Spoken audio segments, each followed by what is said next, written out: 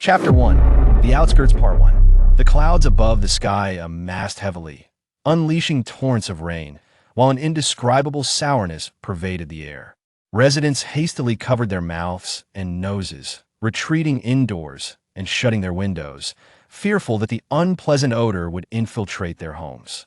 Some discerning families lit tianlan grass. Tianlan grass is a type of vegetation that mutated after the Great Flood receded, bearing little resemblance to ordinary grass.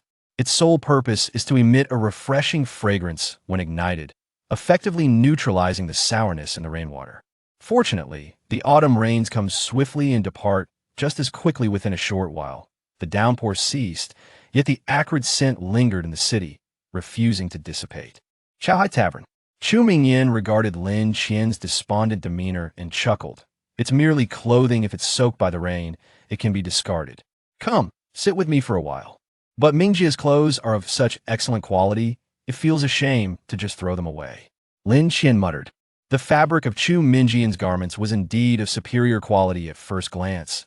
They appeared no different from ordinary cloth, but upon touch, one would feel their exceptional softness. Even in the central district, not everyone could afford such attire. Chu Mingjian's ability to procure items in the outskirts was largely due to her close kinship with the matriarch of the Chu family. Quality matters, not they are merely garments. Chu Mingyan shrugged off the concern, well aware that Lin Qian, hailing from the central district, could discern the high price of the clothing. Lin Qian smiled somewhat sheepishly and took a seat before Chu Mingyan. The rain outside had ceased, revealing a pale brown sky, shrouded in haze. Thick clouds hung low, obscuring the towering structures of the Research Institute in the central district from view. The outskirts, comprising 5 districts, starkly contrasted with the central district. To avert the risk of sudden beast incursions, buildings were generally constructed low, typically 1 or 2 stories tall. In contrast, the central district boasted towering edifices, their lights perpetually aglow, while surveillance cameras blanketed every street and alley. A mere wall separated what seemed to be 2 distinct civilizations. What are you pondering? Chu Mingyan inquired softly. Lin Qian turned her head. I was contemplating matters concerning the central district. Is that so? Chu Mingyan paused, choosing not to delve further. Memories flooded back of when the Chu family entrusted Lin Qian's dossier to her, with admonitions. It seems the central district has dispatched individuals searching for them. Their situation appears rather unique. However, it is imperative to find a way to earn their trust, ensuring they remain in the 5th district for our utilization. The documentation indicated. Chu Mingyan was certain that the number of SCLAS anomaly bearers in the 9 outskirts districts would not exceed 10. Not only in the outskirts, but even the central district likely had fewer than 30 SCLAS anomaly bearers. The number of class bearers was probably scarce as well. Had it not been for the unforgivable breach of regulations, the central district would never have exiled her to the outskirts. The search conducted by the central district was testament to their regret for hastily expelling them. Chapter 2. The Outskirts Part 2. Lin Qian noticed Chu Mingjian's scrutinizing gaze and turned to her, offering a bashful smile. Her eyes sparkled with brightness. Chu Mingyan had always believed that Lin Qian had left the central district for love, and the joy in Lin Qian's tone and the tenderness in her eyes were inseparable. Lin Qian's bartending skills were rudimentary. She could only concoct simple drinks, and her employment at the tavern was a stroke of luck from her chance encounter with Chu Mingyan. Due to the scarcity of resources in the outskirts, resource plundering was a common occurrence. The 5th district, in particular, was notorious for rampant resource raids among the 9 outskirts districts. The 5th district was once dominated by the Chu family. However, over a decade ago, after a beast attack, several class anomaly bearers recruited by the Chu family perished, leading to the family's decline and an increase in brazen criminal activities under the open sky. Anomaly bearers were few in the outskirts aside from the 9 prominent families representing the districts. Almost no one possessed anomalies. Thus, a stranger with a rare anomaly could easily be surmised as someone expelled from the central district. Individuals from the central district were wholly unwelcome in the outskirts. Chu Mingyan seized the opportunity to engage Lin Qian in conversation. Lin Qian vaguely disclosed her exceptionally high anomaly affinity, but lamented that she had fallen for someone with a lower affinity, ultimately leading both her and her beloved to be exiled to the outskirts. The Central District classified individuals according to their anomaly affinities, ranking them in varying degrees. The Central District forbade relationships beyond friendship between those with anomaly affinities above 70 and those below, as the superior genes of high-affinity individuals were deemed untouchable. If one's affinity exceeded 90, even marriages with individuals below 85 were prohibited, with partners selected directly by the Central District. Chu Mingyan, who herself had left the Central District for love, felt a pang of sympathy upon hearing Lin Qian's similar plight. This was precisely the dilemma that troubled Chu Mingyan.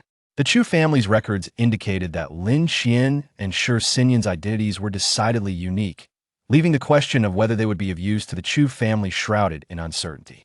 Lin Qian observed Chu Mingyan's inner turmoil, but remained unperturbed, continuing to discuss the distinctions between the central and outskirts districts. Chu Mingyan, somewhat distracted, still listened patiently. The tavern was sparsely populated that day, the clock ticking softly, blending with the delicate strains of music. Lin Qian remembered today's date, October 23. She had been in the Central District for nearly 9 months, and it was time for her to meet Lian Gu and the others for the 5th time. However, she wondered when they would arrive. With that thought, Lin Qian's smile became more natural. Chu Mingyan half-jokingly remarked, "Are you waiting for your beloved to come retrieve you?" Lin Qian's bashful demeanor greatly amused Chu Mingyan. Just as Chu Mingyan was about to say more, a customer pushed open the tavern door. Lin Qian rose, and the newcomers were Lian Gu and Huai Jiayan, whom she had been eagerly anticipating. In accordance with their plan, both Lian Gu and Huai Jiayan wore facial masks. Lian Gu's mask was exquisitely crafted, featuring beautiful almond-shaped eyes, a refined nose, and a hint of red lips. Earrings adorned her ears, with glistening pearls that indicated high quality. Most strikingly, she bore a silver spear on her back. Upon seeing the spear behind Lian Gu, Chu Mingyan instinctively lowered her head, overwhelmed by its menacing aura. The spear was in a class anomaly, the silver python, although a synthetic anomaly. Its offensive capability was formidable, while Chu Mingyan possessed only a class anomaly. Huai Jiayan, sensing Chu Mingyan's discomfort, positioned himself in front of Lian Gu. Huai Jiayan's facial mask was far simpler than Lian Gu's, adorned with a light blue lens over his left eye, serving as his anomaly analysis lens. As another class synthetic anomaly, the analysis lens lacked the imposing presence of the silver python. Chapter 3. The Reunion Part 1. Huai Jiayan halted before Lin Qian, seemingly indifferent to Chu Mingyan's presence beside her, and addressed her directly. "Captain, are you both well?" "We're eating and sleeping well, there's nothing to complain about." Lin Qian waved her hand, her expression somewhat unnatural. "How did you find your way here?" Huai Jiayan replied calmly, adding, "We did not wish to receive news of your demise." Had everything not been meticulously planned, Lin Qian might have believed in the authenticity of their words. Noticing Lin Qian's silence, Lian Gu gradually approached her side. "Captain." This was their prearranged signal. 2 taps with the middle finger followed by 1 tap with the index finger, repeated 3 times, signifying there is news of Class Beast. Class Beasts inevitably yield anomalies. Lin Qian quickly cast a glance at Chu Mingyan, who was visibly subdued by the silver python's oppressive aura, her complexion pale, rendering her oblivious to these subtle gestures. "Captain." Lian Gu intended to say more, but Lin Qian's unwillingness to engage further was palpable.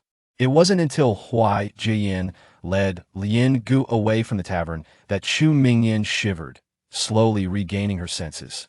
Throughout the encounter, neither Lian Gu nor Huai Jiayan had uttered a word to her, starkly showcasing the arrogance of the Central District. "I cannot be a burden to you. I will forego this month's wages. I believe I should be leaving here soon." Lin Qian's expression was grim, yet she managed a strained smile. Chu Mingyan narrowed her eyes, scrutinizing her. Lin Qian seemed oblivious to the scrutiny, appearing somewhat lost in thought. To be fair, Chu Mingyan had harbored doubts about the uncanny coincidence of her being robbed on the same day Lin Qian happened to rescue her, coupled with the striking similarities in their experiences. She once clandestinely visited Lin Qian's dwelling, which was merely an ordinary small room. It was situated in a remote area, containing only a bed, devoid of even a sofa, and the kitchen was rather compact. Some decorative items within the room added a touch of warmth, yet there was nothing particularly unusual about it. The identity unearthed by the Chu family was undoubtedly authentic. They possessed their own channels of information. Chu Mingyan was acutely aware that she had no certainty regarding Lin Xian's potential utility to the Chu family. The intelligence provided by the Chu family was replete with secrets concerning Lin Xian and Shi Xinian. Could the Chu family truly manage to control such a person, even if they were to recruit her? Lin Xian appeared entirely oblivious to Chu Mingyan's inner turmoil, sitting there with a sorrowful expression and reddened eyes. Chu Mingyan steeled herself. "Wait for me a moment." She took out a piece of paper and swiftly wrote down an address, placing it in Lin Xian's hand, lowering her voice as she spoke. "The Chu family is currently in dire need of high-level anomalous entity possessors. If you are willing, the Chu family can assist you in resolving these issues. Please consider this carefully." Lin Xian returned the note to Chu Mingyan, explaining, "Sister Ming, I truly appreciate your assistance, but I cannot accept it. While I cannot disclose my identity to you, it is rather unique in the Central District. If you were to hastily harbor me on behalf of the Chu family, it may very well cause you trouble." Chu Mingyan pressed down on her hand. "Think it over. As long as you inform them that you are a person sent by Chu Mingyan, they will not suspect you." As Lin Xian opened her palm to examine the note inscribed with 119, My Street, a flicker of faint light glimmered in her eyes. The name Chu Mingyan was not unfamiliar to her. Chu Mingyan, daughter of a merchant from the former Central District, possessed an anomalous affinity of 71 and held an entity rank of F. She was expelled to the outer 5th District for developing a romantic relationship with someone whose affinity for anomalous entities was below 70, only to be betrayed by her lover. Subsequently, she was recruited by the Chu family and adopted their surname, forming a close bond with the head of the Chu family's younger sister. Just as Chu Mingyan had suspected, how could all of this possibly be mere coincidence? Even their initial encounter had been orchestrated. Chapter 4. The meeting continued. By 9 o'clock in the evening, Lin Xian finished her work. Chu Mingyan's tavern was not established for the purpose of business. Thus, it did not operate around the clock, making it a more relaxed alternative compared to other establishments. The rain had ceased for 2 to 3 hours, and the acrid scent brought by the downpour had significantly faded, though the air remained somewhat stuffy. Shi Xinian stood at the bar's entrance, waiting for her, as usual. Since the inception of their pretense as a couple, they had maintained this intimate dynamic. Shi Xinian would come to pick her up every day without fail, regardless of the weather. Lin Xian naturally grasped his hand, though the customary embrace was absent. From a second-floor window, Chu Mingyan observed, sensing Lin Xian's usual vivacity was notably diminished. A sense of unease stirred within her as she questioned the validity of her choices. Lin Xian and Shi Xinian's rented accommodation was situated quite a distance from the tavern, and at this late hour, there were few people on the streets, with hardly any vehicles in sight. The streetlights elongated the shadows of the two individuals. Shi Xinian sensed someone trailing them and gently squeezed Lin Xian's hand. "Even though I've lived in the outer district for quite some time now, I still feel somewhat out of place," Lin Xian remarked, stepping on her shadow and leaning against Shi Xinian's arm. "If we were in the Central District, it should be quite bright right now." "Indeed," Shi Xinian replied with a gentle expression. "Do you have any regrets?" Lin Xian retorted, "Don't utter such hurtful words." Shi Xinian cautioned her, "They'll go prepare dinner. You check if there are any surveillance devices or listening bugs around." Understood. When Lin Xian had just met Chu Mingyan, tiny surveillance devices or listening bugs had appeared in her home. She was aware that these devices had been planted by Chu Mingyan and had once complained to her about the presence of these small gadgets, thereby expressing her trust in Chu Mingyan. Initially, Chu Mingyan only offered verbal reassurances, yet she continued to employ others to install surveillance devices. However, upon discovering that Lin Xian could consistently locate these devices, she ceased to install them. Nevertheless, Lin Xian maintained the habit of conducting daily inspections. Having completed her checks, Lin Xian confidently rushed into the kitchen. "Xinian, there are no surveillance devices or listening bugs today either. There haven't been any recently. It's likely because the Chu family has already provided your information to Chu Mingyan, Shi Sinian replied. Regardless, I haven't lied, Lin Qian stated with conviction. Aside from the fact that we were expelled from the Central District due to our mutual affection, where have I been dishonest? Shi Sinian coughed twice and glared at her. Could you refrain from bringing this up? Then shall I say I was the one pursuing you? Lin Qian teased. Don't say that in the future. Lin Qian playfully kicked him twice in protest, but Shi Sinian simply ignored her. Changing the subject, Lin Qian rolled up her sleeves to wash a few dishes before handing them to Shi Sinian for serving. You know, these facial masks are quite effective. They look rather natural. I should have bought a few more. Shi Sinian casually accepted the dishes from her. You've already purchased 7 or 8 facial masks. What do you need so many for? Perhaps they will come in handy during heist? Lin Qian replied impulsively, growing more enthusiastic about the idea. What do you think? If we were to use 2 masks to rob the Chu family's anomalous entities, you could lead the charge while I follow closely behind. You take one down, and I snatch one anomalous entity. Together, we would be invincible. Lin Qian shot him a look, poised to say something, but Shi Sinian urged her to leave. Go take a shower. What are you doing here? Dinner will be ready soon. This had always been Lin Qian's routine. She had to wash her hair and bathe before dinner, and she had no habit of blow-drying her hair. Having lived together since childhood, Shi Sinian was well aware of her little quirks. Lin Qian chuckled and went off to shower. Upon finishing her bath, Lin Qian emerged just as Shi Sinian had completed preparing dinner and was beckoning her to eat. Shi Sinian inquired, "Did anything happen today?" Lin Qian rushed to serve herself rice, using a towel to shield her shoulder from any water droplets that might fall on her clothes. With a grin, Lin Qian announced, "Today I have 2 pieces of good news. Which would you prefer to hear first, ours or theirs?" "It seems their progress is quite promising," Shi Sinian remarked, taking the rice bowl from her hands and placing a pair of chopsticks on her side. "Let's hear ours first. It appears your side is going smoothly. I've acquired the address for the Chu family's anomalous entity testing facility, 119 My Street." Lin Qian's eyes shimmered with excitement. "Should we submit this address to the Central District?" Shi Sinian paused in the midst of serving vegetables, saying, "That depends on whether you are prepared to disseminate the news of the defection." Chapter 5. Accomplices, Part 1. Lin Qian declared, "I will certainly announce the rebellion. If I do not, that experiment will forever remain concealed from the public eye." Shi Xian responded decisively, "Then we cannot submit this address. We will have many dealings with the Chu family in the future. What about the assessment? Our team already has 1 rebel. If another arises, it will significantly impact Lian Guo and the others' evaluation. We must devise a way to shield them from the Central District scrutiny." Shi Xian fell silent. They had long contemplated leaving the Central District. Yet Lian Guo and Huai Jiayan were their comrades. In a 5-member team, if 3 defect, the ramifications for their future would be substantial, especially since this upcoming assessment was critical. When the assessment questions first emerged, Lin Qian immediately voiced her dissent.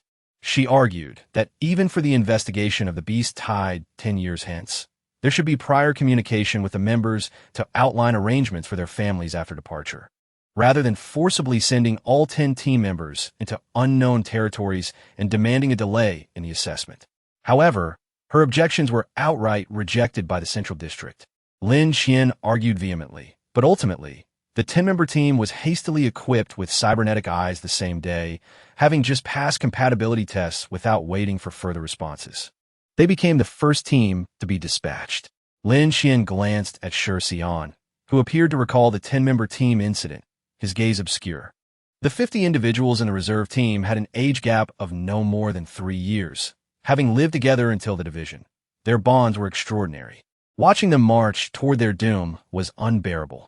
After a long pause, Shi Xian asked, "What do you think of Lian Guo and Huai Jiayan?" "Huh?" Lin Qian was taken aback by the sudden shift in topic, instinctively responding, "They're great." "What's wrong?" she added. "It's been 12 years since we became reserve team candidates at the age of 6. How did you feel when Hong Sheng left?" Shi Xian shot her a quick glance. Lin Qian's voice overlapped with his. "Of course, I wanted to kill that imbecile. What is so hard to clarify? Running off alone and leaving a mess behind. What kind of behavior is that?" Seeing the smile in his eyes, Lin Qian playfully kicked him and scolded, "You fool." After a moment, she murmured softly, "Will I be scolded for acting first and reporting later?" "Not at all. Isn't there a comparison with Hong Sheng? What are you afraid of?" "That makes sense. We could discuss it when we meet Lian Gu and the others." Lin Qian sighed and redirected the conversation to Lian Gu and Huai Jian's visit earlier, including how Lian Gu sought her out, prompting her to propose leaving the tavern, which led to Chu Mingyan finally deciding to leave the address. Who knows? We're prepared anyway, and I'm not afraid. Even if the Chu family does find a way to the central district, we've already disseminated information. They want to uncover the truth. Lin Qian smiled at him. Should I feign ignorance about Chu Mingyan's inquiries and confess to her first, or just let it be? Shi Xian expressed some helplessness. If the central district discovers that everything was premeditated by you, they might be furious. Lin Qian shot him a glare. Don't try to distance yourself. You're complicit in this.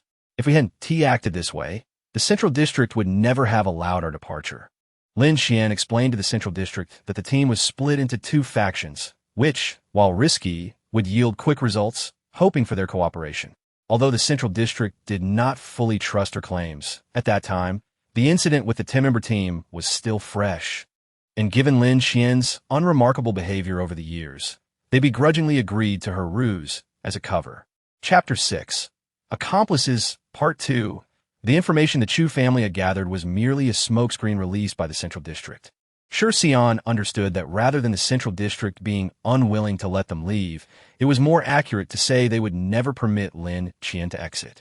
Both Lin Qian and Shi Xian were subjects of a human-beast hybridization experiment. Out of thousands of infants, only they survived.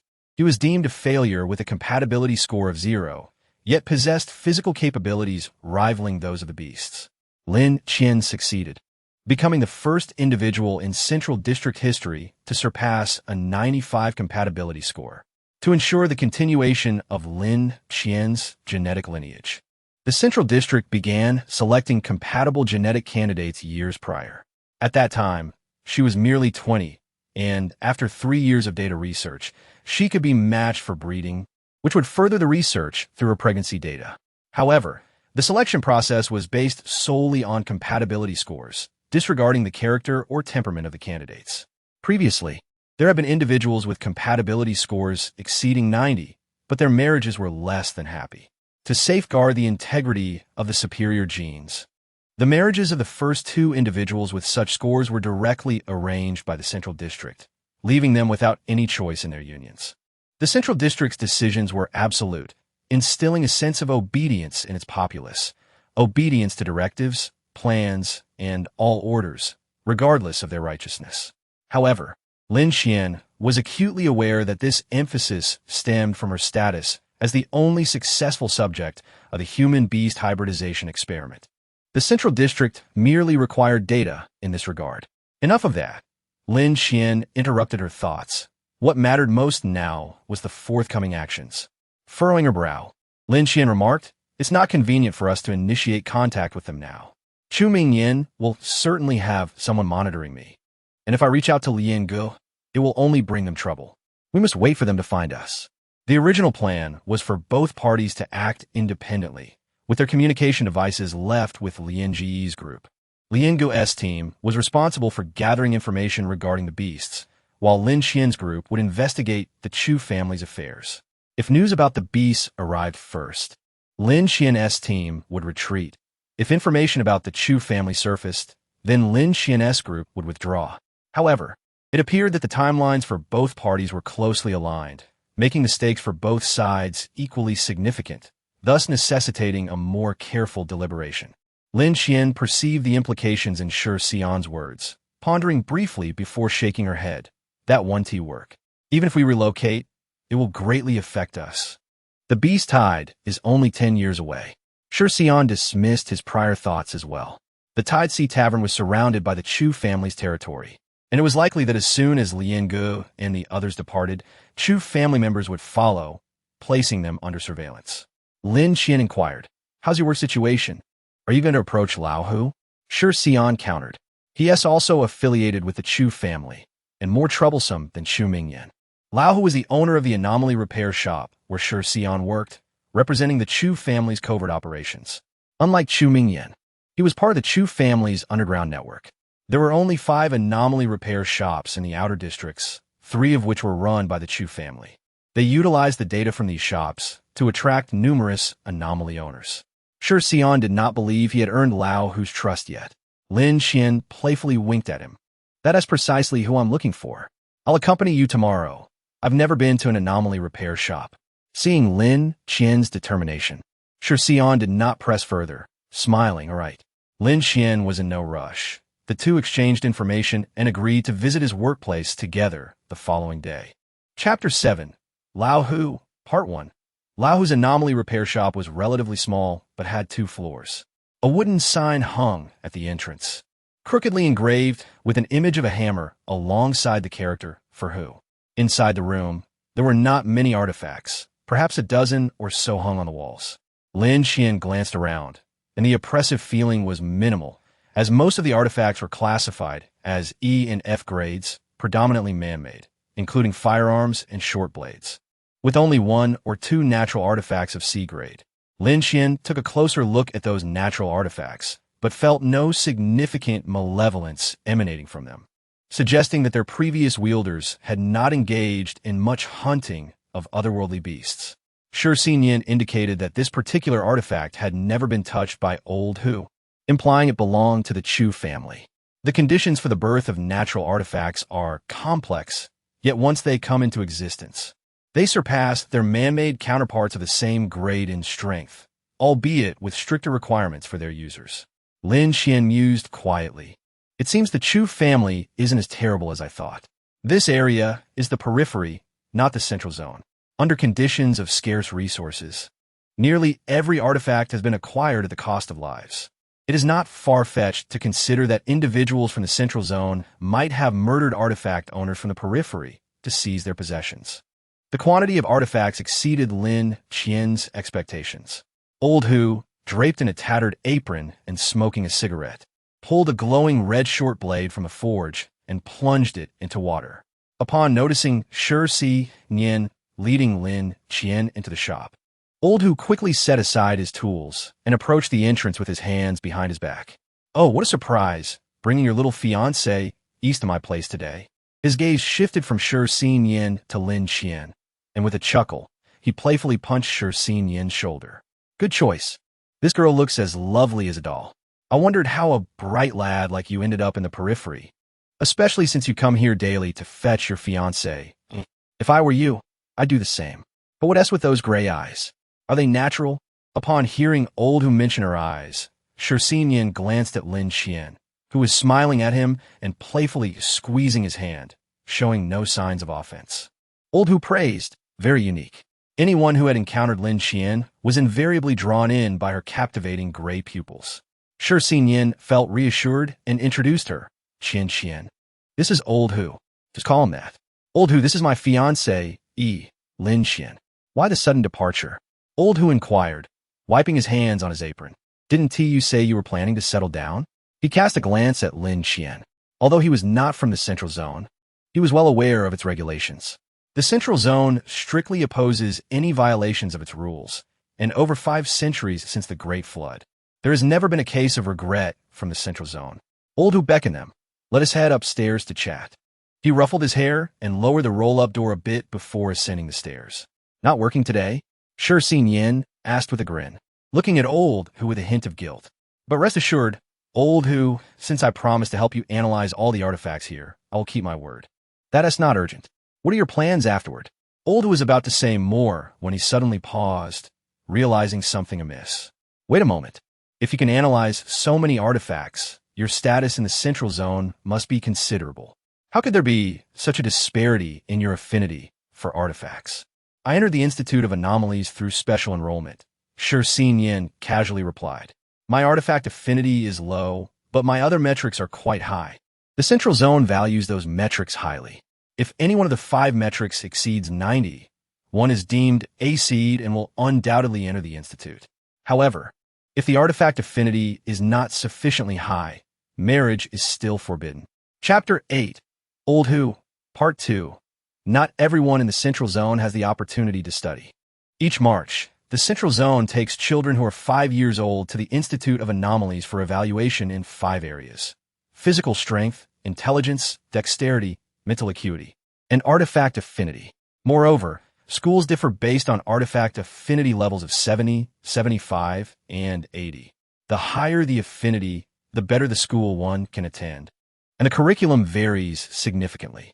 If an individual's artifact affinity exceeds 85, the Institute of Anomalies will customize a growth plan for them, detailing activities down to the hour. However, only those with an artifact affinity above 70 can attend school. Those falling below that threshold are relegated to learning how to serve those with higher affinities. This is the rule of the Central Zone. Social strata are determined from the age of 5. Special enrollment? That's a first for me. Old Who remarked, intrigued. How'd you two end up together? Lin Xian interjected. We've always lived together since childhood. As for Lin Xian and Shi Xinyan, their parents, having special statuses, were ultimately sheltered by the Institute of Anomalies. According to Central Zone regulations, women must give birth to at least 2 children upon marriage to maintain population ratios. If a woman fails to have 2 children within 5 years, she is compelled to divorce and remarry, as per Central Zone mandates. Naturally, after remarrying, she must also fulfill the previous quota of children and have 2 with her new husband, although the timeline extends to 10 years. If a woman has children from a previous marriage and wishes to keep them, she may bring them into the new family. But if she opts not to care for them, the property acquired during the marriage will be inherited by the children, with the mother tasked with selecting a guardian. Lin Xian's mother and father were originally a couple designated by the Central Zone, which prohibits abortion. When Lin Xian's father passed away, her mother was 6 months pregnant. After giving birth to Lin Xian, her mother signed an experimental agreement, allowing Lin Xian to be taken by the Institute of Anomalies as a subject for human anomaly integration experiments. From that moment on, she vanished from Lin Xian's life. Shi Xinyan, having lost both parents, was similarly taken by the Institute. Lin Xian spoke no lies. Since childhood, she and Shi Xinyan had been inseparable. Old Who chuckled. That explains it. I wonder how your bond was so strong. He then fell silent, apologizing. I was just curious how you two managed to be together despite the disparity in your artifact affinities. The Central Zone maintains a robust network in the periphery, and Old Who and Chu Mingyan have kept their secrets well, only recently being uncovered. Old Who's late wife was a neighbor, an ordinary person with low artifact affinity, who perished amidst the chaos when otherworldly beasts inexplicably invaded the outer 5 districts, leaving behind a child. Given that this was an artifact repair shop filled with many artifacts, it attracted otherworldly beasts. His remarks were merely intended to evoke empathy. Lin Xian and Shi Xinyan cared little for such matters. Lin Qian simply smiled. Because neither of us had anything, and having grown up together, it was only natural that we would end up together after completing several tasks. And what are your plans moving forward? Old Who shifted the topic. How long do you intend to stay? Travelers refer to those who wander without a home, yet possess artifacts. Due to the stringent regulations of the Central Zone, the number of travelers has significantly increased in recent years. Old Who engaged them in light conversation, and the discussion continued without further elaboration. Lin Xian is not one to lack understanding of when to advance or retreat. Noticing that Lao Hu's demeanor was somewhat off, she cheerfully pulled Shi Xinyan down to the first floor, declaring that they would not be working at the tavern today, as she wished to observe how her fiancé typically conducted his work. Shi Xinyan had long been accustomed to her ways. He took out a notebook to record the compositions of the anomalous objects and whispered, I told you Lao Hu would be troublesome. Lin Xian shot him a glance, then accompanied him to examine the compositions of the anomalous objects. Shi Xinyan, feeling leisurely, was reassured by Lin Qian's high affinity for the anomalies, knowing she would quickly discern the various components of the artificial anomalies comprised of beast bones and machinery. Lao Hu had descended twice, astonished by Lin Qian's keen perception, casting glances in their direction multiple times. However, Lin Qian was somewhat surprised that when evening came and Shi Xinyan finished work, Lao Hu refrained from discussing unrelated topics. Chapter 9. The Red Moon Day, Part 1. On the Red Moon Day, anomalies would violently stir, though the specific reasons remained unclear. The red moon day always fell at the end of the month, yet the market conditions were unpredictable, typically spanning 2 to 3 days at the month's conclusion, and never exceeding 5 days at most. Thus, during the 5 days at the end of each month, most families remained indoors, fearing that venturing outside might attract the anomalies. After all, the likelihood of encountering anomalies on the red moon day was significantly higher than usual. Only a select few possessors of anomalies could contend with these creatures, while the majority lacked protective anomalies and formidable abilities. The lethality of C-grade anomalies was considerable, and these creatures were drawn to anomalous objects.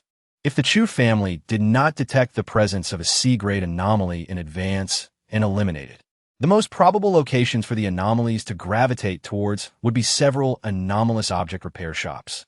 Sowing Yin expressed surprise that Lin Qian would divulge such crucial information to Lao Hu, nodding at him without elaborating further. Lin Qian was indifferent to the affairs of other repair shops. Her concern lay with Lao Hu, an ordinary person connected to their plans but lacking any anomalous protection, and she did not wish to witness him come to harm.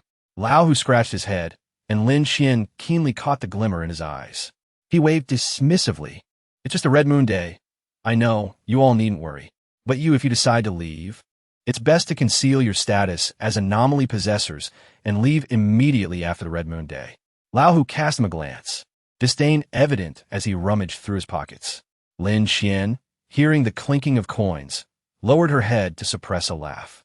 Lao Hu cleared his throat and, hands on his hips, stated, "They say pay is given on the 1st of every month. It is to be given on the 1st, not a few days earlier. Now be gone, be gone. Come on the 1st to collect your wages." Lin Qian sensed Sowing Yin's lack of enthusiasm. It was rare for him to follow along obediently. After a considerable distance, he remarked, "Lao Hu actually stays in the shop every red moon day." He added, "Ever since his wife passed away. Why?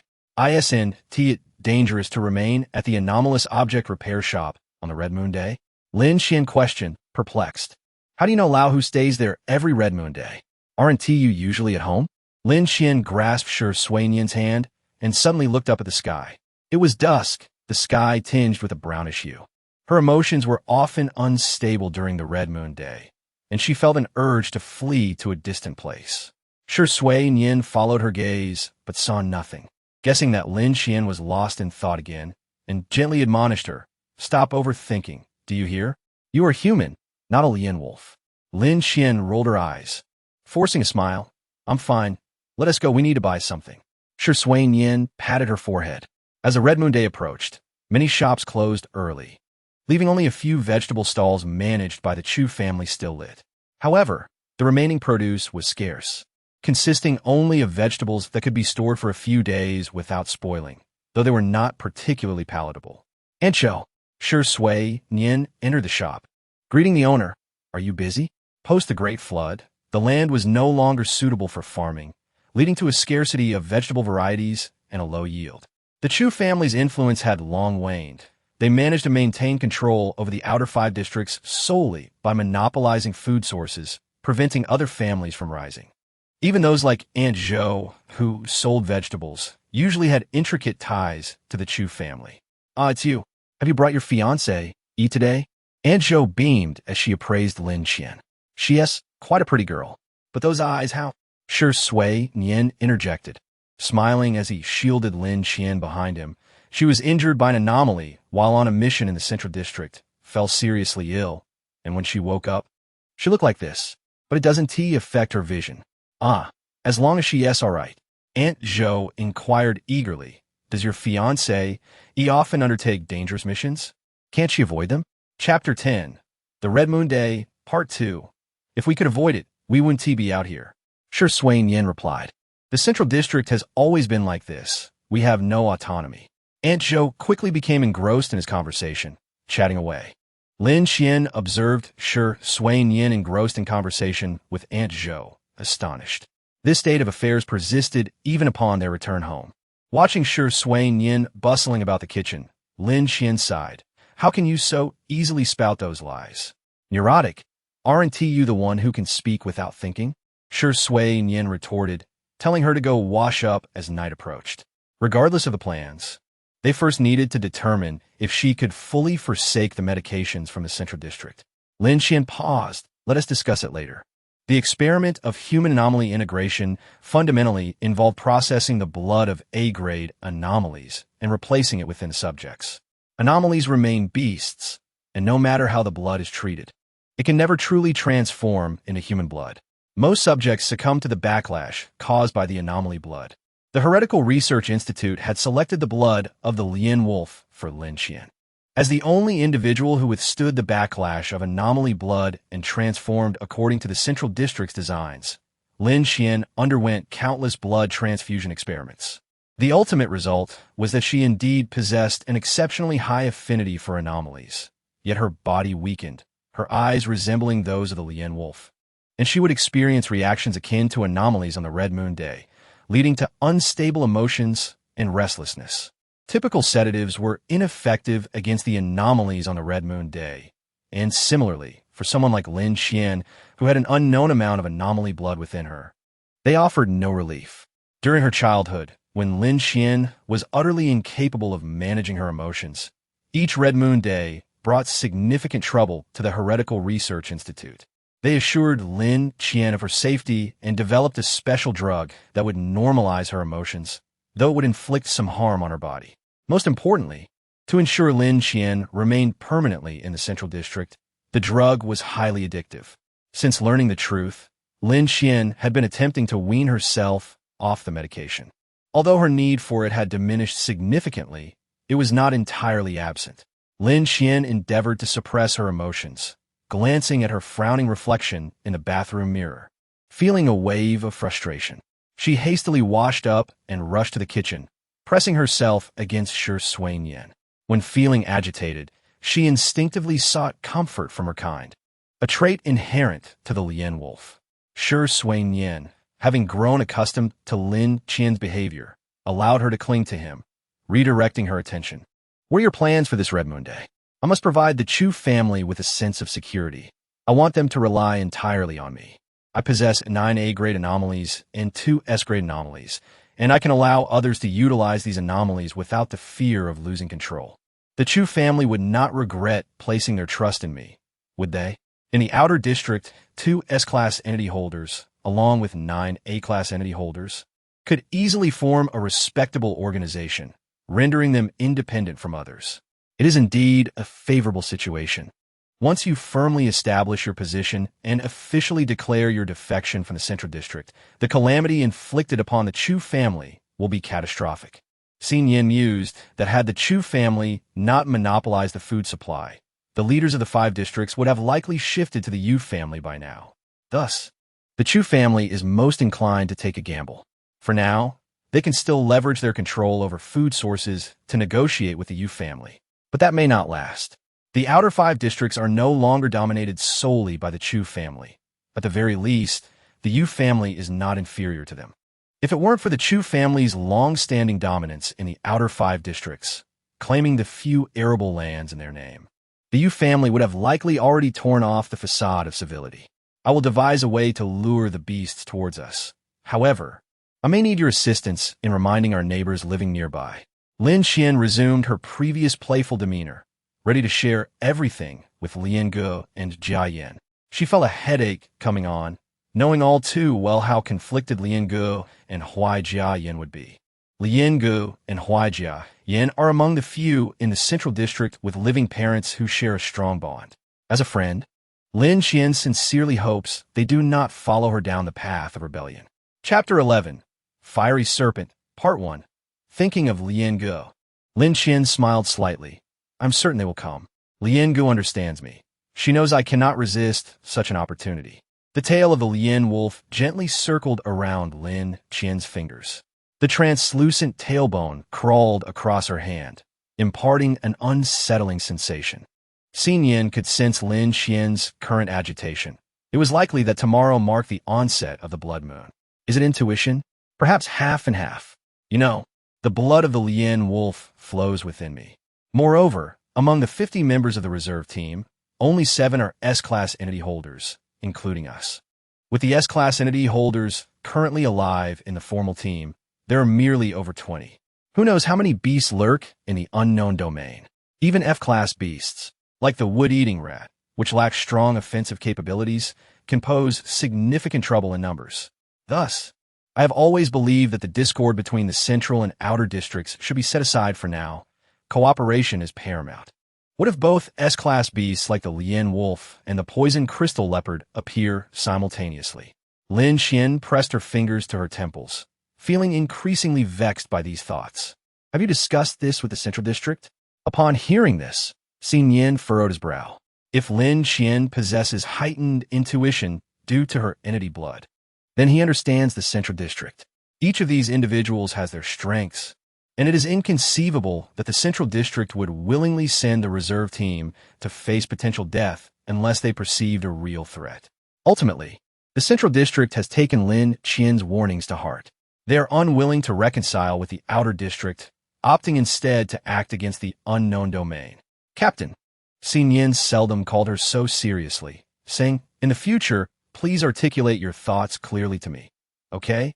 Lin Xian was puzzled. "What's the matter? Don't I share everything with you?" Xin Yin extinguished the fire and turned to face Lin Xian. "What if I told you the Central District dispatched the reserve team to the unknown domain because of your warning?" Lin Xian's expression turned bewildered. Xin Yin continued, "Remember this well. The Central District will never reconcile with the Outer District, nor will the Outer District reconcile with the Central District. It is an everlasting impossibility. Do you understand? This matter pertains to the dignity of both sides." Lin Xian was taken aback, pondering for a long while before slowly asking, "What? Is dignity more important than survival? Have they grown too comfortable? I suggest they experience life in the core area of the unknown domain." Xin Yin could not help but laugh. This is indeed the truth. The Central District is completely encircled by the Outer District, with the Miso Wall separating them, rendering the unknown domain quite remote. Even if sporadic beasts occasionally appear in the Central District's inhabited areas, they are not formidable creatures, and such occurrences are rare. The Central District can be regarded as the safest place. Before the Great Flood, the Central District monopolized most resources and has managed to fare decently over the years. Unlike the Outer District, which suffers from resource scarcity and has relatively manageable security, only C-Class and above beasts consistently yield natural entities. The emergence of natural entities from lower-tier beasts relies on chance, yet C-Class and above beasts are not easily hunted. Consequently, artificial entities have gradually become prevalent in the Central District. Although the Central District explored the unknown domain years ago, only a select few ventured into its core area, resulting in limited data. Moreover, the higher echelons of the Central District have yet to set foot in the unknown domain, leading to an incomplete understanding and an unwillingness to bow to the Outer District over mere suspicions. Chapter 12, Fiery Serpent Part 2. Furthermore, Xin Yin's eyes were filled with concern. After all, the Central District had once abandoned the Outer District, leaving them in a morally questionable position. If only both sides could sit down and discuss matters calmly, I might not have to tread the path of rebellion. Not necessarily. Even if both sides sit down for a serious discussion, you might betray the Central District due to their choice of addictive substances in your medication, all in an attempt to control you. Step aside. I need to cook. Don't disturb me. Lin Xian chuckled lightly, humming a tune as she dashed into the living room. The Lien Wolf's tail continued to swirl. Lin Xian controlled the Lien Wolf's tail to extract an S-Class entity and 8 A-Class entities from a ring, placing them around her before sitting cross-legged. It had been nearly a year since she last utilized an entity. Lin Xian sheepishly retrieved the maintenance oil for the entities. The Lien Wolf's tail and the Azure Ring were in relatively good condition. The former was her most frequently used entity, while the latter was a decorative item for storing entities, which she wore daily for safety. However, the S-Class natural entities like the Wind Eagle Claw had not been used for over 10 months, and Lin Xian had not properly maintained them, leaving them stored in the ring, now covered in a layer of dullness. The A-Class entities were less troublesome, mostly being artificial and requiring only a light wipe. A-Class natural entities do not dull as easily as S-Class entities after prolonged disuse. Xin Yin, your wind eagle claw hasn't been used for too long. I sense it might be dulling. You may need to rely on it to hunt C-class beasts this time. Lin Qian lightly tapped the small spikes on the wind eagle claw's talons. It was time to slay some beasts and rejuvenate it. The once vibrant red of the wind eagle claw now appeared rather brownish, far from its previous brilliance. Wait, let me take a look. Xin Yin responded affirmatively, placing the dishes on the table before heading toward the living room. However, after taking just a few steps, he saw Lin Qian sprawled amidst the scattered entities, fixated on the wind eagle claw, leaving him with no path to traverse. Taking a deep breath, Xin Yin exclaimed in frustration, Lin Qian, have I ever told you that entities should be taken out one by one? The house is this small. How am I supposed to pass with all of them out? Can't you just take out the natural entities for maintenance? Why did you remove the bulky artificial ones like the tiger head cannon? Do you need to fire a couple of rounds to check if it's functioning normally? Lin Qian waved her hand dismissively, retorting, why do you sound like my mother? Come over here. After speaking, she pushed aside the tiger head cannon and beckoned you to come closer. Sure, Xin Yin, feeling lazy, crouched beside Lin Qian, carefully handing the wind eagle claw to her. Upon receiving the claw, Sure Xin Yin traced the small, dull spikes with her fingers, noting its lack of sharpness. We'll use the wind eagle claw this time. I want to give you anything else later, she said. Lin Qian chuckled. Well, since I'm not using the wind eagle claw from the Lian wolf's tail, you won't be needing it either. Seriously, wash your hands and eat. Sure Xin Yin playfully slapped the back of Lin Qian's head, dismissing her words. Put away the tiger head cannon. Look at this mess everywhere. Let be. I can sense that tomorrow is the blood moon day, Lin Qian replied. If we don't bring out the strange objects, how will we attract the exotic beasts? Who knows how many strange objects are in the outer 5 zones? What if we only bring out a little and fail to lure any beasts? While explaining, Lin Qian began to gather the strange objects, clearing a path. Sure Xin Yin shot her a glare, insisting, just bring out 2 S-grade strange objects. I don't care about the rest. Put away the tiger head cannon. It takes up too much space. Sitting on the bench and swinging her legs, Lin Qian waited until Lian Wolf's tail dragged the tiger head cannon close to her before she stored it in her azure ring. After a brief meal and shower, she laid down to sleep. The Lian Wolf is a nocturnal exotic beast, its eyes specially adapted to the dark, rendering it nearly blind during the day. Only at night does it regain its sight and reveal its brutal nature. Lian wolves are social creatures, possessing high intelligence but an innate cruelty. On Blood Moon Day, infighting within their packs can occur. Lin Qian, having Lian wolf blood within her, is significantly affected by the blood moon. Ever since arriving in the outer zone, she has made it a point to rest early on blood moon days to avoid the Lian wolf's activity. By midnight, a strong sense of discomfort surged within her, stemming from the Lian wolf blood coursing through her veins. Suddenly, she jolted awake, leaped out of bed without even slipping on her shoes, and rushed to the window. Drawing back the curtains, the crimson scales of a blazing serpent nearly touched the balcony, its body slowly writhing outside. Its red scales, adorned with wavy dark patterns, belonged to the fiery serpent. The serpent moved quietly, its speed not particularly fast. Lin Qian stood still, and Lian Wolf's tail emerged from her ring, coiling around her wrist, shimmering with a white light even in the dark. Chapter 13, Reunion, Part 1. That was quick. Is the allure of an S-grade strange object truly this immense? Have we already attracted attention? Sure Xin Yin yawned lazily, leaning against the window beside Lin Qian. He had awakened upon hearing her movement and hastily changed his clothes. Are we heading out now? Lin Qian frowned. We haven't been found yet, but they must have located this area. The instability of exotic beasts has increased in recent years, and with the blood moon days occurring up to 5 times a month, it's no surprise they found us so swiftly. I wonder if the duration of blood moon days will extend in the future. Let's go take a look. Sure Xin Yin glanced at Lin Qian's bare feet, clicking his tongue. Aren't you cold? Put on your shoes first. I'm not cold, she replied. Go put them on, then change your clothes, prepare to head out. Sure Xin Yin knew arguing was futile, so he kicked her lightly on the calf. Hurry up.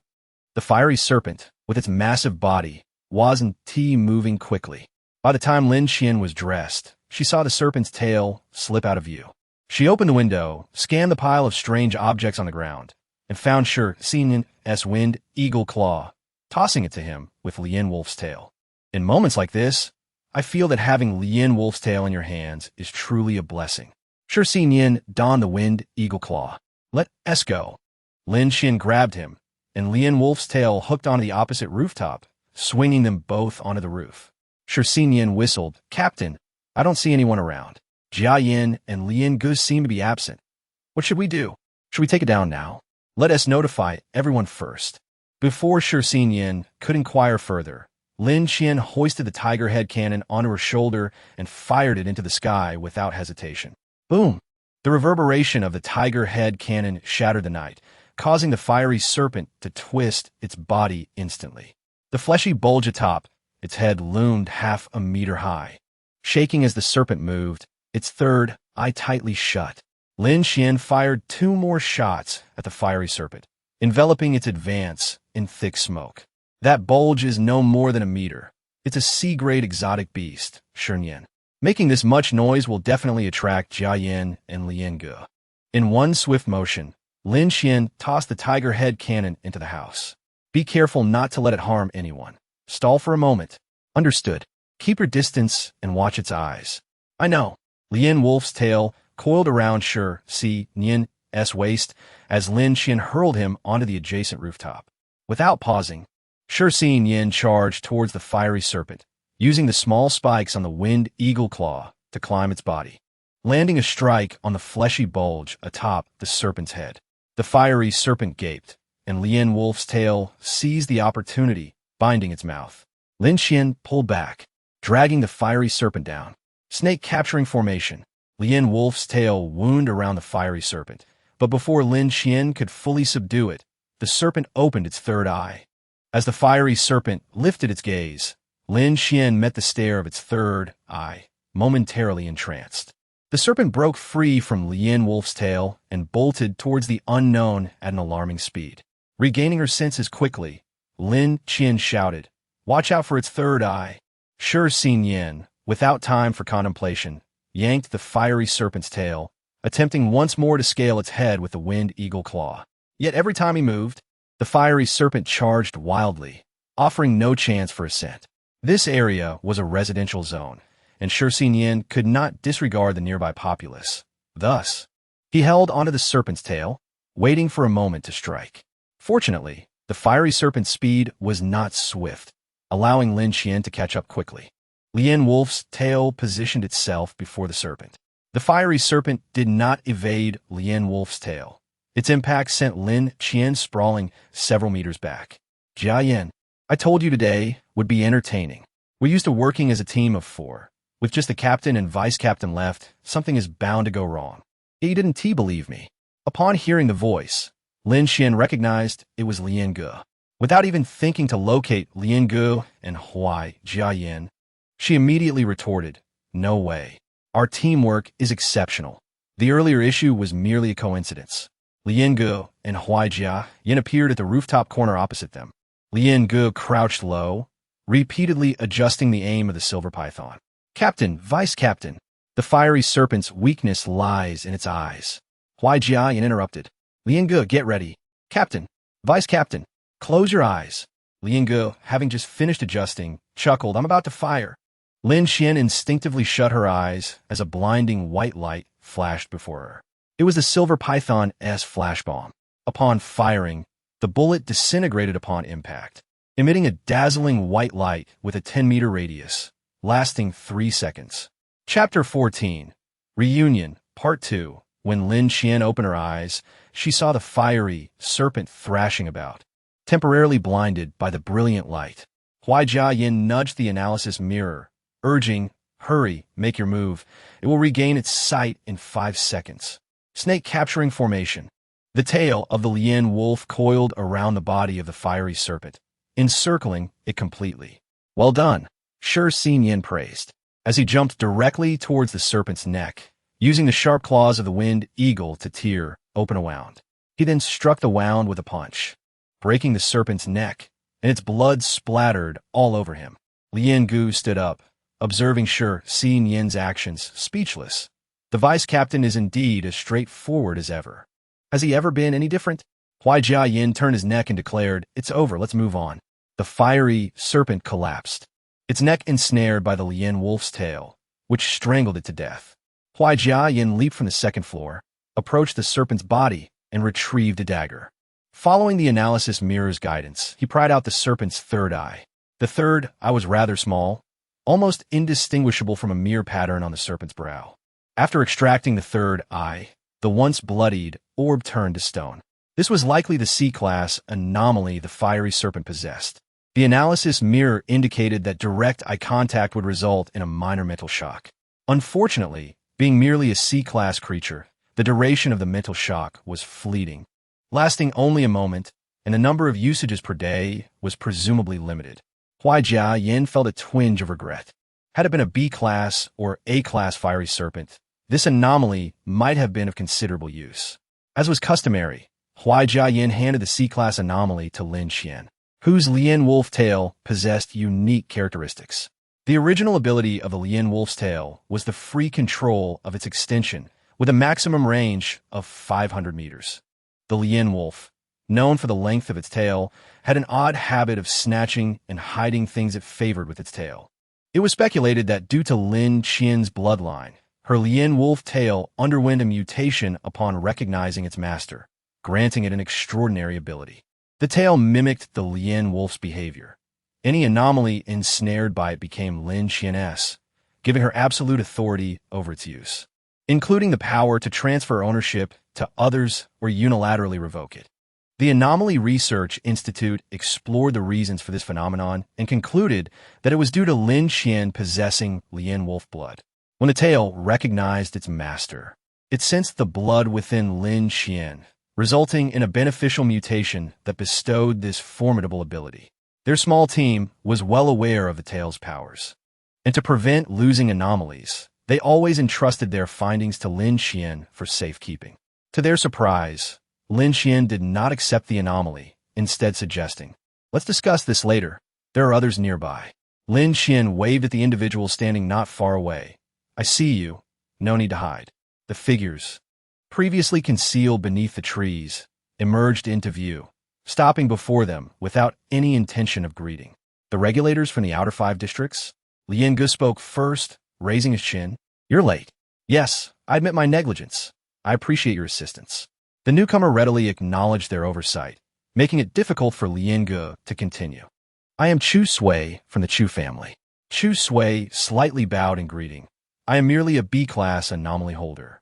Had you not swiftly dealt with the beast, I would have struggled to wait for reinforcements. I am truly grateful."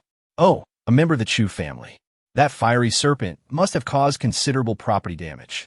I trust we won't be liable for any compensation." Lin Xian pointed at the deceased serpent, leaving its disposal to you. "However, I assume the corpse of a C-class beast could fetch a decent price? Are you able to cover the costs?" Chu Sui responded with a slight pause. "Yes, but since you've taken the anomaly, the beast's corpse won't be worth much." Lin Xian pondered. "I only require the market price. I will collect the payment from the Chu family after the Red Moon Festival. Can you ensure that as clear?" "Certainly." Chu Sui was about to add something when Lien Gu chuckled and patted Chu Sui on the shoulder. "Good night." Chapter 15. The Past, Part 1. Lin Xian felt a twinge of nostalgia. This sensation was reminiscent of their time in the Central District, maintaining a composed demeanor. Lin Xian fabricated a lie. "Nonsense, I usually handle the cleaning at home." Yes, you always clean, and the place is a mess." "Which has nothing to do with you," Shi Yin retorted, glaring at her. "Quickly gather the anomalies. They're strewn everywhere, blocking the way." Lin Xian muttered under her breath, collecting the anomalies scattered on the floor, finally clearing a path to the sofa. Shi Yin was in no hurry to sit, inquiring, "Do you all want to change clothes? I have some spare ones at home." Lin Xian and Lien Gu were of similar height, as were Shi Yin and Huai Jiayin, so swapping clothes wouldn't be an issue. "I don't need to. I stayed at the back." Not even getting dusty, Huai Jiayin declined, glancing at Lien Gu. "Lien Gu, do you want to change clothes?" Lien Gu was entirely oblivious to their conversation. wandering around the room in amazement. You only have one bed. Vice Captain, you've taken advantage of the captain. No one spoke. As soon as Lian Ge finished, she made a gesture to silence herself, raising her hands in a sign of contrition, and obediently sat on the sofa. After a moment of silence, Shi Xinyan patted Huai Jiayin on the shoulder. You've worked hard. Huai Jiayin glanced at Lin Qian, who had finished tidying the anomalies and sprawled on the sofa, sincerely stating, Vice Captain, it's mutual. Shi Xinyan changed into a fresh outfit and sat beside Lin Qian. Lin Qian felt hesitant to voice her thoughts, subtly hinting at Shi Xinyan multiple times, but he feigned ignorance. Huai Jiayin gestured for Lin Qian to speak freely, reassuring her that he and Lian Ge bore no monitoring devices. What does the captain wish to discuss? Huai Jiayin intuitively took up the role of initiating conversation, pouring water from the kettle into cups for everyone, thoughtfully adding, I suspect you and the vice captain are concealing something from us. Lian Ge glanced around, observing everything, and remarked, Jiayin, what are you talking about? Don't you know the captain's disposition? She wouldn't hesitate to mention trivial matters. Huai Jiayin smiled slightly. Isn't that right, Captain? Lin Qian straightened her posture, her eyes pleading as they darted towards Shi Xinyan. Lian Ge, noticing Lin Qian's expression, was about to speak when Huai Jiayin shot her a glance, interjecting, Captain, are you feeling anxious? The analysis mirror indicated that your emotional fluctuations are quite significant. It seems there is something substantial you are hiding from us. Lian Ge, would you like to assist the captain? Upon hearing this, Lian Ji's demeanor darkened. Captain, ever since Hong Sheng inexplicably left, we agreed that there should be no secrets among us. Is there anything you cannot share with us? The matter concerning Hong Sheng was a thorn in their side. At that time, they were merely 15 years old, navigating the unknown territories of the central region. Lin Qian suffered severe injuries while protecting Lian Ge, and after an arduous wait for rescue, Hong Sheng had conversed with the central region personnel. Everyone assumed they were discussing Lin Qian's injuries, so they paid little heed, only to awaken the next day to discover Hong Sheng had vanished. From that moment on, they pledged that they were a team, that there could be no secrets among them, for the team could not withstand the departure of any one member. 3 years had elapsed since then, during which they had scoured every possible location, yet remained without a single lead. They did not even know whether Hong Sheng was alive or dead. Captain, do you intend to abandon us in silence, just as Hong Sheng did? Lian Ge raised her voice, questioning whether, after all these years of acquaintance, we hold no trust in your heart. Not at all, Lin Qian replied, her voice dry. I am uncertain how to convey this matter to you. I do not wish to involve you. Wasn't Hong Sheng also concerned about keeping us out of it? Otherwise, why did he leave alone, yet we still blame him? Lian Ge interjected. Are you prepared to explain why you have been concealing this from us? Lin Qian took a long pause before saying, You should know something about my relationship with Shi Xian, though not the entirety, correct? Allow me to share the complete story today. Upon hearing that Lin Qian was about to recount the past, Huai Jiayin and Lian Ge grew unexpectedly calm. Among the 5 of them, only Hong Sheng was 2 years older. Huai Jiayin was a year older, while Lin Qian, Shi Xian, and Lian Ge became reserve team candidates at the tender age of 6. Chapter 16. The Past, Part 2. They were acutely aware that Lin Qian and Shi Xian were subjects of the human-beast assimilation experiment. Yet the specifics of the experiment remained largely unknown, as Lin Qian and Shi Xian had never disclosed them. The experience of being subjects was hardly pleasant, and neither Lian Ge nor Huai Jiayin had pressed for details. After making her decision, Lin Qian felt a significant sense of relief. I cannot recall how long ago it was, but the Central District detected a potential beast tide. This led to the inception of the human-beast assimilation experiment, selecting 1,000 infants at that time. The experiment involved extracting a portion of the blood from the infants and replacing it with the blood of beasts. Infants possess fragile bodies, yet remarkable plasticity, making them ideal candidates for experimentation.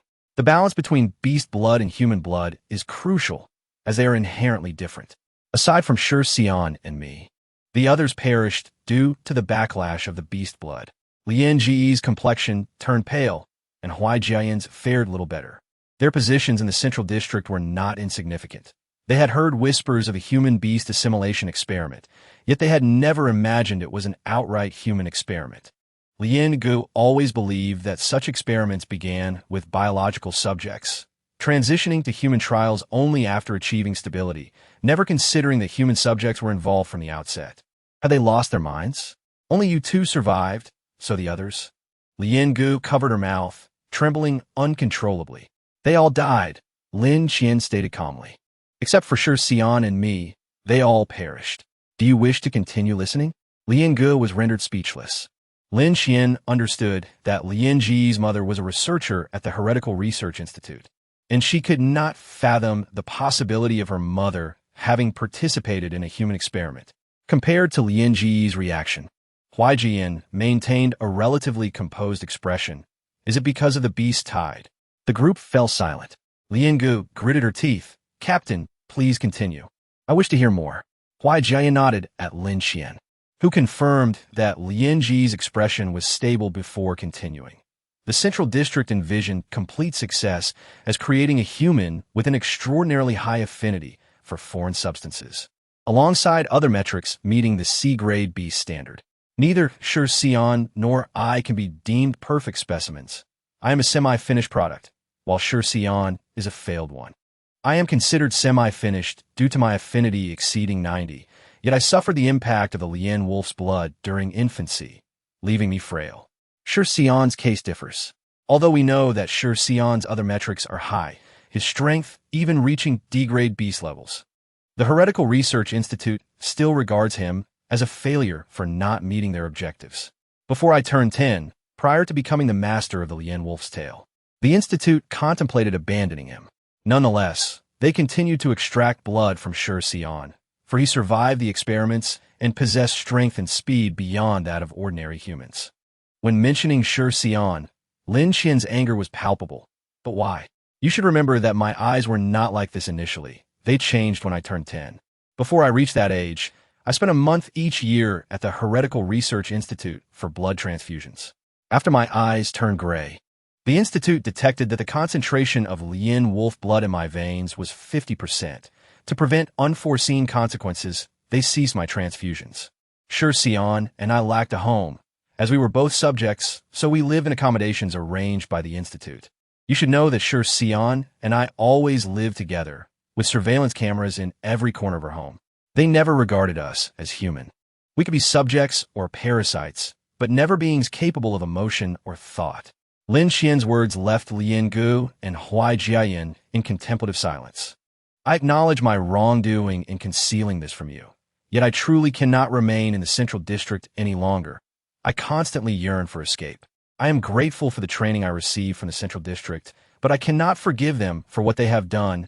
Thus leaving is the best outcome. Lien Gu was at a loss for words.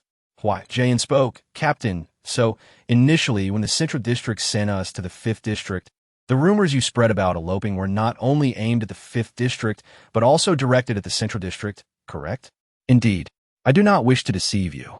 Yet I find it impossible to express this to you. Lin Qian smiled lightly. I do not want you to choose between us and the Central District. Chapter 17. The Group Photo, Part 1. You never considered that if we were willing to accompany you? Lien Gu asked through gritted teeth. Did you never think about what would happen if we wanted to leave with you? Lin Qian was not entirely unaffected by Lien Ji's words. Parting ways like this would bring no joy to anyone. The Central District's nurturing of you is genuine. You have families and aspirations there, and it is unnecessary for you to clash with the Central District over our issues. We are different. Shi Xian and I lack a home. We could go anywhere, but you have roots. Lien Ji's eyes reddened as she suddenly embraced Lin Qian, softly saying, I cannot bear to part with you. Yet she did not insist on staying. Her reluctance to part with Lin Qian and Shi Xian did not extend to her own parents. Lin Qian allowed her to hold her, saying, Our views diverge from those of the Central District. I have always believed that the Central District should set aside its prejudices and collaborate with the outer districts, postponing other matters until after the beast tide, but the Central District has rejected this notion. My objective is clear. I aim to exert pressure on the Central District, compelling them to cooperate with the outer districts. Lin Qian's words struck Huai Jian and Lien Gu like a heavy blow. Captain, you must explain why you intend to pursue this course of action, Huai Jian insisted. From my personal perspective, I hope you can provide a rationale. Do not claim it is out of sudden benevolence, for I do not believe that. Lin Xian kicked Shi Xian, urging him to speak. Shi Xian declared, I stole documents from the Central District. Amidst Huai Jian and Lin Ji's bewilderment, Shi Xian coughed twice from those documents. I gleaned a crucial piece of information. The Central District would rather restart the human-beast assimilation experiment than bow to the outer districts. It was from that moment that we devised this plan. Lian Gu remained silent for a long while before exclaiming, Are they insane? It is merely a matter of differing ideologies. Huai Jiayin took a sip of water. Such matters are difficult to categorize as right or wrong. Everyone has their own perspective. If one were truly at a dead end, the actions of the Central District would be understandable, but the situation has not yet reached that critical juncture. A brief silence ensued. Lian Gu clung tightly to Lin Xian, unwilling to let go, while Lin Xian gently patted her back and turned her gaze towards Huai Jiayin. Huai Jia, I entrust Lian Gu to you. Lian Gu wrinkled her nose. Then this is for you all. The group photo of the five was taken later. Lin Xian still remembers it was when they were 12 years old. That day, they had just completed their first task together and reported to the Heretical Research Institute, where they were fortuitously captured by Zhu Shuang from Team 10, who happened to be passing by with a camera, resulting in this photograph. The faces of the five in the photo bore signs of exhaustion. Lin Xian and Shi Xian still bore traces of blood. One could faintly discern their youthful selves in the image. Chapter 18. The Group Photo, Part 2. How could you bring this along for a mission? Lin Xian chuckled with exasperation, taking the photo from Lin Ji's hands, her fingers gently tracing the faces captured in the image. After all, it had been over a decade of camaraderie. Since Hong Sheng's departure, I have carried these two photos wherever I go. I imagine that when I find Hong Sheng again, I could appeal to our shared memories and ask if he has forgotten us. Lin Ji's eyes reddened as she spoke. Keep these two as a memento. We must meet again. Please don't deceive me. Shi Xian patted Lin Ji's head reassuringly. Rest assured, we will have a day to reunite. With the assurance from both of them, Lian Gu finally felt at ease, embracing Shi Xian once more before reluctantly leaving with Huai Jiayin from Lin Xian's room. Lin Xian watched as Huai Jiayin and Lian Gu departed, lingering at the door until their figures completely vanished. Neither Huai Jiayin nor Lian Gu expressed their thoughts. If fortune favored them, they might meet again several times. If not, their next encounter could very well be as adversaries. Regardless, Lin Xian wished for no such day of hostility. They each had their families, and Lin Xian did not wish for them to tread the path of rebellion.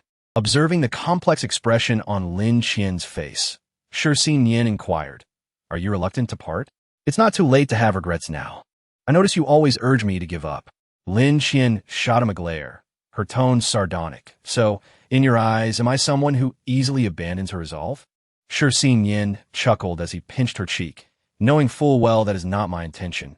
Yet you still say such things. Are you trying to be amusing? After a prolonged silence, Lin Xian finally spoke. I'm just a bit saddened. Hong Sheng is gone, and now they too have left. Xian, we have spent too long together with them, long enough that I feel if I had an older brother or sister, it would be just like this. It doesn't matter. We will certainly meet again, Shi Xian said nonchalantly, giving Lin Xian a playful smack on the back of her head. And as for Hong Sheng, next time, I'll definitely give him a beating. Lin Xian burst into laughter, the earlier gloom dissipating. Yes, next time, he will certainly get a beating. Get some rest. Don't overthink it, Shi Xian urged, pulling Lin Xian into the room, shutting the door and windows. He nudged her shoulder. If you don't sleep now, morning will be upon us. Aren't you tired? After washing up, Lin Xian lay back down, but found herself unable to sleep. As the sunlight crept over the windowsill, Lin Xian drowsily heard Shi Xian's voice. It's all right. I will always stand by your side. We will remain together. With that reassurance, Lin Xian finally drifted off to sleep. Fortunately, aside from the occasional beads of sweat on her forehead and her variable temperament, Lin Xian retained her rationality and would not succumb to uncontrollable urges like the beast during the blood moon. This was perhaps the only good news recently. Including those injured when they dispatched the fiery serpent, the total count of injuries on this blood moon day was about 10, with considerable destruction to buildings. Thankfully, there were no fatalities. Soon the blood moon concluded, and everything returned to normal. The emergence of beasts in the vicinity could not be concealed from the surrounding populace. The sound of Lin Qian's cannon was anything but subtle, and many nearby had heard it. Aunt Zhou, upon seeing Shi Xinyan, began to chatter. I know it was definitely you two who took action. You killed a beast so quickly. Are you both unharmed? We're fine, don't worry. Shi Xinyan replied with a smile. Why are there so many beasts this month? Indeed, Lin Qian, not fond of idle chatter with unfamiliar faces, glanced around and spotted Huai Jiayin, who had changed his mask. Huai Jiayin nodded at Lin Qian, signaling with his fingers. Lin Qian understood his message. He indicated that, barring unforeseen circumstances, he and Lian Ge would remain in the outer 5th district for the next few years, buying them time. They all knew that if the central district discovered Lin Qian and Shi Xinyan's defection, they would act without mercy. Lin Qian and Shi Xinyan possessed far too much knowledge. Although Lian Ge and Huai Jiayin did not plan to leave the central district, it did not mean they wished to witness Lin Qian and Shi Xinyan's demise. Chapter 19. The Mending Street, Part 1. Lin Qian smiled at Huai Jiayin, and to avoid drawing attention, he quickly blended into the crowd and vanished. Shi Xinyan and Aunt Zhou had not conversed for long when he noticed Lin Qian lost in thought, waving his hand in front of her face. What's wrong? Lin Qian had no intention of revealing her encounter with Huai Jiayin in public. She shook her head. It's nothing, just thinking about asking the Chu family for money. Shi Xinyan recalled the fiery serpent and chuckled. Things we don't need can still fetch some money. That's not too bad. The remains of the beast were necessary for producing artificial anomalies, a task neither Shi Xinyan nor Lin Qian could handle, and considering the fiery serpent's massive size, it was not inaccurate to deem it as something they no longer required. Lin Qian calculated. After all, it is the corpse of a C-class beast, although it lacks anomalies. Its condition is pristine. Aside from a large wound on the back of its neck, the other injuries are relatively minor. I believe it should fetch at least 100,000.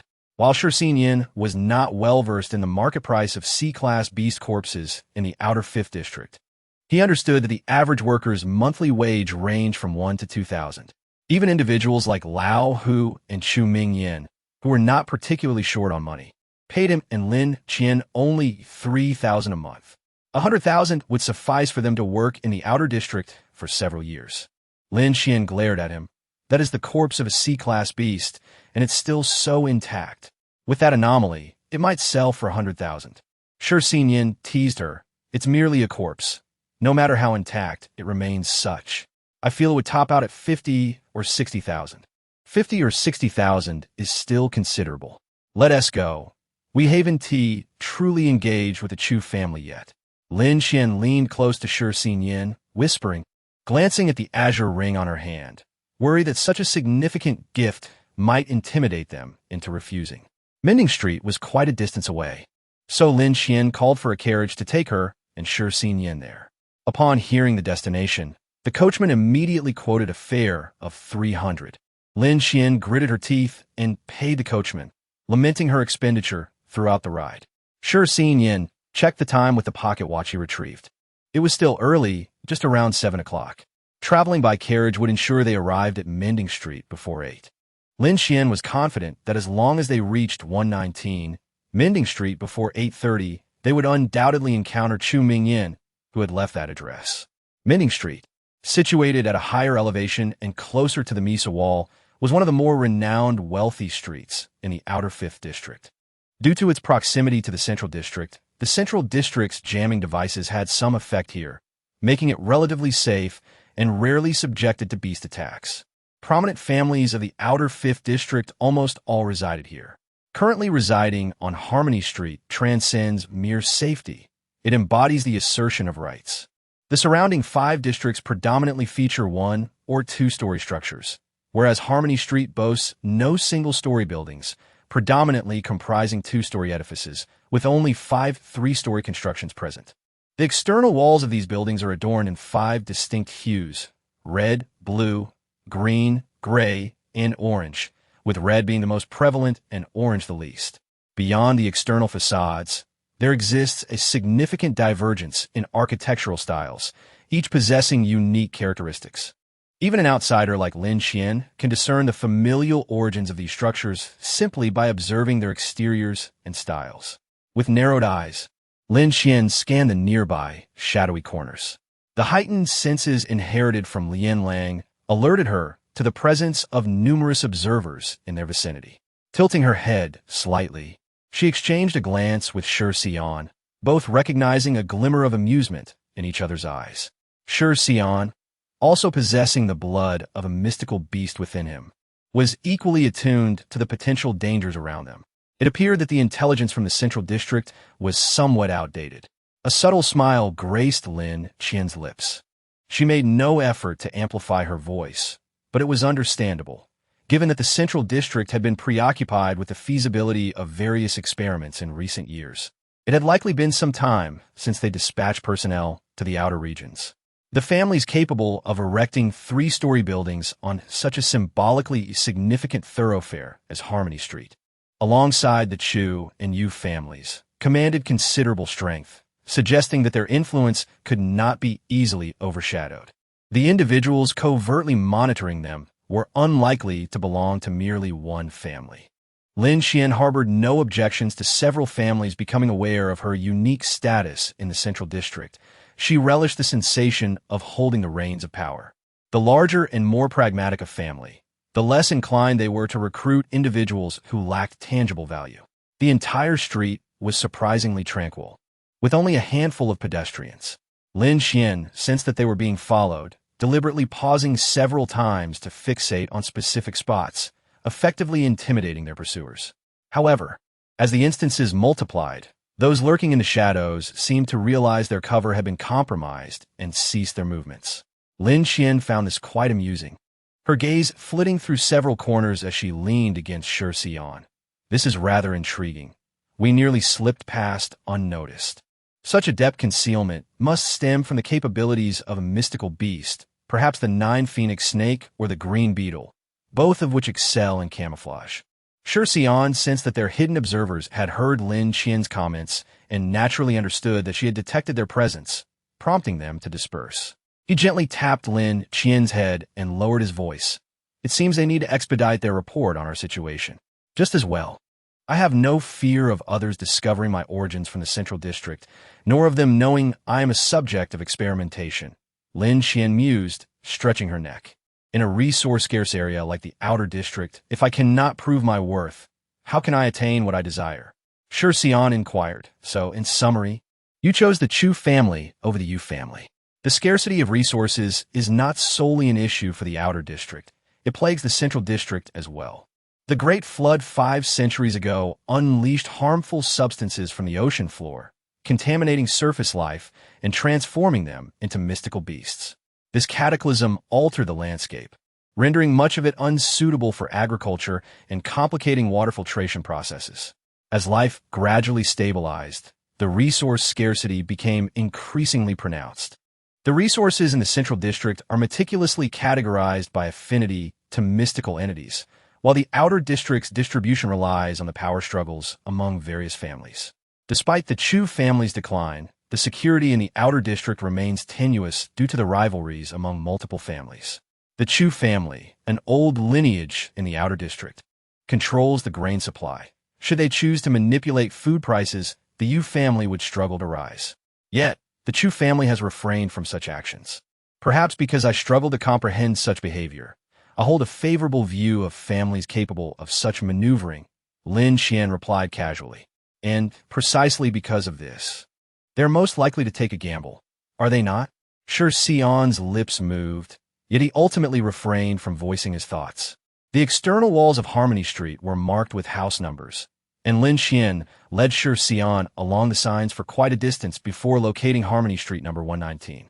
From the outside, number 119 appeared somewhat dilapidated, with its red paint faded, yet 2 pots of fresh flowers outside lent it a warm ambience. Shi Xian glanced at the time. It was just past 8. Chu Mingyan was sure to be present. Lin Qian approached the door and knocked. After a considerable wait, a voice from within called, "Who is it?" The person who appeared wore gold-framed glasses, their long hair cascading over their shoulders, and they appeared quite youthful.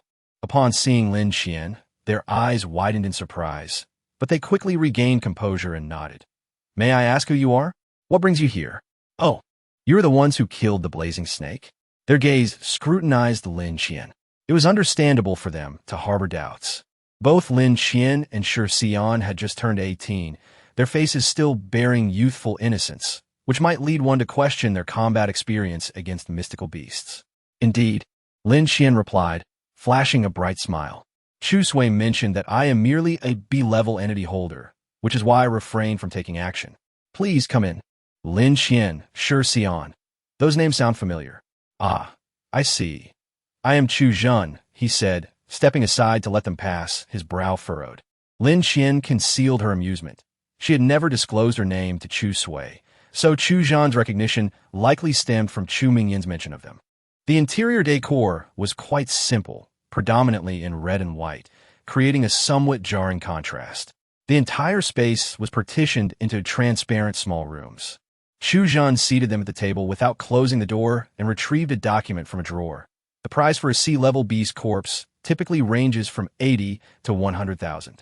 However, although this blazing snake is well preserved, since the mystical entity has been extracted, the price is naturally reduced to a maximum of 40,000. Nevertheless, if you can provide a matching mystical entity, the price would surely rise. "No need. 40,000 is sufficient, and we will retain the mystical entity ourselves," Lin Qian stated. "Shall we proceed with the transaction now?" A soft, light voice interrupted. Chu Mingyan. Chapter 21. Testing. Lin Qian felt a twinge of unease under her gaze and responded playfully. "What can I say, Sister Mingyan? Without money, how can one depart?" "Money? You are the ones Chu Sui mentioned who killed the blazing snake?" Chu Mingyan approached Chu Zhen's side, activating the device in front of him, pulling up records from the day Lin Qian and Shi Xian defeated the blazing snake. "I thought so. How could there suddenly be 4 unrecorded entity holders?" The footage on the monitor appeared somewhat blurry, lacking clear facial features. Chu Zhen inquired, "Sister Mingyan, are these individuals familiar to you?" Chu Mingyan rested her chin on her hands. "Have you truly considered joining us?" Lin Qian surmised that although there were no cameras inside the house, there were certainly nearby ones. And Chu Mingyan likely knew that Lian Ge and Huai Jiayan had visited them. "Sister Mingyan, let me be candid. I am well aware that in a place like the Outer District, having the backing of a family would make life considerably easier. However, my status in the Central District is quite unique. Do you have any equipment for testing values?" Before Chu Zhen could interject, Chu Mingyan seamlessly continued Lin Qian's thought. "Yes. Follow me." Chu Mingyan subtly shook her head at Chu Zhen and led Lin Qian and Shi Xian to another room. The interior was entirely lined with metal panels, filled with various instruments, and Lin Qian noted that there were indeed devices for testing values. Lin Qian located the instrument for detecting foreign affinity and inquired, "Does this device have an upper limit?" "Indeed, it can only measure values below 85. Anything above that cannot be detected and may lead to issues." Chu Mingyan casually replied after testing the machine. "Is there a higher model?" Lin Qian asked, expressing a desire for a device without detection limits. Before she could finish her sentence, Chu Mingyan exited the room. Shi Xian stood beside the mental testing apparatus, meticulously studying the manual, and beckoned Lin Qian. "Why not test your mental strength? I believe it has improved." Lin Qian understood that Shi Xian referred to her significantly diminished reactions during the Red Moon Day, and she did not object, nodding as she approached the mental strength testing device. Shi Xian focused intently on the value display behind the instrument.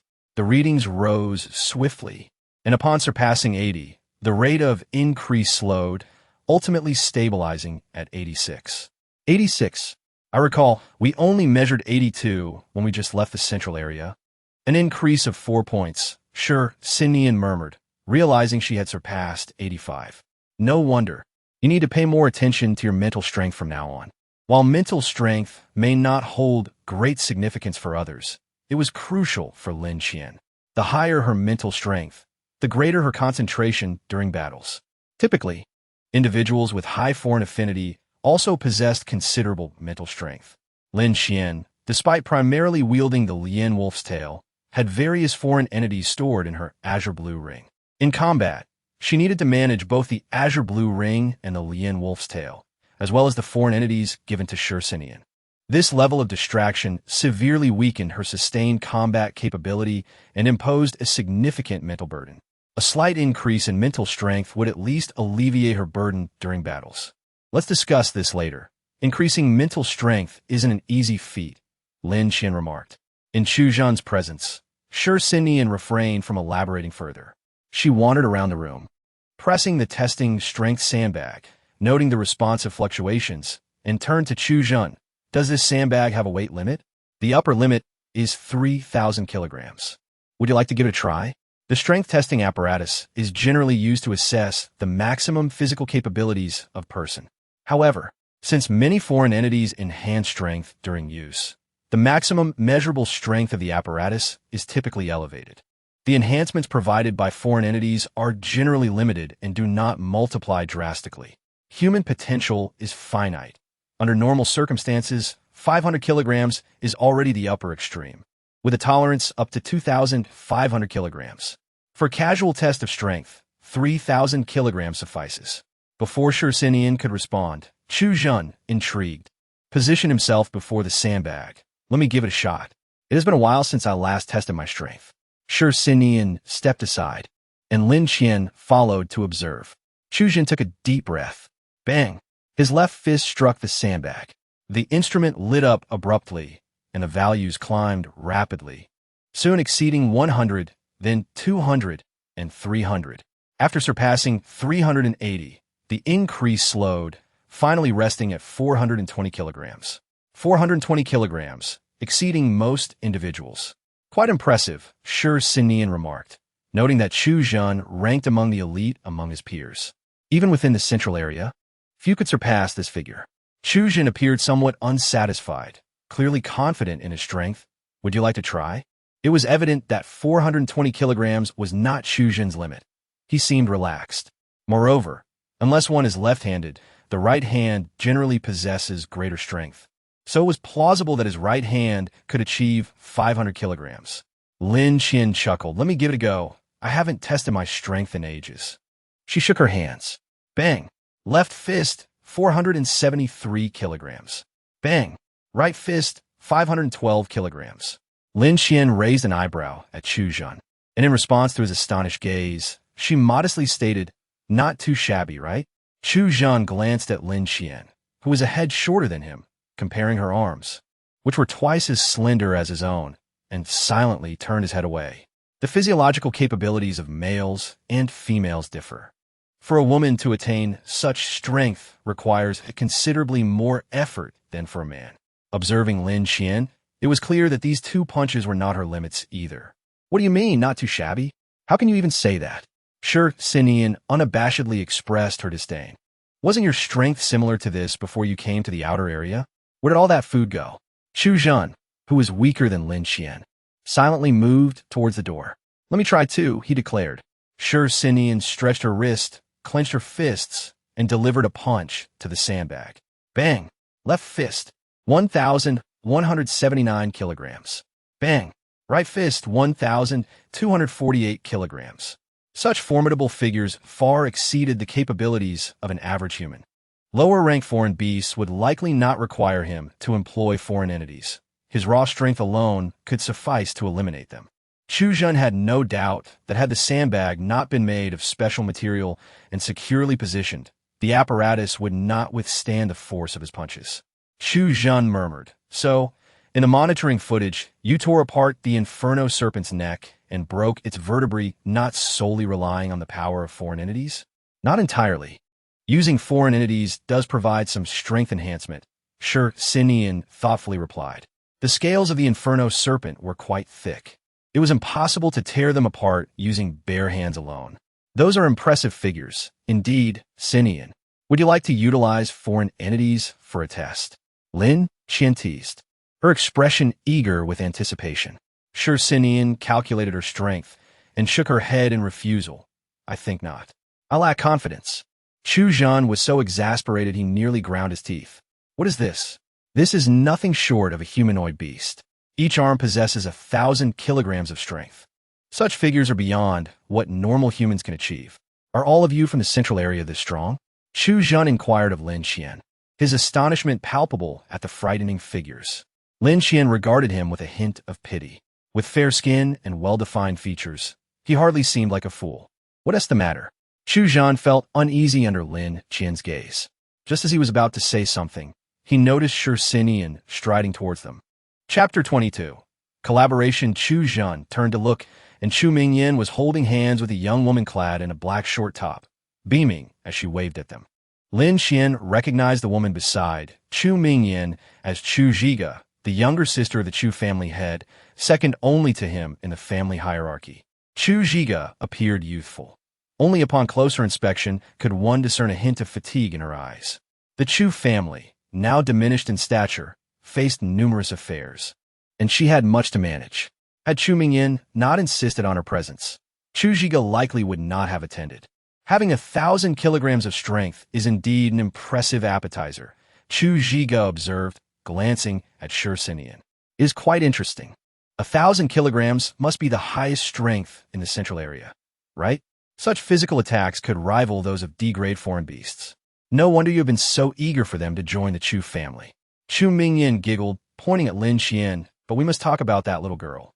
She is the one in need of the foreign affinity test. Chu Zhiga retrieved a box containing a chip from her bag and handed it to Chu Zhen, her gaze shifting between Lin Qian and Shurxinian. Please replace the chip in the foreign affinity detection device with this. I am curious to see if it can surprise me once more. A surprise is indeed forthcoming. Yet, I wish to clarify one matter first. Lin Qian smiled at Chu Zhiga, saying, Sister Mingyan must have mentioned it to you. I have always stated that my identity is rather unique. My affinity for foreign entities is my secret, and if you uncover this secret, yet are unwilling to let me remain, I would like to exchange it for a substantial sum of money. What do you think? Of course, Chu Zhiga responded with a smile. However, the specific amount will depend on how much your secret is worth. Lin Qian chuckled. I fear you may not be able to afford it. Without even considering the remarkable strength of Shurxinian, Lin Qian's affinity for foreign entities, exceeding 90, was already enough to intrigue the Chu family. Such a tempting bait was within their means, yet the real concern lay in whether they dared to take it. Chu Zhen felt immense pressure and hastened to change the chip, quickly standing beside Chu Mingyan after completing the task. Lin Qian approached the foreign entity affinity detector. The device featured a metal plate. By smearing blood upon it, the machine would analyze the affinity value. Slowly, the tip of the Lianlong's tail emerged from the azure ring. Chu Zhiga was momentarily taken aback by the delicate control displayed. Those who could manipulate foreign entities that will typically possess a high affinity. The sharp tip of the Lianlong's tail gently pierced Lin Qian's left middle finger, and crimson blood immediately welled from the wound.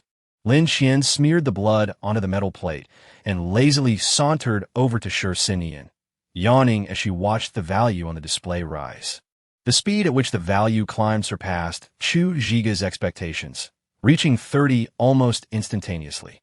35, 40, 45. This rapid ascent was unprecedented for Chu Zhiga. Initially, she managed to maintain her composure, but as the value surpassed 70 and continued to rise steadily, her expression grew grave. 70, 75, 80. Upon breaking 80, the increase in speed noticeably slowed. Chu Zhiga dared not avert her gaze, fixating intently on the ascending value, which even surpassed 90, gripping Chu Mingyan's hand tightly. Once the value exceeded 90, the growth rate diminished once more, eventually stabilizing at 95, with no further movement. The foreign entity affinity detection yielded a value of 95. This figure assured Chu Zhiga that Lin Qian must be an S-class foreign entity possessor, and she was undoubtedly stronger than the average S-class individual. Upon witnessing this value, Chu Zhiga's breathing became labored, her voice hoarse. How is this possible? So high. If Shurxinian appeared as a humanoid beast in terms of strength, Lin Qian mirrored that lineage through her bloodline. Thank you for the compliment. Lin Qian exchanged a knowing glance with Shurxinian, sensing the amusement in his eyes, and teasingly remarked, So what say you, Master Chu Heir? I already mentioned that my status in the Central District is quite special. I wasn't deceiving you, was I? Given my current state, do you dare to let me stay? This statement quickly grounded Chu Zhiga, an S-class foreign entity possessor with such a high affinity who had already defected could not be allowed to live in the Central District. The Chu family currently possessed only one aged S-class foreign entity possessor, while the Yu family had also recruited an S-class individual, which meant Lin Xian had arrived at a fortuitous moment. Chu Zhiga was momentarily dazed by the data. Indeed, even if you claim your status is quite ordinary in the Central District, I would find it hard to believe. Chu Mingyan maintained a smile, yet her gaze circled Lin Xian several times. After a moment of contemplation, Chu Zhiga's expression turned grave. I will ask but one question. If the Central District were to send someone to act against you, what would be your chances of escape? Lin Xian smiled and replied, 100%. As long as Sher Sinian and I are together, it is impossible for us to be captured by those from the Central District. Her arrogance momentarily stunned Chu Zhiga, who then burst into hearty laughter. What an impossibility. Come, let's discuss further. Lin Xian recognized that Chu Zhiga was intrigued. Chu Zhiga led the way, turning to exit the room, while Chu Mingyan released her hold on Chu Zhiga and followed closely behind. Chu Zhen discreetly withdrew.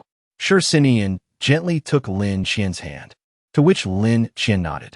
Since Chu Zhiga had uttered such words, it was nearly certain she did not wish to let this opportunity slip away. Chu Zhiga guided them into a room, which appeared to be specifically designed for discussions. What do you know about the Chu family? She inquired, cutting to the heart of the matter. Given your affinity for foreign entities, your authority in the Central District should be quite high. I refuse to believe that someone trained in the Central District would betray without understanding the situation. Sitting beside Chu Zhiga, Chu Mingyan clenched her fists beneath the table.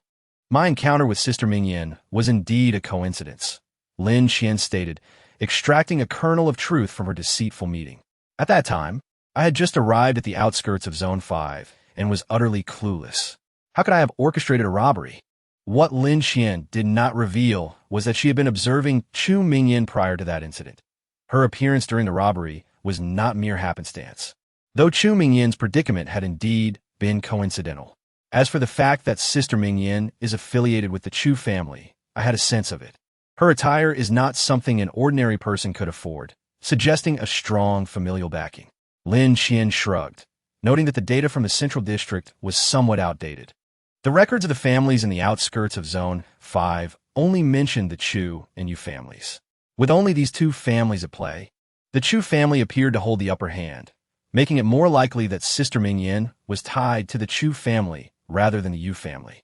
Lin Xian engaged in a bit of banter before changing the subject. Do you have any further questions? That will suffice, Chu Zhiga smiled. I believe that relationships built on mutual benefit are far more reliable. Why don't we discuss a collaboration?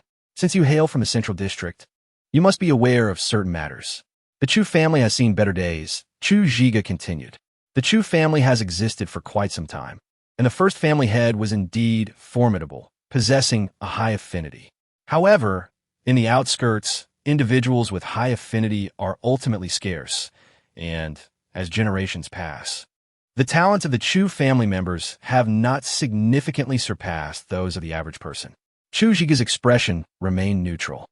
Although we have long prepared for the decline of the Chu family, we're not keen on losing to the Yu family, who, like the Lin family of Zone 1, thrive on resource monopolization.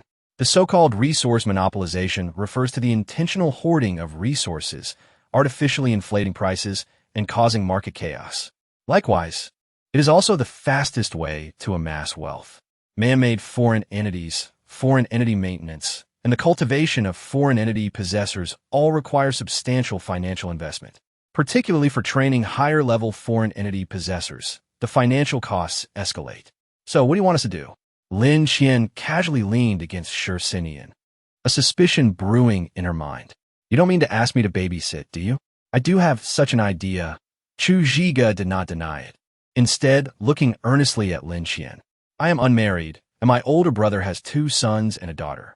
The entities of the 2 sons are only D-class, making them easy targets for assassination. Moreover, they lack the aptitude for managing the family and are unfit for the responsibilities of the family head.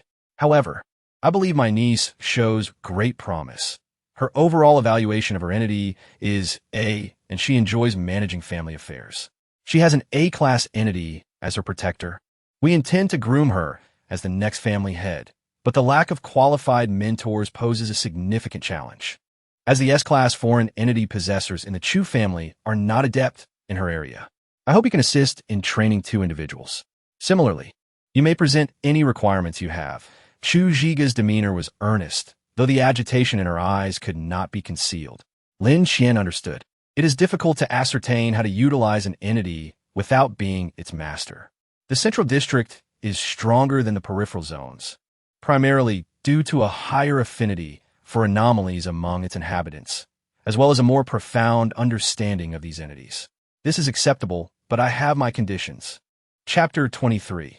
The Lizard Gloves. However, I hope you can expedite our journey to the unknown territories. The two S-class anomaly bearers have exchanged 2 years of service for an identity to venture into the unknown, which clearly benefits the Chu family. Chu Zhige's expression darkened. Provide me with a justification. While fabricating an identity to live in the peripheral zones is feasible given the Chu family's strength, creating a false identity for entry into the unknown presents a significant challenge. A barrier known as the Seeking Wall separates the central district from the peripheral zones, while the boundary between the peripheral zones and the unknown is marked by towering lighthouses and dilapidated iron walls. The lighthouse was successfully constructed before the Great Flood. It stands remarkably tall, surpassed only by the Heretical Research Institute in the Central District.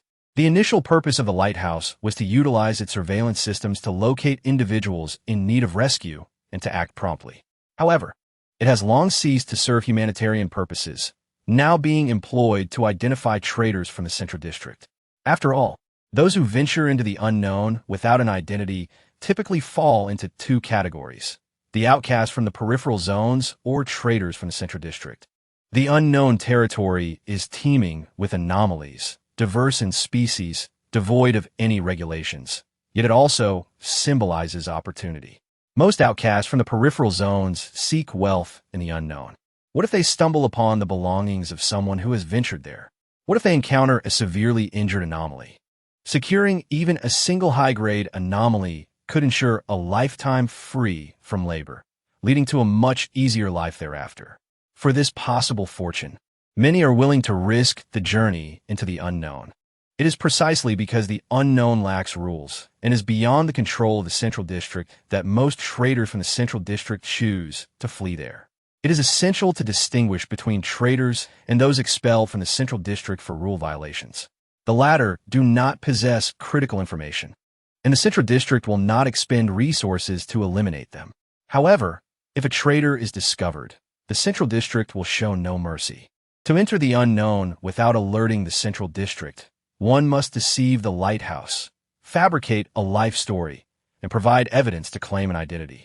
Only then will the lighthouse fail to recognize the individual's true identity. This task cannot be accomplished swiftly. It will take several months at the very least. I intend to rescue someone. Lin Qian unabashedly declared her purpose. I wish to save my friend. Lin Qian did not elaborate further, turning her gaze to Shi Xinyan, who frowned slightly, appearing somewhat disapproving but remained silent. Chu Zhigu wore a contemplative expression and replied, "That is acceptable. However, due to the presence of other families, I hope you can include my niece and her guardian in your plans. This serves a dual purpose. They can provide cover for you, and I desire for them to gain valuable experience." Lin Qian remarked, "It seems you have high hopes for them. Very well. If anything were to happen to them, it would reflect poorly on the Chu family." Chu Zhigu adjusted her glasses and extended her hand to Lin Qian, signaling a mutually beneficial partnership. "If you have no objections, I will send someone to fetch you tomorrow and will expedite the fabrication of your identities. A pleasure to collaborate. Thank you for your assistance." Lin Qian grasped her hand, accepting the paper, pen, and 40,000 in cash from Chu Mingyan, inscribing her address before departing without further ado. Chu Mingyan prepared tea for Chu Zhigu. How can you be so certain she can adequately mentor Qiu Qiu? After all, Qiu Qiu possesses the lizard gloves, and there is no necessity for her to take such risks. The lizard gloves, derived from the foreclaws of the lemur lizard, are a unique anomaly of the chew family, graded A, yet achieving an overall rating of A. The singular ability of this anomaly is replication, allowing for multiple copies. The lizard gloves can replicate other anomalies for personal use, producing several duplicates simultaneously, albeit with a time limitation. Each copy lasts only half an hour. Currently, Qiuqiu manages this anomaly quite well, and Xu Mingyan believes it unnecessary for her to accompany Lin Qian and her group on such an adventure, especially considering Qiuqiu is the next head of the Chu family. Chu Zhigu countered, "Did you notice the ring on that girl's hand?" Xu Mingyan quickly recalled the azure ring, the sapphire resembling an eye. It was the first time she had encountered such a distinctive piece. That is an anomaly. From the readings of my glasses, such a potent fluctuation is likely to be an A-class anomaly. Chu Zhigu regarded Xu Mingyan, stating that without her glasses, she might have been deceived. Her anomaly, the glasses, are adept at detecting anomalies, with higher-grade anomalies exhibiting more pronounced fluctuations, allowing her to assess accurately. How could one possibly control multiple anomalies simultaneously, especially high-grade ones? Xu Mingyan pondered aloud. Isn't it said that higher-grade anomalies are increasingly difficult to manage? Controlling several high-grade anomalies at once seems implausible. Why is it impossible? Qiuqiu can occasionally utilize two anomalies simultaneously, albeit not with great proficiency. She hails from the Central District, and with such a high affinity for anomalies, it is not inconceivable for someone like her to exist. Chu Zhigu smiled, asserting that she believes no one is better suited to be Qiuqiu's mentor. What of her independent thoughts? I am the second head of the Chu family. As long as she can contribute to our family's interests, I find nothing amiss in leveraging each other's capabilities. Individuals of substantial inherent ability require a certain utility before they will pay you any mind. They seek to exploit us, just as we wish to exploit them. It is merely a matter of mutual benefit. Over time, such reciprocal arrangements can foster genuine connections. Xu Mingyan observed Chu Zhigu, who merely smiled in response. Upon returning home, Lin Qian had barely settled down when she withdrew the cash from her pocket. Shi Xinyan remarked, "Is this wise? Even without this condition, you could have found an excuse to have the Chu family fabricate an identity for you and allow you to venture into the unknown, correct?" Lin Qian's gaze was filled with concern. "To be candid, Xinyan, I am terrified. We trained together, and I cannot come to terms with the Central District sending them into the unknown. Based on my understanding of the Central District, it is highly likely they will transport them directly to the core district. Even if I could concoct an excuse, it would only be after earning Chu Zhigu's trust, which I am unwilling to wait for. The core district of the unknown harbors numerous S-class anomalies, while the 10 squad has only one S-class anomaly bearer, making it exceedingly difficult to safeguard 5 individuals. Generally, anomaly bearers of equivalent rank can achieve parity with anomalies in combat, with the former having a slightly higher likelihood of defeating the latter. Anomalies possess physical superiority over humans, yet their intelligence is typically limited. Provided that the anomaly bearers exercise sufficient caution, it is entirely feasible to eliminate anomalies of equal rank. However, when an S-class anomaly bearer faces an S-class anomaly, the previous assumptions do not hold, as the probability of escape for an S-class anomaly bearer is less than 50%. The rank of an anomaly can be determined at the moment of its birth. For instance, when a blazing serpent is born, the size of the fleshy lump atop its head correlates with the potential rank it can achieve in adulthood. Chapter 24. The Alpha Wolf Ceremony S-class beasts are similarly unique, though their emergence carries a certain specificity. The species capable of producing S-class beasts are quite limited, and those that do possess a level of intelligence comparable to that of humans. In such circumstances, when an S-class beast utilizes its birthed anomaly, the possessor of that anomaly is virtually left without a chance to escape. We are fortunate, but bringing along 2 A-class anomaly wielders who have no synergy with us into the core area is still exceedingly perilous. Shi Xinyan frowned at the thought. What if something were to go awry? Lin Qian shrugged, saying that's just fate. It was Chu Zhigu who insisted I bring them along, not that I demanded it. They should have been aware of the risks involved before making this decision. Furthermore, if their strength is too feeble, making them a liability, I would never allow them to accompany us. From the composition of their group, 2 of the 4 are S-class anomaly wielders, and the other 2 A-class, which is quite comparable to when they were with Liange and Huaijian. In fact, the arrangement is even more favorable, as Liange specializes in ranged attacks, and Huaijian lacks offensive capabilities altogether. However, the 4 have grown up together, and their cohesion is unparalleled. In the midst of chaotic battles, a teammate lacking in coordination can only hinder progress. Suit yourself, Shi Xinyan replied. Since we are leaving this place, make sure to gather your belongings. Lin Qian gazed around the room, feeling an inexplicable pang of melancholy. After having lived here for so long, it was disheartening to simply pack up and leave. Handing over the 40,000 currency notes she had just acquired to Shi Xinyan, she asked, "Do you think we can purchase this house with these 40,000? We have spent so much time here. It feels like our home." The mention of home stirred a sense of nostalgia in Shi Xinyan as well. Back in the Central District, their living quarters were filled with surveillance cameras. In a sense, this place truly represented their first home. Shi Xinyan counted the currency notes. The currency from the outer district differed in design from that of the Central District, being a vibrant yellow-green, adorned with a lighthouse motif. Indeed, it amounted to 40,000. Satisfied, Shi Xinyan placed the notes into their usual safe box. We now have approximately 45,000. If this house is only 40,000, we can buy it. Shi Xinyan estimated that should be about right. I'll seek out the landlord tomorrow. For now, I'll start packing. You can amuse yourself.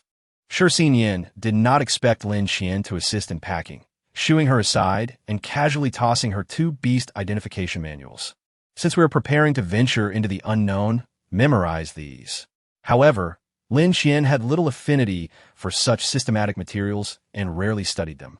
Previously, due to Huaijian's analysis device containing all the beast data from the Central District, it had not been a concern. Now that Huaijian was no longer present, it would be prudent to commit this information to memory. Lin Qian flipped through a few pages casually. Shi Xinyan preferred not to take notes in books, leaving most pages blank, save for 2 specific beasts that bore countless annotations, the Lian wolf and the chaos bird. The depiction of the Lian wolf was not particularly striking, showing a pack with the alpha wolf standing tallest. Lian wolf, a beast mutated due to flooding, believed to be a variant of wolves from the previous civilization. Species traits: carnivorous, social creatures, governed by a hierarchical structure where the alpha holds the utmost authority. Species behavior: known for raiding the food supplies of other species. Wherever they go, weaker species will have their food stolen by the Lian wolves. Species characteristics: not particularly large, with adult Lian wolves averaging no more than 3 meters in length. Their irises are a pale gray, their bodies entirely black, and they possess long tails. Most Lian wolves utilize their tails as weapons. For them, the longer the tail, the stronger the wolf. Lin Qian observed Shi Xinyan's annotations, emphasizing a critical point. The alpha wolf possesses a profound sense of responsibility towards its pack, even in the face of certain death. It would never abandon a single Lian wolf. Should a Lian wolf betray the pack and engage in infighting, the alpha will personally execute the traitor and skin it as punishment. Shi Xinyan underlined the note, adding, "The alpha wolf ceremony requires adult Lian wolves to forage, while the pups seek mentors among the elder Lian wolves to learn essential survival skills. Upon reaching adulthood, a Lian wolf must decide whether to challenge the alpha for its position. If so, it must defeat its mentor and parents, killing them to earn the right to challenge the alpha. A successful challenge results in becoming the new alpha. Failure means the challenger, who must kill 3 Lian wolves, is deemed a traitor and will be executed and skinned by the alpha. Perhaps this is why the Lian wolves, though few in number, are exceptionally fierce.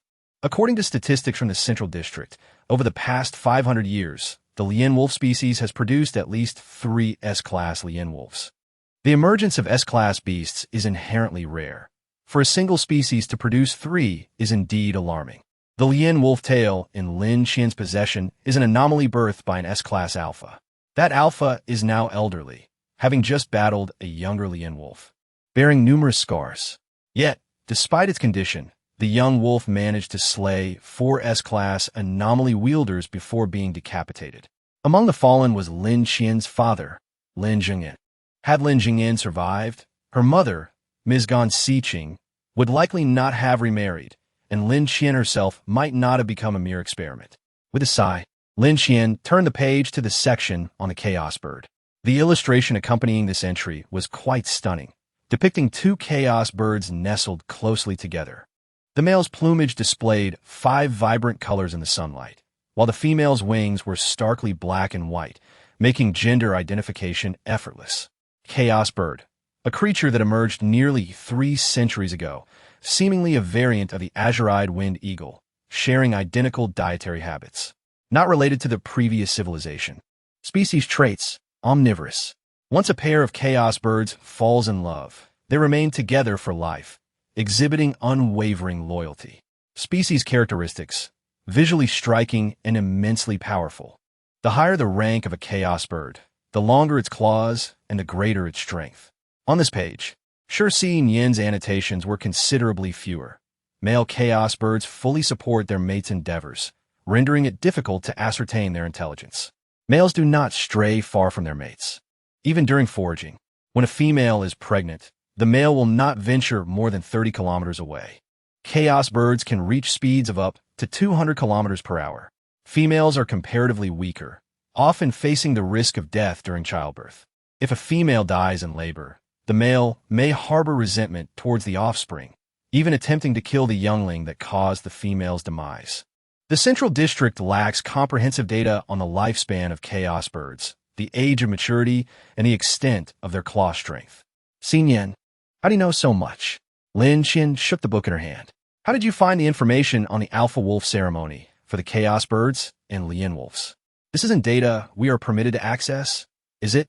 Due to the presence of Lian wolf and chaos bird blood within Lin Qian and Shi Xinyan, the Heretical Research Institute forbade them from extensive contact with information regarding these 2 species.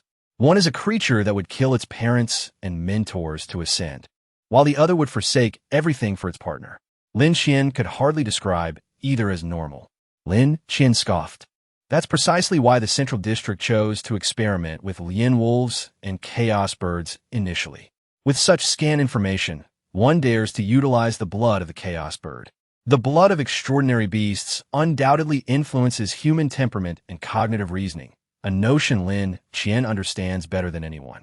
In the absence of knowledge, the Central District's use of chaos bird blood is evidently imprudent. Shi Xinyan nonchalantly remarked, it's because of its effects. It's remarkably easy to control.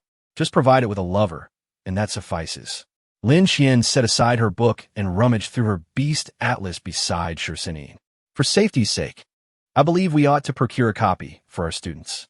Shi Xinyan, observing the chaos of his neatly arranged belongings now in disarray, felt exasperated. Just tell me what you need without rummaging around. I just organized everything. Chapter 25.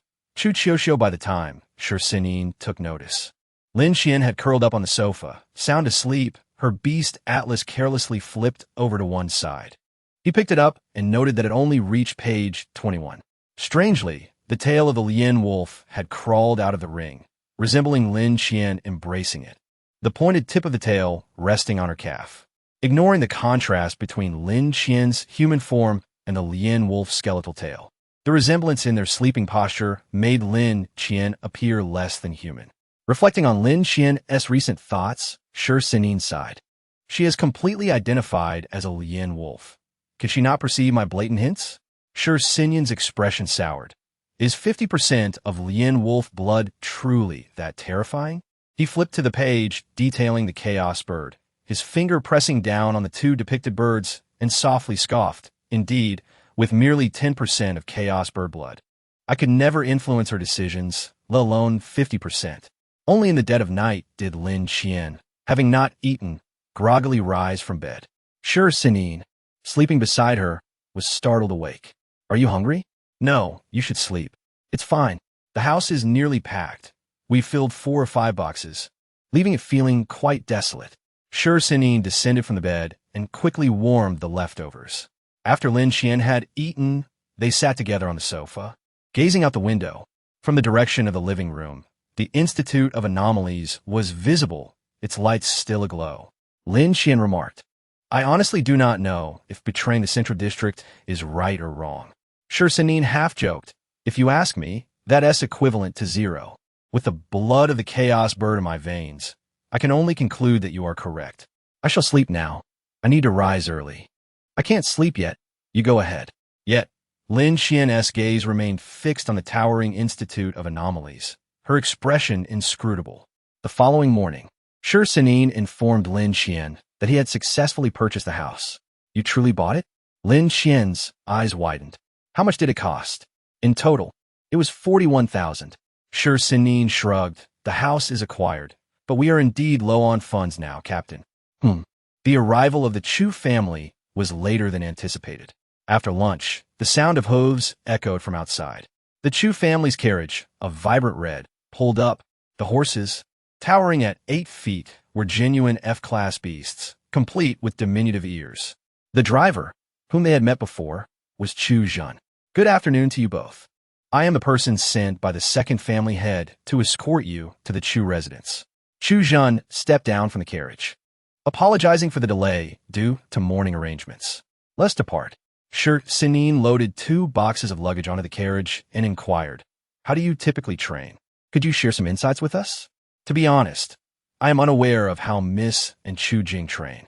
They generally do not train with us in the main house. Oh, right. Chu Jing is the Mrs. Guard. Our young lady's name is Chu Qiuxiu. Chu Zhen replied casually. How do you train in the Central District? I find myself among the strongest here. Why does each of you seem even stronger?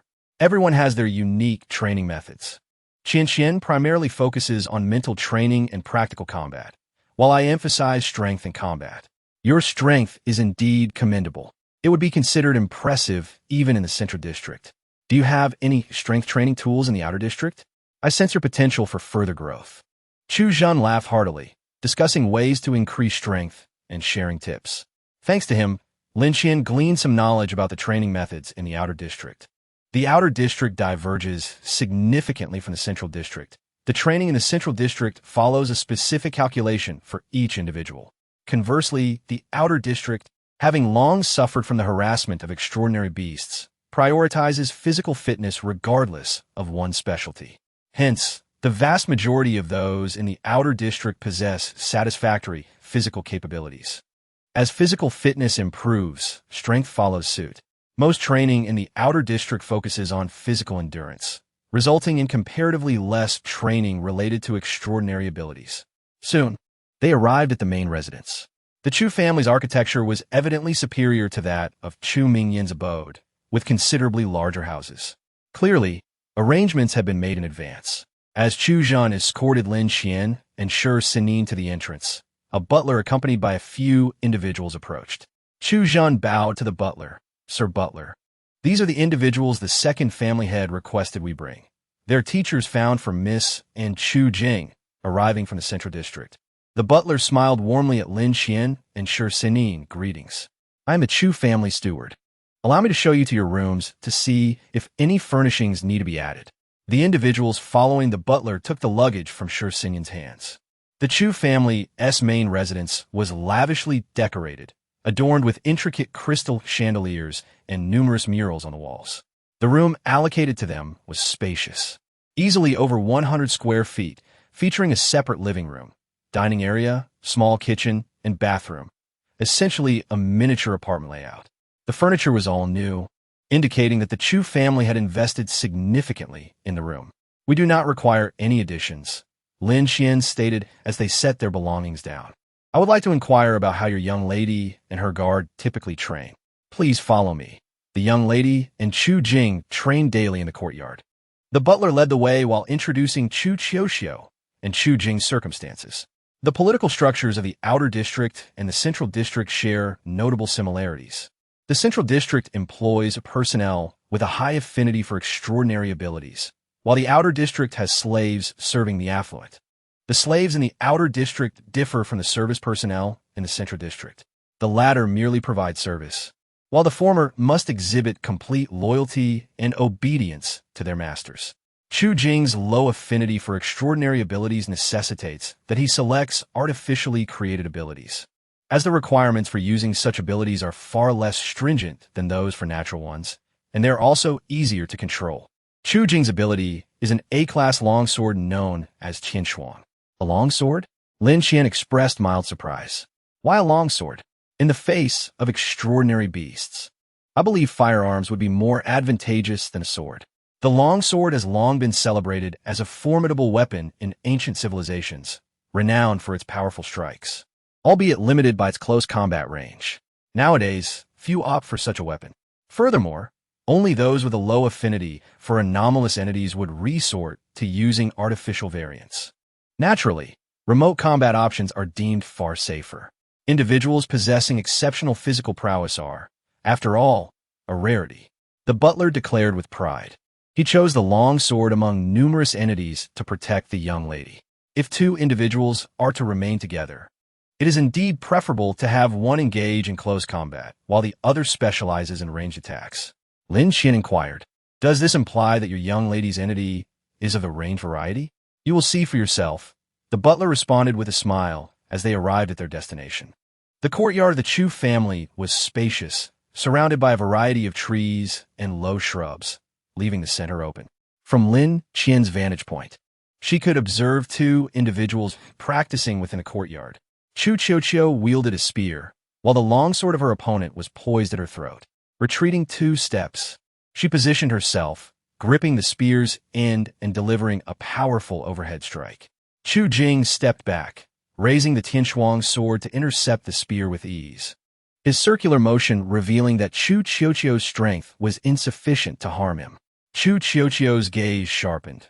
The spear transformed into a venomous serpent, pressing downward relentlessly. Just as Chu Jing prepared to evade, the spear vanished, replaced by a dagger. Chu Qiuqiu nimbly leapt onto Chu Jing's longsword. "See? I told you. You would make an excellent teacher for Qiuqiu," Chu Zhigu remarked softly. Upon hearing Chu Zhiji's voice, Lin Qian turned around, smiling. "When did you arrive? I didn't even notice. My apologies. It's been a while. What do you think? My niece is quite impressive, isn't she?" Chu Zhigu replied. "You need not conceal it from me. I am aware of your ability to control multiple entities simultaneously. What do you think of this child?" Chapter 26.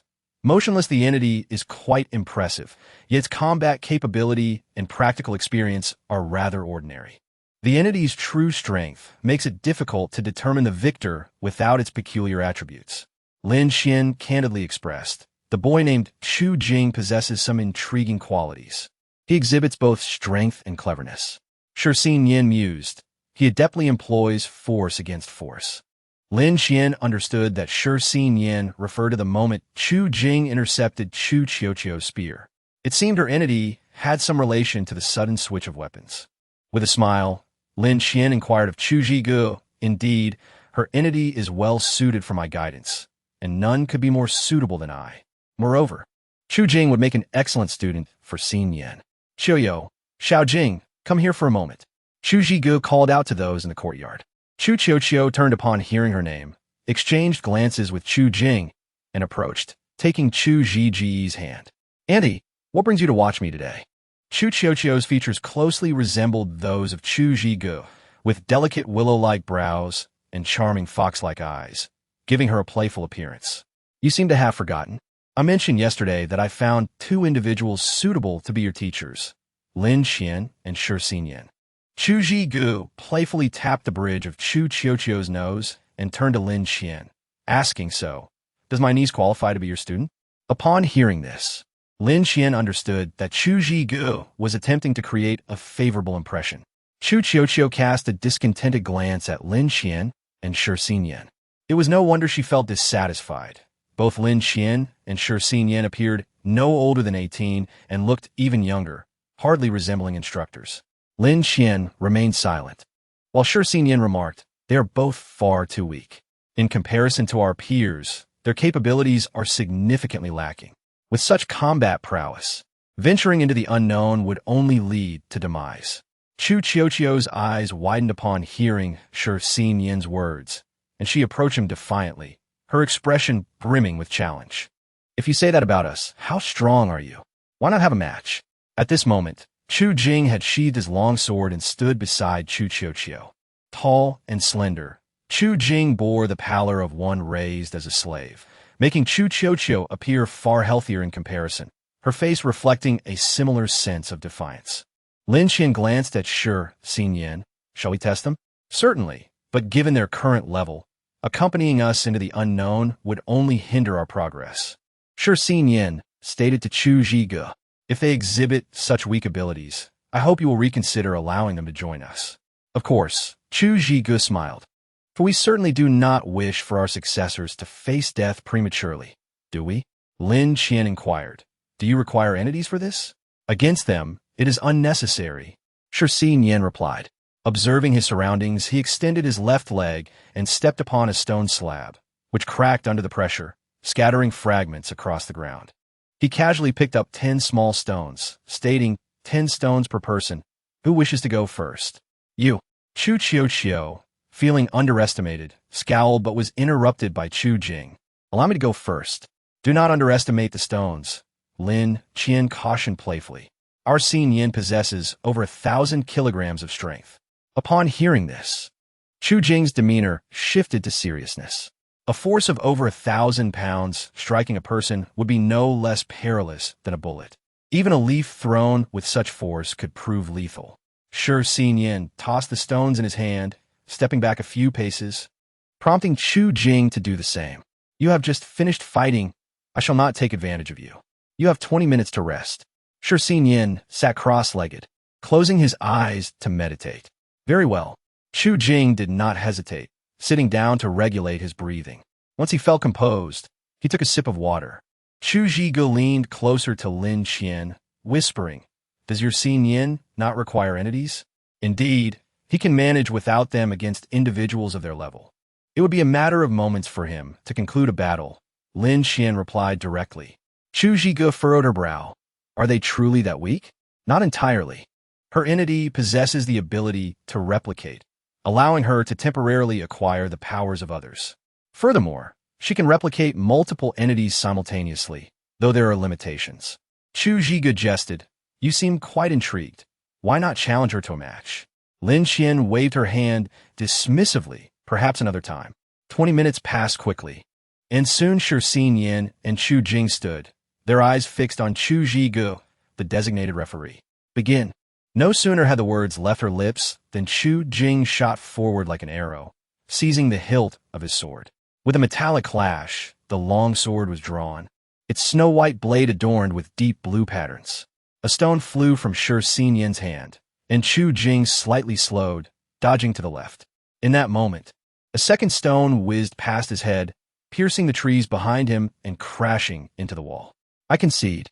Chu Jing understood that the stone had not missed by chance. Shi Xinyan had intentionally aimed slightly off target. Otherwise, the stone would have surely penetrated his skull.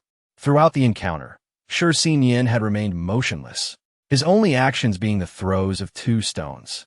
This overwhelming defeat was a first for Chu Jing, leaving him bewildered. But how did you know I would dodge to the left? It is merely a habitual action of individuals. Shi Xian's gaze shifted to Chu Qiuqiu. Do you still wish to compete with me?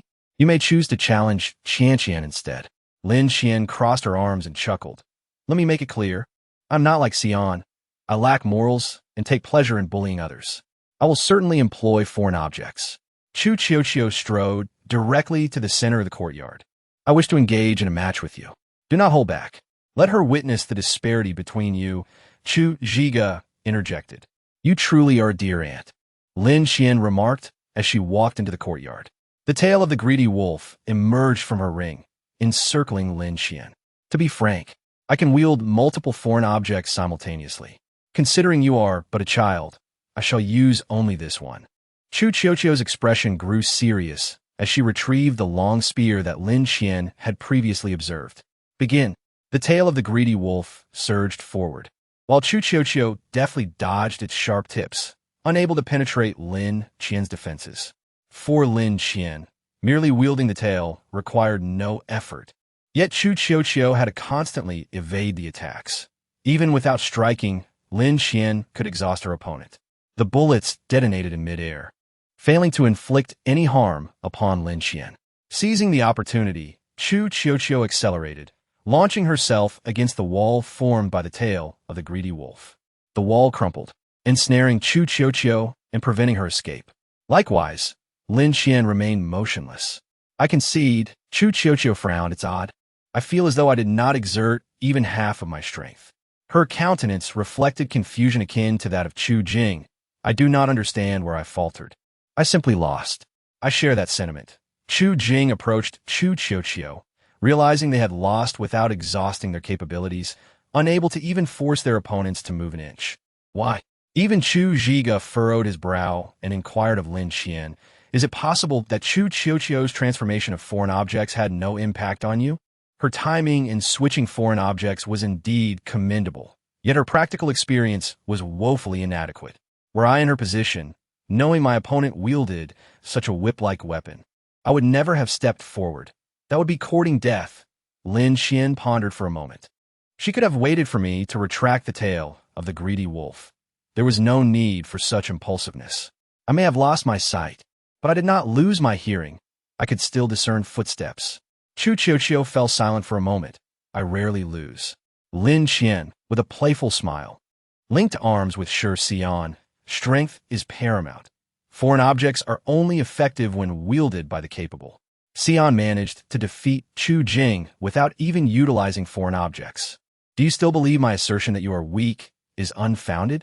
Suddenly, Shi Xian turned to Chu Zhiga. What are your thoughts on our potential expedition to the unknown domain? We'll see when the time comes. Chu Zhiga hesitated. This confrontation felt like a slap in the face. Compared to Shi Xian and Lin Qian, Chu Jing and Chu Qiuqiu were undeniably weaker. If they remained so feeble, I could not possibly consent to their journey into the unknown domain. Chu Qiuqiu and Chu Jing remained silent, while Lin Qian noticed the unwillingness in Chu Qiuqiu's eyes. Perhaps you could share how your family trains you. It would aid us in formulating a plan for tomorrow. Chapter 27.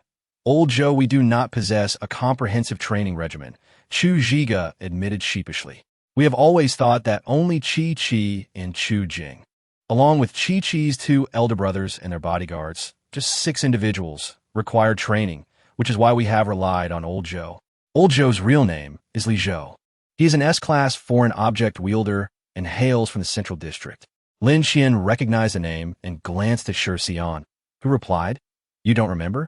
He is the one whose ability only allows for imitation. The foreign object possesses the ability to mimic, known as the chameleon cloak, a relic from a previous civilization derived from a mutant chameleon beast.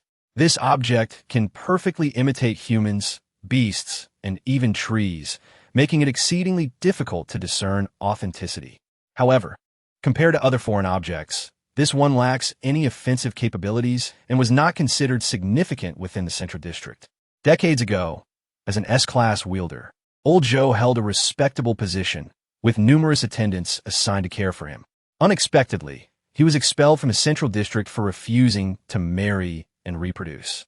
During the district's zenith, there were over 40 S-class foreign object wielders, and given Old Zhou's lack of offensive power, the Central District did not regard his expulsion with much concern. It was only over 20 years ago, when the Central District detected a potential beast-tide outbreak, that they recalled Old Zhou, believing his assistance would facilitate exploration of the unknown domain. However, Old Zhou's ability was inherently one of disguise, and the Chu family valued him highly, concealing him well. The Central District has yet to receive any word of Old Zhou. Chu Qiuqiu grumbled, "In truth, our teacher hardly supervises us at all. We mostly train our physical fitness independently, and he occasionally observes our sparring sessions. That's about it. Other instructors show no interest whatsoever." Lin Qian provided some clarification. It primarily stems from the differences between the Central District and the Outer District. Although he is an S-class wielder, his ability is merely one of disguise. Moreover, to you, he is an outsider, so it's reasonable to exercise caution.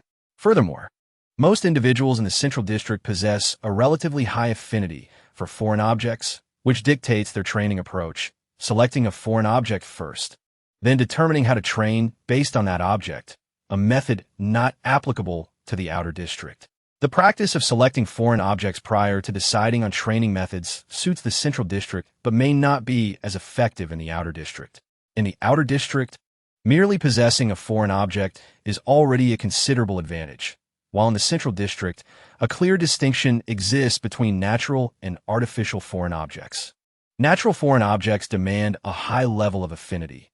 To recognize an A-class natural object, the affinity must exceed 70, with even slight deviations being unacceptable, and control poses significant challenges.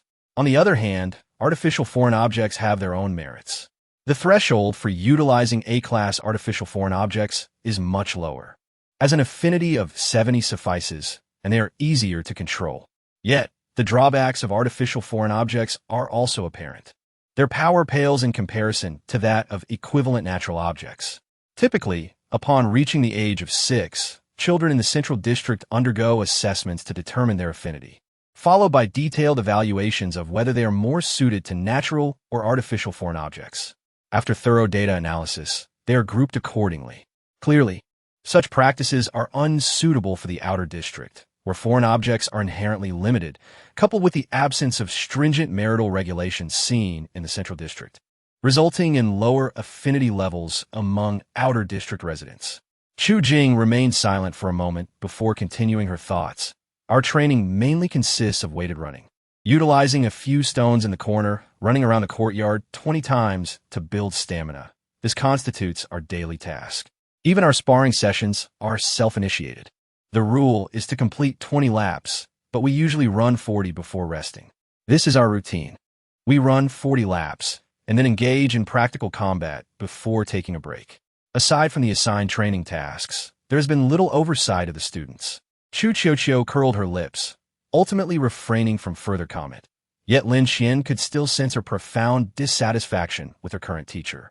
Chu Zhiga helplessly remarked, "There's nothing we can do. It was somewhat better before, but now, with the aging of old Zhou, his energy has waned considerably. Moreover, he is not particularly adept at sparring, which makes matters even more challenging." Lin Xian began to understand, glancing at Chu Zhiga. Chu Zhiga continued, "It's unavoidable. Furthermore, old Zhou is now one of us, fully aware of the identities of these children. The disparity in training between the central district and the outer district serves as one justification. Having watched them grow, he cannot bear to be too harsh on them, which is another reason. Given this pressure, it's a wonder they can train effectively at all. I had considered changing their teacher long ago, but finding an S-class ability user is no easy feat. It was only after seeing your metrics yesterday that I resolved to act." Not only Chu Zhiga, but Chu Qiuqiu and Chu Jing also wore somewhat unnatural expressions. This was primarily because these 6 children were of paramount importance to the main family. Should anything go awry, old Zhou could hardly be held accountable. Thus, he approached them with excessive caution, ultimately depriving the children of adequate training. Such a response is natural. No one wishes for their charges to suffer misfortune under their watch. "How old are the 2 brothers and the guard of your family, young lady?" Lin Xian inquired, sensing that if they were still young, there might yet be hope. Chu Qiuqiu hurriedly replied, "You can just call me Qiuqiu.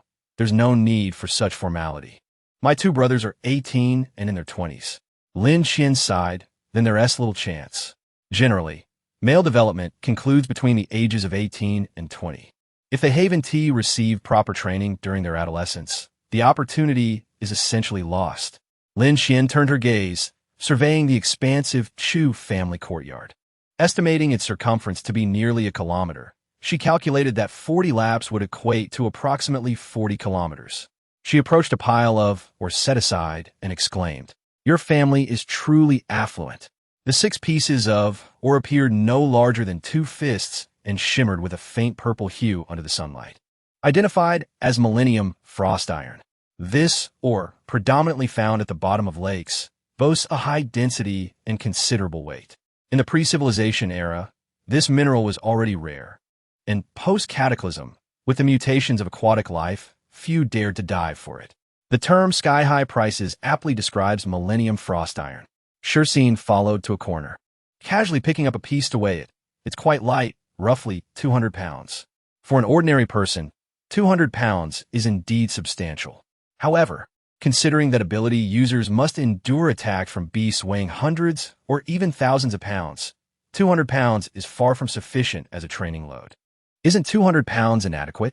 Chu Chiochio's eyes widened. But I heard my aunt say that most people's strength is only around 400 to 500 pounds. That's not the same. The weight you carry during training develops your core strength. When facing beasts, higher core strength is always preferable.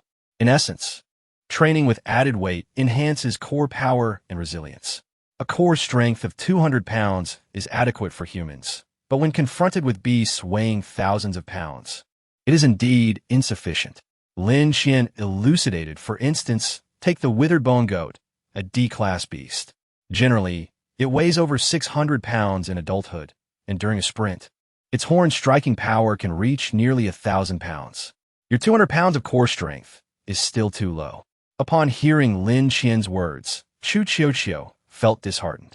She was merely young, not foolish, and could discern that although Lin Xian did not intend to belittle her, she nonetheless laid bare her unsuitability for venturing into the unknown. This implied that she might be far weaker than she had imagined. Crestfallen, Chu Chiochio lowered her head. Lin Xian pondered for a moment, then approached her. Patting her shoulder in consolation, "It's all right. If you are agile enough to completely evade the beast's attacks, that changes everything." Lin Xian fell silent, signaling her awareness of her earlier misjudgment. Chu Jing interjected, "I'm ready whenever." Chu Zhiga provided additional guidance on avoiding trouble before hastily departing the courtyard. Shursin turned to Chu Chiochio. "You all need to work on increasing your core strength. By the way, does your main family have any instruments for testing data?" "Yes." The butler, standing in the back, replied. "I will lead the way." In Chapter 28, Sparring, Lin Xian said little more. Following behind the butler, while slyly jesting with Shursin, "Shouldn't we have them memorize the beast compendium? You haven't written a single word. You can lend them yours, and I'll borrow yours to note down." Shursin shot her a sidelong glance. "Don't think about slacking off. How many years has it been? You should have finished a book by now. How can you call a tome of several thousand pages taller than a palm just a book?" Lin Xian lamented. "Moreover, don't you remember?" Shursin scoffed. "Just because I remember doesn't mean you do. You have a month to catch up." "Teacher Lin, you wouldn't want to lose face in front of your students, would you?" Chu Chiochio made a face at her. "Soon." The butler led them to a room where the main family's instruments appeared to be in noticeably better condition than those of the branch family. Lin Xian was in no rush to test their data. Instead, she asked, "Before testing, I'd like to know what your abilities are." Chu Jing replied, "The ability of the frost sword is freezing. The instant the frost sword pierces the body, it temporarily halts the flow of blood. However, the duration is quite brief. We previously tested it on F-class beasts, which were frozen for 5 seconds, and E-class for 4 seconds. Beyond that, we do not know. That ability is quite impressive." Lin Xian remarked, frowning at Shursin.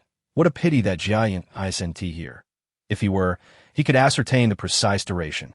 When a creature's blood is frozen by the frost sword, it becomes immobile. Moreover, as blood circulation resumes, a certain amount of time is required for recovery, imposing a significant burden on the creature.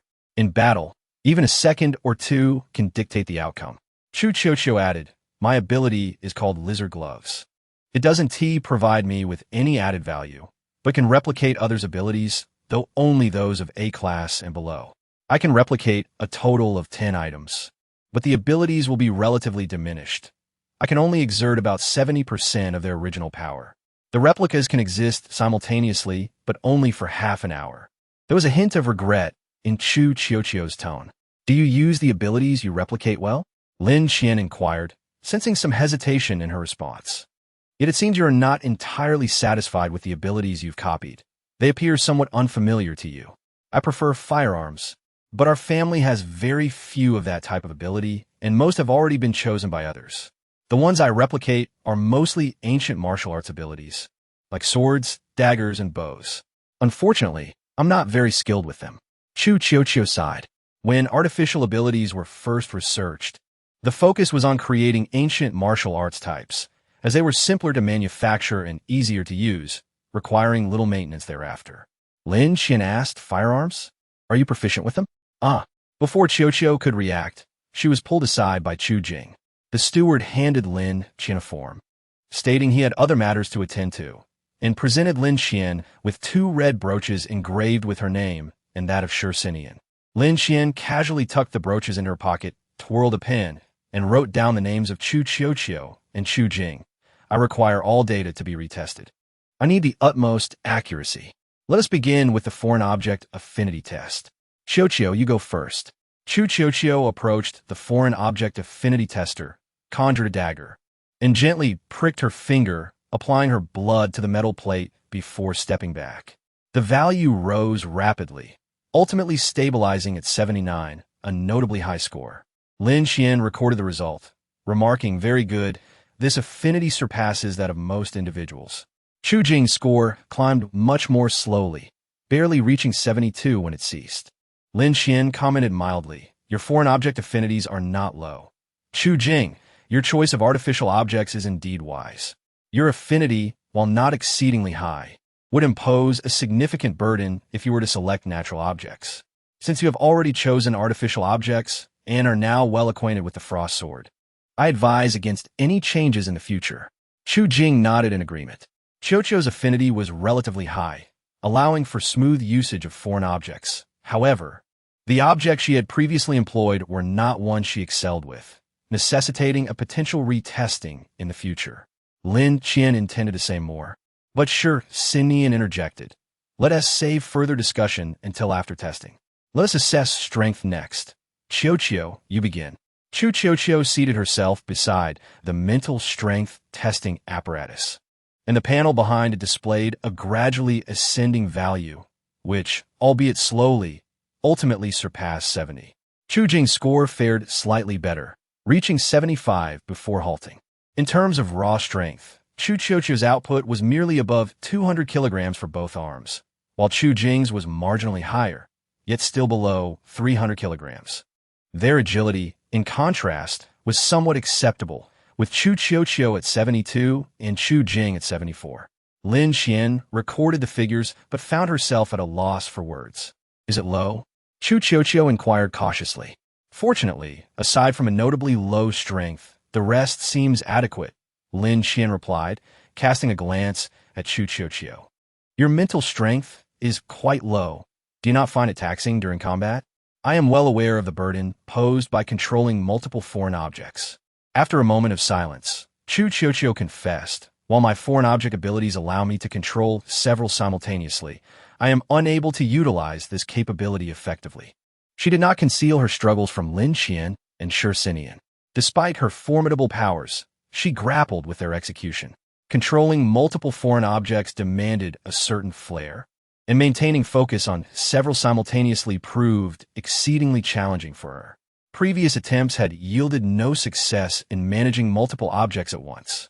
Consequently, Chu Qiuqiu opted to wield one object at a time, flexibly switching between them to achieve a semblance of multi-control. In truth, she could not be classified as a true wielder of multiple foreign objects. That is perfectly fine. It is quite advantageous to proficiently switch between objects, as simultaneous usage demands a significant mental strain. Lin Qian reassured her. "This is simply your combat style. There is nothing amiss. Both Shi Sinian and I possess our own unique methodologies. I prefer defense, while he thrives on offense. This is entirely normal." At this, Chu Qiuqiu's eyes sparkled. "Could you demonstrate a sparring session for us? I have never witnessed 2 S-rank foreign object wielders combat one another." Lin Qian shook her head in refusal. "There is little to compare. Without foreign objects, he would prevail, and with them, I would win. We have sparred countless times over the past decade. I can anticipate his every move simply by the raise of an eyebrow. It has always been a stalemate, which is rather mundane. Yet I find it inconsequential. It has been a while since we last tested ourselves," Shi Sinian chuckled. "This time, however, you may use only one foreign object, and I shall limit my strength to around 600 kilograms. How does that sound? If Shi Sinian were to exert 600 kilograms of strength, it would align closely with the average level of an S-rank foreign object wielder. Lin Qian, wielding just one foreign object, would not significantly differ from an ordinary wielder."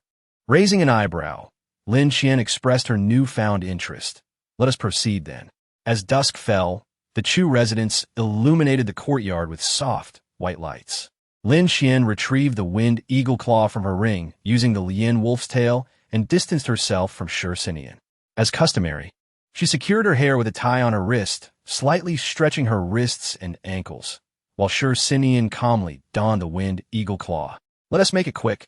Dinner waits." "Here I come," Shi Xinian declared. As his words fell, he raised his right fist and charged toward Lin Xian with long strides. His physical prowess surpassed Lin Xian's, and in a full sprint, the distance between them vanished rapidly. His movements were simple yet powerful, radiating fierce intent. Lin Xian raised her hands as the Lien wolf's tail surged forward, wrapping around Shi Xinian's arms just as he was about to reach her, pulling him downward. If Shi Xinian's might was akin to a mountain, Lin Xian's response flowed like water. Protected by the winged eagle claw, Shi Xinian pushed off the Lien wolf's tail with a kick, executing a backflip to free himself from its grasp. Lin Xian quickly retreated 2 steps, placing the Lien wolf's tail in Shi Xinian's path.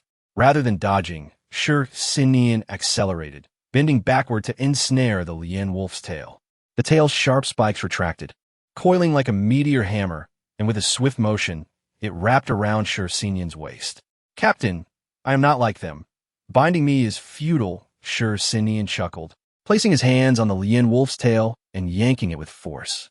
Compared to his strength, Lin Xian was no match, combined with the winged eagle claw's power.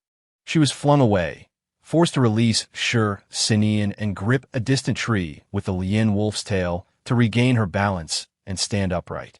Chapter 29. Starry Array without pausing. Shi Xinian sidestepped and accelerated, closing the gap to Lin Xian once more within a few breaths. Lin Xian's expression hardened, and without hesitation, she retreated swiftly. The Lien wolf's tail rushed toward Shi Xinian, who made no attempt to evade. With each approach, he launched a punch. The natural foreign object acknowledged its master, becoming one with them. Although the Lien wolf's tail was sturdy, Lin Xian's physique was not particularly robust. Even without unleashing his full strength, Shi Xinian's punches left her pale-faced. "Shi Xinian, you are rather violent," Lin Xian remarked. "Allow me to showcase my new formation." The Lien wolf's tail coiled around her pinky, creating a spiraling barrier, moving rhythmically. "Is this a new formation for combat?" Shi Xinian, unfamiliar with Lin Xian's array, hesitated to advance, his gaze fixed upon her. "What is it called?" "This is my first complete defensive formation, which I have named Starry Sky," Lin Xian replied, gazing at Shi Xinian. "It appears quite beautiful, does it not? Like a nebula." Shi Xinian smiled. "Grant me a chance to test it." He stepped back, raising his right fist abruptly, charging forward toward Lin Xian. Before Lin Xian could react, the tail of the Lien wolf swiftly lifted, creating a barrier in front of Shi Xian. Shi Xian's forward momentum abruptly halted, and after 2 backward rolls, she steadied herself. Shi Xian inquired, "Aside from the inability to attack and move simultaneously, are there any other drawbacks?" "Certainly," came the response. "Is it in the air or underground?" Shi Xian slightly adjusted her right wrist, guessing, "I presume it's in the air." In an instant, she leapt from the ground, soaring above Lin Xian. From her vantage point, Lin Xian appeared riddled with vulnerabilities. Before Shi Xian's fist could descend, the Lien wolf's tail lunged at her, transforming into a series of sharp, darting spikes. Shi Xian executed 2 evasive rolls, sustaining a couple of strikes before narrowly escaping the attack range of the Starry Sky array. "Isn't it in the air? Then it must be underground," she concluded, kneeling and striking the ground with her fist.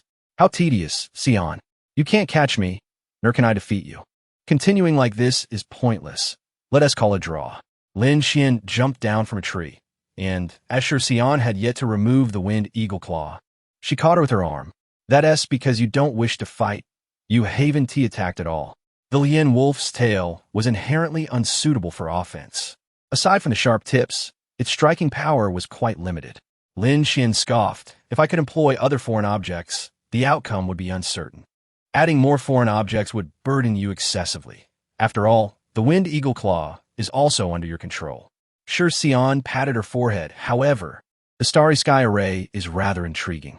Chu Qiuyo, overhearing their conversation, approached and asked, "It seems neither of you are exerting your full strength." "Of course. What do you expect from my fiancé and me?" Lin Qian replied, a teasing smile in her eyes. "Would you like to experience my full power next time?" "Not at all. Let's go eat first," Chu Qiuyo declared, leading the way, walking backward. "So how should we address you two later? Teacher? Mistress? Sure, teacher? Lin teacher? Lin Jia? Sure, ge. It all feels so strange. Call me whatever you like, as long as it pleases you," Lin Qian responded. Throughout the journey, Chu Qiuyo elaborated on the Chu family's circumstances, with Chu Jing occasionally adding remarks, mostly listening to the others. The cafeteria lights were brightly lit, and they had arrived early, with only a few individuals dining inside. Upon seeing Chu Qiuyo, everyone greeted her as young lady. Each member of the Chu family had varying dinner portions. Lin Qian, adorned with a red brooch, received a large bowl of thick soup, accompanied by stir-fried and stewed meat, along with 2 servings of vegetables and fruits, rivaling the rations offered in the central district. Chu Qiuyo's portion was identical. "I didn't realize your Chu family was quite affluent, so generous with food," Lin Qian remarked as she collected her meal. "Vegetables aren't cheap these days." "Not really. It's primarily based on the brooch's rank," Chu Qiuyo mumbled with her mouth full. "The higher the brooch's level, the more food one receives. The highest rank is gold, followed by red." Observing Chu Qiuyo's gluttonous demeanor, Lin Qian pondered for a moment and shared her stir-fried meat with Chu Qiuyo. "Eat up, dear. You're still growing." Her gaze was tender, akin to a mother watching her child. "Thank you, Teacher Lin," Chu Qiuyo responded, unfazed by Lin Qian's affectionate glance, gleefully placing the stir-fried meat in her bowl. Sure Xian chuckled. "You sound like a mother hen." She casually shared her stir-fried meat with Chu Jing. "Here, eat up, kid. I can't let you fall behind." Chu Jing accepted it, whispering, "Thank you." As they entered their room, its size rivaled that of a small house. Sure Xian expressed her annoyance. "I haven't had a moment's peace all day, and now it's late having to pack up."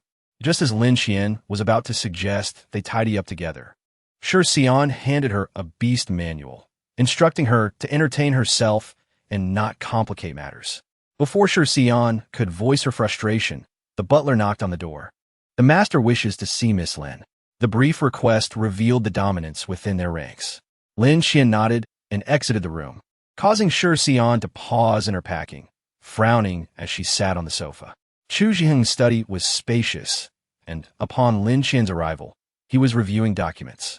Noticing her, he set aside the materials, handed them to Lin Qian, and gestured toward the nearby sofa. "Please have a seat." Though Chu Zhiheng was not yet 50, his hair had turned entirely gray, yet he still exuded vitality. Lin Qian settled into the indicated seat, instinctively crossing her legs, and smiled. "Pleasure to meet you, Master Chu." Chu Zhiheng glanced at Lin Qian, took a sip of tea, and began, "I wish to inquire about Qiuyo. My wife passed away early, and I am often preoccupied, leaving me distant from my children. Qiuyo is still young and may not comprehend many matters. I hope you can be patient with her." "Master Chu," Lin Qian replied earnestly, "I must say, your daughter is indeed remarkable. I completely understand why you have placed your hopes in her. Truthfully, considering her statistics, controlling numerous foreign objects poses a significant challenge for her." Lin Qian openly expressed her admiration for Chu Qiuyo. Noting her ability to discover a combat style suitable for herself was commendable. Chu Zhiheng appeared disinterested in the combat details, listening vaguely, before shifting to casual talk, hoping Lin Qian would look after Chu Qiuyo. After some light exchanges, Lin Qian finally opened and reviewed the documents Chu Zhiheng had handed her. The materials were thin and could be perused quickly. Lin Qian recognized that this was the entirety of what the Chu family had been able to uncover regarding her and Sure Xian. A series of classified documents made her chuckle. The information was scant, detailing only Lin Qian and Sure Xian's life experiences, evidently the result of the Chu family's agents in the central district exerting their utmost efforts. After finishing the documents, Lin Qian set them aside with a smile. "The information about Xian and me is not easily obtainable. Our records in the upper echelons of the central district are classified. If Master Chu has any significant inquiries, feel free to ask directly. While I may not divulge everything, I am willing to share more, considering we are still in collaboration. Establishing a cooperative relationship without clarity was concerning not only for Chu Zhiheng, but for Lin Qian as well. If convenient, I would like to know the reasons behind your departure from the Central District. I have reviewed your backgrounds, your father's death and your mother's remarriage. While Shi Xian is an orphan, both of you were raised by the Aberrant Research Institute in the Central District. To rebel merely for emotional reasons seems implausible. Chu Zhiheng carefully selected his words. Additionally, I believe there must be reasons for your choice of the Chu family, correct? Lin Qian let a rare laugh. You need not probe into our sentiments toward the Central District. Ultimately, our relationship is one of mutual exploitation. As for why I refer to it as such, I think it's not the right time to disclose that, Master Chu. Do not doubt the bond between Xian and me. The Central District can never hold greater importance in our hearts than each other. Chu Zhiheng instinctively glanced at the small device resting on the sofa, and Lin Qian followed his gaze. It was a tiny black light detector, scarcely the size of a finger, nearly invisible against the black upholstery. The device had remained silent throughout, indicating neither party was lying. Upon realizing that Lin Qian had noticed the lie detector, Chu Zhiheng showed no sign of embarrassment, continuing, I heard from the song that you intend to venture into the unknown territories. Since the song has already been promised, the Chu family will certainly fulfill their word. However, given that Xiuqiu and Chu Jing will also be joining, as a father, I must inquire about the purpose of this journey. If it poses too great a danger, I would prefer Xiuqiu and Chu Jing to remain at home. Chapter 30. The Father is Still Alive. Part 1. Lin Qian did not speak falsely. The unknown realm is devoid of rules. The perils lie not only in the monstrous beasts that dwell within, but also in the unknown individuals that may appear. Beneath the lure of great profit, those of a younger age are akin to lambs waiting for slaughter in such territories. During Lin Qian and her companions' training in the Central region, she lost count of the number of assassination attempts and robberies they endured. Especially as they ventured deeper into the unknown, assaults from both people and beasts became relentless, leaving her utterly exhausted. Lin Qian pondered, is a 50-50 chance. If we do not encounter an S-class beast, both Xin Yin and I should manage to hold our ground. Yet, should we cross paths with one, the situation would become precarious, and we must remain wary of certain individuals. As you know, we are not of considerable age, and in the unknown realm, we are bound to attract unwanted attention. However, if they make significant progress before we embark on our journey, I would think it feasible for them to venture into the unknown. After all, practical experience is the swiftest way to test one's capabilities, and one cannot protect them for a lifetime. Engaging in more real combat may enhance their chances of survival amidst future beast tides. Lin Qian refrained from voicing this thought, as her rapport with the Chu family had yet to reach a level where such crucial information could be shared. With a smile, Lin Qian leaned back against the sofa. You have spoken at length. Now it is my turn, Master Chu. Hong Sheng possessed a striking appearance, distinct from the delicacy of Xin Yin and the gentle lines of Huai Jiayan. His features were well-defined, with a prominent nose and thin lips, and his slightly sunken yet captivating eyes bore a sharpness that rendered him unforgettable. Lin Qian retrieved the remaining photographs from her pocket, laying 3 side by side. Despite their varied expressions, each pair of eyes mirrored the depths of the ocean, as if one glance would ensnare the beholder. The same individual? Chu Zhiheng was perceptive enough to notice. A facial mask? Such masks are not a secret. Individuals from the Central region don them when traversing the outskirts. Chu Zhiheng was not surprised by Lin Qian's awareness. I expected you to pose more probing questions, yet you simply inquired if I had seen this person? Chu Zhiheng waved the photograph in his hand. Has this individual also betrayed the Central region? It seems there have been numerous betrayals in recent years. Furthermore, the one you are familiar with must hold a significant position in the Central region, correct? Without some strength, how could you safeguard the individuals in the outer 5 districts? How many more food wars can you endure? In a food war, the more one cares for the populace, the harsher the defeat, as exemplified by the Chu family, who have suffered greatly in recent years. Moreover, the Chu family is no longer what it once was. They possess few high-level artifact bearers and must avoid direct confrontations with other families. The prominent high-level artifact bearers are not something the Chu family would disregard. Yet, they share a deep bond with Lin Xian, and if these individuals were to join their ranks, Lin Xian would undoubtedly secure her place within the Chu family, potentially leading to greater crises for them. As the topic unfolded, Chu Zhiheng relaxed. You willingly brought forth this information and now question what I might offer in exchange? Lin Qian merely smiled, sipping her tea. Our communications between the outer and central regions typically occur through infiltration. Our informants are primarily selected by sifting through their database. Though most informants possess limited intelligence, understanding the prevailing winds of the central region suffices for us. People do not simply emerge from nowhere, do they? Chu Zhiheng rose and approached the bookshelf, rummaging for a document that he laid upon the table for Lin Qian to peruse. The document contained distinctly dated information. Initially, no traces of this individual's life could be uncovered, but later, extensive details emerged, indicating that the subsequent data were likely a smokescreen released by the Outer District. These actions suggest that the Outer District is well aware of this individual's true identity, yet the Outer 5 districts have indeed failed to discern it. Seemingly anticipating Lin Qian's skepticism regarding the Chu family's intelligence network, Chu Zhiheng elaborated. Do not underestimate our information network. Although the Chu family has declined in recent years, a century's worth of intelligence setup is not easily dismantled. Thus, I am certain that this individual is an S-class artifact bearer who emerged from the central region 18 years ago. However, I have also conducted extensive inquiries, and no S-class artifact bearer was expelled from the central region 18 years ago, correct? Lin Qian's mind blanked. 18 years ago, indeed. No S-class artifact bearers were ousted from the central region. Yet during that year, 3 S-class artifact bearers perished, namely, the parents of Xin Yin and Lin Qian's own father. Lin Qian glanced up at Chu Zhiheng, who was scrutinizing her intently, seemingly gauging her reaction. If it truly pertains to 18 years ago, it must be one of the 3 deceased S-class artifact bearers. Lin Qian closed her eyes. The central region had claimed that their small team encountered an S-class beast, resulting in 3 deaths without intact remains. If they had arrived in the outer district that year, it is more plausible that one of the 3 survived. Do you have any photographs? I wish to see the true visage of that individual. Chu Zhiheng produced a new set of materials. There are a few.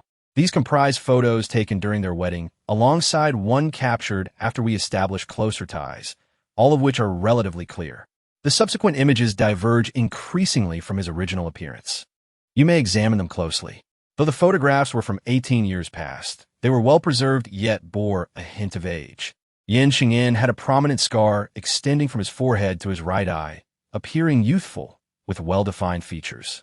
Upon comparing just his nose and chin, one can indeed discern a resemblance to Lin Qian. Over time, Yin Xingyin underwent considerable transformation, becoming strikingly beautiful, evolving from a traditionally handsome man to a more androgynous visage, almost unrecognizable from the original. According to the dated labels, this change transpired within just 2 or 3 years. The most recent photograph, taken at the age of 40, depicted someone who appeared to be in their 20s or 30s. Despite being 40 years old, his visage lacked wrinkles, and his features had softened considerably, appearing as if 2 entirely different individuals. Had it not been for the unchanged scar atop his head, connecting the 2 would have been a challenge. It is no wonder that Chu Zhiheng found this perplexing. Lin Qian felt similarly. How could one's features alter so drastically overnight, seemingly without the aid of a facial mask? The human face cannot change so suddenly. Something must have transpired. Chu Zhiheng observed Lin Qian, who was frowning in contemplation, remarking, "It seems you find this information rather intriguing, Miss Lin." Chapter 31. The Father is Still Alive. Part 2. Recognizing that his objective had been achieved. Chu Zhiheng made no effort to retain Lin Qian, offering a few parting words to ensure she would look after Chu Qiuqiu before allowing her to depart. In contrast to Chu Zhiheng's calm demeanor, Lin Qian appeared significantly more agitated, though she masked her emotions well. Those familiar with her could discern the unrest simmering beneath her composed facade. Lin Qian surveyed the entire room, confirming the absence of surveillance cameras and recording devices, and remarked, "The Chu family is quite considerate. At least since our arrival, we have not been monitored. Shursinian replied, of course. If they were to monitor us after we arrived, it would be difficult for them to manage the situation once we discovered it. What have you discussed? Lin Qian suppressed her confusion and spoke deliberately. Sinian, my biological father, Lin Zhengyan, is still alive. How is that possible? Sinian exclaimed, springing to his feet.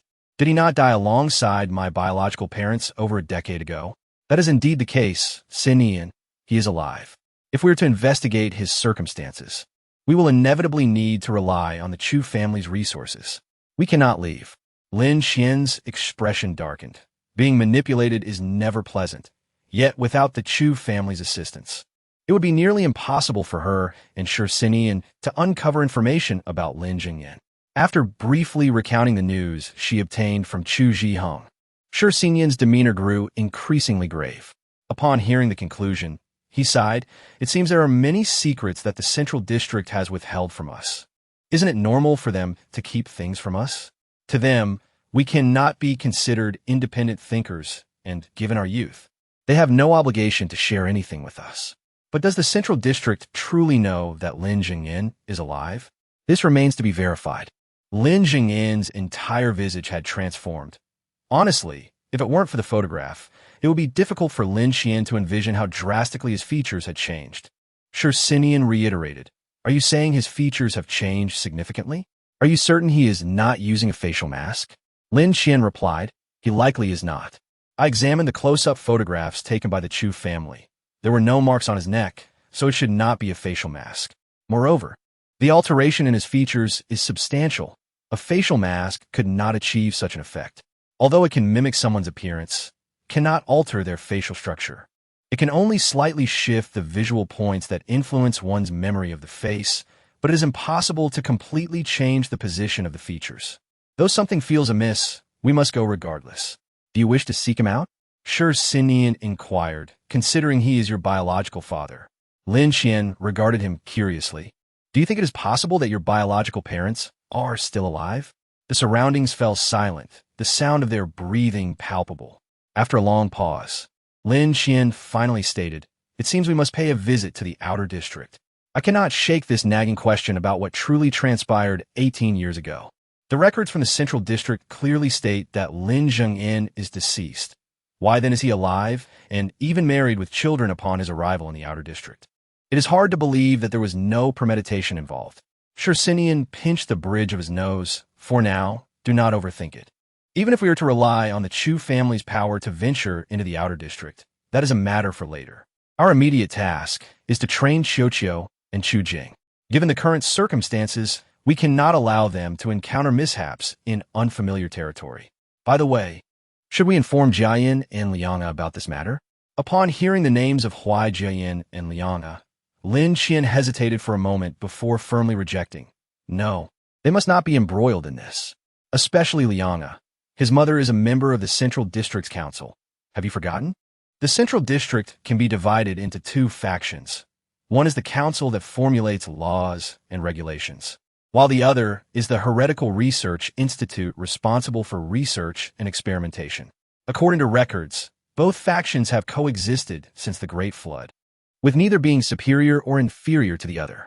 If both sides are unaware of this situation, it would be manageable. However, if one side is informed and the other is not, it could lead to complications if they dispatch personnel to investigate. Fine, let's not speak of it. Sinian said. You know me. I'm a chaotic bird. I would never interfere with your decisions. Had it been any other time, Lin Qian might have teased Sinian for his comment. But this time she exhaled deeply, I understand. Let's rest now, Sinian.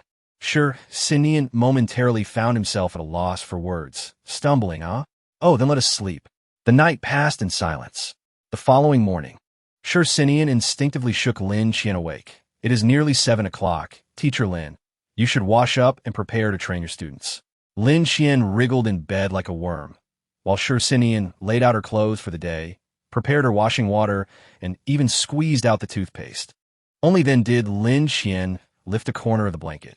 It is now 6:15. If you wash for 20 minutes, will you have time for breakfast?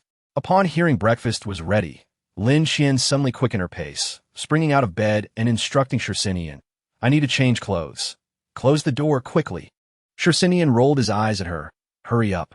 Within 5 minutes, Lin Qian emerged from her room, having changed, and dashed to the restroom to complete her morning routine in 15 minutes, signaling Shursinian that they could now head for breakfast. Upon arriving at the cafeteria, the clock's hands pointed to 6:40. They had 20 minutes before the training session they had agreed upon yesterday. The trays in the corner of the cafeteria were already piled high, and Lin Qian scanned the room, not spotting Chu Qiuqiu and Chu Jing. Stop looking after breakfast. We won't be able to train immediately. They must have already eaten and are waiting outside, Shursinian remarked. You should eat less. We are training soon, understand? After hastily finishing breakfast, Lin Qian and Shursinian discussed, let's split up. I will take Qiuqiu, and you take Chu Jing. How does that sound? Today, I plan to help Qiuqiu refine her combat style. What about you? Chu Jing's combat style is fine, but his swordplay is somewhat simplistic. I will help them refine it a bit today. Let us have them spar with us once a week to assess their progress. What do you think? Then it is settled. Lin Qian and Shursinian were not in a hurry. They continued their discussion as they walked, soon arriving at the courtyard. Chu Qiuqiu and Chu Jing were already there, seemingly engaged in a lively conversation, both laughing brightly. At 7 o'clock, the main house's bell rang punctually, tolling 7 times. Good morning to you both, Lin Qian greeted them. We deliberated for quite a while last night, and I believe it is best for us to split into pairs. I will take Qiuqiu, and Sinian will take Chu Jing. Do you have any objections? Shursinian glanced at her with a smirk and said, Indeed. Qiuqiu's combat style resembles yours, Qianqian. We discussed it and concluded that individual training would be more effective, but if you have anything to say, please do. We have no objections, Chu Qiuqiu replied. Father said to follow your arrangements. Lin Qian pursed her lips, then it is settled. Let us first refine our combat styles. Generally, entities are categorized into close-range attackers, mid- to long-range attackers, long-range attackers, and support types.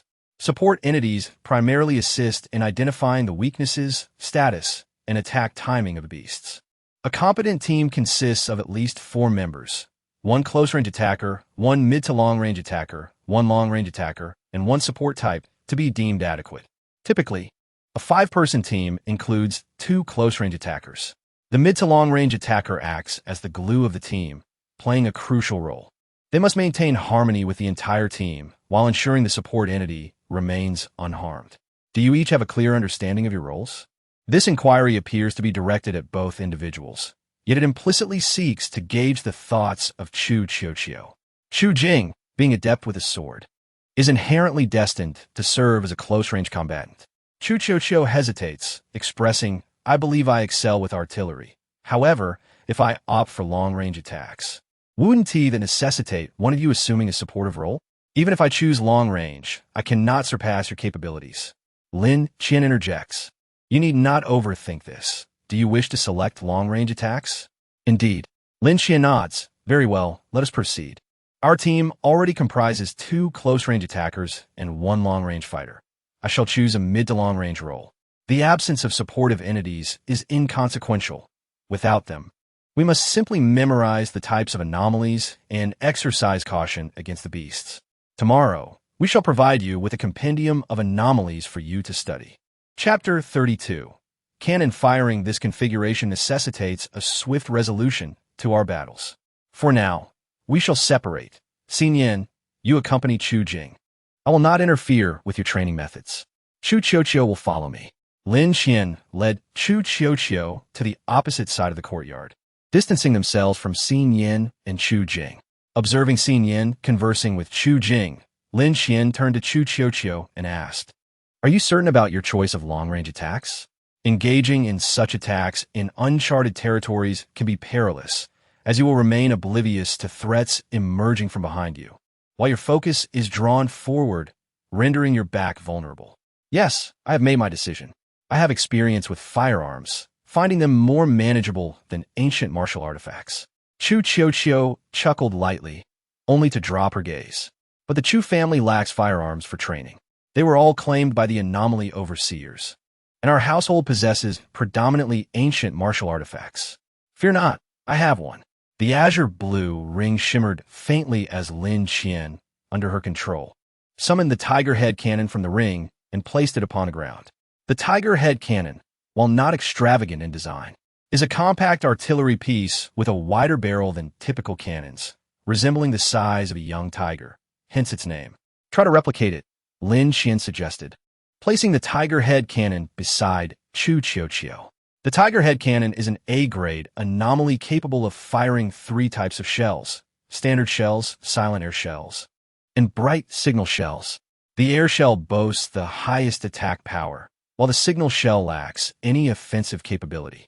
A standard shell can inflict serious injury on a D-grade beast with just 3 shots. Conversely, the formidable air shell, if aimed at a D-grade beast's heart, can prove insurmountable. However, the tiger head cannon requires significantly longer charging times compared to other artillery anomalies. Standard shells necessitate a charging period of up to 5 minutes, while air shells require an extensive 20 minutes. Due to these characteristics, despite its immense power, it was seldom chosen in the Central District, ultimately finding its way into the hands of Lin Qian, who can simultaneously manipulate multiple anomalies. Yes, Chu Qiuqiu placed her left hand upon the tiger head cannon and her right hand in the air, causing the lizard gloves to appear naturally on her hand. She became a conduit as golden particles flowed from her left hand to her right, and after approximately 10 minutes, the particles coalesced into a replica of the tiger head cannon, at which point she lowered her hands. Chu Qiuqiu tested the weight and feel of the replica. It's quite heavy. After all, it is an artillery weapon. Have you heard of cannon firing? Lin Qian inquired, lifting the replica tiger head cannon, which was slightly lighter than the original. I have heard of it. Anyone familiar with artillery would undoubtedly recognize the term. Cannon firing refers to a combat technique wherein the lengthy charging times of artillery anomalies can be interrupted. To prevent such interruptions, one has 2 choices: to conceal oneself or to maneuver in a manner that prevents the beast from disrupting the charging process. Cannon firing entails engaging in battle while simultaneously allowing the anomaly to charge, thereby averting interruptions. As long as one can manage to participate in combat while attending to the charging anomaly, any method employed can be considered cannon firing. This technique is undoubtedly advantageous, yet most refrain from adopting it. Only a select few can control multiple anomalies. Relying solely on personal combat involvement is fraught with danger. The safest approach remains to maintain distance while charging artillery anomalies to avoid disruption. Since you are aware that I can utilize various anomalies simultaneously, I shall demonstrate the cannon firing technique I have developed. Lin Qian retrieved a small, elegant firearm from the azure blue ring. The gun is pristine white, adorned with a beautiful rose engraving on the grip. This is my A-grade anomaly, White Rose. Its attack power is not particularly formidable, but it can continuously fire standard bullets and air rounds, which are silent and without time constraints. Lin Qian secured the White Rose to her thigh and fetched a piece of Millennium Cold iron from the corner. This setting is not suitable for cannon training. Thus, I shall refrain from firing. Instead, I will employ the White Rose to strike this Millennium Cold iron. You merely need to time it. As the timer commenced, Lin Qian delivered a swift kick to the tiger head cannon, propelling it skyward. Bang! The first shot rang out. Lin Qian leaped to catch the cannon before it fell, slightly adjusting its sight before firing again. Bang! The moment the cannon touched the ground again, she seized it and launched it skyward at an angle. Bang bang! 2 more shots followed. While momentarily airborne, Lin Qian once more fine-tuned the cannon's precision before aiming at the Millennium Cold Iron for another shot. Bang! Chu Qiuqiu observed Lin Qian's movements intently. Though the actions repeated, they were executed with such agility, progressing in a graceful arc, gaining speed, and increasing the rate of fire to the point where Chu Qiuqiu could scarcely count the shots fired. As the 5-minute mark approached, Lin Qian steadied the tiger head cannon before the Millennium Cold Iron. Were this a genuine beast, a shot to the back of the head would surely result in severe injury. Her movements were fluid, light, and devoid of hesitation. This was Lin Qian's combat style. Chu Qiuqiu sensed that Lin Qian's cannon firing technique bore a striking resemblance to her own experience with the Lien Wolf's Tail yesterday, both relying on finesse and devoid of any clumsiness. This seems quite challenging, Chu Jing remarked, his surprise evident. Her movements are decisive. Does she not hesitate at all? It appears her actions are devoid of any superfluous motions. Xin Yin patted Chu Jing's shoulder and moved toward Lin Qian, remarking, "You've regressed, Qian Qian. Only 32 shots in 5 minutes. Even with a moving target, you used to manage 40 shots in the same time frame. It's been several months since I last practiced. I feel somewhat out of practice. Should we venture into uncharted territories, we may need to refine our skills further." Lin Qian set the tiger head cannon down and stretched her arms.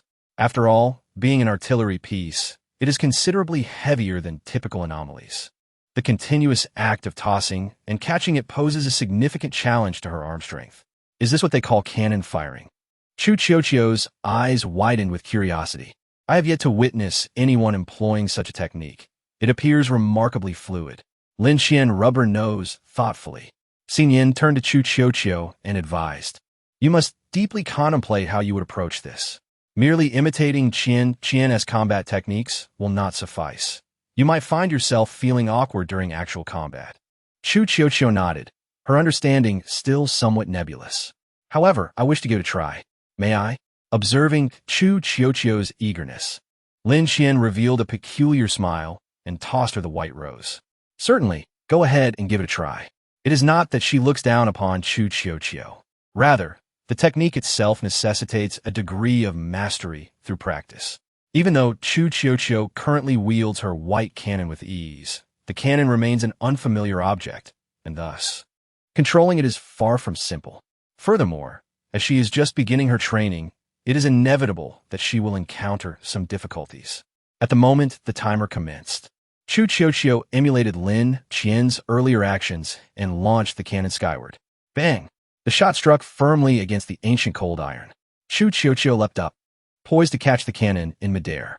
The weight of the cannon was considerable, and when it slammed down onto her arm, beads of cold sweat emerged, leaving her no time to adjust the cannon's sight.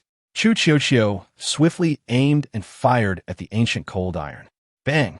This shot barely grazed the edge of the iron. Lin Qian frowned and remarked, "You're off." Indeed, it was chaos. As soon as the cannon landed, Chu Qiuqiu threw it back into the air. Bang! Bang! Lin Qian and Shi Sinian possessed keen eyes and immediately recognized that while Chu Qiuqiu had started off well, her second shot was a complete miss, failing to strike the ancient cold iron at all. Although the ancient cold iron was relatively small, it was stationary, if she could not hit a stationary target. It was evident how flustered Chu Qiuqiu had become. Once more, Chu Qiuqiu soared into the air, this time exercising caution.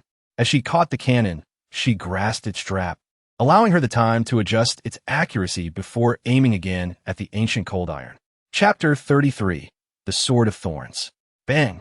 Yet again, this shot merely skimmed the edge of the ancient cold iron. Chu Jing watched silently, his fists clenched beneath his sleeves. Fortunately, Chu Qiuqiu was diligent in adjusting her stance and quickly found her rhythm. Although she had missed many shots, she ultimately managed to steady herself before the 5-minute mark, positioning herself in front of the ancient cold iron. "How did I do, Teacher Shaolin?" Chu Qiuqiu exclaimed, dragging the cannon over with enthusiasm, sweat still glistening on her forehead. Lin Qian took the replica cannon from her hands. It was evident that Chu Qiuqiu had earnestly adjusted the sight, though its accuracy remained lacking. Concerned for her injured arm, Lin Qian sighed, "Roll up your right sleeve, so I could take a look." Chu Qiuqiu obediently complied, revealing a bruise where the cannon had struck her. Lin Qian gently pressed, causing Chu Qiuqiu to exclaim in pain. She had likely been hit quite hard. "You fired a total of 21 shots, with 7 misses. 11 shots barely grazed the ancient cold iron. Your accuracy is indeed quite far from satisfactory." Lin Qian's words brought Chu Qiuqiu back to reality. As she gripped her trousers, the exuberance that had adorned her face vanished entirely. "But I must say, you did quite well," Lin Qian added with a smile. "Teasingly surprised, were you? Although your precision leaves much to be desired, considering that you were injured by the cannon. This level of accuracy is commendable, especially since it was your first attempt. How did it feel to fire the cannon for the first time?" Lin Qian playfully tapped her forehead. "Do you have a medical room? We should first check if your arm is all right." The latter part was directed at Shi Sinian, who nodded in agreement. suggesting they ensure no bones were injured.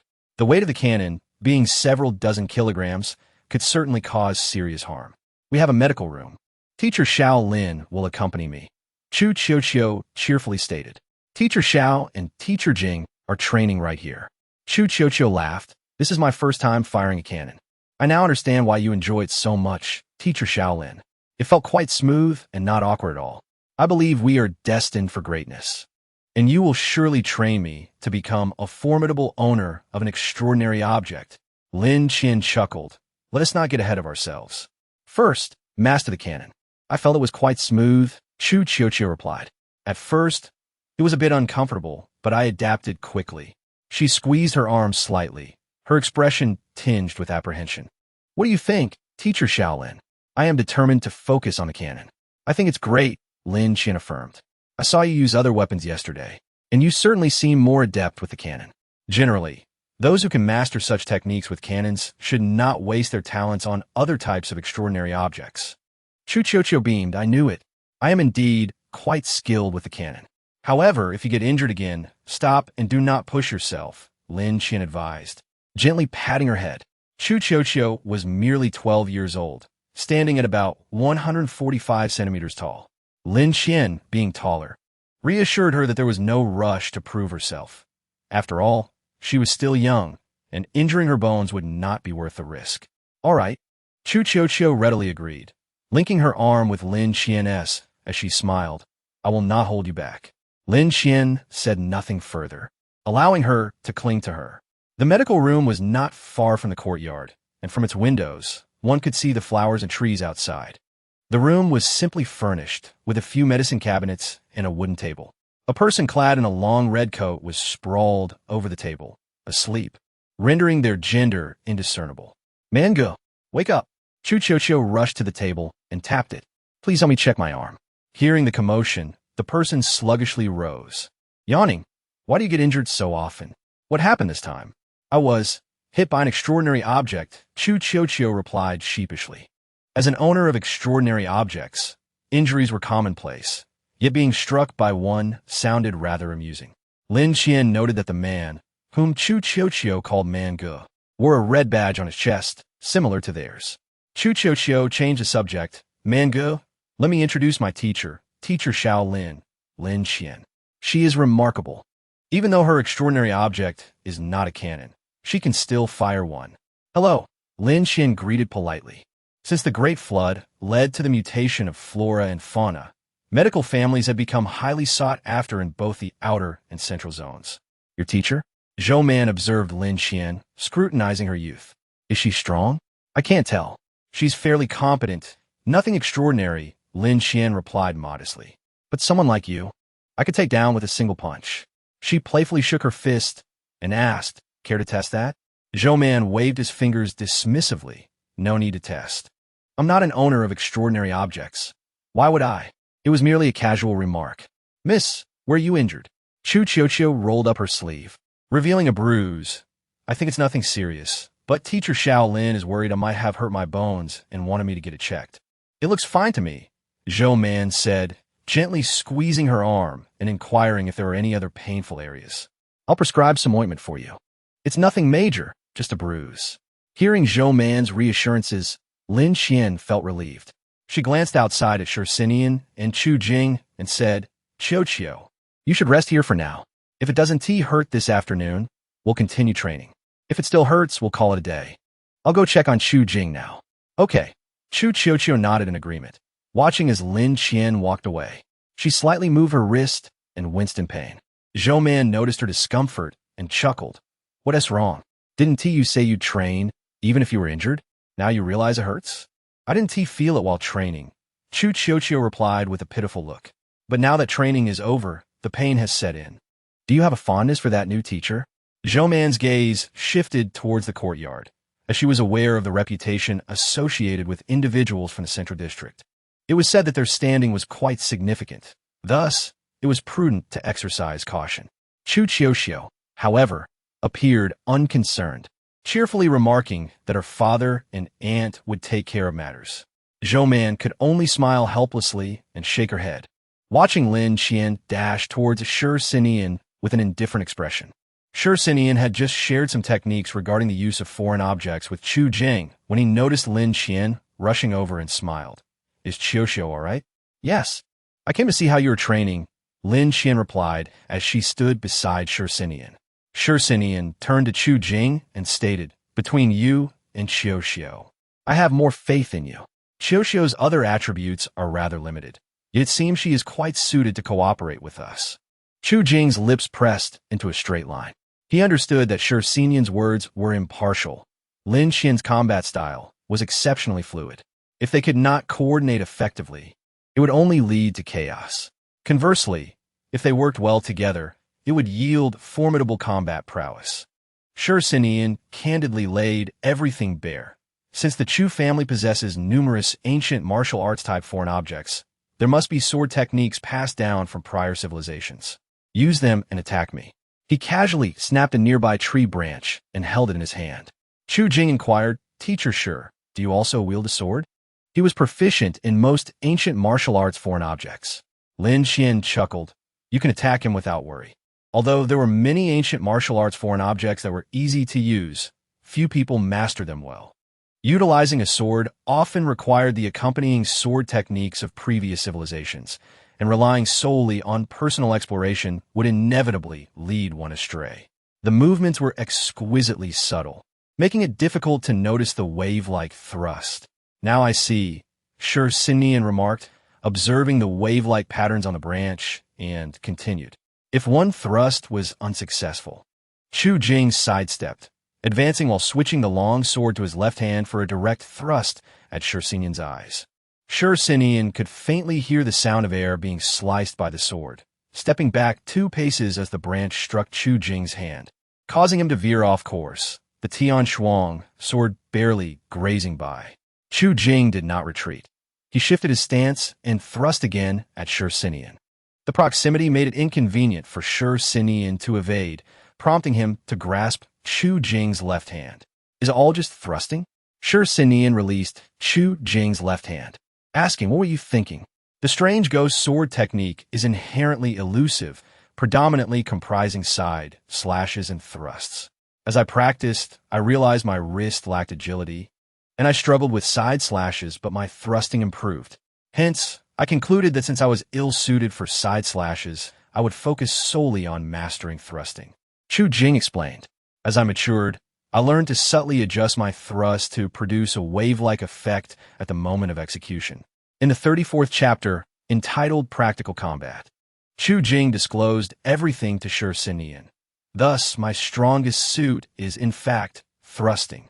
Sure Sinian recalled that during his previous spar with Chu Jing and Chu Qiuxiu, very little thrusting had been employed. After a moment of contemplation, he remarked, So, when you sparred with Qiuxiu yesterday, you weren't giving it your all? Not exactly. Chu Jing replied. It was just that I found it difficult to unleash my full potential while sparring with her. Whenever I prepared to thrust, the young lady would switch foreign objects, making it challenging to find the right moment for my thrusts. Lin Qian interjected, From what I observed in your combat yesterday, your sequence was incorrect.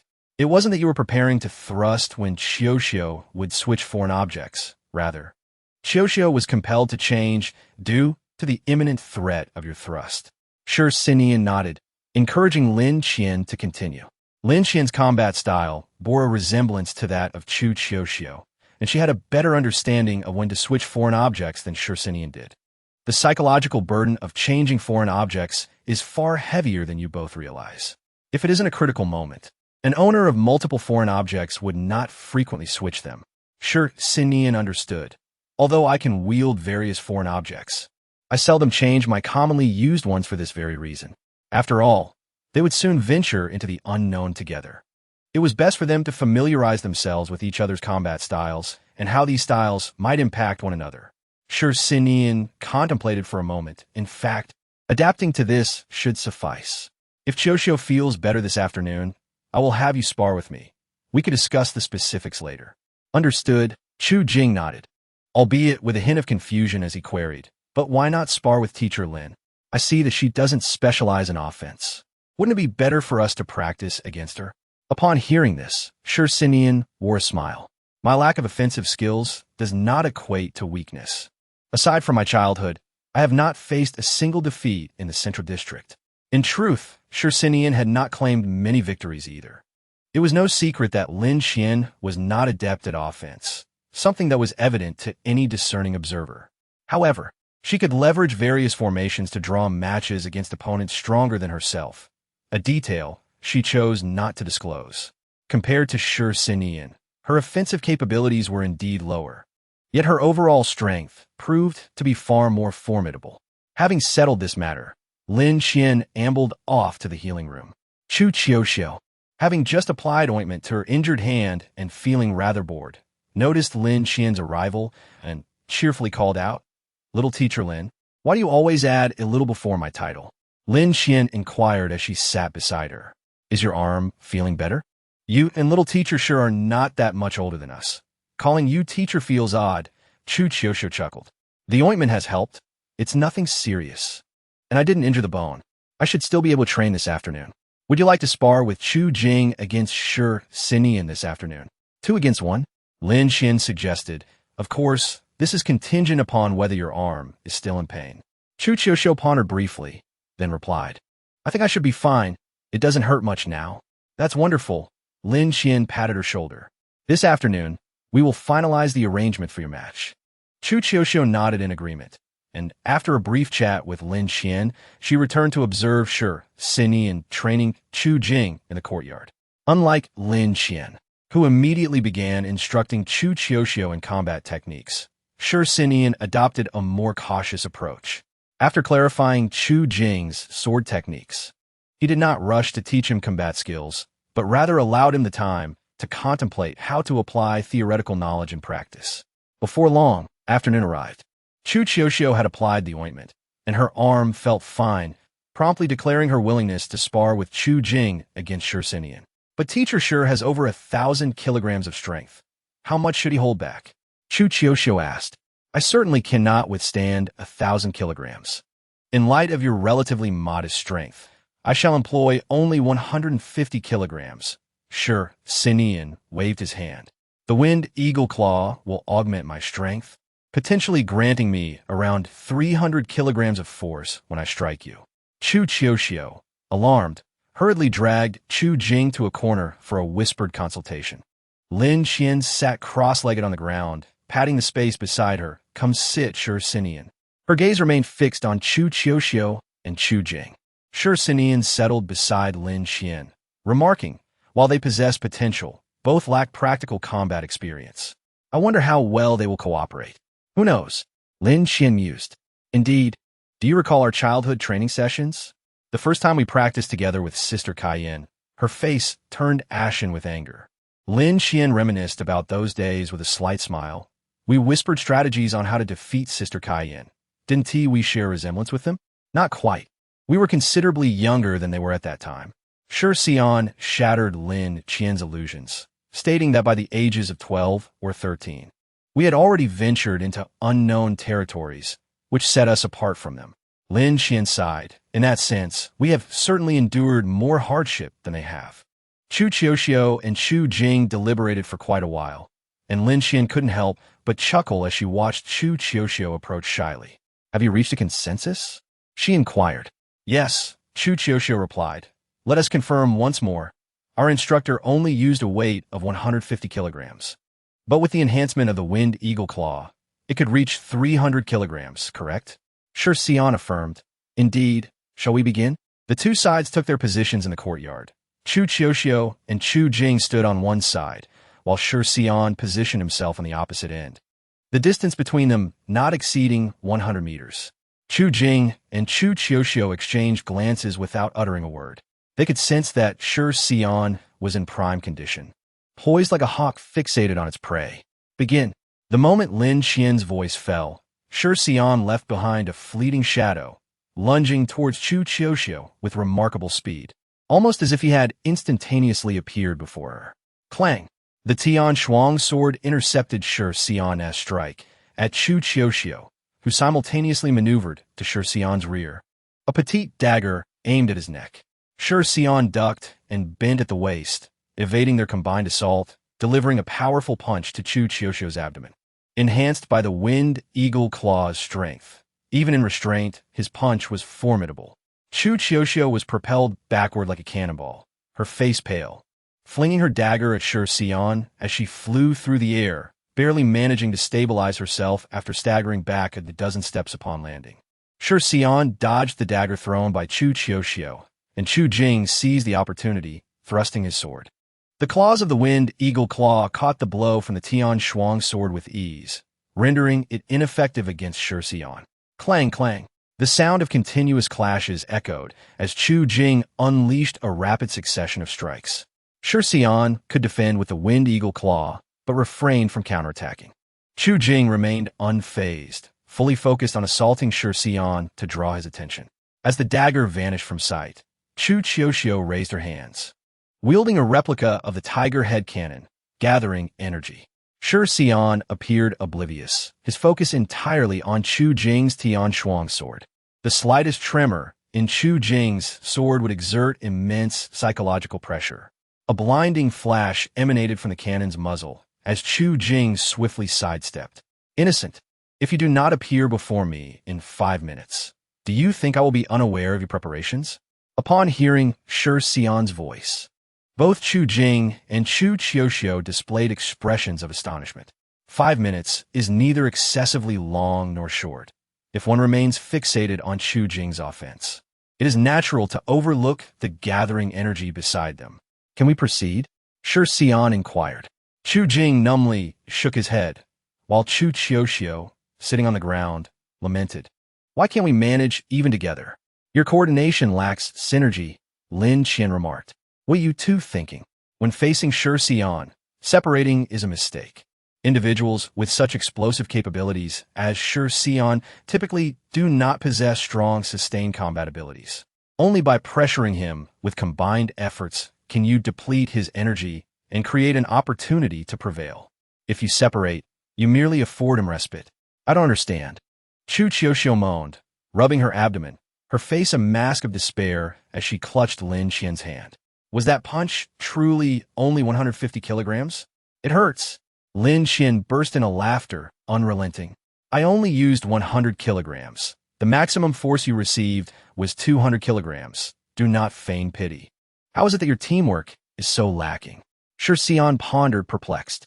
Haven't you lived together since childhood? Shouldn't you understand one another through mere eye contact? Because we've only practiced against each other, never with anyone else, and certainly not against two opponents simultaneously. We haven't even hunted a single beast, Chu Jing explained. Chapter 35. Training. Lin Qian expressed her astonishment. What have you two been doing then? Training. The Central District's training primarily consisted of sparring and hunting beasts. Hearing about your training, I find it hard to comprehend. Lin Qian massaged her temples. Having never heard of such methods, the outer districts must be excessively protective of you. Chu Qiuxiu and Chu Jing exchanged glances, both wearing an expression of embarrassment. Chu Jing spoke first. We want to try real combat, but they have always been apprehensive. Lin Qian understood the concerns of the Chu family. She and Shi Xian could see that Chu Qiuxiu and Chu Jing possessed some innate talent, and the Chu family surely recognized it as well. Yet, excessive protection in a world teeming with beasts is indeed a waste of potential. It shouldn't be that severe. Chu Qiuxiu murmured. All right, I will find an opportunity to discuss this with the head of the Chu family. Not participating in real combat is not a viable situation, Lin Qian concluded. However, before that, I must emphasize that your practical skills are woefully inadequate. For 1 month, you will have no other training, only real combat practice. You will either spar with each other or face me or Shi Xian. Lin Qian smiled at them. Of course, we will temper our strength appropriately. This week, Shi Xian will only use 150 pounds of force, while I will employ only the Lian Wolf's Tail artifact. In the second week, Shi Xian will increase to 250 pounds, and I will use both the Lian Wolf's Tail and another artifact, and so on. How does that sound? We have no objections, Chu Qiuxiu nodded. Is our goal to defeat you? Honestly, both Shi Xian and I are eager to venture into unknown territories to find our friends. Therefore, we wish to act swiftly. Rest assured, we will not make it difficult for you. Let us schedule it for every morning, You will have 1 hour, and your task is to endure without being knocked down within that hour. If you manage to complete this week's task ahead of time, the remaining days can be yours to rest. However, similarly, rewards must be accompanied by consequences. With a smile still gracing her lips, Lin Qian added, I truly like you both and would be reluctant to impose penalties. If you fail to complete the tasks of the first 3 weeks, that is one thing. But if in the 4th week you still cannot endure for an hour, causing me to miss the opportunity to rescue my friends, then in the 5th week, we will have to lift all restrictions and continue this task indefinitely. Chu Qiuxiu and Chu Jing shivered at the thought. Given their significantly younger age compared to Shi Xian and Lin Qian, the disparity between S-level and A-level artifacts was immense, and their own artifacts were not advantageous. If Lin Qian and Shi Xian were relentless, they would undoubtedly not withstand for even an hour. Best of luck, Lin Qian encouraged. If you can endure for an hour under our hands this month, I will advocate for you to become B supervisors, enabling you to participate in real combat. Do not let me down. Understood. As Chu Qiuxiu sulked, Lin Qian pondered the upcoming practical combat exercises and inquired, Do you have any questions regarding the practical training that you would like to ask us? We will do our utmost to provide answers. For knowing oneself and one's adversary is essential. I have long wished to know something. Why does Teacher Xiao use the foreign object provided by Teacher Shaolin? Does Teacher Xiao not possess her own foreign object? Chu Qiuxiu raised her hand first. Is this the ability of Teacher Shaolin's foreign object? Indeed, my affinity for foreign objects is rather low. I cannot utilize a single one. There is no need to conceal what will inevitably be revealed. My ability to wield foreign objects is entirely thanks to Qianqian's unique skill. Lin Qian acknowledged with a nod. I believe I have mentioned that I can control several foreign objects simultaneously, yet I have never disclosed what my ability entails. My power is that of plunder. If I have touched a foreign object with the tail of the Lian wolf, it will recognize me as its master if it lacks an owner, allowing me to lend it to others, and I can even unilaterally sever ties with it. Of course, this only applies to foreign objects. Upon hearing this, Chu Qiuxiu and Chu Jing exchanged glances, uncertain of how to respond. This ability was indeed singular. Chu Qiuxiu muttered softly, How can such a capability exist? It seems to defy nature. When I chose this object and performed the blood oath to claim it, a mutation occurred, resulting in this phenomenon. The precise reason eludes me, and it remains a mystery even in the Central District. Lin Qian did not elaborate further, sharing a knowing glance with Shi Suanyin and giving him a wink.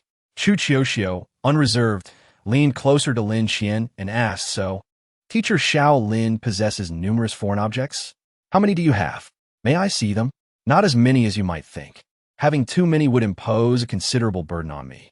I do not keep any low-grade objects. The least valuable ones I possess are all grade A. Lin Qian then summoned all her foreign objects from the azure ring with the tail of the Lian wolf. Aside from the items they were familiar with, such as the tail of the Lian wolf, the claw of the wind eagle, the azure ring, the tiger head cannon, and the white rose, there were 5 additional grade of foreign objects. Seating herself on the ground, Lin Qian pointed to a nearby black object and began her introduction. This is the Shadow Blade, which possesses the ability of corrosion. A wound inflicted by the Shadow Blade will be corroded. While beasts may withstand it, humans face great peril. The Ice Eagle Eye, a gift from the Ice Eagle, grants exceptional vision. Even the slightest movement within my field of view, such as a fly, is crystal clear, though it lacks offensive capability. The Rib Knife, crafted from the ribs of the goat-headed man, is notably sharp, capable of slicing through the hide of the stone-skinned lion, one of the hardest species discovered from the previous civilization. The spear known as Clear Shadow is intriguing. Once a target is locked on, the bullet can even curve. I quite like this one. These are all the foreign objects at my disposal. Should you engage in combat with me, I will select from this collection. The Claw of the Wind Eagle is designated for Suanyin. I shall not utilize that, but the others are all potential options. After Lin Qian's brief overview of the remaining foreign objects, Chu Qiuxiu and Chu Jing exchanged incredulous looks, at a loss for words. The abilities of these objects, while not necessarily top tier, were certainly above average. Coupled with the tail of the Lian wolf, Lin Qian's arsenal encompassed a wide range of attack distances and weapon types. After absorbing this information, Chu Qiuxiu exclaimed, "The abilities of these foreign objects are impressive. Are they all from a central district, Teacher Shaolin?" "The central district is not so generous. These are my own," Lin Qian replied with a roll of her eyes. "Except for the tail of the Lien Wolf, which indeed came from the central district, the rest were acquired during our trials in the unknown realm." Once she finished speaking, Lin Qian fell silent. The existence of these natural foreign objects was one matter. Several of the man-made ones were acquired after repelling attackers who sought to seize them. This included the tiger head cannon. Chu Qiuxiu grasped the implication behind Lin Qian's words, her face paling. You have killed someone?" "Yes." Lin Qian's smile held a hint of malice, intended to intimidate her. "When I took my first life, I was about your age, 12 or 13. Look, this scar is a reminder of when I was too slow." With that, Lin Qian rolled up her left sleeve, revealing a prominent scar on her upper arm, a clear indication of a serious injury. Had he been more precise, it might have been me who perished. Feigning a sigh, Lin Qian lowered her sleeve. "What? Are you frightened?" She gestured toward Chu Qiuxiu and Chu Jing. "With your grade of foreign objects, I could take you down with a single punch." Chu Qiuxiu, still young and naive regarding the concept of killing, hastily shifted the conversation to inquire about combat techniques from Lin Qian and Shi Suiyin, even discussing which opponent to choose for the following day, pretending not to have heard Lin Qian's assertion of having taken lives. The ensuing month proved arduous for Chu Qiuxiu and Chu Jing. Lin Qian and Shi Suiyin's training regimen was straightforward, pure combat with no leniency. They did not relent even with certain restrictions. To them, these constraints were mere trifles compared to the strength of their opponents. Aware that Lin Qian was not particularly skilled in offense, Chu Qiuxiu and Chu Jing once chose her as an adversary. However, before they could land a strike, Lin Qian cheerfully ensnared them with the tail of the Lien Wolf, hanging them from a tree. From that moment on, they abandoned any thoughts of using Lin Qian as a stepping stone and instead focused their efforts on Shi Suiyin. Yet, was Shi Suiyin an easy opponent to handle? Certainly not. His explosive power surpassed Lin Qian's, and enduring an hour against him meant receiving an hour's worth of punishment. The injuries Chu Qiuxiu and Chu Jing sustained over this month far exceeded any they had accumulated over the past decade. Fortunately, this rigorous training lasted only an hour, followed by an extensive half-day of combat review. Occasionally, Lin Qian and Shi Suiyin would impart some combat techniques to them. Chu Qiuxiu and Chu Jing would sometimes request another round of practical training, and as time passed, they grew accustomed to their daily bruises. Such commotion had long since caught the attention of Chu Zhiheng and Chu Zhige. As heads of the Chu family, they felt a pang of sympathy for Chu Qiuxiu and Chu Jing's prolonged injuries, but refrained from interfering excessively in Lin Qian and Shi Suiyin's instruction. Others, however, held a different perspective. Even knowing the training was for Chu Qiuxiu and Chu Jing's benefit, they still felt distressed for the two children. For an entire month, even when Lin Qian and Shi Suiyin merely went out for meals or to collect supplies, they would be met with disapproving glares. Even Zhou Man, who occasionally spotted Lin Qian, would remark, "You should go easy on them. After all, they're only 12. Lin Qian would retort, "When Suiyin and I were 12, we were already killing in the unknown realm. I haven't even pushed them to that point yet. I'm being more than merciful." Every time Zhou Man heard Lin Qian's emotionless mention of killing, a cold sweat would break out, prompting him to secretly observe for several days to ensure Lin Qian and Shi Suiyin had not taken Chu Qiuxiu and Chu Jing away. The intense practical training led to rapid progress for Chu Qiuxiu and Chu Jing. Compared to their initial performance, they had improved significantly. On the final day, they managed to withstand an hour of Shi Suiyin's assaults, barely meeting the standards set by Lin Qian and Shi Suiyin.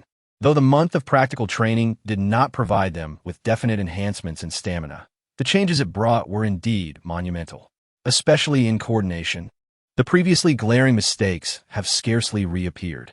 Often, Chu Qiuxiu and Chu Jing could still conspire to set traps for Shi Suiyin. Perhaps the pressure of real combat was too great, causing Chu Qiuxiu to lose weight and slightly increase in height, her eyes shining brightly. Chu Jing also lost some weight. His already frail physique appeared even more slender, yet he seemed entirely disconnected from the cunning individual he once was. On the day they completed their mission, it coincided with the day before the holiday of Red Moon Day.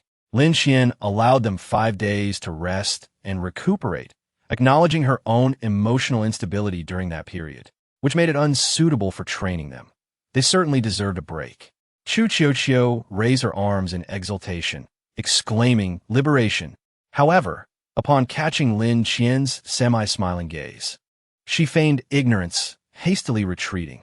It was an unnecessary concern on her part, as Lin Qian, already emotionally volatile during Red Moon Day, would refuse any additional training regardless.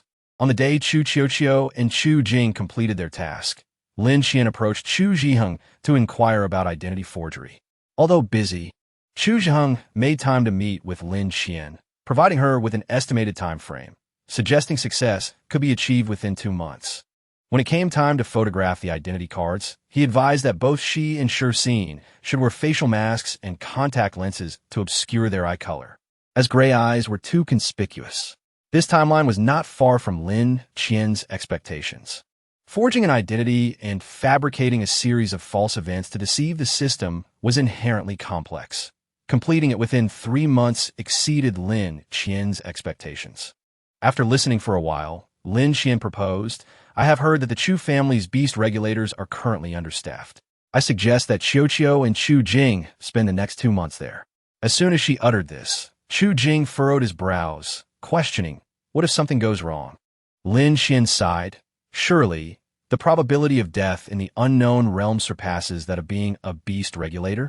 Since they are destined for the unknown, it would be prudent to engage with the beasts beforehand.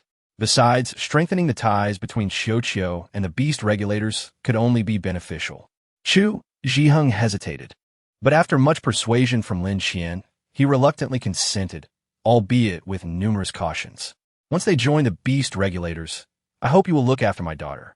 Shursin smiled gently, lying beside Lin Qian.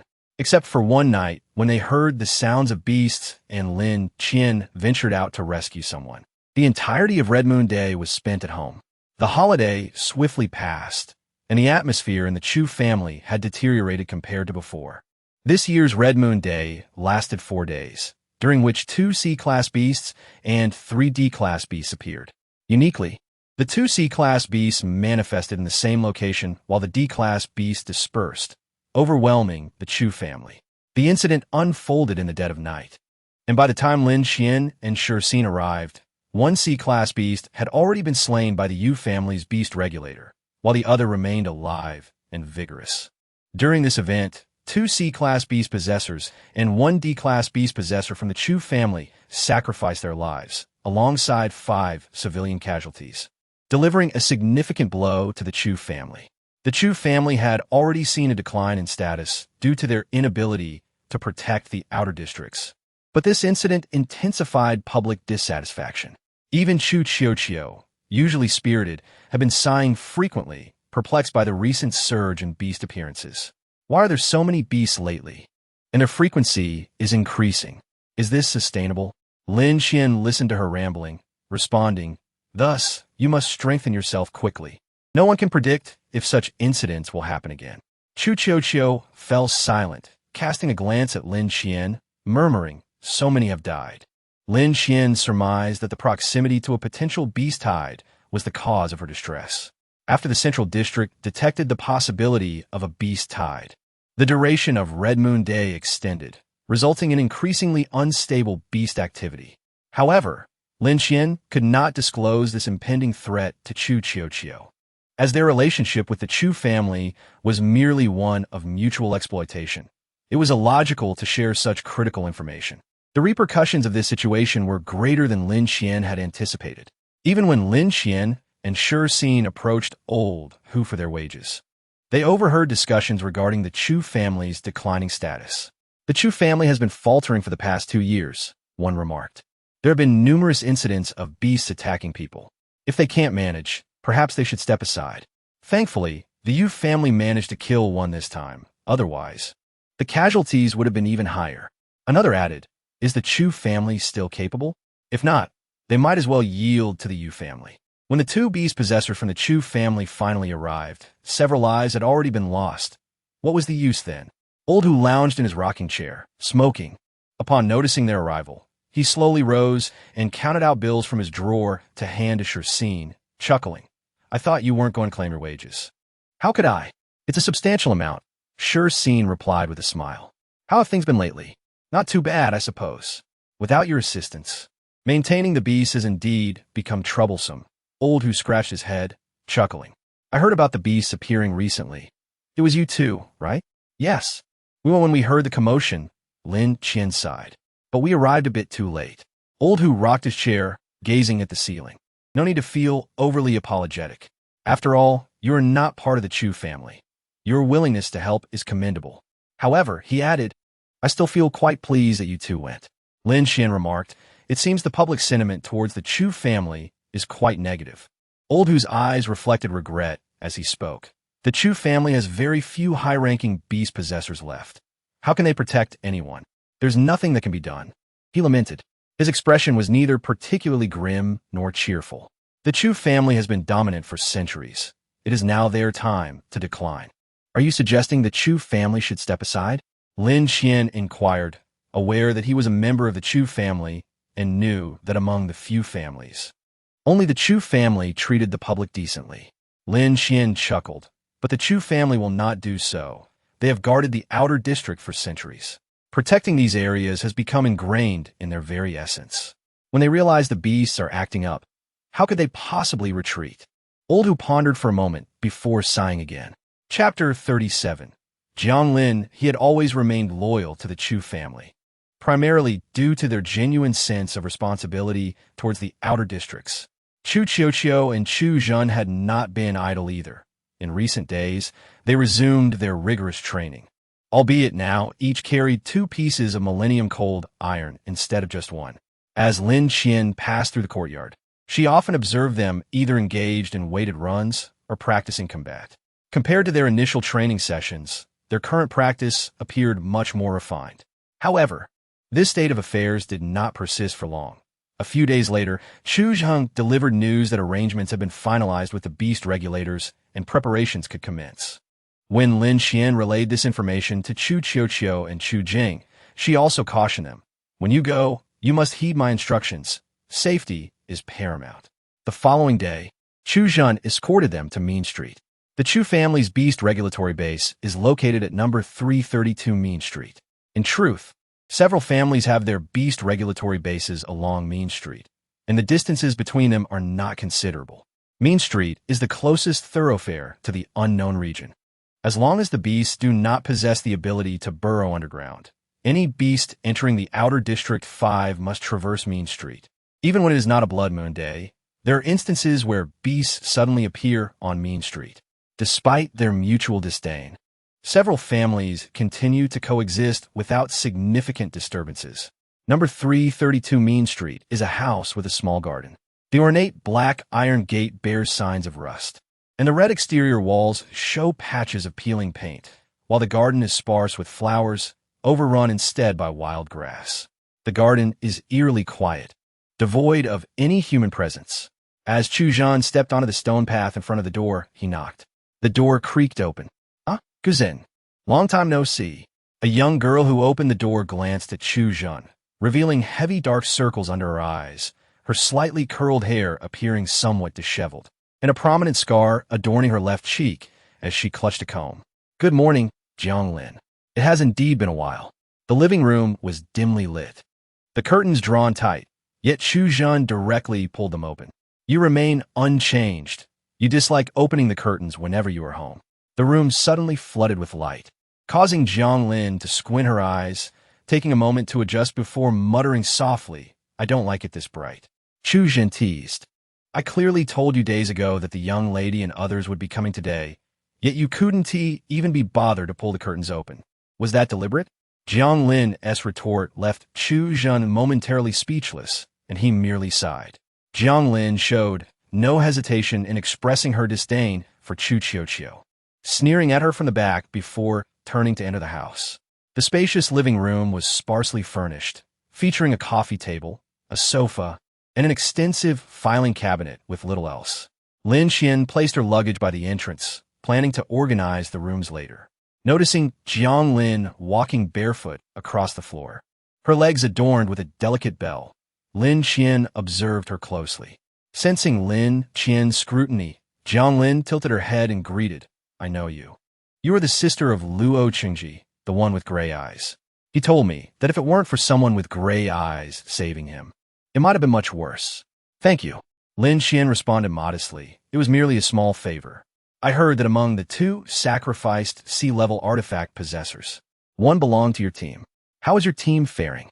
Jiang Lin, with her hair still tangled in the comb, pulled at her hair vigorously, unable to watch any longer. Chu Zhen took the comb from her and began to comb her hair, leaving Jiang Lin sitting still in compliance. Taking a seat on the sofa, Lin Qian inquired, "What was the original team composition supposed to be?" "A proper team requires 1 A-level artifact possessor, 2 B-level possessors, 2 C-level possessors, and 2 D-level possessors." Jiang Lin counted on her fingers. "It's not just us. Most teams are understaffed. Among our 5 teams, we only have 3 A-level possessors and 6 B-level possessors." Jiang Lin pointed to Chu Qiuqiu and Chu Jing, asking, "Did the main family send them to assist us?" Lin Qian regarded Chu Qiuqiu and Chu Jing, feeling unable to characterize them as helpers. Though they aspire to become beast regulators, it cannot be said that they are here to assist you. Their current abilities might be passable, yet they lack any real combat experience and could potentially hinder you in critical moments. Jiang Lin was taken aback, not expecting Lin Qian to candidly state that Chu Qiuqiu and Chu Jing might be a liability. She smirked. "Well then, can we just have you and not them? We don't want any dead weight." Lin Qian sighed, observing Jiang Lin's beaming demeanor contrasted with her cold gaze. Clearly, the main family has A-level artifact possessors, yet has not deployed them. Now that they have finally arrived, they are inexperienced against beasts. What are we to do? The atmosphere fell silent, no one anticipating Jiang Lin's directness. Lin Qian glanced between Jiang Lin and Chu Qiuqiu, uncertain whether to continue speaking. They had only been with the Chu family for a month, and were unaware of the intricacies involved. Chu Zhen frowned. "Jiang Lin, the young lady is the next head of the Chu family, and Chu Jing is her protector. It is not unreasonable for the head to wish to shield them from danger."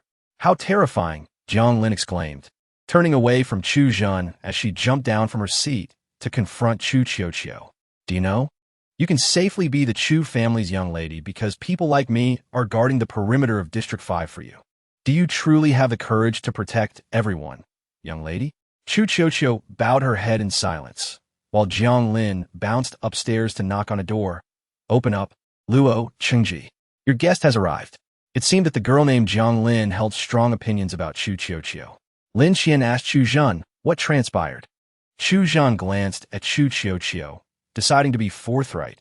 "If you ask the beast regulators, you will discover that everyone has strong opinions about the young lady. You are newcomers and may not be aware. It has been a long time since any new members joined the beast regulators, not for lack of desire, but because the head forbids it. However, in recent years, beasts have frequently appeared, and several A-level artifact possessors have perished, prompting requests for assistance from the head, who has consistently refused. This is because those artifact possessors are there to protect the young lady. Although everyone understands the young lady's significance, prolonged neglect has caused discontent. It is well known that the young lady herself is an A-level artifact possessor, yet she has never come to assist on Mean Street and has inadvertently hindered the beast regulators from obtaining new members. Naturally, grievances have escalated. Finally, when she does come, it is ostensibly for training, yet they are expected to divert their attention to her protection, which is entirely reasonable for them to resent. It is hard to fault either side in this matter, Xin Yin lamented. Chu Qiuqiu suddenly interjected, "I do not require them to expend their energy protecting me. I can be cautious on my own." Chu Zhen replied calmly, "Do not be headstrong, young lady." Lin Qian echoed, "Do not be headstrong, Qiuqiu."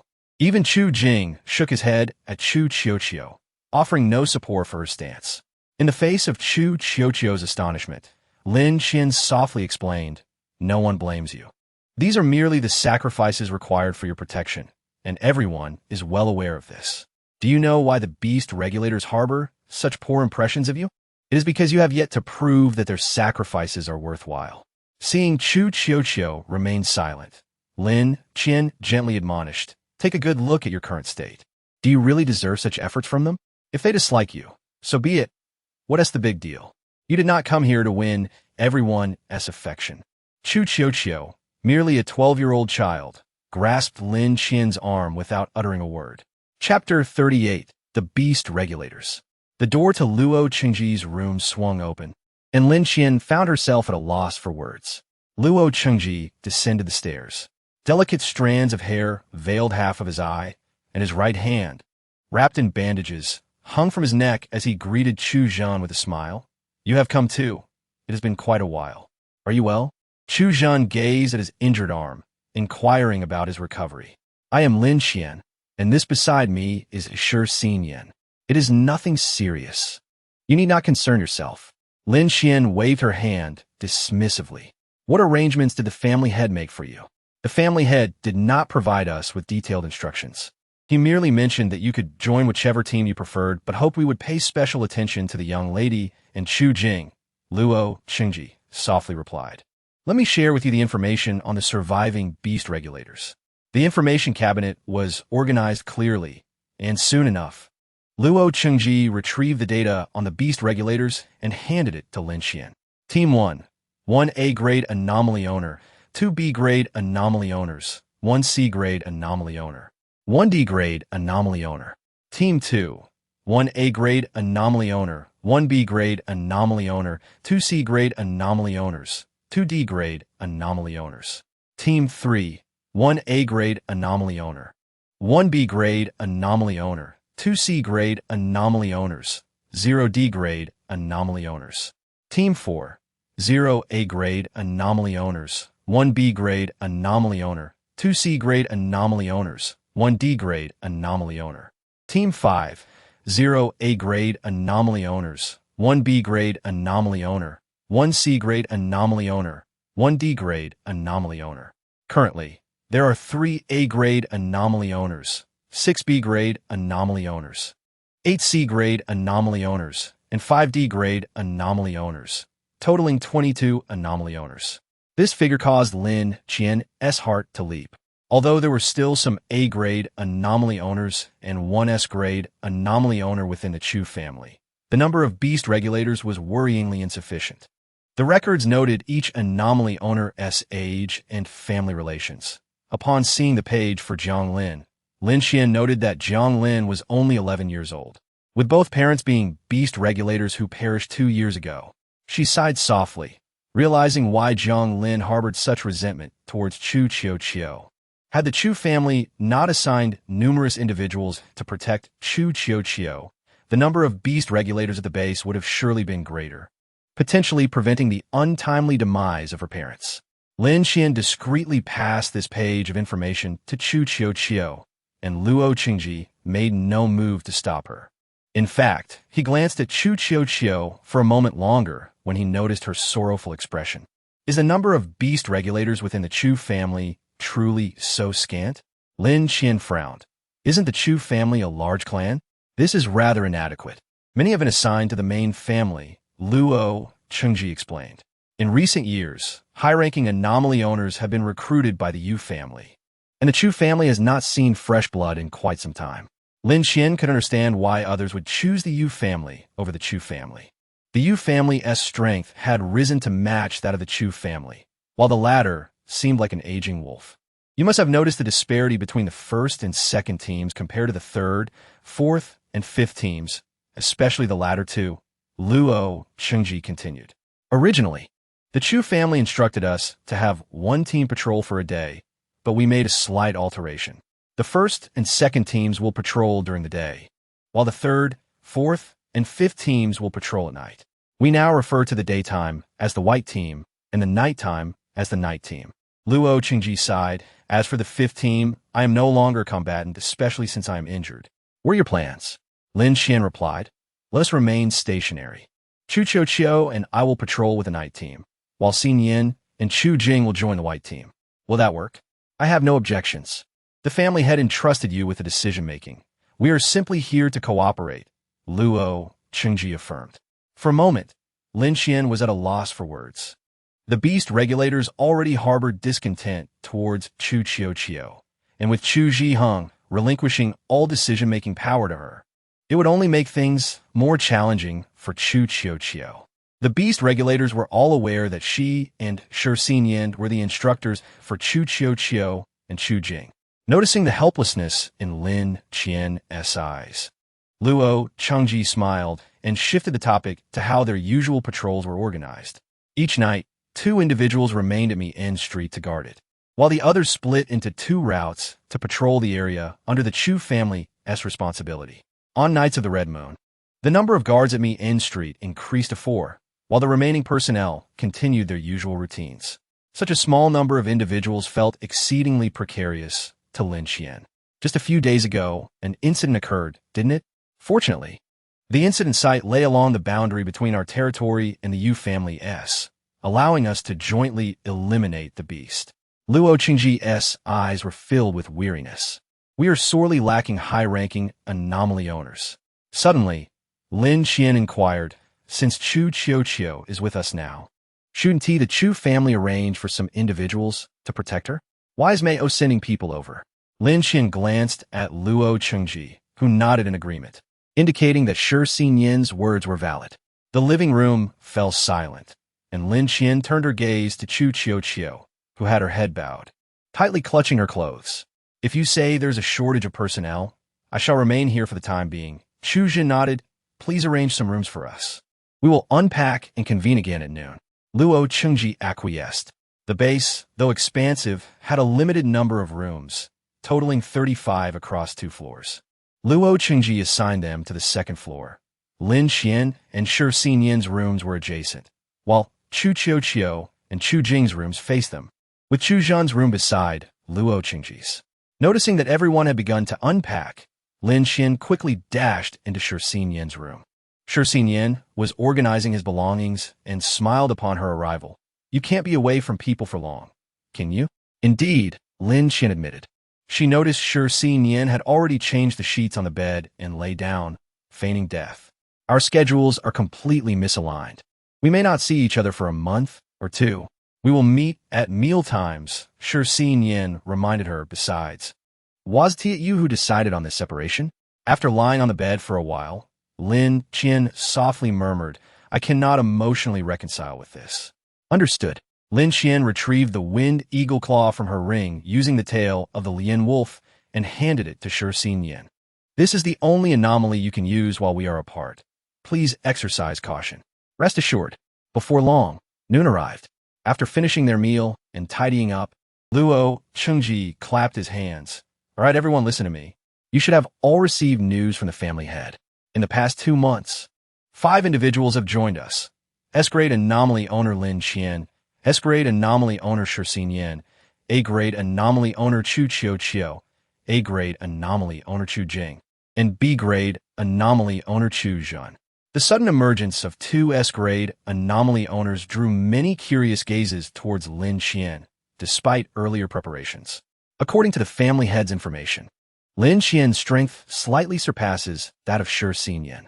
We have decided to temporarily assign Lin Qian, Chu Qiuqiu, and Chu Zhan to the night team, while Shi Xinyan and Chu Jing will join the white team.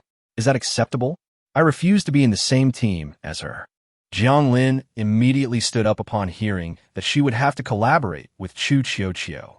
The combat strength of our night team is already lower than that of the white team. Do we really need to add a burden to it? Lin, Luo Chengji's voice carried a hint of warning. You have yet to fight alongside the young lady. How can you be certain she would be a hindrance? I refuse to accept that. With a resounding clap, Luo Chengji struck the table. Lin, stop your nonsense. We are engaged in a serious discussion. The room fell silent, and tears welled in Jiang Lin's eyes as she sat down, refusing to look at Luo Chengji. Lin Qian turned her gaze to Jiang Lin, her expression calm. What is it that you desire? Please be clear. I simply do not wish to team up with Chu Qiuqiu, Jiang Lin declared loudly. Lin Qian sighed. Do not let your bias against Qiuqiu lead to irrational behavior. All right? I have never killed a beast. What if she becomes a liability for our team? Jiang Lin continued.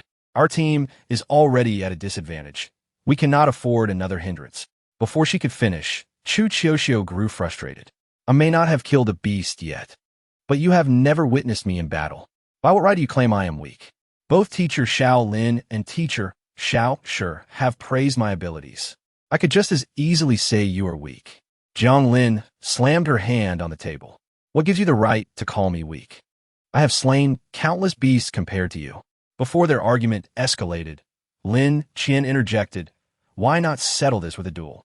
The two girls fell silent as Lin Qian continued, let us have you two fight. The victor shall command the loser's compliance. If Qiuxiu wins, it will prove her strength, and we proceed as planned. If she loses, she will swap places with Chu Jing. Agreed? Now, no more bickering. My head aches. Jiang Lin, still fuming, replied, fine. I'll show you. Just because my prowess in dealing with beasts may not match yours, it does not mean I am inferior. Chu Qiuxiu, equally incensed, retorted, I'll prove that even if you have slain numerous beasts, you are still weaker than me. Right here in the courtyard. Let us go. As they hurried away, Lin Qian stood and said, let us watch them demonstrate what they call the aesthetics of violence. Lin Qian was aware that most present held some bias against Chu Qiuxiu, and in such circumstances, letting strength speak for itself was the most straightforward approach. Luo Qingji walked alongside Lin Qian and asked, are you confident in the young lady's abilities? Of course. She is my student, Lin Qian replied, casting him a sharp look. Do I not appear to be a capable teacher? Luo Qingji smiled slightly, and the group moved towards the courtyard. Jiang Lin and Chu Qiuxiu continued to argue, but upon seeing everyone arrive, they exchanged disdainful huffs and turned away from each other. Jiang Lin stood barefoot in the courtyard, while Chu Qiuxiu remained a few meters away. Chu Qiuxiu stretched her back, prompting Jiang Lin to flex her wrists and ankles. As Chu Qiuxiu twisted her head, Jiang Lin rotated her waist. The onlookers were baffled by their strange warm-up routines. Jiang Lin kicked her leg vigorously, causing the bells on her ankle to ring out sharply. The sound resonated in Lin Qian's ears, momentarily disorienting her. Ah, I see. A mental attack. How rare, she mused. However, since the beast attacks do not discern friend from foe, it is likely only rated at level C. In a one-on-one scenario, the overall assessment would also fall within C. This is the mixing bell, Lin Lin's artifact, Luo Qingji remarked with a smile. So, do you have faith in the young lady? Intelligence can prevail, but foolishness. Lin Qian glanced at Shi Sinian, unable to suppress a smile. Shi Sinian, wearing a warm smile, chimed in, foolishness would drain Jiang Lin of all her stamina, resulting in a draw. Upon hearing Shi Sinian's words, Chu Jing, who had been slightly anxious, froze momentarily. A battle where one side is continuously beaten into exhaustion could indeed be considered a draw. Chu Jing did not believe Jiang Lin could outmatch Shi Sinian's strength. The noon sun blazed, and the wind howled fiercely. Lin Qian crossed her arms, urging, let us move quickly. It's getting chilly. Luo Qingji inquired, are you both ready? Ready. Jiang Lin's voice rang out, louder than Chu Qiuxiu's. Begin. The distance between the two was minimal, and before Chu Qiuxiu could react, Jiang Lin dashed towards her, her right leg rising swiftly to strike at Chu Qiuxiu's neck. Chu Qiuxiu sidestepped, catching Jiang Lin's right leg. Unyielding, Jiang Lin executed a sideways flip, aiming a kick at Chu Qiuxiu's head. In an instant, the lizard gloves appeared on Chu Qiuxiu's hands. She ducked her head, her right fist poised to strike Jiang Lin's abdomen mercilessly. The bell's chime rang out as it reached Chu Qiuxiu's ears, causing her tightly clenched fist to suddenly lose its strength. Her powerful blow, now merely a gentle tap, on Jiang Lin. Jiang Lin pushed away from Chu Qiuxiu, retreating 2 steps. Lin Qian whistled. Are these two preparing to showcase the beauty of brutality? Jiang Lin kicked again towards Chu Qiuxiu's neck. But this time Chu Qiuxiu only feigned defense, allowing Jiang Lin to hook her legs around Chu Qiuxiu's neck. This is over, Luo Qingji declared. Indeed is, Lin Qian replied, somewhat surprised. Do you genuinely believe Chu Qiuxiu still has a chance? Absolutely. Lin Qian nudged Shi Sinian. That girl has taken a turn for the worse. clearly influenced by you. It was easy to predict Jiang Lin's next move, which would undoubtedly involve twisting her waist to throw Chu Qiuxiu to the ground. Yet, one must be capable of executing such a maneuver. Chu Qiuxiu transformed her lizard gloves into a tiger cannon, anchoring it to the ground. The cannon weighed several dozen kilograms, and combined with Chu Qiuxiu's weight, it was beyond Jiang Lin's capacity to successfully throw her. The bell rang again, echoing in Chu Qiuxiu's ears as she leaned against the tiger cannon. Realizing the predicament, Jiang Lin attempted to release her grip, but Chu Qiuxiu seized her legs, flinging her several meters away. Jiang Lin stumbled back a few steps, regaining her balance, and just as she prepared to attack again, a dagger whizzed past her head. You've lost. Chu Qiuxiu approached Jiang Lin, extending her hand. I have won, so we will act together tonight. Jiang Lin scoffed, but refrained from uttering any further words. She grasped Chu Qiuxiu's hand and stood up. I will keep my promise. I shall not trouble you again, but do not expect to see any friendliness from me. Chu Qiuxiu shrugged nonchalantly. That's fine. Whether you give me a pleasant demeanor or not makes no difference to me, as I do not base my actions on your expressions. Jiang Lin opened her mouth to retort, but Chu Qiuxiu swiftly dashed over to Lin Qian's side. Teacher Shaolin. Chu Qiuxiu began to inquire about her performance, only to receive a sharp slap to her forehead from Lin Qian. Lin Qian's expression was one of frustration. Why did you not take the initiative from the start? Huh? Chu Qiuxiu rubbed her head. Lin Qian, still irked, delivered another slap. If Jiang Lin's leg strength had been just a bit stronger, you would have lost. Do you not remember what I taught you about countering opponents with high explosive power in close combat? Chu Qiuxiu smacked her forehead, feeling a bit sheepish. I've grown accustomed to being beaten by teacher Xiao Shi. I didn't even think to dodge from the outset. Lin Qian shot a glare at the chuckling Shi Xinian. This is all your fault. How is it my fault? Shi Xinian laughed. Qiuxiu is your student. She inherited your traits. Of course, I would agree, Lin Qian remarked, casting a curious glance at Luo Qingji. A loss is a loss. There is no excuse to be made. If an A-level artifact bearer were to lose to a C-level bearer due to insufficient combat experience, it would reflect poorly on her capabilities. Perhaps she should continue to be protected. Luo Qingji's lips twitched slightly, uncertain of how to respond.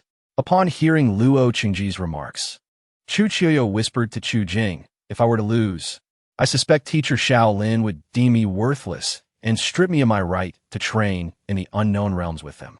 She might even disregard you afterward. Chu Jing added, your artifact switching was remarkably smooth today. I feel you have made significant progress. Really? Indeed. Perhaps it was the sight of Chu Qiuxiu's abilities that confirmed her potential, leading to a softened attitude towards her from everyone. Luo Qingji felt a weight lift from his heart. Although he was a member of the Chu family, he was also the leader of the beast regulators, and harmonious relations were far preferable to discord. However, Jiang Lin remained somewhat discontent, casting furtive glances at Chu Qiuxiu. Her gaze was unmistakable, and Chu Qiuxiu found it impossible to feign ignorance. Yet, when Chu Qiuxiu turned to look at her, Jiang Lin glared back, disallowing her gaze. Luo Qingji chose to ignore their antics and inquired, does anyone have any objections? Lin Qian, Chu Zhen, and the young lady will join our night team, while Xin Yin and Chu Jing will join the white team. The vice captain of the white team, a striking girl with short hair, interjected, our white team has no issues, but it is already 1 p.m. We should commence our patrol. Will the two newcomers joining the white team accompany us now? Yes, let's go, Luo Qingji nodded. Yin Yun, please ensure to introduce them to the areas protected by our Chu family. Yin Yin responded, I guarantee the task will be completed. Sitting beside Lin Qian, Chu Qiuxiu was taken aback by Lin Qian's demeanor and teased her softly. Has teacher Shaolin become so displeased after just a short time apart? Surely it cannot be that serious. Lin Qian retorted angrily. Children should not meddle in adult affairs. But you two are engaged, so it's only natural for your relationship to be strong. Chu Qiuxiu chuckled. As the saying goes, a day apart feels like 3 seasons. An afternoon apart surely counts as a day, does it not? Lin Qian shot a glance at this tiresome individual and turned her back. It was not until the voices of the white team faded completely that Lin Qian resumed her previously aloof demeanor. In the dining area, Only the night team remained, comprising 10 individuals, one short of a full team. Lin Xian recalled encountering Chu Sui on the night of the red moon and scanned the room, confirming his absence. "Where's Chu Sui? Why isn't he here?" Luo Chengji replied, somewhat surprised. "You know him? I met him last month when I was dealing with the Chilean serpent." Lin Qian stated. "What about him? Is he injured?" "Yes. He was hurt a few days ago and will need about half a month to recover. His return to the team will depend on his recuperation," Luo Chengji replied, choosing not to linger on the topic. "Since we are all set to act, let us introduce ourselves, name, age, artifact, and its abilities, starting with me.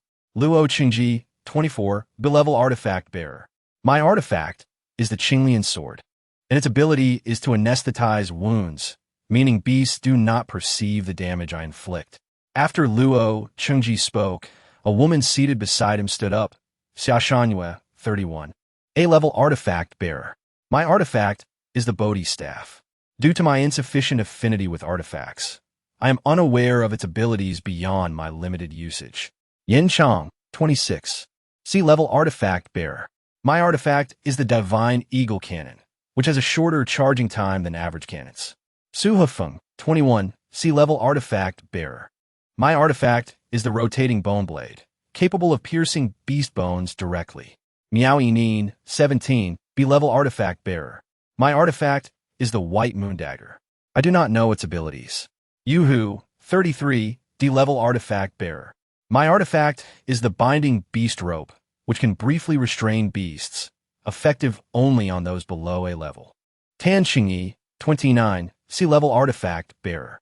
My artifact is the Azure Smoke Rat Tail, which allows me to control its length up to 200 meters.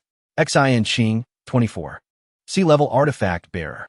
My artifact is the Wolf Fox Claw, which can switch freely between wolf and fox claws, differing in distance and damage. Jiang Lin, 11, C-level artifact bearer. My artifact is the Mixed Sound Bell, which can disrupt mental states. Meng Ro, 19, D-level artifact bearer. My artifact is the Cloud Crystal Snakebone, allowing communication with the Cloud Crystal Snake. Chu Zhen, 24, B-level artifact bearer. My artifact is the Violent Bear Claw, which increases my strength by 300 kilograms. After the introductions of the night team, Chu Chuyo stood up. Chu Chuyo, 12, a level artifact bearer. My artifact is the Lizard Gloves. Its ability is replication, limited to artifacts of a level and below, allowing me to replicate up to 10 artifacts simultaneously, each usable for half an hour. Upon hearing Chu Chuyo's words, many in the night team merely nodded, having witnessed her battle with Jiang Lin and gleaned some understanding of her artifact's capabilities. Lin Xian also stood to introduce herself. Lin Xian, 18, S-level artifact bearer. My primary artifact is the tail of the Lian Wolf. Its ability is to commandeer unclaimed artifacts. If ensnared by the tail of the Lian Wolf, they automatically recognize me as their master with a range of 500 meters. The surroundings fell silent, and Luo Chengji was the first to break the stillness. Such an artifact ability is simply, indeed, there are several A-level artifacts. Do you require me to elaborate on their abilities as well? Lin Xian replied, occasionally I employ others. No need. Just knowing your primary artifact suffices, Luo Chengji insisted, struggling to maintain his composure. Suddenly, he countered, wait, since you possess so many artifacts, can you use multiple artifacts simultaneously? Lin Xian glanced at Luo Chengji and replied, yes. I can even allow others to use them, though the difficulty increases slightly. Jiang Lin rested her chin on her hand, gazing at Lin Xian. Do you possess any mental type artifacts? None. Then I'm still somewhat more formidable. Jiang Lin exclaimed happily. Chu Chuyo pouted. That's only because teacher Xiao Lin does not accept artifacts below a level. Jiang Lin shot her another glare. Luo Qingji sighed. It appears the young lady's artifact abilities are quite complementary to yours. Yes, that is precisely why the heads of your families invited me to be Chiyoyo's teacher. Lin Xian candidly admitted. If Chiyoyo's abilities are harnessed well, even S-level artifact bearers will find her formidable. However, her combat skills remain lacking, and I may require your assistance over the next 2 months. What? Jiang Lin murmured. Why are you bowing? The members of the night team exchanged glances. And ultimately, it was Luo Chengji as the captain who spoke up.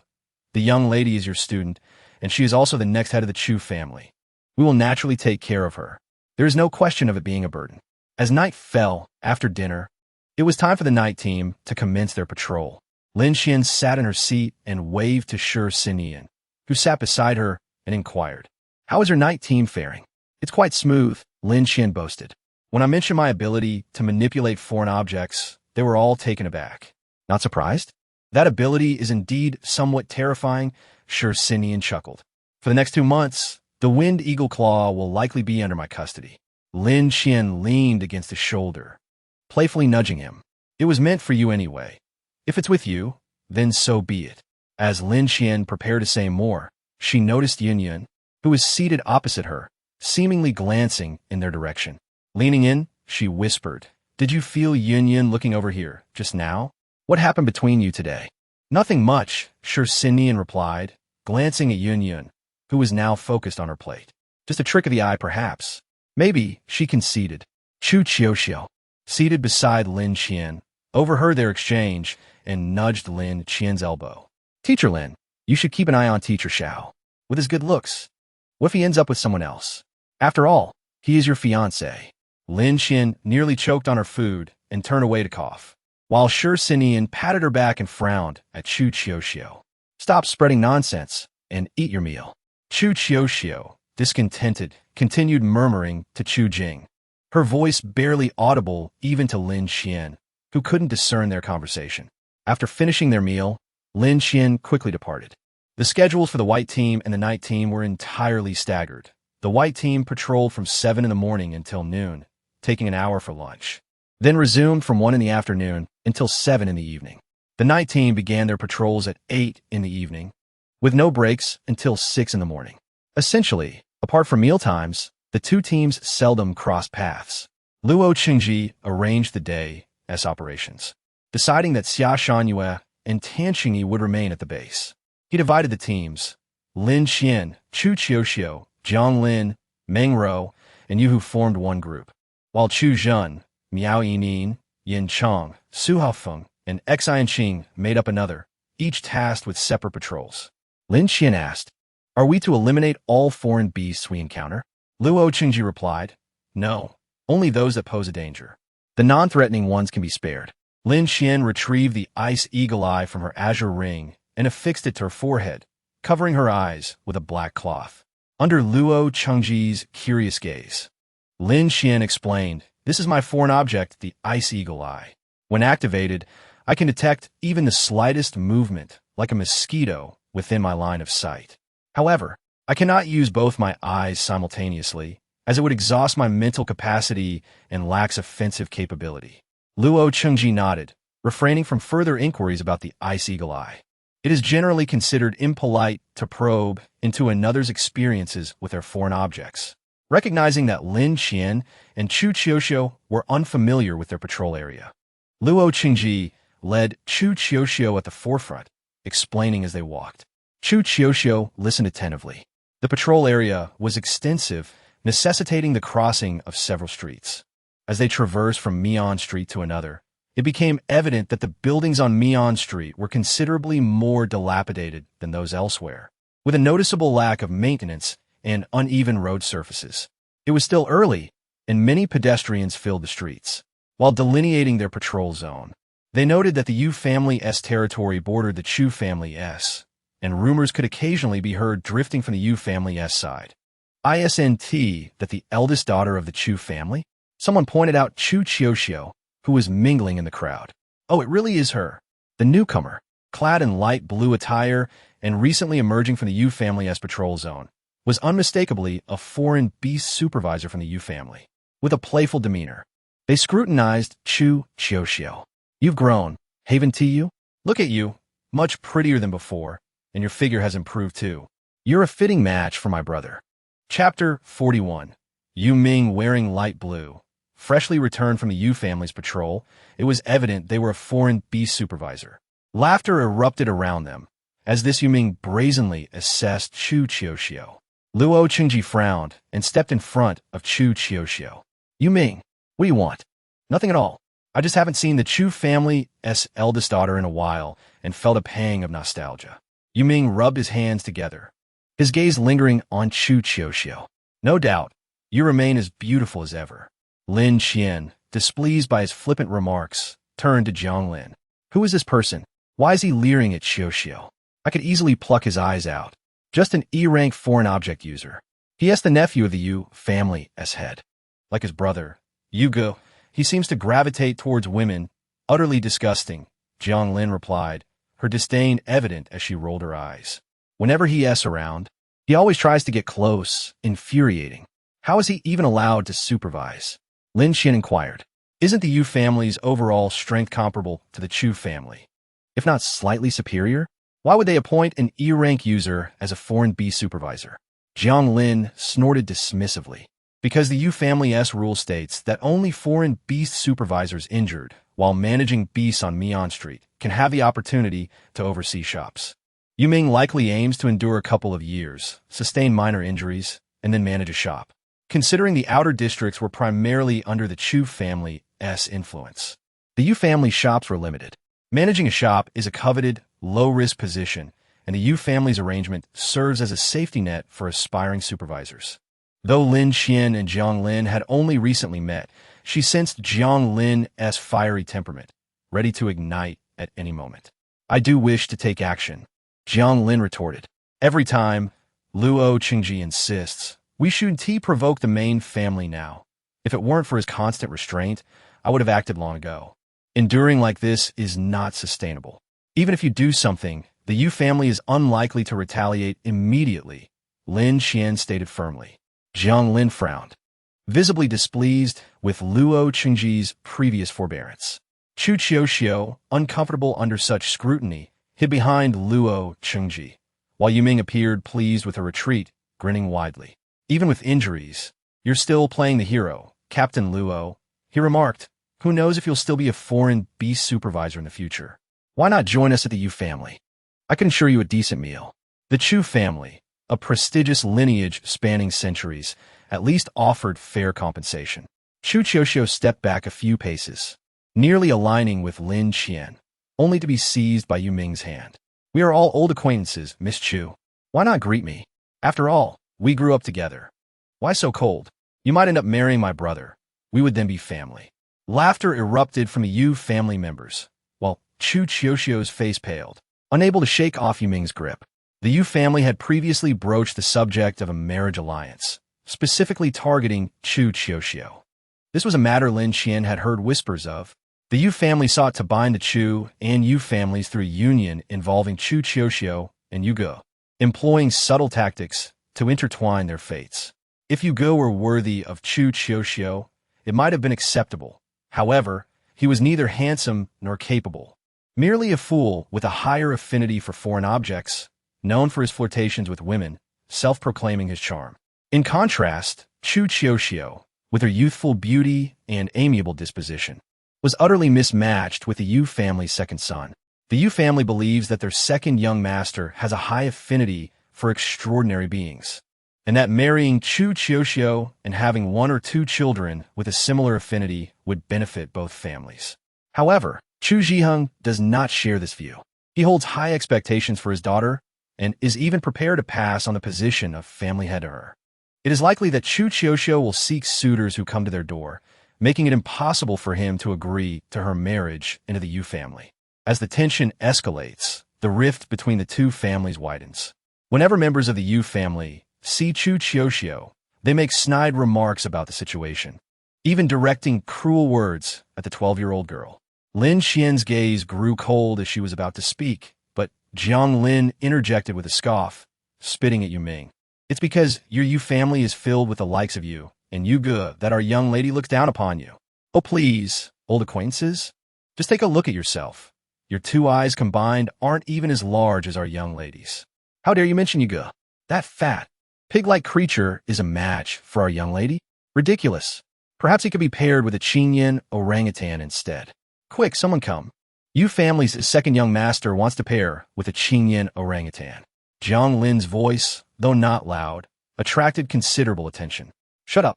Yu Ming attempted to approach Jiang Lin, but she deftly evaded him. Help! I revealed that Yu family's second young master wants to pair with a Qingyan orangutan. And now they're going to kill me. Help! Jiang Lin hid behind Lin Qian, rolling her eyes at Yu Ming. What are you looking at? Didn't you hear your aunt say that your Yu family is like a toad wanting to eat swan meat, shamelessly persistent? Since her birth, Jiang Lin had roamed the streets of Mean Street, a place known for its danger and affordable housing, filled with all sorts of characters, which had honed her vocal skills. Chu Qiuxiu felt embarrassed to scold Yu Ming and was unsure of how to respond, but Jiang Lin had no such reservations. Chu Qiuxiu recalled how Jiang Lin had just been assisting her and quietly turned away. Lin Qian could not suppress a laugh, and upon noticing everyone's attention on her, she remarked, "Please continue." This interruption caused Yu Ming's demeanor to cool significantly as he addressed Jiang Lin. "Do you dare insult my brother?" Luo Qingji was about to step in front of Jiang Lin, but Lin Qian lightly shook her head to deter him. Jiang Lin, gripping Lin Qian's arm, exclaimed loudly, "Every day it's your brother. Your brother. Aren't you tired of it? How? He is already so fat and ugly, surrounded by women, resembling a Qingyan orangutan. And I can't speak the truth? Not only do I insult your brother, but I also insult you?" Puffed. Lin Qian burst into laughter, ruffling Jiang Lin's hair. "Well said. Say a bit more. I love to hear it." Frustrated, Yu Ming turned to leave, but Luo Qingji sighed in relief only to hear Lin Qian lazily say, "Wait. Why are you leaving so soon?" Luo Qingji felt a lump in his throat, wishing Lin Qian would refrain from speaking. Lin Qian softly reassured him, "Don't worry. If I take action, no one will dare to trouble you." She crossed her arms and continued, "Are we just going to let your family's young ladies joke slide? Qiuxiu is my student. I can't just watch her suffer. Here's the deal. You kneel down and apologize, then sever your right hand, and I will spare your life. You have 2 minutes to consider. Who do you think you are?" Yuga scoffed, "Just a blind person." It was no wonder he thought Lin Qian was blind. She had pressed the ice eagle eye to her forehead and covered her eyes, never having opened them. Yu Ming sensed the ice eagle eye was an extraordinary item, and his first instinct was to assume Lin Qian was likely blind, needing an extraordinary object to perceive the world. Chu Qiuxiu tugged at Lin Qian's sleeve and whispered, "Teacher Lin, let it go. We're not in a position to quarrel with the Yu family right now. Did you hear that? Your family's young lady. Yuga, get down." Hearing the warning from the Yu family, Yugu immediately complied. Bang! Lin Qian, wielding a white rose, shot Yugu in the right shoulder. Clicking her tongue, Yu dodged really quickly. "Are you insane?" Yuga looked down at his bleeding shoulder. "What? Are you declaring war on the Yu family on behalf of the Chu family?" Chu Qiuxiu suddenly recalled Xin Yin's words of caution before she left. Don't be deceived by Lin Qian's usual light-heartedness. Her temper is quite fierce. You might need to be cautious. At that time, she thought Lin Qian didn't seem like someone with a bad temper, but it appeared that Xin Yin was indeed right. Lin Qian removed the ice eagle eye from her forehead and opened her eyes. "Oh, so you can represent the entire Yu family?" "Of course I can." Yu Ming defiantly responded, "I'm the family head's nephew." "That is unfortunate for you. I cannot represent the Chu family. I am merely Qiuxiu's teacher, not the Chu family's dog." Lin Qian cast him a sidelong glance, a smirk playing on her lips. Bang bang. Lin Qian, already holding her gun, slightly moved her arm, firing 2 shots at Yu Ming's knees, causing him to collapse to the ground, clutching his legs and screaming, "My legs! My legs!" Chapter 42. Beware the Yu family. Lin Qian aimed her gun at Yu Ming's head and kicked him twice. "Do you dare speak out of turn again? Do you dare make jokes about our Qiuxiu? What do you want? Let him go." Members of the Yu family shouted. Yet they were mindful of Lin Qian's unpredictable temperament and dared not approach. Lin Qian stood close to Yu Ming, her gun pointed at his head. Any advance from them would result in dire consequences for him. As Lin Qian previously stated, this was not the time for the Chu family to strike against the Yu family. But it was equally not the time for the Yu family to act against the Chu family. Unless it was a major issue, it was unlikely to escalate. After all, she was not a member of the Chu family, merely Qiuxiu's teacher, and those without shoes fear not the barefoot. Sever your own hand, or I'll do it myself. Choose wisely. You filthy. Yu Ming struggled to rise, enraged by her words, and threw a punch. Lin Qian swiftly sidestepped, seizing his fist, her left knee thrusting sharply into his abdomen as she delivered several kicks. I have never seen an E-class extraordinary being daring enough to get this close to me. You are the first. Lin Qian trapped Yu Ming under her arm, executing a suplex that left him sprawled on the ground, her foot firmly planted on his head. Xiao is my student. To insult her publicly is something you can indeed do. No, I didn't tia. Lin Qian crouched down, her blade swiftly severing Yu Ming's right wrist. I detest those who speak carelessly to young girls. Consider yourself fortunate. Lin Qian flicked her wrist, retracting the shadow blade. She glanced at those behind Yu Ming and smiled. I, Lin Qian, will not change my name or surname. If you seek trouble in the future, be sure to target the right person. Chu Xiaoxiu's eyes widened, and she soon declared, Yu Ming is beyond saving. Amid the bewildered expressions of Luo Chengji and Jiang Lin, Chu Xiaoxiu explained, if Yu Ming were to sever his own hand, there might still be a chance for reattachment. But if it's teacher Lin who takes action, then there is no possibility. The extraordinary item she just used, the shadow blade, will corrode part of the flesh and bone. Now, reconnecting seems utterly impossible. Luo Chengji swallowed hard and remarked, how ruthless. It was well-deserved. He had long wished to confront him. That person acted as if being the nephew of the head of the Yu family made him superior, prattling nonsense all day, and yet he always forbade me from taking action. After speaking, Jiang Lin shot a glare at Luo Chengji, still somewhat agitated, and discreetly stepped on his foot. Luo Chengji ruffled her hair and sighed. Indeed, we are not suited for physical confrontation. However, Lin Qian is different. She is an individual and an S-level anomaly wielder nurtured in the Central District. If she were to act against Yu Ming, the Yu family would not object. After all, she is not one of us. Let me see who it is, writhing in pain on the ground. Oh, it's Yu Ming. How unfortunate. Upon hearing the familiar voice, Lin Qian paused slightly. Coming from a distance were Lian Ge and Huai Jian, unmasked, revealing their true appearances, a pair that resembled celestial beings. Lian Ge chuckled maliciously, leaning against Huai Jian's shoulder in a boneless manner, exuding a lazy demeanor. What made you provoke her? Do we not provide you with the captain's photograph? I had warned you to steer clear of her. Have you forgotten? Lian Ge, the Yu family did not invite you here for your amusement. Yu Ming, clutching his arm, erupted in anger. Why didn't you stop her? Lian Ji's expression turned icy. I have warned you repeatedly to be cautious of her approaching you. We couldn't afford to intervene. Now you claim ignorance? Or do you feel entitled to lash out at me simply because you're in a foul mood? Do not forget, I'm not one of you. Lian Ji's words fell like a bucket of cold water on Yu Ming. Lian Ge and Huai Jian had been invited into the Yu family by its head, a fact that had never been publicly acknowledged, and the significance of their identities likely surpassed that of Lin Qian within the Chu family. Someone gritted their teeth and approached Yu Ming, saying, Yu Ming, she indeed showed us the photograph of this person and even her fiancé, warning us to avoid provoking them. Do you not recall? Yu Ming's gaze remained fixed on Lian Ge, yet she offered him not a shred of attention. Lian Ge turned her focus to Lin Qian, tilting her head in curiosity. She was inherently charming, and this gesture made her appear even more alluring. Captain, why is your deputy not by your side? Are you no longer inseparable? Have you broken up? If so, would you like to join us? Chu Qiufang, overhearing this, coughed violently. Lian Ge turned her gaze toward her, her eyes sparkling, as if she had not uttered anything inappropriate. Lin Qian closed her eyes slightly, her fists clenched.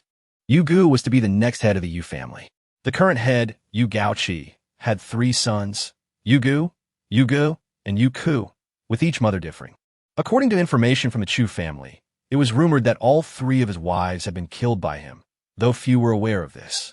His eldest son, Yu Gu, bore a resemblance to his first wife, and in the Outer District 5, he was quite esteemed, often appearing gentle and amiable, earning a good reputation.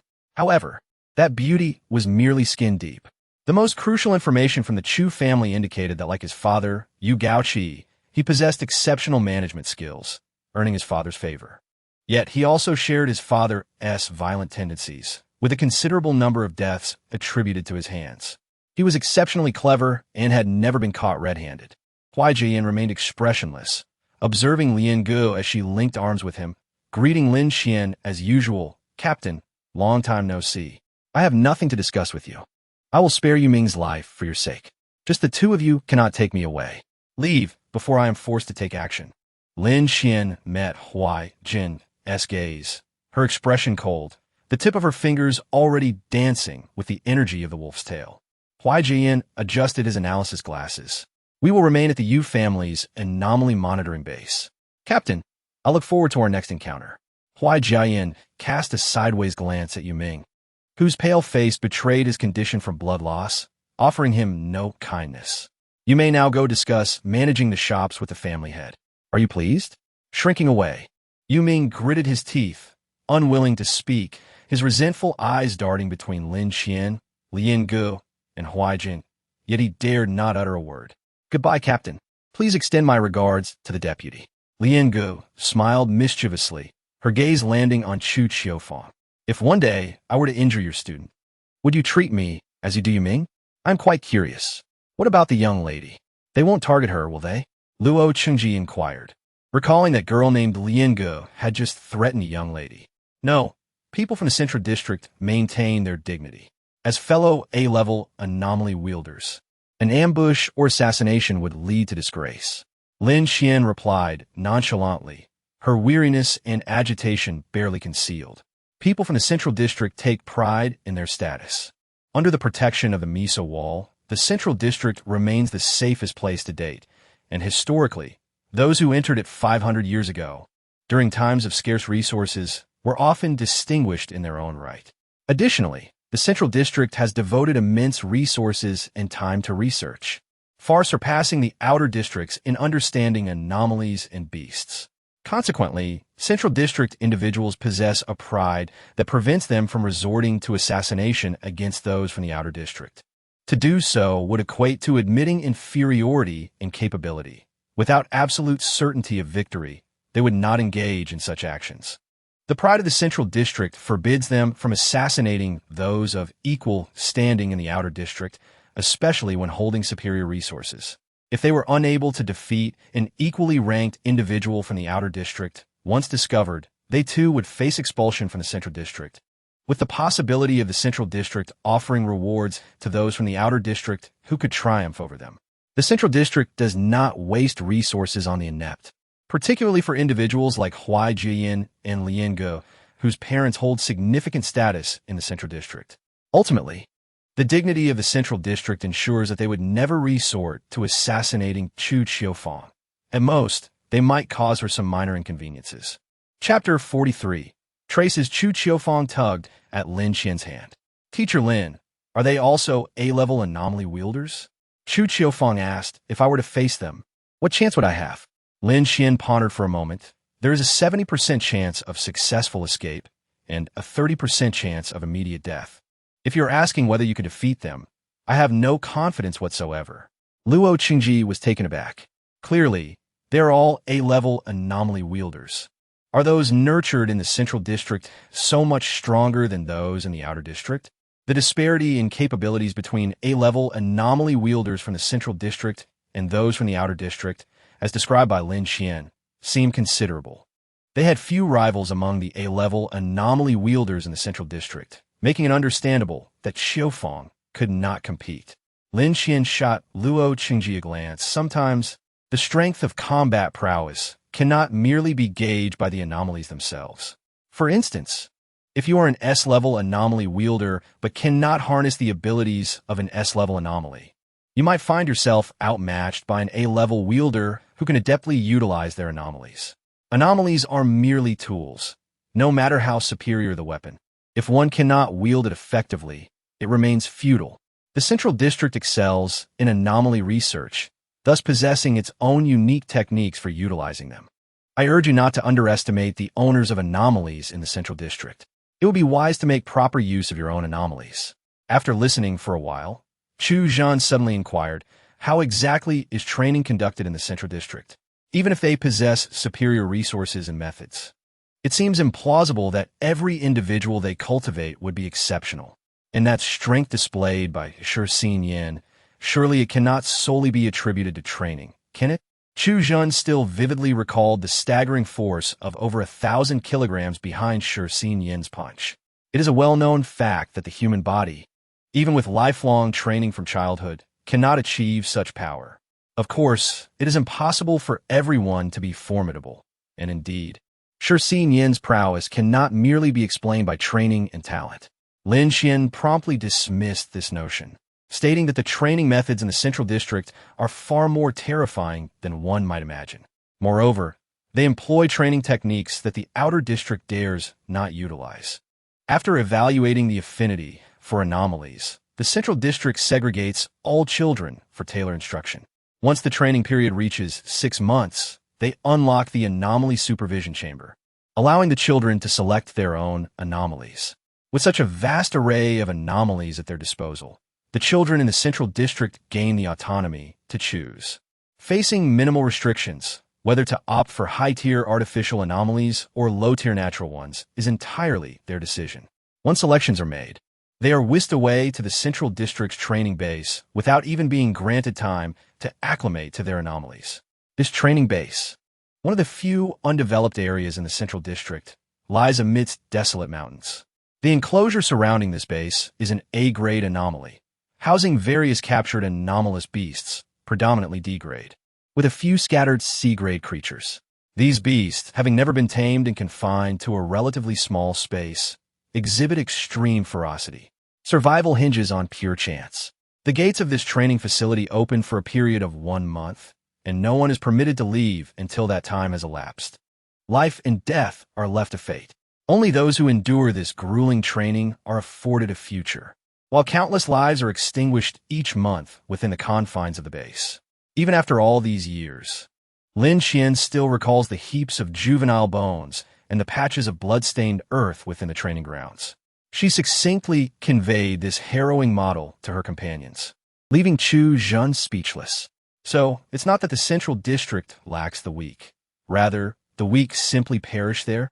Chu Jun grappled with the implications of such a model, questioning whether it might also lead to the demise of many capable individuals. This is the philosophy of the Central District. Once a life is lost, what value remains, regardless of capability? Lin Qian shrugged, reiterating that the training regimen of the Central District is beyond what you can comprehend. Furthermore, this method is unlikely to be emulated in the Outer District. It is not merely unreplicable. Capturing live D-grade anomalous beasts requires at least A or S-grade anomaly holders to have any hope of success. Additionally, confining such beasts poses a significant challenge, making it virtually impossible to duplicate this approach. Lin Qian's tone was calm. Yet Chu Jun sensed the immense sacrifices she must have made to stand at the forefront of the Central District. How incredibly brutal, Chu Qiu murmured. How many lives must be lost? And this is merely the beginning, Lin Qian replied with a smile. There are even more terrifying trials ahead. Care to hear about them? Chu Qiu hastily shook her head. Suddenly, Jiang Lin remarked, no wonder the people in the Central District seldom defy its commands. Enduring such experiences repeatedly would surely drive one to madness, leaving no room for rebellion against the Central District's orders. Lin Qian paused, realizing she had not considered this aspect. It made sense why teacher Xiao Lin perceived her and Chu Jing as lacking practical combat experience. Most people who compare themselves to her possess limited real-world experience, right? Moreover, teacher Xiao Lin, you have ventured into unknown territories. Jiang Lin rolled her eyes. Even if it's not a comparison with her, your practical experience is still lacking when compared to mine. This statement was not one of self-aggrandizement.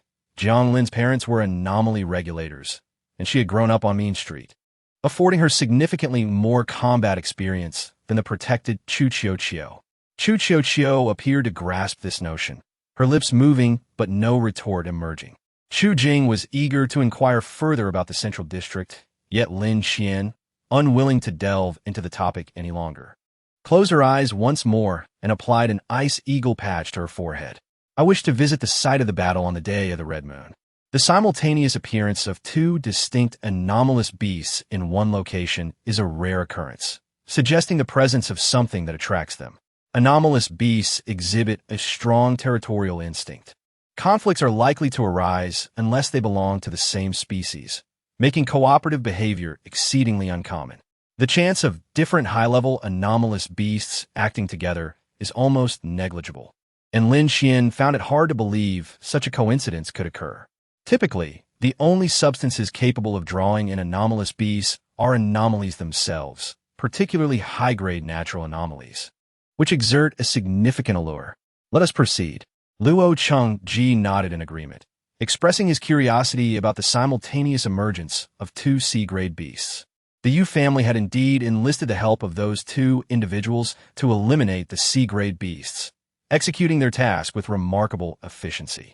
Reflecting on Lin Gu's warning, Lin Xian fell silent for a moment, suggesting perhaps the simultaneous appearance of the two beasts was orchestrated. Luo Cheng-ji concurred, acknowledging the possibility. Indeed, since that incident, the Chu family's standing has plummeted while the Yu family's has soared. I find it hard to believe this shift occurred without the Yu family's influence. Before long, they arrived at the scene of the incident. Most individuals had vacated the area following the anomalous beast's arrival, as most were ordinary people without anomaly protection, seeking greater safety. This road serves as a boundary. Our territory lies to the left, while the Yu family's lies to the right. Luo Cheng-ji stood in the middle of the road, frowning. Yet, curiously, the two anomalous beasts emerged from directly in the center of this road. Lin Xian recalled the two C-grade beasts from that day. One was a serrated scorpion, and the other a human-faced centipede. Serrated scorpions are predominantly D-grade, non-venomous, yet massive, with adults reaching lengths of 3 meters. Their thick exoskeletons afford them formidable defense. Even D-grade serrated scorpions possess defensive capabilities rivaling most C-grade beasts, making them quite formidable. The highest grade serrated scorpion discovered thus far is B-grade, so encountering a C-grade one could be seen as a stroke of luck for Luo Cheng-ji and his group. In contrast, the human-faced centipede is highly venomous, possessing weak defenses, yet excels at burrowing and moves swiftly, making capture exceedingly difficult. An adult human-faced centipede can reach lengths of 7 to 8 meters. Most belong to B-grade, with some A-grade specimens, while only a few are C-grade. Lin Xian vaguely remembered that when she arrived on that day, the human-faced centipede had already been slain, and she had dealt with the serrated scorpion. When we arrived, we only saw the human-faced centipede crawling out of this pit. The serrated scorpion had already emerged and injured someone. At that moment, members of the Yu family also arrived. Luo Cheng-ji's expression darkened. When we arrived, they had just shown up. They witnessed the attack on someone by the serrated scorpion. Which direction did they come from? Lin Xian inquired. Luo Cheng-ji gestured. They approached from that street. Lin Xian nodded, leading Chu Qiu to take a closer look. After so many days, and following a rain, most traces had long since disappeared. Chu Qiu, puzzled by the lack of people around, whispered, "Teacher Shaolin, why did you wait until now to come here?" Chapter 44. Lin Xian raised her index finger to her lips, signaling Chu Qiu to remain silent. This is the sanctuary of the Yu family, and if anyone were to overhear, it would be problematic. Chu Qiu signaled her understanding and fell silent. The Ice Hawk's vision is distinct from that of humans. Lin Xian donned the Ice Hawk's eye and covered her own, now possessing the sight of the Ice Hawk. The Ice Hawk's eyes exhibited only 2 colors. The living beasts appeared deep crimson, while the residual marks were a lighter red. All else was a uniform blue, facilitating the search for clues. Lin Xian crouched slightly, noting numerous light red marks near the Yu family's vicinity, which upon closer inspection were likely the footprints of the serrated scorpion, with several traces of its tail left on the walls. The marks left by the beasts are infallible. The serrated scorpion must have arrived at the Yu residence first, then proceeded to the Chu family, ultimately meeting its demise within the latter's territory. Indeed, Luo Chengji affirmed Lin Qian's deduction, albeit hesitantly. By that time, it was already quite late. I can't be certain if I misidentified it, but I felt there was a linear wound on the back of that serrated scorpion. After our battle, I could not ascertain whether that injury was inflicted by us, so I refrained from mentioning it. This was a conundrum. Being a swordsman, the wounds he left were linear, and, similarly, The claw marks from Cixin Yin were also linear, making differentiation challenging. Your intuition is correct. There indeed appears to be a wound, Lin Qian sighed. I observed traces of the serrated scorpion next door, confirming its presence there. Chu Zhan stroked his chin thoughtfully. So, it's possible it was human intervention? However, he added, I find it improbable that anyone could control a C-grade beast. Chu Qiuxiu scratched her head. C-grade beasts are already high-level. They are inherently rebellious. How could they possibly obey human commands? Especially two of them. Jiang Lin nodded in agreement. The likelihood of humans controlling beasts seems minimal. These are advanced creatures, not low-level ones, and thus unlikely to be subjugated by humans. It is not a matter of control. If it were, the serrated scorpion would not have attacked the Yu family structures, Luo Qingji countered. It feels more akin to luring the serrated scorpion, enticing it to the Chu family. Perhaps because there was something there that it desired. Then the humanoid centipede emerged. Lin Qian suddenly inquired, when you arrived, how long after did the Yu family members arrive? Only a few minutes, quite rapid. Luo Qingji's expression shifted. How could they have orchestrated such a thing? What is it? Chu Qiuxiu inquired, a hint of confusion on her face.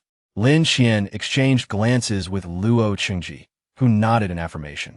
Lin Qian removed the ice hawk's eye and handed it to Chu Qiuxiu. Qiuxiu, replicate this eye.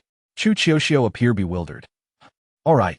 After duplicating the ice hawk's eye, Lin Qian halted Chu Qiuxiu's eagerness to utilize it immediately and asked, does anyone have a handkerchief or a strip of fabric? I do. Luo Qingji produced a handkerchief from his pocket. Jiang Lin waved her own handkerchief. I have one too. That will suffice. Cover Qiuxiu's eyes. While I explain how to use the ice hawk's eye, Lin Qian's demeanor turned serious. Qiuxiu, I cannot predict the outcome of using the replica of the ice hawk's eye. It places a significant burden on the mind. Be cautious, especially while searching for clues. Do not become overly fixated. If you do, the ice hawk's eye will draw you closer to your point of focus, which may become unbearable. Luo Qingji and Jiang Lin tied the handkerchief around Chu Qiuxiu's eyes, who stood still, clutching the ice hawk's eye without movement. The ice hawk's vision is exceptional, and the ice hawk's eye completely inherited its sight. The world was composed of only two colors, blue and red. You must note that in the ice hawk's eyes, living beasts are depicted in deep crimson.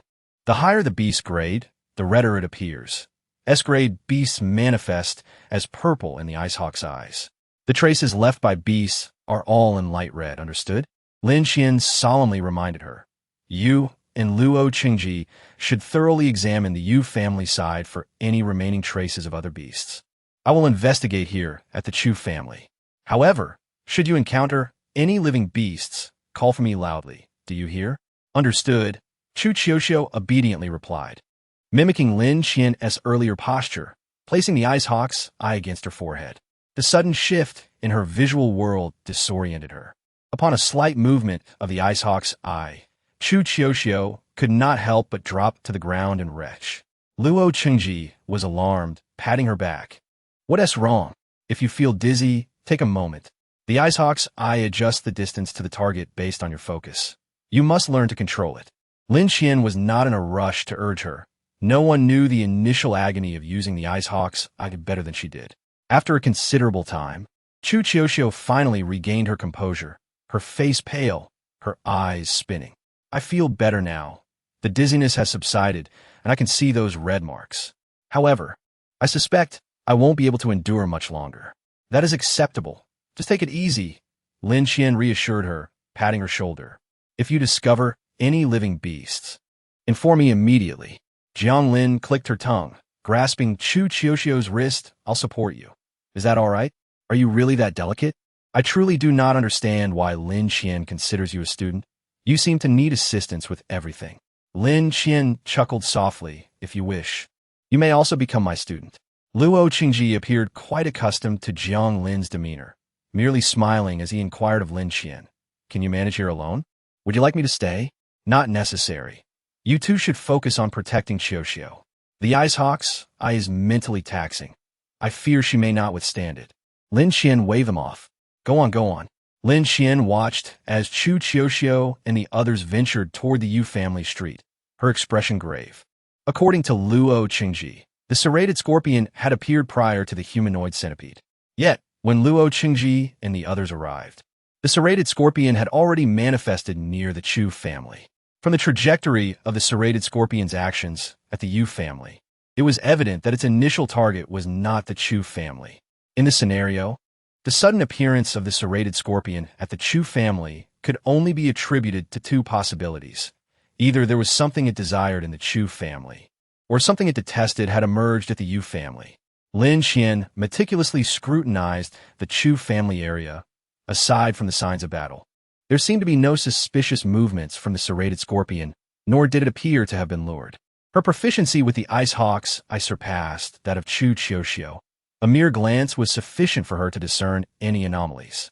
Noticing that Chu Qiuxiu was still engaged in her observations, she approached her directly. Chu Qiuxiu was carefully examining the Yu family area, and upon seeing Lin Qian, she shook her head and whispered, "I feel as though something is amiss, but I can't pinpoint it. After so many days, some traces may have already faded." Lin Qian consoled her. "Let us check the pit over there." "All right." Using the ice hawk's eye to survey the pit yields a sea of red. "I'll descend to take a look," Lin Qian stated. "You all should be cautious on the shore." "Teacher Shaolin, do you see anything?" Chu Qiuxiu suddenly exclaimed. "Should I come down with you?" As Lin Qian began to respond, she heard something beneath, as if a creature had been startled by Chu Qiuxiu's voice. Writhing within the soil. "Do not come down. Let Jiang Lin sit at the edge of the pit and keep ringing her bell. There is something below," Lin Qian urged. "Hurry. I fear it may escape." Upon hearing Lin Qian's urgency, Jiang Lin promptly settled at the edge of the pit, incessantly swinging her legs. Dingling. Lin Qian, trapped in the pit, was faring well, while Chu Qiuxiu above, using her ice eagle eye, appeared increasingly unwell, particularly as she was closer to Jiang Lin. Dingling, dingling. The continuous sound of the mixed bell reverberated, and Lin Qian gradually slipped down, the sound of the earth writhing growing more pronounced, while the bell sound diminished with distance. Lin Qian, uncertain of the creature below, called out, "Qiuxiu, come down with Jiang Lin. Luo Qingji, you and Chu Zhen keep watch outside. Do not let anyone approach." Understood. The pit was devoid of light, and Lin Qian could barely move, relying solely on her ice eagle eye, hesitant to advance recklessly. Jiang Lin, aware of her limited combat prowess, tactfully allowed Chu Qiuxiu to descend first, following as the second. Dingling, dingling. The sound of the mixed bell grew louder, and Lin Qian estimated it was time, shouting, "Jiang Lin, sit tight over there. I'll bring Qiuxiu down." As her words fell, Jiang Lin noticed she was standing on the tail of the Lian wolf, which had solidified into a small platform. Now it had expanded sufficiently for her to sit. Jiang Lin swung her legs, while Chu Qiuxiu, having distanced herself from Jiang Lin, was less affected by the bell's sound and let out a soft sigh. Soon, both slid to the bottom of the pit. The edges of the pit seemed hollowed out by some strange beast, and upon stepping on the ground, Chu Qiuxiu, eyes blank, swallowed hard. "What is this?" Chapter 45. The Human-Faced Centipede, Part 1. A colossal human head stared at her, its long hair matted with mud trailing on the ground, its body coiled, the abdomen bulging and writhing incessantly. From Lin Qian's vantage point, she could see tiny human-faced centipedes emerging from its abdomen, stained with blood and emitting a whimpering sound. Lin Qian maintained a relaxed demeanor. This human-faced centipede is in labor. Labor is profoundly taxing for a human-faced centipede, as the female is rendered utterly incapacitated during and for a day after giving birth. To shield her newborn from toxins, the female retracts the poison from her legs. At this moment, the laboring female human-faced centipede is at its most vulnerable. Chu Qiuxiu stared dumbfounded at the creature. The pained expression of the laboring centipede seemed to notice Chu Qiuxiu's gaze, turning its head to look at her, while hanging on the Lian wolf's tail. Chu Qiuxiu had sensed something circling at the pit's bottom. She had seen the human-faced centipede in books, but had never anticipated that witnessing it in person would evoke such a starkly different reaction. The text merely stated that the human-faced centipede was named for its resemblance to a human face.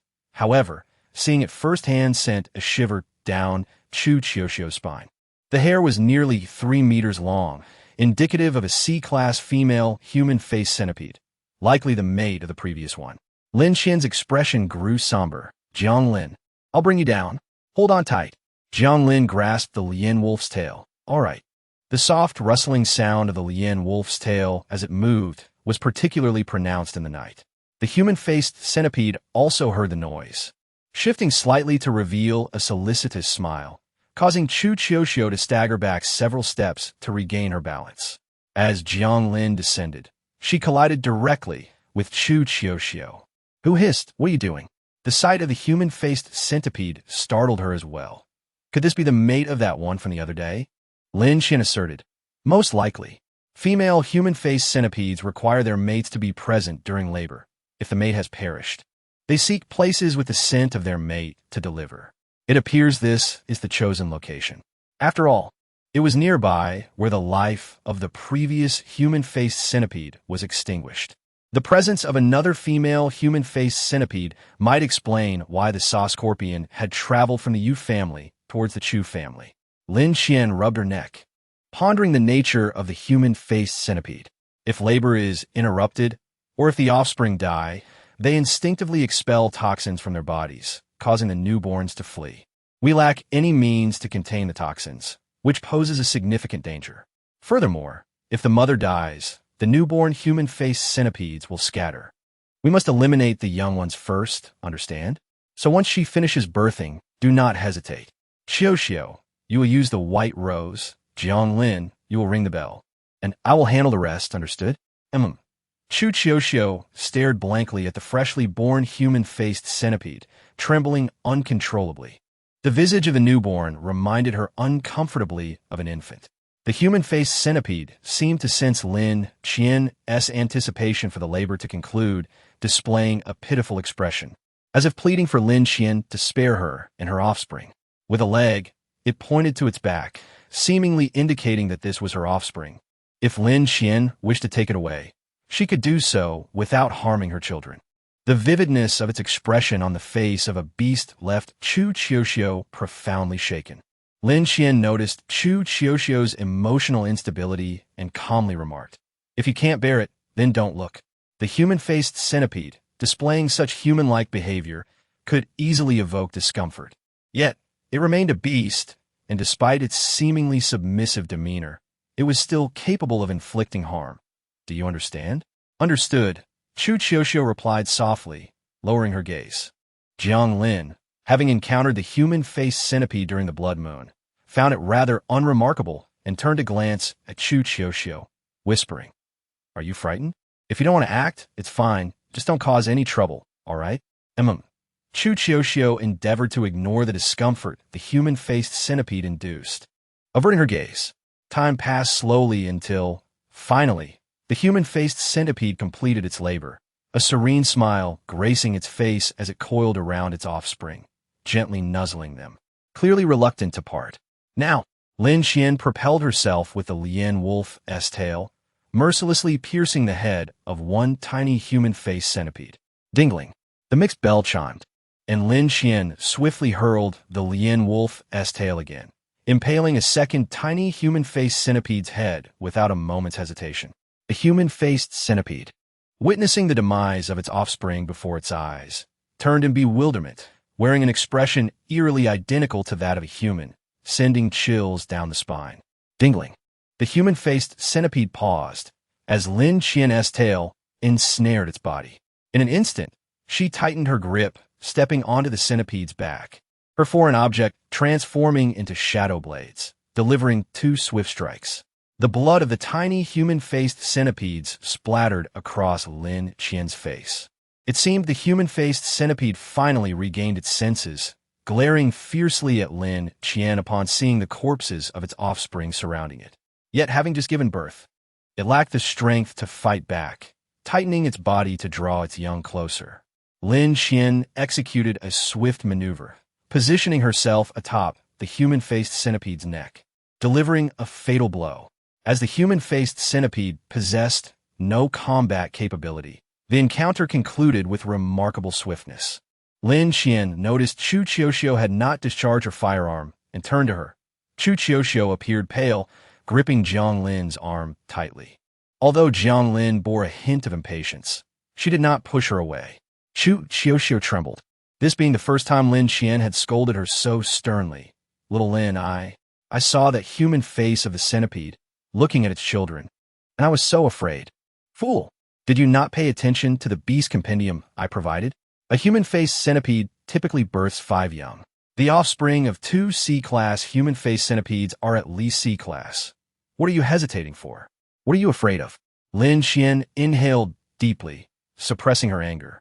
Demanding, fear what? They are beasts, entities we must eradicate. The creatures devoid of combat prowess are not worth slaying. Yet would you dare to confront those endowed with strength? Chu Qiuxiu, reprimanded, fell silent. Lin Qian remarked, this is your first time. I shall assume that your hesitation stemmed from the human face of the centipede, for its visage instilled fear within you. Should you falter again, I shall not hesitate to reprimand you. Lin Qian then shifted her gaze to Jiang Lin, who trembled slightly and called out, Teacher Lin, you did well. Your timing with the mixed sound bell was impeccable. The human-faced centipede is a Class C creature, while your bell is merely a Class D artifact. Its influence upon the creature was minimal, thanks to your precise timing. Otherwise, had that centipede chosen to end its own life, it would have caused me considerable trouble. Lin Qian nodded in acknowledgement of her skill. Jiang Lin sighed in relief. Glancing at Chu Qiuxiu, who appeared as wilted as a frostbitten eggplant. Hesitantly, she defended her, Teacher Lin, please do not blame the young lady. It was her first encounter with a creature, and to face a human-faced centipede must have overwhelmed her. Lin Qian shot a glance at Jiang Lin. Do you wish to be scolded too? In battle, the most detrimental emotions are panic and hesitation. I apologize, Teacher Lin. It will not happen again, Chu Qiuxiu murmured. Her head bowed in contrition. I was simply taken aback by its expression. Lin Qian waved her hand dismissively, indicating her disinterest in such excuses. She approached the human-faced centipede, drawing her rib knife to slice away its carapace. The creature had not deceived them. Its otherworldly substance resided within its back.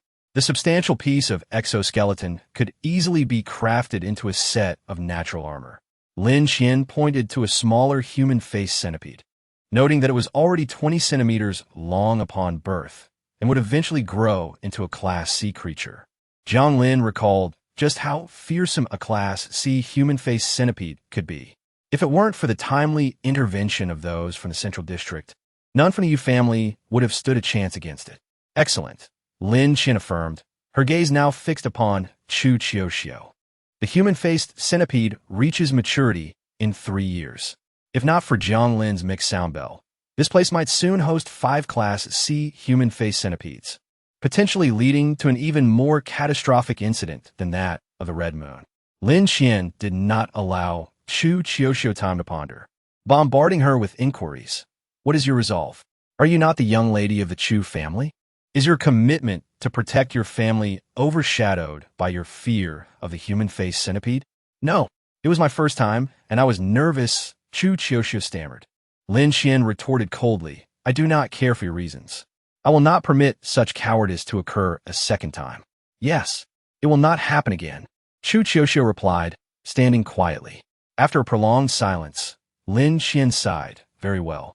Now, step forward and sever the legs of several small human-faced centipedes and remove their shells, as they can be used in medicinal preparations.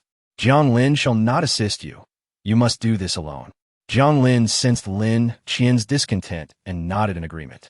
Stepping aside, Chu Qiuxiu gritted her teeth and approached the small human-faced centipede.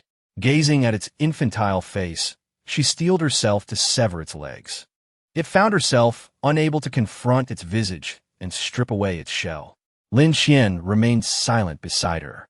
Chapter 46, The Human-Faced Centipede, Part 2. Do you wish to say something? Lin Qian queried. Did you not despise Qiuxiu? I thought you would be pleased to see her in such a state. Jiang Lin recognized Lin Qian's jest regarding her initial animosity towards Chu Qiuxiu. With a chuckle, she confessed, actually, I do not despise her that much. Lin Qian turned her head to look at her, her eyes sparkling with amusement. Jiang Lin continued. I have a mild dislike. It hasn't escalated to true disdain. From my perspective, liking the young lady is indeed quite challenging. If not for the need to protect her, our base of beast regulators would not be so understaffed, and many tragedies might have been averted. Lin Qian understood that Jiang Lin's candidness was commendable, demonstrating her willingness to accept Chu Qiuxiu, albeit still hesitant. Some matters are difficult to articulate, and Qiuxiu does not wish for this either. Moreover, the primary intention is not solely to protect her, Lin Qian reflected. But you cannot deny that she is indeed a beneficiary in this situation, Jiang Lin remarked. Lin Qian chose not to elaborate further, redirecting her attention to Chu Qiuxiu, realizing that some insights must come to Jiang Lin through her own understanding. I somewhat understand the young lady's feelings, Jiang Lin confided to Lin Qian. When I participated in my first operation, Luo Qingji and the others had already incapacitated the creature, and I lacked the courage to deliver the final blow. I was 9 at the time. Recalling this moment, Jiang Lin felt no embarrassment. It took me a long time to regain my composure. I could barely bear to watch as Luo Qingji dealt with the creatures. Lin Qian raised an eyebrow slightly. You two have experienced such moments? Jiang Lin, known for her strong-willed nature, rarely displayed vulnerability unless absolutely necessary. Upon hearing Lin Qian's words, she felt a tinge of shyness, yes. Due to my young age, Luo Qingji and the others took great care of me. Thus they never pressured me to become a primary combatant swiftly. Until one day, when Luo Qingji was gravely injured while protecting me, I seized the opportunity to kill that creature, and since then, I have never felt fear again. I still vividly remember that creature. It was a Class D white lizard. Jiang Lin's voice was soft, yet Chu Qiuxiu could hear her, finding solace in the shared initial fear of taking a life. Unlike the animals of the previous civilization, these creatures, though less intelligent than humans, possessed a greater emotional depth.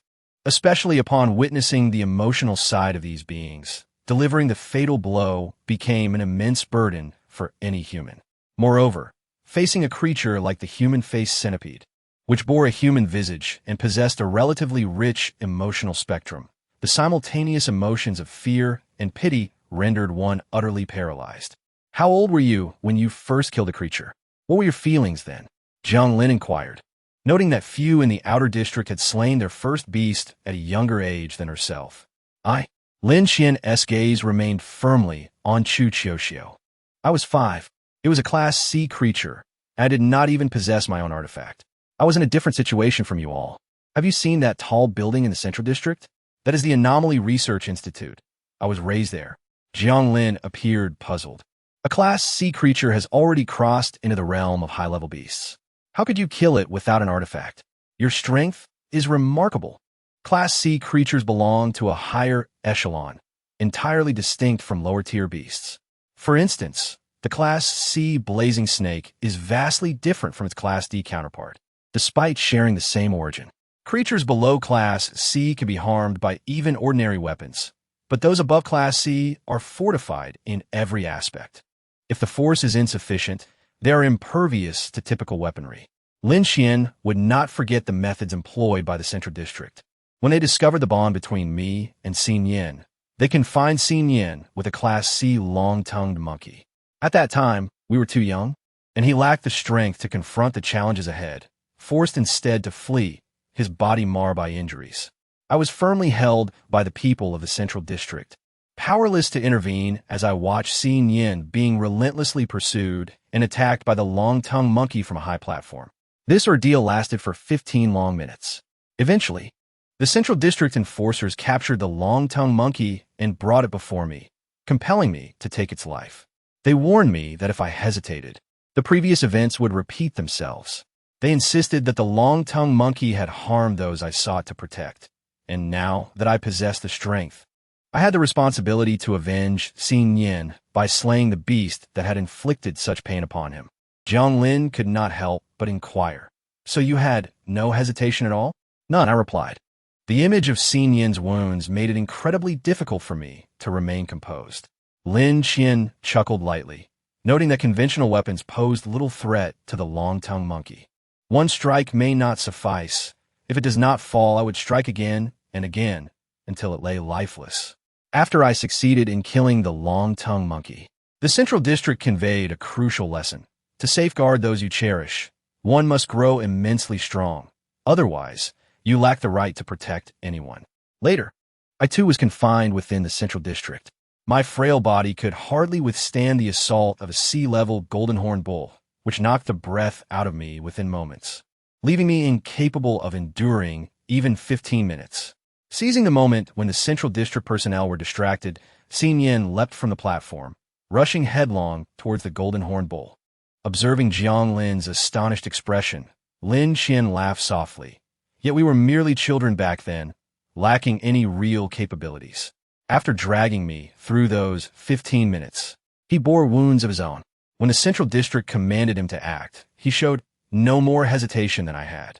Jiang Lin sighed. The Central District truly knows how to exploit people's weaknesses.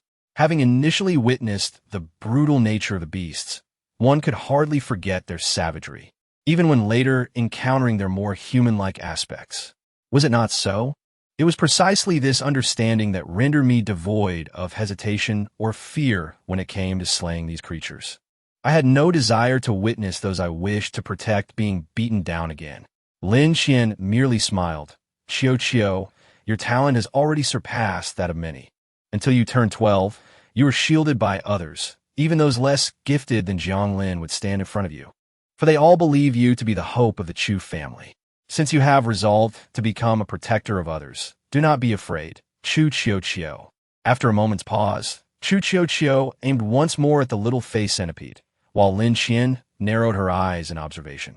This time, Chu Qiao did not hesitate to sever the head of the little face centipede and, following the instructions from the texts, delivered a precise strike to its side, skillfully peeling away the exoskeleton of the first little face centipede. Jiang Lin remarked, "It seems this is nearing its conclusion. Do you not feel that it is not such a daunting task after all?" Lin Qian gazed at her. Chu Qiao's body trembled slightly as she nodded, then shook her head. To handle the little face centipede, one must sever its head. Looking at that infant-like visage, I truly... The remaining words hung unspoken. Yet Lin Qian understood her sentiment. It was indeed a challenge to take that life, especially after witnessing the protective instincts of the female little face centipede towards its offspring. "Let us move on," Lin Qian said, leading the way. The tail of the greedy wolf surged ahead, swiftly securing the three of us together and casting us onto the ground. Once on solid ground, Chu Qiao encountered the familiar faces of Luo Chengji and Chu Zhen, her expression lightening slightly. Upon seeing the exoskeleton and legs of the little face centipede that Chu Qiao cradled, Luo Chengji immediately grasped the situation, accepting the items from her hands. Chu Zhen, bewildered by the sight of the little face centipede remains, asked, "Did you encounter a little face centipede in the act of giving birth?" "Indeed," Lin Qian replied, casually handing over the exotic materials she had extracted from the little face centipede to Chu Zhen, her demeanor serious. "Sea-level materials, primarily armor types, are mostly defensive. Remember to compensate us." Lin Qian pondered for a moment before adding, "The little face centipede was slain by me, with Jiang Lin's assistance. There is no matter involving Qiao here. I believe my share is justifiable. Do remember to pay. The sea-level materials come at a different price, so do not forget to include that as well. Considering we are all acquainted, I can offer a discount of 10% for the Chu family." Upon hearing this, Chu Zhen erupted into laughter. "You truly have a fondness for money." Lin Qian had known Chu Zhen longer than she had Chu Qiao, and her familiarity allowed for candid exchanges. She rolled her eyes at him. "Do you expect me to work for free? Dream on. Besides, we just purchased a house, and I intend to furnish it nicely. Is that not permissible?" Chapter 47. Conversation. "Did we not provide you with accommodations? Why the need for an additional house?" Chu Qiao asked, puzzled. "I fear no beasts. I find it quite agreeable here. Peaceful and sparsely populated." Lin Qian gestured. "You do not understand, Qiao. This is my own house. I can do as I please without oversight or fear of eviction. No matter how splendid the house you provide, I cannot feel secure there." Luo Chengji chimed in with a knowing smile. "I understand. I, too, purchased an additional house, intending to reside there when I grow old or injured and leave the base. Lin Qian shot him an appreciative glance. The ensuing time passed relatively smoothly, with no encounters with high-level beasts, only a solitary F-level white bee. After all, the intelligence of higher-tier beasts tends to surpass that of their lower-tier counterparts. Barring social species, they rarely appear in groups. Unlike the unusual occurrence of two red moons appearing simultaneously. Upon returning to the base, morning had already dawned. After a moment, Yin lifted her head. Wait, where did you acquire so many little face centipede exoskeletons and legs? Did you stumble upon a freshly birthed little face centipede? Such luck. A pile of little face centipede remains lay on the ground. Yin set down her documents and approached, exclaiming with a click of her tongue, "How fortunate!" Otherwise, for fully grown little face centipedes would have caused quite a ruckus. However, I have never witnessed a little face centipede giving birth before. I did not see much. As the birthing occurred at the bottom of the pit during the night, Jiang Lin lamented. The young lady witnessed it. You might inquire with her. Well, it was nothing particularly special. Chu Qiu recalled the scene, her demeanor stiffening. Luo Qingji, sensing her reluctance to elaborate, cheerfully shifted the topic. We owe our gratitude to Lin Qian's keen eyes. Otherwise, we would have missed this birthing opportunity. Capturing that sea-level little face centipede next time will prove challenging. Yin was about to pose further questions when Lin Qian suddenly exclaimed, Xin Yin. At that moment, Xin Yin descended from the second floor. Upon seeing him, Lin Qian rushed forward, embracing him tightly. We encountered a sea-level little face centipede in the act of giving birth. And I killed it. I have procured the materials for the Chu family, and I believe we can begin furnishing our little house. Excellent. What shall we prepare? Xin Yin chuckled softly, as he always did, smoothing her bangs. The pit, you say? I had no idea it was there.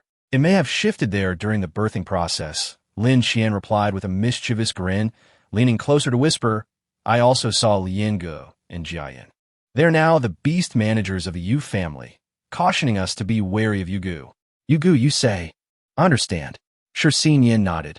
Wanted to say more when Yin urged, Sure, Xin Yin, we should get ready to leave. Soon, Sure, Xin Yin and the others departed from the base. Lin Qian leaned against the railing, watching Sure, Xin Yin fade into the distance, her fingers gently tapping the railing. What was on her mind? Luo Qingji had somehow made his way upstairs, patting Lin Qian's shoulder, suggesting it was time to eat. Luo Qingji agreed, No problem, it's a minor issue. Let us go have a meal. Lin Qian lowered her gaze. She had initially wished to directly request information about Yugu. However, she reconsidered. If she were to bring up her desire for such information right away, the Chu family would likely become suspicious of her intentions, so she decided against it. Perhaps it was due to having killed a human-faced centipede in several smaller versions. Jiang Lin appeared quite jubilant, animatedly recounting her feelings upon encountering those small human-faced centipedes. The coincidence of stumbling upon a breeding human-faced centipede was indeed a rare occurrence. Lin Qian felt a twinge of concern for her. After all, this was Chu Qiu's first dissection of a beast. It was perfectly natural for her to struggle with the concept of a beast that bore a human head. She hurriedly finished her meal, made her way to the second floor, and knocked on Chu Qiu's door. Qiu, open the door. It's me, Lin Qian. After a considerable delay, Chu Qiu finally emerged, welcoming Lin Qian inside. The image of the human-faced centipede displayed a relaxed grin, its centipede body creating an eerie juxtaposition. The human-faced centipede, a creature mutated by flooding, which studies suggest shares some genetic similarities with centipedes from the previous civilization. However, the exact reasons behind its human face remain elusive. Species traits: solitary beings, rarely seen in groups. Behavioral characteristics: the venom of adult human-faced centipedes can inflict severe harm. It serves as a stimulant that enhances their own capabilities. Female human-faced centipedes require the presence of a mate to reproduce successfully. If their partner is deceased, they will seek out areas that carry the scent of a mate for breeding. Otherwise, there exists a significant risk of complications leading to the female's demise during labor. The information contained in the book was limited, prompting Chu Qiu to diligently transcribe all the details Lin Xian had shared regarding the human-faced centipedes in dense handwriting. Noticing Lin Xian perusing her notes, Chu Chio shyly smiled. I have a poor memory, so I prefer to write things down. Once it's written, it sticks. No worries, this book is yours now. Feel free to write as you wish. You need not explain so much to me, Lin Xian replied with a smile. Let us have a conversation. After a moment of silence, Chu Chio agreed. The room was small. Chu Chio sat on her bed while Lin Xian occupied the chair at her desk. Lin Xian inquired, Are you blaming me for yelling at you? Huh? Chu Chio hurriedly waved her hands. No. I understand that Teacher Lin is looking out for me. I don't blame you. I actually know what you're thinking. No, to be precise, most people have a singular thought when faced with a human-faced centipede. Lin Xian articulated slowly. They hesitate to act, fearing to strike due to its human-like face. At the mention of the human-faced centipede, Chu Chio's gaze involuntarily drifted to the book resting nearby. It's unfortunate to encounter a human-faced centipede on your first battle. Both the human-faced centipede and the goat-headed man are notorious creatures. The former possesses a human visage atop a centipede's form, while the latter features a goat's head with a human body. Generally, encountering these two types of beasts during one's first encounter with beasts can be quite harrowing. Lin Xian offered a resigned smile. Their human characteristics instinctively compel us to show them mercy, which in turn evokes fear. Chu Chio bit her lip, recalling. Before that human-faced centipede died, it looked at its offspring. I had already sheathed my ice eagle eye and drawn my white rose, yet I still couldn't bring myself to fire. I understand. Its semblance to humanity triggered a misperception, leading you to believe it possessed human emotions. Lin Xian sighed, however. According to the information from the Central District, no human-faced centipede has ever reached S rank. Do you comprehend what this signifies? It implies their intelligence is limited. The expressions you observe on their faces might be beyond their own understanding. Thus, there is truly no need for you to worry. Lin Xian gently patted Chu Chio's head, reassuring her they are merely beasts. Chu Chio's expression reflected dejection as she admitted, I know, it's just a beast. But when I saw its face, I found it difficult to accept that reality, which is why I hesitated. If it weren't a human-faced centipede, would you have acted? Lin Xian countered. Perhaps not. Chu Chio murmured, I feel I wouldn't be able to strike. I'm terrified. The sheer size of the beast compared to humans instilled a primal fear in Chu Chio, which was entirely natural. After all, confronting a beast in person is a profoundly different experience than merely reading about it, even if a book mentions a creature measuring several meters. Witnessing something a mere 2 or 3 meters away can evoke a much stronger impact. Such challenges can only be overcome through personal experience. Lin Xian encouraged her. Facing fear once leads to facing it twice, and twice to thrice. Do you grasp my meaning? This experience is singular. Next time, I hope you can personally slay the beast and tell me, Teacher Lin, I did it. All right? If you cannot even face a beast, how can you protect the Chu family? Lin Xian's words were laced with encouragement as she grasped Chu Chio's hand, urging her, don't let everyone down. Chapter 48, The Insider with that. Lin Xian departed from Chu Chio's room. If Chu Chio could not resolve her thoughts, there was little Lin Xian could do. When Lin Xian changed her clothes and descended the stairs, the night team had nearly all arrived. You're here, Luo Chengji greeted her. I have something to discuss. Lin Xian noticed the seat next to Chu Chio was vacant and sat beside her, who appeared quite listless. Luo Chengji, what do you wish to discuss? Jiang Lin yawned lazily, resting her head on the table, her voice soft and drowsy. I was called awake before I was fully rested. Not just Jiang Lin, but Chu Chio also looked lethargic, her gaze somewhat vacant. It was understandable, having been woken without adequate rest and with hunger gnawing at them. It was remarkable they could feel anything else. I believe we need to discuss matters concerning the Yu family. Luo Chengji gently nudged Jiang Lin's head. You need to pay attention now, all right? Jiang Lin, who had been resting her head on her left hand, now switched to her right, mumbling in agreement as she sat, her legs swinging beneath her, seemingly oblivious to Luo Chengji's words. Understanding Jiang Lin's disposition, Luo Chengji clapped his hands lightly and distributed a stack of prepared documents, handing one to each person. Lin Qian perused the materials, which pertained to Lian Gu and Huai Jiayan, complete with their photographs. Those two from that day, Jiang Lin noted, poking the documents, their names are quite pleasant. I can't comprehend why your attention is drawn to such trivialities, Luo Changji replied with exasperation. Lin Qian smiled slightly, continuing to examine the documents. They revealed that 3 months prior, the head of the Yu family, Yu Gaoqi, had already taken notice of Lian Gu and Huai Jiayan, at which time they were still wearing human masks. The image depicts Lian Gu and Huai Jiayan donning facial masks, evidently captured from a surveillance monitor. While the clarity is lacking, it is apparent that their appearance differs from the previous night.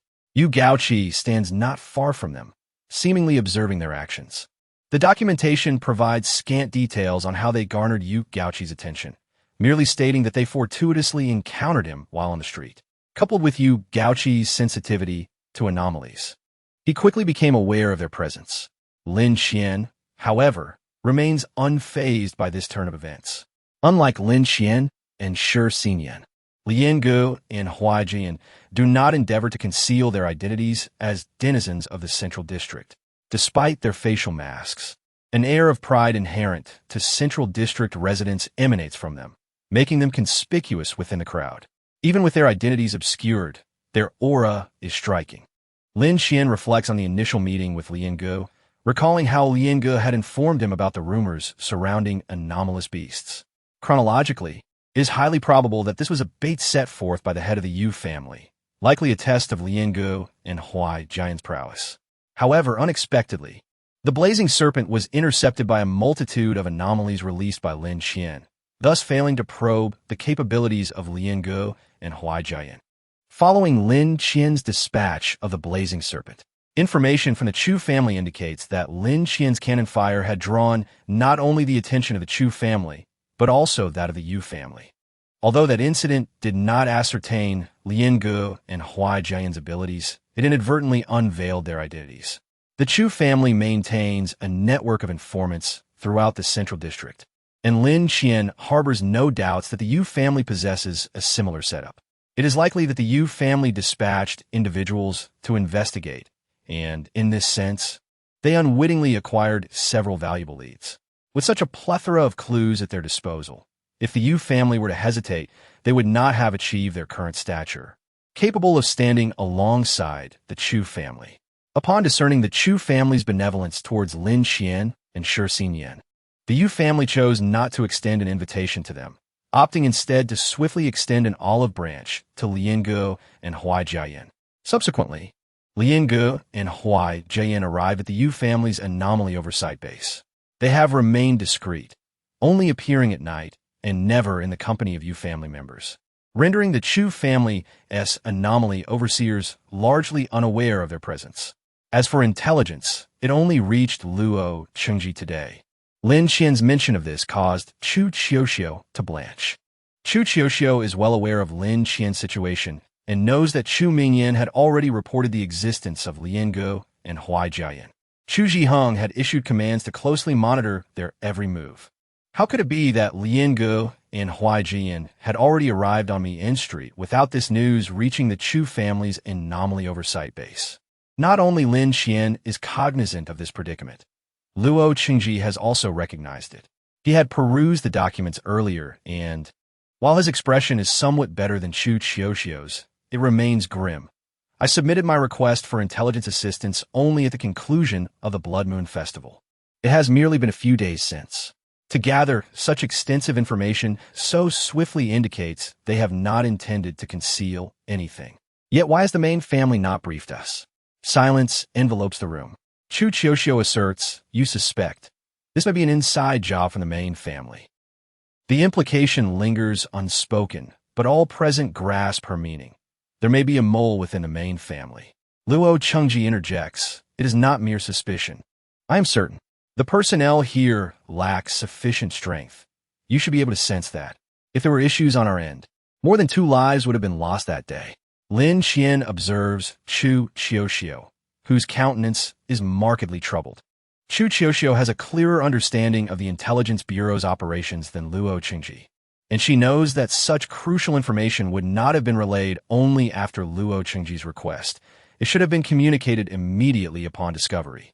Luo Qingji's expression reflects contemplation. Su Hufeng turns to Lin Qian. Given this context, isn't your culpability rather significant? Historically, the Chu family has never concealed information. It is peculiar that such a development arises coincidentally with your arrival. Luo Qingji does not dissuade Su Hufeng. Instead, he sighs lightly, offering Lin Qian an apologetic smile. Yes, my culpability is considerable, yet I lack motive. I have struck a deal with your family head, the specifics of which I cannot disclose. Lin Qian refrains from elaborating. Chu Qiuxiu is privy to some details. Feeling the gaze of the group upon her, Chu Qiuxiu asserts, no, it is not Teacher Lin and Teacher Shi. They have no reason to act in such a manner. Since the young lady has spoken, let it be. Su Hufeng shrugs, evidently dismissing Chu Qiuxiu's words. His attention still fixed on Lin Qian. I must ask, in your haste to label me a mole, could you not be the spy yourself? Lin Qian rests her legs on the table. If you suspect me simply because I hail from the Central District, I find it inconsequential. However, you must provide concrete reasons for your suspicion, lest you appear foolish. What do you mean? Luo Qingji interrupts Su Hufeng. Enough, don't speak further. They're not spies. They owe no allegiance to either the Chu or you families, and thus have no reason to engage in such actions. Lin Qian replies, indeed. Chu Qiuxiu glances at Lin Qian, who maintains an indifferent demeanor, though Chu Qiuxiu senses Lin Qian's unease. Luo Qingji sighs, redirecting his gaze to Lin Qian. Let us set aside the matter of spies for now. We must discuss other pressing issues. We seek to understand their anomaly abilities. If we remain uninformed, we will find ourselves in a precarious position. Unfamiliarity against the likes of Lian Gu and Huai Jiayan, both of whom are A-level anomaly bearers from the Central District, poses a significant challenge. Moreover, Lin Qian has previously mentioned that they have few rivals within the Central District. Their potential effectiveness in the peripheral districts would likely be even greater. Lin Qian straightforwardly declines. I refuse. Even if I am no longer associated with the Central District, I have lived alongside Lian Gu and their ilk for many years. I cannot betray them. Anomaly abilities are deeply personal to their possessors and hold significant importance. Rarely would an anomaly bearer disclose their abilities unless in dire circumstances. Chapter 49. Huai Jiayan, I understand. Luo Qingji nods, seemingly anticipating Lin Qian's response, and does not press her further. Let us change the subject. However, Xia Shanhua wishes to interject, but Luo Qingji shakes his head, and she falls silent. Refraining from any dissent, Luo Qingji poses one final question. Based on your understanding of them, how likely is it that they are aware of a soon-to-deliver human-faced centipede? Lin Qian pauses before responding. 100%. Jiayan would not undertake actions without certainty. His involvement indicates he is indeed aware of the impending delivery of a human-faced centipede. Luo Qingji closes his eyes. This is precisely their gravest concern. If the Yu family is acting with intent, it suggests that such occurrences could repeat. The anomaly analysis lens created by Huai Jiayan is the most successful artificial anomaly developed over many years of research in the Central District, having been forged from several A-level anomalies, and its significance rivals that of typical S-level anomalies within the Central District. Lacking any trace of aggression and possessing nothing beyond analytical prowess, the analytical mirror's capabilities far surpass those of similar entities. It leaves no stone unturned, seizing even the slightest opportunity for analysis. Had it not been for Huai Jiayan's parents being researchers at the Heretics Research Institute, he would not have qualified to be the master of the analytical mirror. Unlike the Ice Hawk Eye, which requires one to deduce information from the traces left by exotic beasts, the analytical mirror independently analyzes the surrounding area, determining its suitability for the survival of such creatures. Given that Huai Jiayan was present at the scene, it is inconceivable that he was unaware of the nearby human-faced centipede on the verge of giving birth. However, how does one account for the appearance of the sawtooth scorpion?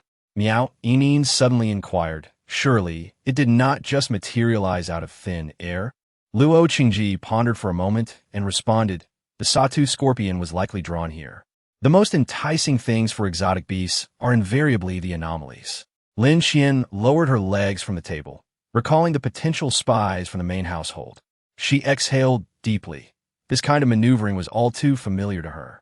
It was Huai Jian. From Lin Xian's understanding of him, this scheme must have been set in motion from the very beginning. Huai Jian knew that Lin Xian would undoubtedly seek a way to meet them again, and it was then that the trap was laid. Lin Xian understood Huai Jian, and he, in turn, comprehended her equally well. Following their initial meeting, the Red Moon Day soon arrived, and it was illogical for Lin Xian not to leverage that occasion. Huai Jian, too, seized the opportunity, revealing his connection with Lin Xian to Lian Ge during that time. Subsequently, they acted discreetly, utilizing the spies planted within the Chu family to withhold sufficient information from the exotic beast overseers of the Chu family, directly luring out two rank exotic beasts. By employing anomalies to simultaneously entice the sawtooth scorpion and the human-faced centipede, the latter was driven into the territory of the Chu family due to the former's mate lurking underground. The Chu and Yu families arrived almost simultaneously, yet it was the Yu family that ultimately captured the human-faced centipede first, further diminishing the already precarious reputation of the Chu family. The Yu family was not significantly weaker than the Chu family. Should such occurrences repeat, the Yu family could indeed supplant the Chu family. This, it seems, is the complete account of events. Lin Xian understood Huai Jian well enough to suspect he had contingency plans. There would likely be many more such incidents in the time to come. What do you plan to do? Lin Xian inquired. Luo Chengji countered. If it were you, what would you do? Lin Xian hadn't anticipated Luo Chengji would turn the topic back to her. As for me, I would act in the opposite manner. Before they strike, I would draw out the exotic beasts and eliminate them. We must prove that we can achieve this by their methods. We cannot proceed in such a way. Our strength is insufficient to defeat C-rank exotic beasts once they are lured out. Luo Chengji frowned. Such actions are exceedingly perilous and could endanger nearby civilians. Lin Xian did not guarantee that she would prevent the exotic beasts from harming the populace. After all, she was not omnipotent. Jiang Lin shook her head. Is there no way to counter this? This is the best countermeasure, Luo Chengji replied. But it is not suitable for us. Chu Qiuxiu ceased her comments. Acting recklessly to compete with the Yu family for reputation and status contradicted the Chu family's principles. Their ethos prioritized the welfare of the populace, and this course of action was inconsistent with the Chu family's traditions. The Yu family's strength was not inferior to theirs. Without a reputation to back them, the Chu family would face significant challenges ahead. Upon hearing this, silence enveloped the group, and many lowered their gazes. Lin Xian spoke not without reason. If the Chu family did not respond and allowed the Yu family to act freely, over time, the Yu family's reputation would undoubtedly eclipse that of the Chu family, worsening their already awkward position. Luo Chengji diverted from Lin Xian's topic, asking, "Can you share the operational styles of your two friends?" Lin Xian replied, "Huai Jian and Lian Ge. They operate primarily under Huai Jian, who is the core of our team. He is methodical in decision-making. Lian Ge, while spirited, is decisive and does not linger on tasks. You must be cautious. Isn't the core of your team you?" Chu Qiuxiu asked, surprised. "You are the captain. Who told you our team's core is me?" Lin Xian replied, exasperated. "Haven't you realized after all this time? I have a rather short temper and am prone to anger, making me ill-suited to be the core. I am the team captain, and Xin Yan is the vice captain, simply due to our individual combat prowess. However, the true core of the team is Huai Jian. We typically act under his guidance." Lin Xian was acutely aware that Huai Jian was not as simplistic as he appeared. His demeanor was calm and collected. Although she and Xin Yan held the nominal titles of captain and vice captain, Huai Jian, thanks to the analytical mirror's capabilities, was the genuine nucleus of their team. Luo Chengji was momentarily at a loss for words, finally responding, "If you were to confront him, do you have confidence in overcoming him?" "No," Lin Xian admitted. "Given Huai Jian's nature, if we were to face him, he would undoubtedly set numerous traps for us to fall into." Lin Xian conveyed honestly likewise. "I do not believe the Yu family will find it easy to manage the two of them. Just wait and see." Luo Chengji's expression turned intricate. And after a while, he sighed. Well then, let us prepare for dinner. Although Luo Qingji had not spent much time with Lin Xian, he gleaned insights into her character through her approach to situations. She was straightforward and would not concede without cause. The caretaker responsible for cleaning and meals at the base soon arrived, wiping the table and setting out the dishes. Jiang Lin nibbled on her chopsticks, glancing at Lin Xian several times, seemingly eager to speak. Lin Xian noticed Jiang Lin's gaze and gestured for her to approach later. Come in, she beckoned.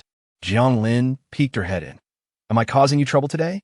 Not at all. Take a seat, Lin Xian replied, gesturing toward a chair while sitting on her bed. What do you wish to discuss? Jiang Lin, undeterred, plopped down on the chair and said, I want to know if you can teach me close combat skills. Faced with Lin Xian's astonished expression, Jiang Lin remained unfazed. My anomaly is a mixed sound bell, which means I can only ever choose close combat.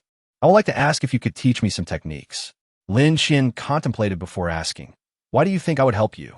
Because you seem to harbor no ill will towards us, while your enmity towards the Yu family is evident. I believe you would prefer our victory in this conflict. Jiang Lin grinned broadly, revealing a set of bright white teeth. Am I correct? Lin Xian inquired. How did you discern that? Just a feeling, Jiang Lin admitted sheepishly, scratching her head. I have limited options in what the Chu family can teach me. I want to become stronger. Jiang Lin gazed steadily at Lin Xian, her eyes devoid of any impurities. Lin Xian sighed. It's not that I am unwilling to teach you, but I am not particularly adept at close combat. So my skills in that area are quite limited. If you wish to learn such techniques, you should seek out Xin Yin. He possesses exceptional close combat skills. Lin Xian then asked, Are you able to swap with members of the white team? We cannot exchange. Jiang Lin shook her head, but I believe your instruction would suffice. You are in the same team, and you likely share the same instructor. What he knows, you must also know. I can integrate the knowledge myself. Lin Xian burst into laughter, playfully patting Jiang Lin on the back of her head. You are quite the charmer. Let us head to the courtyard. Perhaps having just finished a meal, Luo Qingji and you who were strolling in the courtyard. Upon seeing Luo Qingji, Jiang Lin eagerly rushed over to inform him. Luo Qingji, Lin Xian has agreed to teach me some close combat techniques. I told you she would definitely say yes.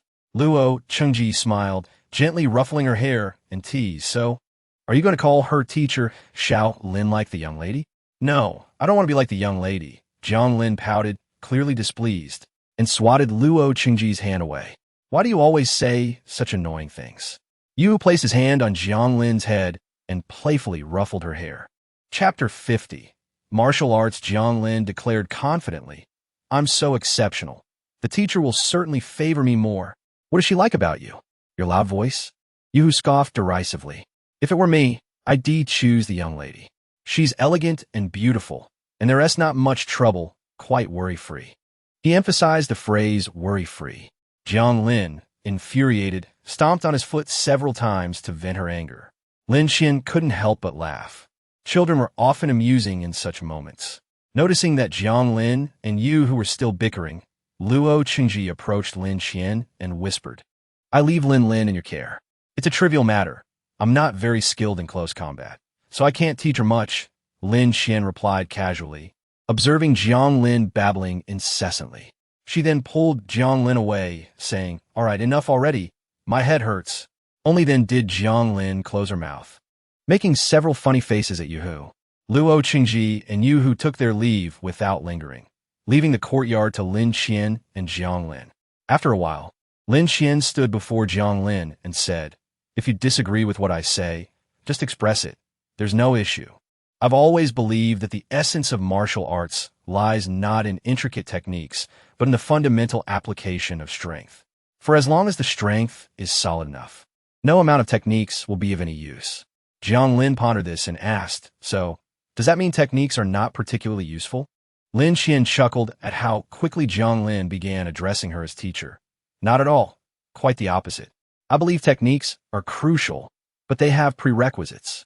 Under equal strength conditions, techniques are certainly more important. However, when the strengths are unequal, power will naturally play the predominant role. I don't need excessive techniques or external aids. Try attacking me and see, Lin Xian urged.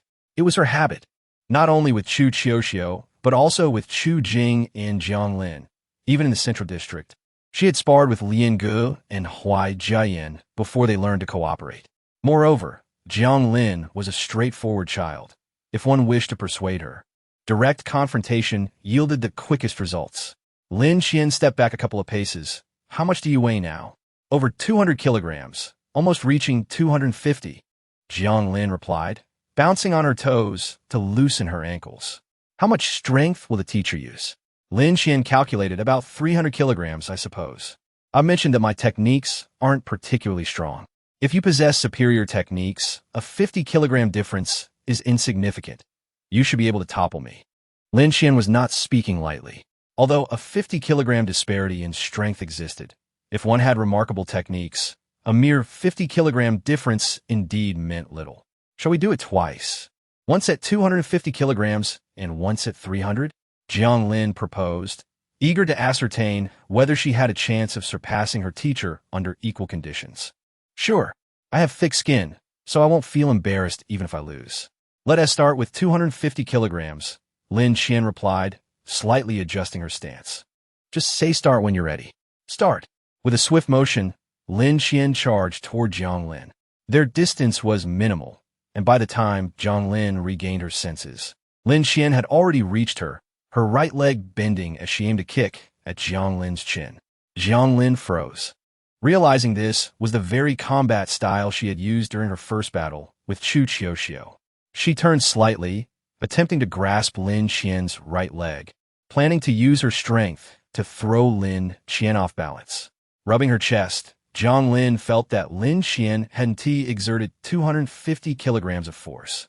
Otherwise, she would not have been able to withstand it. Lin Qian countered, why would I struggle? If I attack your vital points, you will certainly loosen your grip to protect them, right? Jiang Lin felt as though she understood. Yet also didn't T. But aren't you worried I won't let go? I wish I could.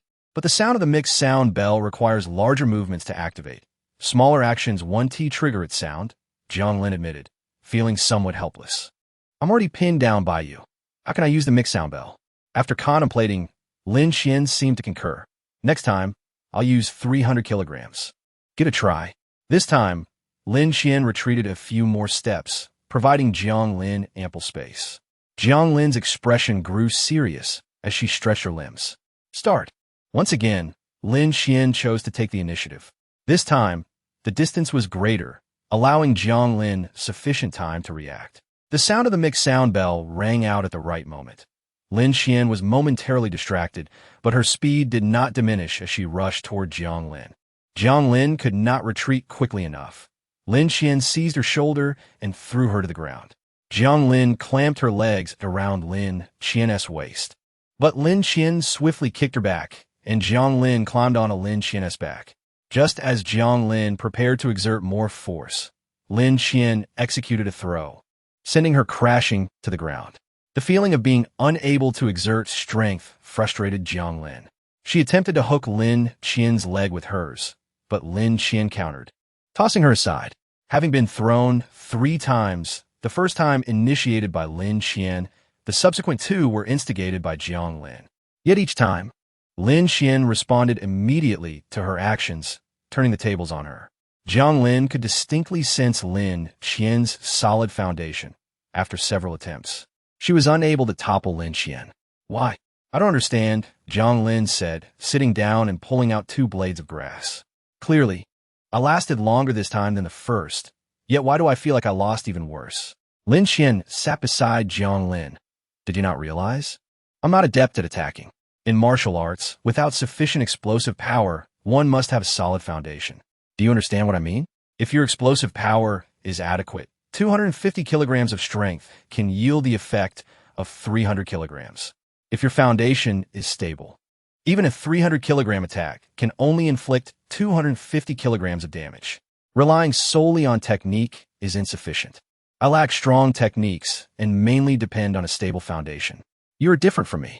Your external aid, the mixed sound bell, can cause brief disorientation. It's best for you to refine your explosive power and adopt a fast attack strategy. Strike decisively while your opponent is affected by the mixed sound bell. You are well suited for an extremely explosive approach. Lin Qian offered no further elaboration, but Jiang Lin seemed to grasp her intent and exclaimed joyfully, I understand. Thank you. But I do like to ask what the extreme explosive approach entails. Lin Qian looked surprised. Do you really need me to explain this?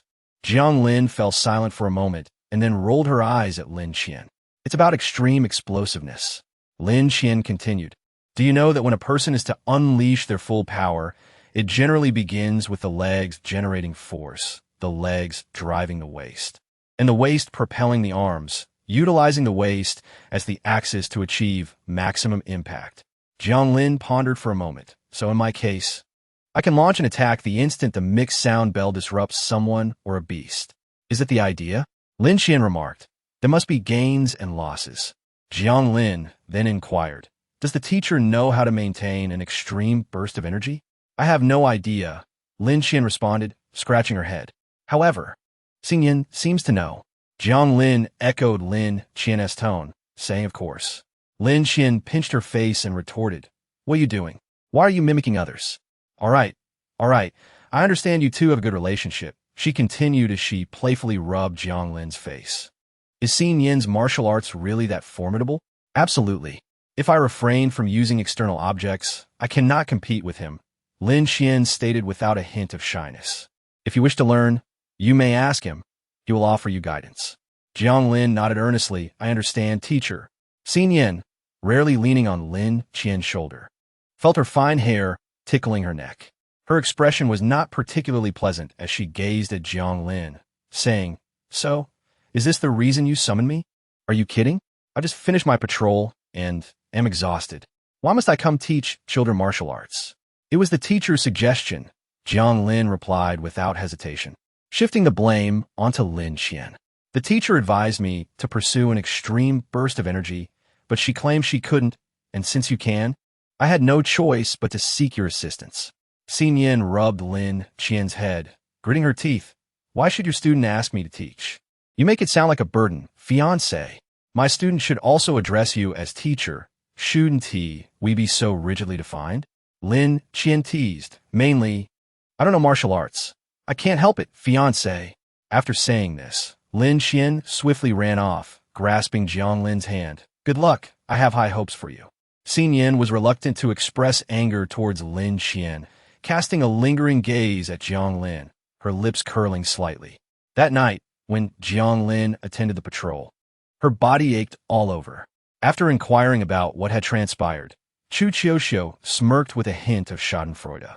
In Chapter 51, Letters, a few peaceful days passed.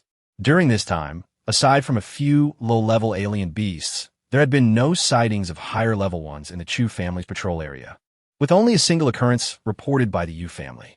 Interestingly, Xin Yin was astonished to discover Jiang Lin's inherent talent in martial arts. If Chu Qiuxiu and Chu Jing refrained from using external objects, they would indeed find it difficult to defeat Jiang Lin, who also abstained.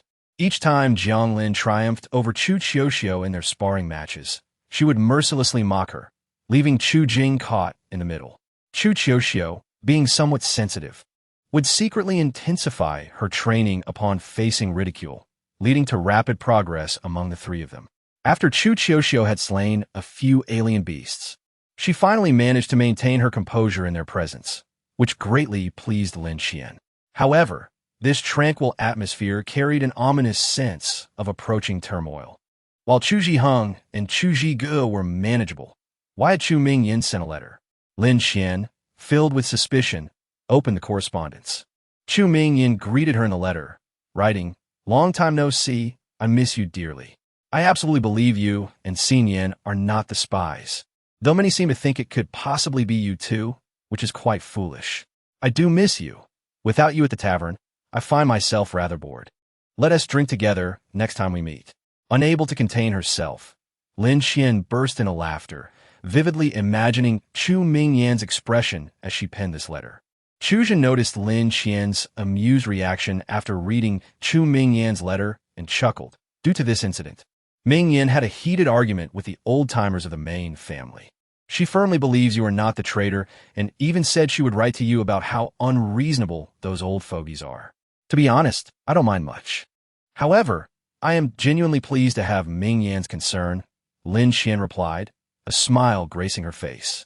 If the main family finds out, they will be furious, won't they? Ming Yan said she couldn't care less. Chu Jin remarked. Lin Qian felt a twinge of guilt for concealing matters from Chu Mingyan. Chu Mingyan had taken great care of her since she first emerged from the central district. Now, despite being a member of the Chu family, she still placed her trust in Lin Qian. It was impossible for Lin Qian's heart to remain untouched by this, and she sighed softly as she opened Chu Zhiheng's letter. Chu Zhiheng's letter was notably more concise, briefly outlining the current status of the main family. He expressed his trust in Lin Qian and mentioned that in recent days, he had identified 3 potential spies, though he remained uncertain about which family had dispatched them and was still investigating. His greatest concern was regarding the base. He stated plainly that there were no spies on that end, yet with Chu Qiuxiu present, he felt apprehensive. He explicitly wrote that he would thoroughly investigate the main family's side and requested Lin Qian to look after Qiuxiu, noting her innocent and kind nature, which might render her ill-equipped to handle such matters. Chu Zhiheng did not assert that there were certainly no issues at the base, nor did he claim innocence. Lin Qian, having interacted with Chu Zhiheng for some time, understood him well enough.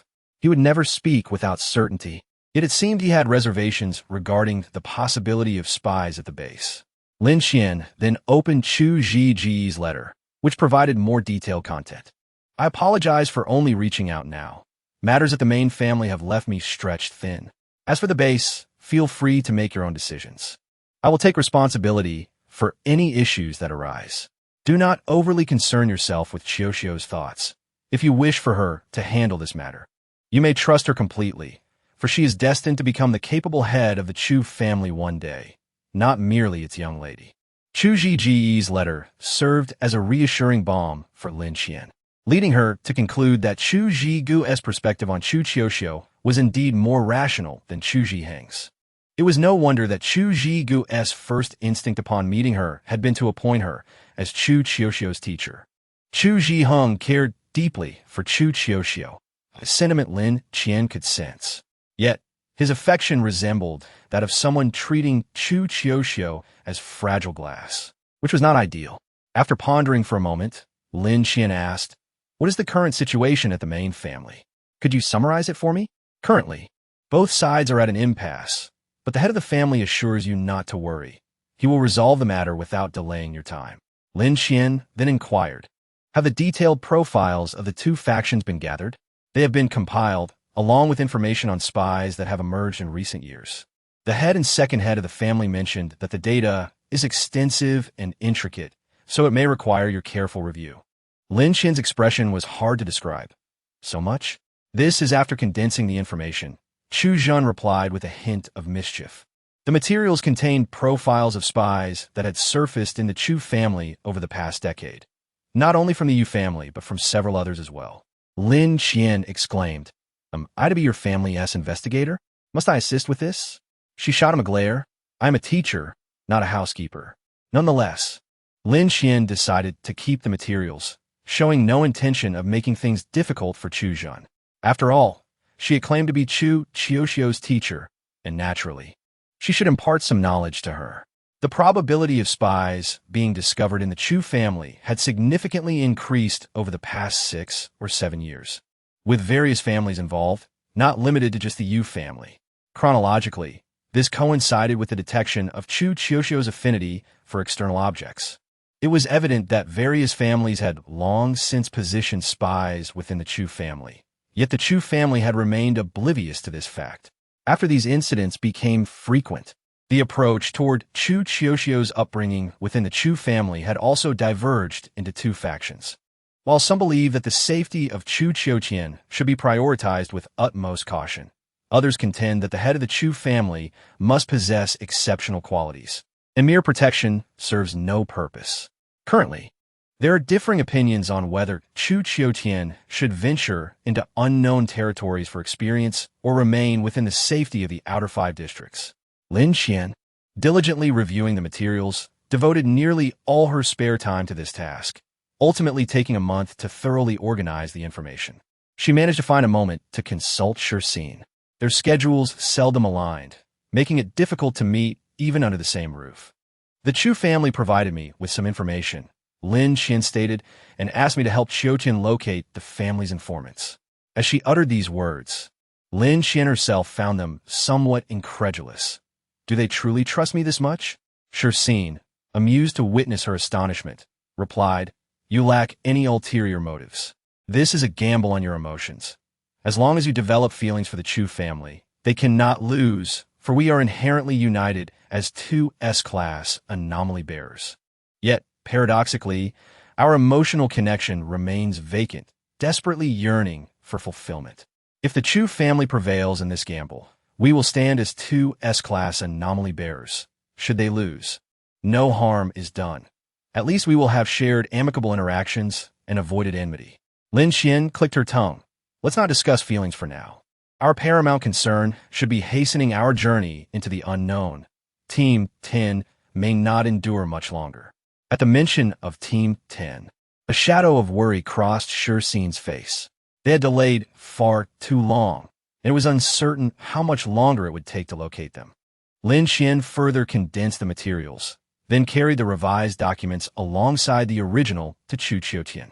We are well aware of the Chu family spies. Here are the condensed materials and the original documents. I hope you can scrutinize both and share your thoughts with me afterward. Lin Qian conveyed the intricate relationships between individuals and families within the Chu family to Chu Qiutian, who had never encountered such matters before and listened with a puzzled expression. What has the Chu family taught you all these years? Lin Qian inquired. Are you unaware of the dynamics within the head family? Chu Qiutian replied with exasperation.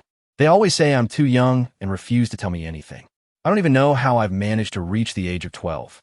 Reflecting on Chu Zhiheng's numerous admonitions, Lin Qian felt a twinge of sympathy for Chu Qiutian and patted her shoulder. You have much to learn ahead. If you wish to venture into the unknown, you must memorize my beast compendium and learn how to defeat these anomalies. Simultaneously, you must investigate the informants within your family. It's quite a demanding task. Teacher Lin, Chu Qiutian began, but Lin Qian swiftly placed a hand over her mouth. Good luck. I must be off now. Farewell. It was only after Lin Qian had departed that Chu Qiutian blinked. Wait, are you saying I have to memorize all this? Chapter 52. The meeting. Despite Lin Qian providing the organized materials to Chu Qiutian, the latter still felt utterly bewildered. Other than offering a few suggestions on that day, Lin Qian had refrained from further discussions with her. Lin Qian disapproved of the Chu family's approach of entirely elevating Chu Qiutian. Whenever Chu Qiutian sought assistance, Lin Qian withheld her thoughts, allowing her to navigate this journey independently. Having never engaged in such matters, Chu Qiutian was solely responsible for everything, and her progress in identifying the informants was exceedingly slow. Initially, Lin Qian and Shirxin, with their commendable capabilities, could converse with others at the base. However, with the potential for spies lurking, it became evident that while the main family's issues were more probable, the base might also harbor internal threats.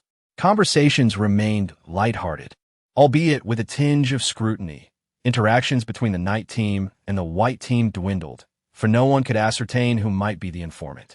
For several days, Lin Qian and Shirxin felt a sense of trepidation in their conversations. As the beginning and middle of the month approached, it was once again time for the night team and white team to consolidate their information. This time, however, the atmosphere was notably tense. The night team and white team sat across from one another, their demeanor far from amicable. Lin Qian glanced at Shirxin, who flashed her a smile, signaling her to pay close attention to Yun Yun's remarks. Lin Qian perused the materials, which revealed nothing particularly unusual. The anomalies slain by the white team were predominantly common harmful types, devoid of any apparent suspicion. The room echoed only with the sound of pages being turned. The half-month summary was not overly complex, and everyone read at a swift pace. Luo Chengji and Yun Yun, accustomed to reviewing documents, quickly set theirs aside, and regardless of whether others had finished, the materials were cast aside. No one raised questions about the documents, which contained no apparent discrepancies. Noticing the silence, Luo Chengji spoke first. The blood moon day is approaching. Does anyone have any thoughts? Or shall we proceed as usual? If they were to adhere to their usual protocol, the white team would patrol during the day while the night team took over at night, with each group managing their own responsibilities. Traditionally, on blood moon days, the routine was maintained, as anomalies were prone to violent outbursts, and individuals preferred to team up with familiar faces for improved coordination, avoiding arbitrary changes in personnel. Lin Qian exchanged a glance with Shi Xin, indicating that even if they were to separate on blood moon day, she would remain safe. Shi Xin feigned ignorance, continuing, "Is that acceptable? As long as we maintain this arrangement for the duration of blood moon day." Upon hearing this, Luo Qingji instinctively turned his gaze toward Lin Qian, who remained unresponsive. Yin Yun's tone was less than pleasant, tinged with sarcasm, as if reproaching Shi Xin for making such a suggestion.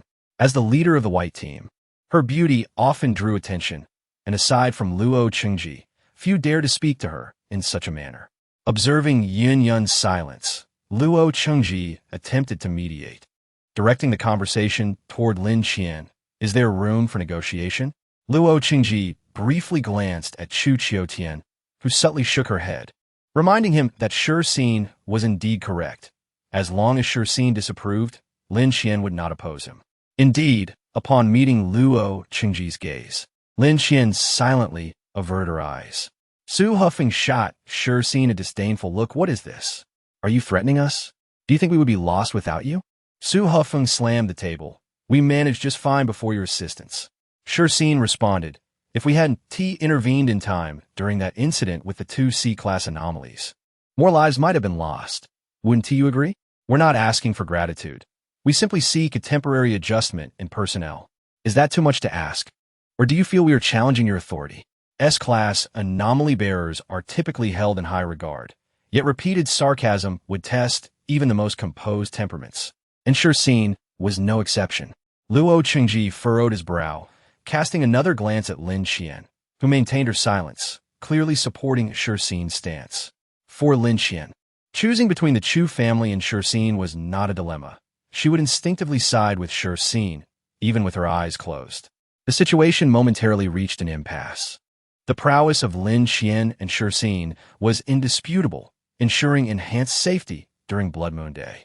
However, if they were to be grouped together, the combat effectiveness of the white team and night team would become distinctly unbalanced, necessitating a reallocation of personnel for Blood Moon Day. "Teacher Xiaolin?" Chu Qiuxiu whispered to Lin Qian. "Why? Wouldn't it be better if you both stayed on your own sides?" Chu Qiuxiu was acutely aware that she was Lin Qian's student. And regardless of the decisions made by Lin Qian and Shi Xin, it was not her place to voice any objections at this time. Luo Qingji remarked, "I have no objections. What about you, Qiuxiu?" The four of them remained silent. But it was clear that their amicable rapport allowed for the substitution of Shi Xin with the four of them, which everyone accepted. Shi Xin added, "If no one has any objections, then neither do I." Ultimately, it amounted to replacing one Shi Xin with four of them, and considering their abilities were commendable, it seemed fair enough. The change was thus confirmed without any discord. Luo Qingji relaxed slightly and cast another glance at Lin Qian, who maintained her carefree demeanor, seemingly oblivious to Luo Qingji's repeated scrutiny throughout the day.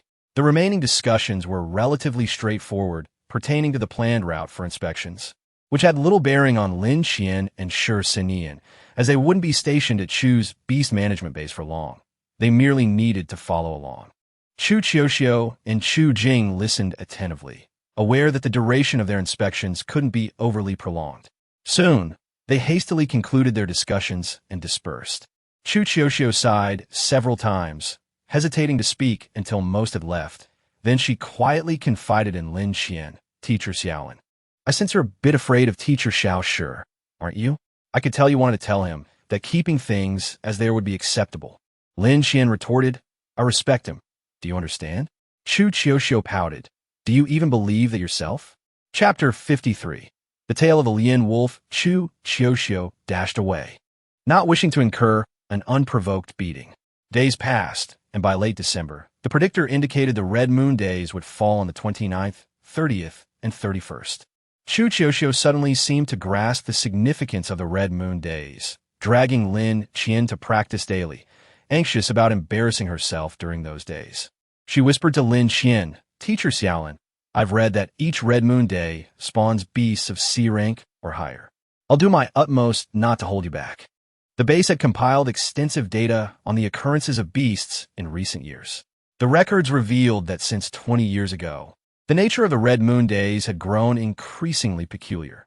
Their stability waned, and the emergence of higher-ranked beasts became more frequent. In recent years, the beasts appearing on these days were predominantly high-ranking, unlike the lower-ranked beasts that typically manifested in the past. This indicated a rising frequency of high-ranking beasts, correlating with an increased mortality rate among the beast regulators in several outer districts. Despite being an A-rank anomaly bearer, Chu Qiuxiu felt unprepared to confront a C-rank beast. The white team had also grown busy. Several times Lin Qian sought out Shi Xinian, only to find him organizing materials in his room. When idle, Jiang Lin would occasionally train with Chu Qiuxiu. Soon, it was the 27th, marking the year's end. After the conclusion of the Red Moon Days, a new year would commence. Rain began to patter down steadily from the morning. The base lit the fireplace, and Jiang Lin lounged on the sofa, grumbling. What bad luck. I detest going out on rainy days. I always end up smelling foul. Remember to wear shoes when you head out today. Lin Qian glanced at Jiang Lin's bare feet, pondering her aversion to shoes. I just don't like them, Jiang Lin said playfully. This year is about to end. I made it through another year safely. Suddenly, Lin Qian felt a tightness in her chest. Her fists clenched, breath becoming labored as she collapsed, coughing violently and spitting a small amount of blood. Clutching her chest, she glanced at Jiang Lin, who stood frozen in shock, her expression one of sheer terror. The tail of the Lien wolf emerged uncontrollably from the ring, casting Jiang Lin aside and forbidding anyone from approaching Lin Qian. The tail thrashed about, wreaking havoc in the living room, creating a cacophony of destruction. Hearing the commotion, several members of the night team opened their doors. Luo Qingji, upon witnessing the chaos, urgently questioned Jiang Lin. What happened? I don't know, Jiang Lin stammered, her gaze fixed on Luo Qingji, who appeared equally alarmed, as if he might explode with rage. Luo Qingji's expression tightened as he hurried to shake Jiang Lin's shoulders. Are you all right? He dared not approach Lin Qian, who was ensnared in the chaotic dance of the Lien wolf's tail, which exhibited distinctly erratic behavior. Meeting Luo Qingji's gaze, Lin Qian lifted her eyes to him, her gray pupils devoid of emotion, her face taking on an eerily unsettling appearance. She slowly stood, attempting to control the Lien wolf's tail, her eyes still vacuous, barely moving. Suddenly, Chu Jing noticed the tail swirling around and recalled Shi Xinian's warning. Your teacher Xiaolin has a high affinity for anomalies, and the Lien wolf's tail was birthed from the pack's former leader. If a Lien wolf appears nearby, she will suffer a backlash from her anomaly. To prevent such instances in the future, she must personally slay the Lien wolf. Only then will she be free from the backlash. He turned to Lin Qian. Teacher Shi instructed me to bring you to him. Previously, Chu Jing had thought Lin Qian's gray eyes peculiar, but now he noticed they mirrored those of the Lien wolf. Chu Jing relayed Shi Xinian's message. Teacher Shi said that due to your high anomaly affinity, your Lien wolf's tail is derived from the head of a Lien wolf. If one appears nearby, you'll experience backlash. The best solution is for you to kill the Lien wolf yourself, thus preventing future occurrences. Luo Qingji quickly made a decision. All right, Lin, first shake the sound bell to disrupt Lin Qian's mental state. Understood. Jiang Lin swiftly began to circle Lin Qian, ringing the bell. The sound resonated, stimulating Lin Qian's senses. The Lien wolf's tail hesitated, and Lin Qian exhaled, slowly regaining control over it, though she coughed up more blood, wiping her mouth with her sleeve. I'm fine. Lin Qian directed her gaze toward Chu Jing. Has Shi Xinian already captured the Lien wolf? Chu Jing nodded, yes. But Teacher Shi hasn't killed it yet. He's waiting for you. The mention of the Lien wolf's fate sent pangs of anguish through Lin Qian's heart, making it difficult to maintain her composure. As long as you're all right, Jiang Lin said, her eyes clouded with concern. That look you gave me was genuinely frightening. Lin Qian took a moment to compose herself. I apologize. She activated the Lien wolf's tail once more, finding she could still control it freely. The previous moment of chaos appeared to have been an illusion. Seeing Lin Qian return to her usual self, Jiang Lin felt relieved and suggested, "I'll accompany you. At least when your mind falters, I can ring the bell to help you recover." Lin Qian contemplated her current state before nodding. "All right." She then turned to Luo Chengji. "Tomorrow marks the Red Moon Days, lasting 4 days." Luo Chengji paused, unsure how Lin Qian's conversation had shifted to this topic. "How did you know?" This diverges from the time indicated by the predictor. The timings provided by the predictor are merely rough estimates and cannot be deemed precise. Only upon the arrival of the blood moon can an accurate time be ascertained. How can Lin Qian be so certain that tomorrow will indeed herald the blood moon? Jiang Lin hastily supported Lin Qian, exclaiming, "I will accompany you." After a moment's contemplation, Lin Qian nodded in agreement. With the blood moon fast approaching, her emotions were already volatile, and considering the presence of the Lian wolf nearby, it was prudent to exercise caution. Lin Qian was acutely aware of the source of her anguish. Within her veins flowed the blood of the Lian wolf, with a staggering 60% of her composition being that of the Lian wolf's head, combined with the fact that her foreign object was the tail of a Lian wolf. She could be regarded as a human manifestation of the Lian wolf's head. In such a scenario, the sight of Lian wolves nearby would evoke her primal instincts as the head wolf, compelling her to protect her kin. Yet paradoxically, she felt powerless, and her apparent indifference toward her own kind led to a backlash from the foreign object within her. Should Lin Qian yield to the blood of the Lian wolf and endeavor to protect them, she risked losing her rationality as a human entirely. The Central District had conducted research on this. Only by personally slaying a Lian wolf could Lin Qian hope to suppress the primal instincts embedded in her blood. However, Lian wolves, being social creatures, were exceedingly rare. Even during their expeditions into unknown territories, they've been unable to locate a suitable specimen for experimentation. Is it because the foreign object is the tail of a Lian wolf? Jiang Lin inquired. Can a mere foreign object exert such a profound backlash upon you? Lin Qian's mind felt somewhat disoriented. After a brief silence, she replied, "I cannot say for certain." Perhaps an instinctual feeling arose within Lin Qian, suggesting that this was the handiwork of Huai. Setting aside the formidable nature of the Lian wolf, a majority of which were classified as high-level foreign creatures, the probability of a solitary Lian wolf appearing outside its pack was minuscule. The sudden emergence of a Lian wolf detached from its group was exceedingly unlikely. Lin Qian sighed inwardly. Indeed, it seems to be a familiar face. Several districts in the outer region had never encountered such a creature, possessing only a limited understanding of the Lian wolf, and thus lacked the means to lure one forth. However, with the aid of Huai analytical mirror, the situation would be markedly different. Within the analytical mirror resided comprehensive data on all foreign creatures and individuals from the Central District, providing clarity on how to draw out a Lian wolf, likely consuming considerable resources from a Yu family in the process. Chapter 54. The Senra flower on the streets of Milin. Rain continued to fall, and the windows and doors of the houses were tightly shut. Shi Xinyan's hands clutched the neck of the Lian wolf, seated upon its back, while the others were absent, presumably continuing their patrol. As Lin Qian drew closer, the Lian wolf, which had previously ceased its struggles and closed its eyes in rest, suddenly opened them. "You have arrived." Shi Xinyan did not release his grip, urging, "Kill it." Noticing Lin Qian's slightly dazed state, Jiang Lin quickly shook her leg, using the mixed sound bell to jolt Lin Qian's senses. "Thank you," Lin Qian replied as she approached the Lian wolf. Curiously, the creature seemed unafraid of her presence, merely observing her without any exaggerated reactions. Qian, use the Lian wolf's tail to slay it," Shi Xinyan reiterated, emphasizing the importance of this low-level Lian wolf that had finally appeared. Though he left his thoughts unspoken, Lin Qian understood his implication. This Lian wolf was most likely procured with the assistance of a Yu family, likely expending considerable effort in the process. The tail of the Lian wolf emerged from her ring, binding the creature completely. Throughout the ordeal, the Lian wolf made no attempt to resist. Even as the tail's tip pierced its throat, Its expression remained unchanged, and it did not move, its eyes remaining wide open. Lin Qian was momentarily lost in thought, remarking, "How peculiar. I have been coughing up blood back at the base, yet I feel so tranquil in the presence of this Lien wolf. Is this merely an illusion? Why does it not fight back?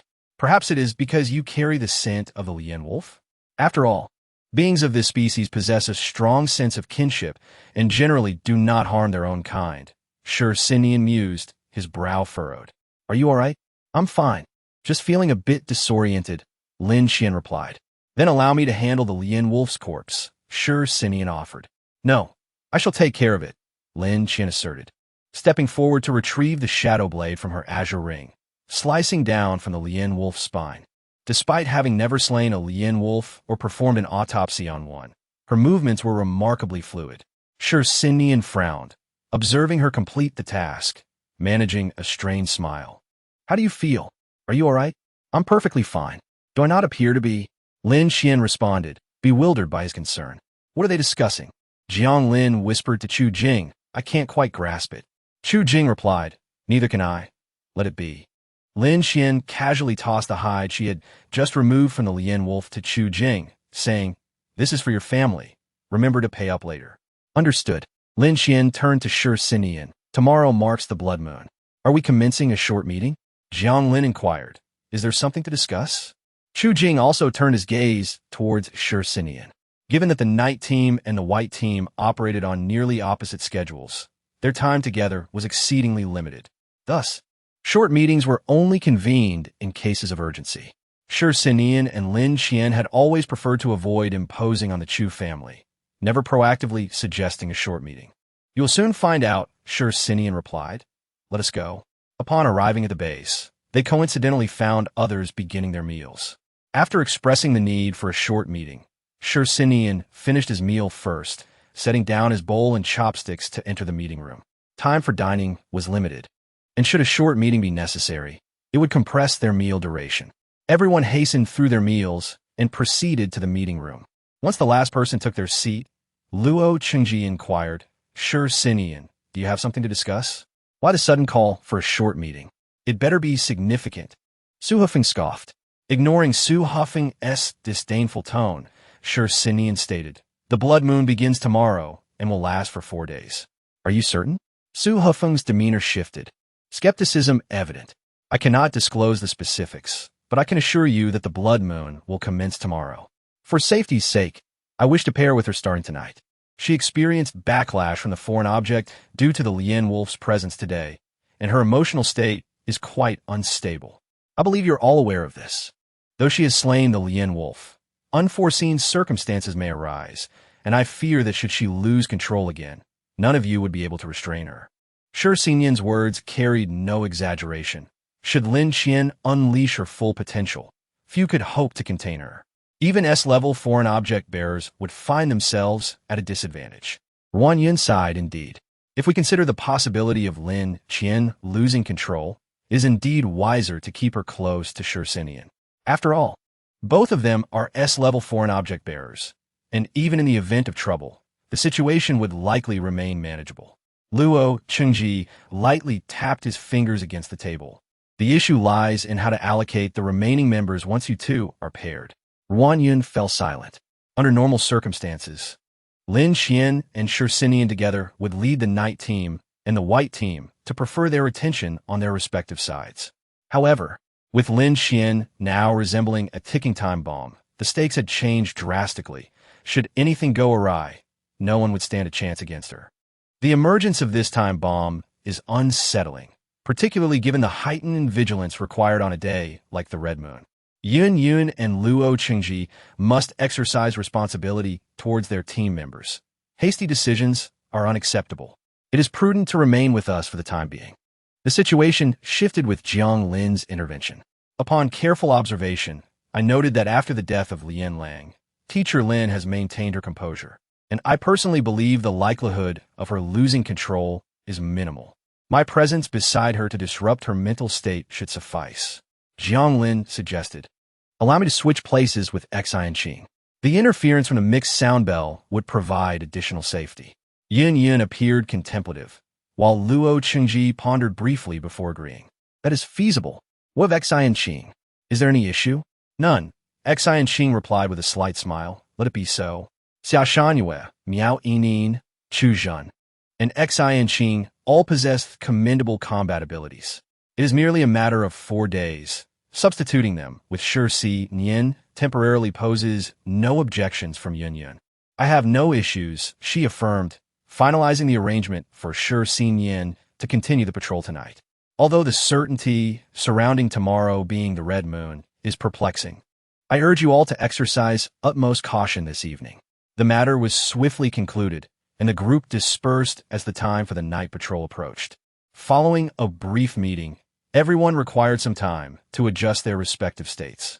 In the Yu family residence on Mian Street, the blue walls and decor dominated the meeting room. Yu Gaoqi sat at the head, his blue robe trailing to the ground, seemingly indifferent. His 3 sons occupied seats to his left in order of their ages. Most attendees donned matching blue attire, save for Lian Ge and Huai Jian, who sat in their own garments on the right side of Yu Gaoqi. Lian Ge leaned against Huai Jian, fixated on his fingernails, while Huai Jian maintained a warm smile, concealing his thoughts from all. The presenter at the center concluded his report on the day's events and submitted the photographs of Lian Lang's killing, captured surreptitiously, including images of Lin Qian removing Lian Lang's pelt. Yugu listened attentively to the report and, glancing at the photos, raised his glass to Huai Jian with a smile. It appears, as you suggested, that this afternoon, Chu family S-class anomaly user, Shi Si Nian, awaited Lin Qian to slay Lian Lang. They must be covered in the pollen of the sunluo flower by now. The sunluo flower, an exceedingly rare plant, blooms briefly and predominantly thrives in cooler climates, often found upon the corpses of aberrant beasts, hence its moniker, the death flower.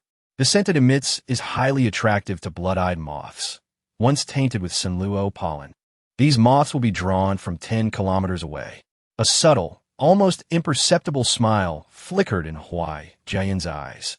I have always maintained that no one knows them better than we do. Let's not forget our agreement. Yu Gaoqi erupted into laughter, applauding. No wonder it is said that the more familiar one is with another, the better one understands their decisions. It certainly appears to be the case. Yet, I did not anticipate this. Though you are all comrades, even bonded by life, you would turn against each other due to a mandate from the Central District? Is the Central District so sanctified and inviolable in your eyes? Huai Jian's smile remained, yet his gaze turned markedly colder. Please refrain from casually commenting on the Central District.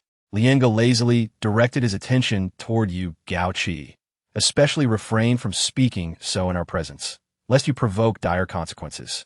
Lian Ge had already drawn the silver python from his back, aimed at Yu Gaoqi. It was merely a jest.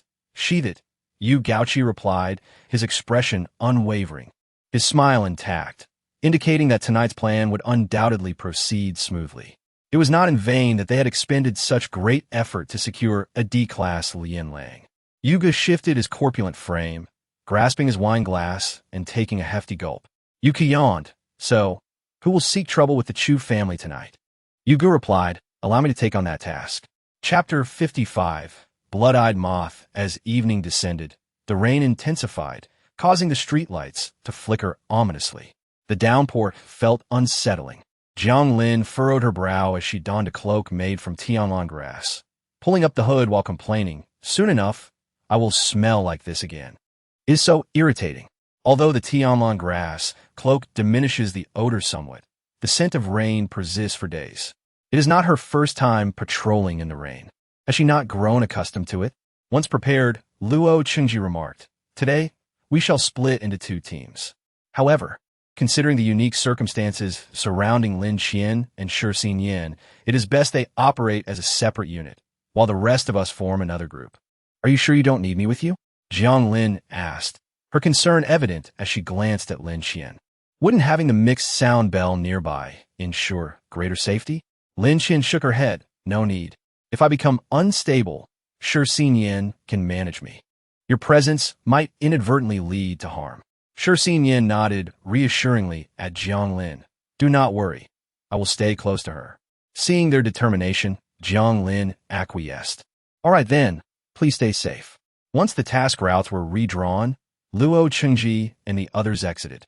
Chu Qiuqiu felt detached, frequently glancing at Lin Xian after confirming that Lin Xian and Shi Yan would not be accompanying her. Ultimately, she said nothing and left with Luo Chengji and the others.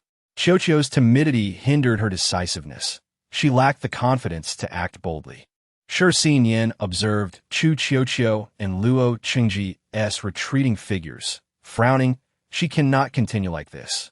Lin Xian scoffed at Chu Zhiheng's educational approach. This is partly their fault, isn't it?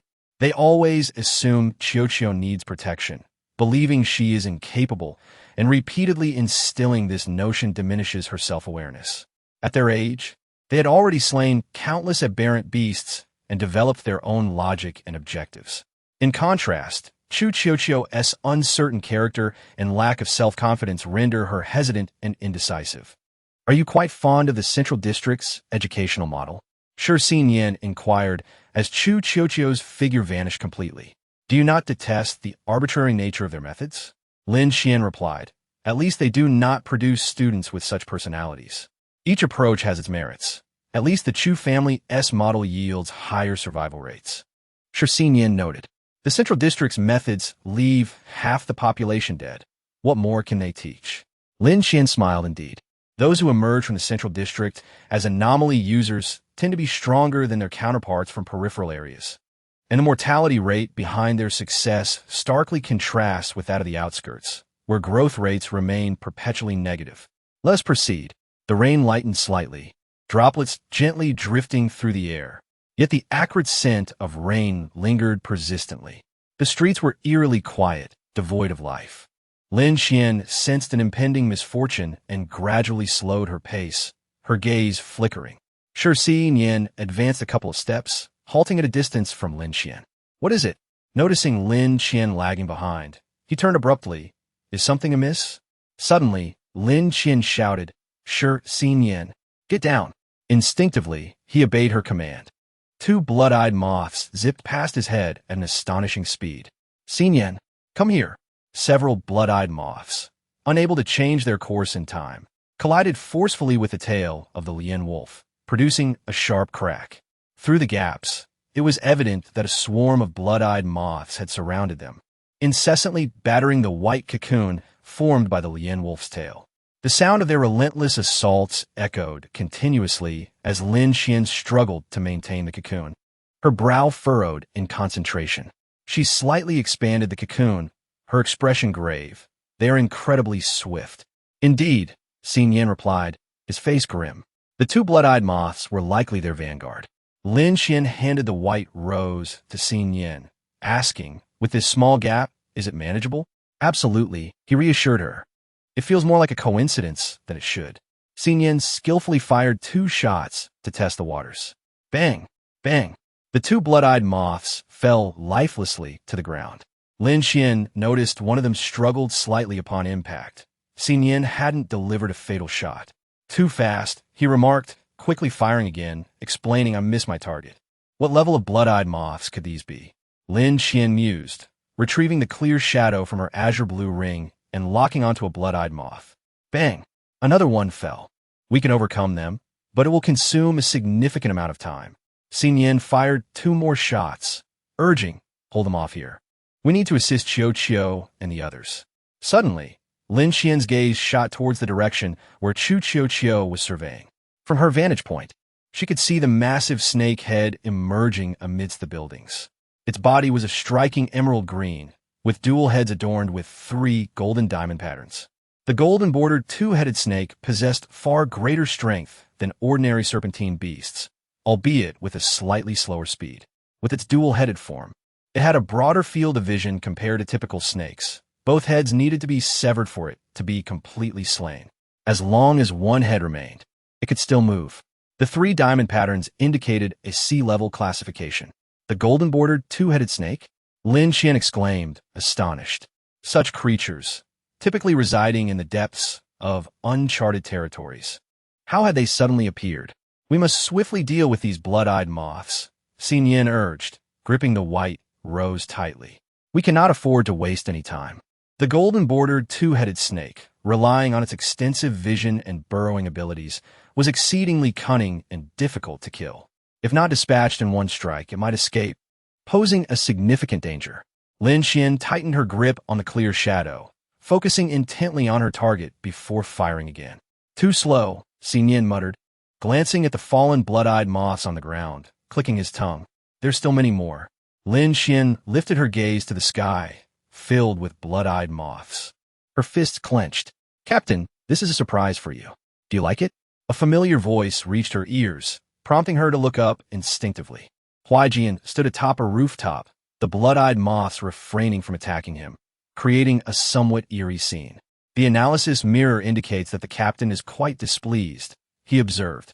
Understandably so, for blood-eyed moths were not the most amiable of creatures. You chose this moment to arrive, Lin Xian retorted. It appears to be an issue with that D-level Lien Wolf. After a brief pause, she continued. I cannot fathom when you had the opportunity to summon such a swarm of blood-eyed moths. Huai Jian sighed softly. Indeed, it was only due to the Lien Wolf that we had this chance, was it not? He added, however, the captain may need to act swiftly. You know, like you and the vice-captain, I and Lian Ge won't be apart for long either. Now that she's not by my side, where could she be? Lin Xian turned her attention back to the golden-bordered two-headed snake, her brow knitting in concern. The swarm of blood-eyed moths continued to swirl, their gaping jaws and blood-red eye patterns incessantly crashing against the tail of the Lien Wolf. Investigations from the Central District revealed that blood-eyed moths secrete a unique substance, colorless and odorless, which attracts their kin, capable of spreading up to 1 kilometer and lasting for 3 days. Thus, even solitary blood-eyed moths would find a way to locate their swarm. The behavior of blood-eyed moths was peculiar. Within a group, there was typically one with the highest level, to which the majority would obediently heed commands.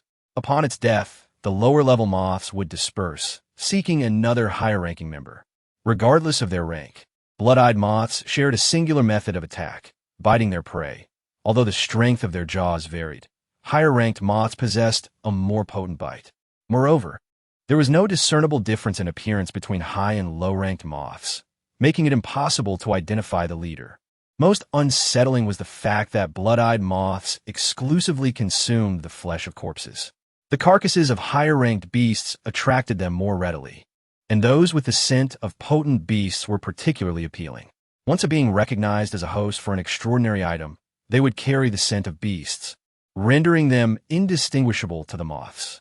However, blood-eyed moths would not target ordinary humans or possessors of artificial entities, as their scents lacked the heavy aroma of beasts, which the moths could not detect. To ensure the freshness of their meals, once their numbers reached 200, they would initiate hunts for suitable prey. Currently, their target was Lin Xian, who, possessing the S-level item, the Lien Wolf's tail, and the blood of the Lien Wolf coursing through her veins, found herself completely encircled by these relentless blood-eyed moths. Chapter 56, The Golden-Bordered Two-Headed Snake, Part 1. Huai Jian's item was artificial, yielding minimal attraction to the blood-eyed moths in Lin Xian's presence. Approaching the white cocoon, he meticulously scanned her body with the analysis mirror. After slaying that D-level Lien Wolf, your emotional resonance now aligns with that of humans by 72%. Thankfully, I did not squander the D-level Lien Wolf I procured from the Yu family. Lin Xian was aware of the significance of emotional resonance values. They represented an individual's instincts. Previously, her emotional fluctuations mirrored those of the Lien Wolf by 60%, indicating that her instincts were more akin to those of a beast than a human. This was not a secret within their team. It was precisely this instinct that endowed Lin Xian with combat awareness far surpassing that of ordinary individuals, as the Lien Wolf was inherently a breed with strong battle instincts. Feigning disappointment, Huai Jian said softly, "Does the captain not have a word of thanks for me? After all, it was my idea that led to the Yu family producing a Lien Wolf." "Thank you," Lin Xian replied. "Now, can you step aside? I would rather not waste any more time." Huai Jian shook his head. "I should have brought Lian Ge along to witness the captain's ungracious demeanor. Have you been influenced by Lian Ge?" Your speech is starting to resemble hers. With that sarcastic tone, Lin Xin shot back, rolling her eyes. I suggest you move aside, lest I include you in my wrath. Huai Jian chuckled softly. Captain, let me share a secret with you. Initially, the Yu family chose not blood-eyed moths, but rather the underworld moths. Ah, that explains it, Lin Xian remarked. I was wondering why they opted for blood-eyed moths. Xinyan lowered his gaze, stating, the underworld moth was indeed the most fitting choice for the Yu family. Lin Xian's expression turned cold. Such manipulation of lives for personal gain is best avoided. While the underworld moth shared similarities with the blood-eyed moth as a moth-type beast, even resembling it in appearance, with black eyes on its wings and white pupils, their behaviors were worlds apart. Like blood-eyed moths, underworld moths were social creatures, exhibiting some physical resemblances. However, they despised all other beast species apart from their own and had a penchant for consuming the living, particularly those devoid of the beast's scent. If the choice is to summon the blood-eyed moth, it would inevitably attack the civilians of the Chu family, leading to chaos within. Therefore, the Chu family ought to express gratitude towards me for providing an excuse to avoid this disaster. Huai Jian adjusted his analysis mirror, his gaze fixed on Shi Sinian beside him. Deputy, the captain may have no choice, but you do. If you persist in this manner, you will surely regret it. Shi Sinian glanced at Huai Jian, letting out a cold snort. Huai Jian's face bore no excess expression, seemingly having anticipated his thoughts. The captain need not comprehend such matters. As usual, Huai Jian chuckled softly, lowering his voice. Captain, Lian Gu asked me to tell you not to keep her waiting too long. Huai Jian calmly retreated from the attack range of the blood-eyed moth. After a few leaps, he vanished into the night. Lin Xian remarked, he runs swiftly. I intended to inquire further. Aren't you concerned about Qiu Qiu? Shi Sinian turned to her, recalling how she had just deemed the pace too slow. You were just teasing him, weren't you? Besides, did you not hear what Jian said? What? Lian Gu is there, knowing that Qiu Qiu is my student. She wouldn't allow harm to come to her. So why should I worry? Let Qiu Qiu practice her combat skills. It won't do any harm. Lin Xian casually fired 2 shots, taking down 2 blood-eyed moths. Shi Sinian remarked. The worst that might happen is that she gets reprimanded by Lian Gu and faces some verbal humiliation. Right? Continue, he urged. Seeing Lin Xian's determination, he refrained from saying more, aiming and shooting again and again until one shot rang out, striking down a blood-eyed moth. The remaining moths exchanged glances before hurriedly fleeing, allowing Lin Xian a moment to regain her composure. Approaching the high-level blood-eyed moth, Lin Xian pierced its body with her shadow blade, meticulously searching but finding no foreign objects. It seems this group consists of E-level blood-eyed moths, not yet reaching sea level. Shi Sinian noted Lin Xian's actions and glanced at the time. The clock pointed to 2 o'clock, uncertain how much time they had lost. How's your stamina? Any issues? Simultaneously controlling the phantom wolf's tail and clear shadow, Lin Xian felt somewhat fatigued. I'm a bit tired. I need a 2-minute break. Sitting cross-legged with closed eyes, Lin Xian quickly regulated her breathing. After about 10 minutes, she stood again, declaring, let's go. The golden-striped 2-headed serpent still lurked nearby, suggesting that Lian Gu had yet to confront it. Let's take a look. Lin Xian approached cautiously, stopping near the street where the serpent resided, dragging Shi Sinian onto a rooftop to utilize the ice eagle eye, providing a clear view of Qiu Qiu and the others. What do you think? Shi Sinian inquired, since Lian Gu is nearby. Why has she not dealt with a sea-level beast by now? Lian Ji's silver python may not possess the highest combat power among anomalies, yet its accompanying ability, the flash bomb, is indeed formidable. The silver python's flash bomb can momentarily blind beasts, making it easy for Lian Gu to conclude the battle whenever she wishes. Although sea-level beasts are considered advanced, they do not pose a significant threat to Lian Gu. The continued existence of the golden-striped 2-headed serpent merely indicates that Lian Gu has not yet engaged. Her presence suggests that the Yu family members are following her lead. Lin Xian swiftly scanned the surroundings for concealed locations, catching sight of Lian Gu, accompanied by someone seemingly recording their battle. It appears to be targeting Qiu Qiu. Should we act now? No need. I wish to observe how Qiu Qiu responds to the golden-striped 2-headed serpent, She has never faced a beast before, and I need to assess her combat skills. Lin Qian frowned, lamenting the presence of Luo Chengji and the others. It would have been better if they were absent. Shi Sinian fell silent for a moment. Do not speak carelessly.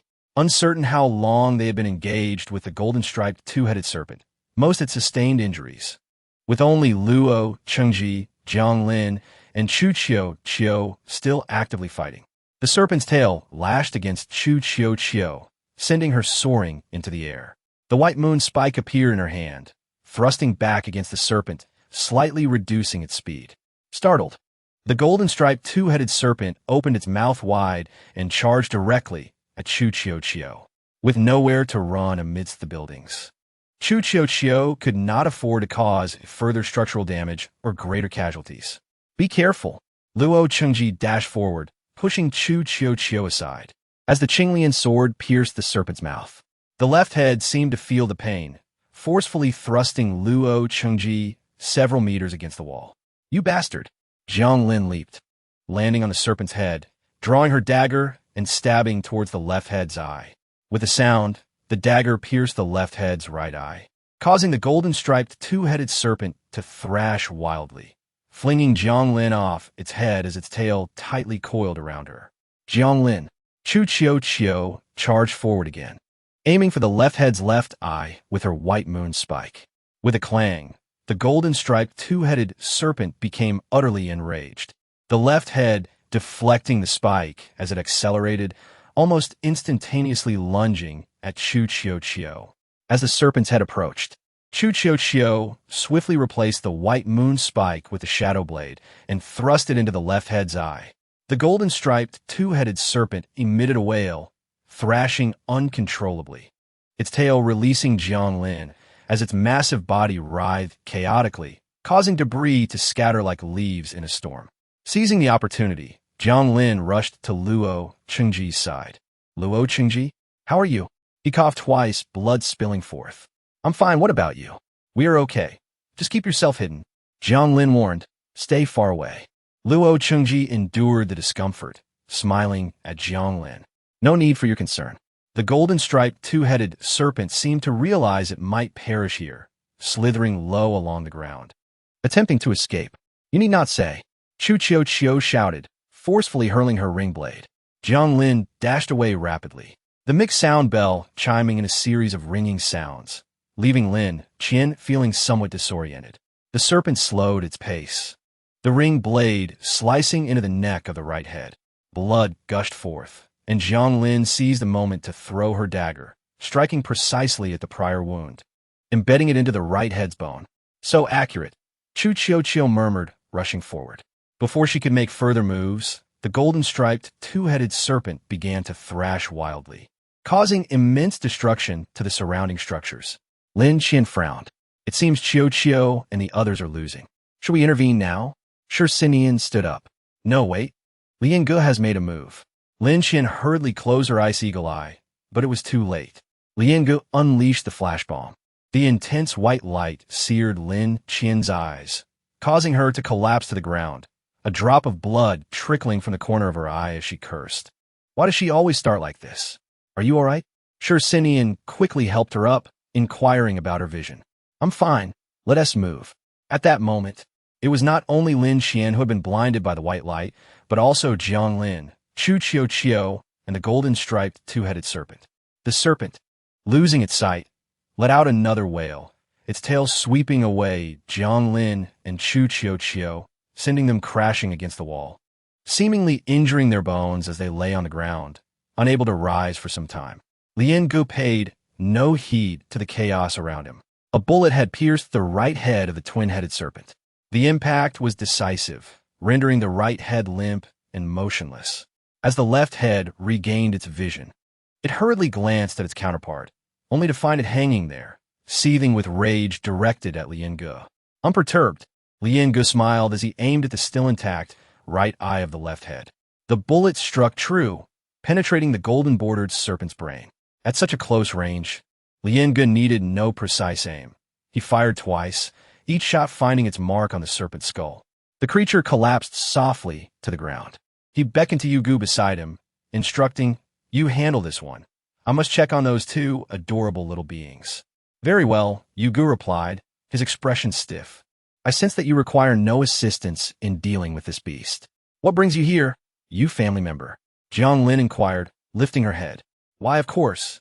To help you tidy up this mess, Lien Gu replied with a playful poke to Jiang Lin's cheek. You must concede that had it not been for my timely intervention, the casualties would have been far greater. Chu Chiu Chiu, panting, pressed. Why? I refuse to believe you arrived just in time. You must have been here long before. Yet, why did you not act sooner? Had you done so, fewer would have been injured. Miss, Jiang Lin admonished sharply, signaling her to refrain from such foolishness. Given the relationship between the Yu and Chu families, it was a miracle they had not caused further chaos, let alone offer assistance. Lien Gu paused, then burst into laughter. Who do you think you are to command me? He ruffled Chu Chiu Chiu's hair, despite her futile attempts to escape his grip. It is quite laughable. Your questioning of my timing. This area is not even under our Yu family's patrol.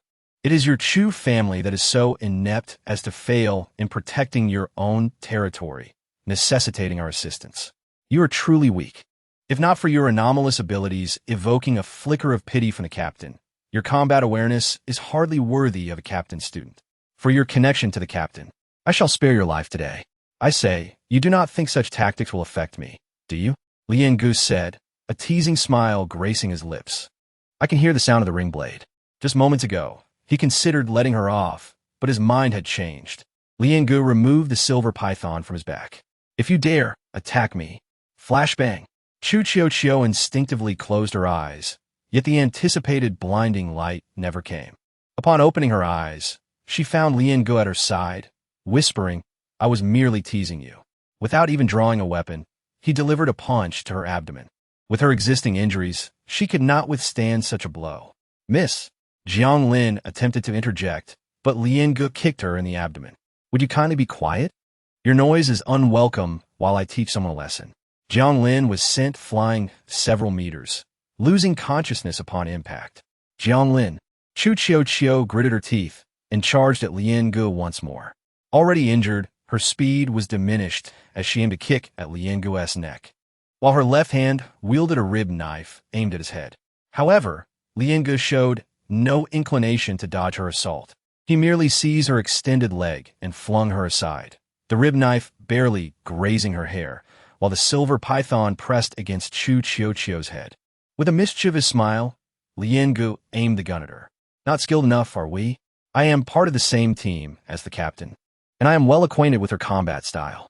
Your changes in fighting modes are familiar to me, and they cannot harm me.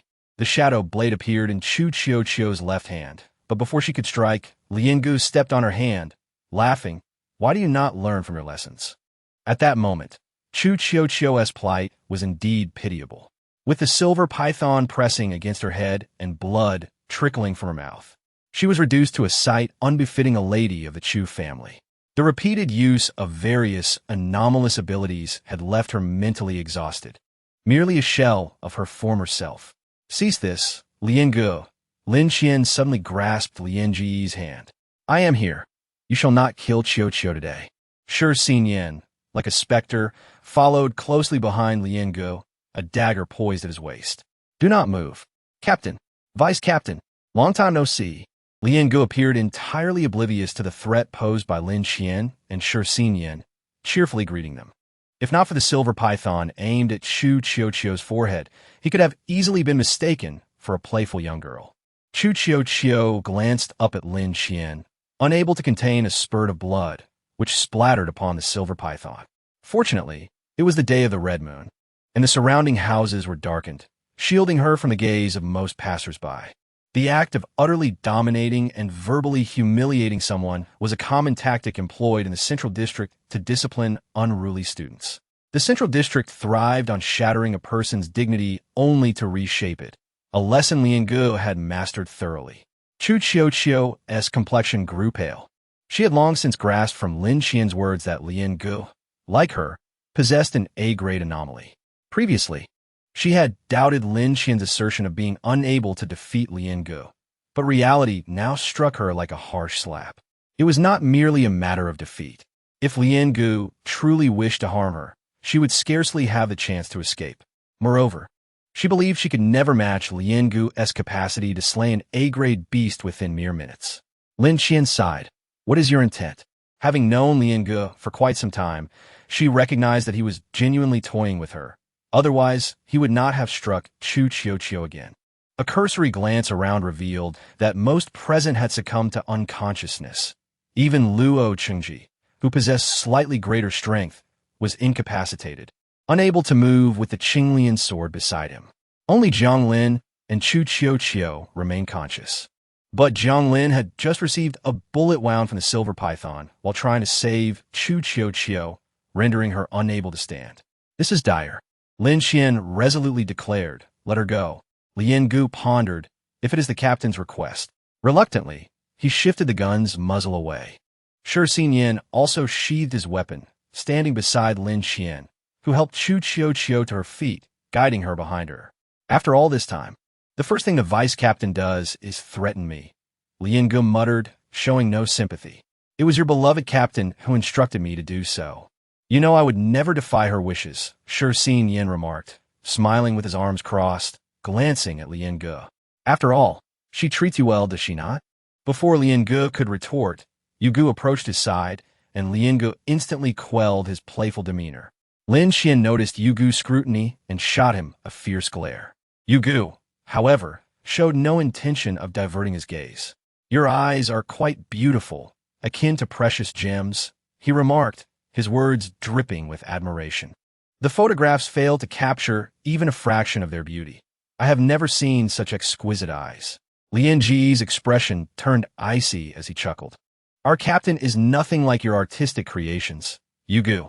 Should you dare to lay a finger on her, she will surely flay your skin from your bones. Or perhaps, it may not even require the captain's intervention. With a swift motion, a short dagger plunged into Yu Gu's side. Lien Gu stepped back, maintaining a composed smile. Who permitted you to gaze at the captain in such a manner? Do not forget our agreement. The captain and vice captain can only be handled by myself and Jiayan. Yu Gu bore an expression of surprise as he gently withdrew the dagger that had inflicted injury upon him, using a handkerchief to clean it before returning it. My apologies. The scene could even be described as eerie. Despite the blood flowing incessantly from his side, he exhibited no semblance of pain. Let us depart.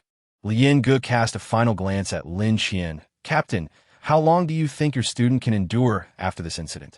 Chu Qiuji stood pale, her hair disheveled, listening to Lien Ji's words without the courage to utter a single retort. Chapter 58, Wounded Farewell. Yu Gu nodded in farewell, addressing Chu Qiuji. How does it feel to be completely suppressed by an entity of the same level? Chu Qiuji lowered her head in silence. It was a significant blow to her.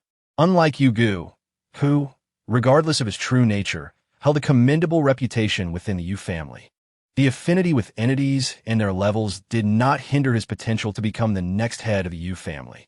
Chu Qiuji, however, was different.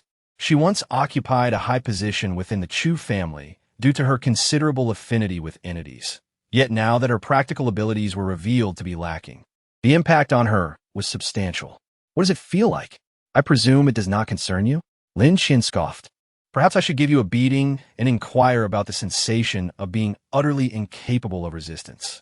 Lien Gu laughed merrily on the side. Captain, if you wish to strike, please do so without regard for Jiayan and me. Even though Lien Gu's words were rather harsh, Yu Gu showed no inclination to refute them. Lin Qian had long been aware that Lien Gu and Huai Jiayan had brokered a deal with the Yu family, which is why they remained. Yet now, observing Lien Ji's demeanor towards the Yu family, it was evident that there were secrets shared between them. Yu Gu slightly restrained his smile and stated, since we are the ones who vanquished the golden-edged, two-headed serpent, we shall take its entity. With that, he turned to leave. Lien Gu nodded at his own jawline. Farewell, Captain, until we meet again. Her smile was radiant. Chu Qiuji's complexion was ashen, her hair disarrayed, strands falling to obscure her eyes, which appeared hollow and fatigued. Lin Qian could not bear to see Chu Qiuji in such a state, exclaiming sharply, is it merely a single defeat that leaves you uncertain about your future? Is your mental resilience truly so feeble? Shi Xinyan sighed softly, earning a glare from Lin Qian. Chu Qiuji still bowed her head in silence. The oppressive silence vexed Lin Qian. I truly do not comprehend what there is to feel disheartened about. Now you understand that even among A-class entity possessors, there can be vast disparities. Are you afraid? Lin Qian's words were far from polite, delivered with a biting tone. You took considerable time to prepare when slaying the beast. Must you now squander time adjusting again? After a long pause, Chu Qiuji finally spoke. Throughout my life, they have always proclaimed my prowess, asserting my significance to the Chu family. My distress does not stem from being struck by that individual named Lian Gu.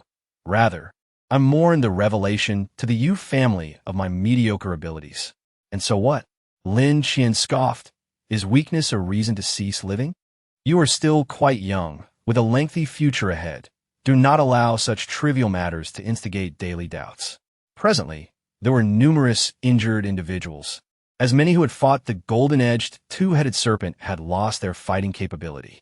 In truth, only Shirxinian and Lin Qian could be deemed capable fighters at this moment. Shirxinian's gaze grew profound. Among their 5-member team, the bond between Lin Qian and Shirxinian was the strongest, while Liangu and Huaijian were also notably close, with Hongsheng maintaining a neutral stance towards them all. Just as Lin Qian had grown accustomed to Shirxinian's constant presence, so too had Liangu with Huaijian. They rarely strayed from each other's side.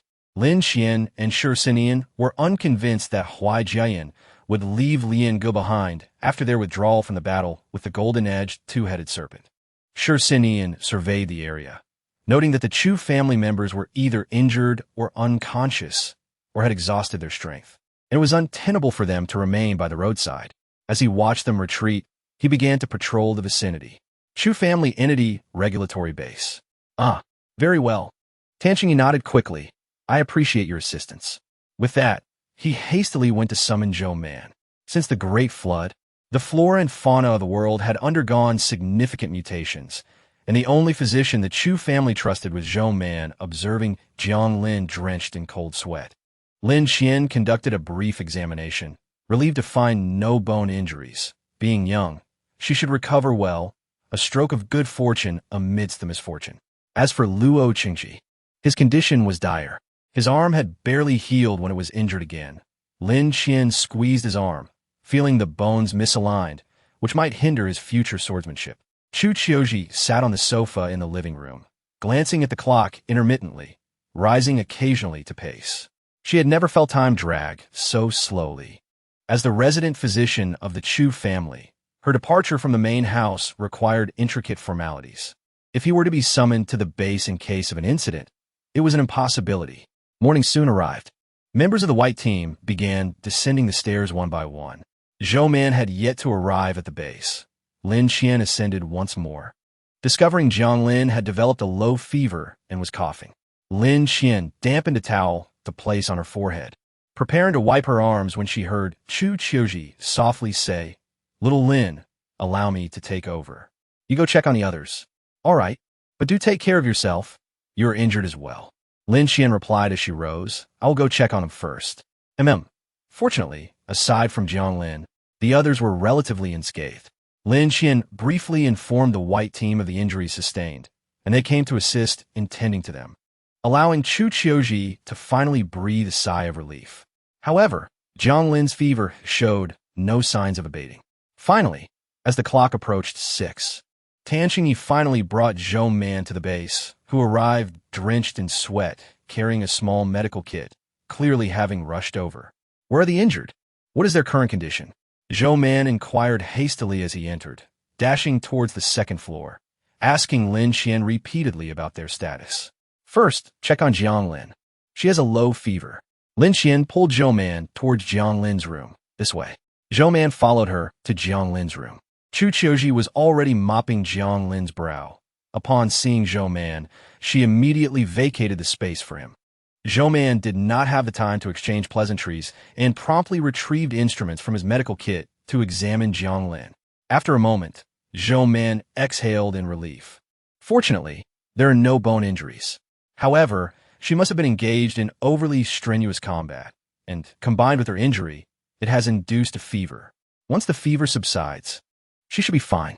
Zhou Man took out paper and pen from his kit, swiftly writing a prescription. Lin Qian leaned over to glimpse the contents, noting several rare, medicinal ingredients.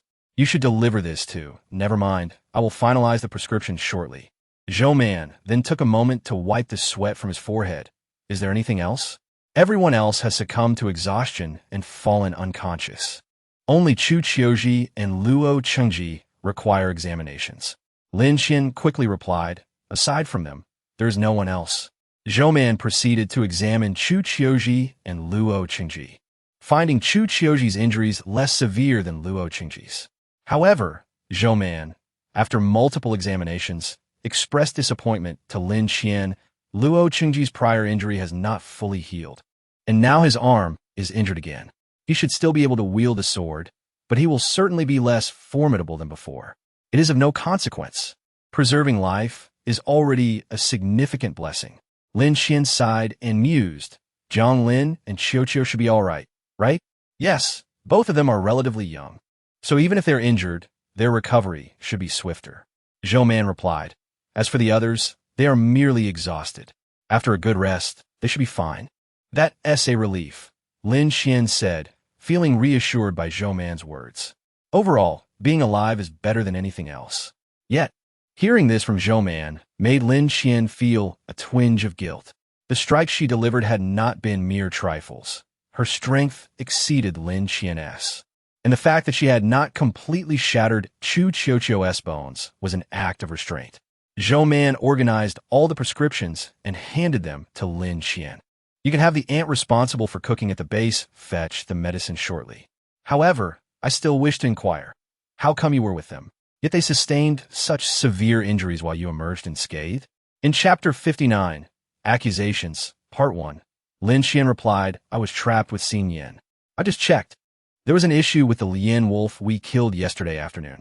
The wolf's fur was contaminated with pollen from the Senluo flower, which attracts blood-eyed moths. You could check the surveillance footage. By then, we were already surrounded by the moths.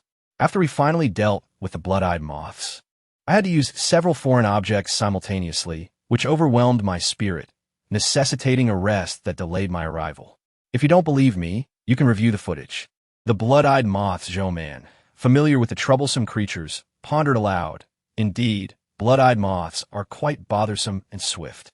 I saw you and the moths engaged in combat on the surveillance. You and Xin Yan were constantly firing your weapons. Lin Qian's heart skipped a beat. She realized Zhou Man was referring to the moment she had been lying in wait with the Ice Hawk Eye. That area was a blind spot for the cameras, which is why Zhou Man could not locate her. Oh, that was when I was poised with the Ice Hawk Eye, looking for an opportunity to intervene.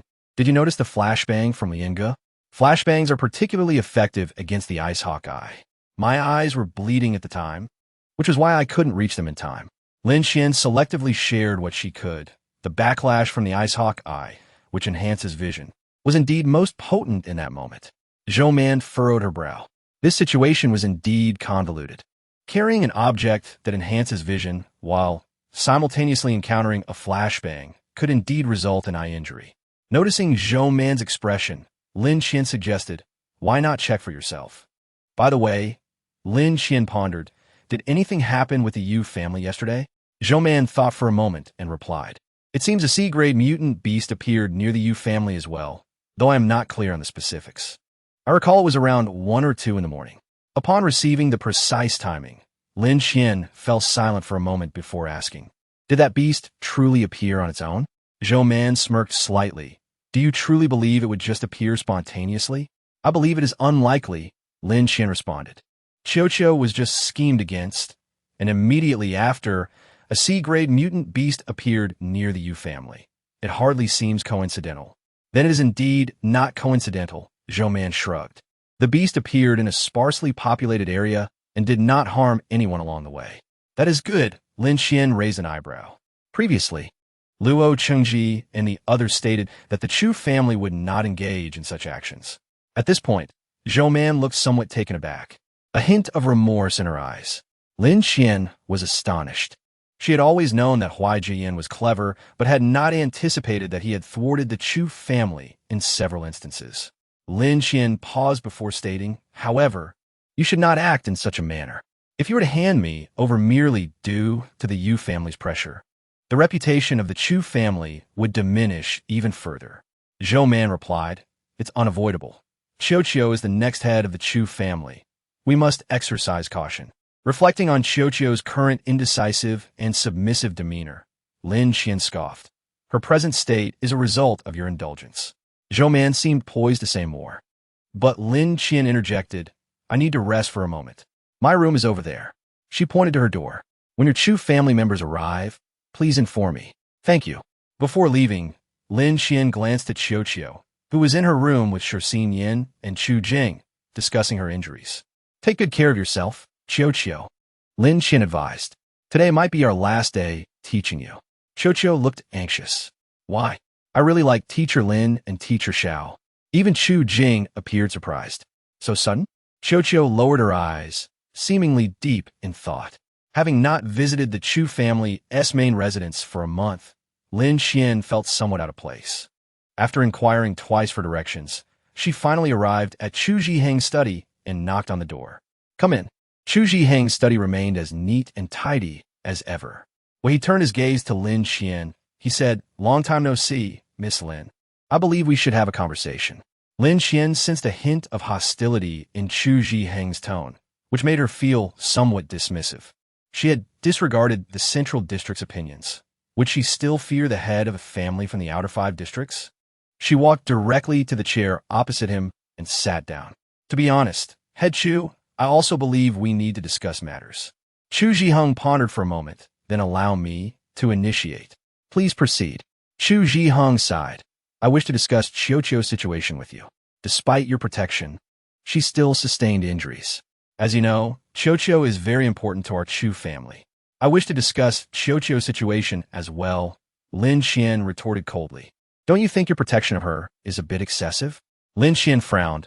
I understand Qiuqiu's significance to your family. However, you must comprehend that we are in an era where mutant beasts roam freely. It is quite normal for injuries, even fatalities, to occur. I can assure you that the injuries sustained in unknown territories would be magnitudes worse.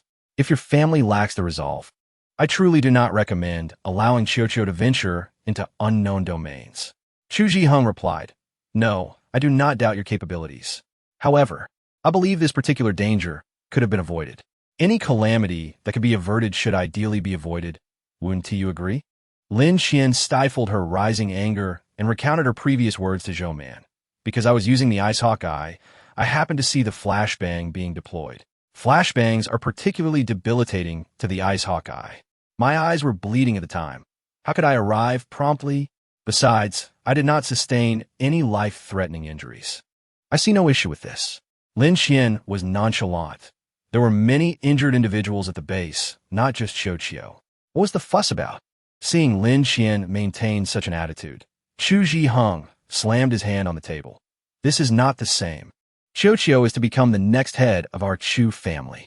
She cannot take risks. Her safety must come first. I find that absurd. Lin Qian replied with a slight smile. Do you wish to examine your own thoughts? You want Qiuqiu to possess exceptional control over foreign objects, gain combat experience, and yet remain entirely unscathed. How can that be possible? What are you truly thinking? I am unafraid to express my thoughts, for it is precisely because you all deem her incapable in various aspects that she has become so timid and hesitant. Chapter 60, Accusations, Part 2. Chu Zhiheng evidently had no intention of heeding Lin Qian's advice. Qiuqiu is the next head of the Chu family. Do you truly wish for such a leader? One who is timid, profoundly insecure, and rarely capable of making decisions? Lin Qian scoffed. It appears your family is doomed. It seems you are not suited to be Qiuqiu's teacher.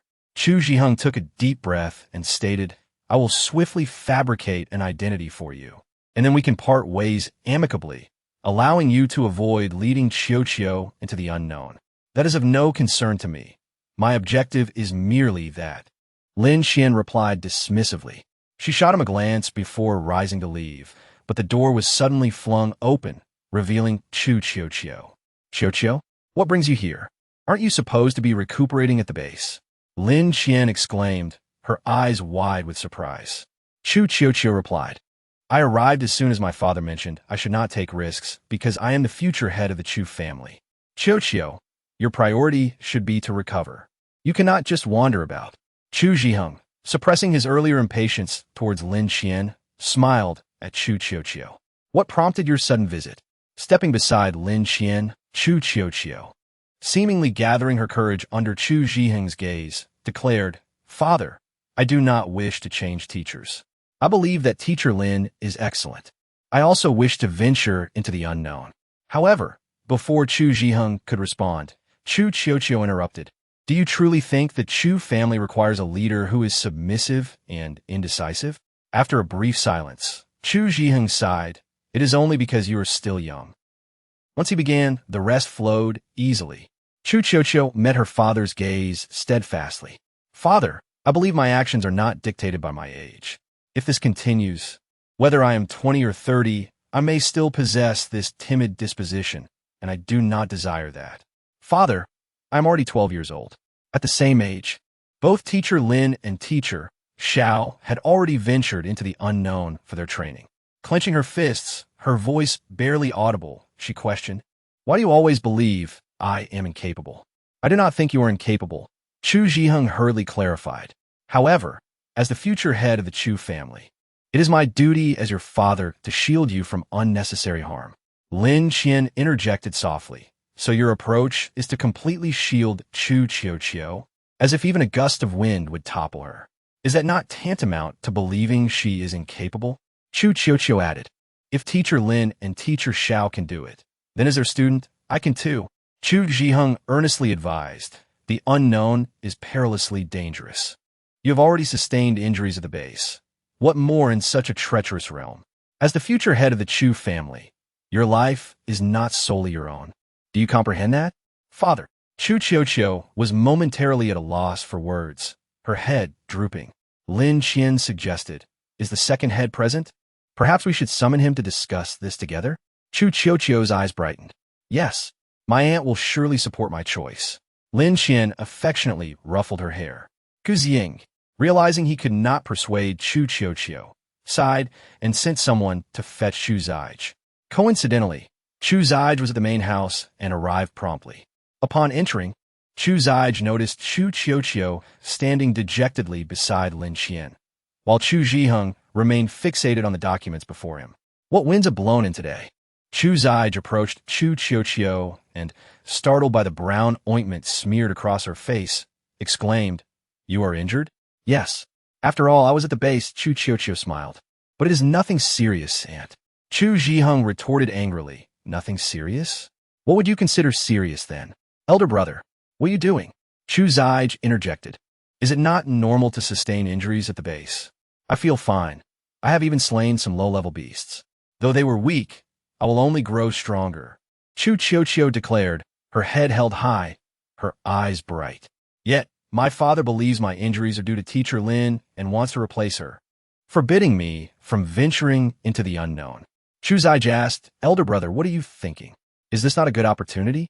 Chu Zhiheng was taken aback that his sister did not side with him, frowning. But this is far too dangerous. If something were to happen to our future head in the unknown, what would we do? I believe our family cannot remain in this state of mutual tension with the Yu family. It would be better to let Qiuqiu take a chance. If she returns from the unknown refined by experience, her reputation will soar, and she will surely mature significantly. Chu Qiuqiu wholeheartedly agreed with Chu Zige's perspective and turned to Chu Zhiheng, who remained silent. Very well, Chu Qiuqiu sighed, still following Lin Qian as they departed Chu Zhiheng's study. Throughout the journey to the base, Chu Qiuqiu remained taciturn, and upon arrival, she locked herself in her room, leaving no one aware of her thoughts. Cixin Yin inquired about Lin Qian. What is the matter? Qiuqiu does not wish for us to leave. She wants to accompany us into the unknown.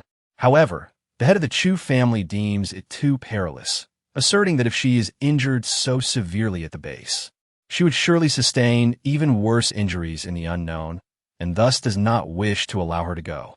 Lin Qian sighed. The second head believes it would be better for us to go together, and they are currently in dispute. After a long sleep, Lin Qian awoke in the early morning. As dawn broke, she changed her clothes and gazed out the window. Her room faced the courtyard, where she saw someone standing idly. Lo Qingji? What are you doing out here, so early? Lin Qian asked, her hands tucked into her pockets. You are still unwell. Why are you wandering around? Lo Qingji, surprised to find someone awake at this hour, sighed. Zhou Man has already informed me that I have re-injured the bone in my right hand and can no longer serve as the captain of a night team. He maintained a smile, though it was not particularly pleasant. I never imagined this day would come, let alone so soon. Lo Qingji was merely 24, in the prime of his life. Now, being told that he might need to step back from his role, he felt discontented. When Zhou Man first conveyed the news, despite his indifferent expression, his heart was heavy. Lin Qian remarked, then just switched to the other hand.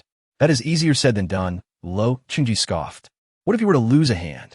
Then I would use the other hand, just as such. Lin Qian replied, extracting a white rose from the azure ring, gripping the gun handle, and firing a shot at a tree, before switching hands and shooting again. Only a single bullet hole marked the tree. Lo Qingji fell silent for a moment. He had never deliberately trained his other hand, uncertain if he could maintain the same level of proficiency if he had to switch. What if both hands were lost? Then prosthetics could be fitted, could they not? I would likely opt for prosthetics and even improve upon them, Lin Qian stated. I have contemplated such matters long ago. As long as one lives, that is what truly matters. Luo Qingji suddenly felt rather foolish discussing such matters with Lin Qian and inquired, how did the Central District mold you into this? Have you ventured into the unknown realms? Lin Qian queried. No, we once encountered a little girl on the brink of death, attacked by a beast. She had lost both her legs, yet upon seeing us, her eyes lit up as she signaled for help. Lin Qian remarked, compared to her, aren't you in a much better position? Luo Qingji pressed further. Did you manage to save her? No, there was no point in saving her since she wouldn't survive anyway. So I chose not to waste time, Lin Qian replied, gazing at the sky. However, her desire to survive was genuine. Lin Qian was truthful with Luo Qingji. Even now, she vividly recalled the yearning look the little girl had cast her way. In the face of death, what do injuries truly matter? It was her first encounter with the terror of mortality. In truth, I believe Zhang Lin is the most suited to be the captain among you all. Lin Qian stated earnestly, facing Luo Qingji. Do not be deceived by her youth. She is far more formidable than any of you. She has never regarded Qiuqiu as superior to herself. Even if her abilities lack offensive power, she diligently trains in martial arts, and I find her strength far surpasses yours. Chapter 61, Emotions. Lin Qian held Zhang Lin in high esteem. Despite being merely 11 years old, Zhang Lin possessed a remarkable maturity, clearly aware of her desires. Her actions were decisive, devoid of procrastination or hesitation, and her principles were far more developed than those of an average girl her age. Luo Qingji chuckled. It seems you have a fondness for her. Fondness? Perhaps, Lin Qian mused. She embodies a spirit reminiscent of the people from the Central District, a conviction that having been reshaped, renders one fearless. That is not an inaccurate observation, Luo Qingji sighed. Lin was not always like this. Her former disposition was akin to that of a young lady, innocent yet more cheerful than most. However, after her parents suffered fatal injuries, she watched the surveillance footage numerous times and, upon confirming that their demise was due to the beast's overwhelming strength against their weakness, she declared her desire to grow stronger. She wished to protect herself and those she cared for, necessitating her pursuit of strength.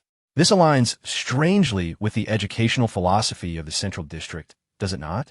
Luo Qingji sighed lightly. Had it not been for her parents, I wonder if Lin would have turned out differently. Lin Qian responded, from my perspective, her current demeanor is largely influenced by her inherent character. Many succumb to the grief of losing their parents. Zhang Lin's present disposition is more a reflection of her own nature. Luo Qingji was taken aback by Lin Qian's unexpected retort, yet her expression bore no hint of mockery, leaving him unsure whether her words were intentional. I assumed you had come down to comfort me due to my somber mood, he contemplated aloud. Yet it seems you possess no intention of offering solace. Lin Qian countered, why would I need to comfort you? I don't perceive the situation as particularly grave. Luo Qingji suddenly entertained the notion of striking Lin Qian. You strike me as rather peculiar, he pondered, as though grappling with the emotions at hand. You are quite astute. Lin Qian replied, her eyes widening in surprise. I thought my feelings were concealed. Luo Qingji hadn't anticipated Lin Qian's candid admission, leaving him momentarily speechless, his lips twitching slightly. Initially, I had not noticed, but your words today have made it quite apparent. Lin Qian, realizing her oversight, dismissed it lightly. My understanding of emotions is rather limited. Thus far, I can only comprehend the feelings of affection and aversion. As for your current state, sadness, displeasure, I do not grasp it. While I recognize that you must be feeling sorrowful, I simply cannot relate to it. Therefore, I find it challenging to comprehend your reaction, which is something I would never experience myself. Lin Qian was acutely aware of her emotional limitations, heavily influenced by her lineage. She struggled to understand complex emotions, only grasping the basic dichotomy of liking and disliking. The more intricate feelings, such as despair, sadness, or frustration, eluded her comprehension. Upon hearing her explanation, Luo Qingji inquired, "Is it due to your condition?" "I do not know. It has always been this way since childhood," Lin Qian replied, refraining from elaborating on the experiment conducted in the Central District.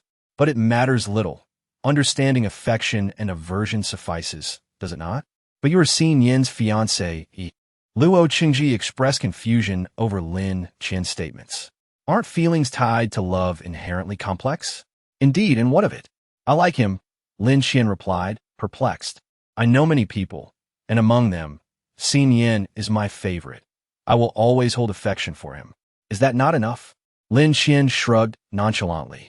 "Although I cannot fathom other intricate emotions, I know I like Xin Yin. My understanding of feelings is simple, at least in my view. I will continue to like Xin Yin in the future. If there comes a day when I no longer do, it would not be my true self." Luo Qingji chuckled. "That perspective is rather refreshing. However, has your inability to discern complex emotions ever gone unnoticed?" "Not entirely. My friends are somewhat aware. Outsiders generally remain oblivious," Lin Qian stated calmly. "In the Central District, many are preoccupied with enhancing their abilities and do not squander time on emotions. Ultimately, feelings are a fragile existence within the Central District. Thus, Lin Qian's emotional struggles were not subject to external scrutiny." Luo Qingji asked, "So why did you come down when you saw me alone in the courtyard?" This question caught Lin Qian off guard. After pondering for a while, she hesitantly replied, "I don't know. It just felt like I should come down. Perhaps because you seem to be in distress?" As she spoke, Lin Qian's confidence waned, her voice lowering slightly. "So, I might have been concerned for you." Having read about the term concern in books, she understood it to mean attentiveness and awareness. However, she had never experienced such feelings before. The sudden mention of such emotions left her incredulous.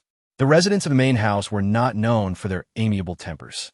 The members of Team Bai did not greet them, and despite living under the same roof, the atmosphere felt suffocating. Lin Qian sat on the sofa, perusing the information about the Chu family. After all, they were a prestigious family with a history spanning hundreds of years in the Outer Fifth District, and they possessed considerable documentation, including historical accounts of relationships among various families in the Outer Fifth District, some of which the Central District lacked. Just perusing it was quite intriguing. Chu Zhiheng also informed Lin Qian about whether to take Chu Qiuqiu and Chu Jing into the unknown realms. While there were no additional arrangements for Lin Qian and Shi Xinyan, given the current circumstances, Lin Qian had no inclination to seek out tasks for the Chu family. However, she had not been reading for long when a commotion erupted in the dining area, followed by the unmistakable sound of items crashing to the ground. The argument revolved around the question of why the main family had not sent anyone previously, only to appear now that Chu Qiuqiu was in trouble. The dispute initially revolved around her. If she were to emerge, the argument might escalate further, so it was perhaps best to disregard them. This situation persisted for several days. The members of the night team, who were merely exhausted, began to recover, yet they currently did not require any additional members, as the individuals sent by the master did not wish for them to join in the patrols. The night team members grew increasingly frustrated and chose to align themselves with the white team during their rounds. Meanwhile, there had been no updates from the Master S side.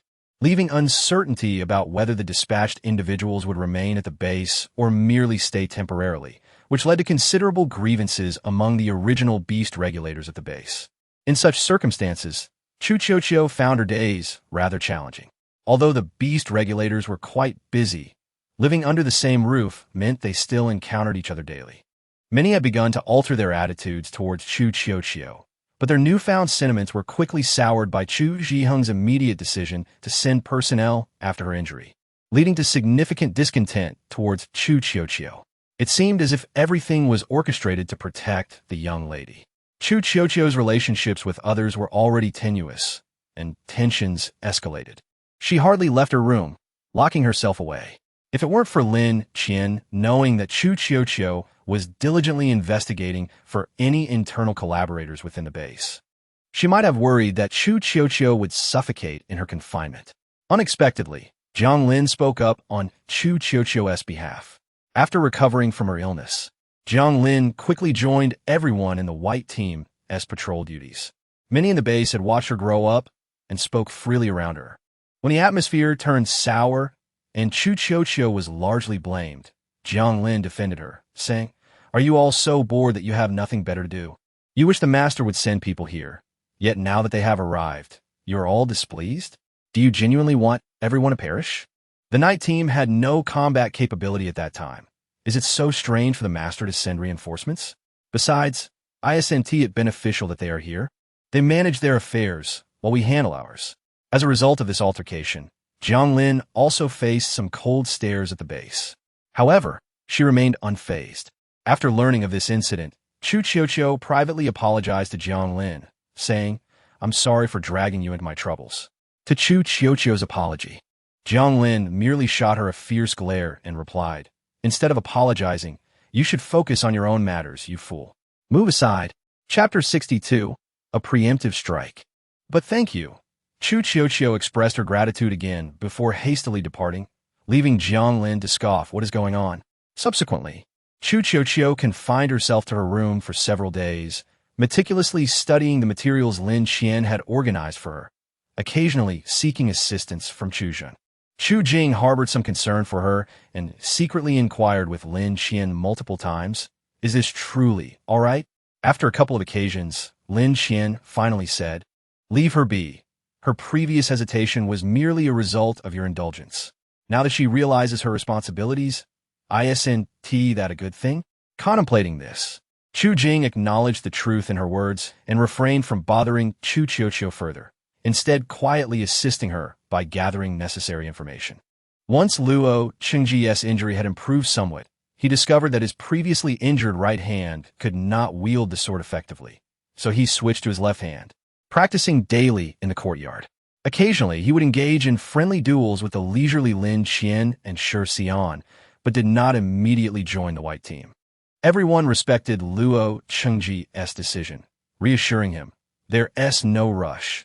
The base isn't short on personnel. You can join once you are adept with your left hand."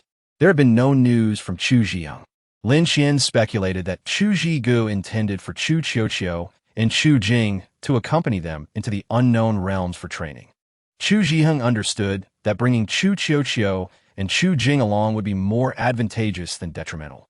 However, as a father, Chu Zhiheng's desire to protect his daughter from the dangers of the unknown was entirely understandable. Lin Qian, meanwhile, relished the tranquility, spending her idle moments in the small house she and Shi Xian had purchased, which had gradually filled with new furniture. Before they knew it, half a month had passed. Chu Zhan intercepted Lin Qian and Shi Xian as they prepared to sneak out of the base for more furniture, whispering, "Ladies, the second master requests your presence." He placed a finger to his lips, signaling that this meeting was to be kept discreet. "The second master?" Lin Qian and Shi Xian exchanged glances and replied, "All right. We shall go now." Curiously, Chu Zhigu did not summon them to the master's residence, but instead had Chu Zhan lead them to Chu Mingyin's tavern. Upon their arrival, they found Chu Mingyin resting her chin on her hand, gazing at her drink, while Chu Zhigu sat beside her, engaged in conversation. As soon as they pushed open the door, the bell jingled. "You've come. Come, take a seat." Chu Mingyin greeted them with a smile, waving them over. Lin Qian pulled Shi Xian to sit opposite them and inquired, Sister Mingyan, second master, have you called us here for something specific? There are indeed some matters. Chu Zhigu replied, are you familiar with the saying from the previous civilization? Jade must be carved to become a gem? I've always found this statement profoundly insightful and have hoped that Chi could undergo more training. Look, she has matured significantly compared to before and even provided me with an analytical report regarding her suspected internal collaborator. Lin Qian took the report, briefly skimmed it, and then passed it to Shi Xian. Chu Qiuqiu had identified two suspects, clearly outlining her reasons for suspicion and why she excluded others. From the report, her handling of the situation, while not exceptional, was certainly adequate. Lin Qian remarked, I haven't taught her much. I merely helped her clarify the relationships among the individuals in the materials. Her ability to analyze these matters swiftly only attests to her intelligence. After reviewing the report, Shi Xian commented, it's merely adequate. His level of anxiety seems excessive, doesn't he? Lin Qian sighed. Indeed, Chi was injured, but it wasn't life-threatening. I think it falls within acceptable limits. Yet, he remains furious. I understand his worries as a father, but Chi was acting as a beast regulator. How could she avoid injury? Luo Chengji and Jiang Lin suffered far worse injuries and were fine.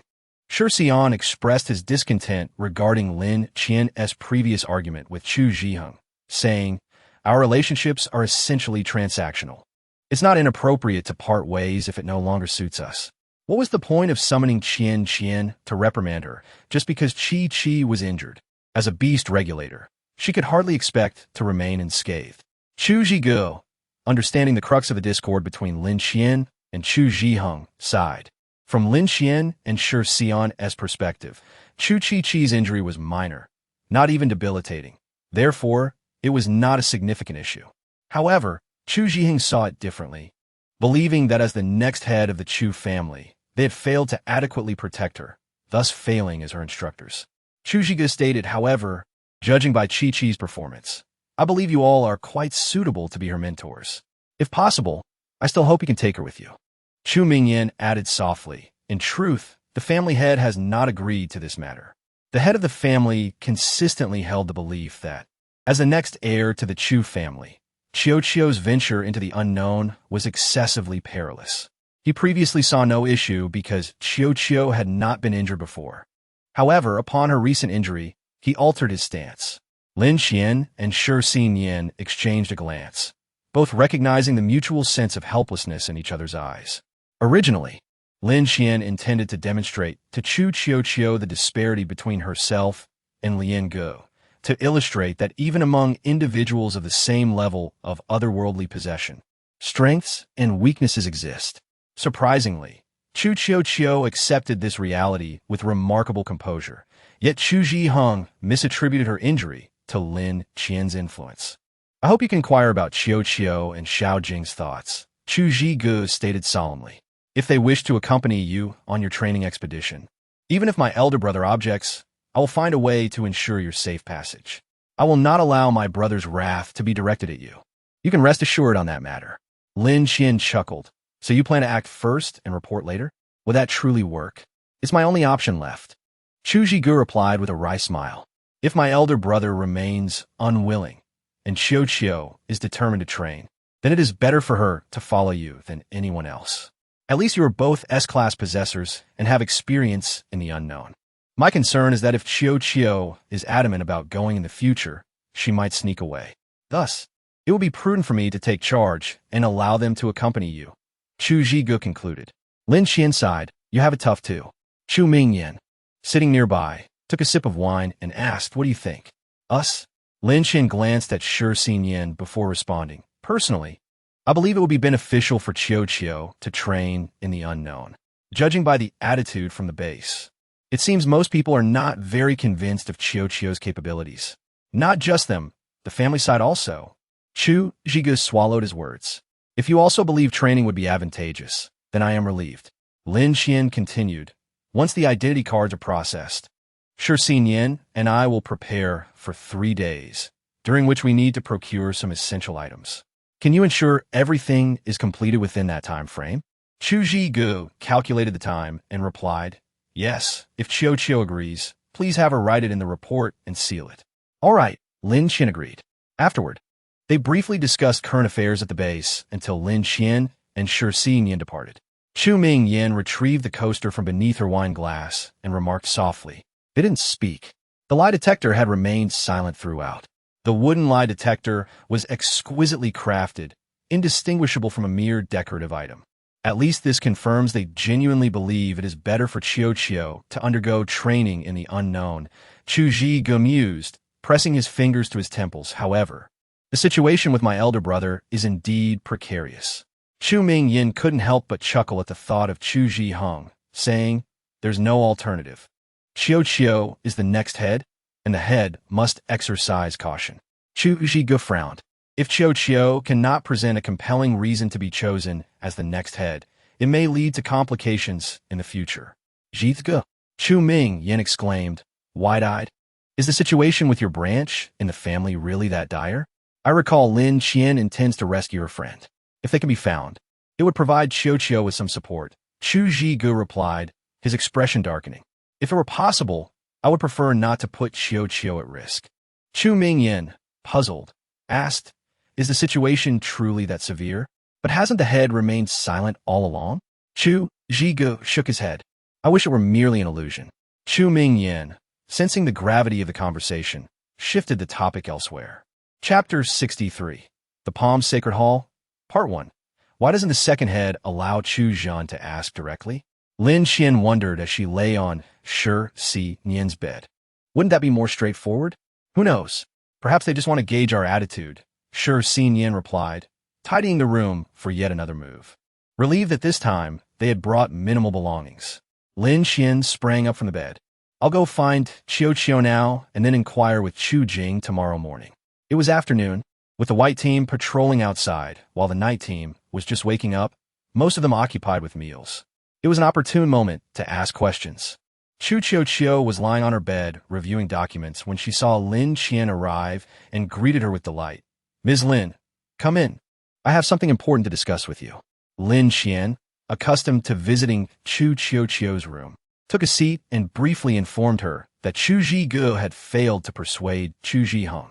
If Chu was determined to train in the unknown, Chu Zhiji's plan was to send her away discreetly. Chu expression grew serious as she absorbed the information. Her lips pressed into a straight line by the end. "Father is still the same," she murmured. "I understand he means well, but I can't remain locked away forever."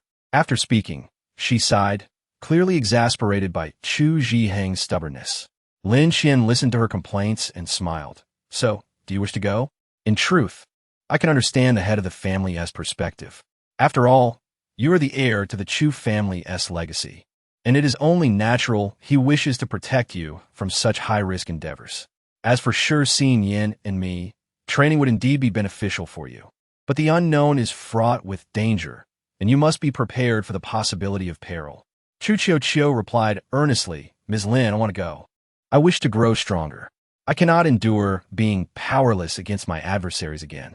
Lin Qian recognized that Chu referred to her previous encounter with Lian Ge. "In truth, your upper limit of otherworldly power exceeds that of Lian Ge," Lin Qian noted. "Her strength does not solely stem from her otherworldly abilities," Lin Qian continued.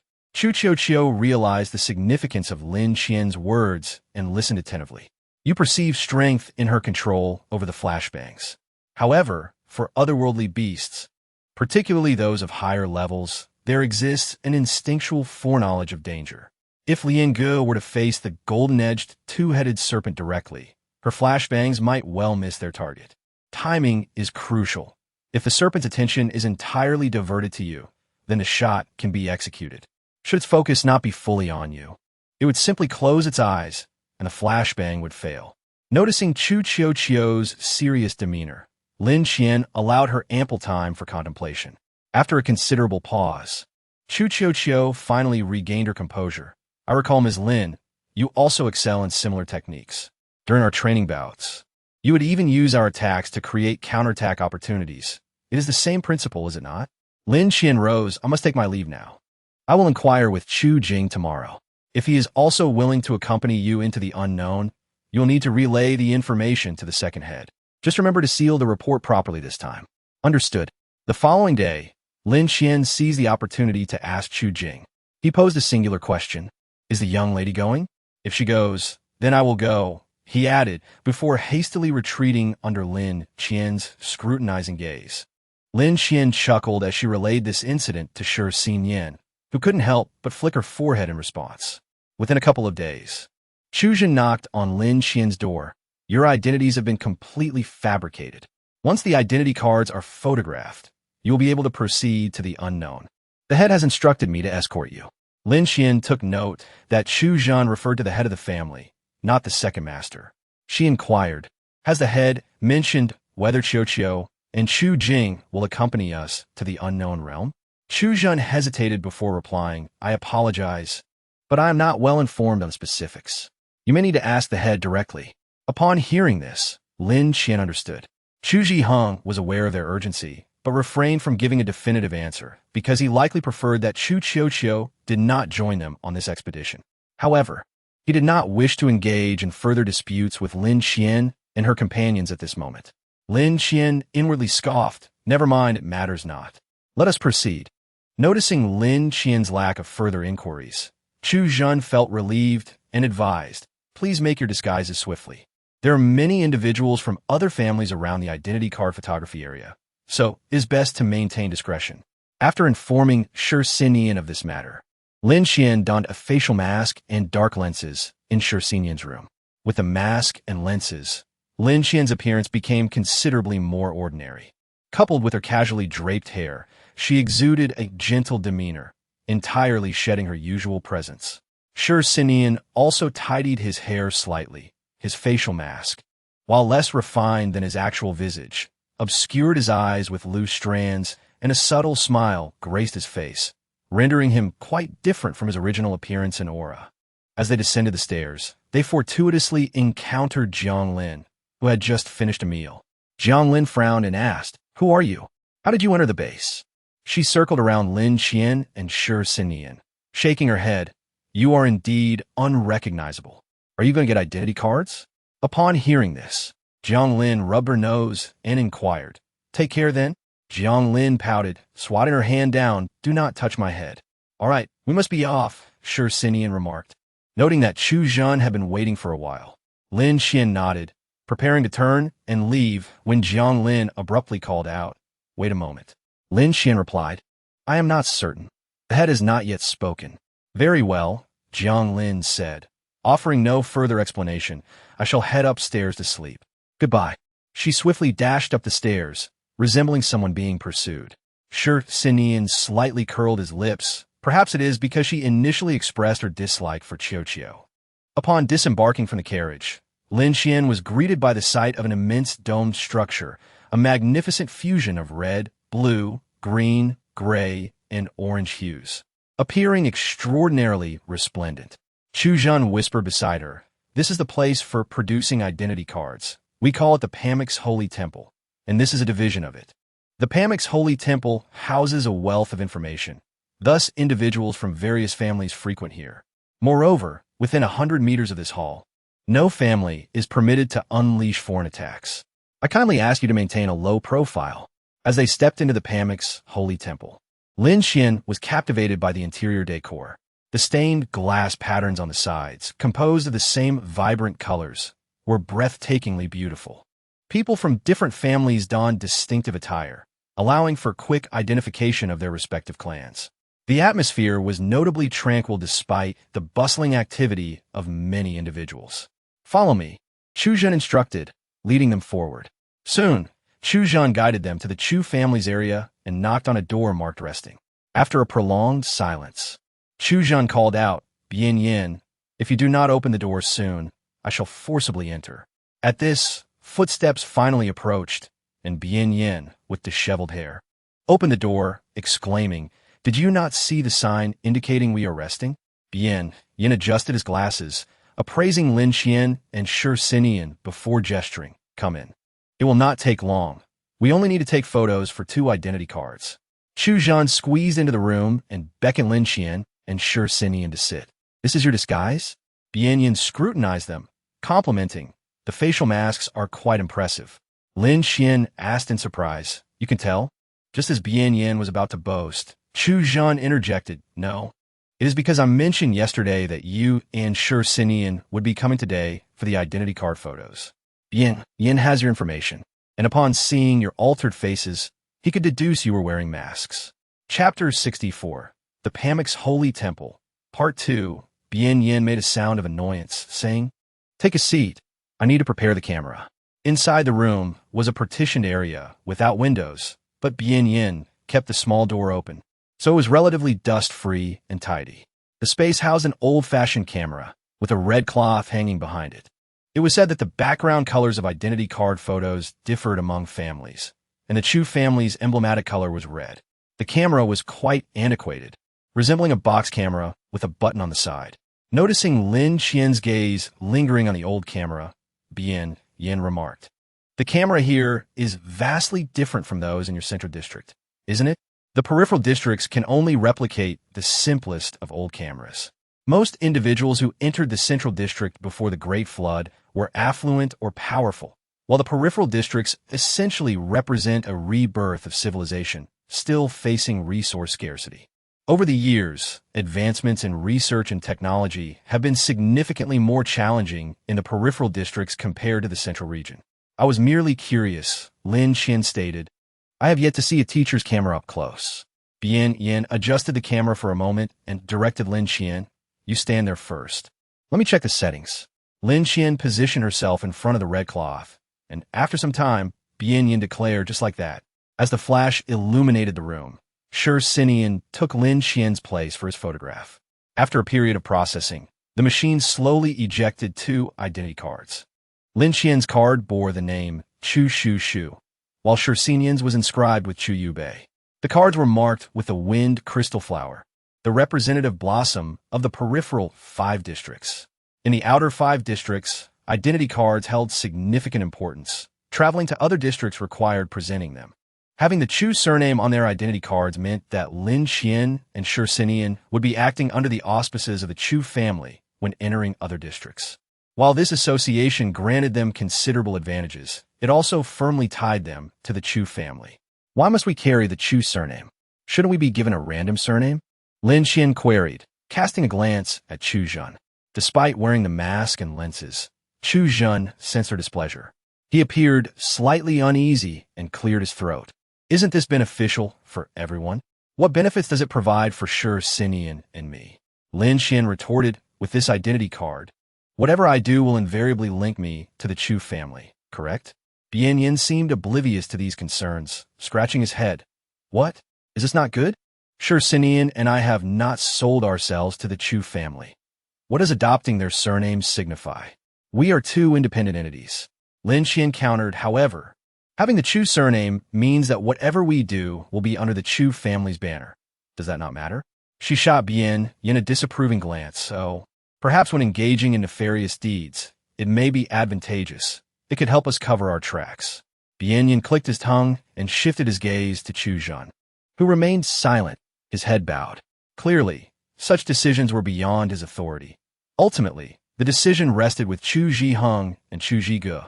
Unexpected actions were not to Lin Qian's liking. Shi Xinian frowned and asked, What do you intend to do? Lin Qian harbored a strong aversion to actions that were entirely intertwined with the Chu family. Whoever made this decision, take me to see them, she demanded, glaring at Chu Zhan. Don't force me to take matters into my own hands right now. Chu Zhan, well aware of Lin Qian's temperament, understood that she meant what she said. He informed her that the decision was actually made by Chu Zhiheng, but he was unable to take Lin Qian to the Chu family's main residence. Lin Qian acknowledged this, and, without even removing her facial mask, stormed towards the Chu family's main house. Chu Zhiheng felt more at ease facing Lin Qian than Chu Zhan did. Fully aware that she had come to stir trouble, he merely nodded and said, You've arrived. When did I ever sell myself to your Chu family? Lin Qian slammed her palm down on Chu Zhiheng's desk, her eyes ablaze with fury. Our relationship is one of mutual use. I taught your Chu Qiu for several months in exchange for 2 identity cards. Surely that isn't excessive? What do you mean by sabotaging me with the identity cards? Chu Ji-hung replied, his gaze icy. I've already stated that you did not fulfill your responsibilities as a teacher, and that Chu Chio was injured under your watch. My interference is already a mercy. You claim I did not fulfill my duties, so I am deemed negligent? Lin Qian scoffed. Do you think I am bound to assist the Chu family? I could easily pledge my allegiance to the Yu family with Xin Yin right now. Would that be unacceptable to you? She threw the identity cards to the ground. Her irritation unmasked. What a waste of time. Consider my time teaching Chu Chio an utter loss, bah. Just as Lin Qian was about to continue, she was halted by Shi Xinyan. He picked up the 2 identity cards from the floor, raising a finger. This is the last time. Due to the urgency of our situation, we will refrain from troubling you for the time being. However, our relationship ends here. Starting today, we owe each other nothing. Having reached this point, Lin Qian realized that Chu Ji-hung opposed Chu Chio entering the unknown realm with them, and she left the main house still seething. Shi Xinyan pondered. Chu Ji-hung does not seem like the type to act rashly. Aside from the matter concerning Chu Chio, he has always been quite composed. Something must have transpired. Let us go find Ming Yin and inquire, he suggested. She must have some insight. After a moment of contemplation, Lin Qian nodded in agreement. Ultimately, their connection to the Chu family was tethered to Chu Chio, and it was only logical that they inform her about the unfolding events. At the Haichao Tavern, a sign reading "In Session" hung at the entrance. Through the window, Lin Qian spotted Chu Ming Yin seated within. Her usual light smile replaced by a serious expression as she nervously twisted the ring on her finger. Ming Yin, Lin Qian pushed the door open, realizing she had yet to remove her facial mask. As she walked in, she began to take it off. We have something to ask you. Oh, it's you. Chu Ming Yin appeared momentarily taken aback before breaking into a smile. I was just thinking, I've put up the sign saying "In Session," and yet someone still pushes the door to come in. It turns out to be you. Chu Ming Yin stepped out from behind the bar and sighed. I heard from Zhige that you were supposed to be handling your identity cards today. It seems your experience was less than satisfying. Lin Qian and Shi Xinyan chose a seat at random, while Chu Ming Yin sat across from them, her worry evident. Shi Xinyan presented the 2 identity cards to Chu Ming Yin. There are some matters we need to verify with you. Chu Ming Yin took the identity cards, her gaze barely lingering on the photographs before she noticed their names, Chu Shu and Chu Yubei. Indeed, she murmured, closing her eyes in frustration before finally opening them to say through gritted teeth, it's some old-timers from the Chu family. They want to expel the branch of the head of the family. Initially, there have been doubts about whether Chu Chio could inherit the position of head of the family. Although Chu Chio possessed a high affinity for foreign objects, the role of head was not solely determined by that. It also required a broader perspective, among other attributes. However, Chu Ji-hung had been overly protective of Chu Chio in recent years, preventing her from showcasing her potential in this regard. Most members of the Chu family remained unaware of whether Chu Chio was truly suited to be a competent head. The eventual outcome was a result of mutual pulling and tugging. Thus, regardless of where Lin Qian and Shi Xinyan intended to go or what they wished to do next, they would carry the Chu family's banner. Only in this way could Chu Chio be afforded more time for growth.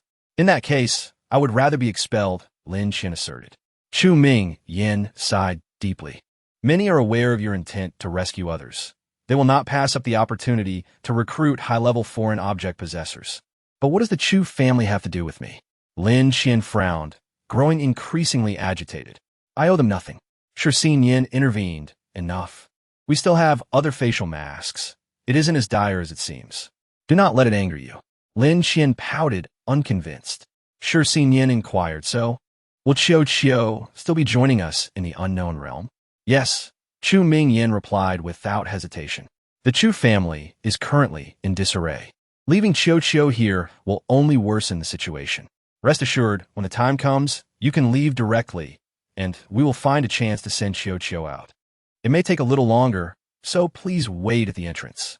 We should avoid meeting for the remaining time to prevent arousing their suspicions, Lin Qian agreed. All right, that's settled. Xinyan and I will depart in 3 days. You all can decide how to proceed. Understood. Chu Ming Yin replied with a weary smile that could not mask her fatigue. and she did not say much more, allowing Lin Qian and Shi Yin to leave the tavern. "What's wrong?" Shi Yin asked. "Are you still upset about the Chu family?" "It's mainly frustration, as their affairs have disrupted our future plans," Lin Qian muttered, twirling the identity card in her hand and murmuring. "They truly dream of binding us entirely to the Chu family." Both Lin Qian and Shi Yin had rather aloof personalities, unless it was of their own volition. They would never fully obey anyone. "It doesn't seem matter. After all, a name on an identity card holds no significance for us, does it?" Shi Yin chuckled. "Now we know that the Chu family is not as tranquil as it appears. This is advantageous, in a mutually beneficial relationship. Knowing more about each other's affairs was always better." Lin Qian tossed her identity card to Shi Yin, who gave her a resigned look before collecting both of their cards. "Don't throw them around. They're still useful. Using them will incur a debt to the Chu family," Lin Qian replied with a smirk. "It seems we will be dealing with the Chu family for a while longer." This thought sparked a flicker of resentment towards the Central District and Lin Qian. The eyes of the 5 members of Team 10 had all been replaced. Should they attempt to rescue them, they needed to ensure the Central District remained unaware. If the Central District learned that Team 10 had been rescued, they would also realize that Lin Qian and her companions had rebelled, undermining their future plans. Yet if they were to remove the artificial eyes directly, they would lose their sight. 4 high-level foreign object possessors. Losing their vision was akin to a death sentence. Safety was paramount. Do not be disheartened. Having a method of rescue is better than having none, Shi Yin comforted, patting Lin Qian's head. "Let us go find Lao Hu." "All right," Lin Qian sighed. Lao Hu's foreign object repair shop was currently open, and he was busy tending to the furnace before him. "Lao Hu," Shi Yin called out, "do you have a moment?" Lao Hu turned around abruptly upon seeing Shi Yin and Lin Qian.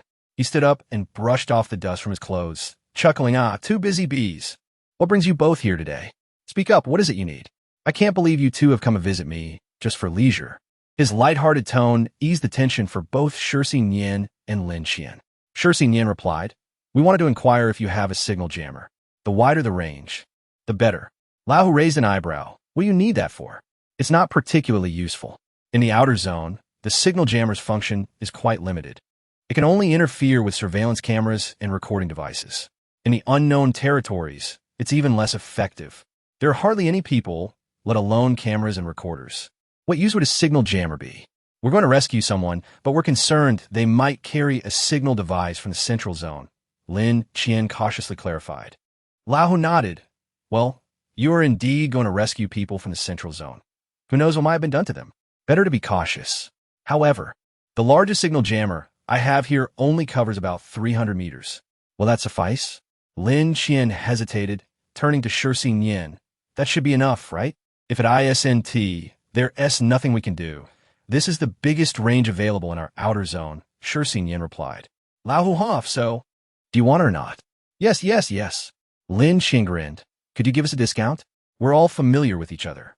It wouldn't be right to charge us full price, would it?"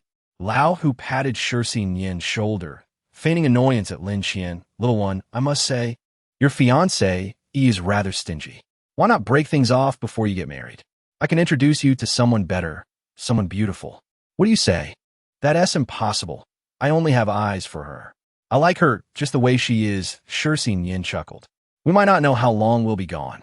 Perhaps we'll need a signal jammer with a bit more endurance." "More endurance, you say? Let me see."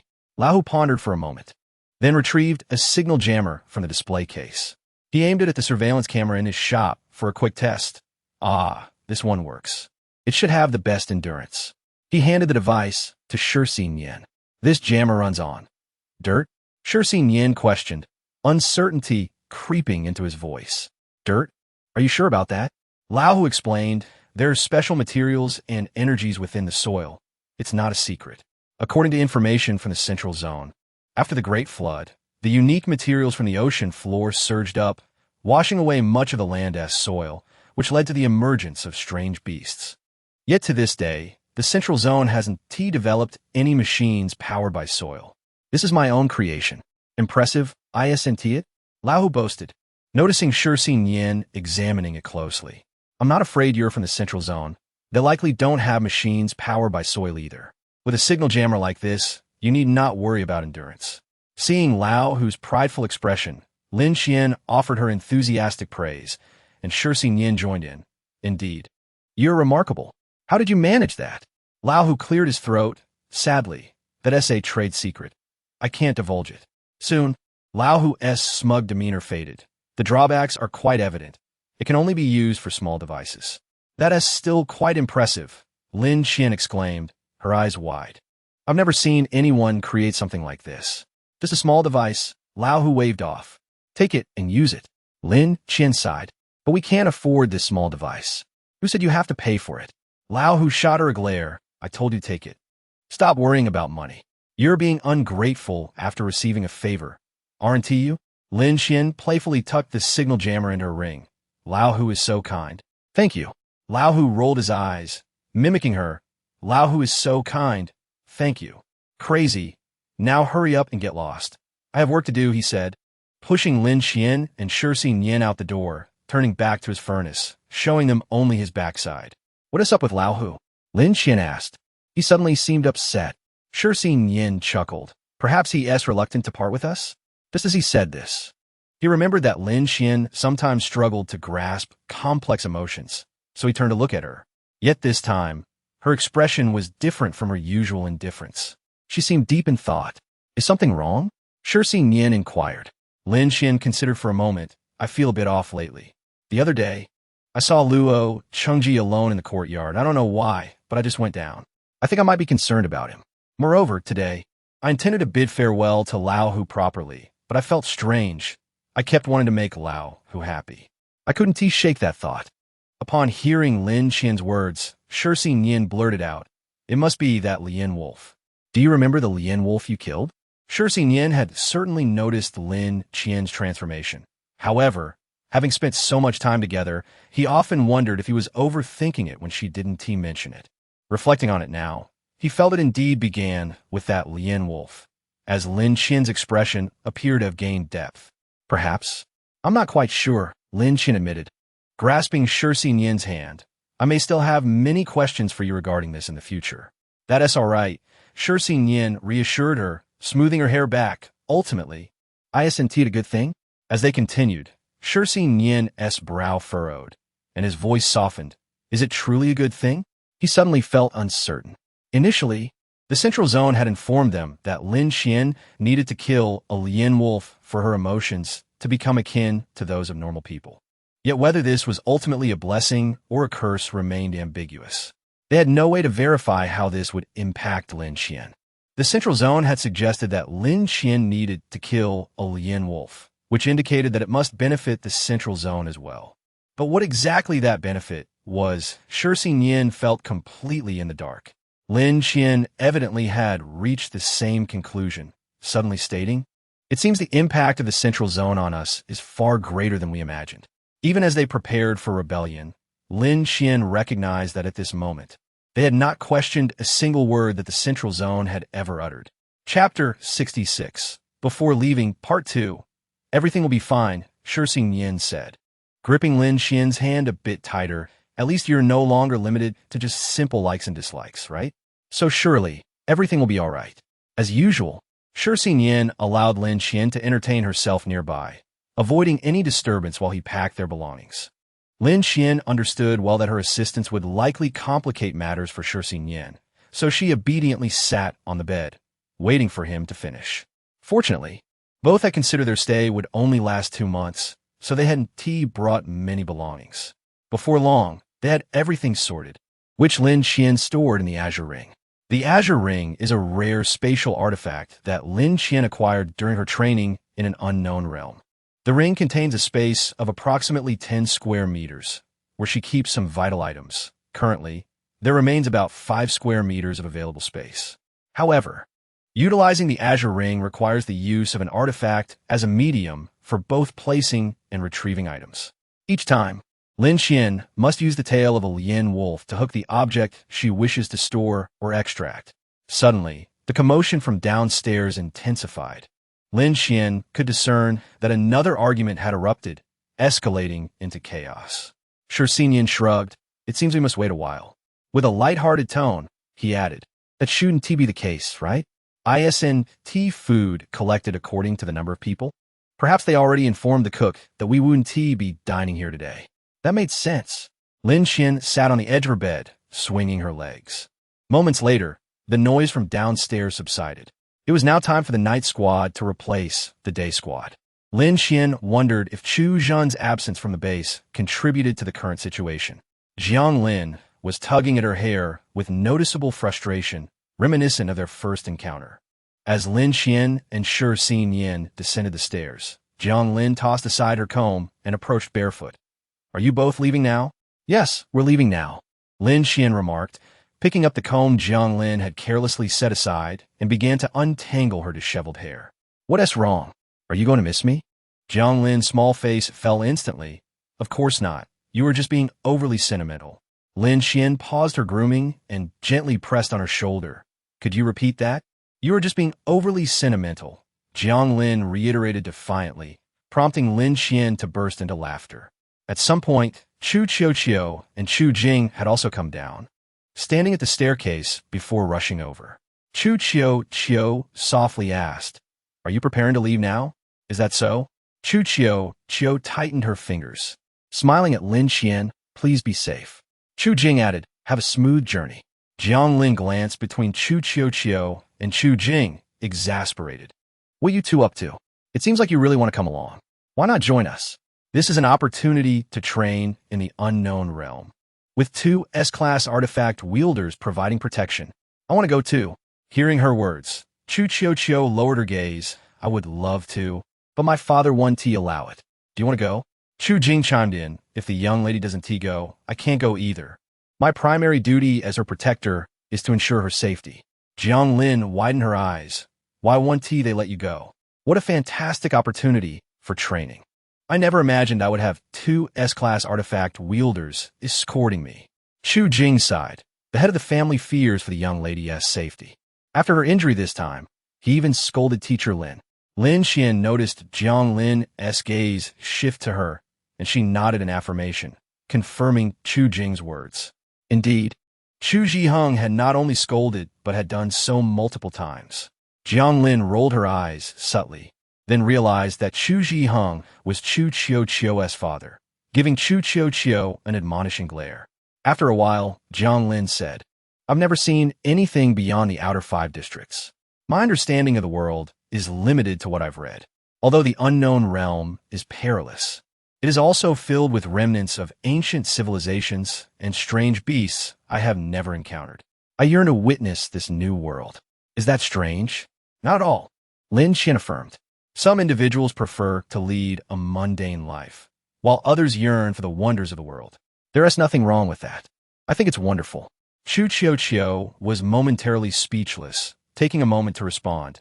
"Even with such a high probability of death, you still wish to go? What is there to fear?" Jiang Lin replied, "Experiencing the world's other side before facing death. Wouldn't that be splendid? My childhood dream was to see the world beyond." Shi Xin gently inquired, "Why don't you wait until everything is over before training in the unknown realm?" Jiang Lin replied, "Because the main family wouldn't allow me to leave just like that, to exit the ranks of beast regulators. There are only 2 conditions: severe injury that significantly diminishes one's combat effectiveness, allowing for departure, or death. Thus, since I became a beast regulator, I have been estranged from my dream." Noticing Jiang Lin's somber expression, Chu Qiuqiu glanced at Lin Xian and quietly said, "Teacher Lin, I wish." "Do you want to take Jiang Lin along?" Lin Xian inquired. "Yes," Chu Qiuqiu affirmed resolutely. "If you both agree, I will find a way to bring her along." Lin Xian turned her gaze to Shi Xin. Understanding their unspoken conversation, Shi Xin slightly smiled and nodded. "All right, neither my teacher nor I have any objections. If she wishes to join us, we can meet again in 3 days. But can you persuade the second family head and Mingyan?" Lin Xian added, "Having an extra person might complicate matters for them." "I will speak to them earnestly," Chu Qiuqiu replied bashfully. "Thank you, Teacher Lin and Teacher Shi." "Very well." As night fell, it was getting late, and they needed to hurry to catch the carriage. "Are you reluctant to leave?" Shi Xin asked, tilting her head. Lin Xian nodded, then shook her head. "Not really. I just feel that life is quite fragile. Remember how well we got along with Chu Sui during our first meeting? And he even expressed gratitude? The next time we met, he was severely injured. According to Jiang Lin, it's highly likely he can no longer serve as a beast regulator. Then there's Luo Chengji. I found his demeanor pleasant during our first encounter. Yet, after injuring his hand, he hardly ever smiles. Shi Yin lightly flicked Lin Qian's forehead. You still have the energy to worry about others? You should focus on yourself first. Lin Qian chuckled at that. Indeed, she was in no position to pity others. The following morning, Shi Yin roused Lin Qian. Time to get up and prepare our supplies. Apart from water, rations, a tent, medicine, and some change of clothes, I believe that is all we need, right? How much space remains in the Azure Ring? Lin Qian contemplated briefly. I've cleared out some old items. There is now around 5 square meters of space available. That should suffice for the daily necessities of 5 people. She wondered if Jiang Lin would indeed join them. So it would be prudent to prepare her share as well. Lin Qian mused. It's surprising. That child yearns for the unknown realm so much. Shi Yin smiled in agreement. Indeed. I noticed how seriously she approached matters at the base. I initially thought her goal was to protect everyone, but it turns out she longs for the unknown realm. The unknown realm is undeniably a harsh place, where the value of life seems trivial. Lin Qian recalled that some villages still existed, albeit fleetingly. The sheer number of beasts in the unknown realm posed constant threats to humanity, potentially leading to fatal encounters. Yet, it is precisely in such places that remnants of ancient civilizations can be found. Lin Qian found it unsurprising that Jiang Lin was drawn to such realms. Lin Qian and Shi Yin carried minimal supplies. After acquiring what they needed, Lin Qian organized everything neatly, just enough to fit into the ring. Upon observing the furnishings within the modest abode, Lin Qian exchanged a fleeting smile with Shi Yin. When they first arrived, the place was devoid of any decor, and much of the furniture was gradually acquired by them. This quaint dwelling, though smaller than the spacious but heavily monitored area in the central district, felt far more homely. A pang of reluctance tugged at her heartstrings as she contemplated leaving this place behind. Chapter 67. Departure, Part 1. Shi Yin remarked, indeed. However, our home is rather compact, and we may have to trouble the members of Team 10 to sleep on the floor. Lin Qian envisioned the scenario of so many people occupying the limited space and chuckled softly. They found a corner away from all surveillance cameras, where Lin Qian and Shi Yin donned their facial masks and departed from the outer 5th district. Yet, they waited in vain for quite some time, with no sign of Chu Qiuxiu and the others arriving. At the Yu family estate, it seemed the captain had ventured into the unknown realms. Lian Ge, noticing Huai Jian engrossed in his documents, voiced her dissatisfaction. Jian, you're ignoring me. I dislike you. She circled around to his side, inquiring, Is this the Chu family dossier? Are you truly planning to assist the Yu family in eliminating the Chu family? How could that be? Huai Jian adjusted his analysis lens. These documents are quite valuable to us, are they not? We are not here for leisure. He hastily sifted through the materials, the analysis lens continuously scanning and storing the information, feeding it into Huai Jian's mind. Lian Ge, frustrated, pressed on. Don't you feel any sadness? We have been together since the beginning. Haven Ti Wei, first Hong Sheng, and now the captain and the vice captain. They've all left. Don't you feel anything?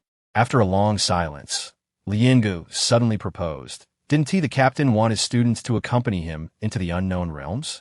Let us lend them a hand. Huai Jian raised his gaze to her. All right. I anticipated you would refuse. Upon hearing Huai Jian's agreement, Lian Ge eagerly took hold of his arm, expressing her gratitude. Thank you. Moments later, Huai Jian added, regarding the captain and vice captain, my sentiments mirror yours. For now, they have not fully declared their betrayal of the central district, so we remain a team, do we not? Hearing this, Lian Ji's eyes sparkled with delight. As dusk descended, Chu Qiuxiu and the others had yet to arrive. For safety's sake, Lin Qian decided against embarking on their journey at night.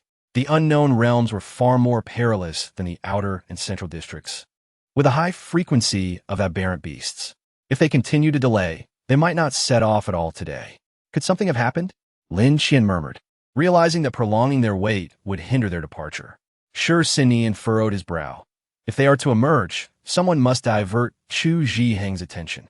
Most likely, that's where the complication lies. Let us set up camp nearby. Lin Qian nodded. All right, I'll begin pitching the tent, and you wait here for a moment. I won't stray far. She retrieved her shadow blade from her ring and handed it to Sure Sinian. The shadow blade was her anomaly. With it, she could sense Sure Sinian's location. Once the tent is ready, just use the wolf's tail to hook the shadow blade. When they arrive, I'll tug on the wolf's tail to alert you. You can stay at the base and amuse yourself. The unknown realms were seldom traversed, with dense foliage obscuring visibility. Lin Qian sought a suitable spot to erect the tent, potentially discovering a location beyond the immediate site. After a moment's thought, she produced some rations from her ring and offered them to Sure Sinian. In case they arrive late, remember to eat. And if anything arises, just call for me. Yes, I understand. Off you go, Sure Sinian responded, taking the provisions. If we don't start a fire and pitch the tent soon, we'll be sleeping on the ground tonight. Urged by Sure Sinian's insistence, Lin Qian finally departed. Their belongings were all in Lin Qian's possession, so it was only fitting that she handle the tent. In a short while, Lin Qian discovered an excellent location for the tent, setting up a spacious one and sprinkling some special powder purchased from the central district. This powder was unappealing to aberrant beasts and served as a pest deterrent, providing some peace of mind for their slumber that night. The wolf's tail instinctively moved towards the shadow blade's location, slowly entwining around it under Lin Qian's guidance. As night deepened and the moon hung high, casting its cool light upon the ground, the campfire flickered gently, offering a modicum of warmth. Lin Qian sat cross-legged before the fire, casually adding a stick to rekindle the flames. Suddenly, she felt a slight tug from the wolf's tail, compelling her to stand abruptly. Before long, Sure Sinian arrived with Chu Qiuxiu and the others at the tent. The trio wore their usual attire, now slightly wrinkled, with Jiang Lin and Chu Qiuxiu's hair appearing somewhat disheveled. Spotting Lin Qian, Jiang Lin beamed. Teacher Lin, we're here. The startled birds took flight, flapping their wings in haste to vacate the area. Lin Qian placed a finger to her lips, signaling Jiang Lin to keep her voice down. Jiang Lin mimicked a shushing gesture, refraining from speaking further until she reached Lin Qian's side. Chu Qiuxiu apologetically remarked, Sorry, Teacher Lin, we're late. The group settled around the campfire, prompting Lin Qian to inquire what happened. Have you eaten? No, Jiang Lin pouted. We haven't had a meal since you left. The base has imposed strict regulations on us. We barely had time to step out for provisions. In the end, we only brought 2 sets of clothes with us. Nothing else. Lin Qian chuckled. No worries, I brought plenty of food. She retrieved some rations from her ring, warming them slightly by the fire. She also distributed bottles of water, encouraging everyone to hydrate. Sure Sinian took a seat beside Lin Qian, commenting, This place is quite suitable. Setting up a tent is best done on level ground, and this location met those criteria perfectly. Lin Qian turned to Chu Qiuxiu. Chu Qiuxiu, have you completed your task? The one regarding identifying the mole within the base. Upon hearing Lin Qian's words, Jiang Lin, who had just taken a sip of water, began to cough violently, repeating, What? What did you just say? I mentioned there's a mole within the base, Lin Qian clarified. What is the matter? Jiang Lin shifted her gaze to Chu Qiuxiu, who nodded. It's resolved. There were originally 3 suspects, and I was uncertain about who it was, but it turns out all 3 were involved, just from different families. Chu Qiuxiu's expression darkened, clouded with confusion. Wait, so the 3 individuals who were reported dead in the past few days were actually... Jiang Lin's face paled. They were the moles? Yes, and we found evidence of their collusion with other families. Chu Qiuxiu lowered her gaze, unable to meet Jiang Lin's eyes. Jiang Lin was taken aback. I never suspected a thing. How could there be moles in the base? Having grown up in the beast monitoring base, Jiang Lin regarded the beast monitors as family. She would rather accept their demise as an accident than acknowledge their betrayal. As long as it's resolved, that's what matters, Lin Qian said. Why did you arrive so late today? We nearly couldn't make it, Chu Qiuxiu sighed. Ever since you obtained your identity cards, my father has been extremely strict with me and Chu Jing. My aunt merely mentioned that we should find an opportunity to go to Aunt Mingyan, who would help us get out. However, with so many people sent from the main family to the base, we had hardly any chance to slip away. Lin Xian found nothing strange about this matter. In order to avoid attracting attention, Jiang Lin would surely patrol as usual today, and they would not truly gather until evening. However, the individuals patrolling at night would be the family members, increasing the likelihood of being discovered. Shi Xian inquired, "How did you manage to come out?"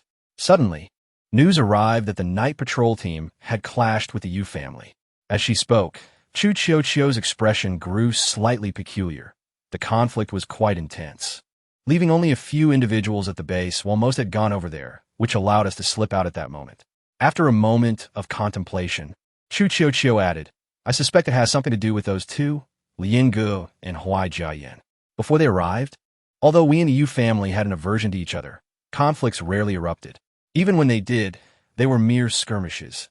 This time, however, it seems to have escalated significantly, which is uncharacteristic of the Yu family. Lin Xian and Shi Xian exchanged a glance, sharing a bittersweet smile. Lin Xian remarked, "If it is indeed them, it is not without possibility." Chu Jing furrowed his brow and asked, "Are the Yu family aware of their actions?" Chapter 68. Departure, Part 2. In the absence of Shi Xian and me, the Chu and Yu families clashed, and now the Yu family is at a disadvantage. Lin Xian's expression was complex as she gently lowered her gaze. Therefore, even if they were to come into conflict with you now, the Yu family likely would not voice any objections. Chu Qiuqiu paused, suddenly recalling an incident during the Red Moon Festival when Lian Ge had attacked her, resulting in only minor injuries. So, during the Red Moon Festival, she was... Lin Xian sighed. "I'm not trying to excuse Lian Ge. She truly did not harbor any ill intentions at that moment. Perhaps it was simply that, because you are my student and she is my friend, she wanted to test you a little." Jiang Lin furrowed her brow and said, "Friend? But you all are now." Being friends does not necessarily mean that all thoughts are aligned, nor that all positions are identical, Shi Xian stated candidly. "We have taken different paths. Yet before reaching a point of complete opposition, both sides still wish to do what they can for one another. Do you understand?" Chu Qiuqiu and Chu Jing looked bewildered, while Jiang Lin boldly exclaimed, "I do not understand." Lin Xian smiled. "Not understanding is a good thing. It signifies that you and your friends have never been forced into opposition, which is quite wonderful, with matters weighing heavily on their minds." Lin Xian and Shi Xian had no desire for idle chatter. "It is already quite late. You should all rest. Tonight, Shi Xian and I will keep watch, and we will discuss the specifics tomorrow." The three of them exchanged glances, ultimately saying nothing further. After eating, Lin Xian provided them with the toiletries she had purchased. Once they had washed up and entered the tent to sleep, she leaned against Shi Xian and dozed off. "It's all right. I will stay outside where the campfire is warm," Lin Xian said, comfortably lying on Shi Xian's lap, pulling a blanket from the azure ring to cover herself. "Good night." However, when Lin Xian awoke, it was already morning, and Shi Xian had not called her. Sensing Lin Xian's movement, Shi Xian looked down and asked, "Are you awake? Why didn't you wake me?" Lin Xian shot up, her face filled with guilt. "The sun is already up. You should sleep a little longer." "I can keep watch." Shi Xian tossed a pocket watch to Lin Xian. "No worries. I'm not very tired. Keep an eye on the time and call them when it's time." With that, he rested his head on Lin Xian's lap and fell asleep. Lin Xian checked the time. It was already 5 o'clock, and Shi Xian could only sleep for another 3 hours at most. She immediately revised their plan to set off in the morning, deciding to postpone their departure until the afternoon. Before 8 o'clock, Chu Jing, Jiang Lin, and Chu Qiuqiu gradually woke up. After washing up together, Lin Xian stretched and began preparing dry rations. "Come here. I need to explain some matters to you." Lin Xian couldn't help but smile, recalling her first venture into the unknown realm and how similar their reactions had been. In the unknown realm, there existed remnants of ancient civilization structures. Although those buildings had completely collapsed and were covered by vegetation, traces of the former civilization could still be discerned, evoking a sense of timelessness. Perhaps due to having slept well that night, Jiang Lin appeared quite spirited today, chattering excitedly with Lin Xian as soon as she woke up. even requesting Lin Qian to braid her hair, taking advantage of the relative safety outside the unknown realm. Lin Qian began to braid Jiang Lin's hair while explaining the situation of the unknown realm. The unknown realm is divided into 3 sections: the core area, the middle area, and the outer area. The outer area is relatively safe, with most of the creatures being low-level, alongside a few sea-level creatures and some scattered villages. The moment one enters the middle area, danger begins to loom. The activity level of creatures in the middle area is slightly higher than in the outer area, with sea-level creatures being quite common, and if luck is unfavorable, one might even encounter S-level creatures. Upon hearing this, Jiang Lin's expression faltered. Didn't they say S-level creatures are quite rare? How is it that we might encounter them in the middle area? That is not entirely accurate. First, let me correct your understanding. While S-level creatures are indeed rarer than A-level creatures, they're far more numerous than we might imagine, Lin Qian stated seriously. This is because S-level creatures are more adept at hiding. The number of S-level creatures we are aware of does not necessarily reflect the reality. Take the core area, for instance. It is the most perilous sector, housing numerous S-level creatures, though their precise numbers remain unclear. 10 years ago, there were already 27 S-level creatures detected in the central area, and we cannot ascertain how many S-level creatures are present in areas that have not been surveyed. Furthermore, we have no way of knowing whether the number of S-level creatures has increased over the past decade. This is information that is not found in the texts. The outer area has little understanding of the unknown realm, primarily only being aware of some basic facts. Years ago, we encountered an S-level creature known as the bone-eating rat before we even entered the core area. This creature is merely the size of a rat, but moves with incredible speed and has a penchant for fresh bones, prompting it to hunt actively. Lin Qian rolled up her sleeves, revealing a distinctive wound on her left arm, where the flesh had been bitten away. This injury was inflicted by the bone-eating rat. Jiang Lin gasped, attempting to touch it, but hesitating. That looked so painful. I nearly lost my life back then. The bone-eating rat nearly severed a vein, Lin Qian recalled, shivering at the memory, though ultimately she had emerged unscathed. That bone-eating rat had appeared in the middle area of the unknown realm. So do you understand my point? Do not assume that not entering the core area means you are safe. Lin Qian lowered her sleeves and put her jacket back on. I share my injury with you to ensure that you approach the unknown realm with utmost caution. Do you understand? I cannot guarantee that all of you will survive. Moreover, my friends are likely to venture into the core area, the most treacherous zone. While we have not yet set off, you still have the opportunity to reconsider. I will give you time to ponder this. First, eat something and then give me your answer. Lin Qian distributed the dry rations to the 3 of them, along with a bottle of water, just as she had done the night before. Their meal was devoid of flavor, and Lin Qian spoke the truth. If it were merely the outer area of the unknown realm, she could protect them without issue. However, once they reached the central and core regions of the unknown territory, she herself was not entirely confident in her ability to survive, let alone protect others. After finishing her meal, Lin Qian did not hasten them for an immediate answer. Instead, she began to tidy up some items in the tent, leaving only Shi Xinyan's bedding untouched. As she stepped out of the tent, Jiang Lin was the first to declare, "I want to stay." Noticing that Chu Qiuhua and Chu Jing were both looking at her, she chuckled, "I am essentially an orphan without parents to honor.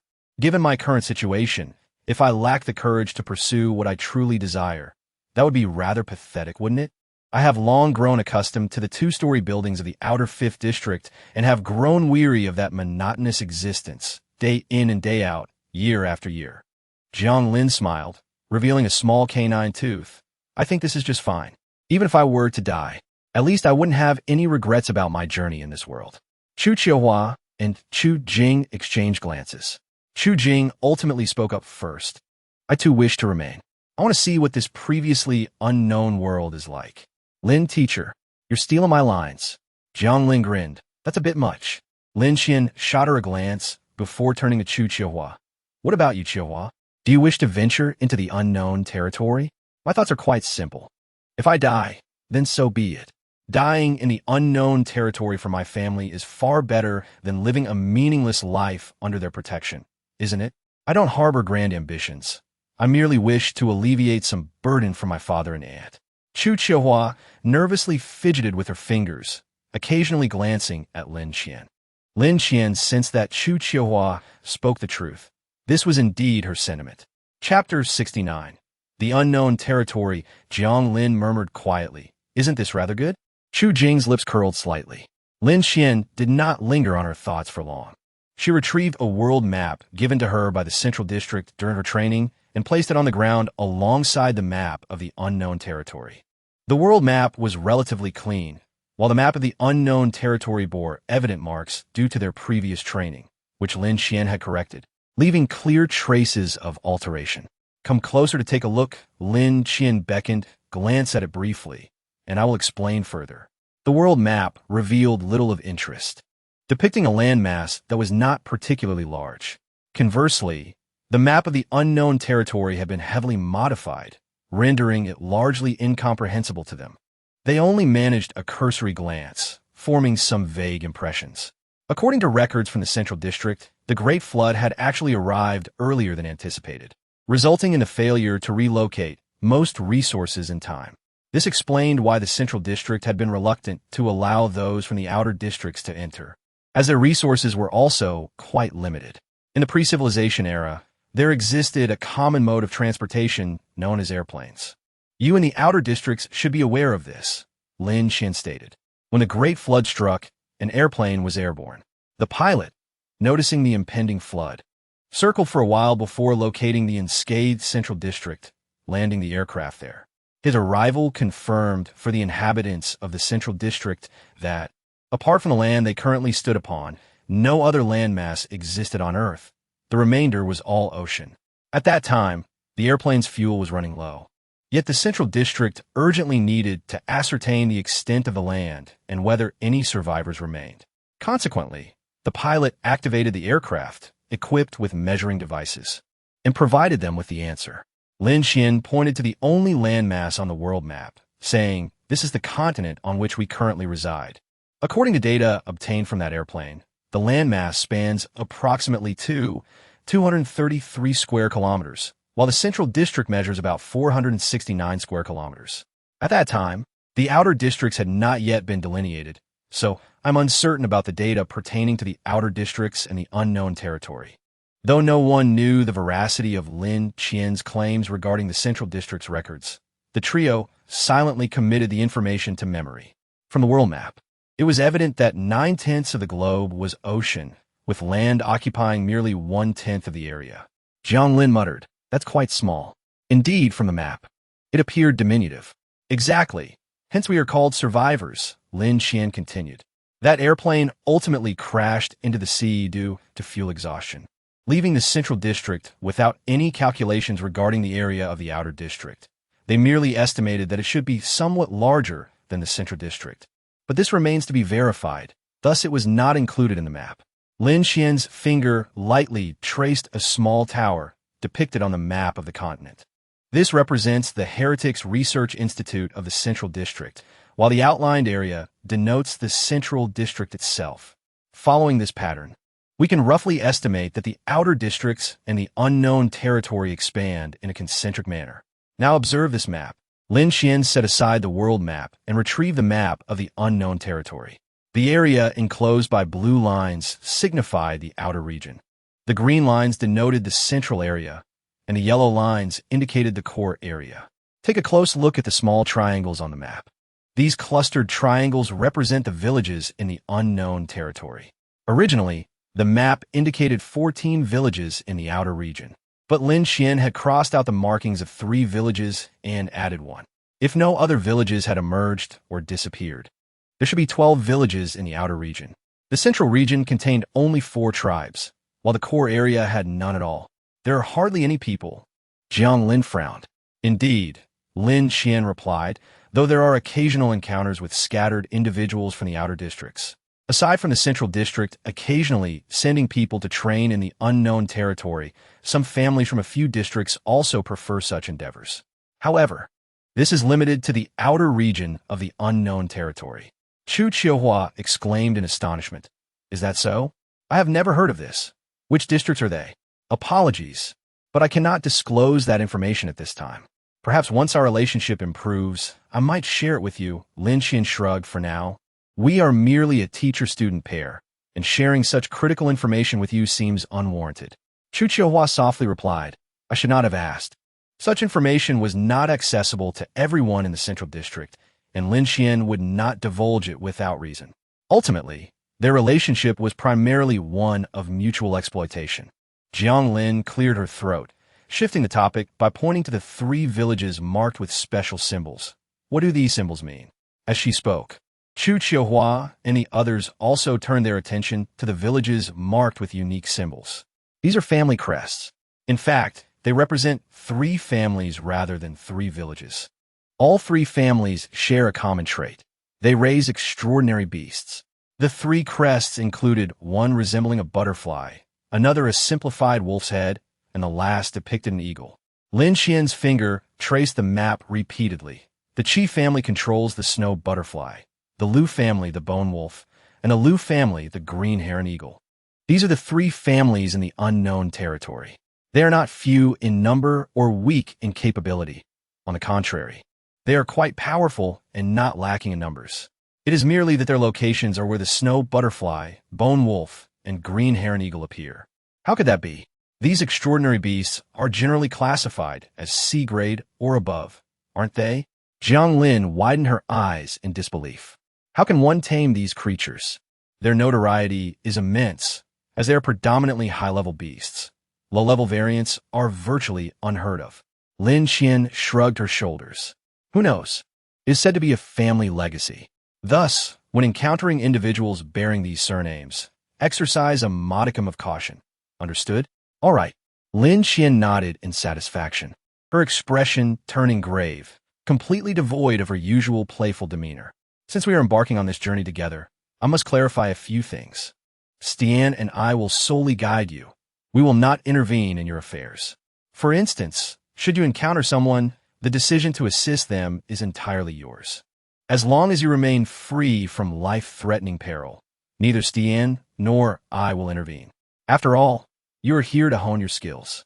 If we made all the decisions, it would render the experience meaningless. Therefore, before we set out this afternoon, you 3 must decide among yourselves who will be the leader. Any objections?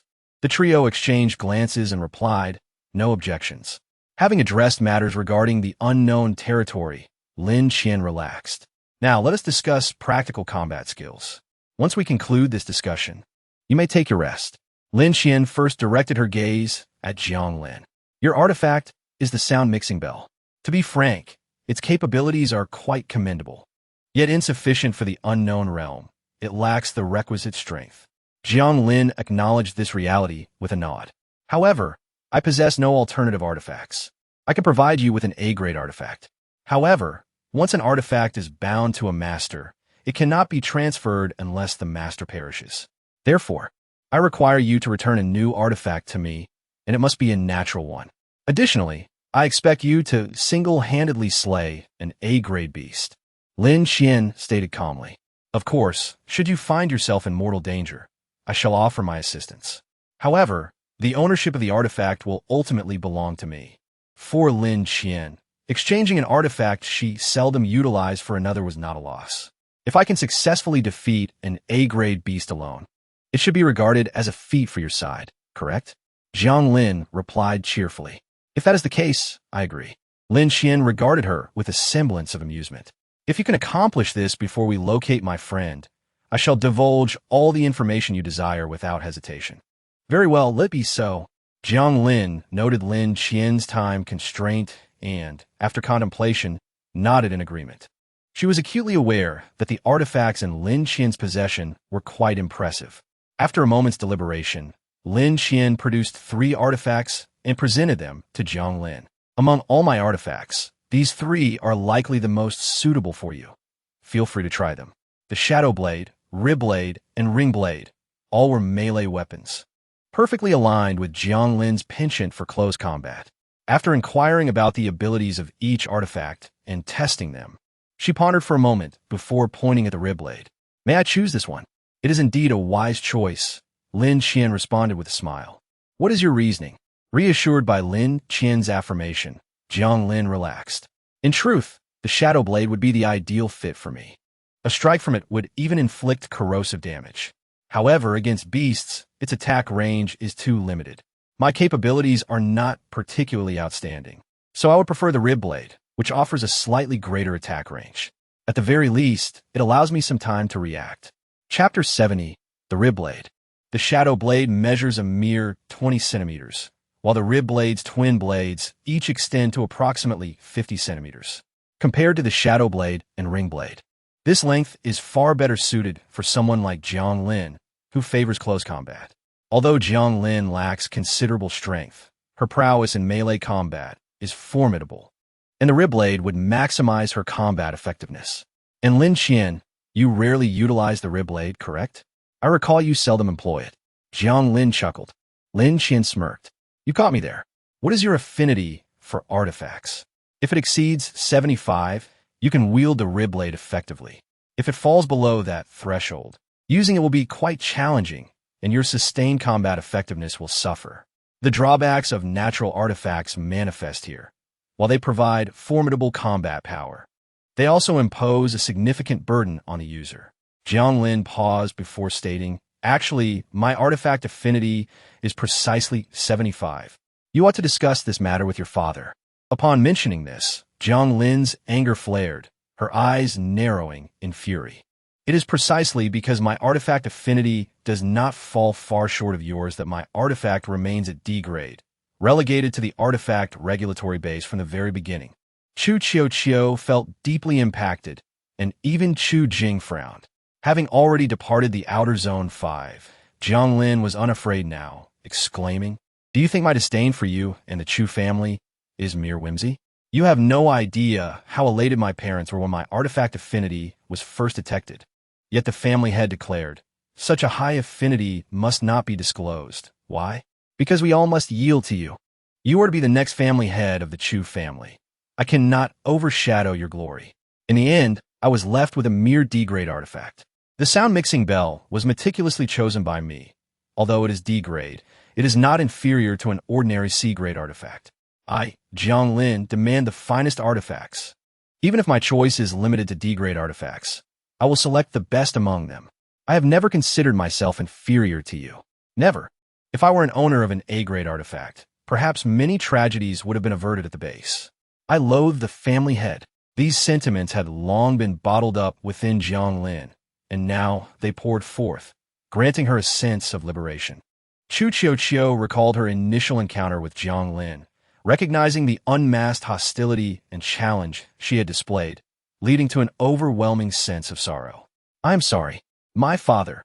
Chu Qiuqiu lowered her gaze, fully aware that everything stemmed from Chu Zhiheng paving the way for her. "Stop.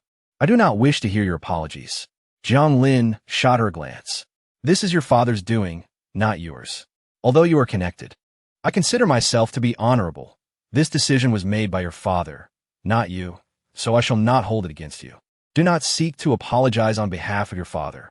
I will not forgive him on your behalf."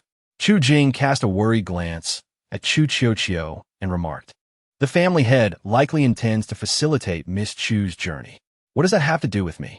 Jiang Lin retorted, hands on her hips. "Am I destined to be sacrificed? That makes no sense. Indeed, it makes no sense." While the family head may have sought to ease Chu Qiuqiu's path or to bolster her standing within the family, there is no justification for sacrificing Jiang Lin. At that moment, Stian gently lifted the tent flap, directing his gaze towards Lin Qian. She stood up. "Stian, you are awake? Are you hungry? Let's throw some rations. There's still a bit of firewood." "That's fine, let it be." Stian settled beside Lin Qian, taking a few bites of the ration she offered. "Jiang Lin, do you harbor any lingering grievances towards the family? I suggest you all lay your cards on the table. It is not about shaking hands and reconciling. Simply clarifying matters would suffice. Otherwise, carrying unresolved conflicts may hinder your future endeavors." Jiang Lin scratched her head. "There isn't much left to say. At least during my time at the base, everyone treated me well. Luo Chengji and the others took great care of me. Often, I find myself consumed by frustration, and I trust you comprehend my sentiments. I frequently ponder the notion that had I received the nurturing of the master, Had I been an A-class anomaly possessor, many events could have been averted, and perhaps some lives would have been spared. Jiang Lin's words were delivered with an unpretentious candor, devoid of reproach. Yet, this very honesty cast a deeper shadow of sorrow upon Chu Qiuqiu. Bowing her head, Chu Qiuqiu murmured, "I'm sorry." Jiang Lin waved her hand dismissively. "It's quite all right. My disdain lies with the master, not you." "Well, perhaps not entirely. I'm not particularly fond of you either." What initially seemed a grave matter was lightened by Jiang Lin's remarks, prompting a reluctant smile from Chu Qiuqiu. A moment of silence enveloped them.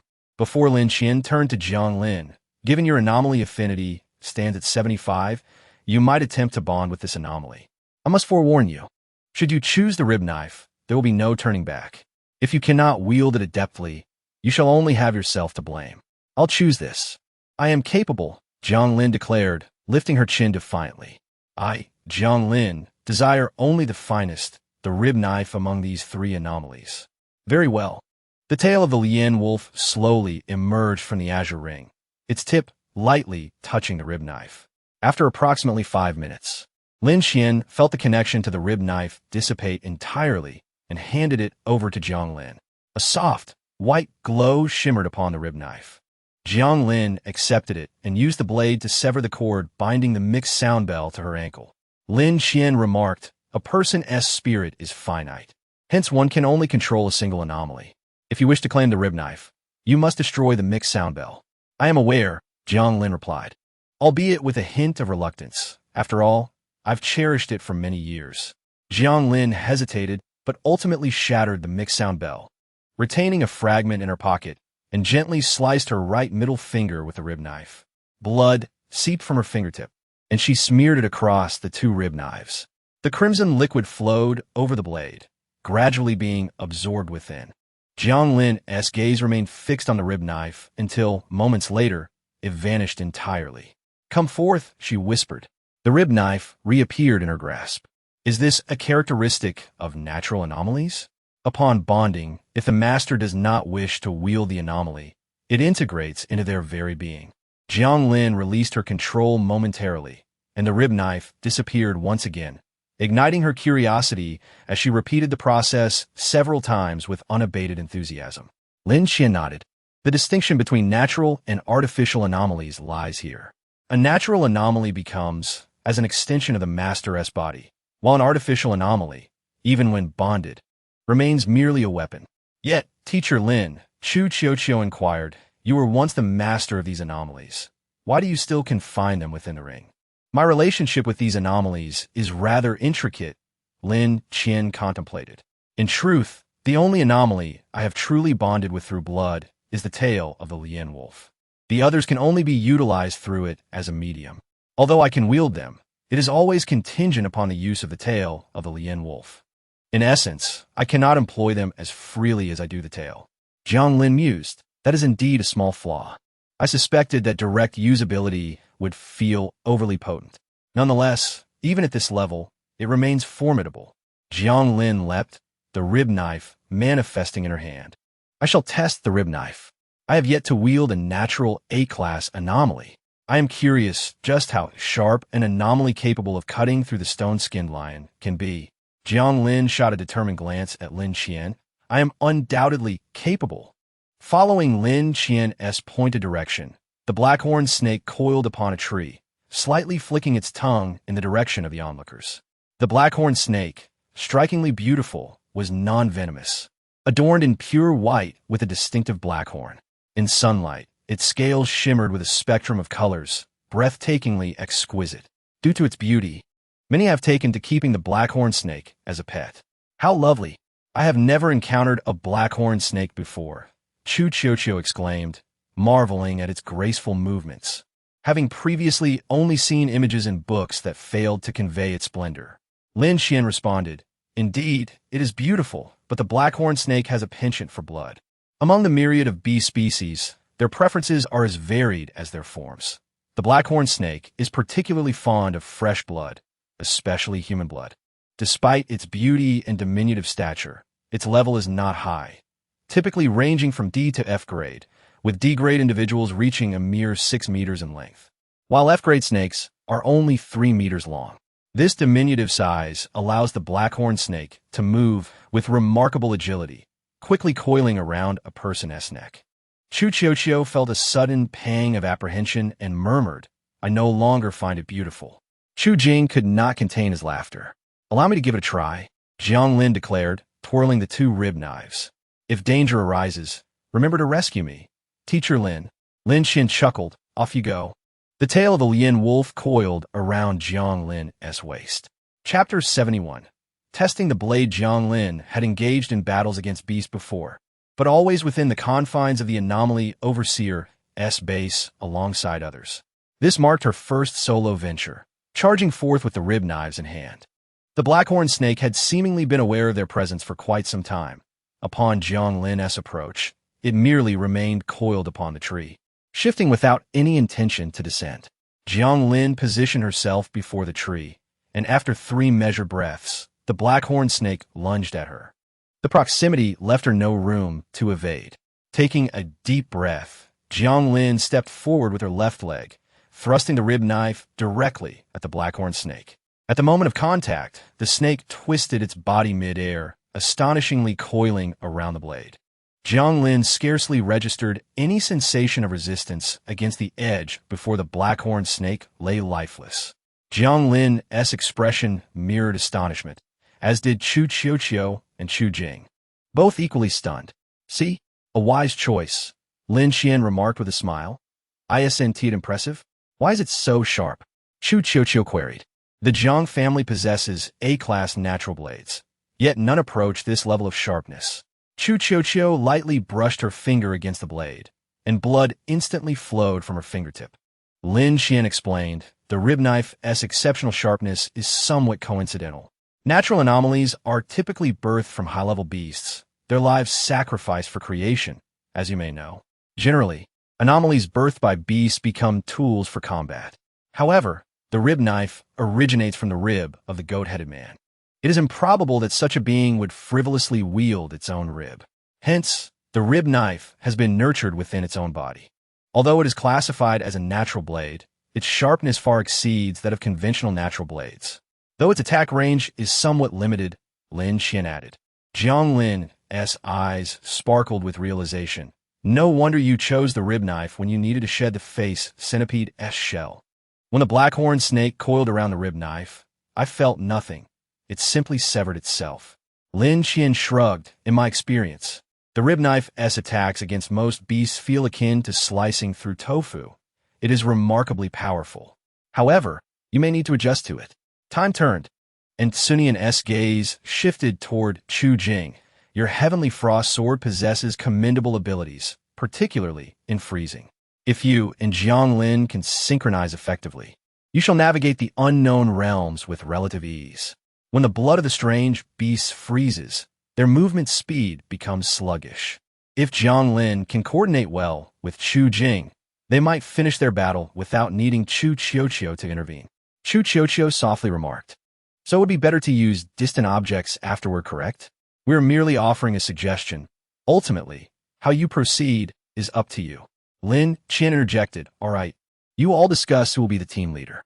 I'm tired and need a break." With that, Lin Qian languidly leaned against Shi Xinyan's shoulder, stifling a yawn. "Just wait until lunchtime at most." Upon the mention of lunch, Lin Qian straightened up. "Oh, and by the way, I won't be in charge of food either. Consider today a chance for you to adapt. From tomorrow on, everyone will manage their own meals. You're responsible for hunting the strange beasts and cooking. I will only provide a bit of seasoning and some pots and pans. As long as the food you find isn't poisonous, I want to remind you." Shi Xinyan chuckled at Lin Xian. "The meat of different strange beasts varies. Some are delectable, while others are quite unpalatable, and even the books lack information on this subject. If Chu Chiochio and the others needed food, they would have to sample everything themselves." Lin Qian purely wished to let them experience the hardships she endured years ago. Chu Chiochio and the others had no objections and nodded in agreement. Regarding the choice of a team leader, Lin Qian did not have to wait long. Soon, Jiang Lin stretched and greeted Lin Qian and Shi Xinyan. "If we have to choose, we want the young lady to be the captain." "Oh, I thought you would pick yourself," Lin Qian laughed. You would also make a suitable captain, given your personality. In truth, Chu Qiuqiu was not the most fitting candidate for a leader. Although their team consisted of only 3 members, a captain needed to make decisions. Chu Qiuqiu's character was somewhat weak, making her unsuitable for leadership. Jiang Lin was more suited, and even the typically silent Chu Jing was a better fit. I believe, overall, the young lady is the most suitable. Jiang Lin chuckled. Although I think I'm not lacking, I do prefer not to bear the responsibility of making decisions. I'm not fond of it. Hearing Jiang Lin's words, Lin Qian scrutinized her a bit longer, while Jiang Lin merely flashed a broad smile. Jiang Lin understood that the individual among them who needed to grow rapidly was Chu Qiuqiu, not Chu Jing or herself. Well, since we've made our decision, let us grab something to eat and then set out. Chu Qiuqiu, just decide which direction to take. Lin Qian handed Chu Qiuqiu the map of the unknown territory and produced a remarkably exquisite compass, passing it to her. Since you're the captain now, these are for you to help find your way. Chu Qiuqiu accepted the map and compass, inquiring, what does the person we need find look like? Can you show us?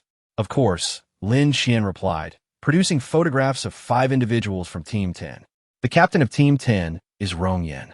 Lin Qian pointed to Rong Yan, whose long black hair fell to his shoulders and who had braided a lock of it. As long as he was alive, he would not permit anyone to alter his hairstyle. The vice captain is Rong Yan. If it weren't for the task assigned by the central district, she would have likely married Rong Yan by now. In the photograph, Rong Yan cheerfully flashed a peace sign, her eyes sparkling with charm. This is Zhu Shuang from Team 10, and this is her twin sister Zhu Dan. The 2 sisters stood hand in hand behind Rong Yan and Rong Yan. The last individual is Tsang Qi, who was looking down, playing with his necklace. Chu Qiuqiu and her companions studied the photographs for a moment, committing the 5 faces to memory. Jiang Lin joked, is the Central District abundant in beauties? From the Central District people we know, they all seem quite lovely. In response to Jiang Lin's comment, Chu Qiuqiu remarked, indeed, those in the photos are quite beautiful, and both Teacher Xiao and Teacher Lin are also good-looking. Originally, Lin Qian felt somewhat anxious about matters concerning Team 10, but upon entering the Central District, she felt considerably calmer. They had all trained for 3 years in the unknown territory. Even if they ventured into its core area, she doubted Team 10 would encounter misfortune so swiftly. Teacher Xiao, what should we do next? Chu Qiuqiu inquired. You mentioned guiding us, right? Lin Qian furrowed her brows. In her opinion, heading directly to the core of the unknown territory would be ideal, but Chu Qiuqiu and her companions might not withstand the pressure there. Shi Xinian suggested, let us head north first and discuss further once we reach the central part of the unknown territory. Lin Qian nodded and handed some provisions to Shi Xinian. Then it's settled. I'll pack up the tent and other items. You keep the provisions warm. Shi Xinian temporarily entrusted the provisions to Jiang Lin and stood up. I'll help you. Dismantling the tent seemed simple, but was quite tedious. By the time they had packed everything and completely taken down the tent, an hour had passed. After a satisfying meal, Shi Xinian glanced at the time. It was already 1:30, and the 5 of them hurried to depart. Before they moved, Lin Qian reminded them, you must not only be cautious of the strange beasts, but also be wary of people.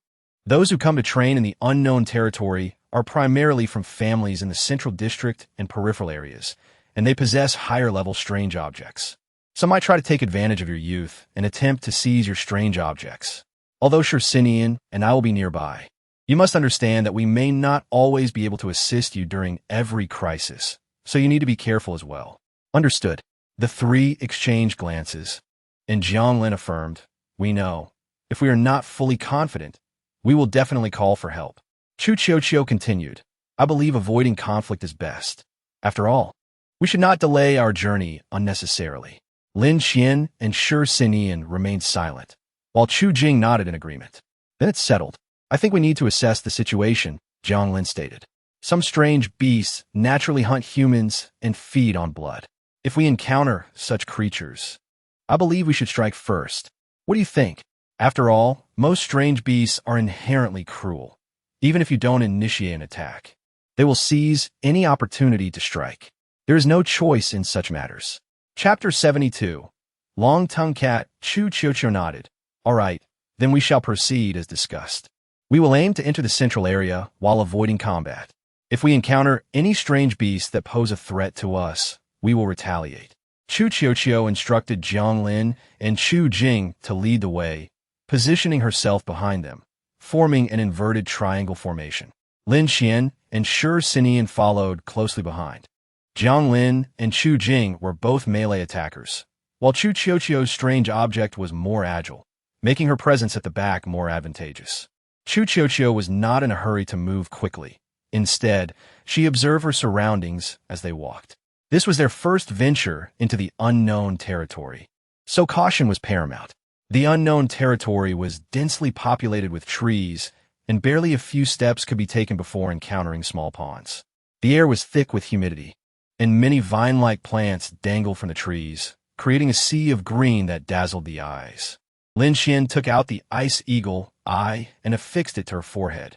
Numerous strange beasts were observing them nearby, yet their ranks were merely at E and F levels, with no D-level beasts in sight. Chu Qiuqiu also covered her eyes with the ice eagle eye, the overwhelming redness momentarily disorienting her. The ice eagle eye possessed the ability to discern the movements of the strange beasts, a capability that brought Chu Qiuqiu considerable distress in this unknown territory. After all, the number of strange beasts in unexplored areas was significant, and they had encroached upon many locations. After a while, the three of them began to move. No one spoke further. Jiang Lin and Chu Jing also noted the considerable presence of strange beasts nearby, though they had not yet initiated an attack. The unknown territory lay perilously close, yet it seemed remarkably conducive to the survival of these beasts. Jiang Lin murmured, remarking upon the multitude of strange beasts they had encountered along the way, likely due to the absence of humans. Without hunters to cull their numbers, the beasts thrived unchecked. Chu Qiuqiu observed several beasts concealed within the foliage, commenting that their sheer numbers were indeed terrifying. This was merely the exterior, and they had scarcely begun their expedition before encountering no fewer than 10 strange beasts. After approximately an hour had passed, the color of the ice eagle eye pressed against Chu Qiuqiu's forehead began to fade. "Miss, let us rest for a moment," Chu Jing suggested. "Your ice eagle eye has run its course." "Yes," Chu Qiuqiu acknowledged, realizing her need for a brief respite. "Let us find a suitable place." She sensed her mental faculties waning. Her mental capacity was not particularly high to begin with, and the ice eagle eye, which provided enhanced vision and tracked the movements of strange beasts, had begun to take its toll. After locating a slightly elevated hill, Chu Qiuqiu halted. "Let us rest here for a while." 15 minutes, she instructed Chu Jing. "You observe the surroundings first, then it will be Jiang Lin and I." Chu Jing nodded in understanding. The ice eagle eye had now turned completely gray after half an hour of use. Chu Qiuqiu removed the device and lifted the black cloth from her eyes, immediately feeling lightheaded and nearly toppling over. "Are you all right?" Chu Jing quickly steadied her. "Are you too fatigued?" Lin Xian approached to assess Chu Qiuqiu's condition. "It seems you've overexerted yourself with the ice eagle eye. Your mental capacity was already limited. 15 minutes is insufficient. We should rest for half an hour," Jiang Lin observed, her lips twitching with exasperation. "We walk for half an hour and rest for another half hour. There's no remedy. Qiuqiu's mental capacity is too low, and she is still unfamiliar with the ice eagle eye." Lin Xian frowned. "It's all right. With more practice, she should improve." "I apologize," Chu Qiuqiu murmured. "Isn't this pace too slow?" "What is there to apologize for?" Jiang Lin shrugged. "Once you become proficient, your speed will naturally increase. This is a trivial matter." Shi Xian and Lin Qian nodded in agreement, indicating that it was of little consequence. While Chu Qiuqiu continued to recover, Jiang Lin suddenly noticed a snow sparrow tiger lurking in the grass, its gaze fixed intently upon them, locking eyes with Jiang Lin. The snow sparrow tiger lunged towards Chu Qiuqiu. "Be careful," Jiang Lin exclaimed, pulling Chu Qiuqiu back just in time to avoid the beast's strike. This snow sparrow tiger measured approximately 2 meters in length, adorned with dark purple fur, its avian-like markings quivering with its movements, revealing a glint of ferocity in its eyes. "Roar!"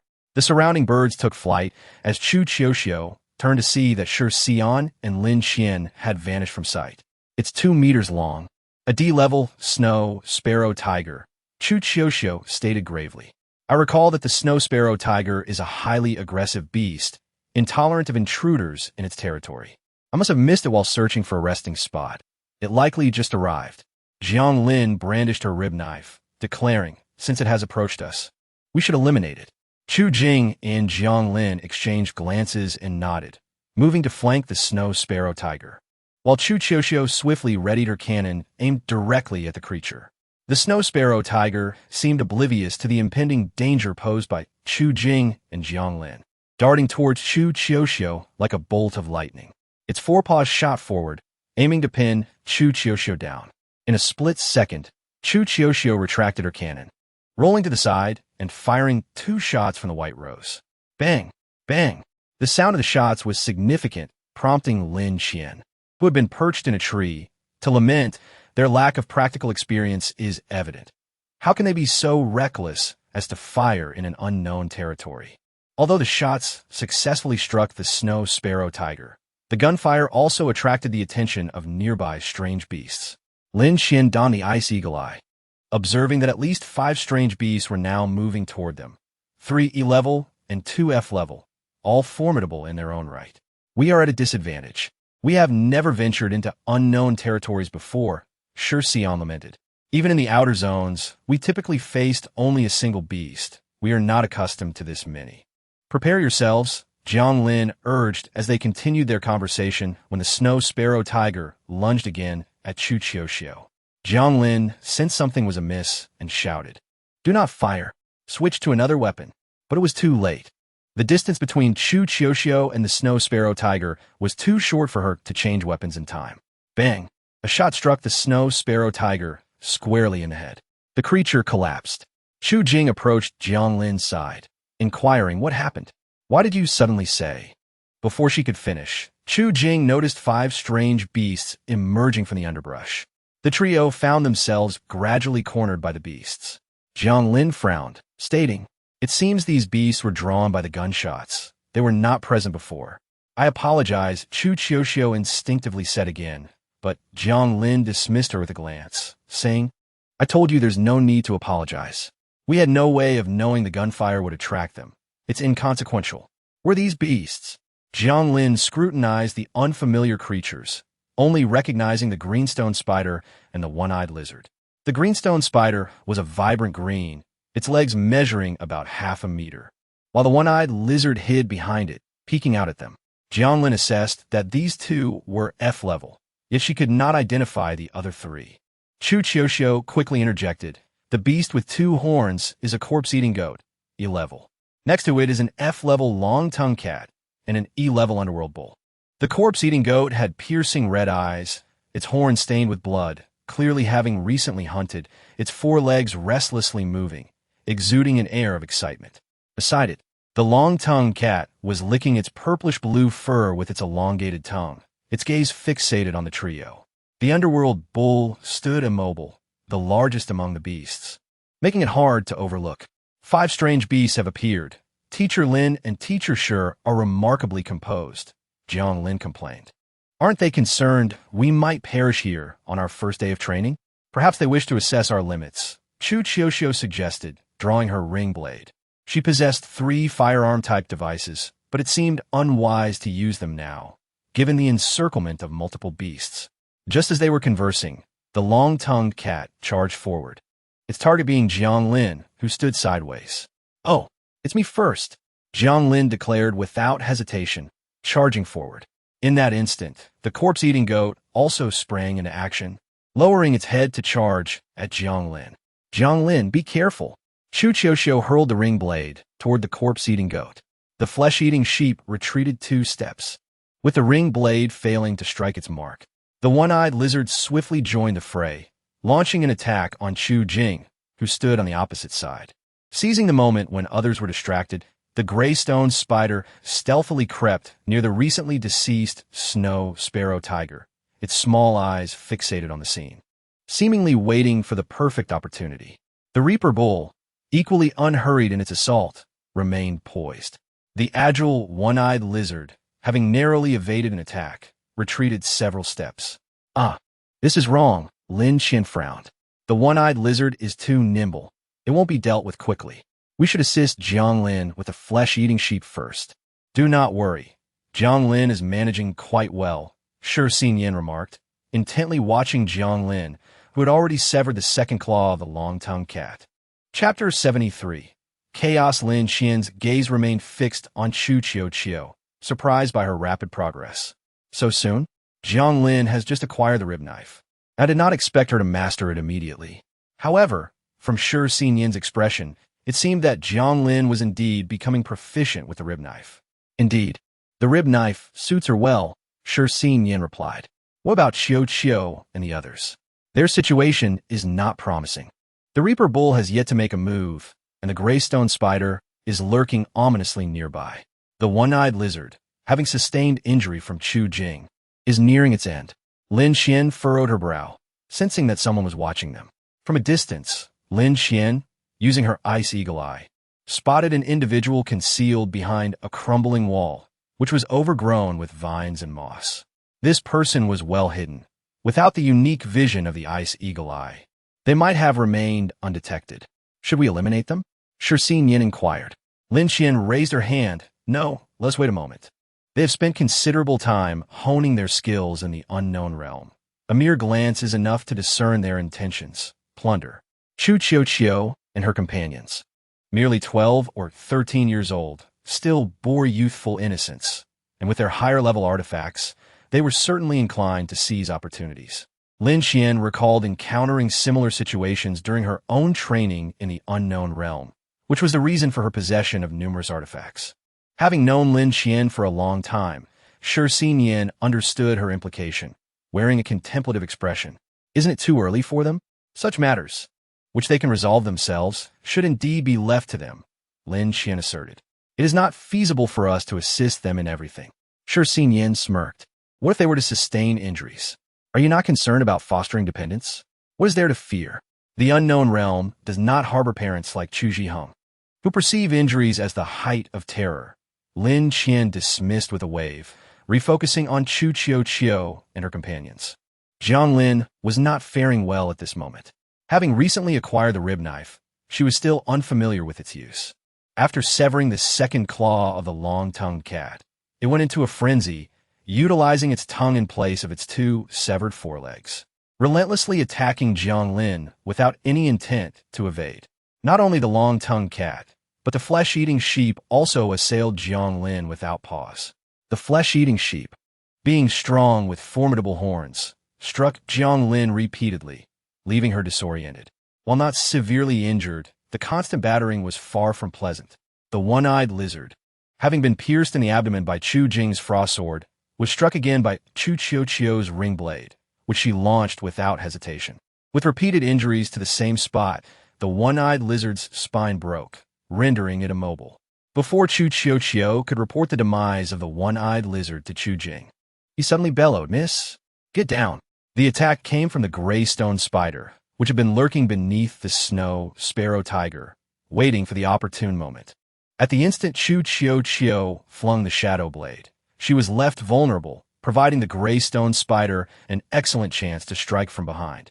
Hearing Chu Jing's warning, Chu Qiu swiftly reacted, bending her body as the spider's legs grazed just above her head.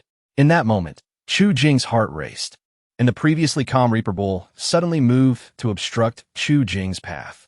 Not wishing to engage with the Reaper Bull, which was quite hefty, Chu Jing found her way blocked repeatedly. "TSK!" Jiang Lin nearly shouted in frustration. Dismissing her own peril, she hurled her weapon toward Chu Qiu. "Miss, use this. Quickly." Although a standard weapon could not compare to an artifact, it could still delay a lower-level beast. Distracted by Jiang Lin's shout, she was struck in the face by the long-tongued cat's tail, staggering back 2 steps. Is she really paying attention to Chu Qiu and Chu Jing amidst her own crisis? Shi Xinyan chuckled, noting Jiang Lin's combat prowess, which remained commendable despite her own injuries. Even after being battered several times, she still maintained focus on Chu Qiu and Chu Jing, showcasing a combat quality far superior to Chu Qiu.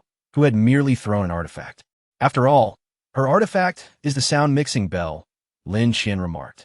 The sound-mixing bell, which simultaneously harms allies and foes, can only be optimally utilized in chaotic battles and demands a high level of skill from its wielder. Otherwise, it could hinder the team.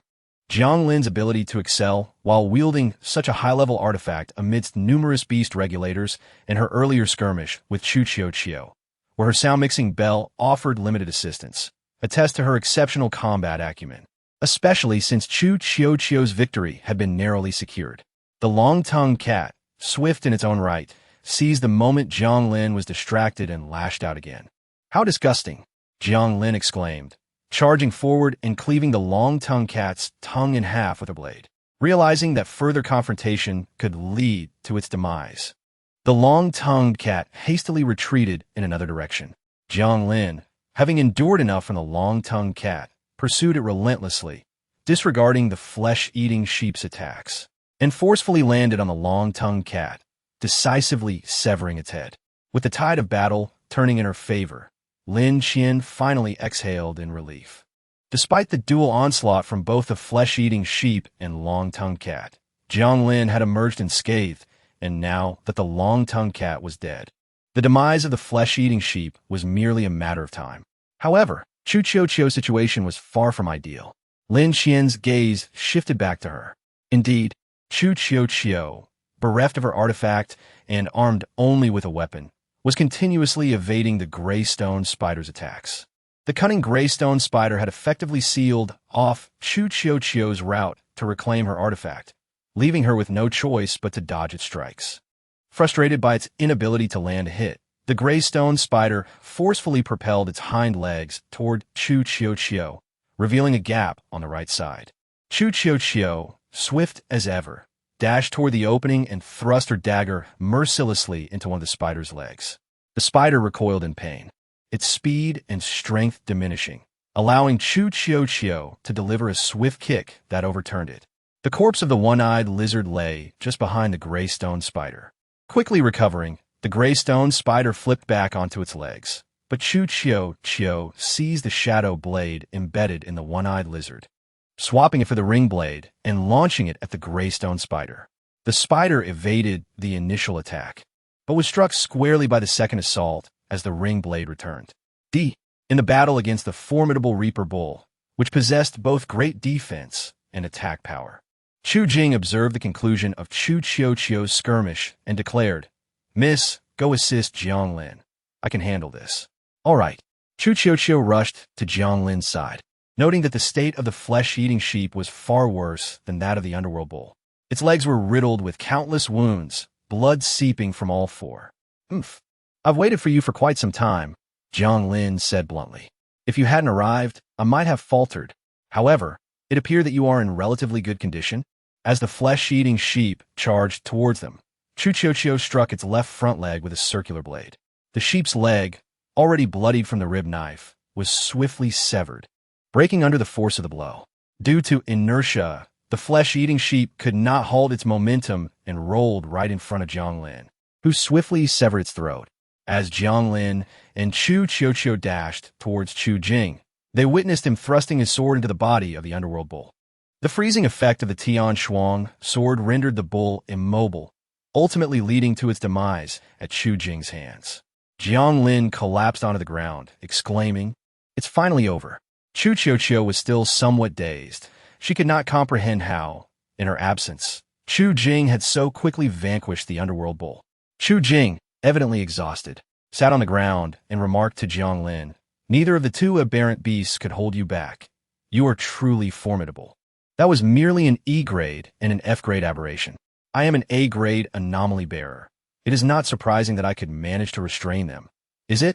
In fact, it would be more disgraceful if I couldn't handle them, Jiang Lin retorted, feeling that perhaps she had been too harsh on herself.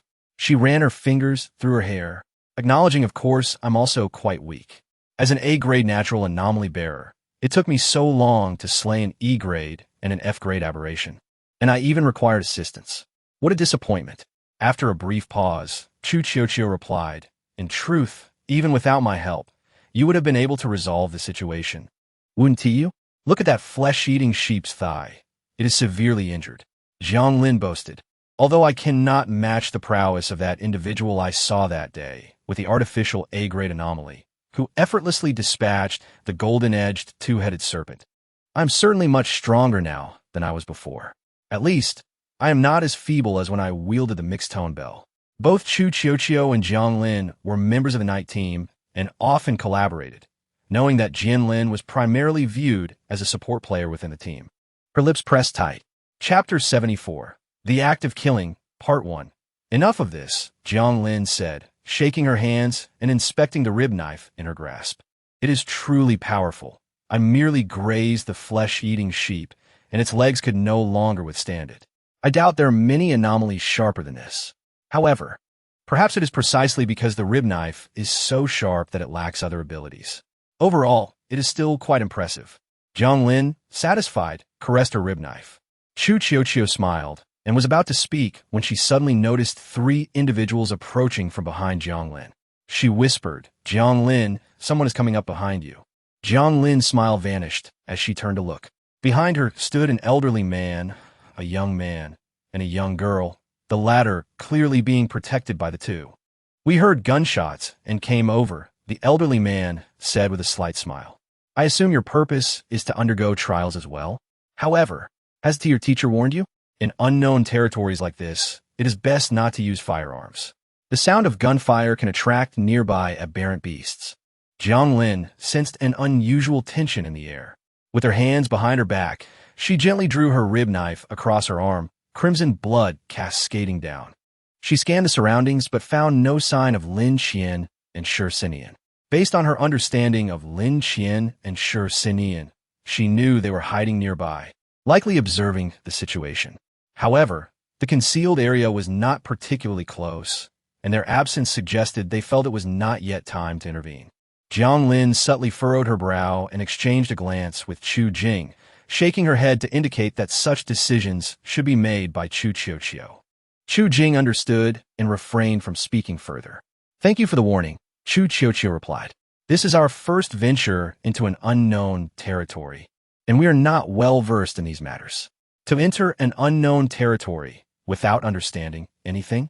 You possess quite the audacity," the young girl exclaimed in astonishment. "Did your teacher not inform you before you entered?" Chu Qiuqiu softly replied, "No, our teacher only taught us combat techniques. She said we should learn the rest through experience. Isn't it dangerous for your teacher not to accompany you during trials?" The girl tilted her head. "Shouldn't she be with you to protect you?" Chu Qiuqiu sighed. "Our teacher believes that if she were by our side, we would lack any sense of urgency, which is why she chose not to accompany us." The girl turned to Chu Qiuqiu. "We actually observed your battle from a distance and thought your skills were quite commendable. Your trial location is likely not on the outskirts, but rather in the central region, right? Moreover, your anomalies seem quite impressive otherwise. You wouldn't have resolved the battle so swiftly. Based on my assessment, they are at least B-grade anomalies, am I correct?" A sly smile appeared on the girl's face. "Did I guess right? Can you tell me your anomaly levels?" Her voice bore an unmistakable allure, her gentle smile captivating, compelling one to gaze at her. Jiang Lin cast her eyes downward, noticing that the elderly man and the young man who had stood beside the girl had now vanished. The expressions of Chu Qiuqiu and Chu Jing visibly dulled. "Do not look into her eyes. She poses a threat," Jiang Lin exclaimed, tearing at her previously cut wound, the pain jolting her senses back to alertness. She raised her rib knife, declaring, "If you don't leave, I will kill you. Do you think you can kill me now?" The girl's laughter turned slightly hoarse. "Just listen to my voice." Jiang Lin scoffed. "A mental anomaly, is it? I have dealt with that before." She lightly cut the arms of Chu Qiuqiu and Chu Jing, knowing that pain was the quickest remedy against such mental disturbances. Chu Qiuqiu, momentarily dazed, soon fell back into a foggy state. "I assume you frequently utilize your anomaly, don't you? Otherwise, it would be impossible for you to have such strong resistance against mental anomalies." Her tone became aged, yet retained a frivolous lilt, thanks to that girl. "I learned that you lack a teacher. But whether you have one or not is irrelevant. They might not even know what we are doing, perhaps thinking we're merely engaging in friendly dialogue." Jiang Lin paused, her hands gripping the rib knife tightly. Indeed, Lin Xian and Shi Xinyan had stated that if there was danger, they would appear. But what if they could not discern any threat? What then? It was uncertain whether Lin Xian and Shi Xinyan would arrive in time. Jiang Lin snorted, "I don't need our teacher to deal with someone like you." The girl's laughter echoed from all directions. "I am eager to see what you intend to do." Lin Xian and Shi Xinyan were not far from them. Shi Xinyan spoke softly. "Mental anomalies are quite rare, aren't they? Are we still holding back?" "I want to see Jiang Lin's response," Lin Xian replied, having coiled the tail of the Lian wolf around her finger. "If she falters, I will certainly intervene." Shi Xinyan nodded, his gaze returning to Jiang Lin. It was indeed challenging to successfully disrupt someone with a mental anomaly. Jiang Lin closed her eyes. The principle of mental anomalies infiltrates the nerves through the five senses of a person. Closing one's eyes may ironically enhance the situation. Jiang Lin was once a possessor of such a mental anomaly, her sensitivity surpassing that of ordinary anomaly bearers. After just 2 breaths, she declared, "I found you." Without hesitation, she lunged toward her target with her eyes shut. Could she truly locate him? He chuckled as he stepped back, creating distance, taunting her to try and find him again. With another movement, Jiang Lin lost the sense of his position once more, furrowing her brows in frustration. After all, with her eyes closed, she cannot compete with someone who could see. After enduring several attacks and accumulating minor wounds, she was fortunate that her opponent's anomaly was of the mental variety, and his weapons were merely ordinary, as he was wary of approaching her, an A-grade anomaly bearer, too closely. "This is so vexing," Jiang Lin muttered, suddenly lowering her hands, though she still clutched her rib knife. "Are you still not giving up?" The voice came from in front of her. Sensing his presence, Jiang Lin made a quick move, catching him off guard and slicing his skin. No need to keep her eyes shut any longer.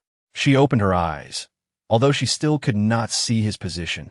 Her years as a beast regulator had honed her senses, allowing her to detect the scent of blood in the air. She charged towards the source without hesitation. The young man sneered, "So what? Had you not previously wielded a mental anomaly, even 3 A-grade anomaly bearers would perish in my hands today." Jiang Lin recognized the truth in his words. Had her former anomaly not been the sound bell, she would have surely fallen into his trap long ago. "Aren't you leaving?" Jiang Lin raised her rib knife, threatening, "If you don't, I will kill you." The young man laughed oddly. "You would let me go now, only because your friend hasn't fully recovered yet, right? How could I possibly leave?" A flying knife shot towards Chu Qiuqiu, who had only just begun to recover and was still disoriented, unable to evade the attack. Jiang Lin kicked Chu Qiuqiu aside, but the young man unleashed his anomaly once more, rendering both Chu Qiuqiu and Chu Jing vacant again. 2 knives zipped through the air from different directions, aimed at Chu Qiuqiu and Chu Jing. "Get away!" Jiang Lin's heart raced as she tightened her grip on the rib knife and charged at the young man. With a swift thrust, the knife effortlessly pierced his abdomen. Before he could register his surprise, she withdrew the knife and, without pausing, decapitated him. This was a habit formed during her time as a beast regulator. As long as the head remained attached and breathing continued, one could never ascertain whether a beast was truly dead. To prevent any unexpected outcomes, Jiang Lin decisively severed his head. It rolled on the ground, dusting itself with soil, while blood gushed forth as his body slumped forward. The first sight Chu Qiuqiu beheld upon regaining her senses was a headless corpse before her. Blood splattered across her body and face, her eyes widening in shock. "Do not scream. It will attract the beasts." Unbeknownst to her, Lin Xian had appeared behind her, gently tapping her shoulder. Shi Xinyan also raised a finger to her lips. Chu Qiuqiu turned woodenly, and Lin Xian, expecting her to say something, was pushed aside as Chu Qiuqiu retched violently. Startled, Lin Xian swiftly stepped back, relieved to find herself untainted by vomit. Chu Jing had also regained his composure, and, staring at the blood and corpses scattered around, appeared dazed. Did Teacher Lin and Teacher Shi do this? No, it was Jiang Lin who killed to protect you. Lin Xian raised an eyebrow. While you were in a daze, Jiang Lin was engaged in a fierce battle. In Chapter 75, Murder, Part 2, Shi Xinyan remarked, "Among you, Jiang Lin is in a better condition. Her former anomaly was the sound bell, granting her greater resistance to mental anomalies. She inflicted a wound upon herself the moment she sensed something was amiss, allowing her to remain alert. Chu Jing turned his gaze towards Jiang Lin, who seemed oblivious to their conversation, remaining silent.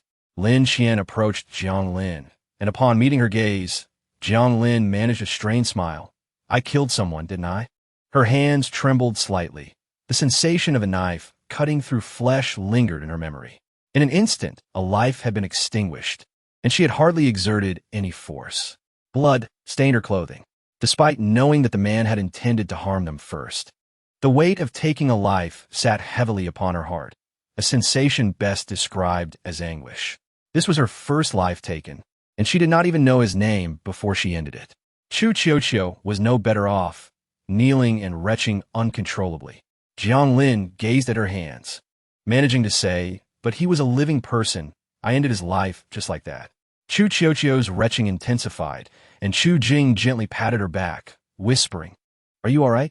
Lin Qian knelt beside Jiang Lin, stating, "So what? He was a life, but are you not? He sought to kill you first. You merely acted in self-defense to protect Chu Qiuqiu and the others. This is not your fault." Jiang Lin remained silent. Lin Qian continued, "Had you not acted decisively, Chu Qiuqiu would surely have been harmed or worse. Do you wish to witness her demise?" Jiang Lin shook her head resolutely. "She was not harmed, nor was Chu Jing. You successfully protected them. You are an excellent anomaly bearer. The moment you sensed something was wrong, you cut your palm to avoid being ensnared by his illusion. Before Chu Qiuqiu could be harmed, you made the right call to ensure her safety. I am proud of you. It is entirely normal to feel fear after taking a life. It is a human experience. He was a being capable of breathing and speaking, just like you, and ending his life weighs heavily upon your heart, a sentiment I fully comprehend. Speaking personally, both Shi Nian and I carry the weight of many lives lost." Lin Qian and Shi Nian exchanged glances. "Had you refrained from killing that man, it could have been Chu Qiuqiu who fell victim today. Can you accept such an outcome? You, Jiang Lin, are stronger than Chu Qiuqiu and Chu Jing. In times like these, it is you who protects them, is it not?"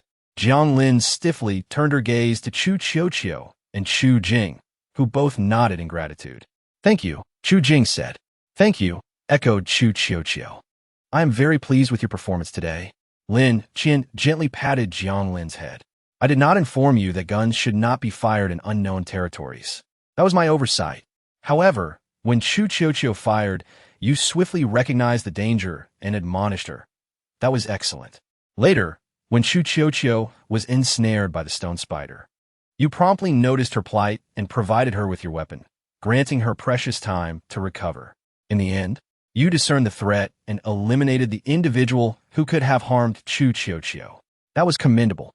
Jiang Lin felt a slight relaxation at Lin Qian's praise, her demeanor softening as she leaned to the side, still processing the events that had transpired. Lin Qian shifted her gaze to Chu Qiuqiu and remarked, "I initially intended to express my disappointment in your performance today. Your combat skills were lacking, and you even allowed an object to slip from your grasp, which is a grave error in battle. Although you're the team leader, you have not shouldered your responsibilities adequately. When we later discovered the individual, you clearly sensed something amiss but failed to respond in a timely manner. It was Jiang Lin who fulfilled the duties of a leader." Chu Qiuqiu bowed her head in silence, evidently aware of her shortcomings. Lin Qian sighed. "However, you are different from Jiang Lin and Chu Jing. The issues you exhibited today are not solely your fault, which is precisely why I have always believed you should venture out for training. It is not that your object is weak, but rather that your practical combat experience is insufficient. Moreover, you were not oblivious to the fact that the individual was suspicious. Thus, what you communicated was deceit, correct?" Chu Qiuqiu nodded. "I found it odd that a person appeared suddenly, so I said our teacher was nearby." Lin Qian continued, "Yet, you failed to realize that you had fallen into an illusion from the very beginning, leading to the subsequent events. Do you understand what I mean? This situation has little to do with your intelligence. It primarily stems from your lack of experience in handling such matters." Noticing Chu Qiuqiu deep in thought, Lin Qian turned her attention to Chu Jing, who immediately sat up straight. Seeing Chu Jing so tense, Lin Qian couldn't help but chuckle. Truth be told, your performance today was neither remarkable nor entirely lacking. She looked at him and added, however, as Qiuxiu's protector, you did not fulfill your duties in that role. Instead, it was Jianglin who took on the responsibilities of guardian. Wouldn't you agree? Chu Jing's breath caught in his throat. All were astute individuals, and sometimes it wasn't necessary to elaborate extensively for them to grasp the underlying issues. Chu Jing lowered his head, lost in thought. Lin Xian stood to move the corpse aside, and, after a careful search, found the object, a bracelet adorned with the fur of an illusionary leaf fox. Ah, the fur of an illusionary leaf fox. No wonder, she mused. The illusionary leaf fox is one of the few beasts capable of camouflage. She smirked. At best, it's C grade, unlikely to reach B grade. Just keep it. Lin Xian tossed the object to Jiang Lin, your trophy. At that moment, Jiang Lin was in no mood to accept it. It felt like a hot potato, and she promptly tossed it back to Lin Xian. Let us leave it with Teacher Lin for now. That works. You don't need it at this moment anyway, Lin Xian said, placing the bracelet into her azure ring. She then inquired, are you all feeling better now? The three remained silent. Lin Xian glanced at the time and remarked, let us call it a day. We shall set off again tomorrow. Upon hearing this, the three finally relaxed. Chu Jing asked, Teacher Lin, when you all killed someone for the first time, was it like this? To be honest, I felt nothing, Lin Xian replied candidly. The target at that time was Huai Jiayin, whom you have met. Jiyin had no combat abilities, and I was terrified. I hardly paid attention to anything else. As Chu Jing and the others turned their gazes toward her, Shi Xinyan added, at that time, it was Qian Qian who killed someone without checking for their breath. The person was not dead. I saw him open his eyes and gave him another punch. That was it. You are asking the wrong people. We emerged from the central zone. Shi Xinyan continued, we are all heartless beings. Those raised in the central zone, when faced with danger, instinctively eliminate the threat. The notion of killing or not killing is utterly irrelevant to them. Lin Xian reminded them, you will undoubtedly encounter such situations many more times. You're currently training in an unknown territory where there are no rules. Coupled with your youth and possession of high-grade objects, if someone finds an opportunity, incidents like today could easily recur. I'm not trying to frighten you. In a lawless place like this, the strongest dictate the terms. If you hold a high-grade object but cannot utilize its power, leading to it being snatched away, then that is simply your misfortune and a testament to your inadequacy. Especially given your young ages, the likelihood of such occurrences is even greater. If you do not wish for your friends to lose their lives, you must be prepared to take others' lives. Lin Xian wore a knowing smile. Chapter 76, Giant Ape, Part 1. Lin Xian was well aware of the nature of the unknown territory. Chu Qiuxiu, finally regaining her composure, asked, are you truly ready for this training? Jiang Lin's eyes shifted towards Chu Qiuxiu and then back to Lin Xian, her expression reflecting contemplation. Lin Xian had reiterated such sentiments numerous times before, subtly warning them that the unknown territory was not a place for amusement. Chu Qiuxiu asserted, leaving the Chu family was my own decision. Teacher Lin need not worry about me. I know what I want. I will grow quickly and strive not to hold everyone back. Chu Jing nodded slightly. I have never regretted leaving the Chu family. Then let us all do our best, Lin Xian said, raising her hands in a gesture of surrender. To be honest, our ability to assist you is rather limited. We can only ensure your safety. As for your mental state, I find it inconsequential. I only require that you remain alive. Even if you emerge missing limbs, I may not intervene. If you wish to exit the unknown territory unscathed, you must be fully alert. Do not harbor any expectations from Xin Yan and me. Lin Xian's words were harsh, bordering on indifference. Chu Qiuxiu and Chu Jing hung their heads. Lin Xian clapped her hands. I will set up the tent. Dinner will be ready shortly. You children should reflect on today's events. This will certainly not be the last time. As evening approached, Lin Xian found a relatively flat area to pitch the tent, encircling it with medicinal powder, just as she had the previous day. Seeing the three children in low spirits, Shi Xinyan pondered briefly before taking the meat of the underworld bull. After filtering and boiling water from a nearby stream, he prepared a pot of soup for them. Making a fire and cooking in the unknown territory is inherently perilous. The aroma of food could attract various beasts. However, thanks to the medicinal powder's interference, only a couple of beasts approached, sniffed the air, and turned away. The underworld bull is among the few beasts with decent meat. Yet Chu Xiuxiu and the others hastily ate a little before losing their appetite. One large pot of meat soup found its way into Lin Qian's stomach. After their meal, it was still early. Chu Xiuxiu and the others decided that they would take turns keeping watch that night. Otherwise, the training would lose its meaning. Lin Qian and Shi Xinyan had no objections and were pleased to enjoy some leisure time, merely stating, "If you encounter a beast you cannot handle, be sure to call us." In stark contrast to the restful night enjoyed by Lin Qian and Shi Xinyan, the trio of Chu Xiuxiu exhibited a markedly different state. Each bore heavy dark circles under their eyes, a clear indication of a restless night. Their mental condition was even worse than Lin Qian had anticipated. This fatigue and suffering stemmed from mental anguish, a struggle that words alone could not convey. Jiang Lin understood well that had she not intervened, Chu Xiuxiu would have been the one in danger, yet she could not find solace in her heart. After all, it was a living life. Although Chu Qiuhou and Chu Jing have not committed murder, their mental state may not be superior to that of Jiang Lin. No one understands this better than they do. Had they not been deemed useless, Jiang Lin would not have resorted to killing to protect them. The anguish they bear is difficult to articulate, particularly for Chu Qiuhou, who suffered greatly yesterday and still appears pale and in poor spirits. She struggles to walk even half an hour with the ice eagle eye, needing to rest after merely 20 minutes. Fortunately, both Jiang Lin and Chu Jing are understanding and refrain from making any remarks. Even Lin Qian and Shi Xinyan express their understanding, showing no intent to rush her. Nevertheless, Chu Qiuhou feels guilty.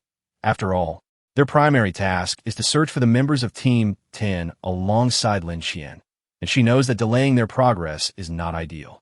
Subsequently, they encounter several attacks from aberrant beasts. Thankfully, Chu Qiuhou has not resorted to using firearms again, and they have not faced the overwhelming siege of aberrant beasts as they did on the first day. The trio's coordination has markedly improved since their initial encounters. Counting today, they have been away from the outskirts of Area 5 for 8 days now.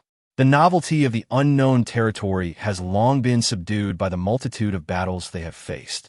Chu Qiuhou pokes at the burning campfire with a stick and sighs, expressing her longing for her father and aunt. "Do you miss home?" Lin Qian laughs. "I bet the head of the Chu family is scolding me for being ill, and he must despise me for bringing you along." "That is quite possible," Jiang Lin chuckles. "Perhaps even the second head who helped us escape will bear the brunt of his wrath." Having spent many days together, Jiang Lin's attitude towards Chu Qiuhou has softened, though she still occasionally displays a bit of irritation. Overall, their interactions have remained harmonious. Chu Jing, however, continues to act as an outsider, rarely engaging in conversation with the two, and now sits quietly in silence. In fact, Chu Qiuhou and Jiang Lin have spoken to Chu Jing less than Shi Xinyan has. "It's getting late. We should sleep," Lin Qian suggests. "We need to rise early tomorrow." "What happened?" Chu Qiuhou stands abruptly, as if sensing something from a distance. The ground begins to tremble ominously, and Lin Qian rises to investigate. "Let us go together. We want to be able to sleep in this situation," Jiang Lin insists. "Is it far from us?" "I don't think it's too far," Lin Qian replies, quickly gathering her belongings. "Let us move." The group rushes forward, and indeed, as Lin Qian predicted, the source of a disturbance is not far away. They have barely run for a short while when the tremors intensify beneath their feet. What kind of aberrant beast could cause such a commotion? Jiang Lin wonders aloud, perplexed. ISNT had said that most aberrant beasts outside are of a lower level. Suddenly, the view opens up, revealing the starry sky above. "What is that?" Jiang Lin, who is at the front, halts, trembling. Nearby trees have been uprooted by a massive humanoid ape, and they can see its actions clearly. A colossal ape is seated on the ground, clutching two bodies in its hands, while a human leg dangles near its mouth. This horrifying sight is the first of its kind for Jiang Lin. Although she was aware that many aberrant beasts consume humans, the reality of such a situation sends her fears soaring to unprecedented heights, leaving her breathless and chilled to the bone. Not only her, but Chu Qiuho and Chu Jing also gaze wide-eyed, paralyzed with fear. Is this a C-class giant ape? Chu Qiuho murmurs, struggling to swallow. The books never mention that giant apes eat humans.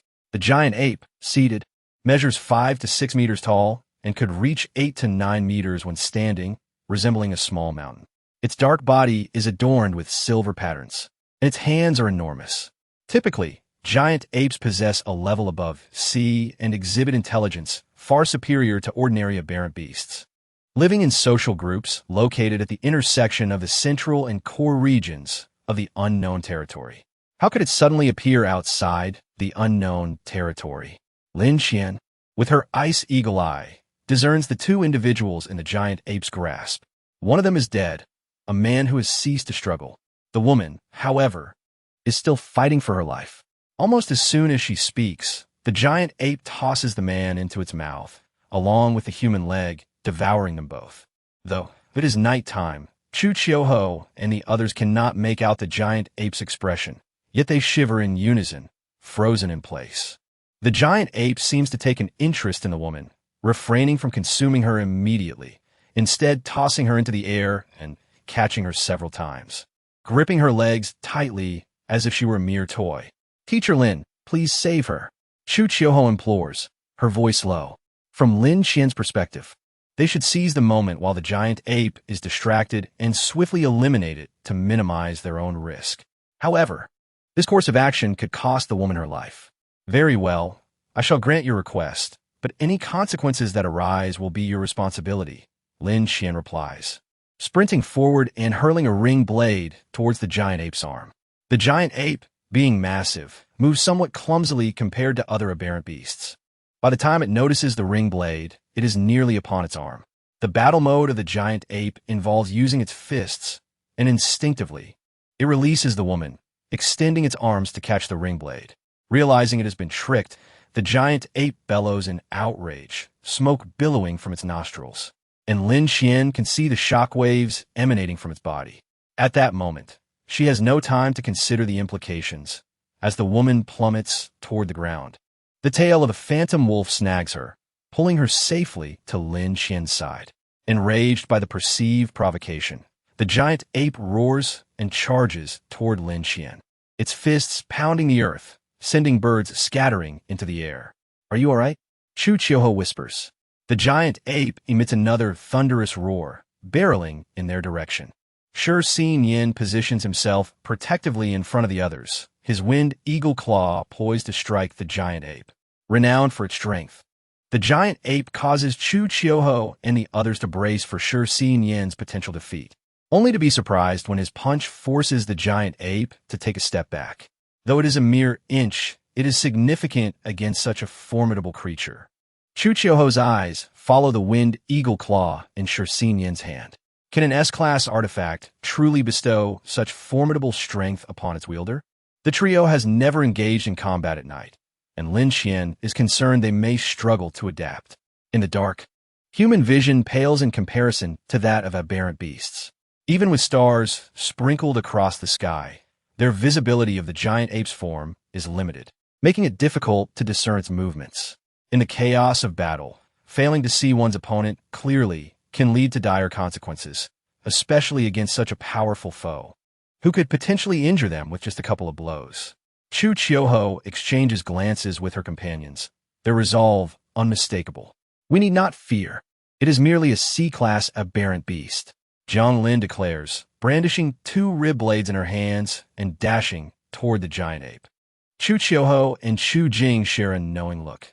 Chu Jing draws the Tian Shuang sword, while Chu Qiuho retrieves a ring blade, following closely behind Jiang Lin.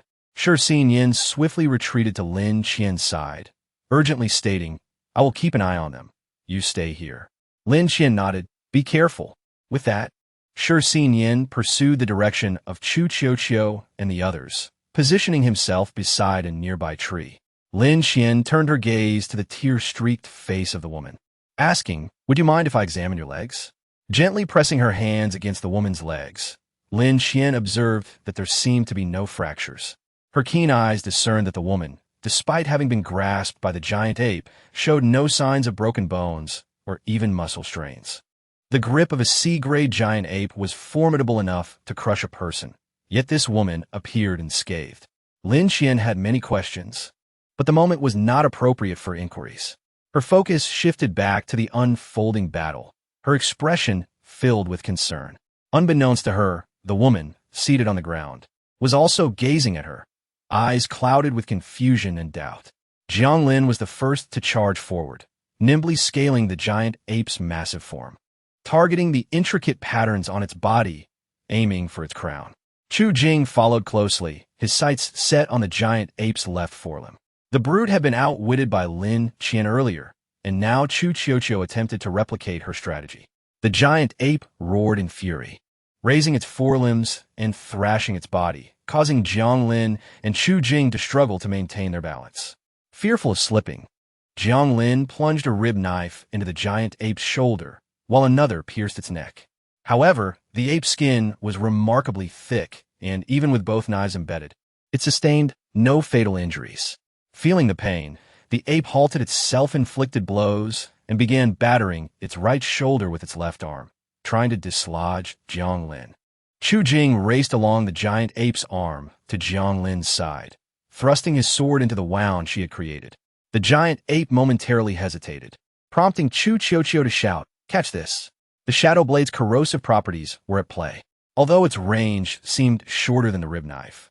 Its corrosive effect could erode the flesh surrounding the injury, when accounting for the corrosion radius. The damage inflicted by the shadow blade was not lesser than that of the rib knife. It might even surpass it slightly. Just as intended, the shadow blade corroded the giant ape's carotid artery. The wound visibly festered, blood gushing forth, splattering Jiang Lin and Chu Jing in the process. Clearly, the corrosion had affected the blood vessels near the neck, but the giant ape, now enraged, thrashed violently, attempting to shake off Jiang Lin and Chu Jing. With several meters to the ground, a fall from such height would be fatal. In a moment of carelessness, Chu Jing was swatted down by the giant ape, but Jiang Lin, quick-witted, caught him just in time, preventing a disastrous fall. Jiang Lin aimed for the giant ape's bones, driving a rib knife deep into them while firmly holding onto Chu Jing. "Hold on tight, wait," she urged. Chu Qiuqiu stepped back several paces, creating a safer distance from the giant ape. Her eyes locked onto Jiang Lin and Chu Jing, worry etched across her face. The giant ape continued to pound its own body, shifting and striking at Jiang Lin and Chu Jing, nearly sending them tumbling multiple times. Lin Qian's Lian Wolf's tail was coiled tightly around her hand, poised for rescue. Shi Xinyan's gaze remained fixed on Jiang Lin and Chu Jing, tense and unyielding. At last, the giant ape's massive form crumpled to the ground. "Jiang Lin, Chu Jing, are you okay?" Chu Qiuqiu rushed over. Chu Jing seemed fine, having been supported by Jiang Lin, but her arms were completely spent, rendering her incapable of withdrawing the rib knife embedded in the giant ape's body. Shi Xinyan meticulously inspected her arms multiple times, confirming there were no injuries, merely exhaustion, which alleviated his worries. After a brief recovery, Jiang Lin regained a modicum of strength, shaking out her hands before finally extracting the rib knife. "You saved me once again." "Thank you," Chu Jing expressed gratefully. "It was nothing," Jiang Lin dismissed, waving her hand nonchalantly. Lin Qian grasped Jiang Lin's hand, her face reflecting deep concern. "How are you? Is your arm hurt?" Chu Qiuqiu and the others displayed no other expressions, but Shi Xinyan's brow furrowed in contemplation. He had never witnessed Lin Qian so openly exhibit her worries, and thoughts of the Lian wolf she had slain surged within him. As Jiang Lin's arm trembled slightly, Lin Qian exhaled in relief. "That's good. But why a giant ape? How could such a creature appear outside the unknown realm?" The question lingered in Lin Qian's mind once more after the giant ape's demise. Jiang Lin, having read few books on exotic beasts, displayed a perplexed expression. Chu Jing interjected at an opportune moment. "Teacher Lin provided us with a guide to exotic beasts, which mentioned that giant apes are generally C-grade or higher. D-grade ones are exceedingly rare, and there have even been sightings of S-grade giant apes, placing them high in the hierarchy of exotic beasts.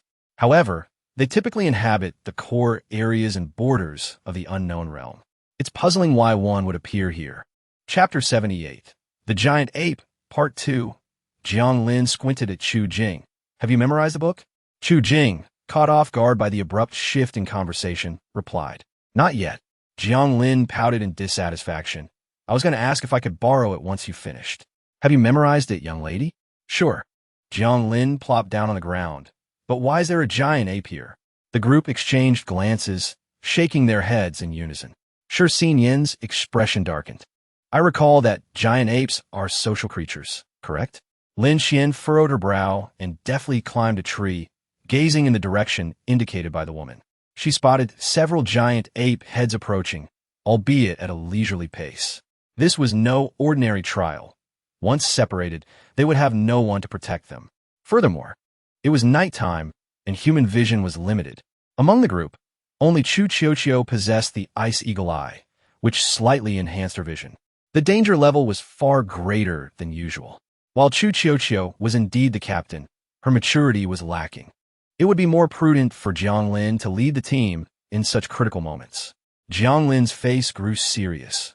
All right, Teacher Lin and Teacher Shi, please stay safe. They all understood Lin Qian's nature. She would not leave them unless absolutely necessary. Moreover, the appearance of giant apes, typically residing at the junction of the core and middle areas of the unknown realm, in the external world, was inherently suspicious. The woman instinctively looked towards Shi Xinyan and Lin Qian, finally regaining her composure, tears still glistening in her eyes. Trembling, she approached and grasped Jiang Lin's pant leg. Please, may I accompany you? Everyone in my team has perished, and I truly don't know what to do. I beg you. Chu Qiuqiu's face softened with compassion. Faced with a weeping woman resembling a delicate pear blossom, Chu Qiuqiu found it impossible to harden her heart and send her away. Jiang Lin cast a glance at Chu Qiuqiu, who nodded in silent agreement, suggesting they should take the woman away. Although Jiang Lin wished to express her disbelief in the woman before them, the present moment was ill-suited for discord, and she commanded in a low voice, All right, let's depart. As they turned to leave, Lin Xian and Shi Xinyan exchanged a fleeting look, swiftly dashing towards the direction of the colossal ape. Throughout their journey, Lin Xian remained silent, and Shi Xinyan could discern from her expression that she was in a state of distress, likely concerning the situation of Team 10. The current circumstances in the unknown realm seemed drastically different from those of years past, leaving Lin Xian uncertain about Team 10's safety, her heart filled with trepidation. Do not overthink, Shi Xinyan whispered. Rong Yin and the others are formidable as well. Regardless of how the unknown realm has transformed, their strength will not diminish. Yet Lin Qian pondered, but why would the giant ape, which ought to dwell at the juncture of the central and core regions, be found in the outer realm? Clenching her fists tightly, she quickened her pace. Is it because the beast tide is approaching? Shi Xinyan's expression mirrored her concern. It seems improbable that nothing has transpired in the central and core regions, given our presence in the outer realm. During their training years ago, the Central District had prepared a peculiar device for Lin Qian, the beast detection device, which held immense significance in the unknown realm. This device could detect the presence of living beasts within a radius of 500 meters. If any beasts were nearby, the pointer would indicate their direction. However, now the device appeared malfunctioning, spinning incessantly without pausing, despite the imminent approach of the giant ape. The beasts emit a unique substance, undetectable by human nostrils, yet extractable by machines from the air, albeit over a limited range. This substance is known as Shi Mist, Lin Qian explained. The principle behind the beast detection device was to ascertain the existence of Shi Mist in the vicinity and identify its source. It was the first time the device had failed, its indicators spinning erratically, clearly indicating an issue. Could something nearby be masking the scent of the beasts? Shi Xinyan inquired. Furrowing his brow, Lin Qian shook her head. That does not seem likely. If something were obscuring the beast's scent, the device would remain entirely motionless, rather than spinning wildly. As the group of giant apes drew nearer, the pointer of the beast detection device whirled with increasing speed. What shall we do about the giant apes?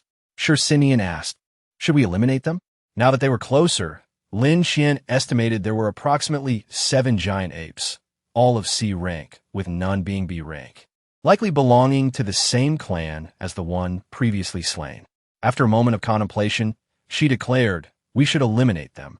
The simultaneous migration of so many giant apes to the outer realm is suspicious. I believe it is prudent to act decisively.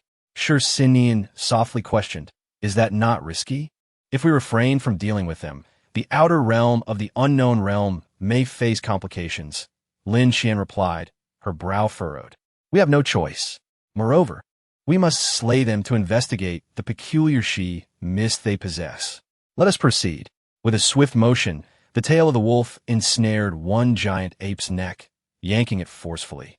The giant ape, caught off guard, stumbled slightly, nearly collapsing.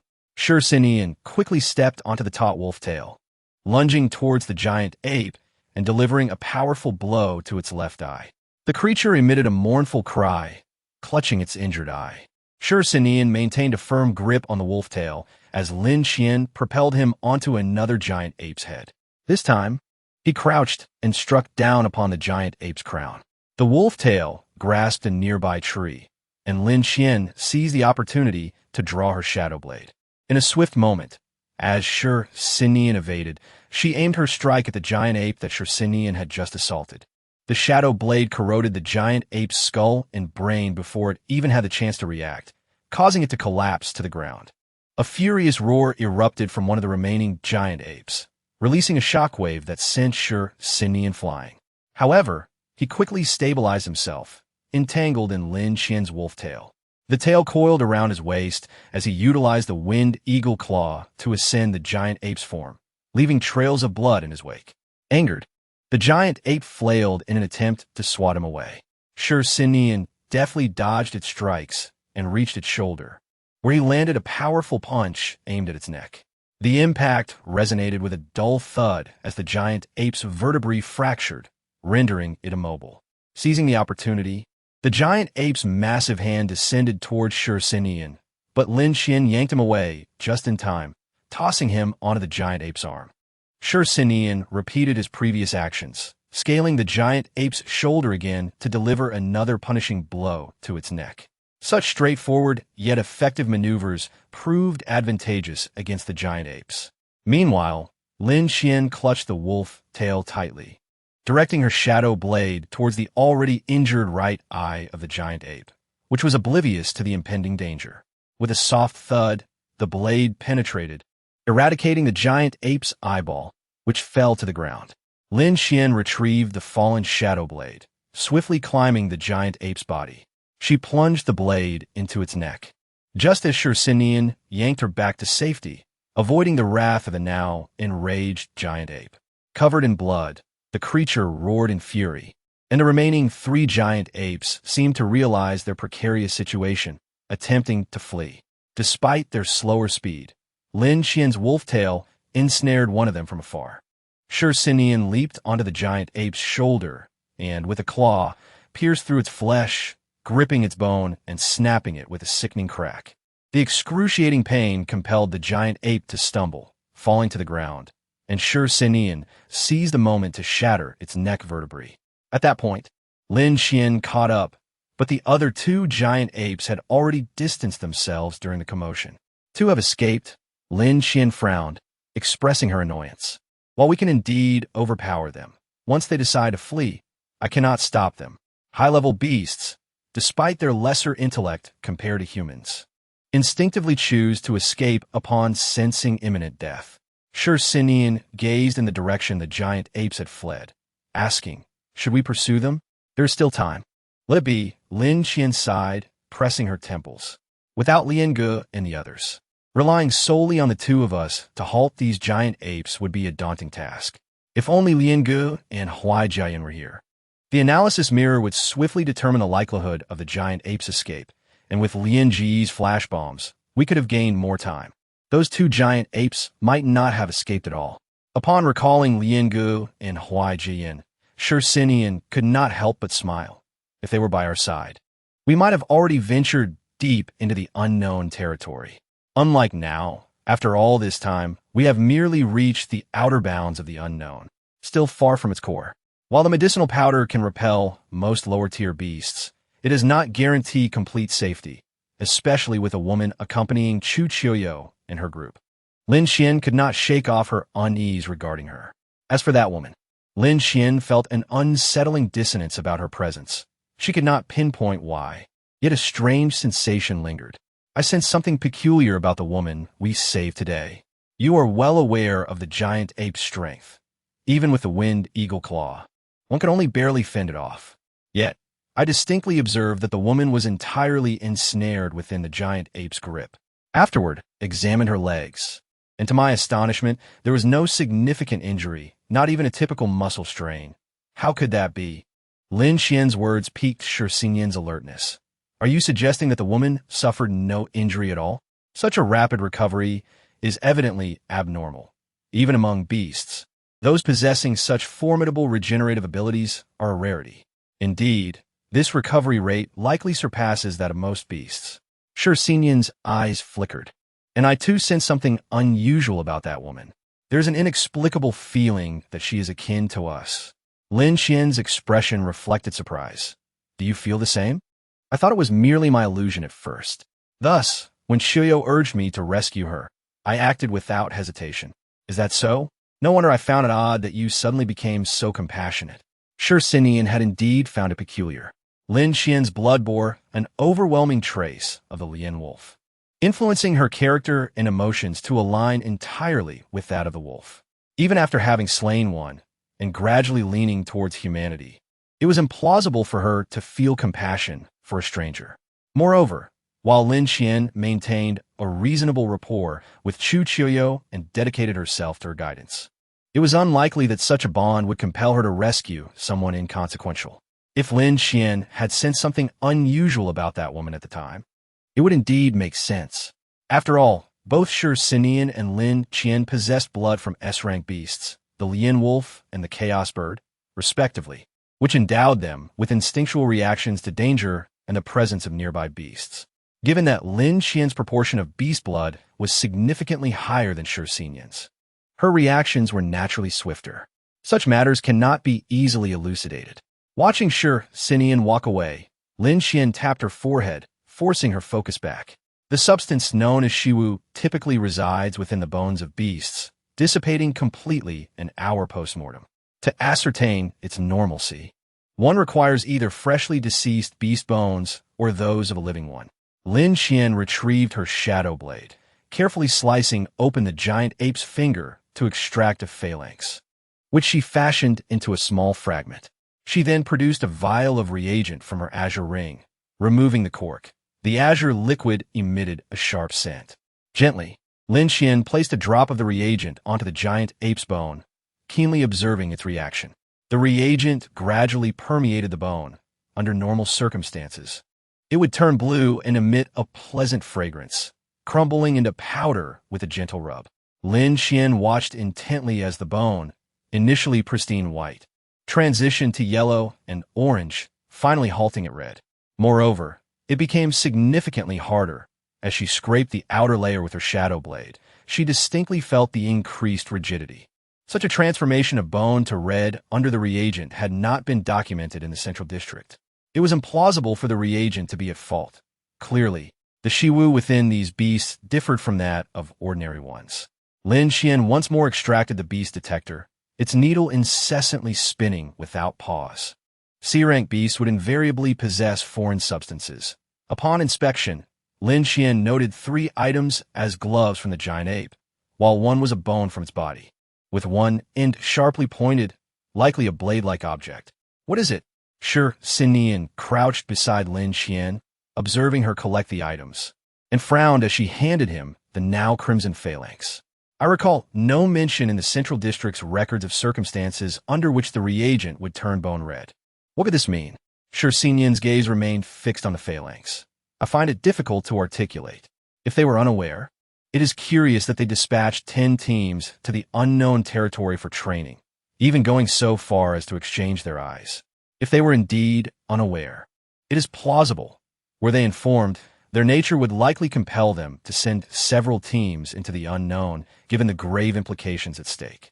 Lin Xian's heart sank. Based on her understanding of the Central District, if they truly harbored doubts, and since the 10 teams had already been disregarded, The Central District would certainly assign them to the most perilous core area to investigate the drastic changes in Shiwu. Lin Qian silently approached the giant ape slain by Chu Qiuyo and her companions, while Shi Xinian too remained quiet, contemplating the likelihood that the Central District was aware of the alterations in Shiwu. The night was eerily still, the surrounding soil stained crimson with the giant ape's blood. Lin Qian took out the beast detector once more. This time, its needle showed no issues, merely pausing slightly in several directions, indicating the presence of beasts without any further reactions. It appears to still be an issue with the Shiwu. Shi Xinian pursed his lips, pondering whether something unknown had transpired in the territory. As it stands, that seems to be the case. However, what are the 10 teams? Lin Qian appeared somewhat anxious, pondering about their situation.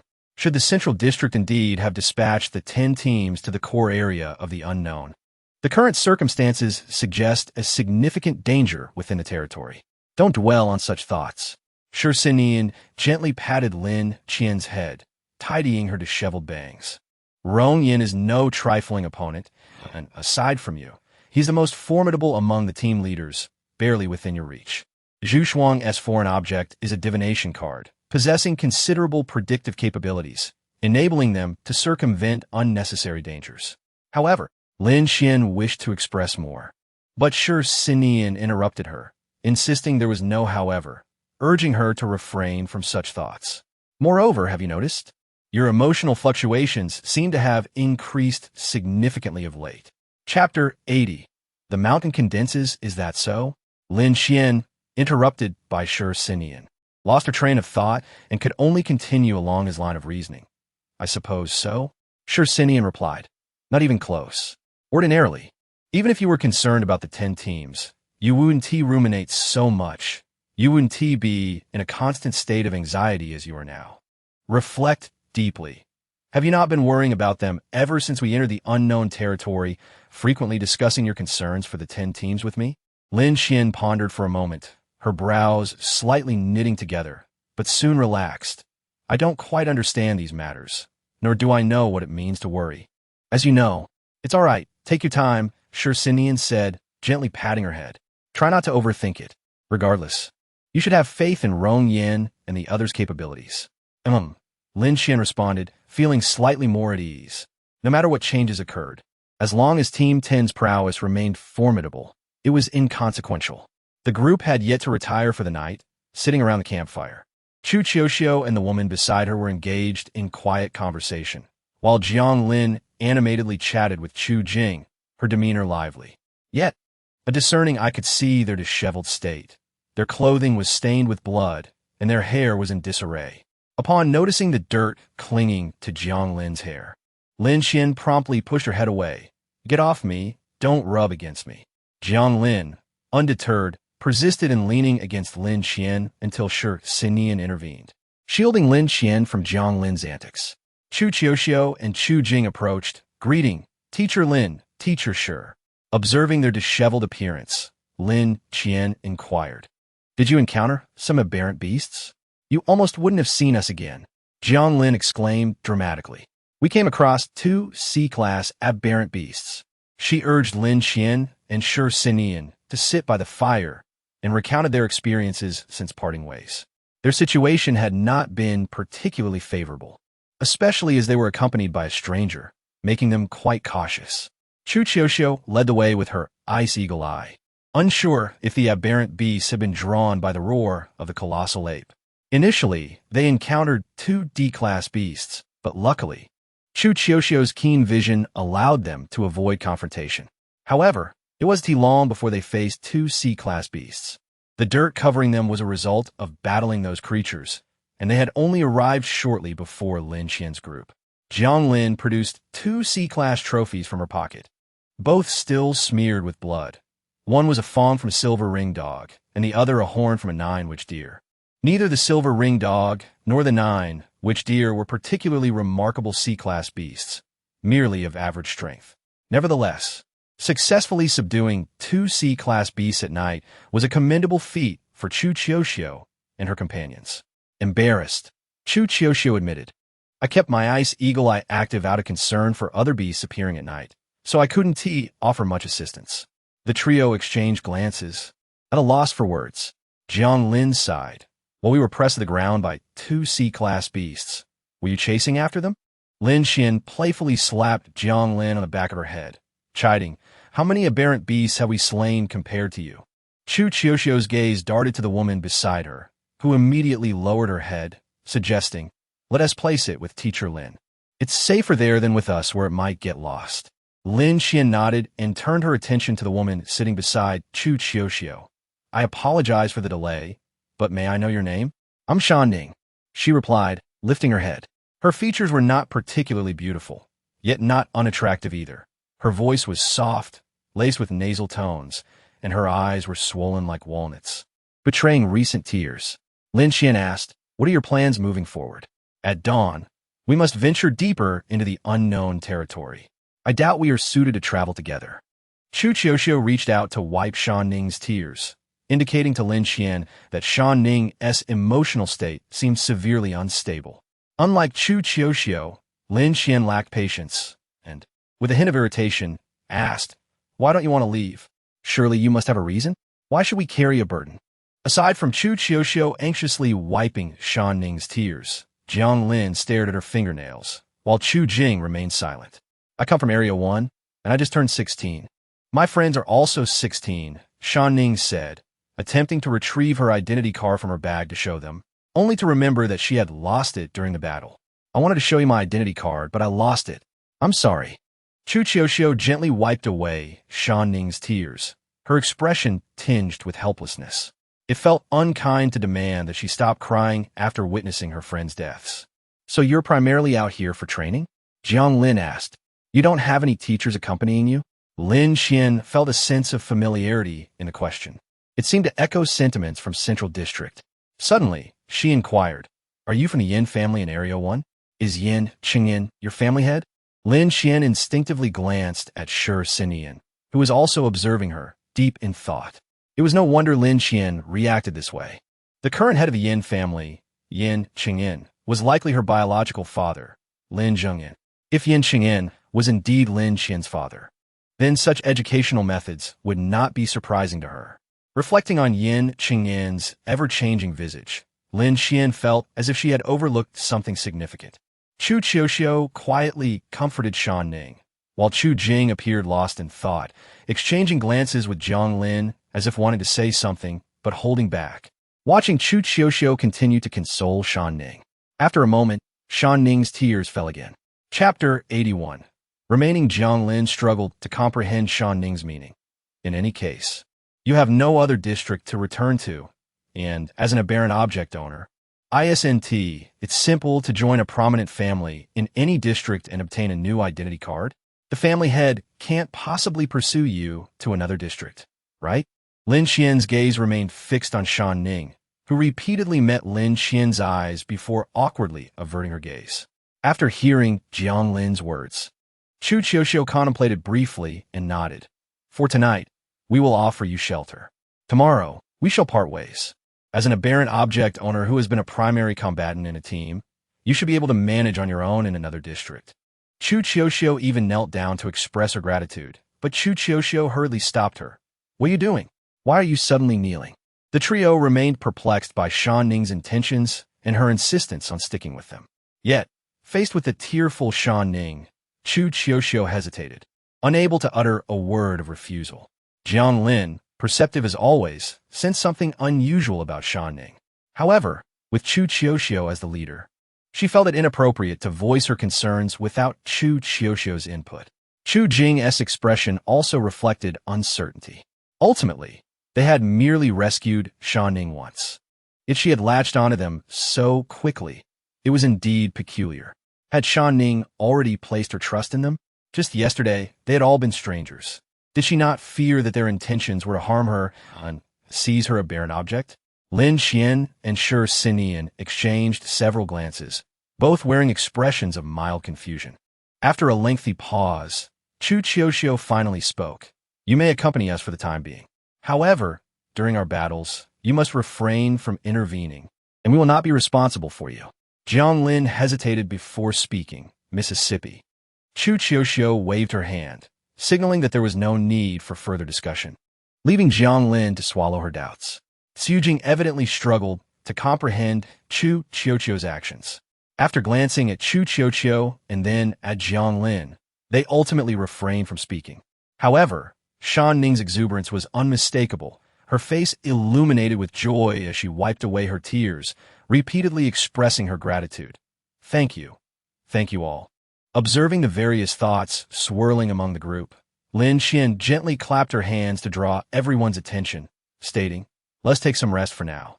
We have a journey ahead of us tomorrow. We can address any matters then." Fortunately, the azure ring contained bedding and pillows belonging to Lin Gu and Huai Jian from before. Lin Qian temporarily offered Lin Ji's bedding to Shan Ning, ensuring she had something to use. When Shan Ning received the bedding, she quietly thanked Lin Qian, while Chu Qiuqiu and her companions busied themselves with the bedding. No one noticed Lin Qian pulling Shi Xinian aside, whispering, "Shi Xinian, do you not find this peculiar?" "I am uncertain," Shi Xinian pondered for a moment. "It feels as though there are many unknowns lurking in the outer area." "I share that sentiment," Lin Qian replied. Moreover, her desperate desire to remain. Could it be that she senses the presence of beasts within us, prompting her to stay and discern if we are akin to her kind? It's hard to say. Ultimately, it hinges on the nature of the blood within her, Shi Xinian remarked, not rushing to conclusions. "Let us hold off on making judgments for now." Lin Qian nodded. "As long as we have time together, we can observe her gradually." Chu Qiuqiu emerged from the tent and spotted Lin Qian and Shi Xinian conversing in a corner. She approached and greeted them. "Ms. Lin, Ms. Shi, what is the matter?" Lin Qian smiled back. "What brings you here?" After a moment's thought, Chu Qiuqiu lowered her voice. "I can't shake the feeling that Shan Ning has been watching you. It strikes me as odd, which is why I didn't let her leave. My father once said that if you sense something strange about someone, it's best to keep them close, as they will eventually reveal their true colors. Thus, I took the liberty of having her stay. I hope you won't hold it against me." Chu Qiuqiu spoke earnestly. "Even if we let her go, she might follow us stealthily, which poses a greater risk." "Thank you for your vigilance," Lin Qian said, affectionately ruffling Chu Qiuqiu's hair. "We should inform Jiang Lin and Chu Jing about this when we have the chance. It would be unfortunate if they were to think you foolish." Chu Qiuqiu beamed. Indeed, as the night passed, perhaps due to the weariness from the previous day, apart from Lin Qian and Shi Xinian, who appeared as lively as ever, the other three looked fatigued. Shan Ning, resembling a ghost, dared not speak to them. Since Chu Qiuqiu and her companions had settled into their training routine, they primarily prepared their own meals. Chu Qiuqiu retrieved the dried meat from yesterday, chopped it into small pieces, and simply boiled it with some water and wild vegetables to make a soup. Due to the absence of streams nearby, they had to fetch water from Lin Qian.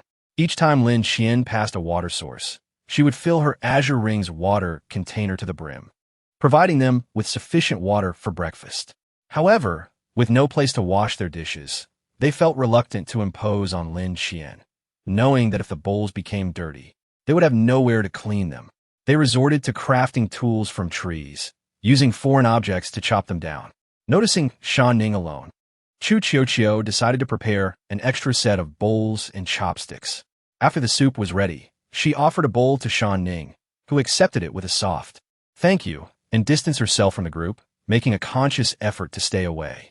Seeing her so far removed, Jiang Lin quietly inquired of Chu Qiuqiu, "Why did you insist on keeping her around yesterday? I refuse to believe you didn't notice something was off." Chu Jing, who had been focused on his porridge, turned his gaze toward Chu Qiuqiu as well. "It was precisely because she seemed peculiar that I allowed her to stay." Chu Qiuqiu lowered her voice.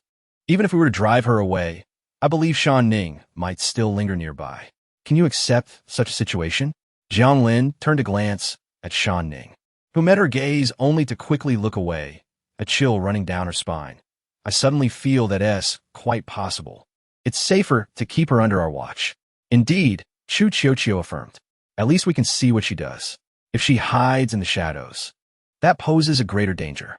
Chu Qiuqiu turned to Shan Ning, offering her a gentle smile, prompting Shan Ning to quickly lower her head. Jiang Lin felt uneasy about this arrangement, whispering, "This is rather uncomfortable." "There is no alternative," Chu Qiuqiu replied. If we don't want her near us, nor do we wish for her to observe us from the shadows, we might have to consider more drastic measures. Chu Qiuqiu's words sent a shiver through her, and Jiang Lin's expression soured, evidently recalling some unpleasant past experiences. Chu Jing commented, "Since we cannot bring ourselves to take action, let us maintain the status quo for now. Mr. Lin and Ms. Shi will surely not sit idly by while we encounter trouble." Chu Qiuqiu wished to voice her concern that Shan Ning seemed to be targeting them, but ultimately chose to swallow her words. This bizarre atmosphere persisted for several days. Shi Sinian and Lin Qian remained uninvolved in the dynamics among the three, while Chu Qiuqiu and her companions focused on their training, frequently conversing among themselves and isolating Shan Ning. Yet Shan Ning appeared oblivious, spending time alone when she couldn't engage with them, and responding briefly when Jiang Lin and her friends spoke to her. During their combat training, Shan Ning kept her distance. Over time, Chu Qiuqiu and her companions grew somewhat accustomed to Shan Ning's presence, their attitudes toward her softening compared to their initial wariness. Nevertheless, Chu Qiuqiu could always sense Shan Ning observing them, keeping her guard up. Shi Sinian and Lin Qian were also discreetly observing Shan Ning. However, as she never participated in battles or sustained injuries, they found it impossible to ascertain whether her previous swift recovery was merely an illusion. The stalemate continued, and this strange atmosphere lingered on. Chapter 82. Stayed village. As time flowed on, several days passed.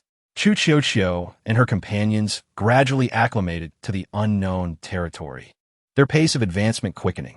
At this rate, they would reach Stayed Village, their initial destination, within 5 days.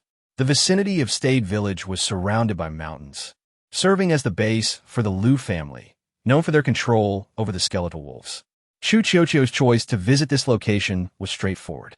Other villages in the unknown territory might vanish over time due to the upheaval caused by the beasts, but the Lu family, capable of taming such ferocious creatures, was unlikely to disappear.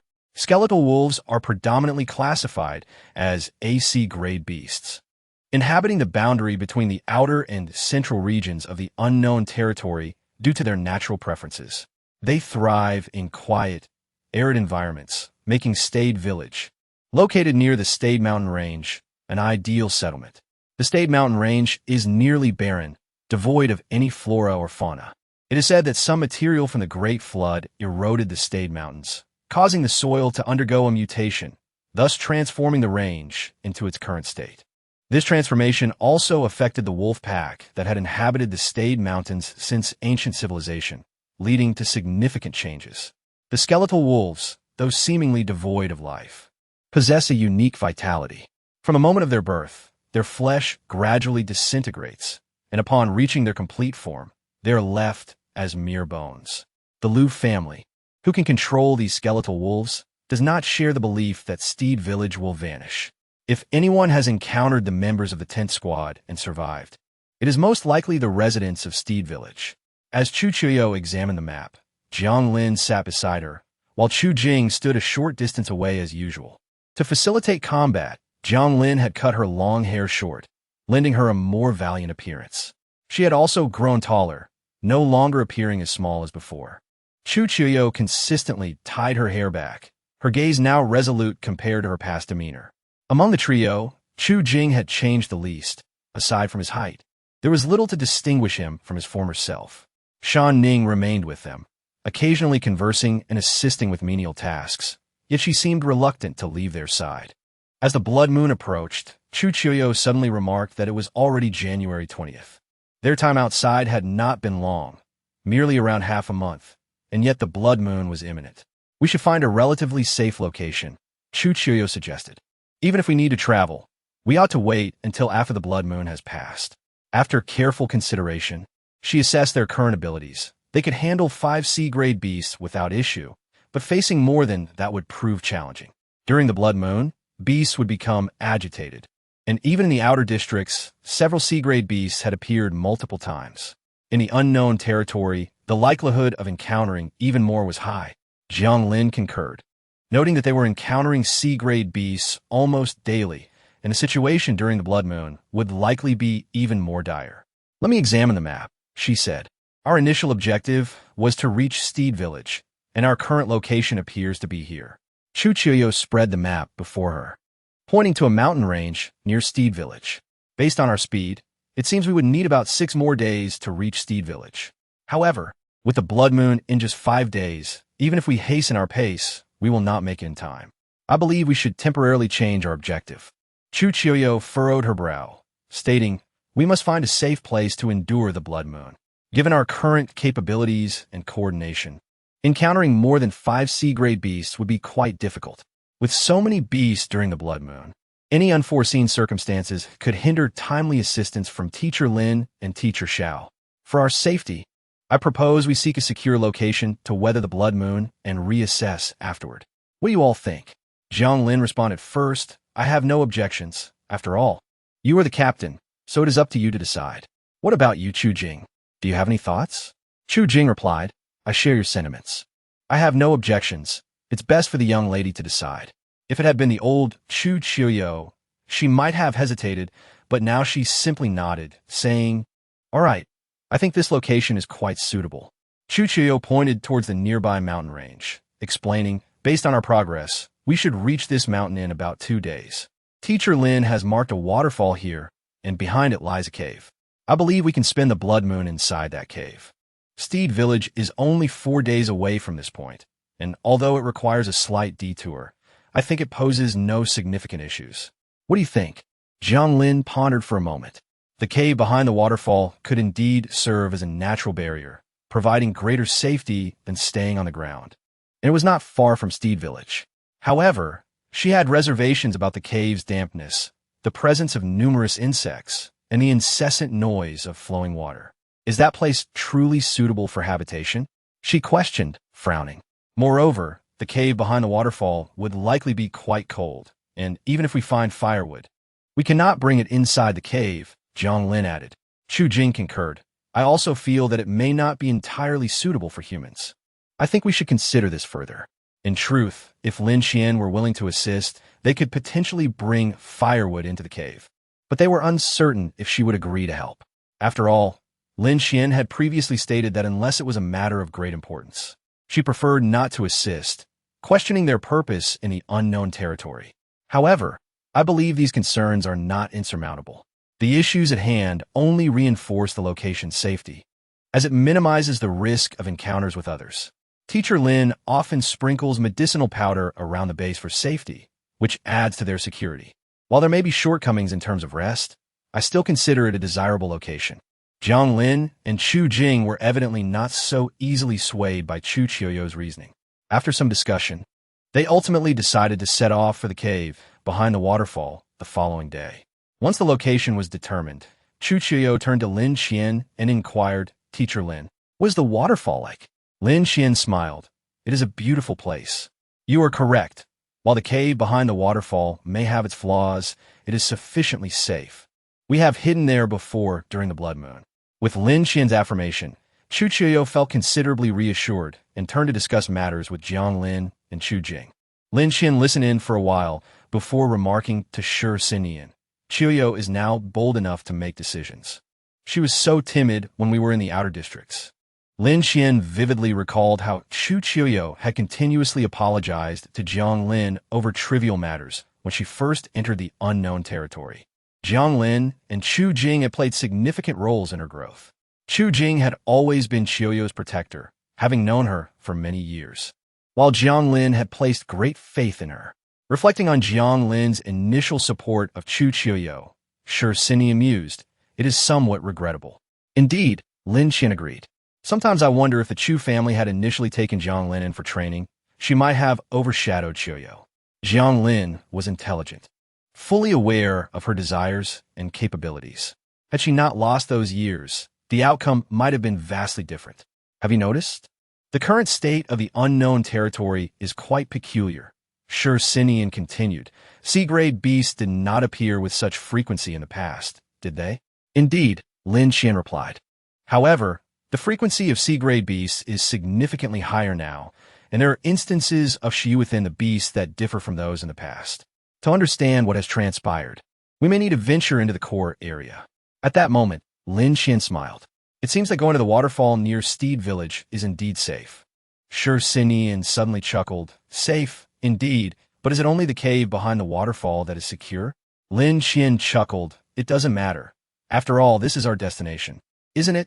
Chapter 83. The Chaotic Bird, Part 1. Chu Qiuxiu and the others had not noticed the faint pencil marks on the map. In truth, even if they had chosen a different location, Lin Qian would have suggested this place and proceeded there. The cave behind the waterfall was indeed safe due to its elevated terrain, which most aberrant beasts would not venture into, and those that could fly generally disliked such damp environments. However, there was one exception, the Chaotic Bird. Just as Shi Sinian had devoted considerable time researching the Lianlong, Lin Qian had invested an equal amount of effort into understanding the Chaotic Bird. Both male and female chaotic birds possessed a keen sense of beauty, particularly the females, who were quite particular about their appearance, grooming themselves at least 3 to 4 times a day. They even shared a fondness for reflective surfaces, including the lake beneath the waterfall. During their training, their team had stayed in the cave behind the waterfall for 4 days, during which they encountered 2 pairs of chaotic birds heading towards the waterfall. However, those pairs were both S-class aberrant beasts, which deterred them from taking action. Suddenly, Lin Qian inquired, Sinian, if I gained human emotions after killing the Lianlong, do you think killing a female chaotic bird will have a similar effect on you? Sure, Sinian paused. Lowering his gaze, I hadn't considered that. I'm not even certain which of my feelings stem from the instincts of the chaotic bird and which are my own. Having spent so much time together, Lin Qian was acutely aware of Shi Sinian's confusion. The chaotic bird was unlike the Lianlong. If the Lianlong represented pure instinct, love is love, dislike is dislike, with nothing else matching. The chaotic bird embodied the most fervent emotions. Their parents sought mates for their offspring, and young chaotic birds learned from their parents, caring for and cherishing their partners. Their love was such that if a partner died, regardless of whether it was an accident, they would accompany them in death. Under the influence of such passionate emotions, Shi Sinian struggled to discern how much of his feelings were genuinely his own and how much were influenced by the chaotic bird. Let's try to hunt a chaotic bird, Lin Qian proposed. We can let Qiuxiu lead us to a suitable spot. What do you think? Shi Sinian glanced at Lin Qian. When did you start contemplating this? Quite some time ago, when I was in the Central District and mentioned that I needed to kill a Lianlong to regain normalcy. I wondered if killing a chaotic bird would yield a similar effect for you, allowing you to embrace human emotions. Lin Qian's lips formed a straight line as she observed Shi Sinian, unable to suppress a smile. What is this? Are you moved? Shi Sinian chuckled softly, yes. With that, he exhaled deeply. Lin Qian decided not to disturb him further, allowing him some quietude while she approached Chu Qiuxiu and the others to discuss preparations for their journey to the waterfall. 2 days swiftly passed, and they finally arrived at the location marked on Lin Qian's map. However, Chu Qiuxiu and the others gazed upward at the sprawling mountains before them, realizing they could not see the end from their vantage point, and the cliffs were visibly steep. Lin Qian playfully whistled. Are we still going? Chu Qiuxiu glanced at Lin Qian with exasperation, fully aware of her intentional oversight regarding the need to traverse the high mountains to reach the cave. Of course we must go, Jiang Lin declared, hands on her hips, stepping to the front. If anything happens, Lin Qian, you'll be responsible. As she spoke, she rolled up her sleeves and began to climb. Chu Jing, hearing Lin Qian's words, discreetly lowered her own rolled sleeves, pretending nothing had transpired. This mountain seemed rather famous in the age of the former civilization, although Chu Jing could not recall its name. It was said to attract many tourists, and after an old cableway had broken and fallen, they had previously climbed along its ropes. Lin Qian, leading the way, relied on her memory to locate a sturdy rubber rope at the foot of the mountain. After testing its strength, she declared it's quite firm. I will go first. The tail of the Lianlong wrapped completely around their bodies, but halted at the mountain's foot. Lin Qian hesitated. Are you really intending to join us? To be honest, it's quite dangerous. She was unsure if the rope could support all their weights, and given the steepness of the mountain, she would have preferred not to bring them along if she weren't worried about Chu Qiuxiu and the others encountering danger alone. I want to go with you. Is that all right? Shan Ning insisted, gritting her teeth. I will do my best not to cause you trouble. Leaving Shan Ning, a C-class aberrant being, behind was indeed perilous. Lin Qian nodded. All right. Just be careful as you climb. The tail of the Lianlong still wrapped around her waist. Lin Qian took the lead, followed by Shi Xinyan. Then Jiang Lin, Chu Jing, Chu Qiuxiu, and finally Shan Ning at the end of the line. Lin Qian climbed at a leisurely pace, while Jiang Lin easily kept up with her nimble form. Chu Jing and Chu Qiuxiu managed to follow, albeit with some effort, but Shan Ning struggled, needing frequent breaks to catch her breath. As they ascended closer to the summit, the air grew more humid, yet strangely, none of them could hear the roar of the waterfall. After spending half an hour longer than anticipated, they finally reached the peak, and, upon witnessing the scene before them, they all felt breathless. It was truly breathtaking. The surrounding trees flourished remarkably, leaving only a narrow path for passage. However, centuries had passed, and the once clear path was now obscured by overgrown grasses and trees. A few remnants of streetlights from the former civilization still stood, rusted and leaning precariously. Through the gaps in the trees, they could faintly glimpse the waterfall cascading down the mountainside. Gradually making their way through the dense forest, they approached the waterfall, where a refreshing mist enveloped them. The water's flow was not very rapid, nor was it particularly high, merely about 10 meters, gently cascading like warm water poured into a lake, with even the splashes being soft. Chu Qiuxiu had never beheld such a beautiful sight, holding her breath as her gaze remained fixated on the waterfall, her voice trembling with unrecognized emotion. It's so beautiful. Aside from those two words, she found herself at a loss for further description. This place was slightly higher than the State Mountain Range, and during the Great Flood, it had remained untainted, evolving into its current form over the centuries. Lin Qian spoke softly. Isn't it beautiful? When I first came here, I felt the same way. If the former civilization had not been destroyed, would there be such beauty everywhere? Chu Jing inquired. At the mention of this, even Shan Ning looked up at Lin Qian, who shook her head. No, its beauty stems precisely from the devastation of the former civilization. Very few have set foot here. Just like the commercial shops that now dotted the peripheral districts, the former civilization had its share. This place was once a renowned tourist spot, frequented by countless visitors. The grasses and trees had been cultivated with care to accommodate tourists, even dictating the growth height of the trees and the shapes of the bushes. If the former civilization still existed, this place might not have retained such beauty. Chu Qiuxiu was momentarily taken aback as she surveyed the towering shrubs that loomed above her. It dawned on her that perhaps this place had indeed been saved by the Great Deluge. Roughly speaking, yes, came the reply. The destruction wrought by humanity upon the ecosystem far exceeds your imagination. Have you not heard the adage? The arrival of the Great Flood, with creatures transforming into monstrous beasts to assail humanity, is merely the universe punishing mankind. The group found themselves at a loss for words. Lin Qian then suggested, let's proceed. I will take you to see the cave behind the waterfall.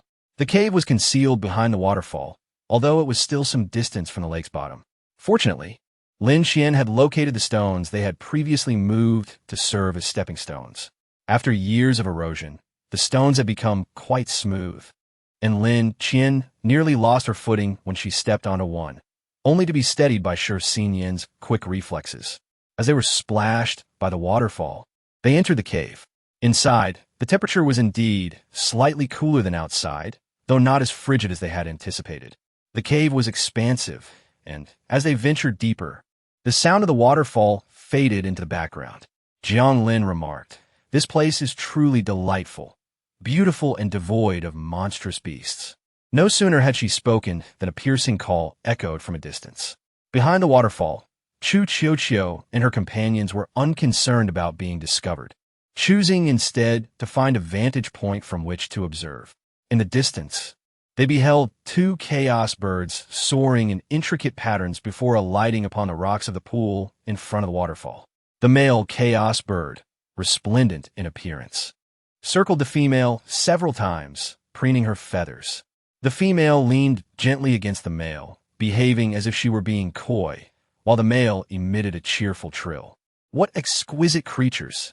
Jiang Lin whispered, They seem remarkably sentient.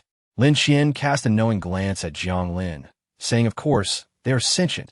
After all, this is an A-class chaos bird. Do they still seem beautiful to you now? Suddenly, Jiang Lin found them less appealing. Look at those sharp beaks. Hardly attractive, she feigned nonchalance. But surely, Teacher Lin wouldn't send us to kill them, would she? Before long, Jiang Lin's bravado waned, and she coughed, attempting to sound composed as she reasoned. Surely, they wouldn't truly expect us to do that? Teacher Lin, I genuinely believe it would be unwise for us to kill the chaos birds. We should only attempt B-class beasts. A-class is simply beyond our capabilities, especially since they can fly. Once Jiang Lin finished her rambling, Lin Qian replied, I never intended for you to engage in such a task. My plan has always been for Sure Sinian and me to handle it. However, since you've articulated your concerns, I will allow you to attempt B-class beasts in the future. Jiang Lin, on the verge of tears, lowered her head in silence. Chu Qiuqiu and Chu Jing, however, paid little heed to the matter, for they were now nearing the boundary between the outer and central realms of the unknown territory, where encounters with B-class beasts were inevitable. Who had been lingering at the back, mustered her courage to speak, but chaos birds usually don't attack humans, right? Why must we kill them? Surely, once they have rested sufficiently, they will depart on their own. Chu Qiuqiu recalled that Lin Qian had written in her book that the population of chaos birds was relatively small and most lacked aggression.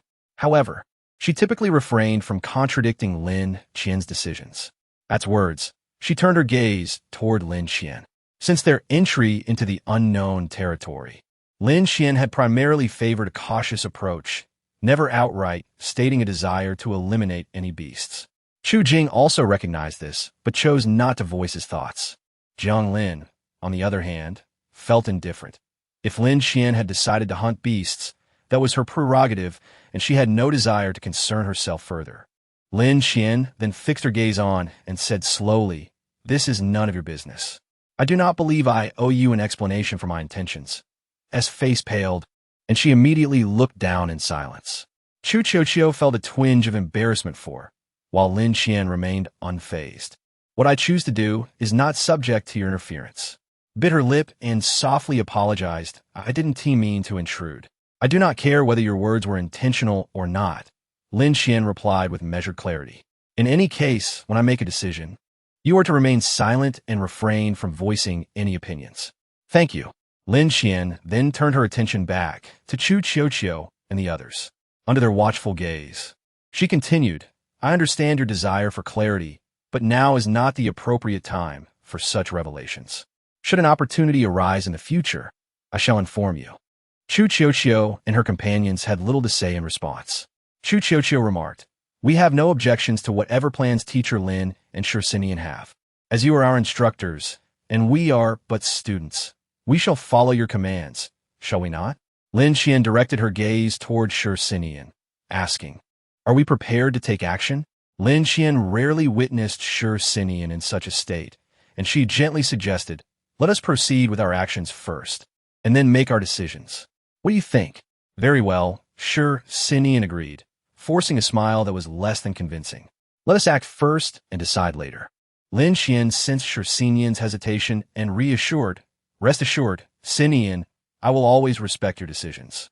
Chu Qiuqiu and her companions listened to Lin Qian and Sure Sinian's cryptic exchange without interjecting. Chu Qiuqiu stole a glance at, but unfortunately, S head was bowed, obscuring her emotions. Lin Qian handed Sure Sinian the Qingying and its accompanying glasses. The Qingying was a peculiar artifact. When worn, it would lock onto a target if one gazed at it for over 5 seconds. Thereafter, every shot fired would automatically seek the designated target. However, to prevent bullets from deviating from their intended mark, it was best to maintain focus solely on the target during combat. Because of its locking ability, the Qingying's offensive capability was not particularly strong, even slightly weaker than Lin Qian's White Rose. The precise location of impact after locking onto a target remained uncertain. Thus, while fortune might favor a shot that struck the target as hard, misfortune could lead to dozens or even hundreds of shots fired without hitting the vital area. This artifact was particularly effective against airborne beasts. Let's be off, Sure Sinian declared. Lin Qian nodded, taking the lead. I have yet to witness Teacher Lin and Teacher Sure in action against A-class beasts, Jiang Lin remarked, sitting cross-legged and patting the space beside her. Surely, there will be valuable insights to glean from their engagement. Lin Qian and Sure Sinian's combat efficiency was well known to Chu Qiuqiu and her companions during their sparring sessions. The two instructors would always employ the most effortless methods to swiftly subdue them, avoiding any unnecessary flourishes. Yet, these were A-class chaos birds. Chu Qiuqiu's face was etched with worry. After all, chaos birds can fly.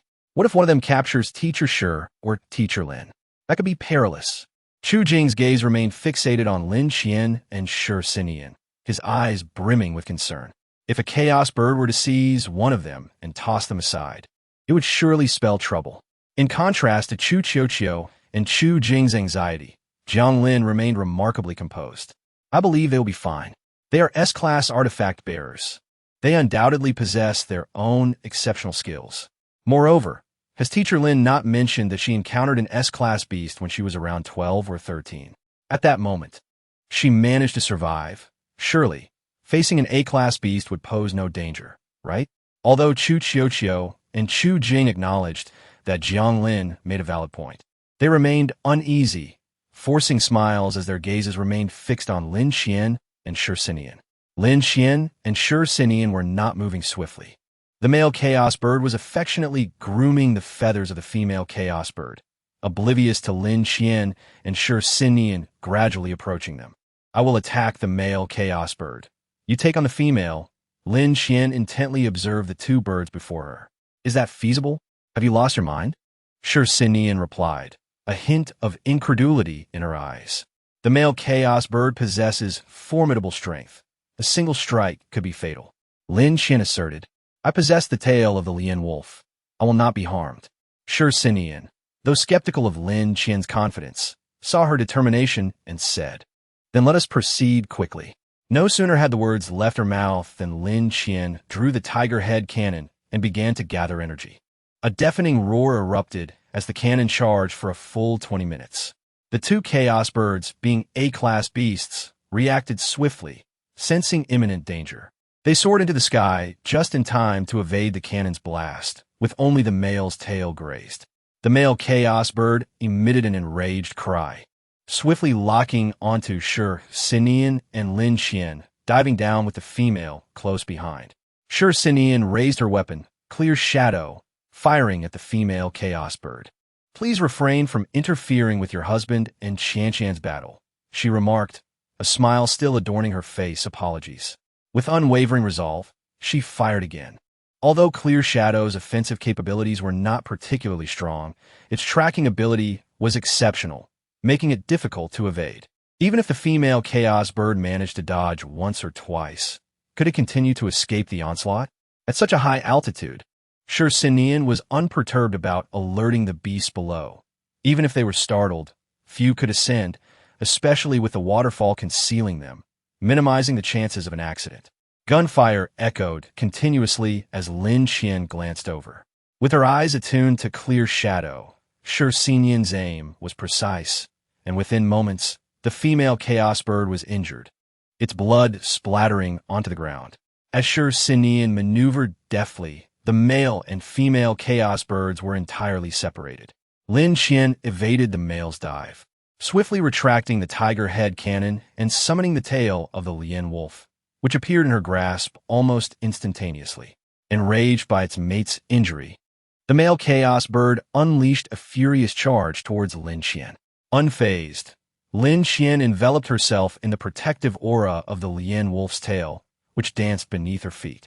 A gust of energy enveloped the area, and Lin Qian could only discern two blurred claw silhouettes. So swift, the Lian wolf's tail completely shielded Lin Qian, absorbing the male's assault, which sent her staggering back several steps. Fortunately, she regained her balance quickly. The male chaos bird, having been interrupted from its rendezvous with its mate, now directed its wrath towards Lin Qian. The male chaos bird emitted a long cry, and in Lin Qian's hands, the Lian wolf's tail transformed into a majestic white dragon. withstanding the male's relentless attacks without faltering. As an S-class artifact, derived from the toughest bone of the Lien wolf, it was wholly under Lin Qian's control for defense, far beyond the male's capability to breach. At most, it could merely push Lin Qian back without inflicting any harm.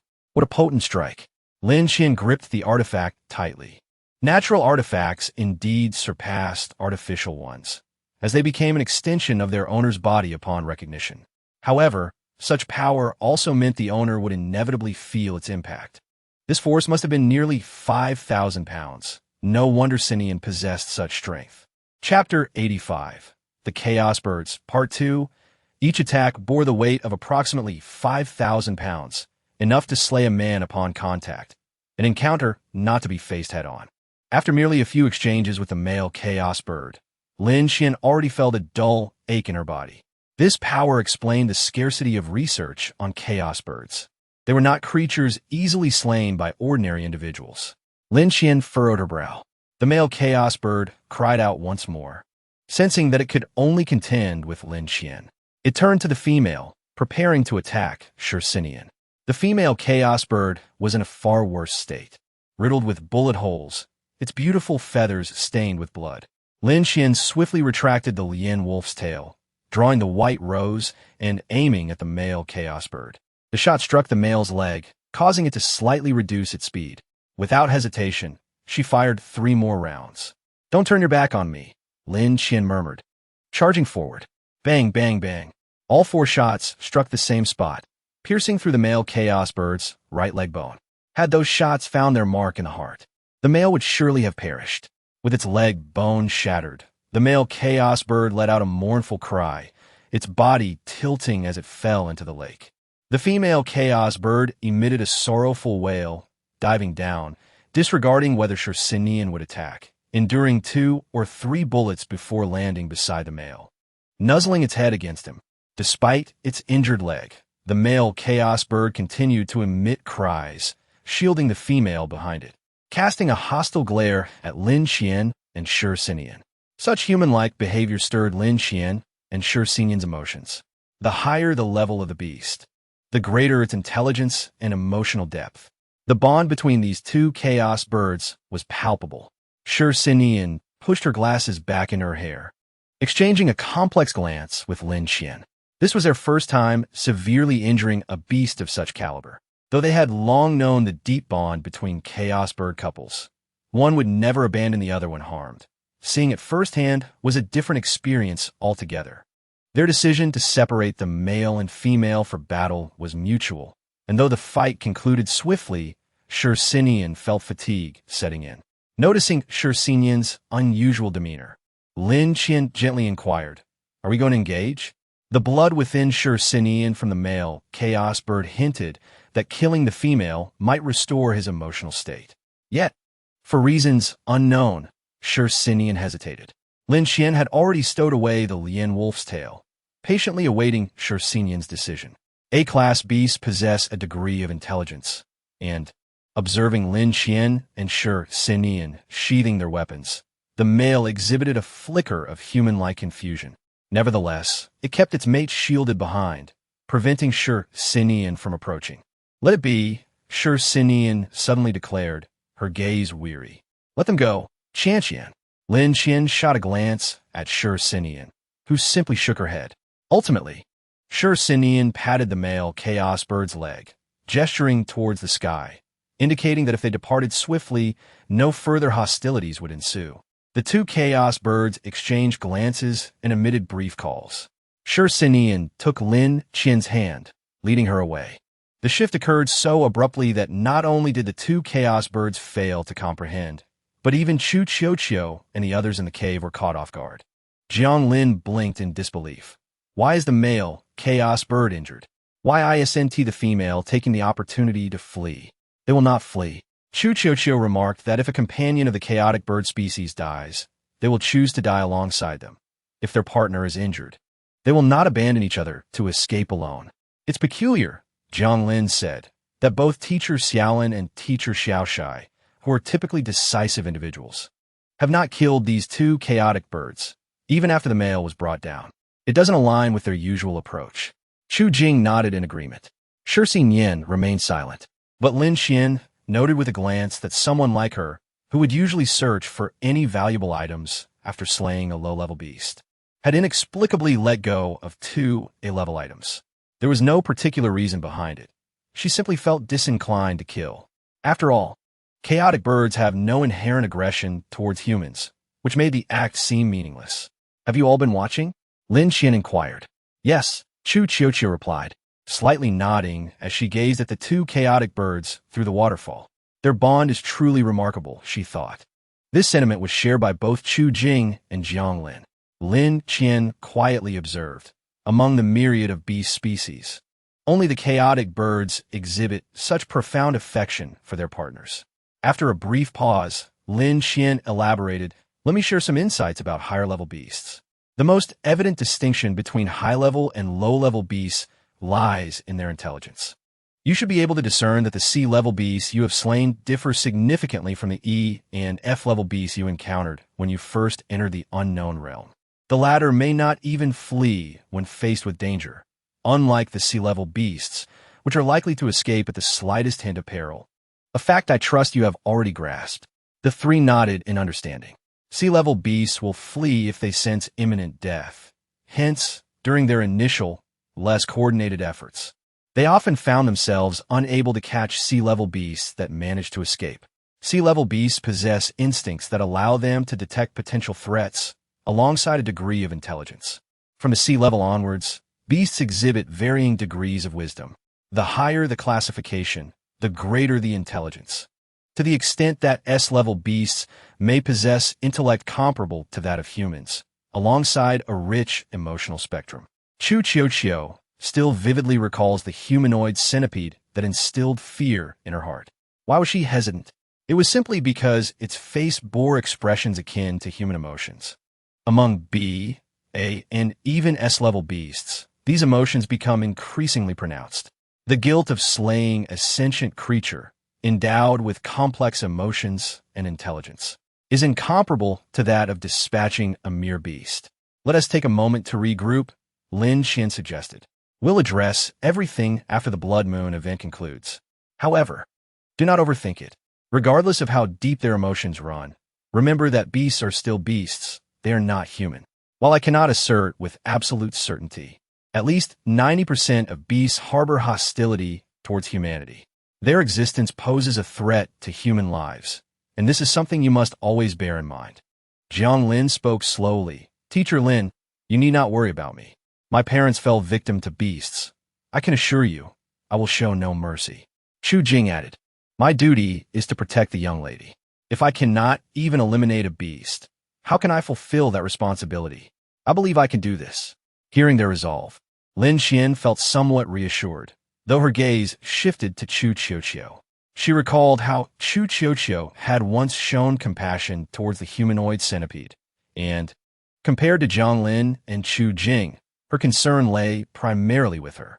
Sensing Lin Qian's scrutiny, Chu Qiuqiu carefully chose her words. I cannot guarantee that I will remain calm in the moment.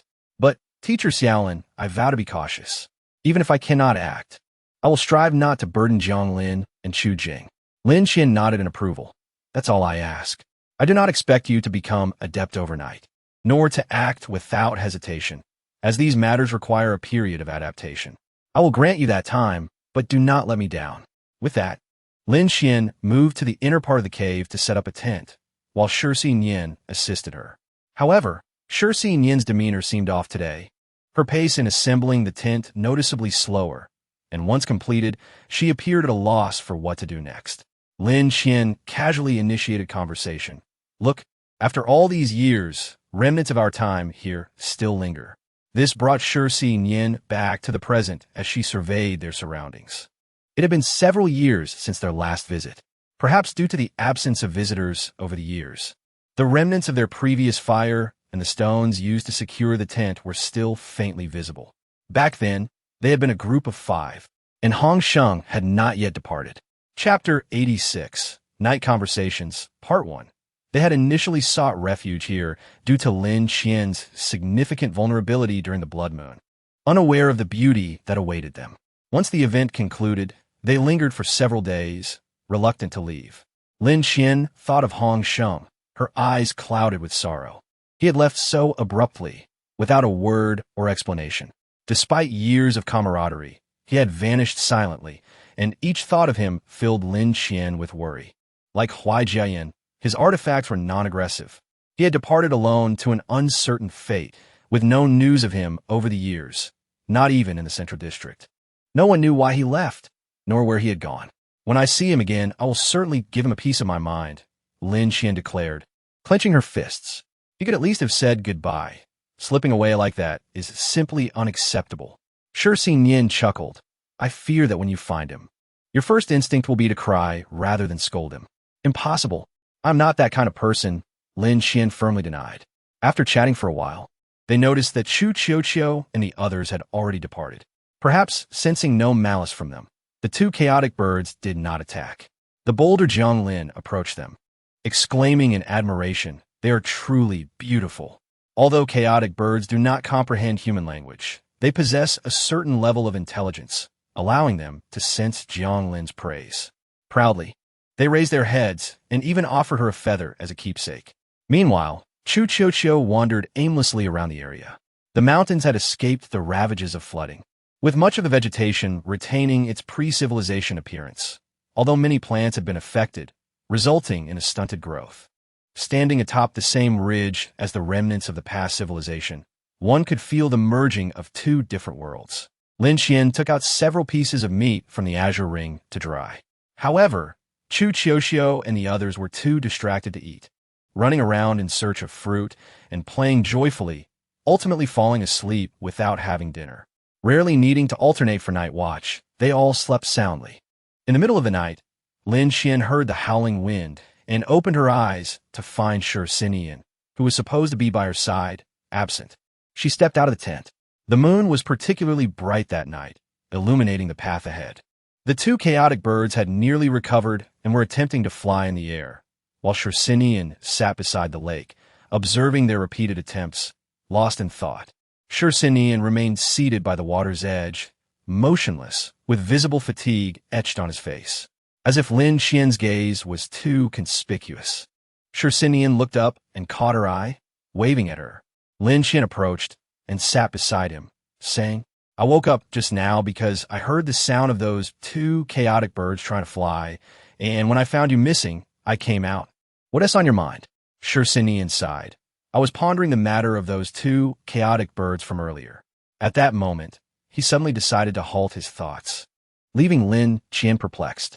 In truth, had Shi Xinyan killed the female chaotic bird, he would likely have begun to gradually restore his human emotions, much like Lin Qian. It was such a good opportunity, and Lin Qian found it hard to understand why he would choose to forego it. Are you wondering why?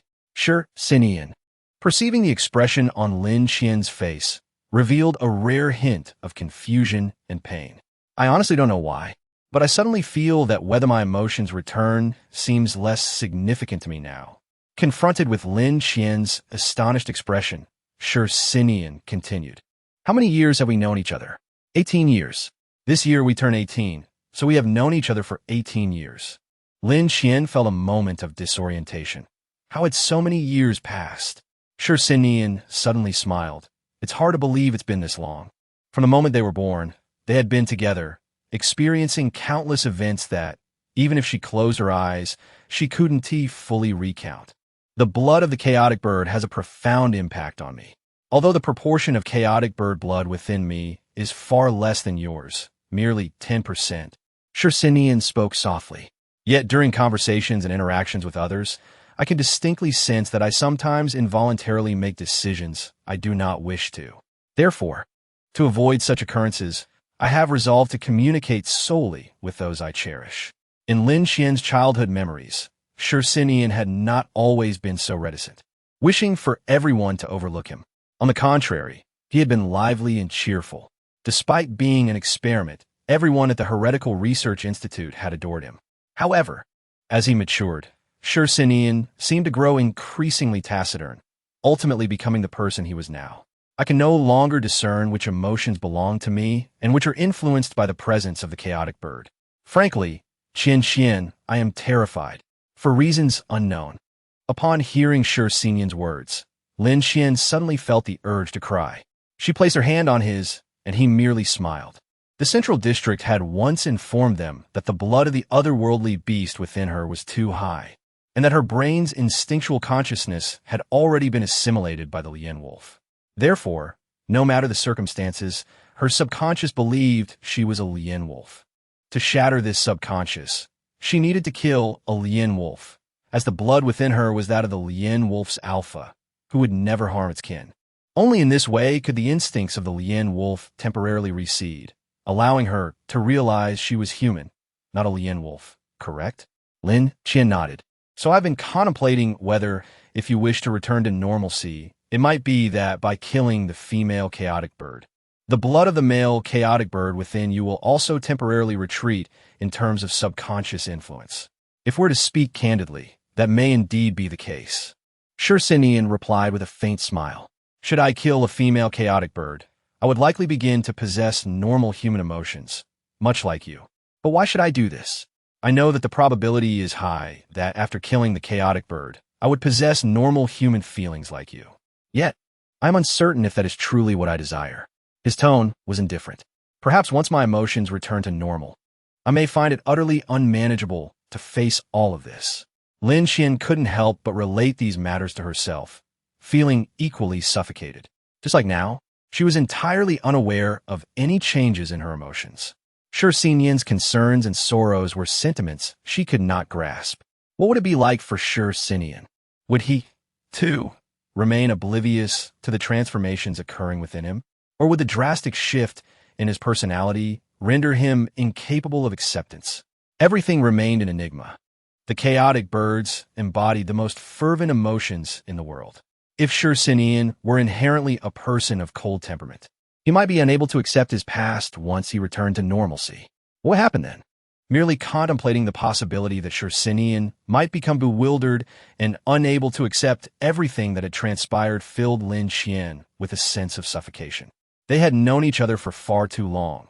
From the moment of their birth, they had lived together, and the experiences they shared were countless. The thought of Shi Xinyan transforming into someone else was simply unacceptable to her. No, it was more than just incomprehensible. It was a reality she was unwilling to accept, to the extent that even fleeting thoughts of it caused her profound sorrow. Observing Lin Qian's expression, Shi Xinyan disowned her thoughts, grasping her hand. Even before you broached this subject, I had been contemplating whether I truly wish to restore my emotions to those of a normal person. After much reflection, I still feel that I quite appreciate my current state, so I shall refrain from killing the chaotic bird. A hint of melancholy crossed Shi Xinyan's face. I cannot fathom how I would be if I were to change into someone else. Moreover, he turned his gaze to Lin Qian, gently teasing her by brushing her nose. If I were to become someone else, you would surely shed tears, wouldn't you? For reasons unbeknownst to her, upon hearing Shi Xinyan's words, Lin Qian's heart sank, and she collapsed into his embrace, weeping. Shi Xinyan seemed to have anticipated this, gently patting her back and soothing her, "Do not cry." After a considerable time, Lin Qian's tears finally ceased, and she asked, "What were your thoughts when I killed the Lien Wolf and my emotions began to normalize?"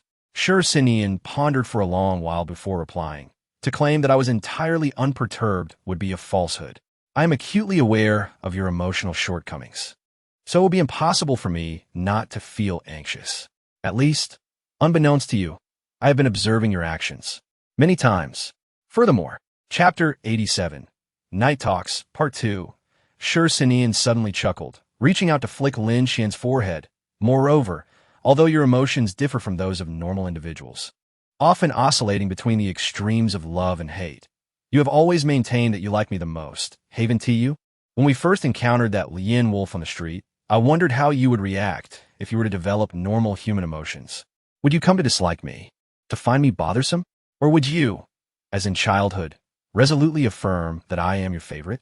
It appears now that you are indeed beginning to cultivate some emotions that a normal person should possess, yet you still do not harbor any dislike for me, do you? Lin Qian reminisced about the days spent with Shi Xinyan during her childhood. Perhaps it was due to the blood of the chaotic bird But Shi Xinyan's appearance was strikingly different from that of his dignified and delicate biological parents. Instead, he possessed a remarkable beauty, particularly his eyes, which shone with a brilliance akin to the stars. This beauty made him quite popular from a young age. Moreover, Shi Xinyan's lively and talkative nature endeared him to the researchers at the Heretical Research Institute, who treated him well. Everyone favored attractive children, and young Lin Xian was no exception. At that time, Lin Xian and Shi Xinyan were part of the same batch of subjects, even sharing a room initially. The emotions of children are pure. They play with those they like and avoid those they dislike. From an early age, Lin Xian was particularly fond of Shi Xinyan and insisted on playing with him. However, Lin Xian's health was frail, and she would often cough or fall ill shortly after playing. Whenever she was with him, Shi Xinyan could not fully enjoy their games. Although he took care of Lin Xian, he did not particularly enjoy playing with her, as she would invariably fall ill again after a short while. Who would appreciate such a playmate? Yet, Lin Xian adored Shi Xinyan, captivated by the beauty of his eyes. Even when he did not want to play, she would rush to his side, determined to follow him, clinging to him like a shadow. Shi Xinyan had once seriously told her, "I don't like playing with you. You always need to rest in bed after a short while. I think you should take care of yourself and not always play with us." But Lin Xian, disregarding his words, responded sadly, "But I want to play with you. You're the most beautiful, and I like you the most. I just want to be with you." It was as if she sensed that Shi Xinyan did not truly dislike her, as she always lingered by his side. As they grew older, the researchers at the Heretical Research Institute corrected Lin Xian multiple times, advising her not to indiscriminately express her feelings of liking or disliking. Eventually, she ceased to vocalize these sentiments openly and would only whisper them when playing with Shi Xinyan. Initially, Shi Xinyan was puzzled by Lin Xian's persistent remarks about liking or disliking, but during a checkup in the Central District, he learned that Lin Xian only experienced the emotions of like and dislike, devoid of feelings such as shame or pity.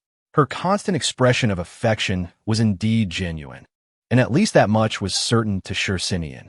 Reflecting on the past, Lin Xian suddenly lowered her gaze and softly declared, "In truth, as long as you wish to hear it, I will say it as many times as you desire. I will always cherish you." Shi Xinyan paused, letting out a soft sigh. "I know, but we are different." His eyes expressed a sense of melancholy as he reiterated, "We are different." Though his words seemed disjointed, Lin Xian understood his meaning. Yes, they were indeed different. Lin Xian could assert her feelings as unequivocally genuine, for the blood of the Lian wolf only left her emotions as love and aversion, without interfering with them. However, Shi Xinyan was different. From childhood, he had been uncertain about which emotions belonged to him and how much of his feelings were truly his own. Only upon hearing Shi Xinyan's voice did Lin Xian feel at ease, closing her eyes before the dawn arrived. As dawn broke, sunlight streamed through the waterfall into the cave, enveloping it in a veil of light. Strangely, Lin Xian and Shi Xinyan, who had ventured out for a midnight chat, were the first to awaken, while Chu Qiufeng and others, who had gone to bed early the previous night, were still asleep. Shi Xinyan acted as if nothing had occurred the day before, engaging in casual conversation with Lin Xian as usual. Lin Xian sat outside, perusing some notes recorded in the Central District, while Shi Xinyan requested her to bring him his notes, jotting down recent points of concern and things to be mindful of. By the time Chu Qiufeng and Chu Jing stirred, it was nearly noon. Despite the late hour, Jiang Lin remained sprawled on her bed, reluctant to rise. When Chu Qiufeng called her for breakfast, she merely grumbled, "Let me sleep a little longer." It had only been a little over half a month since leaving the Chu family, yet everyone felt as though they had not experienced a peaceful night's sleep in ages, cherishing the rare night of sound slumber. By the time Jiang Lin finally ate, it was already afternoon. With a playful smile, she remarked, "How wonderful it would be if it could always be this peaceful." Such thoughts were indeed idyllic. Lin Xian cast a glance at Jiang Lin from her notes, reminding her to focus on honing her combat skills. In the current world, practical experience was of paramount importance. Lin Xian refrained from responding to her remark, for it was indeed true. Once they entered the unknown territories, the environment would become perilous, with unpredictable occurrences. Even she could not ascertain whether Chu Qiufang and the others would all survive the journey. Yet, pondering Shanying's words, Lin Qian discreetly shifted her gaze toward Shanying, who was conversing with Chu Qiufang. As a sea-level anomalous entity bearer, she had accompanied them to the boundary between the unknown territory's exterior and interior. Yet she showed no inclination to depart. Lin Qian found Shanying's intentions utterly perplexing. Qian, Shinian called Lin Qian's name, pointing to the 3 words he had written in his notes, Bone Shadow Leopard. He tilted his chin and remarked, I believe the likelihood of this being true is quite high. What do you think? Lin Qian understood he was referring to their previous suspicion that Shanying might be of the same kind. The Bone Shadow Leopard was not a high-tier, anomalous beast, typically classified as E-level, with rare instances of reaching D-level. Generally, the higher the tier of the anomalous beast, the more challenging it is to reproduce, whereas lower-tier beasts reproduce more easily. However, the Bone Shadow Leopard was an exception, as its average tier was not high, yet its reproduction rate was not particularly rapid. The Bone Shadow Leopard is a unique, anomalous beast, resulting from the interbreeding of the mutated Qingyun leopard and the dark pattern leopard from a previous civilization. The Qingyun leopard is known for its swift movement, while the dark pattern leopard excels at concealment. The Bone Shadow Leopard appears to have inherited the talents of both. It is named Bone Shadow because this peculiar beast can create doppelgangers. Anomalous beasts originated from animals, and only a small fraction truly transcended the animal realm. Becoming part of the present civilization, the Bone Shadow Leopard was one such example. When confronted with danger, the Bone Shadow Leopard can create doppelgangers, which are indistinguishable from itself, but fundamentally, the doppelgangers are still part of the Bone Shadow Leopard. In essence, the doppelgangers allow the Bone Shadow Leopard to divide its life into 2 parts. If a doppelganger perishes, it loses half of its life. If the doppelganger survives, even if it suffers severe injury, it does not deplete the life force of the original. Lin Qian pondered for a moment and concluded, it does resemble her. This meant she had lost nothing. Shinian raised an eyebrow. However, to fully possess the abilities of a Bone Shadow Leopard, the anomalous blood within her should be nearly at 100%, correct? Indeed, Lin Qian replied, the proportion of anomalous blood in me has reached 60%. Yet I do not possess the abilities of the Lien Wolf. At the very least, I have not grown a tail that I can swing. Moreover, only such low-tier anomalous beasts can contemplate complete fusion. Shinian reflected, the higher the tier, the stronger the rejection. Among our batch, most could not even withstand 1% of S-tier anomalous blood. Could they? Lin Qian mused. Yet if her blood is nearing 100%, why does her appearance remain largely unchanged? If she possesses so much anomalous blood, there should be some physical alteration, at least akin to mine. Suddenly, Shinian suggested, perhaps the changes she has undergone are in places we cannot see. Chapter 88. The inhibitor Lin Qian turned her gaze toward Shanning. It was still the depths of winter, with everyone clad in long sleeves and trousers, their bodies completely enveloped in clothing, making it difficult to discern any differences at first glance. Xinyan looked at her arms, marred with scars, and expressed mild discontent. Have I not warned you countless times? Do not recklessly harm your body. Have you applied the medicine? I have. It's nothing to worry about. After all, I possess the blood of the Lien Wolf. Do I not? My body's recovery speed is not slow, Lin Qian replied with a smile, reassuring him. Xinyan sighed. It seems that killing that Lien Wolf only affected your emotions. The instincts of the Lien Wolf remain intact within you due to the beast's blood. At that moment, Xinyan felt an inkling that he was on the verge of grasping something significant. Lin Qian lowered her sleeves, contemplating. If she indeed has the blood of a beast within her, it would be impossible for her to remain unaffected by the Red Moon Day. She glanced once more at Shan Ning, who was engrossed in conversation with Chu Qiu. Shan Ning appeared entirely unaffected by the Red Moon Day. What if there is an inhibitor? Xinyan's mind raced with thoughts of the research outcomes from the Central District. What if an inhibitor had been administered at birth? Are you referring to X3? Indeed. This time, Lin Qian lapsed into contemplation. The concept of human-beast assimilation experiments had existed in the Central District for at least a century. with meticulous planning regarding the execution of these experiments and the necessary components. The essentials for the experiment were categorized into 3 types. First, the blood of S-class beasts. Second, an inhibitor capable of maintaining the subject's composure during the red moon day. And third, a device to record the subject's various fluctuations at all times. Only with all these elements could the experiment be fully initiated. When the concept was first proposed, the Central District had mandated that the Heretical Research Institute must develop at least 5 types of inhibitors before officially commencing the experiments. The Institute executed this order flawlessly, resulting in 5 inhibitors designated as X1, X2, X3, X4, and X5. Upon completion of the inhibitors, the Central District launched the Human-Beast Assimilation Experiment, dividing 1,000 children into 5 groups, each tested with the blood of 5 different beasts and the corresponding inhibitors. At that time, the inhibitors were merely experimental, with significant flaws evident in the 5 formulations. For instance, the side effects of X1 included suppressing the subject's agitation on Red Moon Day, but significantly diminishing their combat capabilities. X2 did not weaken the subject's innate abilities during the Red Moon Day, but it would notably impair their intelligence, affecting their actions.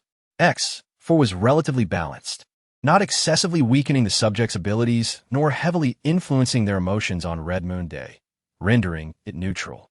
Conversely, X3 and X5 were the 2 most unique inhibitors. The function of X3 was that it did not diminish the subject's abilities on Red Moon Day. In fact, it could enhance them to some degree, although a portion of the human body would transform into that of a beast, and some decline in intelligence was also expected. X5, on the other hand, would not weaken the subject's capabilities or affect their state during the Red Moon Day, nor would it cause any beastly transformation in the body. However, its efficacy was short-lived, lasting less than a day, unlike other medications that would provide lifelong effects once administered. Through continuous research and refinement, the precursor to the medication used by Lin Xian in the Central District was indeed X5. Only these 2 medications could allow the user to remain entirely unaffected during the onset of Red Moon Day. Given that Shan Ning had been with them for so long without any luggage, it was unlikely that she could carry X5 with her. It is not entirely impossible.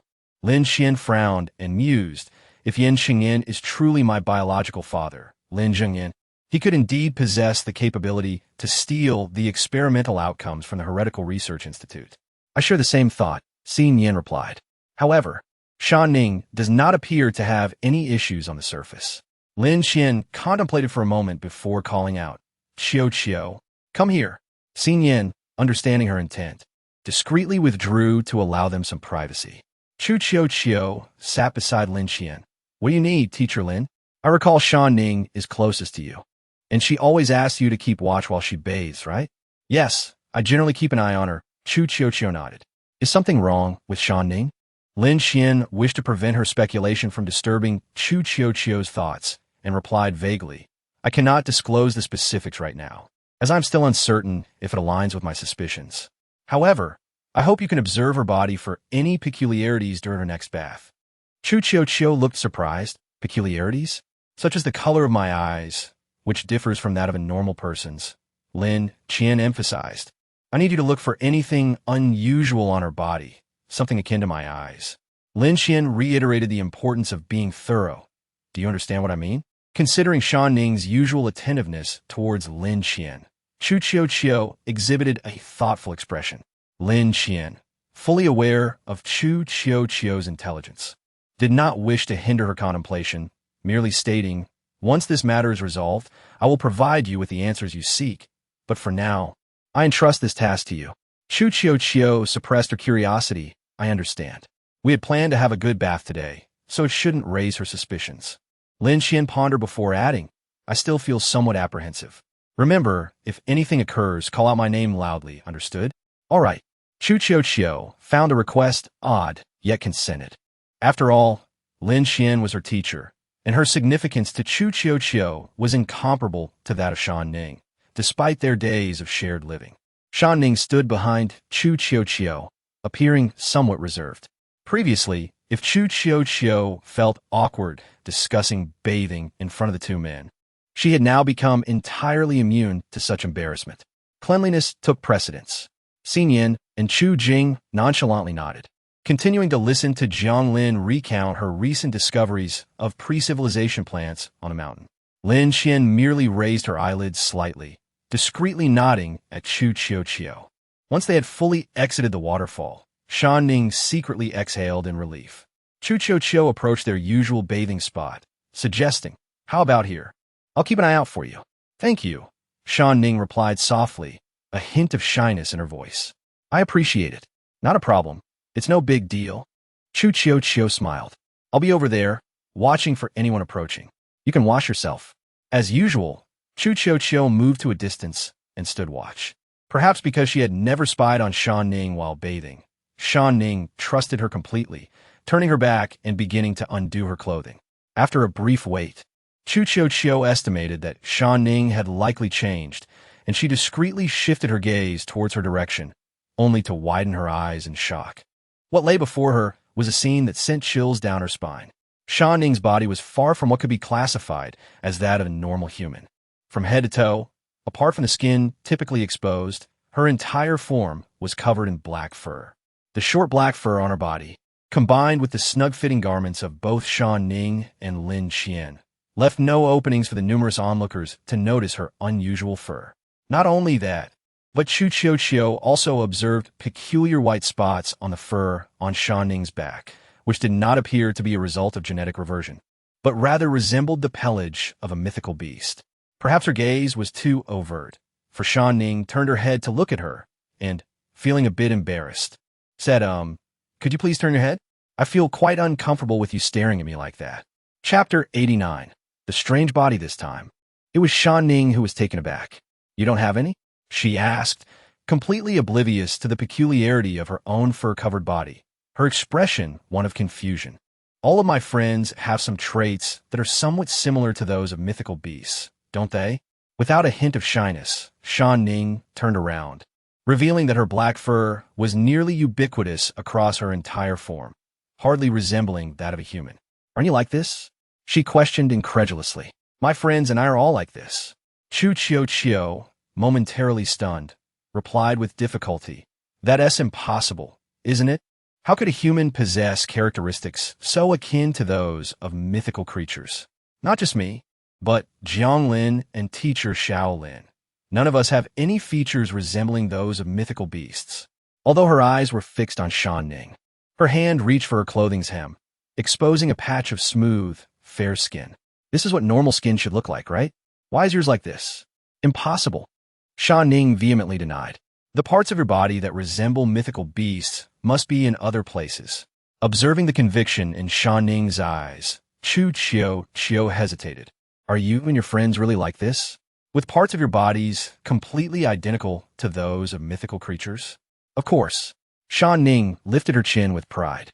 "The head of our family told us that the closer one's body is to that of a mythical beast, the stronger the individual becomes. I am indeed stronger than many of them." Shan Ning's assertion shattered Chu Chiu's thoughts. "No, that is not right," she insisted, shaking her head. "What is wrong?" Shan Ning, displeased with Chu Chiu's words, disregarded her own disheveled attire and approached her closely. "My body is the closest to that of a mythical beast. I am far superior to many of them." As they drew nearer, Chu Chiu could see Shan Ning's fur more clearly, which indeed resembled that of a typical mythical beast, a sight that was decidedly unnatural.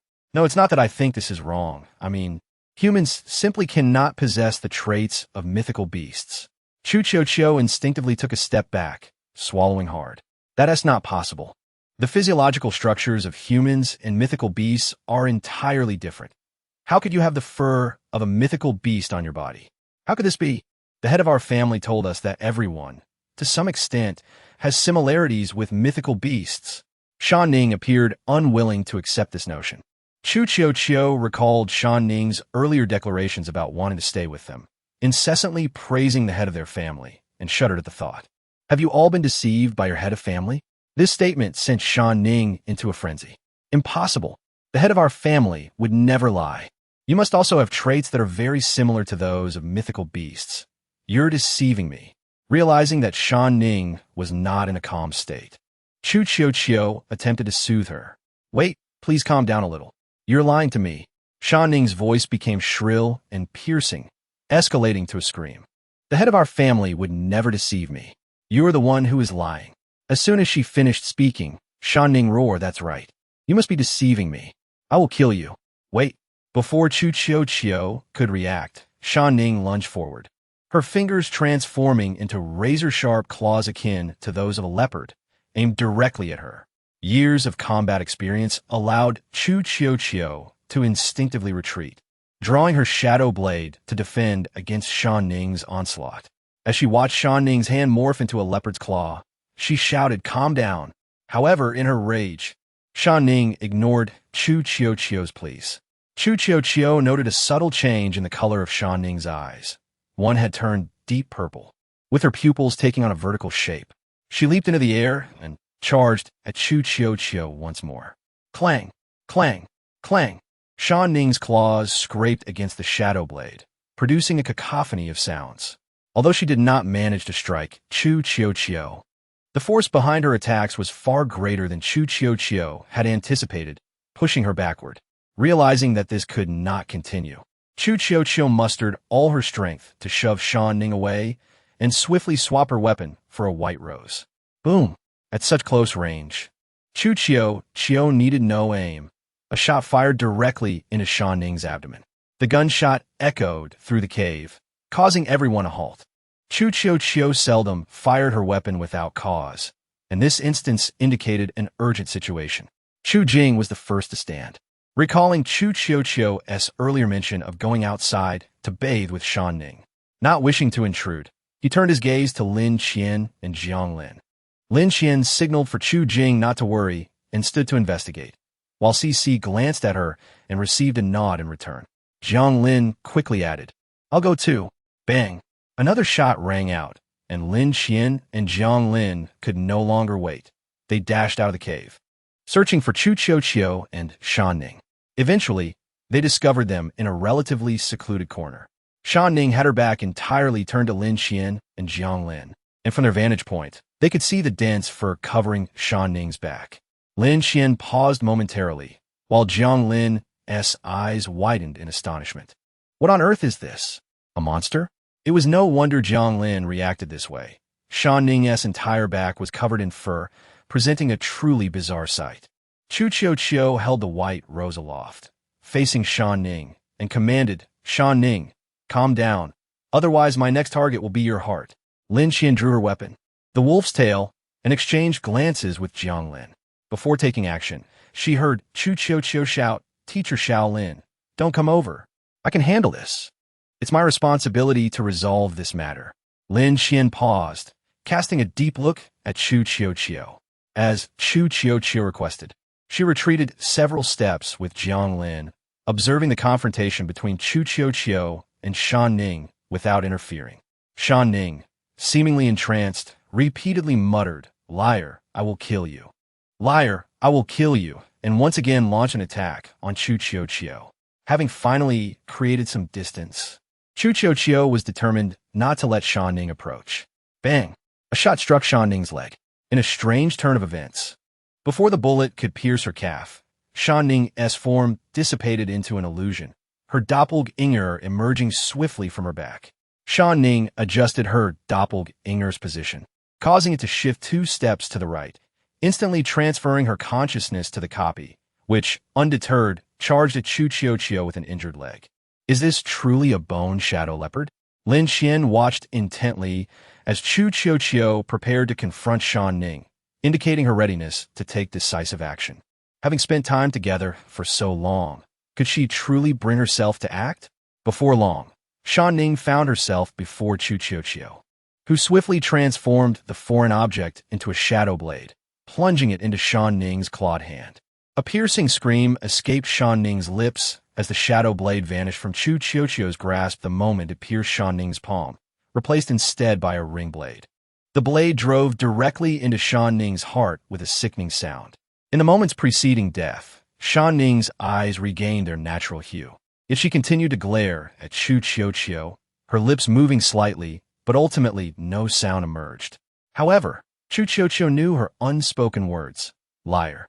Chu Qiuqiu collapsed onto the ground, her hands stained with the warmth of Shan Ning's blood, her entire being trembling uncontrollably. Teacher Lin, should we assist the young lady? Jiang Lin inquired, noting the young lady's distressing state. No need. She has vomited before. She will recover swiftly this time, Lin Qian replied, casting a glance at Jiang Lin. You seem quite concerned for Qiuqiu, she remarked. Jiang Lin pouted. I merely think her mental fortitude is rather fragile. But what on earth transpired? Lin Qian shook her head, her gaze fixed on Chu Qiuqiu, her expression complex. Though Chu Qiuqiu appeared somewhat delicate, it was evident that she was far more decisive than Lin had anticipated. After a considerable pause, Chu Qiuqiu addressed Shan Ning before stating, having shared these many days, we are bound by fate. Farewell. Lin Qian did not impede Chu Qiuqiu's actions. Once everything was completed, Chu Qiuqiu approached Lin Qian, fatigue evident in her eyes. Little teacher Lin, you performed admirably. You utilized the corrosive effects of the shadow blade to capture Shan Ning's attention, then swiftly exchanged it for the ring blade. Quite decisive. Lin Qian gently patted Chu Qiuqiu's head. Your speed in exchanging the foreign object is impressive. You have become quite adept at handling your lizard gloves. Chu Qiuqiu suddenly collapsed into Lin Qian's embrace, her body shaking uncontrollably. Lin Qian tenderly patted her back, signaling Jiang Lin to summon Shircinian and Chu Jing. I sensed something was amiss from the start. When she kept repeating, the head of the family will kill me, I found it peculiar. Moreover, she had been watching you and teacher Lin closely. I knew she was not a good person, yet she perished in my hands. Little teacher Lin, Chu Qiuqiu murmured. I never intended to kill her. I am aware, Lin Qian replied. I know you did not wish to harm her. After a prolonged moment, Chu Qiuqiu regained her composure and extricated herself from Lin Qian's embrace, though she still seemed somewhat off. At that moment, Jiang Lin returned with Shircinian and Chu Jing. Upon seeing Chu Qiuqiu's state, Shircinian surmised what had transpired inside. What has happened? Chu Qiuqiu recounted the day's events, explaining how Lin Qian had asked her to check for any unusual signs on herself, emphasizing Shan Ning's assertion that the head of the Yin family may have deceived her, which led Shan Ning to attack. It feels as though Shan Ning's emotions would shatter whenever the head of the Yin family was mentioned. Just like last time, when teacher Lin suggested she leave, she kept insisting that the head of the Yin family would kill her, remaining in a state of agitation. Chu Qiuqiu reflected. I find her behavior quite strange. Lin Qian nodded thoughtfully. I shall go examine Shan Ning's body. Some time had passed since Shan Ning's death, and her body had already begun to cool. Lin Qian rolled up Shan Ning's sleeves, revealing her arms covered in dark, velvety fur. Witnessing it firsthand was far more shocking than Chu Qiuqiu's brief account, even causing Shircinian to momentarily lose focus. I need to analyze Shan Ning's condition with some tools. Please step back a bit. Lin Qian withdrew a small experimental platform from her azure ring. The left side was cluttered with various test tubes and reagents, while the right held an array of tools and detectors, all meticulously organized. Teacher Lin, just how vast is the space within your ring? Do you truly possess experimental equipment? Surely, you didn't clear out the central district in preparation for leaving? Jiang Lin exclaimed, astonished. Is it not a bit excessive to bring all this with you? Lin Qian responded. The ring contains roughly 10 square meters of usable space. I can place items freely on the ground without restrictions on quantity or weight. Hence, I managed to construct 3 layers. The first layer holds common items like foreign objects and clothing. The second is for smaller items, such as seasonings. And the third contains various reagents and experimental supplies. Lin Qian waved her hand dismissively. As for the experimental equipment, most of it I purchased myself. I grew up in the Abnormal Research Institute in the Central District, and we studied related courses. Chu Qiuqiu and the others exchanged glances, ultimately prompting Jiang Lin to ask, Did you truly have enough time to learn all this? Lin Qian replied, In truth, our learning focused primarily on practical application. We did not delve deeply into other subjects. With that, Lin Qian took the shadow blade and delicately severed one of Shan Ning's fingers, extracting a bone fragment and applying a drop of testing reagent upon it. Since Shan Ning had not been dead for long, the reagent would still be effective. After a short while, the bone began to turn blue under the reagent's influence, emitting a faint aroma. It appears that the proportion of beast blood within her is quite high, Lin Qian remarked, her brow furrowing. We can even detect Shiwu. The substance known as Shiwu is exclusive to aberrant creatures. Previously, experiments conducted in the Central District on children who had perished during human-beast assimilation trials revealed no trace of Shiwu in their bodies. Lin Qian knew well that, barring aberrant creatures, it was exceedingly rare for Shiwu to manifest. Sinian procured a clean test tube, puncturing Shan Ning's finger to allow her blood to drip into it. Approximately 10 minutes later, the blood within the tube had separated into 2 layers, a thin, transparent liquid forming between them. Lin Qian exchanged a knowing glance with Sinian before quietly stating, "Continue. Let us ascertain what level of bone shadow leopard exists within her." Sinian nodded and resumed her work. Lin Qian turned her attention back to Chu Qiuqiu and the others, noting their hesitant expressions. "What is it? If you have questions, do not hesitate to ask."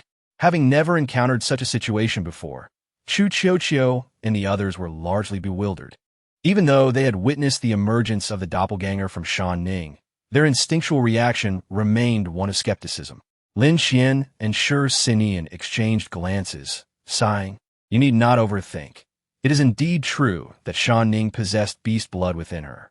Despite their suspicions, the revelation from Lin Qian's lips left the 3 in astonishment. Only Chu Qiuqiu furrowed her brow, lowering her gaze. "Is it even possible? How could beast blood merge with human blood? This defies logic." Jiang Lin exclaimed, her eyes wide. "How can this be?"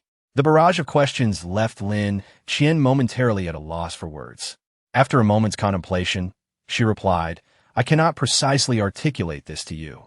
All I can say is that it is an exceedingly intricate process requiring specialized treatment of the beast blood before it can even enter the human body. Furthermore, the fusion of beast blood with human physiology is no simple matter. The higher the level of the beast, the more challenging it becomes for its blood to assimilate within the human body. However, those fortunate enough to acquire the blood of such creatures may gain certain abilities inherent to the beasts. Yet, as Jiang Lin aptly pointed out, how could the human body possibly harmonize with the blood of these extraordinary beings? Thus, there exists a significant likelihood that humans may suffer adverse effects from the beast's blood. Even a mere 1% of beast blood within a human could impose a tremendous burden on their physique. A single misstep could potentially endanger their very lives. Furthermore, the blood of these beasts may inversely influence humans. The greater the proportion of beast blood, the more profound the impact. For instance, if a particular beast has a penchant for vegetables, it might instill a similar affinity in the human possessing its blood. This phenomenon is akin to the fur of the beast that envelopes Shan Ning's body, which serves as one such influence. Reflecting on the fur, Chu Qiuqiu could not suppress a shudder and, despite her discomfort, spoke up. "If we consider this, could it be that Shan Ning is capable of utilizing the beast's abilities precisely because of the high concentration of beast blood within her?" "Indeed," Lin Qian confirmed with a slight nod, directing her gaze towards the experimental apparatus not far away. The device emitted a chime, and Sinian stared at the readings in a state of disbelief. "What is it?" Lin Qian inquired. "What does it say?" Standing before the instrument, Sinian remarked, "You have been too conservative in your assessment.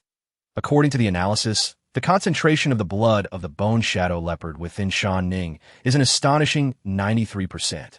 "Wait, let me see," Lin Qian exclaimed, hastily moving to Sinian's side, scrutinizing the readings on the device. Indeed, it confirmed a level of 93, while the other end indicated that the bone shadow leopard providing the blood was ranked at a level. Although Chu Qiuqiu and her companions did not fully grasp the implications of such a high percentage of beast blood within a human, they could discern the astonishment reflected in Lin Qian and Sinian's expressions. "Ms. Lin?" Chu Qiuqiu approached Lin Qian. "Is it true that Shan Ning can wield the abilities of the beast because of such a high concentration of its blood?" The shadow clone technique Shan Ning demonstrated had startled both her and Jiang Lin, as they had witnessed another version of Shan Ning emerging from behind her. It seems likely, Lin Qian mused, glancing at the machine to verify that it was functioning correctly, her brow furrowing at the unsettling data regarding Shan Ning's physiology. Let us conduct another test. We must confirm this at least 3 times. After a moment of contemplation, she waved her hand dismissively. Never mind. What's wrong? Shursinian queried. All right then, Shursinian replied, her brows slightly arching as she settled beside Lin Qian, her gaze still fixed on Shan Ning's lifeless form. What a pity. If we had the appropriate tools, we could have assessed her cognitive abilities as well. Lin Qian nodded in agreement. Unfortunately, the apparatus for testing intelligence is far too cumbersome to fit within the azure blue ring. Listening to their conversation, Chu Qiuyo interjected. Shan Ning frequently mentions the head of the Yin family and her many companions. Surely these matters must be intertwined? That seems plausible. Lin Qian raised an eyebrow. What are you getting at? Chu Qiuyo hesitated, her tone laced with skepticism. I sense something amiss. Is it just my imagination? Or does it seem like you and Ms. Sure know precisely how to infuse a human with beast blood? And all of this appears to be connected to the head of the Yin family, who I recall hails from the Central District. Could it be that the Yin family head has illicitly acquired experimental results from the Central District? But what would be their motivation? I do not quite understand. Moreover, Shan Ning, who can clearly walk, insists on following us and frequently observes you both. What could be the reason? Chapter 91. Confession. Lin Qian and Shu Sinian exchanged knowing smiles. There's no harm in sharing this. It's only a matter of time before I disclose it publicly. Lin Qian stated. Chu Qiuyo and her companions exchanged glances and sat up attentively. In truth, neither Shu Sinian nor I can be classified as entirely human. We too harbor beast blood within us, albeit at different concentrations. Furthermore, the blood coursing through our veins belongs to S-level beasts. Lin Qian laid bare her past experiences, spreading her hands. However, we are not merely successful experimental subjects. Seeing the incredulity etched on their faces, Lin Qian chuckled lightly. There's no need for such astonishment. You are aware of Shu Sinian's strength, having witnessed the data. Such figures could not possibly be achieved by an ordinary human. You also know my affinity for foreign entities exceeds 90, far beyond the norm, and even during the bonding process with my foreign entity, an anomaly occurred. Without the presence of beast blood within me, none of this would have transpired. In a calm tone, Lin Qian directed her attention to the contemplative Chu Qiuyo, asking, have you ever questioned the identities of Shu Sinian and me? Our metrics are hardly typical. Moreover, upon learning that Shan Ning possesses beast blood, did you not find it curious that she has been covertly observing us? As all 3 began to ponder this revelation, Lin Qian continued, why did Shu Sinian urge me to eliminate that Lien wolf? Why did I guide you here to slay that chaos bird? Did you harbor no doubts whatsoever? After a moment of silence, Chu Qiuyo replied, it makes sense now. I had wondered why Ms. Shu insisted that Ms. Lin take down the Lien wolf, especially since Ms. Lin's condition seemed unusual at the time. Additionally, Ms. Shu's notes contain numerous references to both the Lien wolf and the chaos bird. Indeed, the blood within me is that of an S-level Lien wolf, a creature that once ruled as a wolf in life. Lin Qian sighed. Jiang Lin appeared momentarily taken aback before exclaiming, so, when that young Lien wolf encountered Ms. Lin, it fell silent, even as you killed it, because it recognized you as the alpha of its kind? Chu Qiuyo interjected, but Ms. Lin and Ms. Shu appear to have been minimally affected. Aside from Ms. Lin's eye color, Ms. Shu shows no noticeable changes. Could it be that your transformations are entirely for the better? Not at all, Lin Qian refuted. It is impossible for all changes to be beneficial. With patience, Lin Qian elaborated. We will discuss the change in eye color later. For now, let me explain where we have been most profoundly affected by the presence of beast blood. She pointed to her brain. This is the primary site of influence. Our minds have been significantly altered by the beast blood. I wonder if you have noticed. My temperament is rather peculiar. I tend to be quite direct. What I say is what I mean.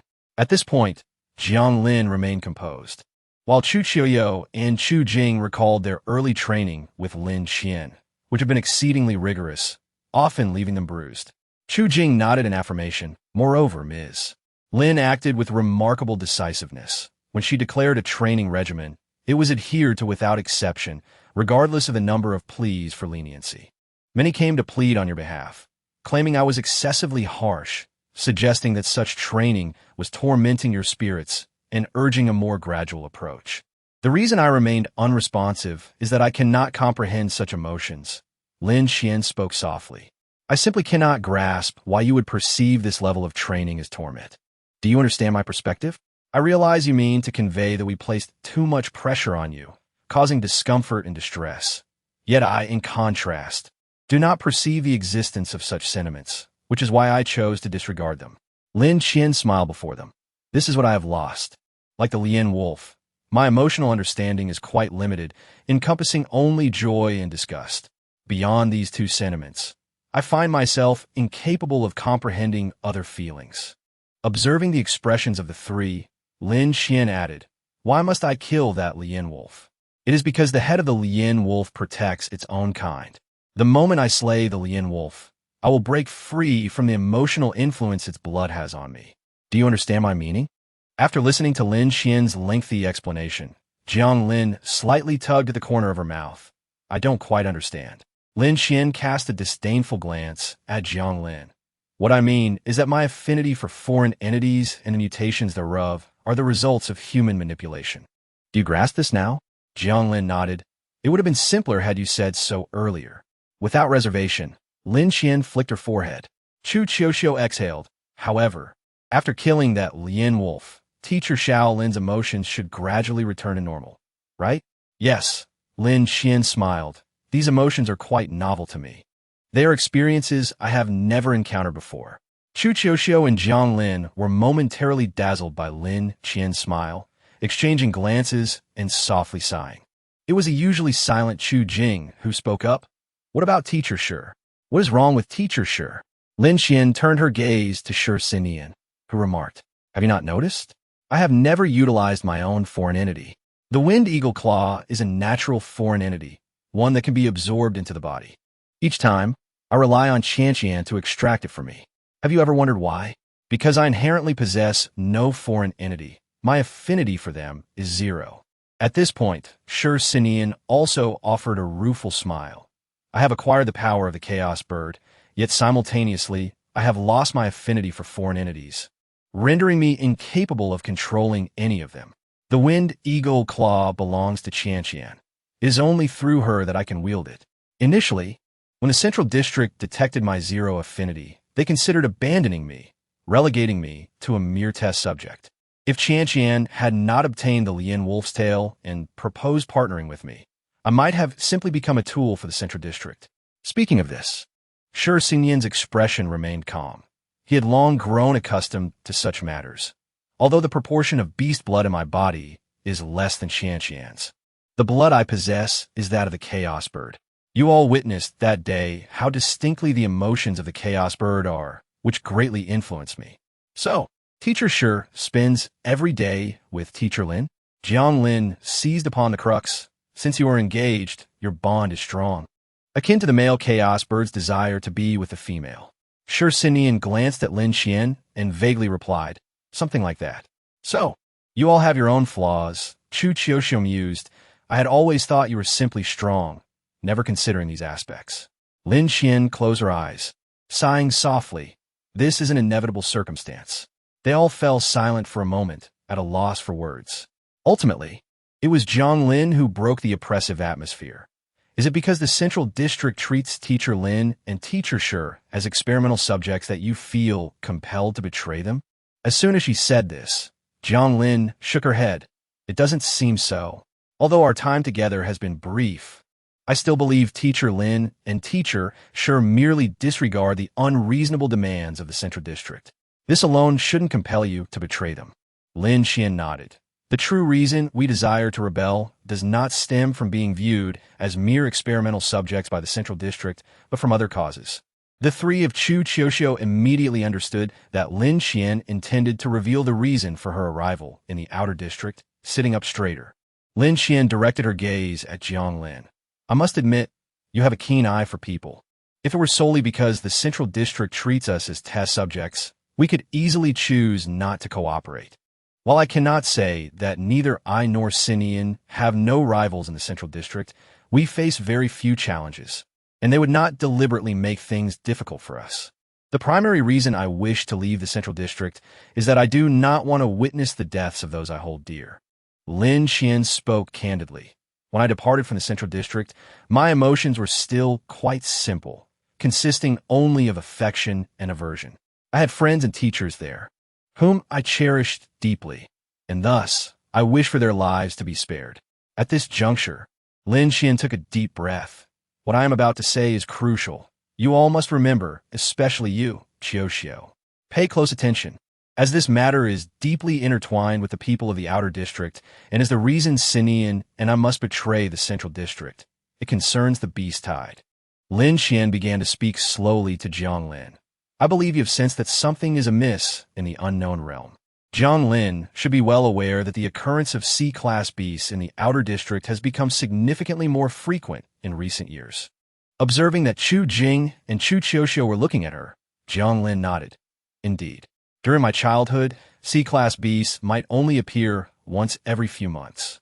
Yet in the past 2 years, it seems they manifest almost every month on the Red Moon Day. Luo Qingji also mentioned that in his childhood, C-class beasts might not even appear once a year. Before we ventured into the unknown realm for training, I recall you, Teacher Lin, mentioning that most external beasts in the unknown realm are of lower ranks, with C-class beasts being quite rare. However, throughout our journey, I have not found them to be uncommon. Chapter 92. Reasons for betrayal indeed. Aside from the initial encounters with a few lower-ranked beasts upon entering the unknown realm, the majority of the beings they faced were C-class. They had not even reached the central area of the unknown realm when they discovered C-class beasts everywhere, which seemed quite unreasonable. Lin Qian scoffed. I know that you, in the Outer District, have some understanding of the beast tide. Share with me your precise information regarding it. Chu Qiuxiu pondered. I know a bit. Our family, as confidential materials indicate, that there seems to be no definitive method to detect the beast tide, and it arrives quite suddenly. Moreover, the human-beast assimilation experiment was only approved after the Central District deduced that a beast tide might occur in 10 years. Lin Qian's tone remained calm, devoid of significant emotional fluctuation, yet Chu Qiuxiu noted that Lin Qian's fists were clenched tightly, her nails digging into her flesh. Only 10 years until the next beast tide? Chu Qiuxiu interjected in shock. Doesn't that leave little time? Why hasn't the Central District made this information public? Lin Qian replied, decades ago. The Central District already detected the possibility of a beast tide. I do not know why they have chosen to withhold this information. I have always believed that even if the Central District refrains from publicizing the beast tide, they should at least clarify the situation with the prominent families of the Outer District and cooperate to minimize the damage caused by the beast tide. I have proposed this many times. And the outcome? Chu Qiuxiu hastily asked, then smiled wryly. It must have failed, for if it were successful, Teacher Lin and Teacher Shi would not be here. Observing Lin Qian's expression of profound helplessness, Chu Qiuxiu stated sharply, at such a time, isn't it best for the Central District and the Outer District to unite in cooperation? Even if they are separate entities, we are all human, are we not? Lin Qian cast a glance at Chu Qiuxiu and lightly replied, remember what you have said today, Qiuxiu. I permit you to inform the head of the Chu family, along with the second family head and Sister Mingyan, about this matter. However, it is not suitable to make it public for the time being, as it would incite panic among the masses. Do you understand? Chu Qiuxiu, chosen to be the next head of the Chu family, was certainly no fool. She sensed that Lin Qian's disclosure of the beast tide was not without ulterior motives, as Lin Qian required a suitable intermediary to engage with Chu Zhiheng and Chu Zhiga. Yet, she did not mind being utilized in this regard.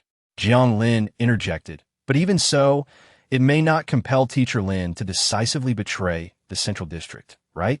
At most, it would create inner turmoil for her, but surely it wouldn't lead to outright betrayal. You are correct.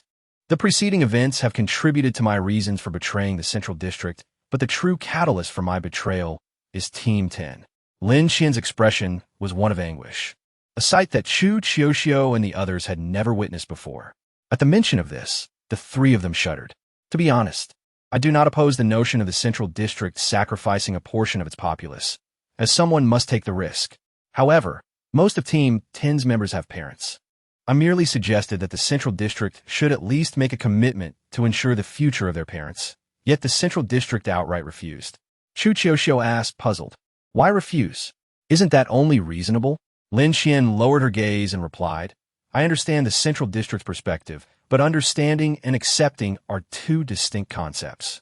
I have never comprehended why, having reached this juncture, the central district is unwilling to temporarily set aside its prejudices and cooperate with the outer district. Wouldn't that enhance the chances of survival? Moreover, regarding the human-beast assimilation experiment, do you think the central district is unaware of how terrifying such an experiment is? They are aware, which is precisely why they have not advanced the experiment. Lin Xian's gaze swept over the three of them, but at this moment, advancing the experiment seems like the best choice. Utilizing a group of individuals for testing would guarantee the survival of many others. There is no rationale for not conducting such an experiment. The reason the Central District directly opted for S-Class beast blood for this experiment is not solely due to the inherent strength of S-Class beasts.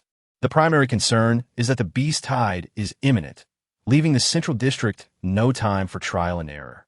Starting from F-Class beasts and gradually progressing to S-Class would take an exorbitant amount of time. The three of them sighed in unison. To be precise, I and Xin Yin cannot be deemed as having betrayed the Central District. I believe we have diverged in our paths due to differing stances. If you ask whether they are in the wrong, from their perspective, it may not be so. It is merely a matter of differing positions. However, my wish is simple. I desire for those I care for, those I love, to safely weather the next beast tide. Thus, I have always hoped for collaboration between the Central District and the Outer District. Lin Xian turned her gaze towards Xin Yin, lingering for a while before reverting, saying, in truth, it is difficult to ascertain who is right or wrong in such matters. Jiang Lin added, I believe that Teacher Lin's perspective is not flawed. The actions of the Central District are also aimed at preserving the lives of more individuals. One cannot claim that your viewpoints are entirely opposed. Chu Jing nodded, affirming, indeed, if we delve deeper, the majority of your perspectives align. The sole distinction lies in Teacher Lin's belief in cooperating with the Outer District, while the Central District perceives it as untenable. Beyond that, I find little divergence in your thoughts. Upon hearing this, Jiang Lin nodded in agreement. The notion of using living individuals for experimentation, regardless of success or failure, evokes a terrifying sense of manipulating human lives at will. Do you truly not comprehend? Lin Xian replied calmly, let us rephrase. As long as there exists a successful case, there is the potential to replicate further successes through her physiological responses and the reactions of her blood. Do you still find it incomprehensible? Once a single case succeeds, it paves the way for the creation of numerous similar cases. The objective of the Central District is to cultivate humans endowed with beast-like capabilities, effectively aiming to engender humanoid beasts. In that eventuality, there would be no need to remain coiled within the Central District. Upon reflection, does that not seem more acceptable? Chu Jing cast a resigned glance at Jiang Lin, who, sensing his gaze, turned and retorted, what are you looking at me for? It is precisely the case. Chu Qiuxiu chuckled softly, addressing Lin Xian. Thus, Teacher Lin's betrayal of the Central District is primarily motivated by your desire to rescue those from Team 10, who are treated as expendable in this unknown territory. Chu Jing frowned. But aren't you able to accept that some must become expendable? Why then seek to save Team 10? It is different. I can accept the Central District sacrificing them if it is voluntary. I would not utter a word, even if they were to replace their eyes with prosthetics. The issue lies in the fact that the Central District has never once inquired about their opinions. Lin Xian spoke evenly, in circumstances where they are compelled to acquiesce, or where violence is employed to resolve the issue. I cannot disregard their plight. Chapter 93, Guidance. Following this discourse, Lin Qian distinctly felt her fatigue. Her relationship with the Central District was far more intricate than she had articulated. Indeed, the Central District regarded her as an experimental subject. Yet it was also the Central District that had nurtured her and provided her with everything. Many matters are not as simple as they may seem. Chu Qiuxiu and Jiang Lin noticed Lin Qian's melancholic demeanor and exchanged glances, aware that she still had much unspoken, yet they refrained from pressing further. It was Chu Jing who spoke up. "Teacher Lin, I believe you exhibit a touch of idealism." "Chu Jing." Chu Qiuxiu softly called his name. But Chu Jing shook his head, candidly stating, "I understand. Ultimately, your betrayal of the Central District stems largely from its inhumane protocols. You believe these systems ought to be refined. In essence, you also acknowledge that the Central District's actions are justified, do you not?" "Indeed," Lin Qian nodded. "That would be a fair assessment. What I wish to inquire is, why does Teacher Lin believe that adding a voluntary clause would resolve all issues? What if, after such an addition, no one is willing to venture into the unknown? When life and death are at stake, people tend to be selfish. If no one is willing to go, then what? I dare say, if this were to occur in the outer 5 districts, implementing a voluntary principle would likely result in no one stepping forward." Chu Jing harbored no doubt, merely a sense of curiosity. According to Lin Qian's assertions, her primary grievance with the Central District was its compulsion for her friends to enter the unknown, yet she herself supported the Central District's actions. This implies that as long as it is voluntary, she would remain indifferent. But had she never considered that if no one from the Central District willingly ventured into the unknown, what then? In truth, Chu Jing was not alone in this sentiment. Chu Qiuxiu and Jiang Lin shared the same feelings. The feasibility of a voluntary system hinges on the populace of the Central District genuinely being willing to sacrifice everything for its sake. Yet, is such willingness truly attainable? Lin Qian, as if she understood the unspoken words in their gazes, candidly remarked, "There will be those who go. Those willing to venture forth will only increase in number. Occasionally, aberrant beasts do appear in the Central District, with some capable of burrowing through the ground, allowing them to bypass the barriers and charge directly into the heart of the area. However, casualties are rare, for within the Central District, every individual possessing extraordinary abilities is a warrior. It is palpable that, despite the harsh nature of the Central District's policies, they inadvertently enhance the survival chances of its inhabitants during turbulent times." At this juncture, Chu Qiuxiu suddenly interjected, "Indeed, I recall that during the previous beast tides, although the death toll among S-rank and A-rank ability holders was substantial, the casualties among the makeshift civilian army were surprisingly low. During the beast tides, it was customary for S-rank and A-rank ability holders to spearhead the defense, resulting in higher fatalities among them, while the lower death toll of the civilian forces was unexpected. Consequently, the records of the Chu family resonate with a certain lamentation. The atmosphere surrounding ability holders of the same rank in the central and outer districts is indeed vastly different." Lin Qian nodded affirmatively, stating thus, "The people of the Central District are acutely aware. Perhaps their system is brutal, yet it simultaneously safeguards them, is it not? This very notion renders the directives from the Central District sacred and inviolable in the hearts of its citizens. Any orders issued must be executed unconditionally, for this is the law of the land." Chu Qiuxiu softly confessed, "Yet, I still struggle to accept such training methods. The fact that everyone in the Central District is a warrior is inseparable from their merciless training regimen. Rather than saying that all ability holders in the Central District are warriors, it is more accurate to state that those lacking strength have perished. It is entirely reasonable to find such realities difficult to accept." Lin Qian shrugged, suggesting that this merely reflects a divergence in perspectives between the central and outer districts. Without proving anything definitive, Chu Qiuxiu paused, then sighed softly. Emotionally, she found it hard to condone the practices of the Central District, yet she was compelled to concede that such measures substantially enhance their adaptability in the face of unforeseen circumstances. Having spoken extensively, Lin Qian felt fatigued and waved her hand, saying, "I shall take my leave to rest now. If you have further inquiries, please feel free to ask me tomorrow." After a brief moment, Chu Qiuxiu replied, "Though many questions linger, I believe that most of what Teacher Lin has said is indeed true. I will." Chu Qiuxiu lowered her gaze, her expression tinged with melancholy. The notion of conducting experiments on human beings in the Central District is troubling. The unspoken words that lingered in her mind were not lost on Jiang Lin and Chu Jing, who could infer some of her thoughts. Perhaps it pertained to the harsh training methods of the Central District. If not for such cruelty, figures of immense combat prowess like Teacher Lin and Teacher Shi might not emerge. Chu Jing, however, found nothing unacceptable in this, stating, "A sacrifice of some ensures the strength of the majority." It is no wonder that the Central District has established so many regulations regarding procreation. Previously, they had struggled to comprehend why the Central District had such explicit rules concerning reproduction.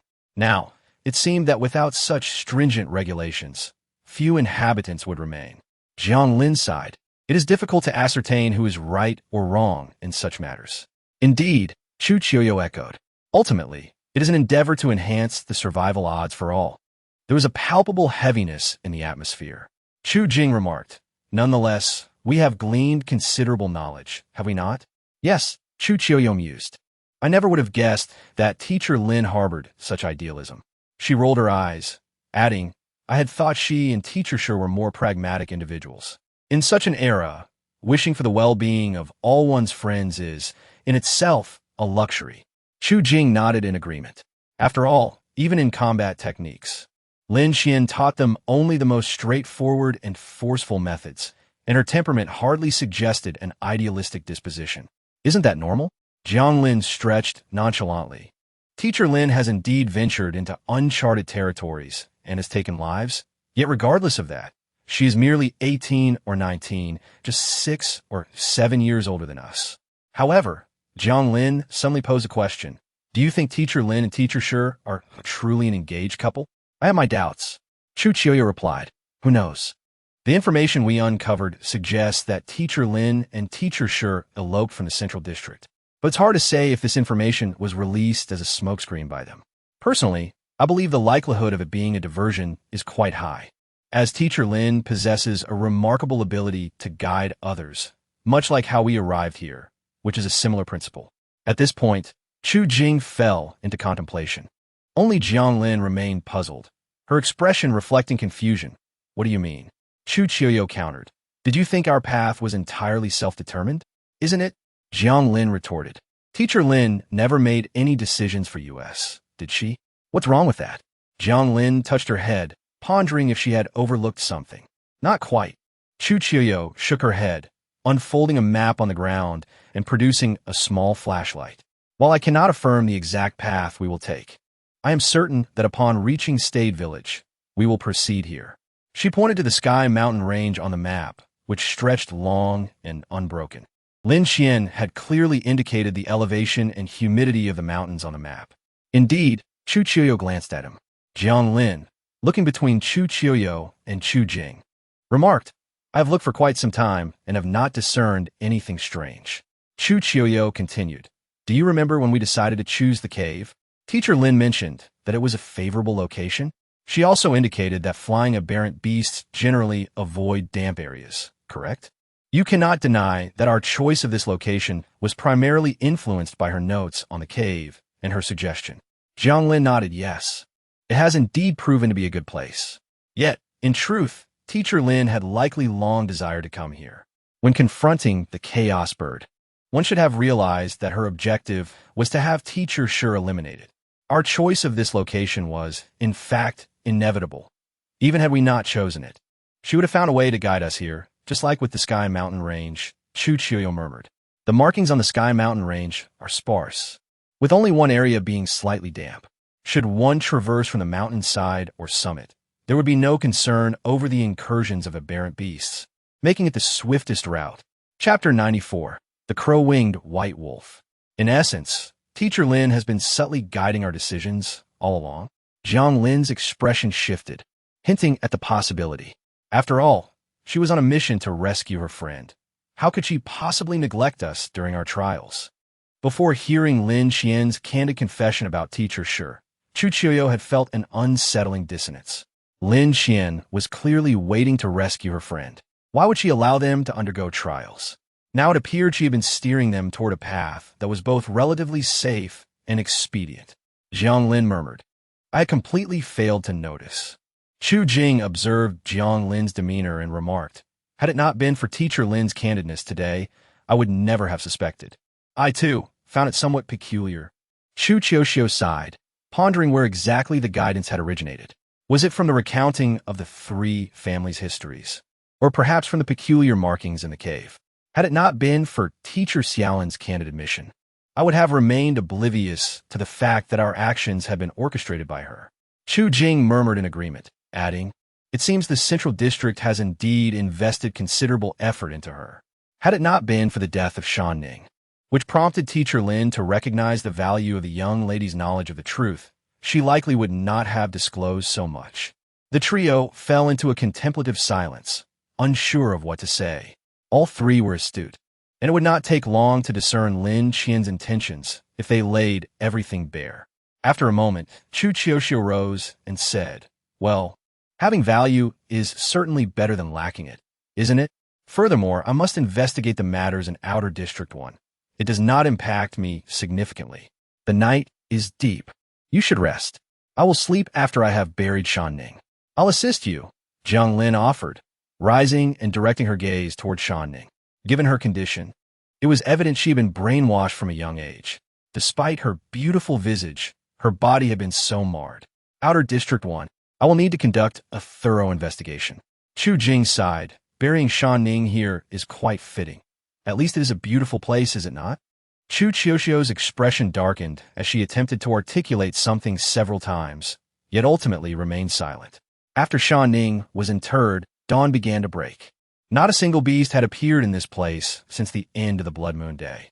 The group remained taciturn, each processing the events that had transpired during the Blood Moon Day while adjusting their states of mind. Chu Qiuxiu discussed potential action routes with Chu Jing and Jiang Lin several times, and ultimately, the three decided to follow the clues provided by Lin Qian.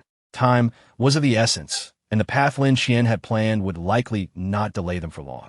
Moreover, they were exceedingly unfamiliar with the unknown territory, and any erratic actions on their part could lead to dire consequences. Chu Qiuxiu sought out Lin Qian, directly informing her that she was aware of Lin Qian's guidance and requested her to outline the complete route. Lin Qian, understanding that Chu Qiuxiu and the others would certainly discern her influence after her confession, readily detailed the route, adding annotations where necessary. The path, after passing through Stead Village, was nearly a straight line leading directly into the unknown territory. Jiang Lin expressed a hint of confusion. "Are we to enter the unknown territory directly after reaching Stead Village? Is Teacher Lin so certain we will take this route?" Lin Qian replied, "If they wish to be saved, they must venture to Stead Village and leave traces of their visit. They are aware of my connection to Stead Village." After considerable contemplation, Lin Qian decided to succinctly inform Chu Qiuxiu of the situation. "Stead Village has extensive experience in taming wolf-type beasts. After I exhibited a reaction to the beasts, the Central District once consulted the High Priest of Stead Village and acquired the methods employed by the Lu family to train the Lien wolves. However, if they do not visit Stead Village," Lin Qian continued, "then I will respect their choice. I will allow you to hone your skills without further guidance." Chu Qiuxiu's demeanor grew solemn as she responded, "I understand."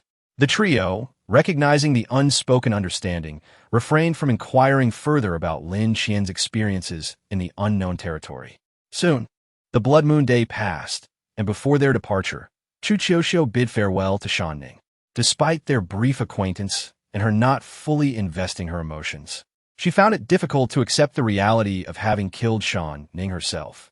"If possible, I wish you better fortune in your next life." Though the route was charted by Lin Qian, the pace of their journey was dictated by Chu Qiuxiu. Positioned at the juncture of the outer and central unknown territories, Chu Qiuxiu slowed their pace for safety's sake. Recently, their group had been frequently attacked by beasts, and had it not been for Lin Qian and Shi Sinian monitoring them, they might have encountered severe mishaps. Along the way, they faced several assassination attempts, resulting in several lives lost. Upon reaching Stead Village, the trio bore expressions of exhaustion. The Stead mountain range stood out starkly. Other mountains rolled with verdant hues, yet the Stead mountains were barren, with only dirt visible, speckled with moving white dots. Stead Village was located less than 3 kilometers from these mountains, its clusters of buildings distinctly visible. The village was modest, likely accommodating no more than 100 inhabitants. A unique wall constructed from remnants of prior civilizations surrounded the village, seemingly to ward off beast attacks. The fragments of architecture varied greatly in shape, standing in clusters, exuding an unusual beauty. Here we are, Chu Qiuxiu mused. It is hard to believe that people could survive in the unknown territory for so long without witnessing it firsthand. Both Jiang Lin and Chu Jing nodded in agreement. The unknown territory was significantly more perilous than the outer districts, with a far greater likelihood of death. The fact that Stead Village had thrived here for centuries spoke volumes of their strength. I have never visited Stead Village nor conversed with members of the Liu family. While I know they harbor no malice, please exercise caution. Understood? Lin Xian advised. They, too, are survivors of a prior civilization, and we are unaware of the extent of their advancements. With that, Lin Xian took the lead, whispering, "Allow me to guide you from here," with Sinian bringing up the rear, with the strongest combatants positioned at both the front and rear of their formation. Chu Qiuxiu and her companions took a moment to catch their breath. Upon reaching the entrance of Stead Village, Lin Xian abruptly halted. The village was entirely encircled by the architectural remnants, with the entrance being slightly taller than the surrounding structures. At the village's threshold sat a young boy, whose physique suggested he was of a similar age to Chu Qiuxiu and her companions, his skin a healthy wheat color. The boy swung his legs back and forth, and as he moved, the white belt around his waist subtly swayed, revealing glimpses of the eyes embroidered upon it. The boy stroked a young, crow-winged white wolf beside him, which appeared quite adorable, measuring no more than 20 centimeters in size. Before Lin Xian could speak, the boy declared, "The high priest informed me that someone would be coming to the village today, someone intricately connected to us, who will assist our village in the future. It seems he was referring to you." The boy whistled a disjointed tune, casting a glance of mild disappointment at the group. "But you all seem rather unimpressive, don't you? I have never believed our village would require your assistance." Jiang Lin responded with a playful grimace. "Umph." The boy, undeterred, lifted his crow-winged white wolf high and shouted, "Go for it, little bai." With that, he released his grip, and the previously slumbering wolf flapped its tiny wings, flying a short distance before looking back at the boy. Frustrated, the boy exclaimed, "Little bai, look at the people below. Fly up. My reputation depends on you." The crow-winged white wolf, flapping its diminutive wings, wobbled towards Lin Xian, landing in her embrace and nuzzling against her, completely disregarding the boy's pride. Lin Xian gently held the wolf, caressing its head. The raven-winged white wolf turned its head to face the young boy, comfortably closing its eyes. Chu Qiuxiu and the others surmised that it was likely due to the S-class blood of the lynx in Lin Xian's veins. This raven-winged white wolf sensed the presence of wolf-like exotic beasts within her, hence it drew close to her. Nevertheless, the scene was undeniably peculiar and amusing. Jiang Lin burst into laughter, mimicking the boy's tone. "Xiao Bai, look at the people below. Hurry up. My reputation relies on you." The boy, flustered, shouted twice more. "Xiao Bai, what are you doing?" The raven-winged white wolf lazily lifted its eyelid to glance at the boy, then promptly shut its eyes again. Sure Sinian could hardly contain his mirth, reaching out to stroke the raven-winged white wolf's head. The creature affectionately nuzzled his palm, clearly fond of him as well. Chapter 95. The High Priestess, Part 1. "It seems your Xiao Bai is destined to belong to us." Jiang Lin maliciously stoked the fire. "What can be done?" She reached out to pat the small wing of the white wolf. The boy quickly leapt down from the debris, rushing to the raven-winged white wolf's side and grasping its paw, almost losing his balance in the process. "Xiao Bai, what's wrong?" The raven-winged white wolf disdainfully shot him a glance, then nuzzled Lin Xian again, ignoring the boy's coaxing completely. As the distance between them closed, Lin Xian noticed a glimmer of pale green light within the boy's amber eyes, his nose elegantly shaped, revealing 2 small canine teeth when he spoke, rendering him quite handsome. "Indeed, as the High Priestess mentioned, you are quite popular among wolf-like exotic beasts," Lin Xian remarked with a chuckle, observing how the raven-winged white wolf gravitated towards him. Such exotic beasts were rare. Most were around C to D class. The raven-winged white wolf was a fascinating creature, timid and rarely seen in human presence. Yet, It was exceptionally beautiful, entirely snow-white with petite wings, albeit unable to fly very high, which added to its charm. The boy grimaced. I see it as more attached to you. I try to make it attack you, and instead, it came over to be affectionate, perhaps understanding the boy's words. The raven-winged white wolf leaped onto his shoulder. You're so heavy, the boy exclaimed as the creature licked his face. The raven-winged white wolf was undeniably adorable, prompting Jianglin to stealthily stroke its wings. My situation is rather unique. You will soon understand, Lin Qian said, extending her hand towards the raven-winged white wolf, which readily nuzzled against her, appearing quite obedient. I know you, Lu Yinjin. The high priestess mentioned you in her letter. You are quite special. As it seems, all wolf-like exotic beasts are drawn to you and harbor no malice.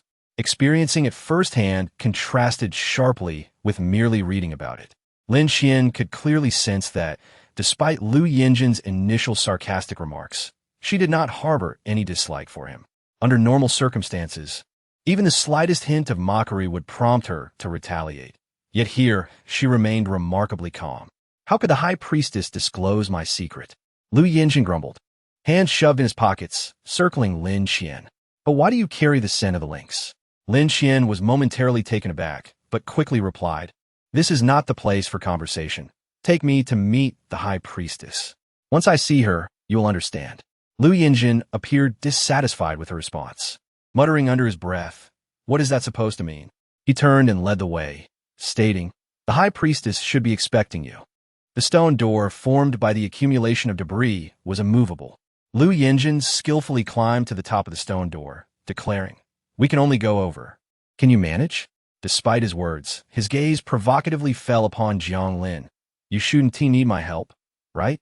Jianglin, irritated by anyone's condescension, rolled her eyes. Who are you looking down on? Utilizing her rib blade, she effortlessly vaulted into Steed Village, casting a disdainful glance at Lu Yinjin, hands clasped behind her back. In reality, Jianglin was not as untroubled as she appeared. Though the rib blade was sharp enough to penetrate the debris, it still required some effort. Lin Qian merely used the lynx's tail to snag the exposed rebar, and with a couple of motions, she and Chu Qiuxiu entered Steed Village. Seeing this, Jianglin turned her head, pretending nothing had happened. Lu Yinjin approached Jianglin. Oh, surely someone wouldn't forget their teacher's exotic abilities? Climbing up here wasted so much time. What a hardship. Chu Qiuxiu stifled a laugh at the sight of Jianglin turning away in silence, while Chu Jing smirked. Ensure Sinian openly displayed his amusement. Jianglin, feeling wronged, turned to Lin Qian, who sighed. Your movements were too swift. I hadn't even had the chance to warn you before you were already hanging onto the debris. I was merely concerned for your safety. Lu Yinjin still wished to say something when Jianglin slapped him on the back. What are you staring at? You should lead the way now. You really are something. Lu Yinjin shot Jianglin a glare, then turned to the others. Be cautious on the next leg of our journey. Our village may lack many things, but we have an abundance of wolf-like exotic beasts. They possess strong territorial instincts. If they sense outsiders, they may become aggressive. Indeed, a considerable number of wolf-like exotic beasts were observing the group, their eyes glimmering ominously. No need to worry. Just lead the way, as they probably won't attack. Lin Qian said, glancing at the exotic beasts, which instinctively retreated without Lu Yinjin needing to reprimand them. Lu Yinjin looked at Lin Qian in surprise. She merely raised her chin. Rest assured, I'll explain everything shortly. Steed Village's architecture was quite primitive, composed of the simplest wooden structures, lacking any extravagant decorations. Accustomed to the houses of the outer 5th District, Jianglin found the wooden houses novel, continually scrutinizing her surroundings. Our homes are all like this, Lu Yinjin informed her. These structures are the quickest to build, and if they get destroyed, there's no heartbreak. After all, no matter how sturdy a house might be, it cannot withstand the assault of exotic beasts. Thus, it is better to opt for the most rudimentary designs. At least, if they are destroyed, they can be quickly rebuilt. After walking for a while, Lu Yinjin noticed several wolf-like exotic beasts fixating on them, specifically on Lin Qian. However, these creatures showed no signs of aggression. They simply observed her. This occurrence had never happened before. recalling Lin Qian's words about revealing the reason once they found the high priestess. Lu Yinjin unconsciously quickened his pace. He halted before a building larger than the others surrounding it and gently knocked on the door. After a moment, a voice from within beckoned, "Enter." Those two simple words from beyond the door caused Chu Qiuxiu and the others to momentarily lose their focus. Lu Yinjin's expression grew serious. "Don't blame me for not warning you. The High Priestess's words are not meant for everyone. If you can't handle it, just cover your ears." With that, he pushed the door open. Before them lay a hall furnished entirely with wooden furniture, and standing in the center was the High Priestess. Dressed in a white robe and holding a staff, she appeared completely out of place in this era. A white cloth adorned with a single eye pattern concealed half her face, revealing only a hint of her nose and lips, giving her an aura of sanctity. "The Alpha from a central district, we meet for the first time." The High Priestess's staff lightly tapped the ground twice. "I proclaimed a decade ago that we would inevitably meet. Did you believe it then? Do you believe it now?" The voice of the High Priest resonated with clarity. Although its volume was not particularly loud, it penetrated the minds of those present like an incantation. Apart from Lin Qian, Shi Xinian and Lu Yinjin maintained their composure, while Chu Jing and Chu Qiuqiu appeared slightly unsteady. Jiang Lin, whose mental fortitude was the weakest, even let out a muffled groan as blood trickled from her nostrils. Shi Xinian furrowed her brow slightly and gently admonished, "Do not listen." The high priest's calm demeanor conveyed an undeniable pressure, sensing the distress her words had caused around her. She softly apologized. "I am sorry." These two words left Chu Qiuqiu and the others reeling. Lin Qian, noticing their condition, quietly inquired, "Are you unable to bear it? If it becomes too much, you may step outside or cover your ears." Lu Yinjin handed a handkerchief to Jiang Lin, saying, "Wipe your nose." The high priest did not rush to speak. She simply stood by, her thoughts a mystery to all. "Teacher Shaolin, I wish to listen. I will do my utmost not to disturb you," Chu Qiuqiu stated. "After all, I too must shoulder my share of responsibility, mustn't I?" Before Jiang Lin and Chu Jing could respond, the high priest chuckled softly. "Lin Qian, your students will not shy away. They can withstand my voice. So do not be overly anxious. However, the one who just spoke, with a gentle and harmonious tone, must be the young lady of the Chu family, Chu Qiuqiu, correct?" Jiang Lin, disregarding the burden of the high priest's voice, asked, "How do you know our young lady's name? You should have no means to comprehend matters from the outer districts." With a lively and bright tone, the high priest replied, "Your name must be Jiang Lin. Ah, and I also know the presence of Chu Jing, who stands like an invisible figure beside you. I'm aware of all of you, and I foresee that Lu Yinjin of the Lu family shall remain by Lin Qian's side, for you are destined to meet." The high priest tapped her staff lightly twice. Though the white cloth obscured her eyes, she adeptly turned her body slightly at each spoken word, revealing no hint that she was blindfolded. The notion of destiny left Jiang Lin bewildered. "What do you mean? I do not quite understand." The high priest's words left Jiang Lin in a state of confusion as she glanced toward Chu Qiuqiu and Chu Jing, both of whom shook their heads in unison, indicating their own lack of understanding regarding the high priest's statements. Chapter 96. The High Priest, Part 2. "Please follow me," the high priest instructed, offering no further elaboration as she walked gracefully into the room, her movements agile and light, hardly resembling someone who was blindfolded. "Be careful," Jiang Lin urged, attempting to assist the high priest, but was halted by Lu Yinjin's firm grasp on her arm. He shook his head at her, stating, "Though the high priest is blindfolded, she can see." The high priest smiled brightly, affirming, "Yinjin is correct. I can see, so there's no need to worry about me." The atmosphere inside the room was starkly different from that of the hall. Two luminous white crystals were placed at the entrance, and a transparent crystal ball sat at the center of the room. Despite the windows being open, the entire room exuded a dark hue, as if light had been barred from entering. "Let me first explain our connection to Stead Village. Lin Qian, please stand before me." The high priest placed her hand on the crystal ball, and a brilliant white light flooded the room, accompanied by a gust of wind that momentarily lifted the cloth from her forehead. Lin Qian, standing before her, distinctly observed the shimmering galaxies swirling within the high priest's eyes. The wind soon subsided, and within the crystal ball appeared two men dragging the lifeless body of an S-rank Lien wolf, lying not far from Stead Village. This is the beginning of your connection to Stead Village, Lin Qian, the high priest stated calmly.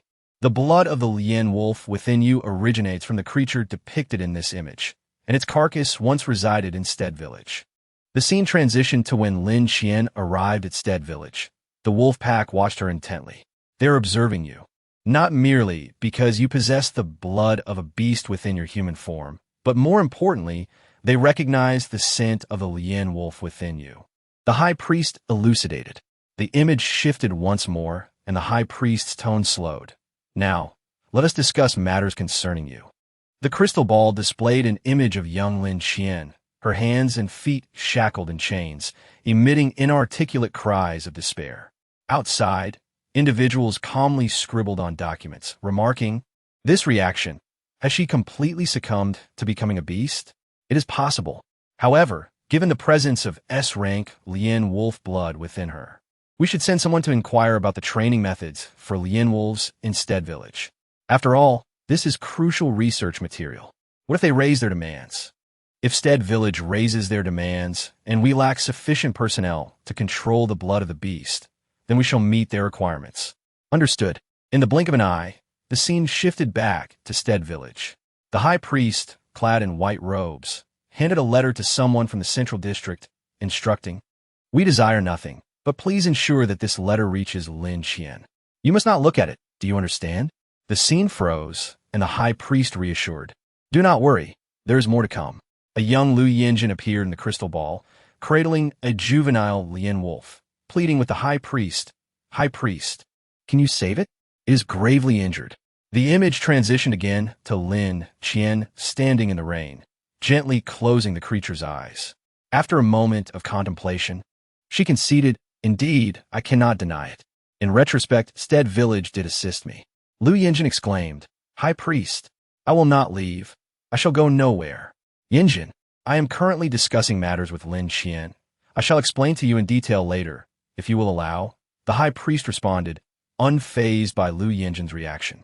She turned her attention back to Lin Qian, expressing her hope that Lin Qian would take Yinjin with her. For she believed that the Lu family's methods of taming wolves would greatly aid her, especially in the forthcoming beast tide. Lin Qian inquired, "Are you also sensing this?"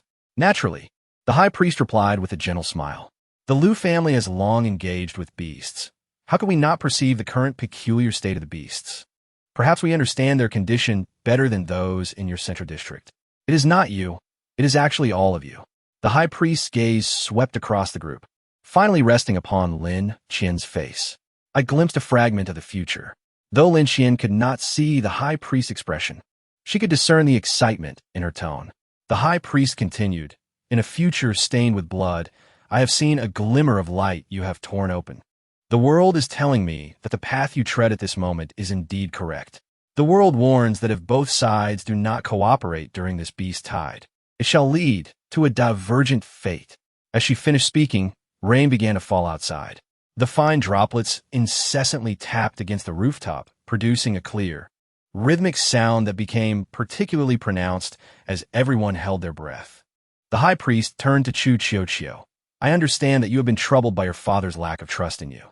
You have longed to shoulder the responsibilities of your family's head, yet the decline of the Chu family has become an undeniable reality, leaving you at a loss for action. Yinjin's abilities are invaluable. I trust you can perceive that. He has the capacity to tame the vast majority of beasts, and if utilized wisely, he shall become your ally." Turning to Jiang Lin, the high priest offered a warm smile. "You are a good child, though luck has not favored you in this life. Orphaned and oppressed by the head of the family, you have nonetheless grown into the finest version of yourself." Upon hearing the high priest reveal Jiang Lin's lineage, Lu Yinjin's gaze softened considerably towards her. Jiang Lin, in a daze, uttered, "I do not understand." "In time, you shall." The high priest gently brushed Jiang Lin's hair aside. "Do not dwell on grievances. You will surely endure the beast tide and find happiness." "Yes, you. Jiang Lin softly inquired, "In the future you foresee, am I truly happy? Perhaps it cannot be described as a perfect ending, but I guarantee that happiness will be yours," the high priest replied with a smile. Please, trust me. I'm the high priest of Stead Village. Instinctively, Jiang Lin turned her gaze to Lin Qian, who nodded in affirmation. If the Central District represents the scientific inheritance of a bygone civilization, and the Outer District embodies the autonomy and freedom of that civilization, then the three great families of the unknown realm are the bearers of its metaphysical heritage. After centuries of evolution, even though the High Priest is merely an ordinary person devoid of anomalies, she possesses her own means of foreseeing the future. After a lengthy pause, Jiang Lin lowered her head and expressed her gratitude. Thank you. The High Priest slightly shifted her body to face Shi Sinian and remarked, the world is seldom a realm of absolutes. It is neither black nor white. Therefore, when making decisions, it is permissible to follow your heart.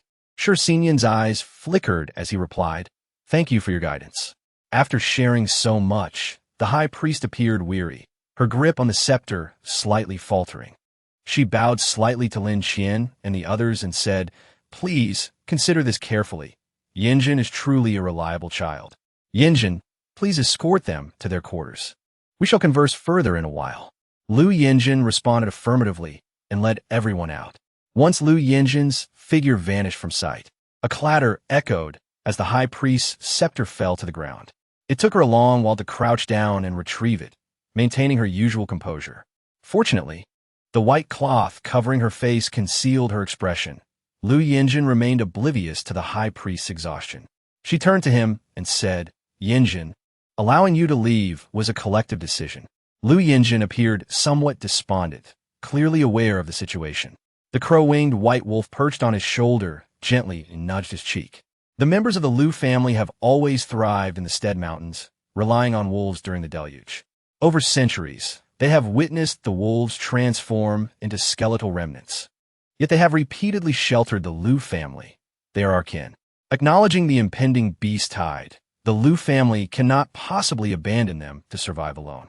The High Priest's voice resonated with strength as she gripped the scepter tightly and declared, what I cannot relinquish is the legacy of the Lu family spanning centuries.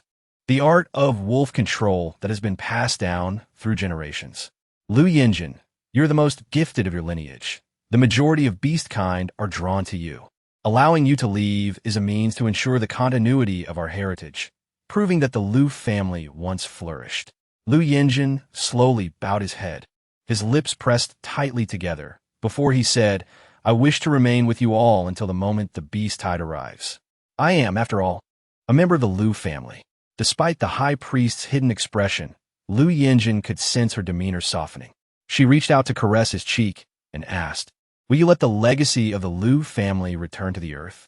Will you allow it to fade into the annals of history? Will you permit all who mention the Lu family to do so with confusion? Lu Yinjin's gaze fell into despondence. But this is my home. You and the wolves are my family, to leave alone and survive. Chapter 97. The High Priest, Part 2. You must do this, the High Priest spoke softly.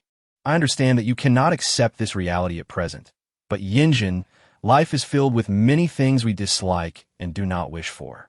Who in this world can live entirely as they desire? You were born into the Lu family and raised within it. As the High Priest of the Lu family, I implore you, please live on as a survivor of the Lu family. As her words settled, Lu Yinjin's gaze turned somewhat vacant. Littleby nuzzled against him repeatedly, yet he offered no response. Growing anxious, Littleby leapt onto the High Priest's shoulder and emitted soft whimpers. The High Priest reassured, do not worry, Littleby. Yinjin is fine. I merely wish for him to ponder and find calm.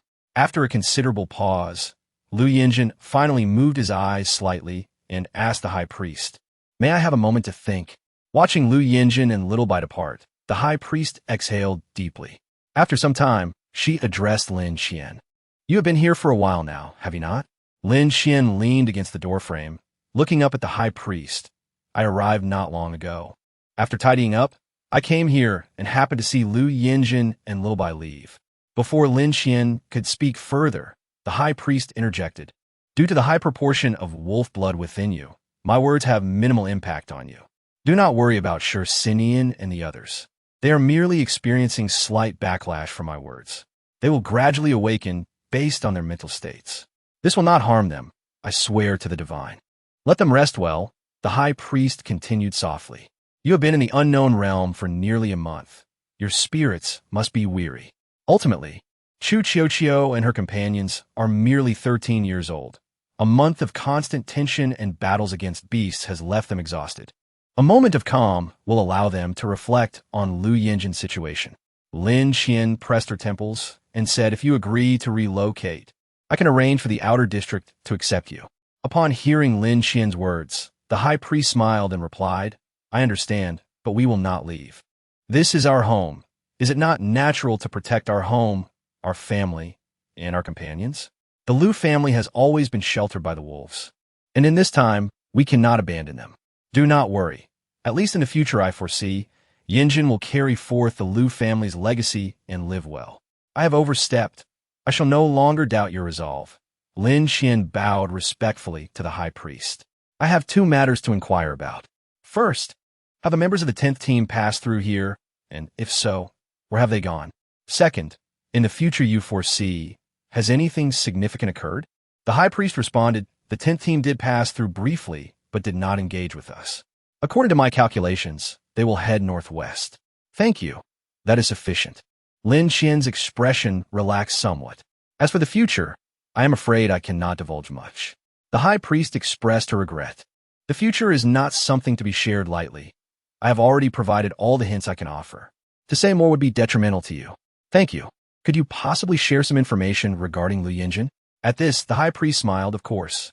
Lin Qian's group has always been clearly defined, with her as the leader. As long as she nods in agreement, the others will not oppose her intentions. Yinjin is a remarkable child. I am uncertain why, as he has not undergone the transformation of blood from beasts like you. Yet, he is undeniably favored by the wolf-type beasts. He has never been attacked by any of them, not once. Moreover, it seems as if the wolf-type beasts cannot defy his commands. Whenever he speaks, they're eager to obey. Hence, we have often wondered if this child is a gift from the world to our village. Instead, Yinjin's parents treated him with great care, and he was cherished by all. However, good times do not last. On another Red Moon Day, the beasts erupted in chaos. The sudden disaster dealt a devastating blow to the village. If you were to visit now, you would find many houses desolate and empty.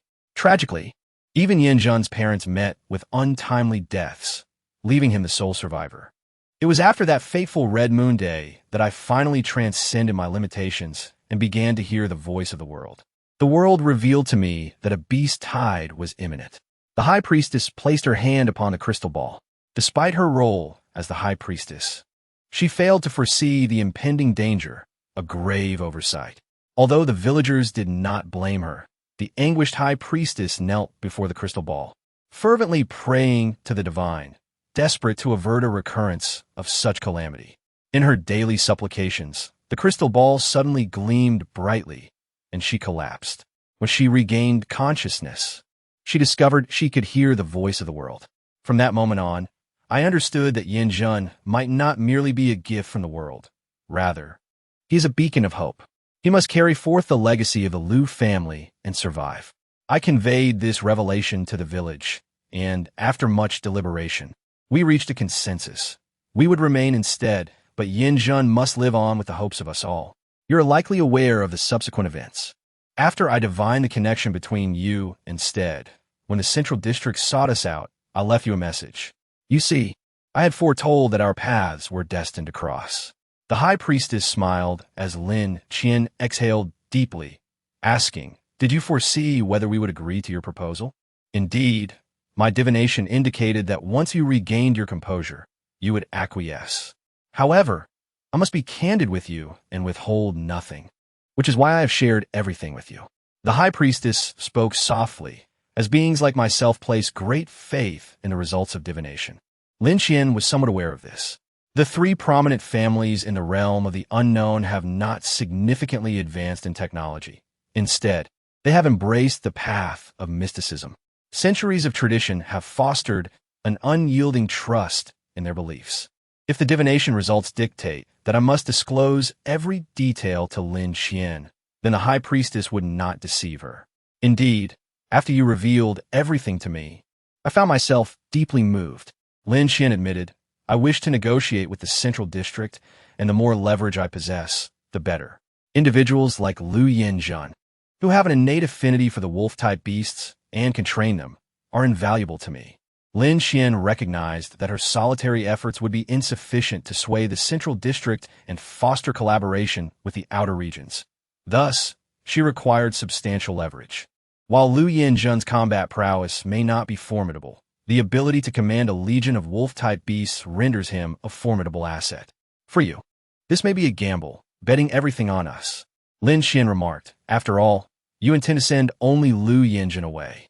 The High Priestess acknowledged, there is no alternative. I trust my divination results. If they say it is worthwhile, then it must be so. Lin Qian gazed at the High Priestess, who maintained her composed smile. After a moment of contemplation, Lin Qian sighed, I cannot make a swift decision on such matters.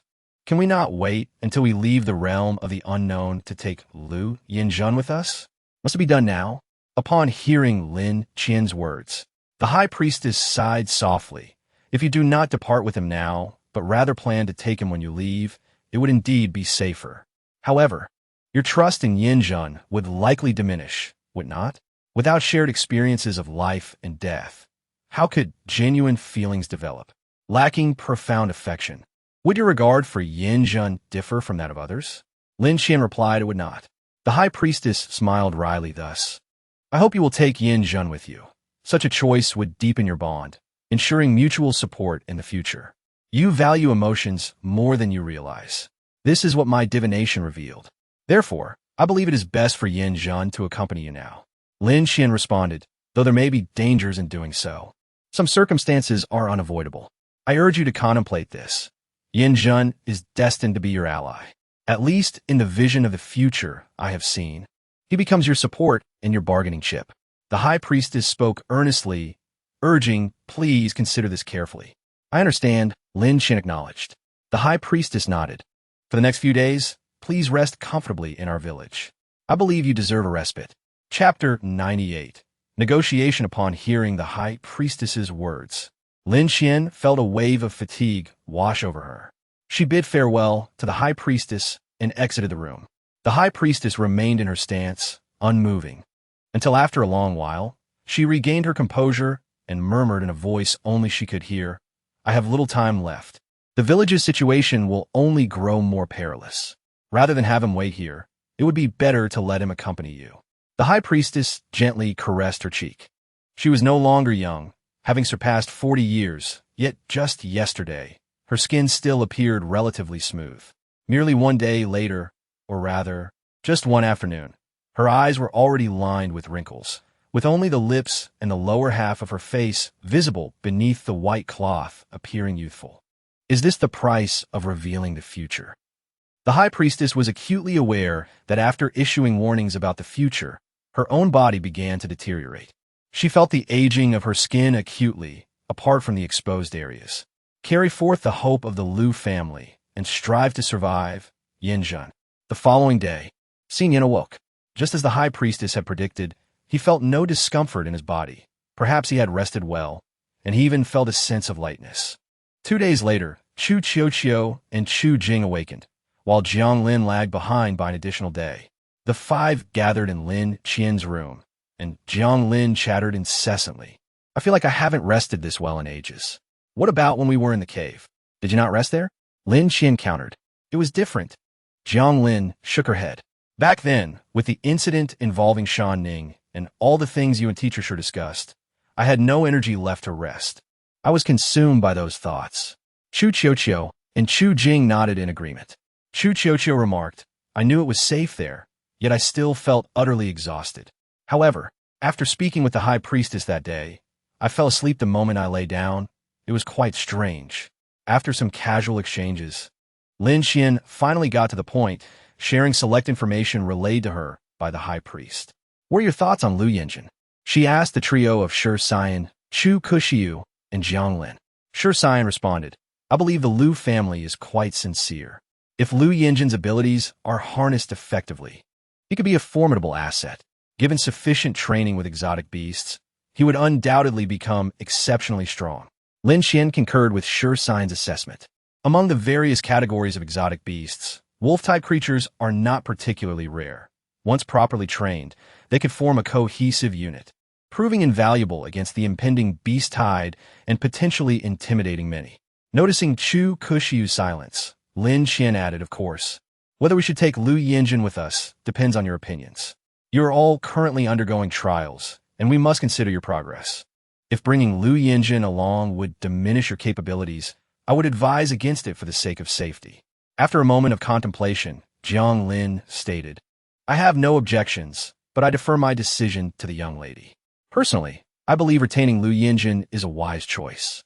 If he can train a team of exotic beasts and is willing to assist you, it would significantly ease your path to becoming the family head. When facing the beast tide in 10 years, such a team would alleviate much of our burden. However, the challenge lies in the fact that if Lu Yinjin stays, the Chu family would need to invest considerable effort in him. This is not a decision I can make, Jiang Lin concluded, so I support it, but leave the final choice to you, young lady. Chu Kuxiu looked at Jiang Lin with surprise, to which Jiang Lin rolled her eyes and retorted, while I may dislike the family head, I wouldn't unleash my frustrations on the citizens of the outer district. Retaining Lu Yinjin may require more of our energy, but it would provide greater assurance when the beast tide arrives. Furthermore, if Teacher Lin's leverage is substantial enough, we could communicate directly with the central district for mutual collaboration, potentially ensuring more survivors after the beast tide. Lin Xian and Sure Sian turned their gazes toward Chu Kuxiu, and Lin Xian gently inquired, What are your thoughts, Kuxiu? If you wish to decline, I shall respect your decision.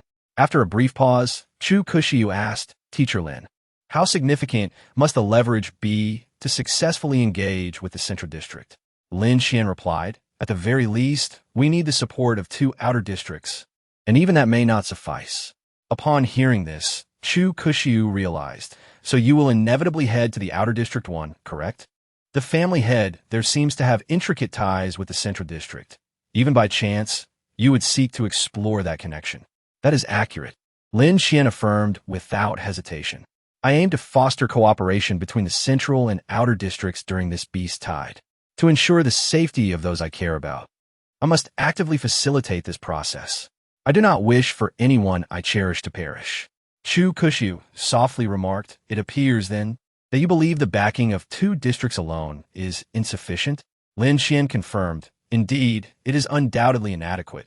The support of 2 districts would merely grant us the opportunity to converse with the central district. It does not equate to actual negotiations. Do you grasp my intent? Thus, Teacher Lin has chosen the Chu family. Moreover, you understand that if you assist the Chu family and reveal the imminent beast tide, they will become your supporters. In light of such a significant favor, it would be challenging for the Chu family to refuse your requests, correct? I even suspect that the trials are part of your broader strategy. After all, I am neither your father nor your aunt. My perspectives are less mature, and operating independently might yield more manageable results, wouldn't it? Lin Xian listened calmly as Chu Kuxiu spoke, and Chu Kuxiu did not shy away from meeting Lin Xian's gaze. Lin Xian sighed.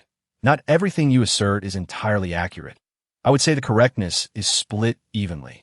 However, my initial encounter with Mingyan was indeed serendipitous. I do not deny that I initially set my sights on the Chu family, and if you deem me cunning and scheming, I would concede that point. Faced with Lin Qian's candidness, Jiang Lin felt a sudden constriction in her chest. Teacher Lin, I suddenly feel as though you have concealed many things from us. Even Chu Jing appeared astonished, exclaiming, Have you hidden so much from us? Lin Qian retorted, Please, I am from the central district. It would be odd for me to be entirely transparent with you. She expressed frustration, adding, Moreover, I have only withheld certain details. Everything I have articulated has been truthful, has it not? Both Jiang Lin and Chu Jing fell silent. It was precisely because the entirety of her statements had been truthful, albeit with selective omissions, that neither her father, aunt, nor Mingyan had discerned the facade of the young teacher. Chu Kuxiu remarked with resignation, If I hadn't posed that question, it seems you would not have intended to reveal the truth to us. Lin Xian felt no embarrassment. Considering her origins in the central district, she inherently harbored distrust toward those from the outer district, especially given the nature of their mutually exploitative relationships. After pondering for a moment, she mused, "Who knows? Perhaps there is some genuine sentiment beneath the vied of utility. Now, what do you truly think? Should we keep Lu Yinjin or not? Currently, it seems the consensus among us is that the benefits outweigh the drawbacks. Nonetheless, as the young lady of the Chu family, this decision ultimately rests with you." Chu Kushiu replied, "As for the dangers we may encounter along the way, that is the concern of you, Teacher Lin. And Teacher Xiao Shi, it does not pertain to us." Upon hearing Chu Kushiu's words, both Jiang Lin and Chu Jing chuckled. Lin Qian scoffed, "You make it sound so effortless." As Chapter 99, the signal, unfolded, Chu Kushiu smiled and was about to speak when a sudden knock on the door interrupted. Lin Qian kicked Shi Xian lightly, signaling him to open the door. He glanced at her before walking over to comply. Standing outside was Lu Yinjin, with Xiao Bai perched on his shoulder. Upon seeing Shi Xian, Xiao Bai quickly leaped into his arms. Lu Yinjin momentarily forgot his intentions and, in exasperation, exclaimed, "Xiao Bai!" Xiao Bai ignored him entirely, nuzzling closer to Shi Xian's face. Shi Xian absent-mindedly scratched its chin, asking, "What brings you here? Come in." As he stepped aside, Lu Yinjin followed him into the room. Upon seeing everyone gathered, Lu Yinjin declared, "I wish to leave with you all. Please." He then bowed deeply, nearly touching the floor. "What are you doing?" Jiang Lin was the first to react, promptly saying, "Just speak normally. Why the bowing?" Lu Yinjin scratched his head, asking, "Then what should I do? Should I kowtow?" "Not necessary. Just speak your mind. It's not that serious." "Why the theatrics?" Jiang Lin urged. Lu Yinjin lowered his voice. "But the high priest said to be courteous to you. That's already beyond courtesy." Jiang Lin shot him a glare. "But," Lu Yinjin attempted to continue, but Lin Qian interjected, "Coincidentally, we were discussing this matter. Please sit." Fortunately, although the houses in Stead Village were somewhat aged, they were spacious enough for everyone to gather around a square table. Jiang Lin and Chu Kushiu sat together, while Lin Qian and Shi Xian occupied another side, leaving a space for Lu Yinjin. "We have already deliberated and do not oppose you joining us," Lin Qian stated, observing Lu Yinjin's eyes brighten. "However, I must warn you in advance, traveling with us is fraught with danger. I am bound for the core area of the unknown realm to find my friend.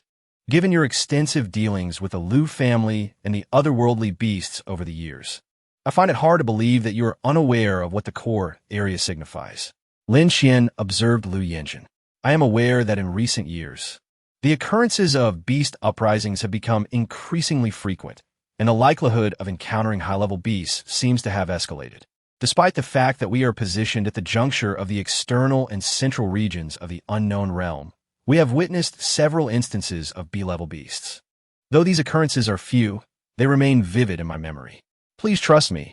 Having decided to join you, I am fully prepared." Lu Yinjin's expression was grave, clearly indicating that he was not jesting. "I have faith in the guidance of the High Priest, and I believe I can survive." "Quite confident, aren't you?" Jiang Lin murmured. "What makes you so special? What if you become a liability?" Chu Qiuhua recalled the time when she first met Jiang Lin, who had immediately challenged her to a duel. Just as she began to smile at the memory, Jiang Lin caught her glance and shot her a fierce look. Lu Yinjin appeared somewhat conflicted. Evidently, this secret was of great significance to him. Jiang Lin Qian gently shook her head at her, then turned to Lu Yinjin and said, "I do not expect you to reveal all your secrets at this moment. I allow you to have your secrets."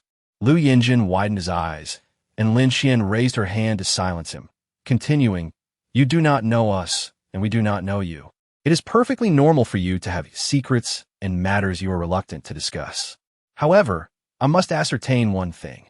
Can you guarantee your own safety? If you can ensure your safety, then whether or not you disclose your secrets is inconsequential. If not, I suggest you cooperate with everyone, and in such a case, it will be prudent for you to reveal your true abilities. Is that agreeable?" Lu Yinjin remained silent, and Lin Qian did not press him further. She stroked the soft fur of Xiao Bai, which warmed her fingertips. Xiao Bai, quite sociable, sensed Lin Qian's affection and leapt from Shi Xinyan's arms into hers. Lin Xian placed the creature on the table, and Jiang Lin also petted Xiao Bai, who sprawled comfortably on its back.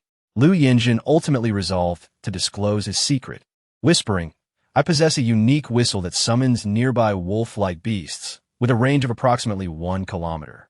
All that I summon will heed my commands. The highest-ranked wolf-like beast I have summoned to date is merely B-level. This whistle is a skill unique to me within the Lu family. Its sound is rather peculiar and strange." Lin Xian had never encountered such an ability before and inquired, "Do you possess any extraordinary objects?" "I do not," Lu Yinjin replied honestly, nodding. "For some reason, even when I hold extraordinary objects, I cannot establish a bond with them, which is why I have never utilized one." "So, you have channeled your energy into mastering the Lu family's wolf-controlling techniques instead," Shi Sinian remarked. "It must be said, a wise choice." Jiang Lin, resting her chin on her hand, gazed at Lu Yinjin. "You speak so casually about summoning B-level beasts. I probably couldn't even contend with a B-level beast. If you're lucky, you might summon a whole pack." "It's not as exaggerated as you think," Lu Yinjin said, feeling somewhat bashful as he raked his fingers through his hair. "After all, the range is only 1 kilometer, and powerful wolf-like beasts are territorial, making it unlikely to encounter 2 or 3 within that distance. Moreover, my own strength is not particularly remarkable." Upon saying this, Lu Yinjin's gaze dimmed. No one wishes to be a burden to their team.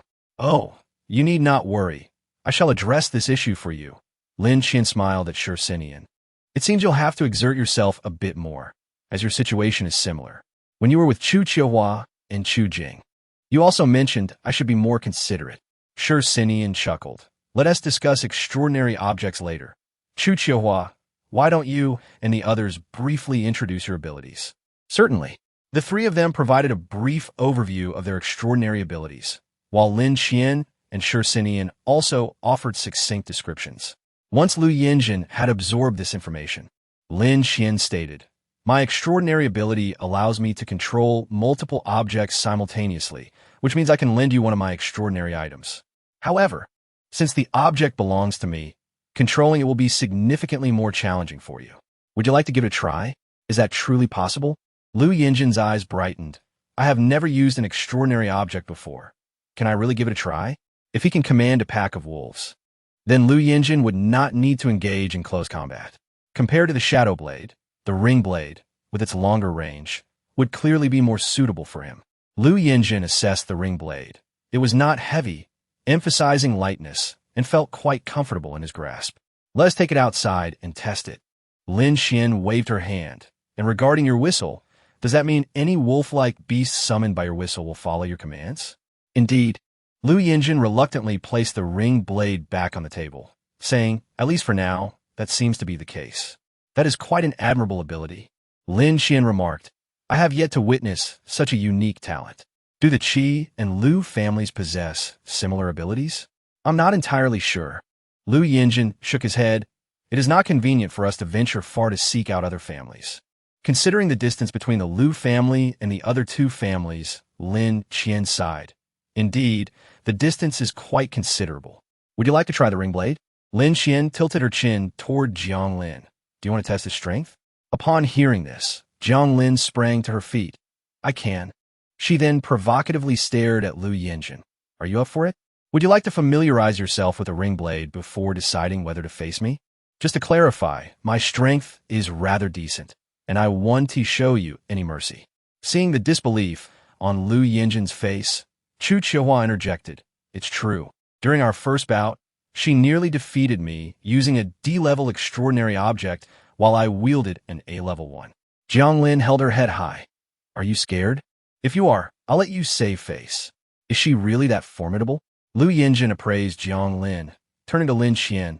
"I do not believe it." "What do you mean by that?" Jiang Lin slammed her hands on the table, hands on her hips. "Let us step outside and fight. I want to stop until I've knocked you down today. Or I want to be called Jiang Lin."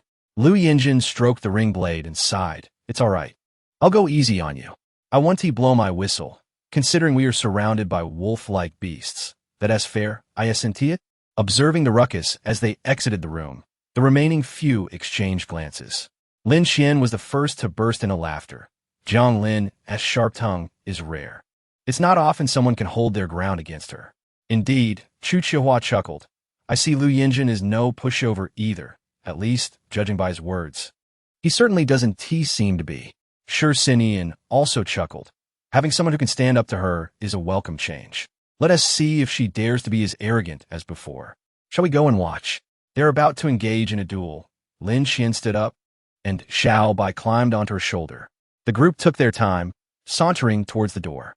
Chapter 100. Jiang Lin's Strength, Part 1. Jiang Lin and Lu Yinjin continued their banter, leaving Lin Xian bewildered as to what was so entertaining. She stood nearby, waiting for them to tire themselves out.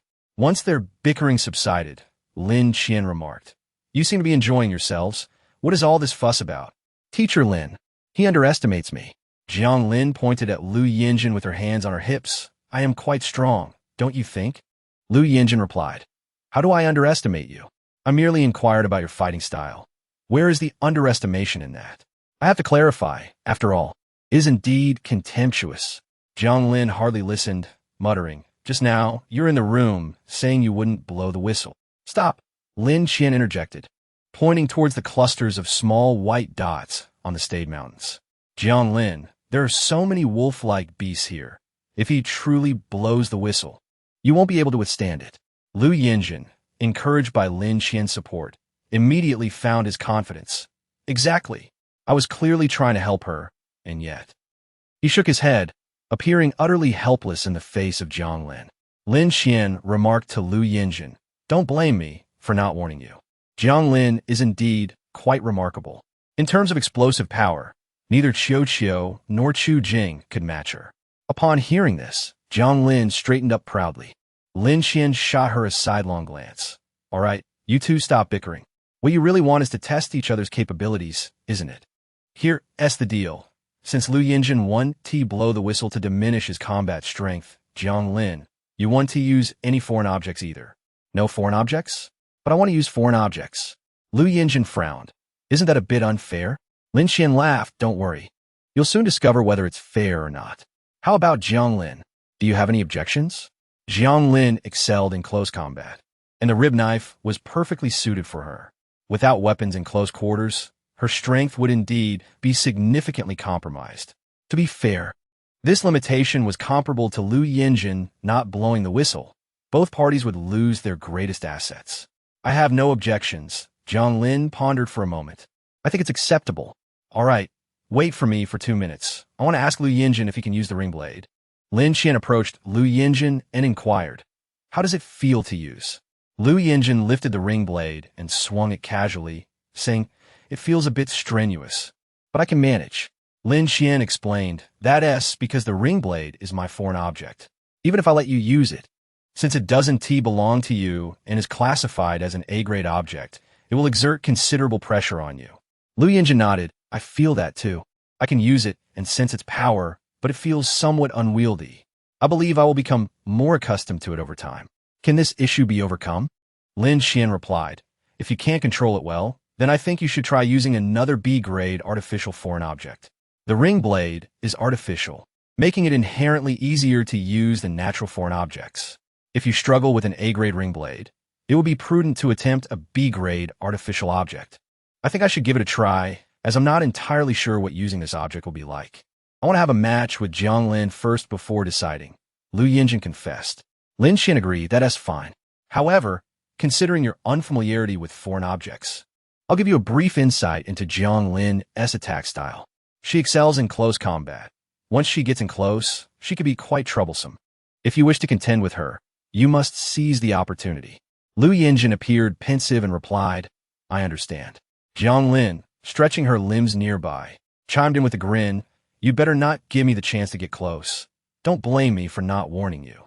My close combat skills were taught by Teacher Lin and Teacher Shi, and according to their evaluations, I am certainly not inferior to the average Central District individual.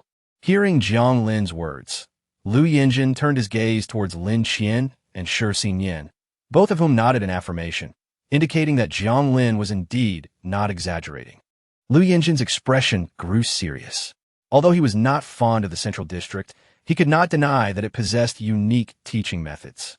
The fact that both Lin Qian and Shi Xinyan regarded Jiang Lin as superior to those from the Central District only underscored her exceptional prowess in close combat. Do you want to give a try with me? Jiang Lin smiled as she approached Lu Yinjin, showing no sign of nervousness. Of course. Shall we begin now? Lu Yinjin tightened his grip on the ring blade, stepping back a couple of paces to create distance from Jiang Lin. Lin Qian suddenly remarked, Jiang Lin, just use your most comfortable fighting style. Jiang Lin looked at Lin Qian in surprise, but Lin Qian simply smiled. Having spent considerable time with Lin Qian, she understood her meaning. Swift and decisive action, without holding back. Jiang Lin rolled her wrists and ankles, responding with a scoff, perfectly agreeable. Prepare yourselves, Lin Qian announced. You have 5 minutes to adjust. Shi Xinyan, as usual, took out his pocket watch and handed it to Lin Qian. The villagers passing by watched Jiang Lin and Lu Yinjin as they warmed up, indifferent to the gazes of outsiders. Teacher Shaolin, Jiang Lin is simply like a battle maniac.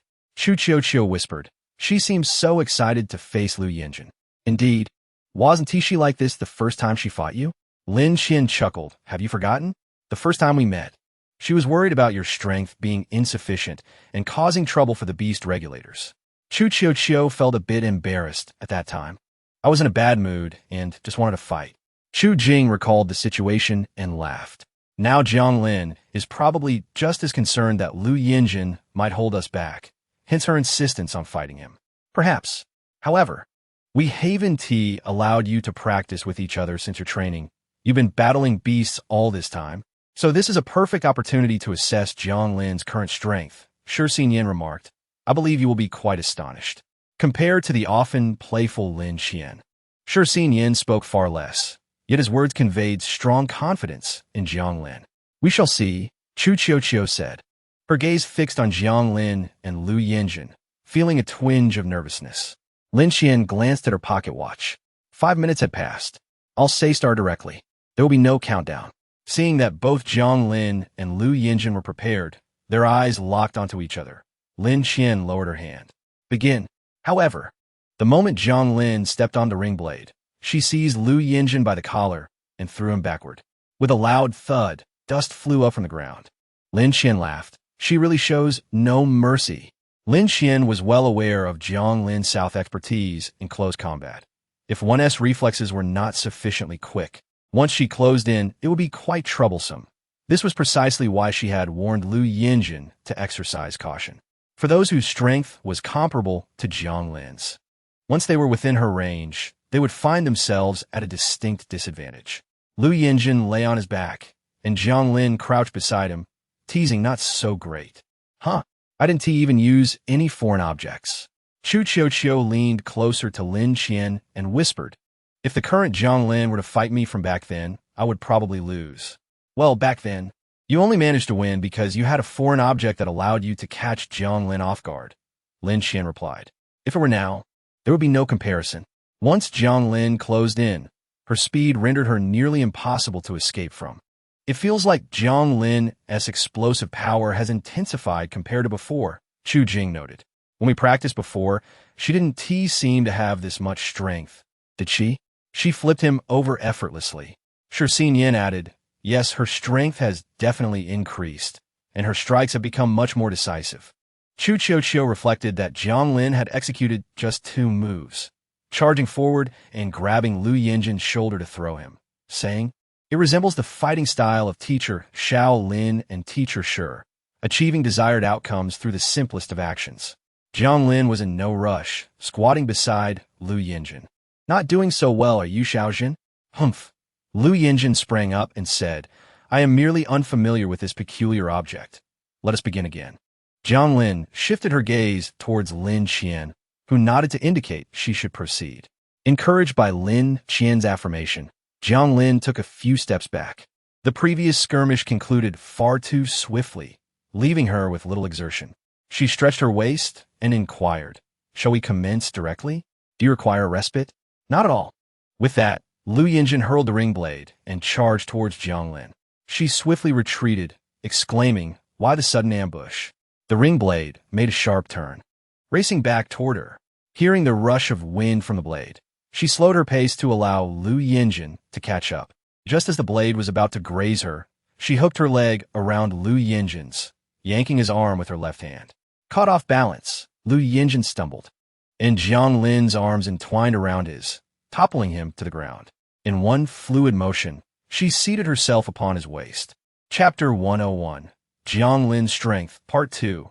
This encounter concluded marginally slower than the last, even with Lu Yinjin initiating the attack. "Ah, you are still too young." "My dear Zhen," Jiang Lin admonished, her lips curling into a grin. "You are rather weak. Your current state makes it difficult for me. How about you address me as Teacher Jiang Lin, and I shall impart my close combat techniques to you." Lu Yinjin shot her a disdainful glance. "Do you expect me to call you teacher? Not a chance." Lin Xian stepped forward, pulling Jiang Lin beside her. "What nonsense are you spouting?" Jiang Lin stuck her tongue out at Lu Yinjin, teasing, "I told you my strength was commendable. Do you believe it now?" Lu Yinjin rose from the ground, stating, "If I could summon a pack of wolves, the outcome would be uncertain." Xiaobai jumped playfully beside Lu Yinjin, who scooped him up, rubbing his face against the little creature. Xiaobai, displeased with the dust on Lu Yinjin's face, turned and scampered away. Lin Xian remarked, "That's not necessarily true. Even if you could summon wolves, they would take time to arrive, and Jiang Lin could very well eliminate you before they get here." She did not even utilize the peculiar object. "Great progress, indeed, Jiang Lin," Lin Xian said, affectionately ruffling Jiang Lin's hair. "You appear to be in splendid condition." "Of course," Jiang Lin replied with a huff. "My close combat skills were taught by Teacher Shi. I seek his guidance every evening." Lin Xian turned to Shi Xinian, who chuckled. "What can I say? You say you're going to sleep, and Jiang Lin has no choice but to find me for practice. It's dreadfully boring training against a wooden post every day," Jiang Lin grumbled. "Teacher Lin hasn't practiced with us in ages." "That's fine, but I want to go easy on you. Do you still wish to spar with me?" "Oh dear, I'm feeling a bit fatigued. My head is spinning. I must have worn myself out from those 2 rounds with Lu Yinjin," Jiang Lin deflected. "What do you and Teacher Shi think of Lu Yinjin?" Jiang Lin gestured toward Lu Yinjin, saying, "I feel I had him thoroughly suppressed." "I knew you would mention that," Lin Xian replied, bemused. After pondering for a moment, Jiang Lin continued, "What do you think, Teacher Lin and Teacher Shi, about Lu Yinjin joining us?" Lu Yinjin cast an anxious glance at Lin Xian and Shi Xinian. The speed of the last 2 battles had been overwhelmingly swift, leaving him little room to formulate a counterattack before they concluded. While his unfamiliarity with the peculiar object contributed to this, it was still rather excessive. "I think it could work. You are currently in great form. If Qiu and Chu Jing were to engage without the peculiar object, they would likely struggle against you as well." Lin Xian praised Jiang Lin. "You are truly formidable." Upon hearing this, both Qiu and Chu Jing gazed at Lin Xian in astonishment, especially Chu Jing, whose expression was tinged with confusion. Even Jiang Lin herself appeared somewhat surprised and uncertain. "Do not regard her with such skepticism. She speaks the truth," Shi Xinian interjected. "You often engage with peculiar beasts, which may obscure your perspective. In a one-on-one practice, given Jiang Lin's current explosive power, seizing an opportunity would likely lead to your defeat." You all witnessed the clash between Jiang Lin and Lu Yinjin. Can you honestly claim you would fare significantly better against Lu Yinjin? Both Qiu and Chu Jing, being astute individuals, quickly grasped Shi Xinian's implication. When it came down to it, they were unlikely to perform much better than Lu Yinjin. His reactions were swift. After initially faltering in speed, he opted for a proactive approach in the second bout. However, his lack of familiarity with Jiang Lin and the ring blade ultimately led to his 2 losses. Lin Xian offered no further commentary, simply stating it was fairly standard. Not at all weak. Lu Yinjin sighed in relief. "That's good." Observing Lu Yinjin relax, Jiang Lin leaned in closer. "You're celebrating too soon. Teacher Lin is merely comforting you, in reality." Before she could finish, Lin Xian shot her a warning glance at the back of her head. "Don't get too cocky." Lu Yinjin was also lenient, but he intended to take Xiaobai with him. Yet today, he had not allowed Xiaobai to participate in the battle. "Xiaobai?" Jiang Lin turned her attention to the little creature snuggling against Lin Xian's shoulder. "Can it actually engage in combat?" Perhaps sensing Jiang Lin's disdain, Xiaobai bared its teeth at her. In just a month, Xiaobai would enter its growth phase. However, the crow-winged white wolf is relatively small in stature, which is why it appears diminutive. Lu Yinjin chuckled as he cradled Xiaobai in his arms. Don't let its size fool you. It is actually a B-grade crow-winged white wolf. Jiang Lin nearly bit her tongue in disbelief. This little thing is B-grade? Lin Qian directed her gaze toward Lu Yinjin. What does the high priest say? I have yet to consult the high priest. I shall inquire now. You should receive a response by tomorrow. With that, Lu Yinjin dashed away.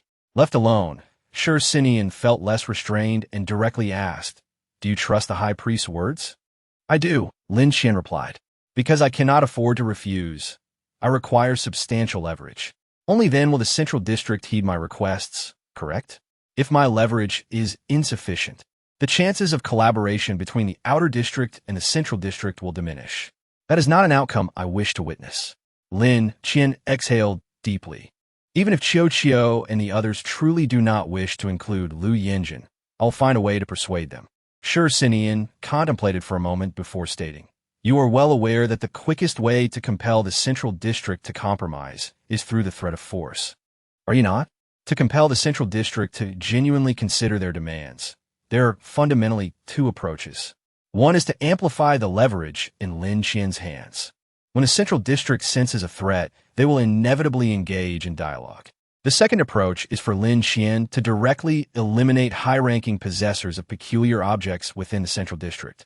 If a sufficient number are dispatched, the Central District will have no choice but to heed Lin Qian's demands. For them, the second method is arguably more straightforward and expedient in achieving their objectives. Lin Qian herself is an S-grade possessor of peculiar objects. If she resolved to do so, instigating chaos within the Central District would be a simple task. Moreover, as an S-grade possessor and the closest subject to success in the human-beast assimilation experiment to date, the Central District could not easily eliminate her. After all, I was raised in the Central District. I truly do not wish to resort to violence against its inhabitants. Lin Qian forced a smile and remarked, Moreover, my intention is to ensure the survival of more people, particularly those I care about. If I were to harm the innocent in the Central District, what would such actions signify? Furthermore, what would happen to Jieyin and Lianga if we proceeded in that manner? Lin Qian collapsed onto the bed, pondering the reality of becoming adversaries. You always have many concerns, Xin Yin sighed. What worries me is that the Central District might leverage your concerns to compel your compliance with their commands. Lin Qian sat up, responding, If such a day truly arrives, it may well be my fate. Yet, for now, I refuse to resign myself to that destiny. I wish to explore whether I can achieve what I aspire to. Xin Yin yearned to articulate something further, but the thought quickly dissipated from his mind. Influenced significantly by the chaos bird, he could not bring himself to interfere with Lin Qian's decisions. Don't be so pessimistic, Xin Yin, Lin Qian cheerfully said. If all goes well, the Central District will heed our counsel, will they not? You mentioned if all goes well, Xin Yin countered. What if it does not? Lin Qian contemplated briefly before saying, If things don't go well, we'll strive to survive the beast tide. Isn't that merely stating the obvious? Even if all goes smoothly, we still need to endure the beast tide, Xin Yin jestingly chided. After a moment, he added, However, from what I've observed, Qiu's thoughts seem to align closely with ours. We hope everyone survives. Our choice of the Chu family was predicated on their overall suitability, Lin Qian stated. Though the Chu family could engage in a food battle with the Yu family, they prefer to incur their own losses. Among the outer regions, the Chu family stands out as the most principled. Xin Yin agreed. It's no wonder Qiu has developed into such a capable individual.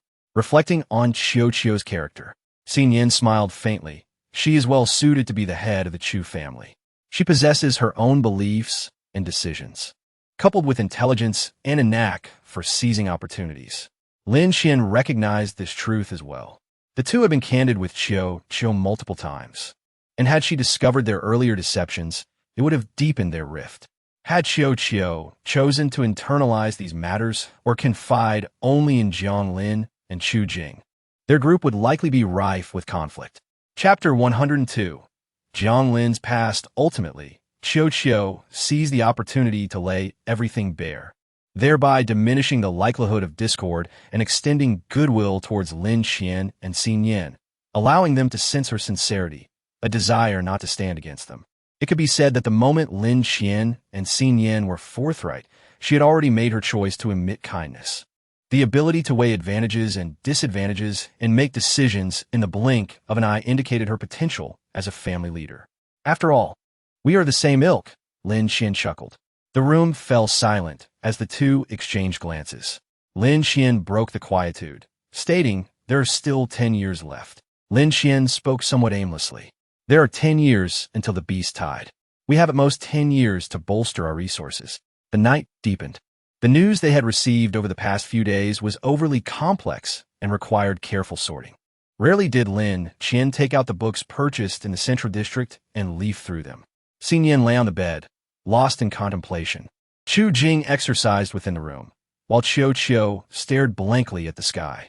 Only Jiang Lin appeared in good spirits, gazing at the moon from her window. The moon was exceptionally bright that night. Jiang Lin reached out her hand towards the moon, deciding to climb onto the eaves to get a better view. As she ascended, she spotted Lu Yinjin on the rooftop as well. The two exchanged wide-eyed stares. Jiang Lin cleared her throat and asked, "Why aren't you sleeping at this late hour? Are you also out to admire the moon?" Lu Yinjin glanced at Jiang Lin, shifting slightly to make room for her. "I'm not here to admire the moon. I'm observing the village. The high priestess said that as long as you wish to depart, she would not keep me. However, she wants to hold a bonfire party for me before we part ways, which is scheduled for tomorrow. I merely wish to see the village, to behold its form one last time." As he spoke, Lu Yinjin reclined on the eaves, casting his gaze at the moon. "I have never left the village." "Well, not entirely true. I occasionally accompany the villagers to hunt for wolf-like beasts." Lu Yinjin rambled on, but suddenly realized Jiang Lin might not be interested in his tales. He awkwardly said, "Apologies for rambling on so much." It's quite all right. I enjoy hearing such stories," Jiang Lin replied, smiling. "It seems you have a deep affection for your village." "Indeed, the villagers have always treated me well," Lu Yinjin responded, his spirits lifting. "Even though my parents have passed, the villagers have been incredibly kind to me. I have grown up in the village, sharing meals without any cost." Jiang Lin widened her eyes. "Doesn't that make you very fortunate? You've tasted the food from the entire village." Hee. Lu Yinjin rubbed his nose. "I have never felt that I lacked anything, despite the absence of my parents. Perhaps it's because they had already left when I first gained memories, so I have little impression of them." Noticing Lu Yinjin's mood was somewhat dim, Jiang Lin mimicked his posture and lay down, saying, "I actually think it's better not to have any memories of them. Having memories is merely the beginning of a long tragedy." "That's how I feel now," Jiang Lin said, pursing her lips as she recalled her parents. Her tone tinged with melancholy. "Everyone in the outer 5 districts regards them as heroes, claiming they protected everyone. But why didn't they protect me? I was just a child, utterly oblivious, and they abandoned me." "Was the outer 5 districts kind to you?" Lu Yinjin inquired. "Kind? Not at all. After my parents died, I had to take their place and began learning to hunt beasts at 9. I can't even recall how many beasts I've killed," Jiang Lin replied, her spirits sinking. "I want to become exceptional so that when I pass away, I can confront their spirits and say, 'Look, aren't I impressive? I've thrived even without you by my side.'" Upon finishing, Jiang Lin couldn't help but chuckle to herself. "You are quite peculiar," Lu Yinjin remarked, recalling their initial encounters where she had been somewhat dismissive. "How is it that after our first meeting and this afternoon, you now share your innermost thoughts with me?" Lu Yinjin glanced at the moon. "Aren't you afraid I'll spill your words everywhere?" From Jiang Lin's words, Lu Yinjin could reconstruct the 12 years of her life. During her parents' lifetime, she had indeed led a blissful existence, not necessarily affluent, but certainly content, until her parents' demise, at which point, at the tender age of 9, she was thrust into a life of hunting beasts, surviving day by day. Such a life was far removed from happiness and joy. Jiang Lin clenched her fists and turned to Lu Yinjin, scoffing. "Have you forgotten, Xiaojin? You cannot best me in a fight. With this distance, you should be more concerned for yourself." Lu Yinjin immediately perked up. "Are you looking for a fight? At this distance, you cannot defeat me. Lie down, Xiaojun." Jiang Lin chuckled softly, eliciting an eye roll from Lu Yinjun, who then reclined once more. The two remained in silence for an extended period. After a while, Jiang Lin broke the quiet, calling out, "Xiaozhen, are you asleep? Could you refrain from calling me that? Address me as Yinjun or Lu Yinjun."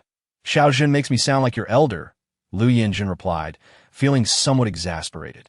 "Well, it seems you are quite reluctant to leave the village," Jiang Lin remarked. "Of course, I grew up here, so how could I not feel a sense of attachment? Moreover, as the high priest said, this departure could very well be permanent." Lu Yinjun was not in the mood for banter and asked, "What brings you here?" "I genuinely came to admire the moon." Jiang Lin pointed at the sky. "My room has a perfect view of it, and seeing the moon so large and distant today, I thought I might come to the rooftop for an even better look." Upon hearing her description, Lu Yinjun smirked slightly. "Your way of expressing that is quite unique. Do you find me crude for lacking a proper description?" Jiang Lin teased. With a playful grin, she continued, "I've never received a formal education. I merely recognize a few characters." At her words, Lu Yinjun's expression shifted dramatically, and he cautiously asked, "I didn't mean anything by it. But why haven't you had the opportunity to study?" Shrugging, Jiang Lin replied, "It's a trivial matter. After my parents passed away, I had to take over their responsibilities. There was no time for education. Even in the outskirts, not everyone has access to schooling. At least I did not." "It seems the circumstances in your outer district are rather complicated," Lu Yinjun observed. "I had thought your situation would be considerably better than ours. But it appears that is not the case." Turning his gaze, he noticed that Jiang Lin had fallen asleep. He murmured softly, "How can one sleep in such circumstances? You must be quite carefree." Noticing the rooftop was not far from the ground, Lu Yinjun decided to carry Jiang Lin, leaping down from the rooftop. Fortunately, she was not heavy, and he sustained no serious injury. Lin Qian, hearing the commotion, peeked out from the window and exchanged glances with Lu Yinjun. Carrying Jiang Lin to Lin Qian's window, he quietly explained, "She went upstairs to watch the moon and fell asleep."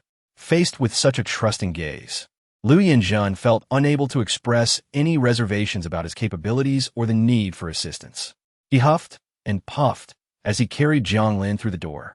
Locating her room, he fetched water from the restroom to wash her hands and feet, removed her dusty outer garment, and covered her with a blanket before departing. After Lu Yinjun left, Lin Qian visited Jiang Lin's room.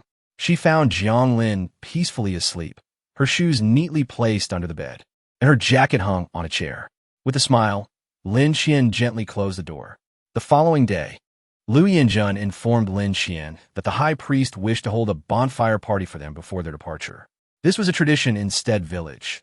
Whenever someone was leaving, the village would host a bonfire to symbolize the shedding of past misfortunes and the welcoming of a new beginning. Lin Qian had no objections, understanding it was part of their customs. "We shall set off early tomorrow. Perhaps you should pack some clothes. I will store them in my spatial artifact, but do not bring too much." As the villagers learned of Lu Yinjun's impending departure, they gathered to present him with provisions for the journey. Lin Qian graciously accepted their offerings, placing the food into her ring. Upon discovering that her ring was a spatial artifact capable of holding numerous items, several more villagers came forward, eventually piling a small mountain of supplies on her table. Despite Lin Qian's protest that she could not accept any more, the villagers insisted, cautioning that the central unknown territories were fraught with peril, and it would be wise to prepare ample provisions. Fortunately, this continued until the morning, after which everyone began preparing for the evening's bonfire. The dishes for the bonfire feast were each family's contribution, with everyone bringing 1 or 2 dishes to share. Drinks were also provided. Aside from the children, each person had a quilt set aside for beverages. The drinks varied, and among acquaintances, there was a customary practice of sharing. As night fell, the village ignited the bonfire, with everyone gathering around to eat and converse. Lin Qian observed the array of small dishes surrounding the fire, finding it quite delightful. There were no assigned seats, and she sat with Shi Xinyan while Chu Jing, Chu Qiu, Jiang Lin, and Lu Yinjun arrived a bit earlier, taking seats across from them. Chu Qiu, intrigued, ended up eating more than usual, while Chu Jing occasionally whispered to her, prompting her to lean in to listen. Seeing their camaraderie, Lin Qian remarked softly to Shi Xinyan. It seems they are getting along quite well. Indeed, that is quite fortunate, Shi Xinyan replied with a smile. It may take us several months to locate Rong Yin and the others. So it's a good thing everyone can coexist harmoniously. May I sit here? Of course, Lin Qian replied, nudging slightly toward Shi Xinyan. The villager who had been seated to Lin Qian's left made way, offering a smile to the high priest. Thank you. The high priest settled beside Lin Qian, displaying a courteous smile. Lin Qian noticed the absence of a bowl in the high priest's hands and inquired, Aren't you going to eat? I only partake in breakfast and lunch. I do not dine in the evening. The high priest replied with a light chuckle, gazing at the rising bonfire. Thank you for honoring my request. I entrust Yin Zhen to you. Lin Qian set her bowl down and picked up the cup before her, the liquid within revealing flickers of flame. Did you not foresee that we would take Lu Yinzhen with us? Why then do you still seem pleased? The high priest smiled. Surely not. Those are two separate matters. Even though I knew you would take Yinzhen, I must express my gratitude nonetheless. What difference does it make if I am aware of the outcome? I cannot deny the assistance you have provided to the Lu family, can I? Therefore, I am obliged to show my appreciation. The results of divination do not dictate everything. What matters most is your willingness to take Yinzhen with you, is it not? The high priest turned to look at Lu Yinzhen, who appeared to be overindulged, sprawled on the ground, while Jiang Lin was not faring much better, rubbing her stomach. The high priest's lips curled into a slight smile as she spoke softly. It seems Yinzhen will be relying on you all from now on. In truth, I believe our relationship is one of mutual benefit. There is no inconvenience involved, Lin Qian remarked, sipping her drink. The wine from Stead Village was not overly strong, carrying a hint of fruitiness. Is that so? The high priest countered. Then how do you define your relationship with a young lady of the Chu family? You have certainly invested considerable effort into Chu Jing and Jiang Lin, have you not? If it were merely a matter of utility, you would not be so dedicated. Lin Qian grasped her cup tightly and replied, Are you so certain? Absolutely. I am a diviner, and I firmly believe in my interpretations. My divination indicates you are a person of deep feelings. Lin Qian shrugged, perhaps, but I do not fully grasp the concept of emotions. Many of them have only emerged recently. It is precisely for this reason that your emotions are rendered more pure and sincere, is it not? To like is to like, and to dislike is to dislike. Such simplicity is indeed commendable. The high priest murmured, You shall realize your wishes. You will facilitate the cooperation between the central zone and the outer zone, I assure you. Lin Qian smiled and inquired, Will I be able to protect those I wish to safeguard? The high priest hesitated before responding, Perhaps it is already well protected. Rarely did the high priest speak ambiguously, and Lin Qian chose not to press further, assuming such words were beyond her to articulate. She then turned to Xinian and said, Did you hear? The high priest has assured us that our wishes can be fulfilled. Once the beast tide subsides, we shall live out our days in the house we purchased in the outer zone. What do you think? Very well. After the beast tide, we should finally engage in the pursuits we desire, Xinian replied with a smile. The high priest, however, said little more, directing her gaze towards Lu Yinzhen. It was unclear what Jiang Lin and Lu Yinzhen were discussing, but they appeared quite pleased, albeit still rubbing their stomachs.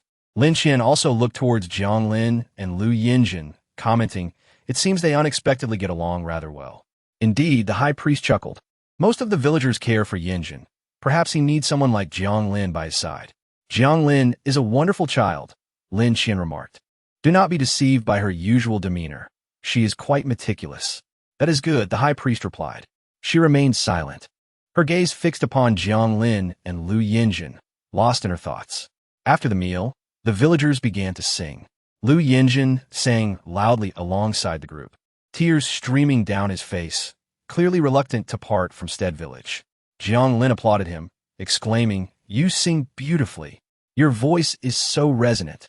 Eventually, Jiang Lin was drawn into the circle of singing by Lu Yinzhen, joining the chorus. They reveled in merriment until late into the night, and the crowd slowly dispersed.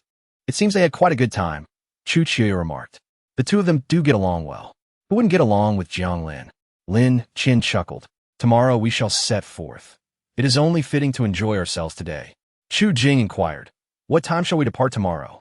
Let us wait and see how long Jiang Lin and Lu Yinjin take to awaken, Lin Qian replied with a hint of exasperation, noting that the two seemed to have indulged in drink. Once they rouse and have a moment to recover, we shall leave. Chu Qiuyo and Chu Jing exchanged knowing smiles. They had remained sober while Jiang Lin and Lu Yinjin had likely consumed more than enough to be inebriated. Time for rest, Lin Qian said with a smile. Good night, Teacher Lin, the children chimed. By the time Jiang Lin and Lu Yinjin awoke, it was already midday of the following day. They immediately began blaming each other for the previous day's debacle, resulting in a quarrel before they had even set out. Ultimately, it was Chu Qiuyo and Chu Jing who intervened, bringing the dispute to an end. Yinjin, take care of yourself while you are away, the high priest advised, handing her staff to someone nearby and adjusting Lu Yinjin's clothing. Live well, do you understand? Try not to cause trouble for those around you. Do you understand? It was only at that moment that the sorrow of parting began to settle in Lu Yinjin's heart, and he quietly replied, I understand. The high priest gently ruffled his hair, while Xiaobai scampered across Lu Yinjin's shoulder, prompting a smile from the high priest as she reached out to pat Xiaobai, who had been watching her intently. Moments later, Lin Qian said, We shall take our leave now. The high priest smiled, safe travels. She watched them depart, remaining still for a long while. The high priest had a gentle disposition, and the children were not fearful of her unusual attire. Rather, they were fond of her. High priest? A little girl called out, and upon receiving no response, she grew anxious and gently shook the high priest's arm. The high priest slumped softly to the ground, and it was only then that the villagers realized she had passed away. The high priest is resting. Let us not disturb her, shall we? The little girl's mother said, pulling her close. The entirety of Stead village was engulfed in sorrow. It was unclear who wept first, but the sounds of mourning permeated the air. Not far down the path, Lu Yinjin suddenly felt an unsettling sensation in his heart, halting his steps as he gazed back at Stead village. Jiang Lin noticed his pause and asked, What is it? The starry sky shone brilliantly. Moonlight filtered through the leaves, casting a serene glow upon the forest floor. It was the deep of night, and aside from a few nocturnal beasts foraging, few creatures stirred in the stillness of the woods. The forest was shrouded in silence, occasionally interrupted by distant roars of beasts that faded into the night air. The flames of their campfire flickered, providing a modicum of warmth against the chill of the night. They sat around the fire, Chu Jing with a bandage on his face, and Chu Qiuyo's leg wrapped in gauze, both appearing rather worse for wear. Jiang Lin was the only one unscathed. Ouch, be gentle. Lu Yinjin winced as Jiang Lin disinfected the wound on his left arm. Though she was careful, every poke elicited a pained response from him. Frustrated, Jiang Lin retorted, Does disinfection hurt this much? Why weren't you more careful during battle? What were you thinking? He had indeed been cautious of the blood demon cat, yet it had still managed to inflict several wounds upon him. Jiang Lin's words implied he could have evaded it, which stung his sense of pride. Lin Qian, aware of the situation, cast a knowing glance at Lu Yinjin, who instantly lowered his head in a gesture of contrition. Lin Qian chose to remain silent. Jiang Lin, still displeased, glanced at Lu Yinjin, but upon seeing his pitiful expression, softened her touch. Chu Qiuyo and Chu Jing were not in much better condition. Chu Qiuyo had sprained her right calf, while Chu Jing bore marks on his face. Jiang Lin treated their wounds, having only sustained minor scrapes herself. Otherwise, she was well. How are you all faring? Lin Qian asked. Will you be able to move tomorrow? Jiang Lin replied. We are all right, but the young lady may have some difficulties. Her calf is sprained, so even if she can walk in the next couple of days, her speed will likely be slow. Lin Qian glanced at Chu Qiuyo, who interjected. It's not that severe. I feel I will be better within 2 days at most. Very well. We shall wait for 2 days then, Lin Qian decided. What was it like encountering an A-class beast for the first time? As Jiang Lin bandaged Lu Yinjin's wound, she remarked, It was rather unsettling. I nearly thought we wouldn't escape. Indeed, it was a close call, she added, recalling how swiftly the blood demon cat had pursued them. Despite their prompt decision to flee upon Chu Qiuyo's alert of the A-class beast, it had chased them relentlessly. The blood demon cat was renowned for its speed, not only in movement, but also in its attacks. Though all three were A-class artifact bearers, and Lu Yinjin wielded an A-class artifact, their lack of combat experience, coupled with the beast's rapid strikes, resulted in injuries of varying severity. Jiang Lin, the quickest to react, sustained the least harm, followed closely by Chu Yinjin. Their proficiency in close combat allowed them to respond faster than Lu Yinjin and Chu Qiuyo, who, accustomed to ranged attacks, faltered when the Blood Demon Cat closed in. Despite being classified as an A-class beast, the Blood Demon Cat was not among the strongest. Though I do not expect you four to triumph over the Blood Demon Cat just yet, must you not make such a spectacle of yourselves? Lin Qian sighed, expressing her doubts about her teaching abilities. After a moment's reflection, she added, "Except for Lu Yinjin. He is not my student." Jiang Lin glanced at Lu Yinjin, lamenting, "Little Zhen is my disciple, and it is my failure to teach him well that has disappointed Teacher Lin." "Enough of your nonsense," Lu Yinjin retorted, casting a glance at Jiang Lin. She looked at the bandage still in her hand, shot him a sidelong glance, and he wisely fell silent. Lin Qian continued, "I believe the main issue lies in your lack of coordination. Without proper teamwork, you cannot achieve an effect greater than the sum of your parts. Reflect on how you work together when facing the Blood Demon Cat." The four fell silent, heads bowed. Lin Qian rarely reprimanded anyone. She was generally quite composed, and their coordination indeed left much to be desired. In the past, the collaboration among Chu Qiuqiu and the other two, while not exceptional, was adequate. However, Lu Yinjin had only recently joined, and they were still in the adjustment phase, which naturally led to numerous difficulties. "Be cautious next time. Don't overthink it," Lin Qian advised. "Pay attention in the future. Teacher Lin, we've only just entered the middle region of the unknown domain, and we've already encountered an A-level beast. This seems rather unusual, does it not?" Chu Qiuqiu changed the subject, recalling Lin Qian's assertion that A-level beasts should only appear occasionally in the middle region. Lin Qian acknowledged, "Indeed, this is rather abnormal. Therefore, for the next couple of days, you should focus on adjusting. I will lead the way for the remainder of our journey." Jiang Lin, surprised, inquired, "Then how will I obtain the A-level natural artifact from Teacher Lin?"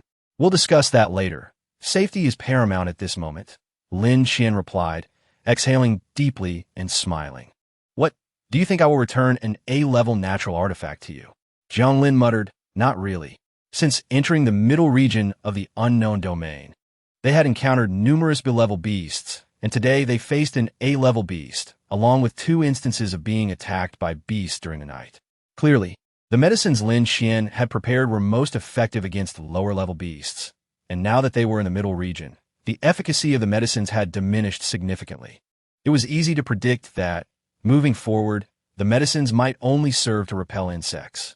The dangers they faced were indeed considerable. Lin Qian had no intention of allowing them to take unnecessary risks under uncertain circumstances. "Qiuqiu, where are we now?" Lin Qian inquired. Chu Qiuqiu produced a map, indicating their position. "We are here. If we continue heading northwest, as the High Priest suggested, given our speed over the past 2 days, it should take us about a month to reach the core area of the unknown domain." "Is that so? This time frame aligns closely with my estimates," Xin Yan remarked. "Let us maintain our current pace. If we accelerate, you may not keep up."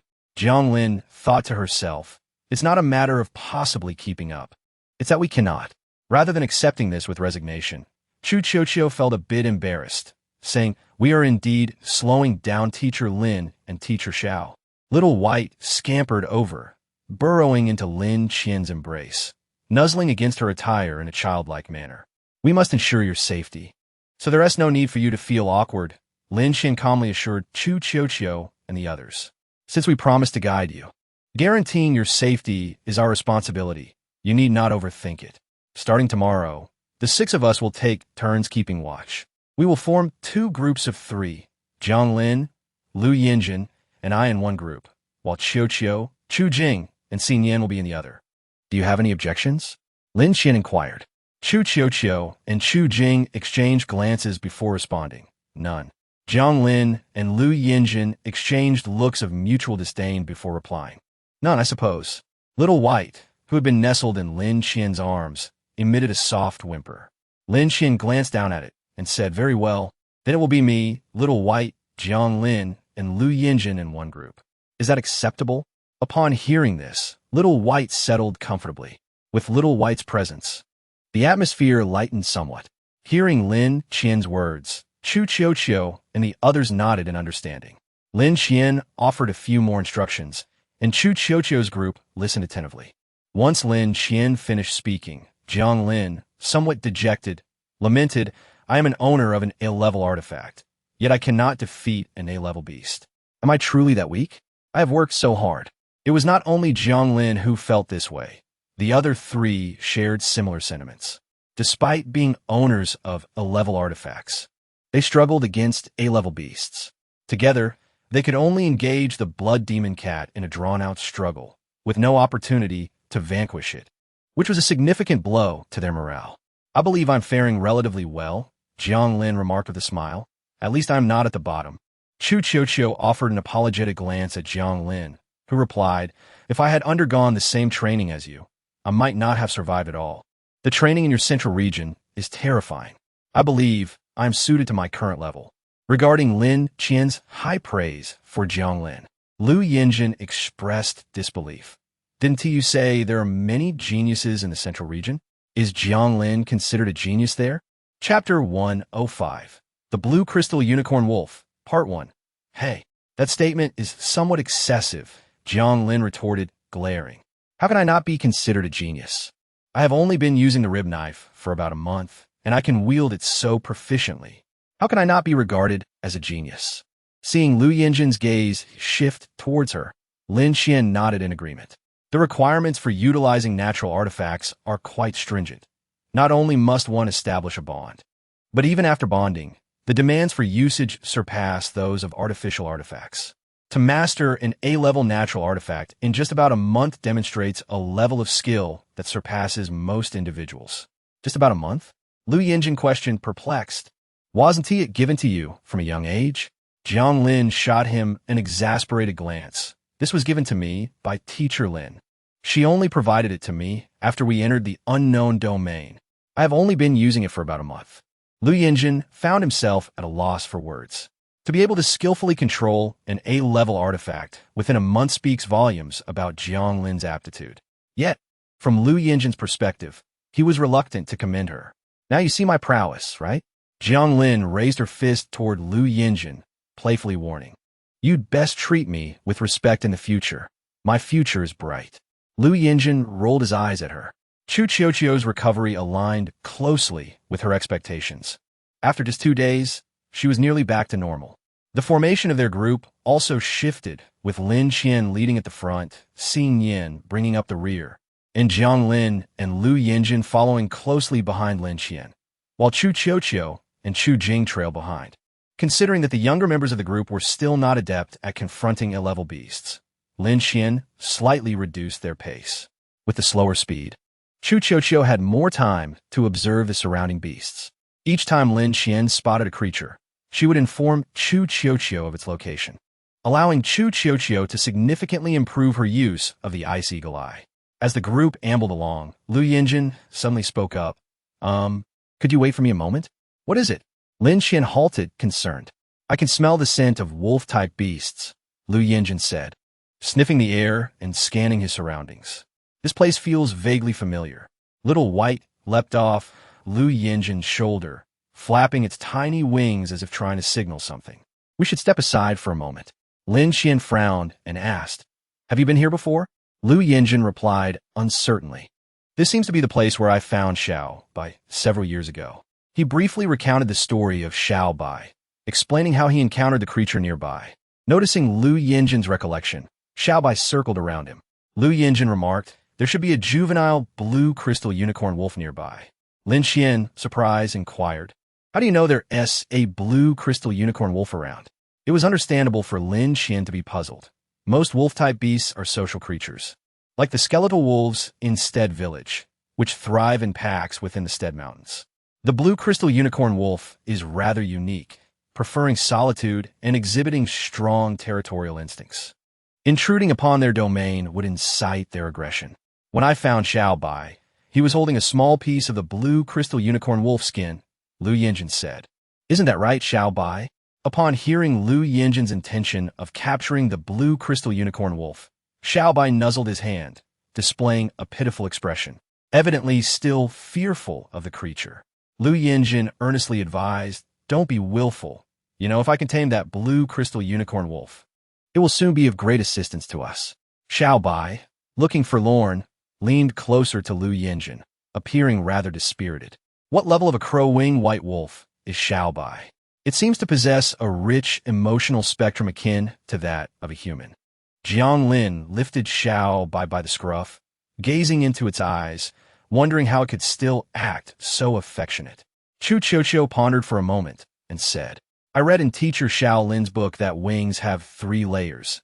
It should be a B-level beast, right? Are all B-level beasts this intelligent? A juvenile beast exhibiting such emotional depth is indeed exceptional among B-level creatures." Lin Xian leaned in closer to inspect Xiaobai, questioning if it had undergone mutation. "I'm not quite sure. It was like this when I first met Xiaobai." Lu Yinjin scratched his head, concluding that it was ultimately a good thing. Lin Xian asked, "What level is the blue crystal unicorn wolf you mentioned? Have you seen one?" Lu Yinjin sheepishly admitted, "I haven't seen one, but I recall they inhabit this area. I caught a whiff of their scent when I was here before, but I was too concerned about Xiaobai's injury to look around much. However, I have a feeling it should be in this direction." He pointed southwest. Lin Xian pulled out a map and flipped through it. There was a small lake to the southwest, no more than a kilometer away, definitely not far. If it were here, it would indeed be an ideal location. Lin Xian pursed her lips, acknowledging that the blue crystal unicorn wolf prefers areas with water sources. "Let's go have a look. If it's a juvenile blue crystal unicorn wolf, we might be able to take it with us." The juvenile stage of the blue crystal unicorn wolf is slightly shorter than that of the crow-wing white wolf, yet they are not weak, predominantly ranging from B to A level. Even in their juvenile phase, they surpass many sea-level beasts. Soon, Lin Xian led the group toward the lake. The trees in the central region of the unknown territory were denser than those outside, with one layer stacked upon another, and the vegetation flourished. With a bit of caution, they could completely conceal themselves among the foliage, making detection difficult. The lake was not particularly large, measuring around 20 to 30 meters in diameter, but the water appeared murky with a hint of dark yellow. A B-level beast and 2 C-level beasts were drinking at the water's edge. "Teacher Shaolin, what should we do next?" Chu Qiuqiu whispered. "Wait, if the blue crystal unicorn wolf is indeed here, it will surely become agitated upon discovering intruders on its territory." Lin Xian replied decisively, "Stay relaxed and move quietly." Lin Xian retrieved a small vial of powder from a ring, stating, "Everyone apply a bit. This powder repels insects. Its scent resembles the mist emitted by beasts, making it considerably safer." She sprinkled some powder on her wrist, neck, and ankles. Chu Qiuqiu and the others followed suit, passing the vial back to Lin Xian. The beasts at the lake seemed unhurried, leisurely drinking. Lin Xian suddenly remarked, "There's another beast beneath the water." Chu Qiuqiu focused her gaze on the lake, her ice eagle eyes enabling her to spot a creature lurking beneath the surface, seemingly eyeing the beasts at the edge covetously. "Will they fight?" Chu Qiuqiu had barely finished her question when a wolf's howl echoed. Before the group could react, the beasts that had been drinking promptly turned and fled, including the one submerged in the water, which slowly emerged. Lin Xian then recognized it as a purple mist turtle. Before the turtle could retreat, a wolf-like beast leaped onto its shell, crushing it with a claw and devouring its flesh in a swift motion. The entire scene unfolded so quickly that Lin Xian and her companions were left stunned. Once they regained their composure, their gazes fell upon the blue crystal unicorn wolf. This magnificent creature stood impressively at 3 meters tall, its body adorned with a delicate layer of blue crystal. Sunlight illuminated it, casting a dazzling deep blue shadow. The wolf's head was formed from the same blue crystal, its eyes shimmering with an enigmatic blue glow, and a deep blue horn protruded from its forehead. Its limbs, encased in blue crystal, appeared sturdier and more striking than those of ordinary wolves. The enormous blue crystal unicorn wolf lingered by the lake, exuding an invisible aura of power that made everyone tremble. "This is the blue crystal unicorn wolf," Chu Qiuqiu mused, captivated by its beauty, which could only be rivaled by the chaos bird. Beside it stood a petite, blue crystal unicorn wolf cub. Lu Yinjin remarked. Xiao Bai emitted a soft sound, tugging at Lin Qian's sleeve. She patted its head, reassuring it not to be afraid. The cub had reached 1/2 meter in height, entering its growth phase. No longer juvenile, it approached the lake gracefully, drinking delicately. So beautiful and strong, Jiang Lin exclaimed, her eyes sparkling with admiration. If we were to steal this blue crystal unicorn wolf cub, would it be as formidable as its parent? Stealing it is unrealistic. High-level beasts possess their own consciousness. As long as their kin are present, they will remain with them, Lin Qian explained. Moreover, beasts have a unique sense of connection. If we were to take the cub, do you believe the blue crystal unicorn wolf would come after us the next day? What should we do then? Jiang Lin asked. Surely we cannot resort to killing the blue crystal unicorn wolf? After a careful observation, Lin Qian replied, that blue crystal unicorn wolf is likely A-level. Even if you attempted to kill it, you would not succeed. Lu Yinjin added, no. Wolf-type beasts could detect the scent of their kin's blood. If we were to accidentally get blood on ourselves during the struggle, the blue crystal unicorn wolf might sense the presence of its relative's blood on us. That would complicate matters further. High-level beasts are inherently intelligent, and the blue crystal unicorn wolf, known for its protective nature towards its kin, would likely refuse to accompany them, even considering self-harm if it discovered they had harmed its family. This explains why the higher the level of the beast, the more challenging it is to tame them. The A-grade exotic beasts have already developed a certain level of intelligence. If you harm their kin, they will undoubtedly refuse to be tamed, no matter the approach. The comprehension of these creatures is quite limited. The notion of reforming them is utterly futile. Once an exotic beast realizes that you have inflicted harm upon its family, it will seize any opportunity to retaliate. What shall we do? Chu Qiuqiu inquired, glancing at Lin Qian. Should we leave now or what? After a moment's contemplation, Lin Qian replied, let us not rush. This is the only lake in the vicinity. Other exotic beasts will surely come to drink. We can wait. Once another beast engages the blue crystal unicorn wolf, I shall see if I can eliminate it. Suddenly, Shi Xian asked, do you have any serum on you? Serum? I only possess 5 vials, Lin Qian responded. We lack the reagents to prepare more, and once these are used, there will be none left. Consider it carefully, Shi Xian said, frowning. The serum Lin Qian possessed had been concocted while she was in the central district. It was specifically designed for high-grade exotic beasts, stimulating their senses and temporarily enhancing their strength. However, once the serum's effects wore off, it would lead to the beast's demise. This serum does not impair the beast's intellect, meaning that if Lin Qian used it on the blue crystal unicorn wolf, it would become stronger for a limited time, but once the effect faded, death would be inevitable. The serum essentially allows the beast to exert greater power at the cost of its life. Lin Qian initially intended to use the serum on an S-grade beast if encountered.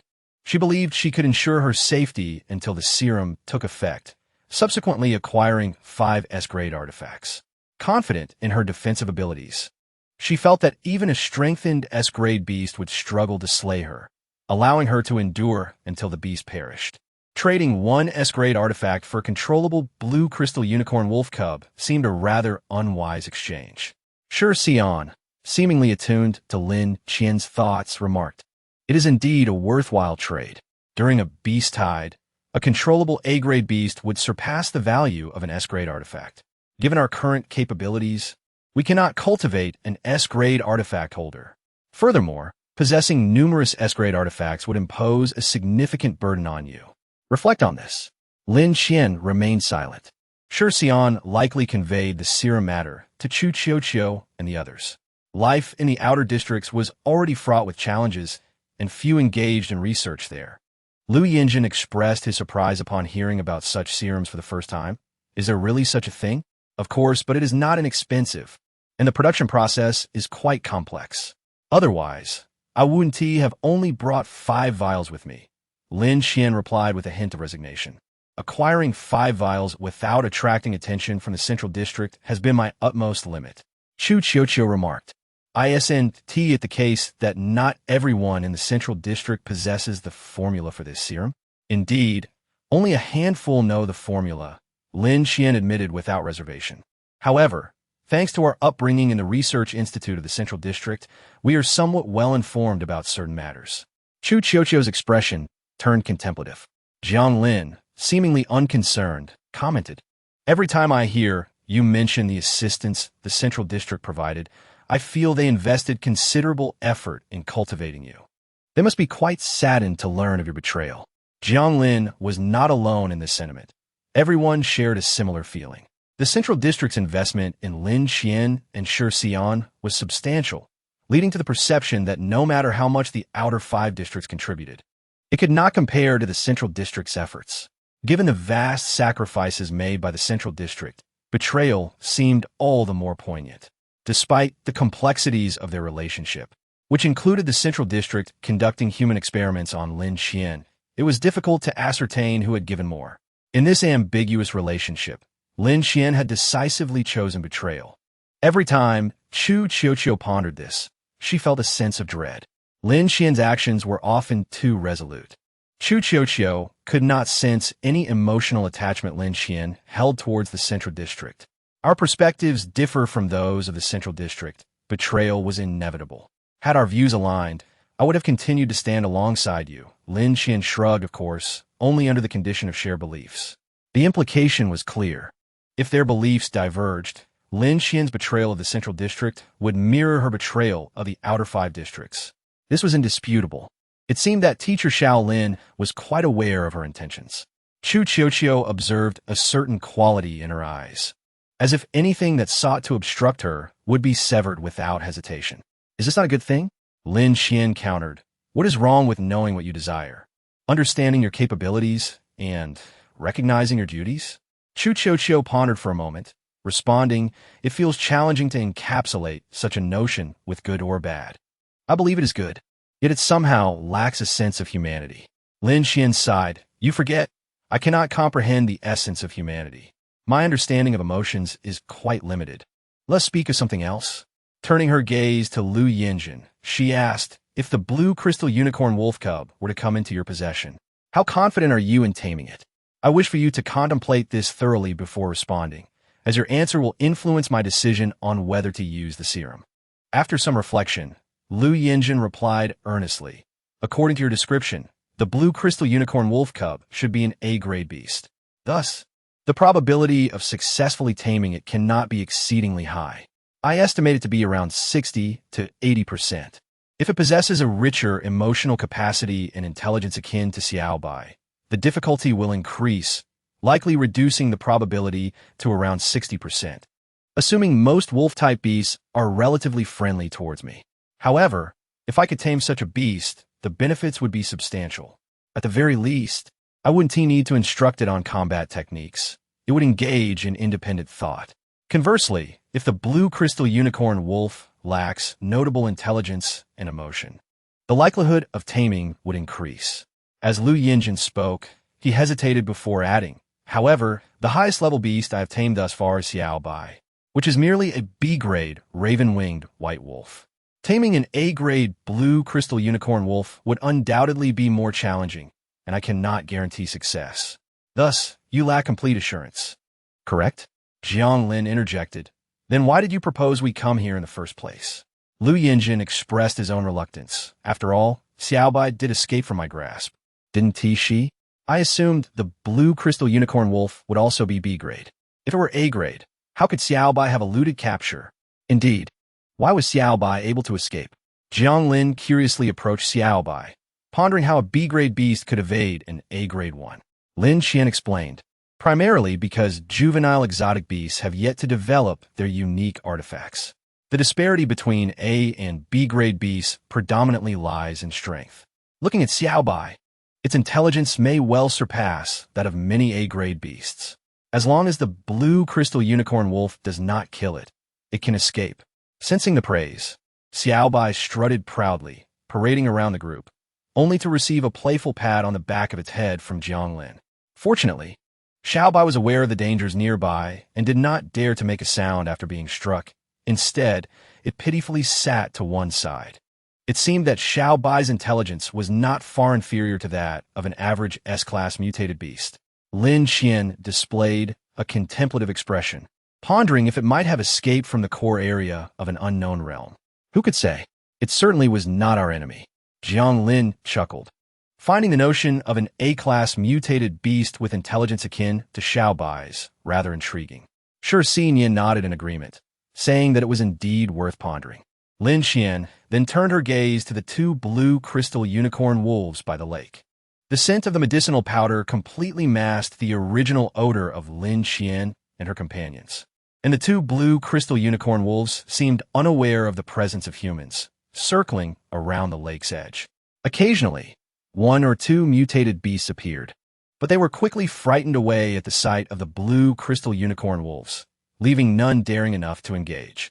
Was the aura of the blue crystal unicorn wolves truly that intimidating?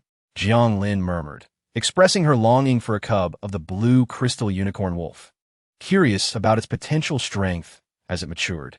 Lin Xian replied that the blue crystal unicorn wolves were inherently formidable creatures.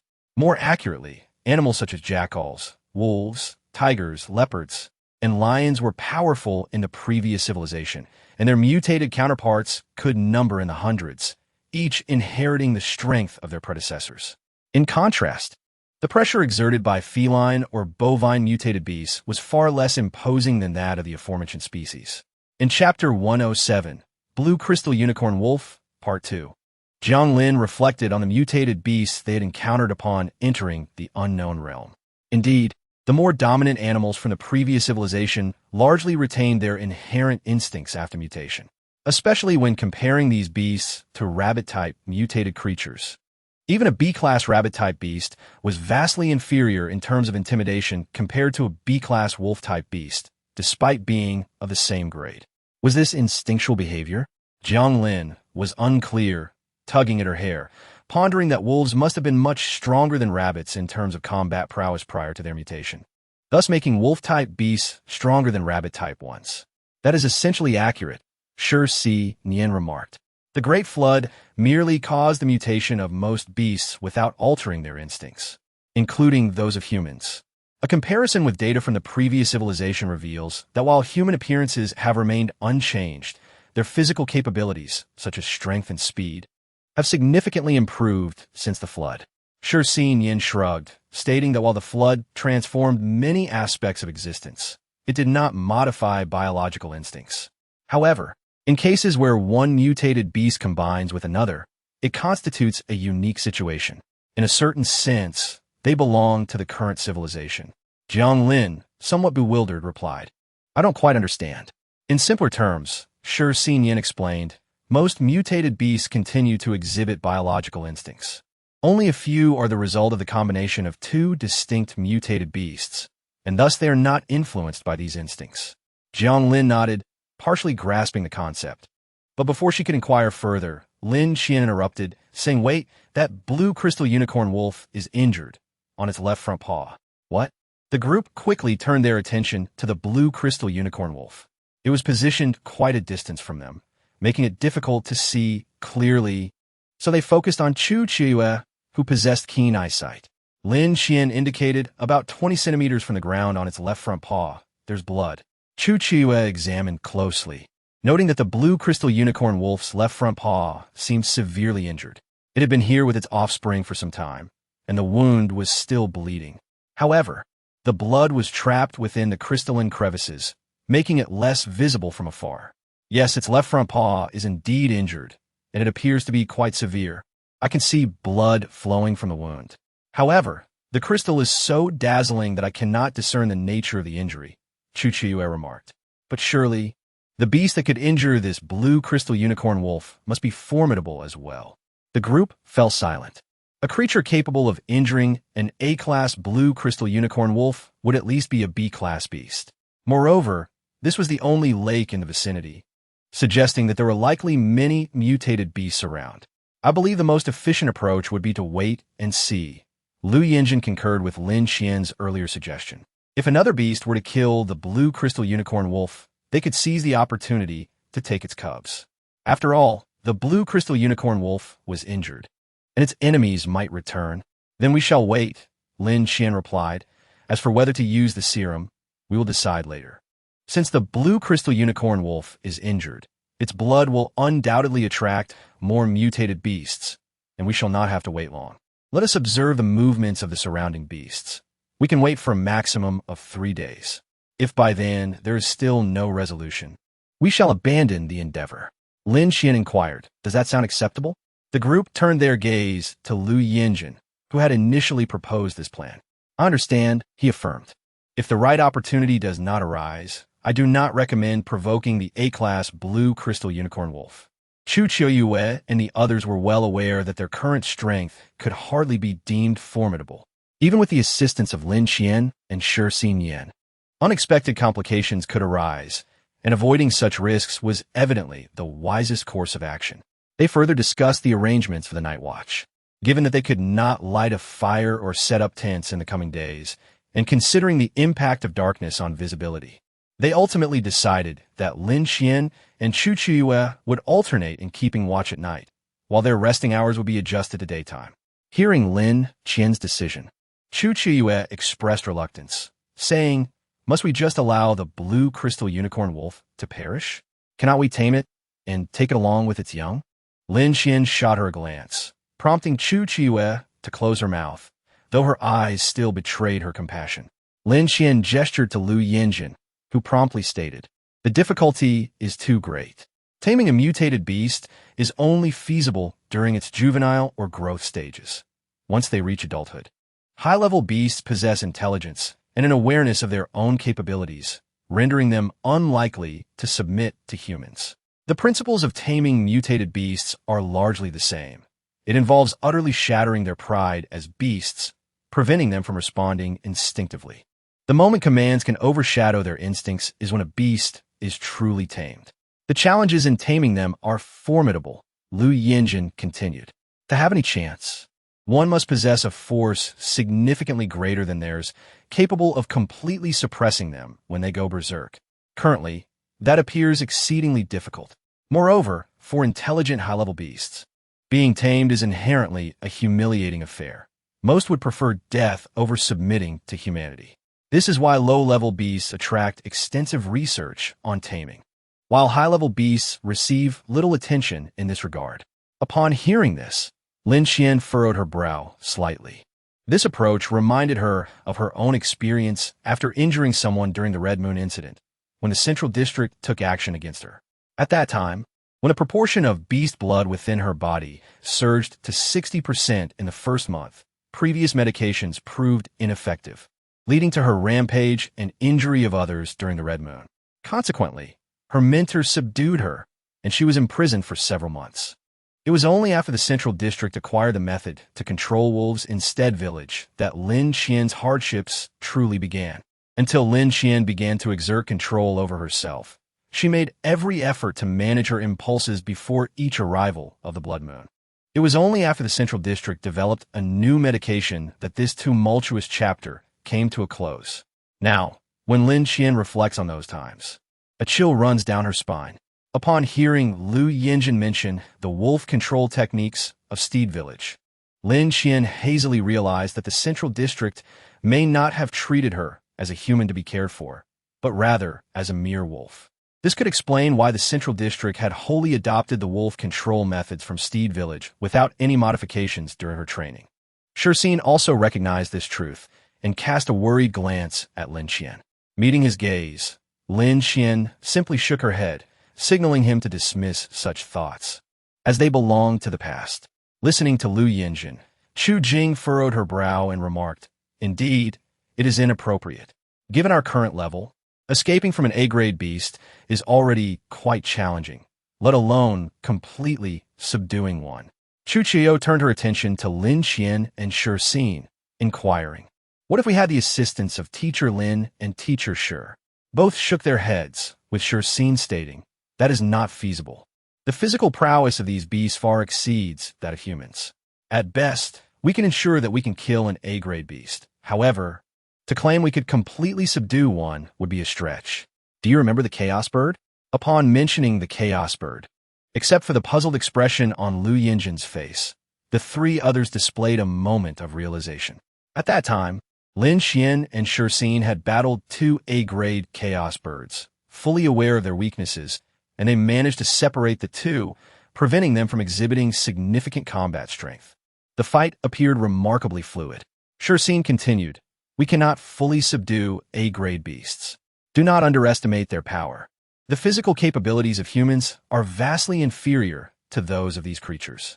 For instance, if the tail of a wolf could exert 100% of its strength on a previous alpha wolf, Lin Xian can only harness 70% of that strength.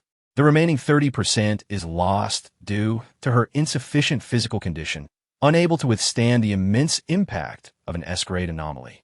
This is under the condition that her affinity with the anomaly exceeds 90. Generally, a person might only harness 50 or 60% of its power. 40 or 30% is also a possibility. Do not underestimate the strength of these beasts." Lu Yinjin nodded, affirming, "According to our family's wolf control manual, many preparations are required to fully control a high-level beast. Moreover, the blue crystal unicorn wolf is already an adult. It possesses its own life. How could it possibly submit to humans? Even if we argue that it has intelligence and you help it, that would still be implausible. Although they possess intelligence, it is limited. At their core, they remain beasts, unable to comprehend the concept of mutual assistance among humans." Chu Qiuyo appeared conflicted and softly questioned, "Is there truly no other way?" Lin Xian, intrigued, asked, "What do you wish to do? I truly do not understand you." "In 10 years, the beast tide will arrive. Reducing the number of high-level beasts means increasing your safety. Is that not a good thing?" Zhang Lin added, "I do not see anything wrong with that either. After all, they are beasts, and we are humans. We are inherently adversaries." Even Lu Yinjin, after some contemplation, hesitated to express, "Even as I am, I do not deem it excessive for the blue crystal unicorn wolf to perish. The high priest taught me that we need only be gentle with our companions." Chu Qiuyo directed her gaze toward Chu Jing, who responded, "The young lady likely believes that these high-level beasts possess a degree of intelligence and emotions akin to humans, which is why she hesitates to take action." Chu Qiuyo acknowledged this perspective, reflecting, "Indeed, they possess intelligence and emotions. I feel that killing them is akin to taking a human life." At this point, Chu Qiuyo cautiously glanced at Lin Qian, relieved when she observed no significant change in Lin Qian's expression. "A few days ago, the blood demon cat, which almost killed you, was also an A-grade beast, possessing both intelligence and emotions," Lin Qian remarked. "Do you not recall how injured you were? Has your wound fully healed? Did that lesson not teach you to show no mercy to beasts?" Zhang Lin, recalling the blood demon cat, emphatically stated, "Indeed, I believe I have made progress. If I encounter that blood demon cat again, I will not repeat my previous mistakes." Chu Qiuyo remained silent, while Chu Jing patted her shoulder, and Chu Qiuyo merely shook her head. Noticing Chu Qiuyo's reaction, Lin Qian inquired, "What do you believe we should do?"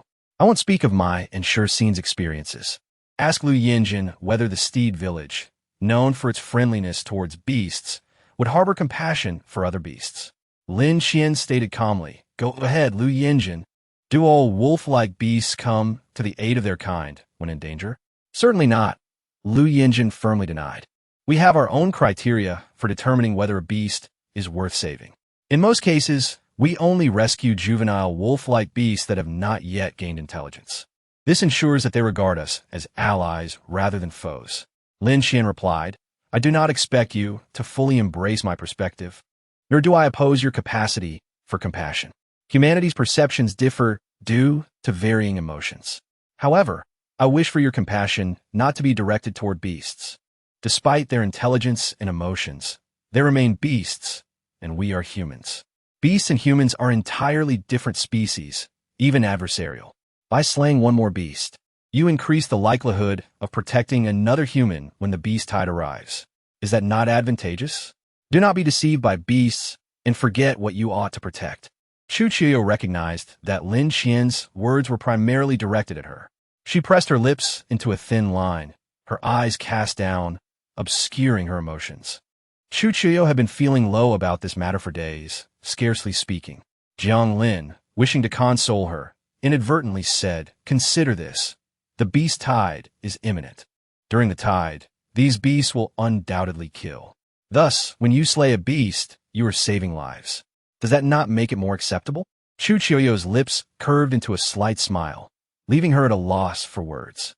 Lin Qian had several opportunities to engage in a serious conversation with Chu Qiuyo, yet when the moment arose, she ultimately refrained. She understood that Chu Qiuyo's gentle nature bordered on timidity, yet she was also quite intelligent.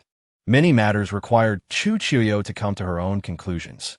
Attempting to comfort her would likely prove ineffective and may even lead Chu Qiuyo to become entrenched in her thoughts. "Do you truly not care?" Shursin asked, observing Lin Qian's steel glances at Chu Qiuyo yet again. "Do you regret being so forthright?" "Not all," Lin Qian replied. "I merely wonder why she has yet to come to terms with it. What is there to ponder? Beasts are the enemy. There is no need for leniency," Lin Qian asserted. Shursin responded, "Everyone has differing perspectives. You cannot expect Chu Qiuyo's thoughts to mirror yours. Her experiences are limited, having been overly protected since childhood, so it is natural for her to harbor some idealism." "Is it idealistic?" Lin Qian murmured, "If not for this moment, perhaps idealism is not a bad thing." Shursin Yin did not respond, but inquired, "If the beasts do not arrive tonight, should we consider utilizing the serum or leaving?" For 2 consecutive days, a multitude of beasts had come to this location for water, yet none dared to take action against the blue crystal unicorn wolf. The weather had been clear for 2 days, and the blue crystal unicorn wolf stood guard at the edge of the lake with its young.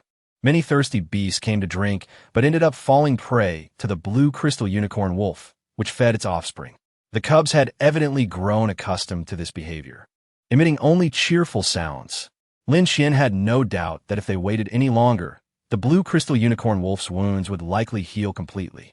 "Let us assess the situation tonight," Lin Qian said reluctantly. "If no beasts arrive, I will see if there's time to use the serum tomorrow." Shursin Yin understood Lin Qian well. When she expressed such sentiments, she had likely come to a conclusion, and he chose not to press further. Night fell swiftly. Chu Qiuyo was still resting, leaving only her and Lin Qian to keep watch, while Lin Qian remained vigilant. Chu Qiuyo seized the opportunity to catch up on sleep. The nocturnal beasts were few, making Lin Qian's watch during the more perilous first half of the night, while Chu Qiuyo took the relatively safer latter half. They lay atop trees, evident dark circles under their eyes. The weather was slightly cool, making it convenient to cover themselves with blankets while sleeping, though they had not rested well over the past few days. Lin Qian turned her gaze toward the lake. 2 blue crystal unicorn wolves were resting, with a cub nestled against the tail of one, looking remarkably adorable as the tail gently covered it. Suddenly, Lin Qian heard a faint rustling sound around her. She quickly tied a black cloth over her eyes and opened her ice eagle eyes. Whoosh! A shadow darted swiftly through the forest, moving at an incredible speed. Even with her enhanced sight, Lin Qian could barely discern the type of beast, only managing to conclude it was a serpentine creature. Noticing that the blue crystal unicorn wolf had opened its eyes, Lin Qian whispered, "Has it come?" The tail of the Lien wolf flicked out from her hand, swiftly awakening the slumbering companions and signaling them to remain silent. Class A beasts possess remarkably quick reflexes and heightened senses. Even if they could no longer detect human scent on the group, they had to be cautious not to startle the Class A beasts into aggression. The companions gathered quietly, and Chu Qiuyo promptly took out her ice eagle eyes and pressed it to her forehead, all of them tacitly agreeing to maintain silence. Once still, the sounds of the beasts moving became more pronounced. The blue crystal unicorn wolf pushed its young into a cave it had recently dug and blocked the entrance with stones, rendering it invisible from the outside. A resounding howl erupted from the blue crystal unicorn wolf, causing nearby birds to flee in terror. Lin Qian then heard footsteps crunching on leaves nearby and turned her gaze toward the sound. A black ink crocodile was stealthily advancing, its small eyes fixated on the blue crystal unicorn wolf, clearly targeting it. Judging by its size, this black ink crocodile appeared to be a Class A beast. Including the previously swift-moving serpentine beast, Lin Qian estimated both to be Class A. Not stopping at just these 2, Lin Qian scanned the surroundings and spotted another Class A beast, a cloud cat, lurking nearby, its movements so subtle that she had not heard it approach. Additionally, there were 2 Class B beasts, a climbing leopard and a striped rabbit. None of these creatures were to be trifled with, and Lin Qian could not fathom why they had developed a grudge against the blue crystal unicorn wolf. The tail of the Lien wolf gently wrapped around Chu Chio's hand, cautiously indicating the positions of the current beasts. Chu Chio noted these locations, then turned her gaze in those directions, becoming even more still once she confirmed Lin Qian's words. She used her finger to convey the current situation to Jiang Lin while employing the same method to inform Chu Zhen. Upon receiving the information, Jiang Lin relayed it to Lu Yanzhen, who was positioned slightly behind her.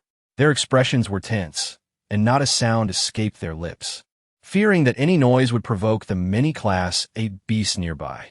Lin Qian and Shi Xinyan remained calm. Given their current skills, should anything happen, they would have to rely on Lin Qian and Shi Xinyan for rescue.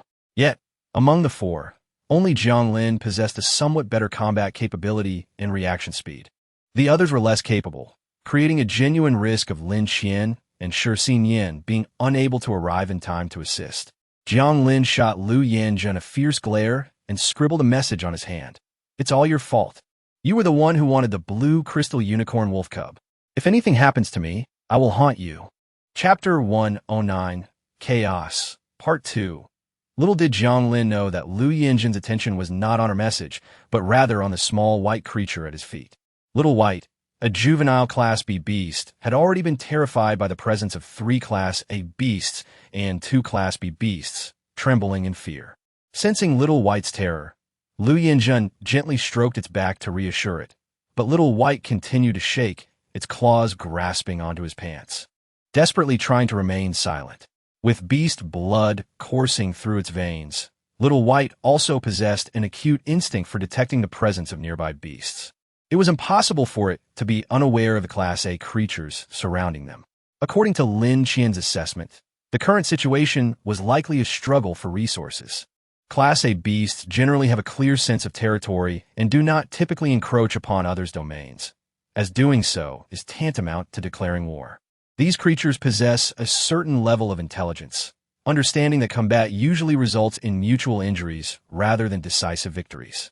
Hence, they typically avoid entering one another's territories unless absolutely certain of victory.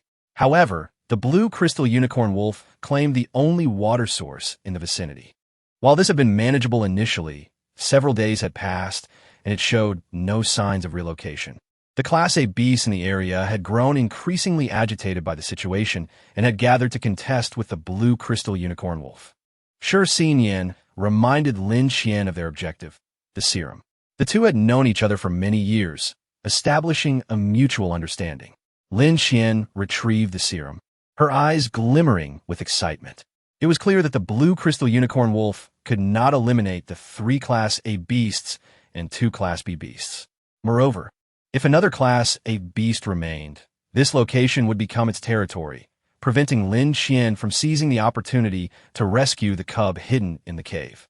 The optimal strategy was to wait until the beasts were close to determining a victor and then throw the serum at the last standing contender. Under normal circumstances, Lin Qian would not opt to use the serum against just one Class A beast, for it would not be a worthwhile trade. Yet, the current situation was far more favorable. By defeating the last Class A beast, she could acquire 3 Class A items, 2 Class B items, and a controllable Class A beast. Trading one serum for all these assets was undeniably advantageous for Lin Qian. Beasts do not comprehend the notion of cooperation. The atmosphere was eerily quiet. Even the previously swift-moving serpentine beast had ceased its movements, allowing Lin Qian to finally identify its species, the purple cracked-winged snake. The purple cleft-winged serpent is an extraordinary creature among serpentine beasts, characterized by its scales that are split with narrow fissures and 2 diminutive wings on its head. Although these small wings do not grant it the ability to fly, they do assist in gliding.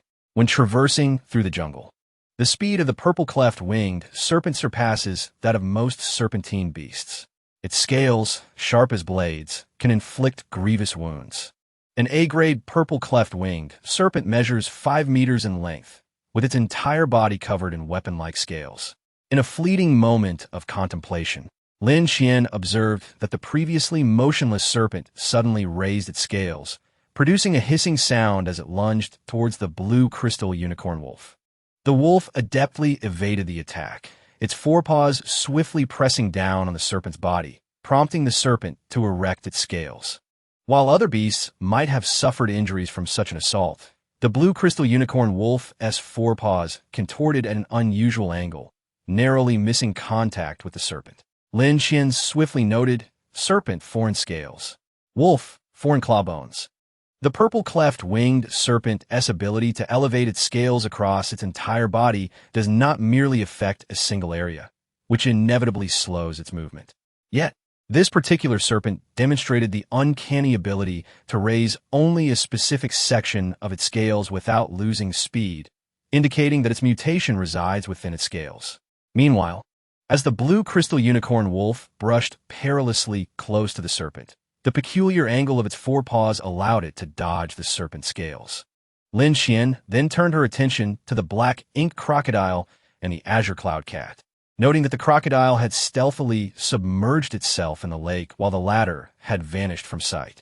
After inquiring with Chu Qiuhua, she was relieved to find her companion was still watching the azure cloud cat, signaling Lin Qian not to worry. Refocusing on the battle, Lin Qian realized that since the serpent's mutation lay in its scales, utilizing serum against it would be futile. The azure cloud cat, with its swift movements, was also not a suitable target for serum application, and with the black ink crocodile submerged, opportunities were sparse. Her gaze settled on the blue crystal unicorn wolf, whose crystalline body was unmarred except for its face, making it the most viable candidate for serum application, despite its injured leg. Lin Qian hesitated with the serum in hand, uncertain of when to act. Shirxinian pulled her hand again, riding weight. The crawler leopard and striped rabbit were edging closer to the fray. Now is not the moment for serum use. The purple cleft-winged serpent's attacks were repeatedly thwarted by the blue crystal unicorn wolf. And while both creatures were locked in a stalemate, the serpent's attacks appeared increasingly laborious. As a creature that relied on speed, it had begun to tire, its offensive pace gradually diminishing. Before the blue crystal unicorn wolf could relax, a figure darted forward, directly targeting the purple cleft-winged serpent. It was the azure cloud cat. With a lightness that rendered it nearly silent, the cat merged seamlessly with the breeze. Upon noticing the cat's approach, the blue crystal unicorn wolf retreated several steps, prompting the serpent to pursue. In a swift move, the azure cloud cat seized the serpent by the neck. The serpent hissed in fury as its tail coiled tightly around the cat. The azure cloud cat plunged both of them into the lake, attempting to drown the serpent. However, upon submersion, the cat quickly spotted the black ink crocodile and evaded, while the serpent, now wounded, tightened its grip. The azure cloud cat resisted fiercely, clawing at the serpent's neck. The serpent, already fatigued from its earlier battle with the blue crystal unicorn wolf, could not withstand this additional assault. Its scales writhed as it constricted tighter, leaving the azure cloud cat marked with wounds. With its tail entwined around the serpent's, the azure cloud cat seemed intent on tearing the serpent asunder. Evidently, the cat's tail was its mutation, as the serpent's attempts to strike it remained in vain. The black ink crocodile, recognizing that the outcome of the struggle between the two felines bore no consequence for it, shifted its gaze to the blue crystal unicorn wolf, whose injured forepaw bled profusely from the earlier confrontation. Seeing the black ink crocodile fixated on it, the blue crystal unicorn wolf took the initiative, launching a fierce attack.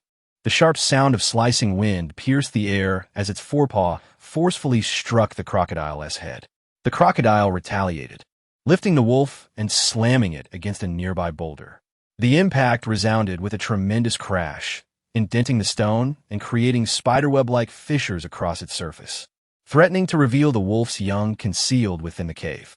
Infuriated by the assault and protective of its offspring, the blue crystal unicorn wolf snapped its jaws, sinking them into the crocodile's flesh and adjusting its stance to fling the creature away, exposing its vulnerable back. In that moment, Lin Qian seized the opportunity, launching the serum with all her strength towards the blue crystal unicorn wolf. The serum soared through the air, embedding itself into the wolf as its eyes turned crimson, unleashing a roar that echoed through the forest. The sound sent the small white creature trembling uncontrollably in Lu Yinjin's arms, despite his futile attempts to soothe it. Its claws digging into his flesh in terror. Jiang Lin, catching the scent of blood, turned to see the crimson staining Lu Yinjin's leg, and instinctively reached to embrace the frightened creature, but he shook his head, signaling her to remain still. The crawler leopard, initially a passive observer, was startled by the wolf's roar and fled without hesitation. The even weaker striped rabbit succumbed to fear, collapsing on the ground. The already injured purple-cleft-winged serpent, hearing the wolf's roar, momentarily loosened its grip on the azure cloud cat. Chapter 110, Chaos, Part 2. Chuchihua also noticed the blue crystal unicorn wolf's gaze, and since only the two of them could perceive the ongoing battle, she instinctively turned her eyes toward Lin Qian. Sensing Chuchihua's attention, Lin Qian briefly glanced at her and shook her head, indicating that she need not concern herself and should continue observing the skirmish at the lake's edge. The purple-cleft-winged serpent showed no inclination to evade the azure cloud cat's assault, as its mutation lay within its very scales, impervious to the cat's attempts to rend them with mere claws. As its forked tongue flicked in and out, the serpent tightened its coils around the cat. In contrast to their mutual torment, the clash between the blue crystal unicorn wolf and the black ink crocodile escalated in intensity, with a cacophony of roars resonating through the air. The wolf repeatedly lifted the crocodile and slammed it to the ground, compacting the earth beneath them, a testament to the wolf's formidable strength. With each successive blow, the black ink crocodile, now enraged, opened its maw wide, ready to retaliate against the blue crystal unicorn wolf. The azure crystal unicorn wolf pressed a paw against its mouth, its front paw suddenly morphing as the 5 claws coalesced into a singular point. With a forceful thrust, it pierced through the entirety of the black ink crocodile's mouth. With a resounding thud, it swung repeatedly, mercilessly battering the black ink crocodile into a state of utter disarray. Ultimately, the azure crystal unicorn wolf delivered one final blow, sending the black ink crocodile hurtling towards the direction of the Qingyun cat and the purple fisher-winged serpent. The Qingyun cat did not evade. Instead, it used the head of the purple fisher-winged serpent as a shield. The tremendous impact caused the Qingyun cat to stagger back several steps and broke the vertebrae of the purple fisher-winged serpent, leaving it alive but in a state scarcely better than death. At that moment, the black ink crocodile's condition was only marginally superior to that of the purple fisher-winged serpent. Despite the large dent in its mouth inflicted by the azure crystal unicorn wolf, it still retained the ability to move. However, as its speed had never been remarkable, the injury further hampered its mobility. The black ink crocodile sluggishly made its way toward the woods, leaving a long trail of crimson blood in its wake. The Qingyun cat, having discarded the purple fisher-winged serpent to the side, fixated its gaze intently upon the azure crystal unicorn wolf, which in turn exhibited no haste to strike, evidently waiting for the opportune moment. Lin Qian glanced at the time. It was now 2:37. The serum had been injected into the azure crystal unicorn wolf at 2:03, meaning 34 minutes had elapsed, leaving a mere 26 minutes until the serum's effect would wane. The Qingyun cat remained still, having already expended considerable energy in its previous skirmish with the purple fisher-winged serpent. But the azure crystal unicorn wolf could not afford to delay any longer. Realizing that the Qingyun cat was significantly fatigued and unwilling to initiate an attack, the azure crystal unicorn wolf lunged toward it with a speed surpassing that which it had displayed in its initial confrontation with the black ink crocodile. The Qingyun cat, nimble and light, adeptly utilized its tail to coil around the trees, evading the azure crystal unicorn wolf's onslaught multiple times, while the surrounding trees were flattened under the wolf's relentless charge. The azure crystal unicorn wolf did not relent, swiftly leading the Qingyun cat away from the lake. Teacher Xiao Lin, Chu Qiuxiu murmured, "Should we pursue them?" The cacophony of the forest masked her voice, and she felt no concern that the azure crystal unicorn wolf could overhear her words. "Follow closely," Lin Qian commanded without hesitation. "Stay behind me and see Nian." With that, Lin Qian took the lead, her tail entwining around Chu Qiuxiu and the others to prevent them from getting separated in the frantic motion. Approximately 2 kilometers from the lake, the azure crystal unicorn wolf finally halted. The Qingyun cat bore numerous wounds. It had been injured previously and had not successfully dodged all of the azure crystal unicorn wolf's attacks, causing fine beads of blood to emerge from its body as it gasped for air. The condition of the azure crystal unicorn wolf was also far from ideal, with only mere minutes of life remaining.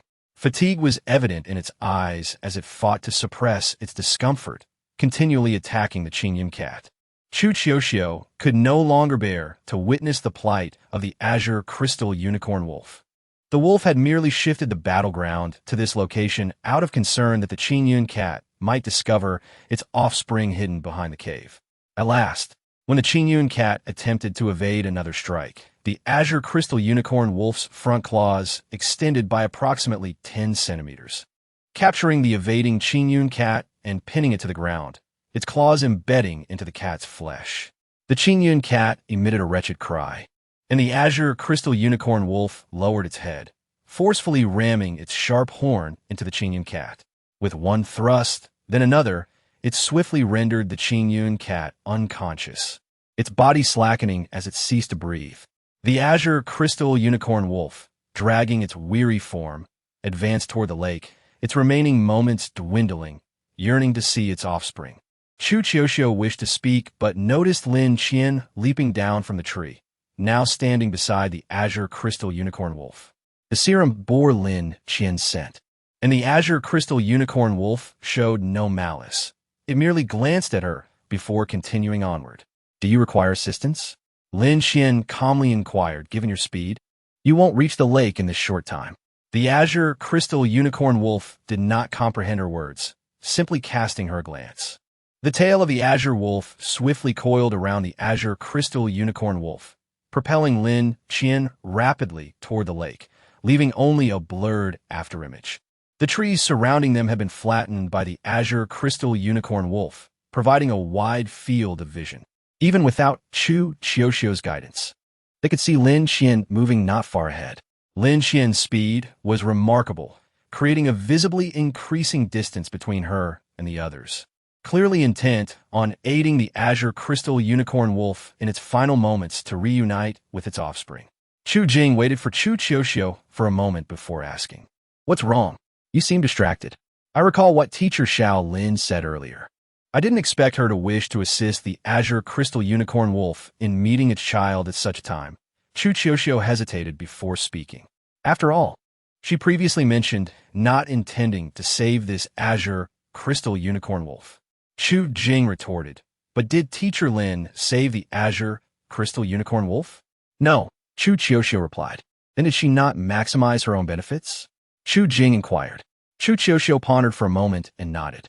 Lin Qian had utilized only a single serum, had not engaged in battle herself, yet had acquired numerous rare items, and not a single A-level beast present had escaped. "Isn't that sufficient?" Chu Jing remarked. Her actions are not contradictory to her words. Teacher Lin never claimed she would save it.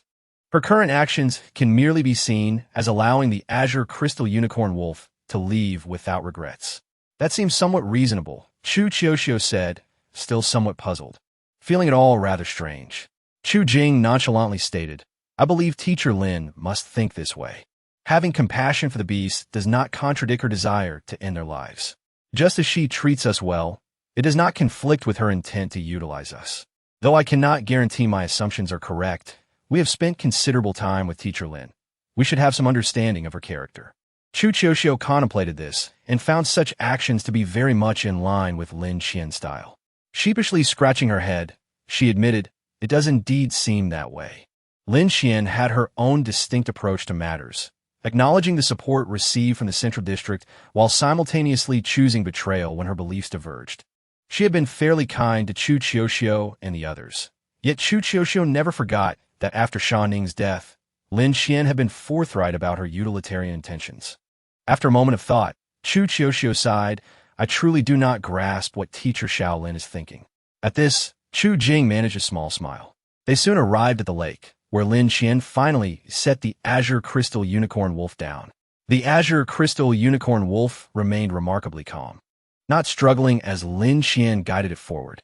Upon finally stopping, its eyes merely flickered slightly. Without the support of the azure wolf's tail, it would have struggled to stand. Lin Qian understood it had reached the end of its strength. With a decisive thud, Lin Qian struck the center of a fissured stone, causing the already cracked boulder to shatter and tumble to the ground. The azure crystal unicorn wolf's cub raised its tail in alarm, clearly tense.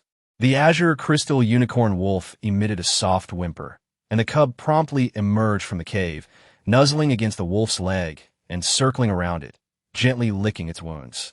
The spirit of the blue crystal unicorn wolf has grown increasingly fatigued. Its once bright eyes have dulled considerably. It lies on its side. Its gaze remains fixed upon its offspring. The young blue crystal unicorn wolf, sensing the impending farewell, nestles in its parent's embrace. Remaining there until the elder finally closes its eyes, its body gradually cooling, still refusing to part from the warmth of its parent hold. Chapter 111. The Before of Separation, Part 1. Thank you, Lin Qian replied casually as she moved towards the purple split-winged serpent. The serpent's spine lay shattered, and it clung to life by a mere thread. Lin Qian approached it, apart from the small patch of skin that had been bitten off by the black ink crocodile. Its body remained largely intact. She lifted the serpent's head with the tail of the Lian wolf and remarked, "It's unfortunate that you are still alive."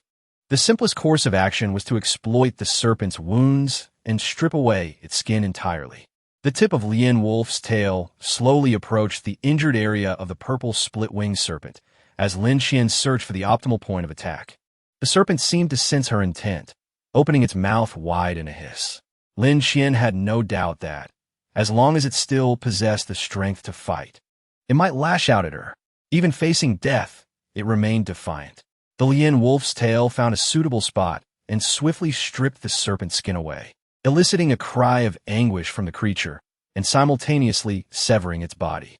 Lin Qian extracted the serpent's bones, which were crucial medicinal components, storing them alongside the serpent's skin in her azure ring. The black ink crocodile, already slow in its movements and further hindered by its injuries, had crawled barely 300 meters in the time that had passed. When Lin Qian located it, it was still inching forward. With a swift motion, the Lian wolf's tail enveloped the black ink crocodile, piercing its throat.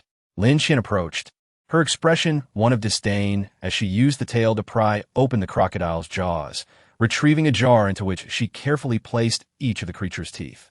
The teeth of this black ink crocodile were considered foreign substances. Had they not been, it could have potentially harmed the purple split-winged serpent. Both the serpent and the crocodile's foreign materials were not suitable for direct use. They either required minor modifications to retain their natural properties or had to be completely shattered and reconstituted through specialized processes. Just as Lin Qian secured these substances and began to tend to the black ink crocodile's body, stripping away its skin to add to her collection, she noticed Shi Xian arriving in her direction and decided to wait for him. "Here," he offered, presenting the foreign material from the azure cloud cat. "Though I didn't bring a vial, so I couldn't collect its blood."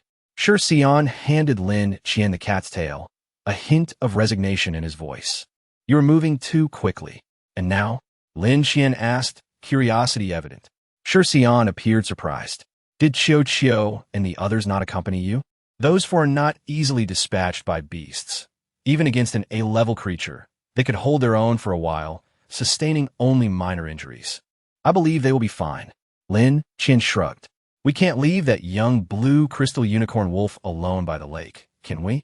She then began to peel the skin from the azure cloud cat, its blood filling the vial almost instantly. "Today, Qiu watched as you assisted the blue crystal unicorn wolf in its final moments with its offspring. She was quite taken aback," Shi Xian chuckled. "If I hadn't called her afterward, she might have gotten lost." Lin Qian raised an eyebrow. "Is that truly such an odd occurrence?" Shi Xian explained. "Perhaps it's because you initially stated you had no intention of saving the blue crystal unicorn wolf, yet you ultimately aided it, which may have surprised her." "I don't quite understand," Lin Qian mused. "I did not save it, and I still believe that not rescuing it was the right choice." She paused, contemplating. "However, the blue crystal unicorn wolf does appear somewhat pitiable, so..." Her words trailed off. Feeling pity? Lin Qian suddenly grasped the significance of Shi Xian's comments. In her past self, even if she had felt a twinge of sympathy for the blue crystal unicorn wolf, she would not have offered assistance. Knowing that the deceased would not remember her kindness, she would not engage in futile efforts. Have you noticed? Your emotional fluctuations have been quite pronounced lately. Although you maintain rational decision-making, I find it difficult to ascertain whether this is a blessing or a curse, Shi Xian expressed, his gaze revealing clear concern. If one day your emotions and reason come into conflict, it will undoubtedly cause you distress. I believe that, were I in such a situation, I would heed the call of reason, Lin Qian replied. It is akin to my understanding that neither Gu nor Jiyan would support our betrayal. Nevertheless, I still chose to betray. I will only act upon what I deem right. My emotions are my driving force, not my shackles. Let's hope so, Shi Xian replied. After a brief exchange, the two walked side by side to the lake's edge. Perhaps it was a late hour, but most beasts had succumbed to slumber. And following the earlier roar of the blue crystal unicorn wolf, not a single creature had approached the water's edge since. What is the current situation? Lin Qian inquired of Lu Yinjin. How is a young blue crystal unicorn wolf faring? Despite the young creature's awareness of its parent's demise, it remained nestled within the embrace of the deceased. It recognizes that we are not foes, Lu Yinjin explained. Thus, it has refrained from attacking us. But we must grant it some time. The duration will depend on how swiftly the young one can recover. Lin Qian frowned. Are we left with no choice but to wait? They were pressed for time, and she had no intention of lingering unnecessarily. There is no alternative, for the young blue crystal unicorn wolf is still in its formative stages and retains an attachment to its family, Lu Yinjin continued. It is much like a human child. Even when aware of a loss, it cannot swiftly accept the reality. Lin Qian queried, if I were to remove the foreign substance from the blue crystal unicorn wolf, tainted with its blood, could the young one still be tamed by you? Lu Yinjin's lips twitched slightly. Indeed, it could. This youngling has already discerned that you are not the one responsible for its parent's death. Even if you were to extract the foreign substance, it may only express displeasure, but it would not attack you. That is reassuring. I shall attend to the blue crystal unicorn wolf tomorrow. For now, I will take a brief respite, Lin Qian stated. Do you all need to rest? It is quite late, and setting up tents would be impractical, but a short break could be beneficial. Chu Chio suggested. I will keep watch for a while. The unknown territory is rife with beasts, and this young blue crystal unicorn wolf is quite small. What if a beast appears? As Chu Chio remained vigilant, her protector, Chu Zhen, naturally would not rest either. Lu Yinjin declared, I shall keep watch for a bit as well. I am concerned for the young one's condition. Jiang Lin glanced at the sky, observing the gradual lightening of dawn. It will soon be morning. I shall forego rest as well. Lu Yinjin, is your leg injury manageable? Do you require ointment? Lu Yinjin accepted the healing salve from Lin Qian, shaking his head. It is not a grave injury, merely that Xiaobai encountered numerous ill-level beasts today and became unstable, unable to maintain control.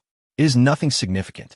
Lin Qian cast her gaze toward Xiaobai, who was currently nestled beside the young blue crystal unicorn wolf. The blue crystal unicorn cub paid no heed to Xiaobai. Yet Xiaobai seemed determined to comfort the cub, persistently circling around it. Can even such an astute creature as Xiaobai experience moments of instability? Chu Chio inquired, astonished. It is precisely due to its intelligence that instability arises, Lu Yinjin replied. Even the less intelligent crawling leopard fled upon hearing the roar of the blue crystal unicorn. Xiaobai, however, is different. Its cleverness leads it to ponder deeply. Jiang Lin reflected on the trembling Xiaobai in Lu Yinjin's arms back then, stating, Xiaobai is truly remarkable. I wonder what its extraordinary trait will be as it matures. It should be its brain. The group turned their gaze towards Shi Xian. Shi Xian remarked, typically, an extraordinary trait is the most distinctive feature of a creature. You should recall when you defeated the giant ape, right? Most of the giant ape's extraordinary traits were its claws, for they served as its weapons. Even this blue crystal unicorn possesses extraordinary traits in the bones of its forepaws, as it primarily relies on them in combat. Excluding psychic traits, The conditions for their emergence are complex and essentially lawless. Creatures that bear psychic traits are generally more intelligent than their counterparts. Chu Qiuqiu glanced at Xiaobai and said, "So Teacher Xiaolin implies that Xiaobai's extraordinary trait should be its brain?" "Yes, given Xiaobai's profound emotions and intelligence, it surpasses the typical B-grade creature," Shi Xinian observed, casting a glance at Lu Yinjin. "Take good care of Xiaobai. Creatures with psychic traits tend to be quite formidable." Chu Qiuqiu softly interjected, "Does that include the blazing serpent you defeated?" Jiang Lin and Chu Jing had also viewed the footage of Lin Qian and Shi Xinian taking down the blazing serpent, with Jiang Lin recalling, "I remember Teacher Lin suddenly releasing the tail of the fierce wolf just before defeating the blazing serpent, correct?" "Yes, that was due to a psychic attack," Lin Qian explained, indicating that creatures with psychic traits are inherently elusive. The four of them turned their attention to Xiaobai, observing its lively demeanor, which made it hard to fathom that it would one day evolve into a powerful creature. Lin Qian yawned and said, "Is there anything else? If not, I shall take my leave to rest." She had been focused on the blue crystal unicorn all night and was utterly exhausted and ready for sleep. "All right, Teacher Xiaolin, I have something to discuss with you," Chu Qiuqiu called out to the departing Lin Qian, mustering her courage as she glanced at the others nearby. "Let us part ways after this." "What?" Lin Qian was momentarily taken aback, and Shi Xinian's face reflected astonishment. Clearly, Chu Qiuqiu had not consulted anyone before making this decision. Perhaps it was made impulsively. "Why?" Jiang Lin expressed her discontent. "Were we supposed to search for their friend with Teacher Lin and Teacher Shi?" Chu Qiuqiu paused for a moment before responding, "But we have already reached our limit, haven't we?" Upon hearing this, the others fell silent, showing no intention to argue.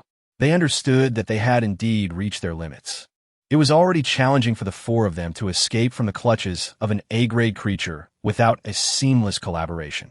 In such circumstances, if they insisted on entering the core area of the unknown territory and encountered an S-grade creature, they would not even have a chance to flee. Moreover, they were not foolish. Upon realizing that entering the core area might cause significant trouble for Lin Qian and Shi Xinian, their immediate instinct was to abandon their pursuits for further training. The first reason was their current inadequacy in strength, and the second was their pride, which did not permit them to cling to Lin Qian and Shi Xinian at such a critical juncture. Chu Qiuqiu gazed into Lin Qian's eyes and said, "Although I am reluctant to admit it, with our present capabilities, it is indeed too challenging to venture into the core area of the unknown territory. Accompanying you, Teacher Xiaolin, would only bring you more trouble. It would be wiser for us to part ways here. I believe both Teacher Xiaolin and Teacher Shi can sense that while our strength remains quite average, the majority of creatures in this vicinity are primarily B-grade, with only a handful of A-grade ones scattered about, making our self-preservation quite feasible." Lin Qian considered Chu Qiuqiu's assessment and replied, "Can you manage without us? You are not new to life in the unknown territory.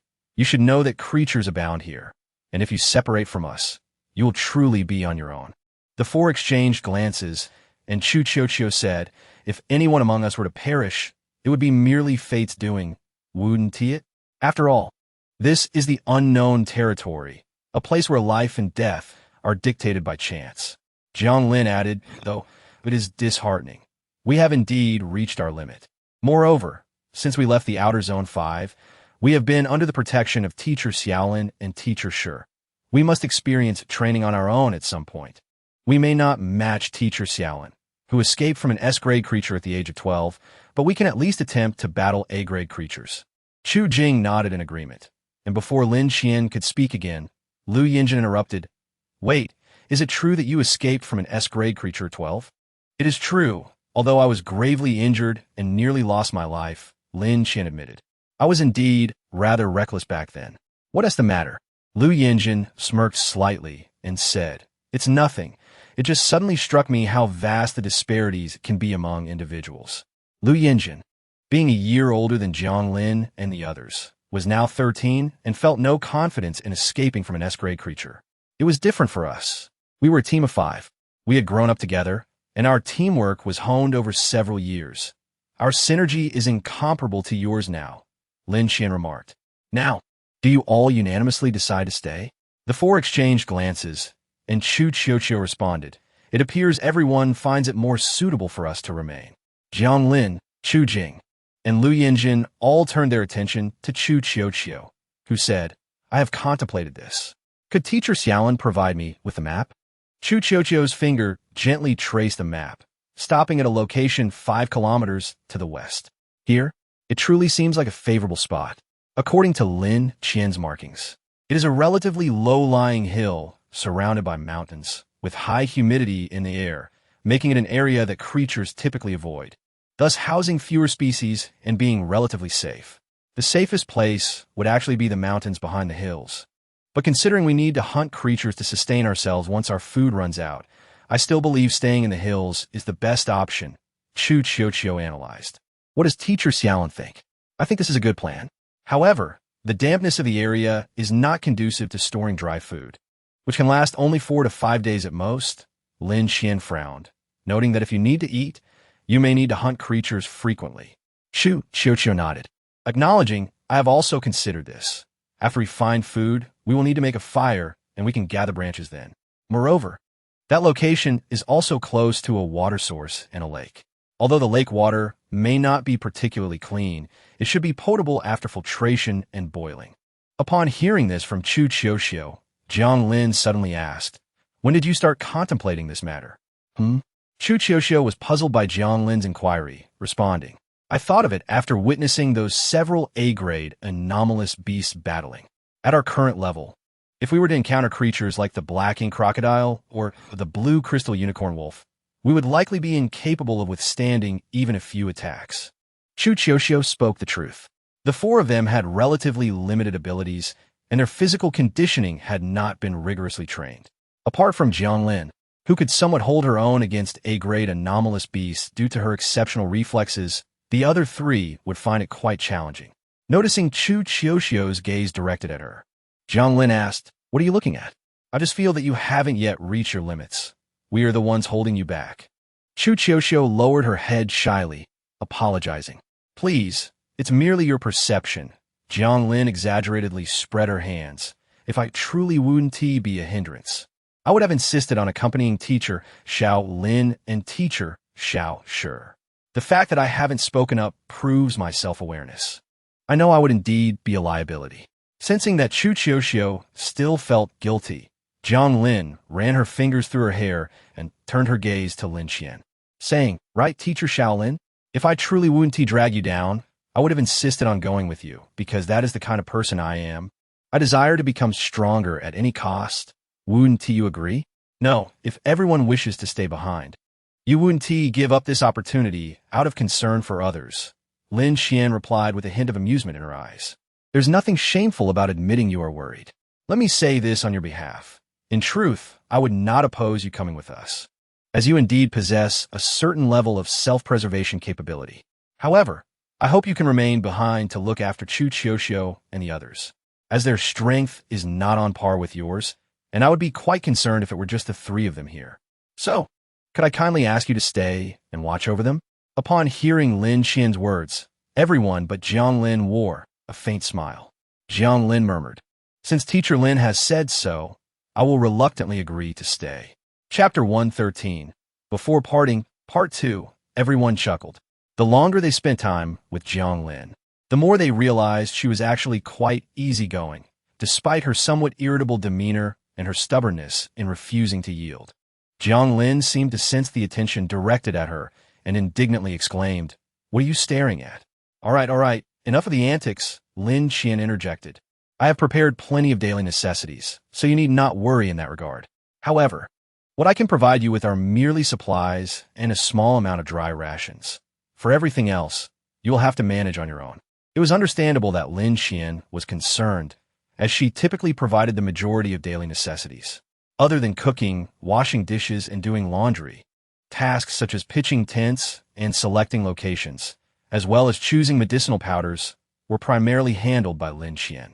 "We must learn these skills eventually," Chu Qiuqiu shrugged and remarked. "Besides, didn't Teacher Xiao Lin say we should hurry? We should be nearing the center of the unknown territory by now, right? If we move quickly, We should be able to wait for you in about a month.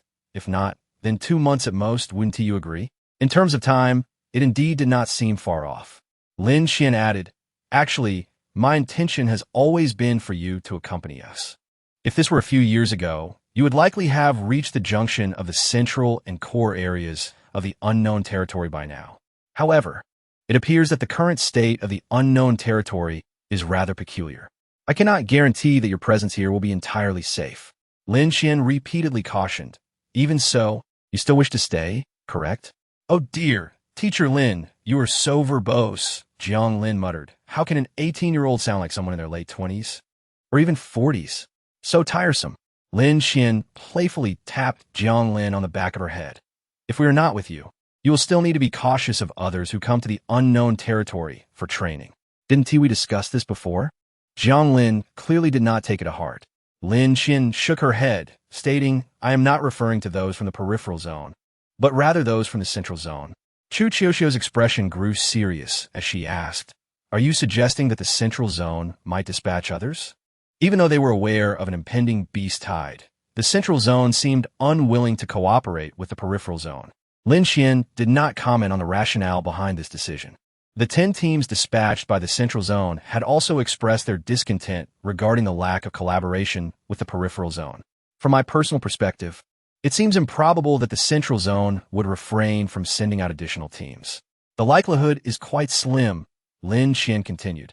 But the central zone comprises more than just our 20 teams. There are many others, all composed of A-grade anomalous beast possessors. So I hope you exercise caution. We will, Chu Qiuxiu assured. But why is the central zone unwilling to collaborate with us? Surely, uniting could prevent greater casualties. Lin Qian lowered her gaze, admitting, I am uncertain. If I knew, I would not have betrayed the central zone, would I? A silence enveloped the group. If the central zone indeed dispatched other teams to the unknown territory, the possibility of encountering them loomed. Lu Yinjin and Chu Jing were fine, but Chu Qiuxiu and Jiang Lin had faced Liangu directly before. They understood the vast disparity in strength among A-grade anomalous beast possessors. Lin Qian, noticing their concerns, reassured them, you need not fret excessively. Formidable A-grade anomalous beast possessors like Liangu are quite rare in the central zone. Moreover, even if you cannot win, escaping should not pose a problem, right? I hardly feel comforted, Jiang Lin grumbled. If we were to encounter a central zone team, would we stand a chance of winning? Lin Qian pondered for a moment before replying, in a few years, it might be hard to say. As for your current selves, it is difficult to determine. Furthermore, the teams from the central zone consist of 5 members each. Such an answer did not surprise the group. Chu Qiuxiu exhaled deeply, saying, I understand now, Teacher Shaolin. We will do our utmost to avoid encounters. Chu Qiuxiu was well aware that Lin Qian was not trying to scare them. Having lived in the central zone for so long, she undoubtedly had insights into the decisions made there. Lin Qian would not suggest such possibilities without a solid basis. Observing Chu Qiuxiu lost in thought, Lu Yinjin shifted the topic. As for what to do if we encounter such situations, we will cross that bridge when we come to it. For now, we should be more concerned about how to take that blue crystal unicorn wolf cub away. Dawn is approaching. As dawn broke, anomalous beasts would become more active. Additionally, this lake had long been the territory of the blue crystal unicorn wolf. Any anomalous beast daring to approach for a drink of water, knowing there was an A-grade blue crystal unicorn wolf nearby, would likely be at least B-grade.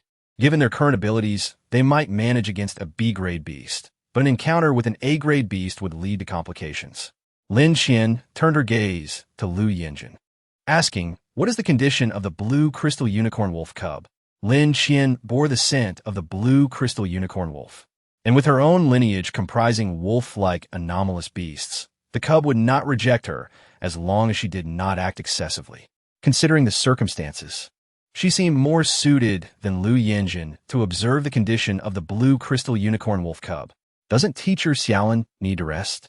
Chu Qiuxiu inquired, recalling that Teacher Xiaolin had previously expressed a desire for a break. It's nothing, just a brief rest. I can handle it after we finish up, Lin Qian replied. I'll go check on the blue crystal unicorn wolf's condition for now.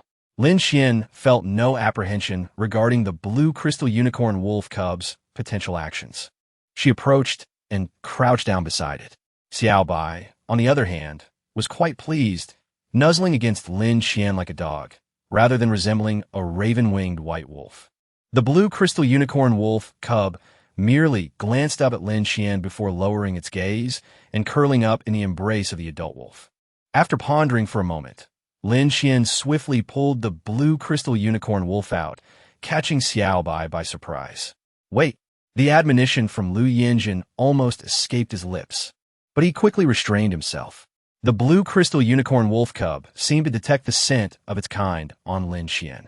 And since she had previously broken the stone to allow it to see its last moments with the blue crystal unicorn, it showed no fear, merely watching her with wide eyes while controlling its claws to avoid causing her harm. Lin Xian absent-mindedly stroked its face, and the cub merely stared at her, making no other movements. How should one put it? Teacher Xiaolin is truly adored by these wolf-like creatures, Chu Qiuxiu remarked with a smile, suggesting she might even be more popular than Lu Yinjin. Lu Yinjin recalled his own experience of petting the blue crystal unicorn wolf cub not long ago. The cub had not resisted his touch, but had not retracted its claws, which signified aggression. Lin Xian attempted to pat the cub's face and gently squeezed its paw. The blue crystal unicorn wolf cub did not seem particularly fond of such intimate gestures. It merely shifted its claws and turned its head away, refraining from any aggressive behavior. Upon confirming that the blue crystal unicorn wolf did not dislike her, Lin Xian relaxed and, irrespective of whether it could comprehend her words, asked, "Would you like to come with us?" The cub clearly could not understand, gazing at Lin Xian with a somewhat bewildered expression. As Lin Xian set the blue crystal unicorn wolf cub aside, Xiao Bai immediately approached it, whining softly, yet the cub ignored it, fixated on Lin Xian, seemingly lost in thought. Lin Xian moved to the adult blue crystal unicorn, using her shadow blade to strip away its hide.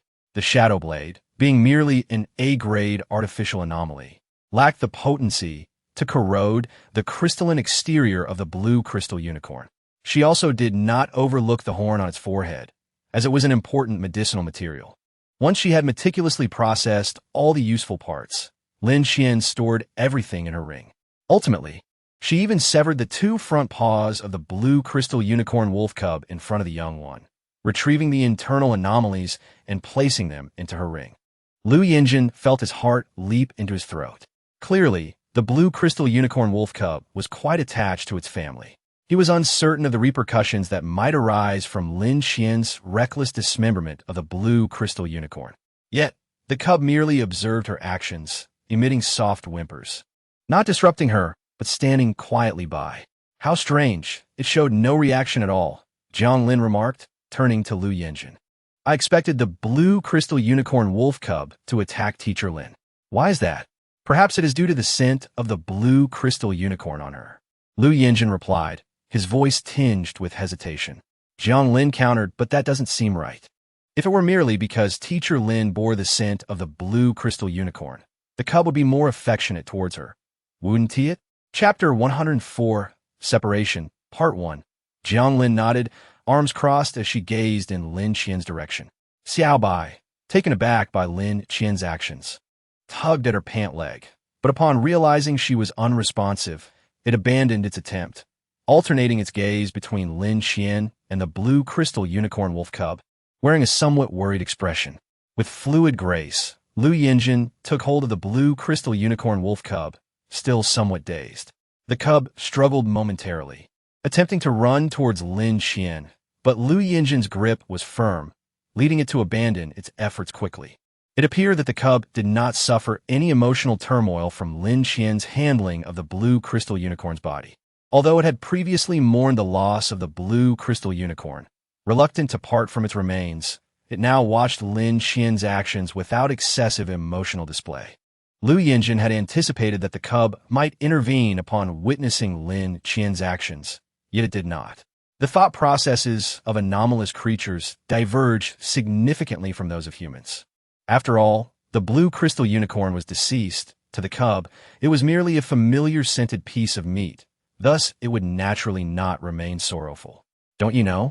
Lin Qian stated matter-of-factly. I genuinely did not know that. Lu Yinjin replied, placing the blue crystal unicorn wolf cub down. The weight of the cub was considerable. How did you manage to? He regretted his words as soon as they left his mouth, casting an apologetic glance at Lin Qian. Surely, it was evident how Lin Qian had acquired such knowledge. Her experiences had closely aligned her with the thought processes of anomalous beings. You need not look at me that way. I have long since become accustomed to it. Lin Qian replied dismissively. So, shall we leave this blue crystal unicorn wolf cub to your training? Would you like to give it a name? Lu Yinjin contemplated. How about we call it Little Blue? What do you think? Noticing the lack of response from those around him, he turned to Jiang Lin. Is there something wrong with that name? Jiang Lin pondered for a moment before saying, It's hard to say if it's good or bad. Lin Qian mused, It's no matter. It's just a name. Let it be so. It is also quite a distinctive name, is it not? Jiang Lin's gaze flitted between Xiao Bai and Little Blue before she sighed. Consider yourselves unfortunate. Lu Yinjin shot her an exasperated look. Let us set out tomorrow, Lin Qian suggested. After organizing everything we need today, we will depart in the morning. All right. Chu Qiuxiu nodded. There is no time to lose. Let us leave now. Daylight had begun to break, and some early rising anomalous creatures were likely starting to awaken. Chu Qiuxiu feared that if they delayed further, higher-level anomalous creatures might arrive to investigate the situation, as the disturbances near the lake the previous night had been quite significant. Let us go. The Naijia Hills, chosen by Chu Qiuxiu, were not far from the lake. The group ran for an hour or two before reaching the vicinity of the Naijia mountain range. Within 1 to 2 kilometers of the Naijia Hills, there was no water source, yet the air was quite humid and the ground felt slightly cool beneath their feet. Surrounding them were numerous dilapidated skyscrapers left behind from a bygone civilization, with many trees intertwining and thriving amidst the ruins. Witnessing this scene firsthand felt vastly different from merely looking at a map. Chu Qiuxiu surveyed the surroundings and remarked, No wonder there aren't too many anomalous creatures here. The environment is not to their liking, and it's filled with towering buildings. Let us find a spot to set up our tents, Chu Qiuxiu suggested. Be sure to choose a relatively flat and dry area. Lin Qian frowned, saying, Although the air here is quite humid, we should still look for a drier spot. Ideally, it would also be sheltered from the wind. How about we set up our tents near these skyscrapers? Jiang Lin suddenly remarked. It shouldn't be too windy near the tall buildings, right? Chu Qiuxiu glanced over and noted that the soil beside the structures was indeed more compact and level than in other areas. She nodded, saying, All right, shall we settle in this vicinity? The four of them chose a relatively open space. Jiang Lin inquired, Teacher Lin, selecting this spot should pose no issues, correct? Lin Qian briefly surveyed the area and replied, No problem. Afterward, she retrieved a tent from her azure ring and demonstrated how to set it up several times. Once they had all learned, Lin Qian added, I have not camped here before, and my knowledge of the Naijia Hills is quite limited. I do not insist that you remain here. If danger arises, feel free to relocate. Understood? Upon hearing this, the four of them finally felt the palpable tension of training in an unfamiliar territory. Previously, they had been aware that Lin Qian and Shi Xinian were nearby, watching over them even when Chu Qiuxiu decided to split up. However, now that Lin Qian suggested they change their location if danger threatened, it heightened their apprehension. But if we relocate, how will you find us, Teacher Lin? Chu Qiuxiu questioned, running her fingers through her hair. If we leave, how will you track us? You need not rely on our large tent. Take this smaller one. Lin Qian produced a more compact tent from the azure ring. This tent is equipped with a small locator. We will be able to see your location, so you need not worry. In the event of danger, just run, understood? Chu Qiuxiu accepted the tent, examining the small locator on it, I understand. Lin Qian adjusted the locator and, after confirming its functionality, breathed a sigh of relief. This was the only tent with a locator she possessed, and any malfunction would spell significant trouble for them. Chu Jing erected the tent, while Lin Qian unpacked their clothing, toiletries, and supplies, also leaving them ample water and provisions. She continued until Chu Qiuxiu called out, That's enough, Teacher Lin, don't give us too much. The supplies nearly filled the tent, and Lin Qian reiterated her instructions. Chu Qiuxiu remained quiet.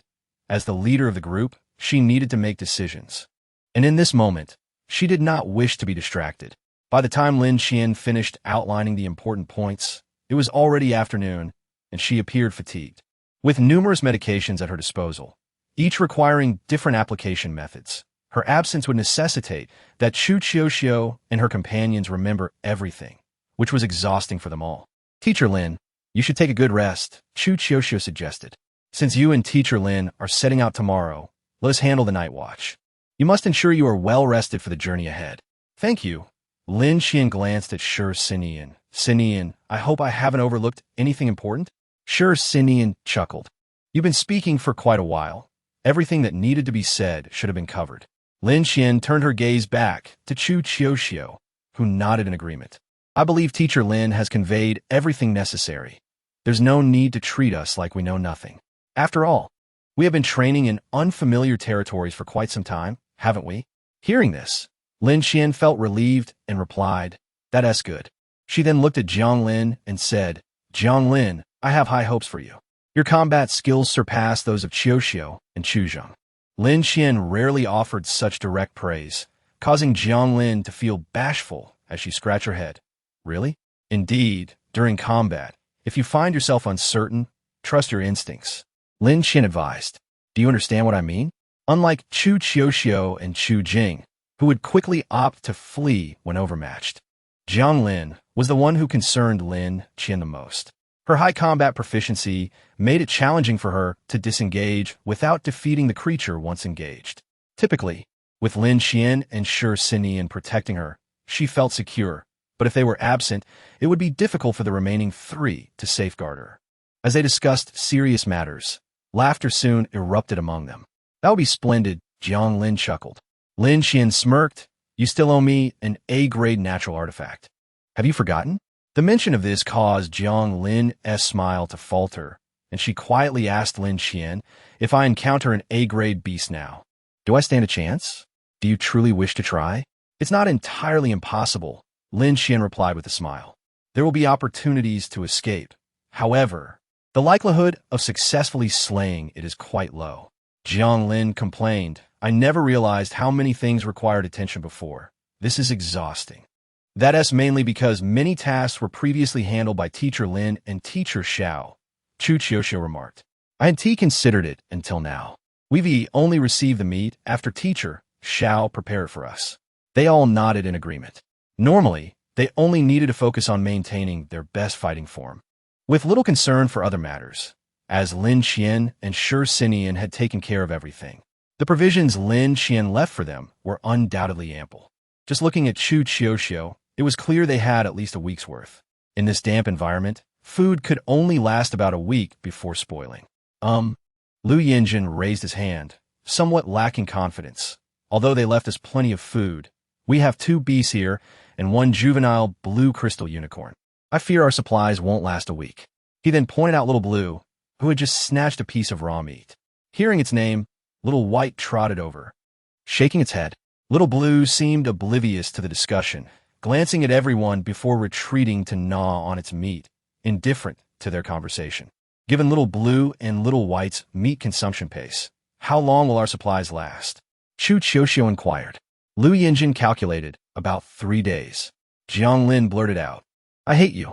Lu Yinjin realized that their food supply was indeed insufficient, primarily due to his suggestion to bring Little Blue along, so he remained silent. The time frame was effectively halved, and Jiang Lin covered her eyes, unwilling to look at Little Blue. So, we need to decide how to hunt the beast within 3 days. Is that correct? Yes, and there must be personnel at the base, meaning we can only send 2 people to hunt the beasts, and even then, we may not always succeed, Chu Qiuxiu replied. If we fail to hunt, we might go hungry. Jiang Lin sighed, feeling that Teacher Lin's absence for a month or 2 would be too long for them. Chu Jing echoed her sentiment. I feel the same. Chu Qiuxiu sighed. Let us just endure today. I believe I should team up with Chu Jing, as we're not the strongest fighters. How about you, Jiang Lin? Team up with Lu Yinjin. Xiao Bai and Xiao Lan will undoubtedly join you. They are extraordinary creatures, and it will certainly be easier for them to locate their kind than for us. Chu Jing nodded, indicating he had no objections. Lu Yinjun also expressed his concurrence. Jiang Lin, however, regarded Lu Yinjun with a hint of disdain, huffing, "There's no helping it. I know that protecting Lu Yinjun is my duty. After all, I'm said to be the strongest by Teacher Lin." "All right, enough," Lu Yinjun interjected, gesturing with his hand for silence. "We all know that. We're merely waiting to finish so we can divide into groups for the night watch and rest. Aren't you tired?" Hearing his words, Jiang Lin slumped, cuddling Xiao Bai, who was nestled in Lu Yinjun's embrace, burying her face in Xiao Bai's belly as she said, "I have no objections. You may continue."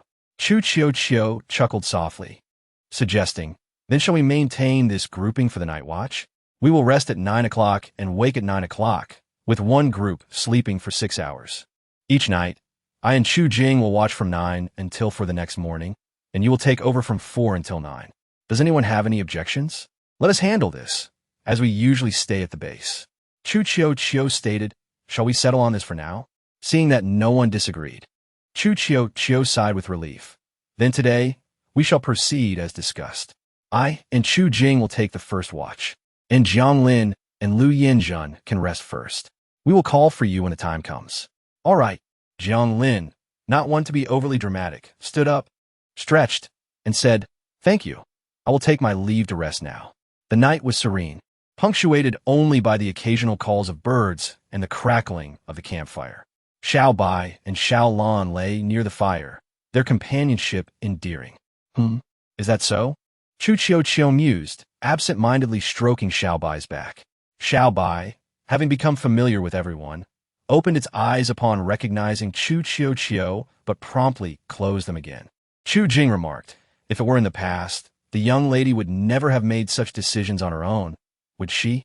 Such reflections made it feel as though a great deal of time had passed. Chu Chiu offered an apologetic smile to Chu Jing, saying, "I apologize. I was a bit distracted just now.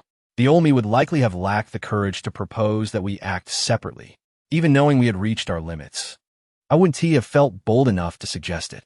Chu Chiu cast her gaze towards the flickering flames, aware of the peril in separating from Teacher Lin and Teacher Xiao. She recognized her importance to the Chu family and understood that she could not afford to falter in unknown territories. Chu Chiu appeared somewhat bewildered. "No. If it were the old me, I probably wouldn't have dared to sneak out with Teacher Lin and Teacher Xiao."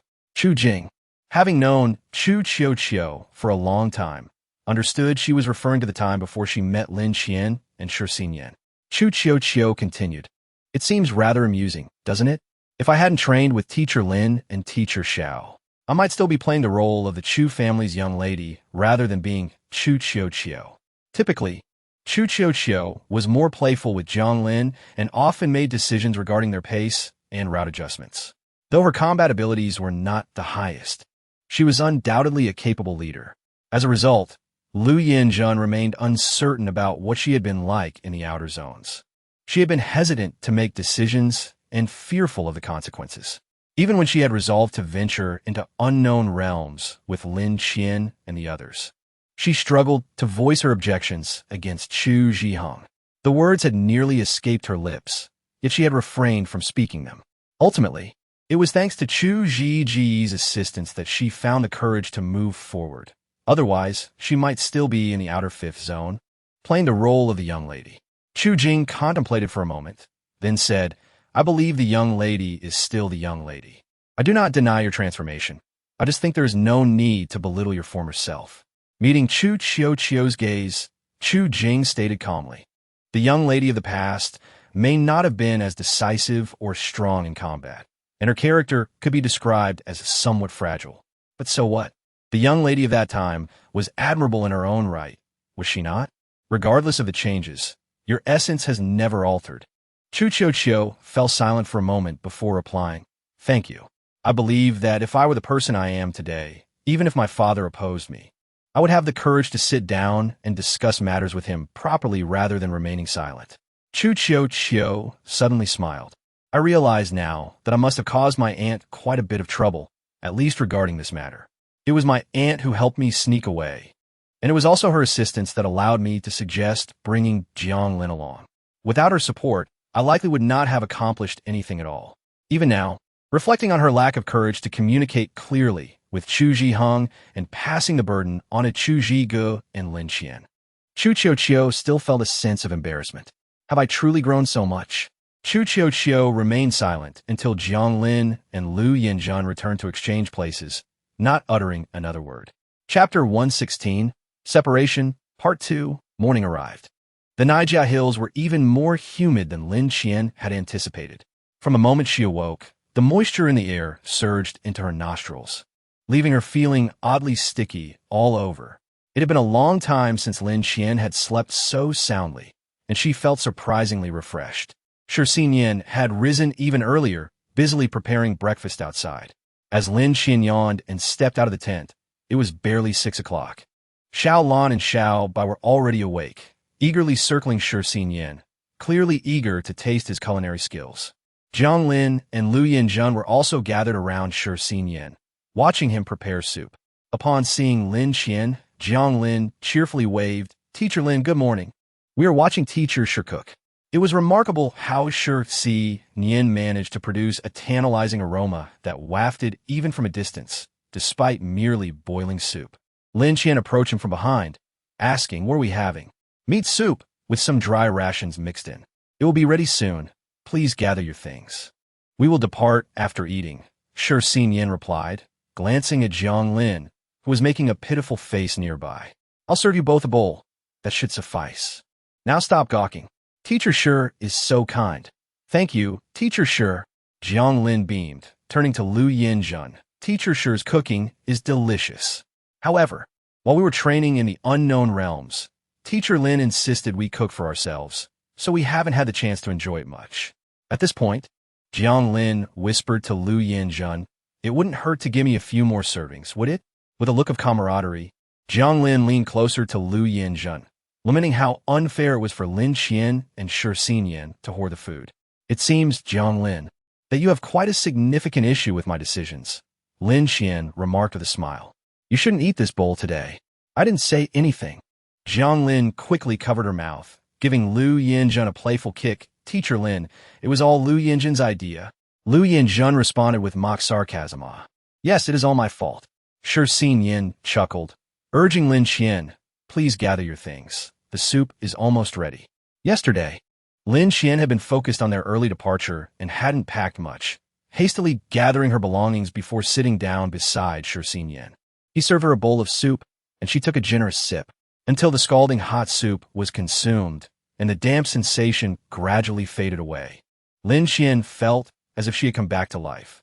She sighed, "It is still too humid here. I always feel quite uncomfortable. Even upon waking in the morning, I feel a bit sticky." Jiang Lin, being considerate, took a small bowl for herself and served a bowl of soup for Lu Yinjun as well, saying, "I feel the same way. Teacher Lin, you feel uncomfortable, right?" "I do too. Yesterday, when we switched shifts, I felt quite ill at ease, as if the blankets were icy cold. Unfortunately, we don't have many choices of places. It is precisely because this area is so humid that the exotic beasts avoid it, which makes it relatively safe." Lu Yinjun accepted the soup from Jiang Lin's hands, tasted it, and his eyes lit up. After another sip, he exclaimed, "The flavor is indeed delightful. Isn't it delicious?" Jiang Lin chuckled. "I told you before that Teacher Shi is quite the cook," Lu Yinjun remarked. "I always caught whiffs of his cooking, and I knew back then that his food would be tasty. But knowing it and actually tasting it are two different things. Besides, the air is quite humid." Lin Qian added, "It makes me think I've broken into a sweat, yet I haven't. It should be fine. We aren't going to be living here for long, just a month or two at most. Moreover, we still need to start a fire. We usually only sleep for 6 hours." Lu Yinjun nonchalantly replied, "The beast tide might not even survive. Why think about growing old?" Jiang Lin retorted, "I'm capable enough to survive the beast tide. Don't say such ominous things." Lin Qian smiled and said to Shi Xinyan, "You mentioned that your cooking is good. I genuinely wish to know why. Even with the same ingredients and seasonings, your soup tastes so fragrant." Shi Xinyan replied, "Who knows? I just cook it the same way as always. Perhaps it's the difference in cooking time or method that changes the flavor. Regardless, I could never replicate such a delicious soup." Jiang Lin cheerfully filled another bowl for herself, grateful that during their discussion yesterday with the young lady and others, they had decided to guard the latter half of the night, or else they would have missed out on Teacher Shi's cooking. Sinian chuckled. It is merely a bowl of soup. Isn't that a bit exaggerated? Jiang Lin shook her head and said, Teacher Shi, in my opinion, you are so accustomed to eating your own cooking that you fail to realize how delicious it truly is. Lu Yinjin nodded in agreement. Suddenly, Jiang Lin asked, Teacher Lin, when the two of you lived together, did Teacher Shi do all the cooking? It seems we have not seen Teacher Lin cook since entering the unknown realm. Yes, because my cooking is terrible. Lin Xian thought for a moment and added, it's quite dreadful, so I don't usually cook. Sinian laughed. I learned to cook just to prevent her from blowing up the kitchen. Lin Xian shot him a glare. And Sinian placed his hand on top of Lin Xian's head. Lin Xian shook her head, refusing to let him rest his hand there. After chatting for a while, only a small amount of soup remained in the pot. Xiao Bai and Xiao Lan were causing a ruckus, prompting Sinian to pour the remaining soup into their bowls. Jiang Lin exclaimed, those two little ones are quite fortunate. After washing the bowls and chopsticks, Lin Xian stored them in her ring and glanced at her pocket watch, noting it was nearly 8 o'clock. Sinian, it's time for us to leave. Jiang Lin inquired, Teacher Lin, Teacher Shi, won't you bid farewell to the young lady and Chu Jing? What if this time is our final parting? Enough of that. Lin Xian glared at her. Don't make it sound as though we won't meet again. It's rather strange. All right. Jiang Lin wanted to say something to lighten the mood, but Lin Xian interjected. You still owe me an A-grade natural anomaly, so don't die on me. Understood. Lin Xian turned her gaze to Sinian, softly saying, let us depart. Sinian replied, farewell. With that, the two quickly vanished from Jiang Lin and Lu Yinjin's sight. They've truly gone now, Jiang Lin stretched, feeling that the bond between Teacher Lin and Teacher Shi was quite strong. Lu Yinjin remarked, I heard from Chu Qiuhong that they are engaged. Isn't it natural for them to have a good relationship? Jiang Lin replied earnestly, I have always found it rather odd. While they seem to share a deep bond, it doesn't quite feel like they have reached the stage of being engaged. I can't quite articulate it. It's merely my impression. Furrowing her brow, Jiang Lin continued, however, I believe that even if they aren't truly engaged, their feelings for each other must be quite profound. Indeed, Lu Yinjin smiled, they are always together. Moreover, I often notice that Sinian primarily converses with Lin Xian. Jiang Lin acknowledged this observation, saying, that's true. Yet, considering that Sinian has the blood of a chaos bird within him, everything seems to fall into place. After all, he is a creature that sees nothing but its partner. Lu Yinjin sighed. If he truly has the blood of a chaos bird, I would find everything he does reasonable. Jiang Lin stood up and stretched a bit, saying, whatever the case, I only need to know that Teacher Lin and Teacher Shi treat me well. Their matters are not for me to meddle in. Yet, it is surprising that Teacher Lin did not wait for the young lady and the others. It seems their time was quite limited. Lu Yinjin noted, after all, our pace has indeed been rather slow. They initially came to rescue friends. Even if they don't express it, they must have been anxious all along. Otherwise, they wouldn't have left so quickly. Jiang Lin didn't feel any embarrassment in acknowledging this, saying, there was nothing we could do. We were indeed holding them back. If it weren't for us, perhaps Teacher Lin and Teacher Shi would have already reached the core area of the unknown realm, possibly even found their friends. Lu Yinjin recalled hearing from Chu Qiuhong that they initially moved at a cautious pace, and once they entered the middle of the unknown realm, their speed decreased significantly, which is why they arrived here at this time. Had they not slowed down for them, Sinian and Lin Xian might have already reached the core of the unknown realm. Chapter 117. The Activity of Exotic Beast Blood, Part 1. I remember Teacher Lin mentioning this. Jiang Lin said solemnly, let us prepare for a 3-month stay here. After speaking, Jiang Lin felt a bit fatigued and ran over to play with Xiao Bai and Xiao Lan. After a while, Lu Yinjin glanced over and said, care to practice with me for a while? Jiang Lin, surprised, asked, what prompted you to want me to practice with you all of a sudden? Sure, but I won't hold back. All right. When Chu Jing and Chu Qiuhong woke up and exited the tent, they happened to see Lu Yinjin sprawled on the ground. Had been thrown down by Jiang Lin. True to her word, Jiang Lin showed no mercy. In fact, she performed exceptionally well, leaving Lu Yinjin covered in dirt. Even Xiao Bai, his favorite, keeping a distance from him due to the grime.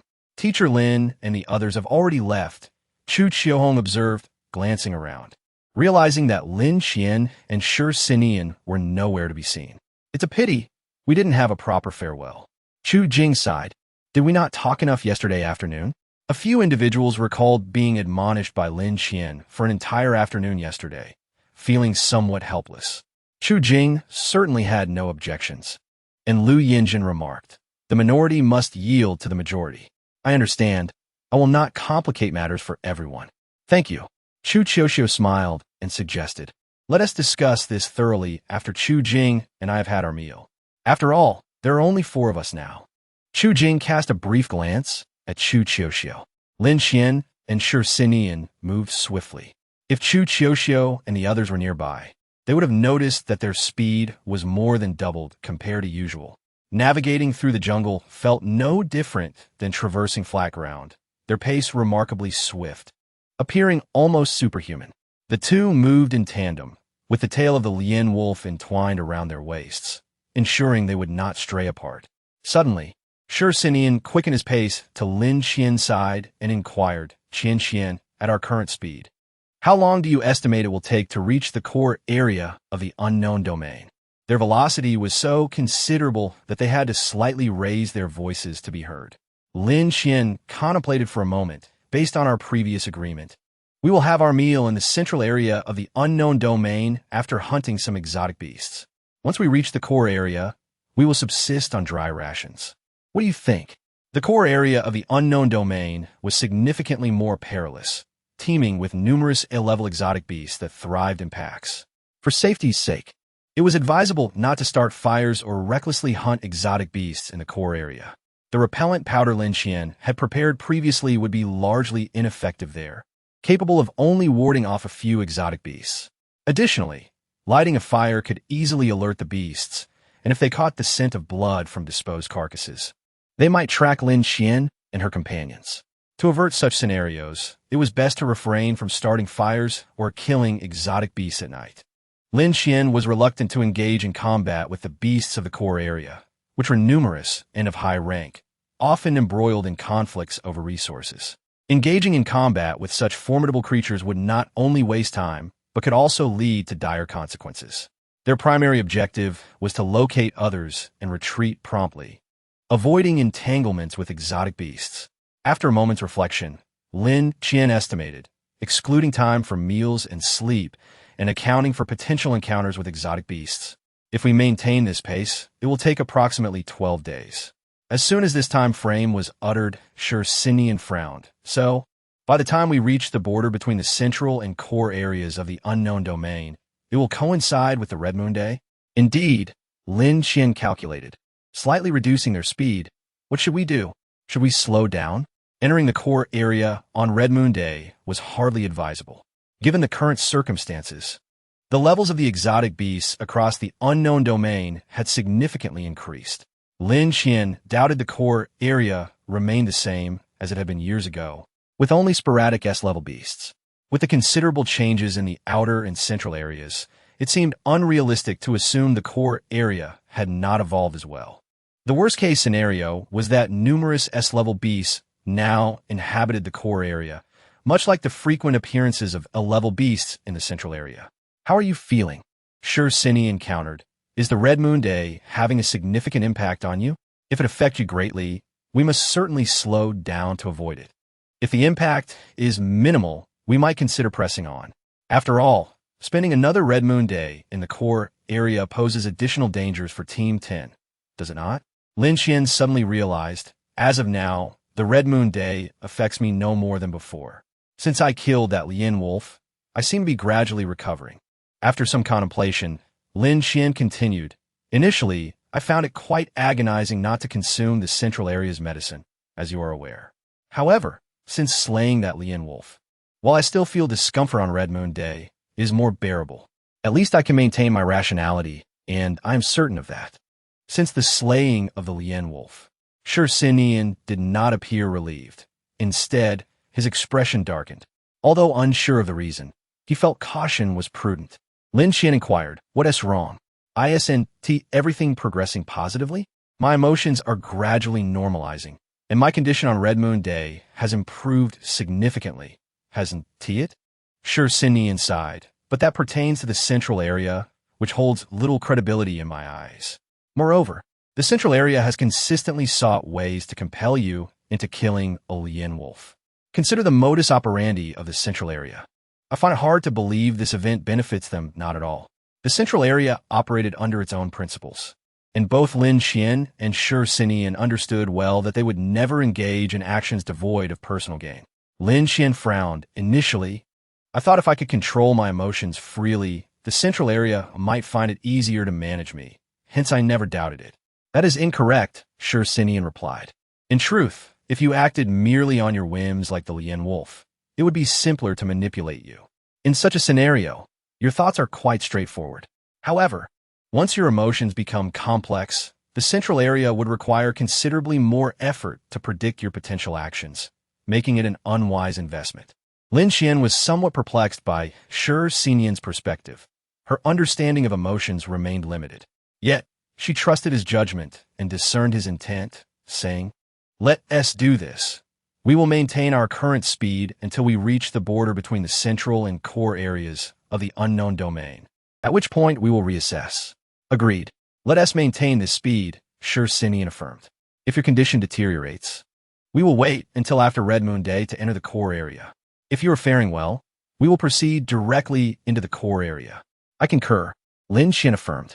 "If it were mere coincidence, it would be improbable for multiple giant apes to simultaneously experience issues with the mist. If the opportunity arises, we shall investigate thoroughly." Indeed, after this exchange, Sure Sinian fell silent. Speaking under such circumstances was excessively taxing. Merely uttering those words had already drained his energy. The two continued towards the core area of the unknown domain. In the ensuing time, they maintained their pace. Occasionally, exotic beasts would attempt to disrupt their progress. Yet fortunately, these encounters did not significantly impede their journey.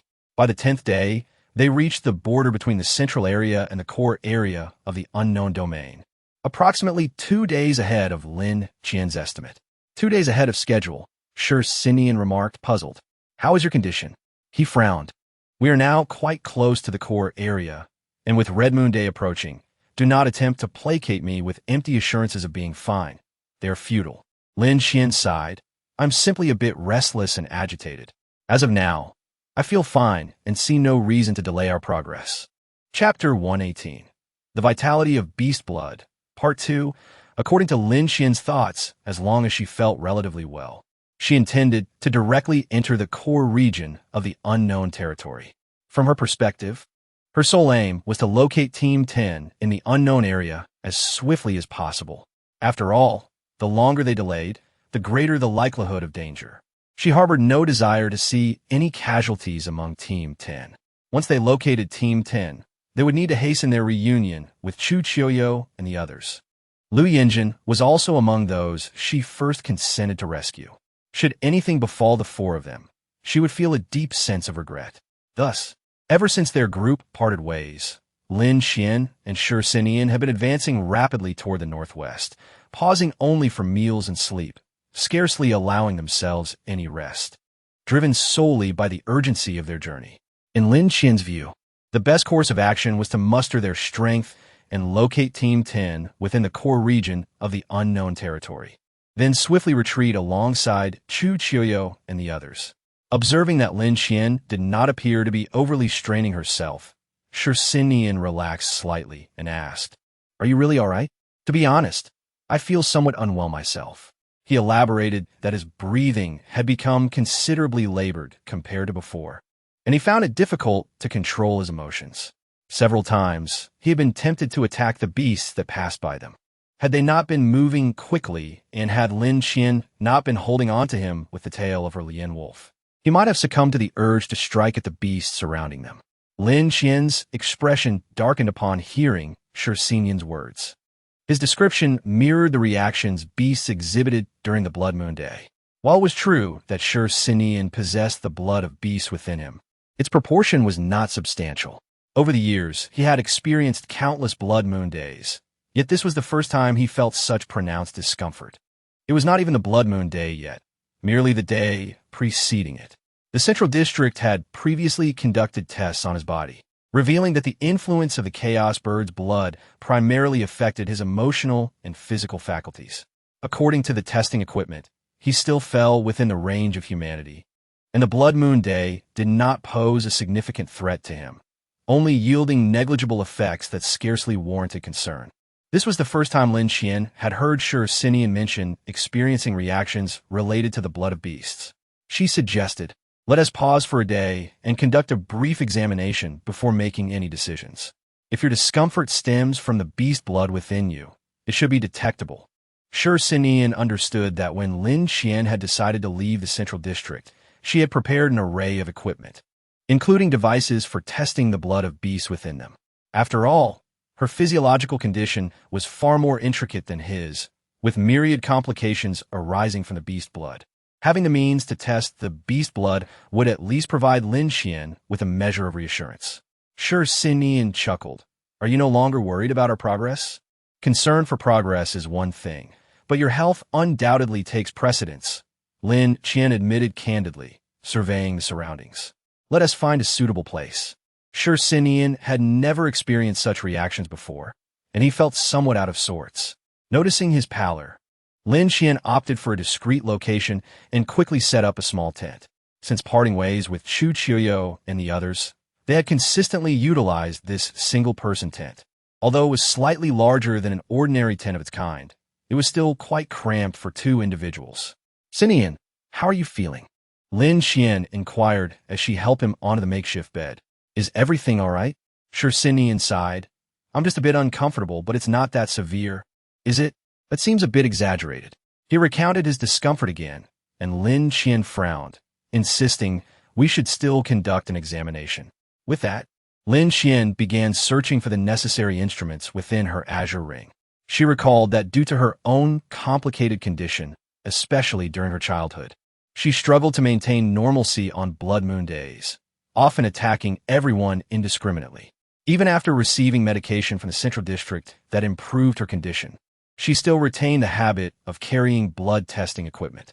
After searching for a while, she finally located the small blood analyzer she had placed in the ring. It was compact, consisting of a blood collection vessel, a small panel, and a base. Sinian knew that this device, although diminutive, had required considerable effort from the Heretical Research Institute to develop. Its complexity was astounding, far exceeding that of the instruments Lin Qian had previously used to test Shan Ning's blood. However, this blood analyzer had one limitation. It could only detect the blood of living beings. Lin Qian removed the vessel from the analyzer and asked, "Sinian, do you remember how to use this? I need about 10 milliliters of your blood. Anything less would yield inaccurate results." "All right." Sinian took a small knife and made a cut on his hand. Lin Qian observed as the blood flowed, exceeding 10 milliliters, and hurriedly intervened. "That's enough. Why are you taking so much?" "Rubbish," Lin Qian retorted. "Throughout our lives, whenever you've been injured, who has always been there to bandage you? How would you know that I'm not usually anxious?" Sinian replied, "It's not a serious injury. Besides, you know that such minor wounds are nothing to me, especially since I have beast blood within me." Lin Qian fell silent. Regarding the beast blood within them, she and Sinian had only disclosed a fraction of the truth to Chu Qiuyo and the others. In reality, the changes wrought by the beast blood were far more significant than they had let on. If it merely enhanced foreign affinity and physical constitution, the Central District would not have persisted with such experiments. In truth, the blood of the Lian wolf had conferred upon Lin Qian not only an exceptional affinity for foreign entities, but also an extraordinary capacity for recovery. As long as she was not gravely injured, minor wounds healed swiftly, inflicting little impact on her. Moreover, like the Lian wolf, she exhibited a notable insensitivity to corresponding sensations. Thus, if she sustained only a minor injury, the wound might heal before she even became aware of it. Yet, this was not without its flaws. Should Lin Qian suffer a severe injury requiring a blood transfusion, there would currently be no one able to provide that for her. unless another individual with a beast blood proportion of 60% or more emerged. Therefore, if Lin Qian were to sustain a critical injury, death would likely be an inescapable fate.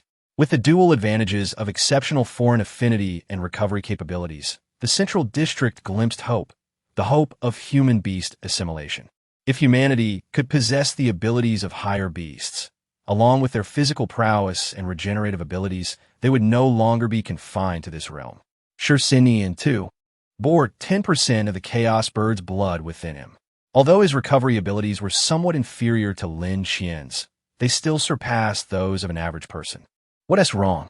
he asked, waving a hand in front of Lin Qian's face, who seemed lost in thought. Lin Qian mused. "I was just pondering whether our decision to betray the Central District was right or wrong." Though reluctant to admit it, she recognized that while the Central District had exploited them, they had also nurtured them. Occasionally, she found herself questioning whether this decision had been the correct one. Shirxinian understood Lin Qian's inner struggle.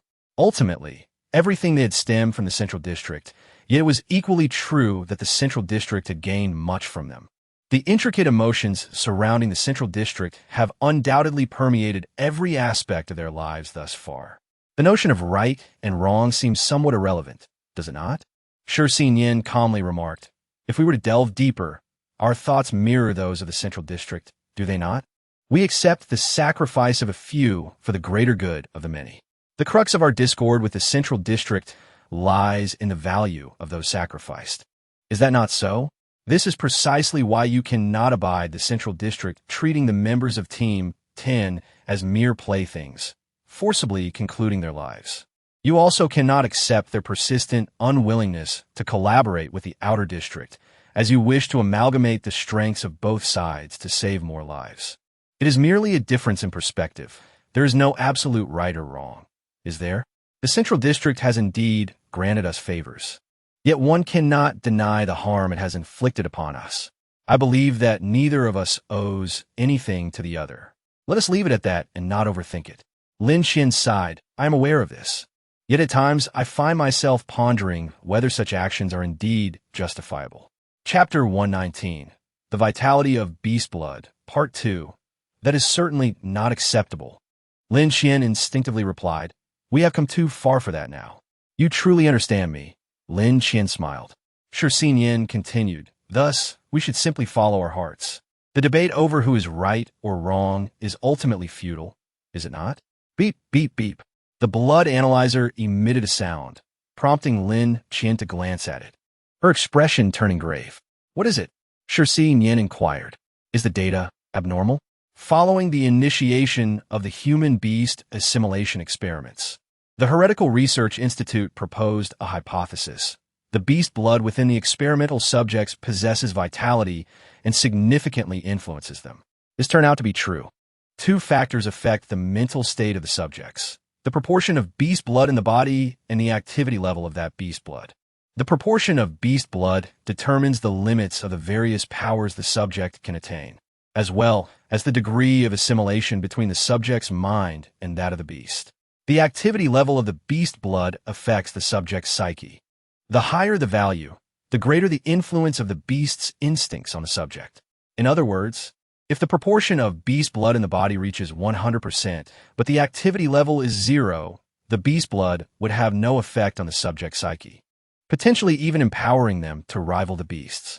Conversely, if the proportion of beast blood is low, but the activity level is high, the individual would still possess most of the beast's instincts. The ideal scenario for the human-beast assimilation experiment would be to bring the proportion of beast blood in the body as close to 100% as possible, while keeping its activity level approaching 0. This would effectively create a complete humanoid beast endowed with human intellect and emotions. However, it appears that the Central District's human-beast assimilation experiments have, in reality, failed. Out of 1,000 infants, only 2 survived, Shirxinian and Lin Qian. Yet, as the experiment progressed, these two began to diverge in their paths. From a young age, Lin Qian exhibited an extraordinary capacity to absorb beast blood, never experiencing backlash from it. However, the activity level of the beast blood within her was exceedingly high, rendering her significantly influenced by the beast's instincts, particularly during the arrival of the red moon. The activity level of the beast blood in young Lin Qian approached 100, which did not align with the Central District's vision of a humanoid beast. As for Shi Xinyan, his condition was almost the polar opposite. His ability to absorb beast blood was not particularly strong, and with age, this ability diminished. This explains why, after all these years, the proportion of beast blood within him remains relatively low. Furthermore, the activity level of the beast blood in his body is also not high. Except for his early years when the activity level was elevated, it has gradually decreased with age, and even now, during the red moon, it does not exceed 20. An activity level below 20 has limited influence on Shi Xinyan. Apart from the overwhelming will of the chaos bird, he is largely unaffected by other factors. Lin Qian and Shi Xinyan have been together since birth, and Lin Qian has never witnessed Shi Xinyan's activity level exceed 20. Now it has even reached 33. Shi Xinyan himself did not anticipate that his level would reach 33, gazing at the figure in bewilderment. Why is this happening? Shi Xinyan, when did you begin feeling unwell? Lin Qian asked earnestly. That level is likely abnormal for you, is it not? Moreover, we have yet to reach the red moon. Your level should increase further then. Lin Qian was not speaking idly. After all, today was not the red moon, and it remained unclear how high Shi Xinyan's activity level would rise once that day arrived. Generally, once the activity level exceeds 50, it becomes impossible to completely suppress the beast's instincts. Shi Xinyan pondered for a moment, saying, "It only started this morning. You mentioned earlier that tomorrow is the red moon, did you not? It coincides with your observation." Reflecting on this, Lin Qian recalled her comment that morning about the impending red moon. Shi Xinyan's expression had indeed seemed off then, but she did not think much of it at the time, assuming he was merely fatigued from waking up early. "I apologize for not noticing your condition," Lin Qian expressed regretfully. "Next time, if you feel unwell and I fail to notice, please let me know. Had I known you were unwell since this morning, I would not have dragged you on such a long journey." "It is not your fault. It is mine," Shi Xinyan replied. "At first, I only felt somewhat fatigued and did not dwell on it. But why has the activity level of the beast blood in my body suddenly increased? Have you experienced sudden increases in your beast blood activity before?" Lin Qian considered. "Aside from the approach of the red moon, my activity level has remained relatively stable, generally around 30. Shi Xinyan remained silent for a moment, then said, "So your typical level is around 30, yet you claim to be unaffected? We are different." "Shi Xinyan," Lin Qian laughed. "Have you forgotten? I have been this way since childhood.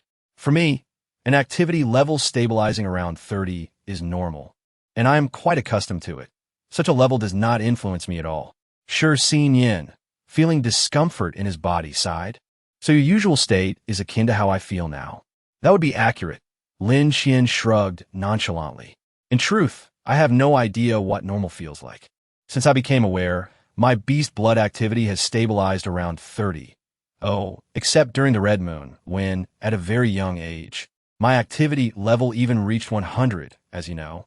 However, given the current abnormal situation, I suggest you also check your levels to see if there is a discrepancy compared to usual."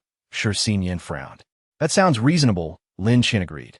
With that, Lin Qian cut her wrist, watching as blood dripped steadily into the vessel, while Shi Xinyan adjusted the device for her. After a considerable interval, the values on the instrument panel reset to 0 once again. Shi Xinyan took the vessel and placed it on the apparatus. The device swiftly analyzed the readings from Lin Qian's blood, with the data on the panel fluctuating continuously. The two remained silent, fixated on the ever-changing figures. Surprisingly, Lin Qian maintained an unwavering calmness, displaying indifference towards the activity levels of the exotic beast blood throughout the process. After a while, the data finally stabilized. The panel indicated that the proportion of exotic beast blood within Lin Qian's body was 60%, with an activity level soaring to 45. This figure did not catch Lin Qian off guard. After all, during her time in the Central District, her blood activity levels could reach 100 on the red moon day, and even the day before, they typically exceeded 60. This was precisely why she could sense the impending arrival of the red moon day with such clarity. The Central District had spent years researching medication for Lin Qian, and it was only after consuming these drugs that her mental state had improved somewhat during the Red Moon days. In essence, however, these medications merely alleviated her suffering during this time. They did not exempt her from the influence of the exotic beast blood's activity levels. Even after leaving the Central District, Lin Qian had been gradually adapting to life without medication, resulting in a slight decrease in her activity levels. Sinian sighed. Despite the high activity level of the exotic beast blood within you, you continue to claim that you feel fine? I never speak falsely. The facts are as they are. Lin Qian shrugged. Have you forgotten?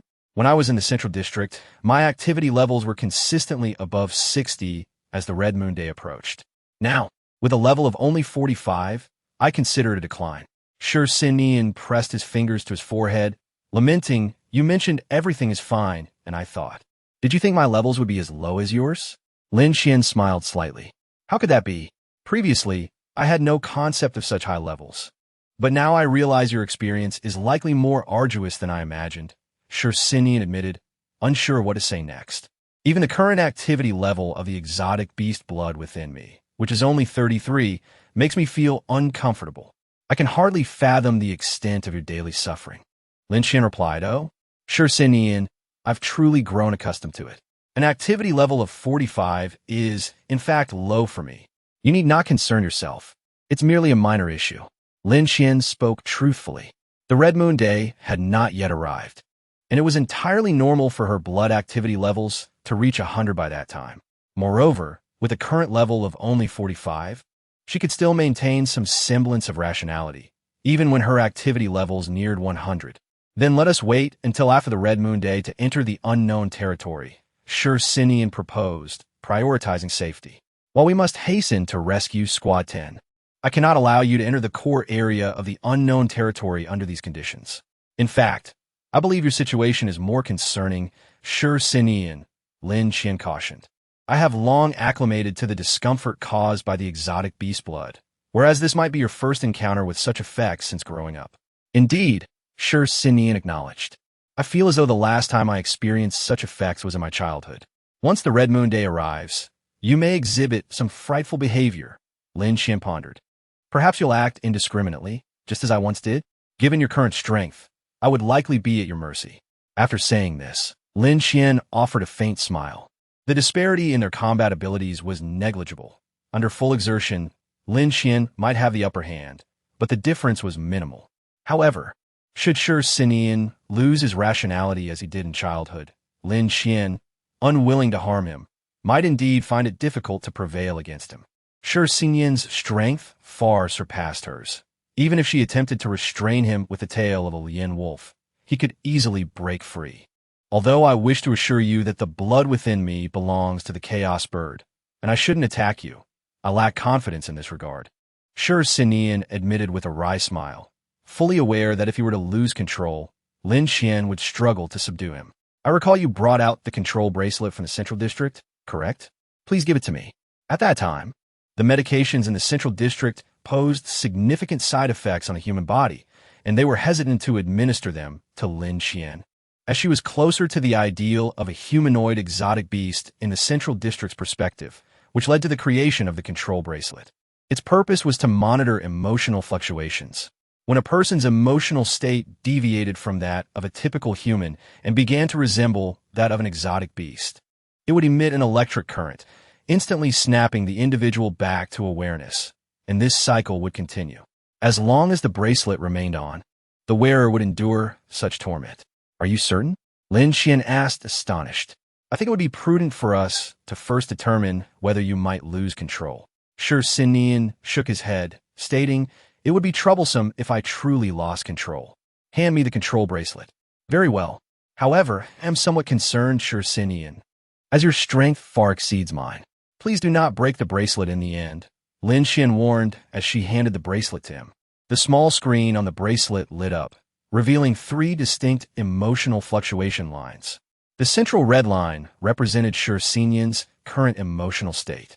The top blue line indicated the emotional fluctuations of a typical human under similar emotions, while the bottom green line represented those of an exotic beast.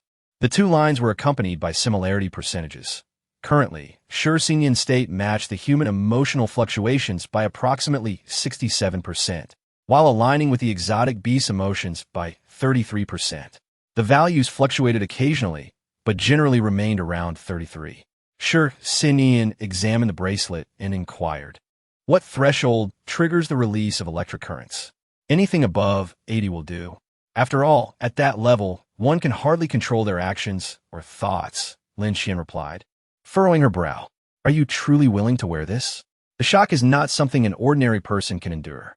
Moreover, considering that your blood is that of the Chaos Bird, I believe the likelihood of it harming me is low." Shursinyan shot her a sidelong glance. "When did you become so hesitant? You mentioned it is a high probability, not a certainty. If I were to attack you while completely losing my rationality, you would surely find it difficult to subdue me, would you not? For safety's sake, I believe wearing the control bracelet is the most prudent course of action. Even if I do not attack you, I might still pose a threat to other exotic beasts, wouldn't I? If I were to engage an exotic beast and manage to kill it, that would be acceptable. However, if I failed and allowed it to escape, it would lead to significant trouble. Please do not pretend you are unaware that the exotic beasts near the core area of the unknown territory are primarily pack-oriented." Shursinyan's expression took on a more inquisitive tone. "Did this change begin after you killed that Lian wolf? It seems your demeanor has shifted considerably." "No, I wouldn't say it has changed drastically, but it does feel as though there is some distance from how I used to be," Lin Xian responded. Shursinyan recalled that Lin Xian used to be different whenever she made decisions. She would set aside her emotions and analyze the feasibility of the situation from a purely rational perspective. Thus, despite Huai Jian being the brains of the team, with his unparalleled analytical skills, Lin Xian remained the unshakable captain. Recently, Lin Xian had sensed a disquieting shift in her emotional state. She paused and said, "I apologize. I find this strange myself. Given my nature, I would typically suggest you wear the control bracelet, but for some reason, today, I find it difficult to voice that, and I do not wish for you to do so." Upon uttering these words, Lin Xian murmured, "Why do I feel this way? I cannot quite comprehend it. Clearly, this is the most sensible decision for us, is it not?" With her eyes cast down, she struggled to understand her own thoughts. Shursinyan donned the control bracelet. While it would not absolutely prevent him from losing control, it would significantly mitigate the risk of him acting irrationally. In her previous self, Lin Xian would have never let emotions cloud her judgment to ensure their plans unfolded flawlessly. Perhaps it is because you have yet to fully grasp these emotions. Shursinyan pondered. For the first 18 years of your life, your feelings were limited to liking and disliking. Thus, when other emotions emerged, you instinctively acted in accordance with them. Maybe, Lin Xian sighed, half-jokingly adding, "If we were in the Central District now, I might just visit the Heretical Research Institute to thoroughly examine my current emotional fluctuations." Shursinyan chuckled and replied, "That seems rather exaggerated. However, I am somewhat concerned for you. Your previous ability to make rational judgments stemmed from a scarcity of emotional influences, but now, the factors affecting your decisions have evidently increased. Can you remain as composed as before?" Shursinyan had noticed that even under emotional influence, Lin Xian hesitated briefly but did not impede his decision, indicating that she still retained her rational thinking. Yet, whether emotions could truly sway her decisions remained a matter for discussion. Shursinyan sighed, "We shall observe it gradually." "Indeed, we must," Lin Xian remarked as she stretched her neck, reflecting on the complexity of human emotions. Shursinyan jested. "Do you believe that merely liking and disliking are sufficient emotions?" Without hesitation, Lin Xian replied, "Yes, I used to possess only those two emotions, and I never felt that I was lacking anything. It is precisely because you only felt like and dislike that you were able to be so kind to Chu Qiuxiu and the others, right?" Shursinyan mused. "Your instinctive sense told you they were decent individuals, prompting you to draw near to them, just as you did with me, Jiayin, Liange, and Hongsheng back then." Looking into Shursinyan's eyes, Lin Xian asserted, "That is not the case. I genuinely like Chu Qiuxiu and the others, but my fondness for them pales in comparison to my feelings for Jiayin, Liange, and Hongsheng. However, with you, my feelings are uniquely different. I indeed possess only the emotions of liking and disliking, yet the intensity of my affection and aversion varies from person to person. I have always maintained this position, haven't I? If there comes a day when I no longer like you, that would not be me. At least in this regard, you could trust me. Shi Yin turned his gaze away. Discussions of this nature typically concluded with his silence, as the topic was not particularly pleasant for either of them. Lin Qian, accustomed to this, stretched and glanced at her pocket watch. It is already past 5 in the afternoon. We should prepare for dinner. Chapter 121. State, Part 1. Shi Yin nodded. Indeed, it is time to prepare dinner. He handed Lin Qian the wind eagle claw and his weapons, saying, "Let them rest with you. If I lose control, at least there will be no weapons to harm you." Lin Qian accepted the wind eagle claw and the dagger, reminding him, "Thank you, but I believe your sheer strength would suffice to overpower me. Therefore, we should pray that you do not completely lose control and engage in indiscriminate attacks, or at least that you retain the instincts of the Chaos Bird." With that, they exchanged silent glances. Their combat capabilities were closely matched. Even with the wind eagle claw returned to Lin Qian, Shi Yin's immense strength was no trifling matter, and Lin Qian could not withstand such a heavy assault. Furthermore, the influence of the Red Moon Day on her was not negligible, requiring her to expend considerable mental energy to suppress its effects. In this context, facing a completely uncontrolled Shi Yin left her with little confidence. Regardless, I will keep watch tonight. Lin Qian shifted the topic, half-jokingly stating, "I warn you not to act against me recklessly. I shall show no mercy." "Of course," Shi Yin replied softly. "If you were to show mercy, I would also bring you considerable trouble. It is just puzzling. Why has your beast blood activity suddenly intensified, while I have experienced no issues?" Shi Yin contemplated and said, "It must be due to the region. Whether in the central district or the outer district, even in the core and exterior of the unknown domain, I have never encountered such a situation. Approaching the core area of the unknown domain and experiencing this is quite perplexing. Indeed, but how do we explain my lack of issues?" Lin Qian retorted, "From what I can tell, the region has had minimal impact on me. Perhaps it is because your beast blood activity level was already quite high?" Shi Yin speculated. "It seems to specifically target those with lower activity levels." Lin Qian frowned and replied, "That is uncertain. I recall that the activity level of beast blood in the bodies of beasts is generally 100, unless the beast is gravely ill, injured, or old and nearing death. The level does not decrease. If it truly targets beasts with lower blood activity, that would mean compelling the beasts in the core area to slaughter one another. The conflicts among beasts are far more terrifying than those among humans, and considering that the beasts in the core area of the unknown domain are at least Class B, injuries are commonplace. If a beast sustains injury, its blood activity level diminishes. If this is indeed the case, the tendency of beasts in the core area of the unknown domain to venture into the unknown domain's center becomes understandable." Exchanging glances, Lin Qian suddenly remarked, "Though I am unaware of what has transpired in the core area to cause such changes, Team 10 must possess more information than we do. Let's seek them out and contemplate this together. Indeed, I will start preparing dinner. You should take a moment to rest while you can, as you will be on watch tonight." Lin Qian nodded and fell asleep. Although there was little time to rest before cooking, it was better than none at all. Shi Yin was not in a hurry to cook, feeling increasingly restless as time passed. Several times, his gaze inexplicably followed the nearby beasts, and the readings on his control bracelet continued to rise. Even before the Red Moon Day, the readings had already surpassed 40. This agitation evidently affected the time it took Shi Yin to prepare the meal. He spent over 2 hours merely preparing a few cold dishes.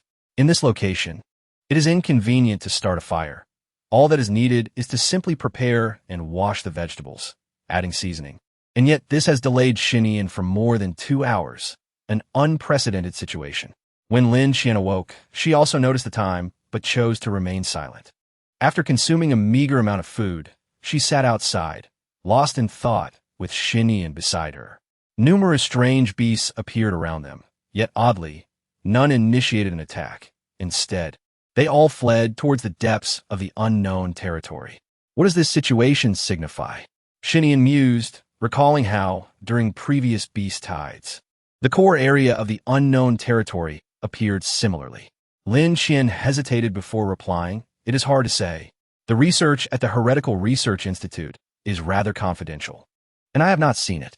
The Heretical Research Institute did not deprive them of the right to learn.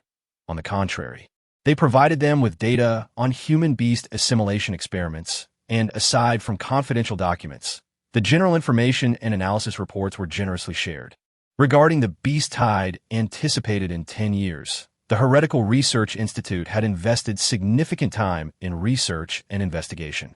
Yet the findings had never been disclosed to the Central District. Almost all information concerning the unknown territory was classified. Furthermore, if the Central District were fully aware, they would not have dispatched 10 teams to investigate the core area. Lin Qian turned her gaze towards the core area, which loomed not far away, its trees densely packed, forming an almost impenetrable wall of green. You should rest, Xinian, Lin Qian advised. The Red Moon Day is approaching. It is better to welcome it in sleep than in wakefulness. This was Lin Qian's seasoned wisdom.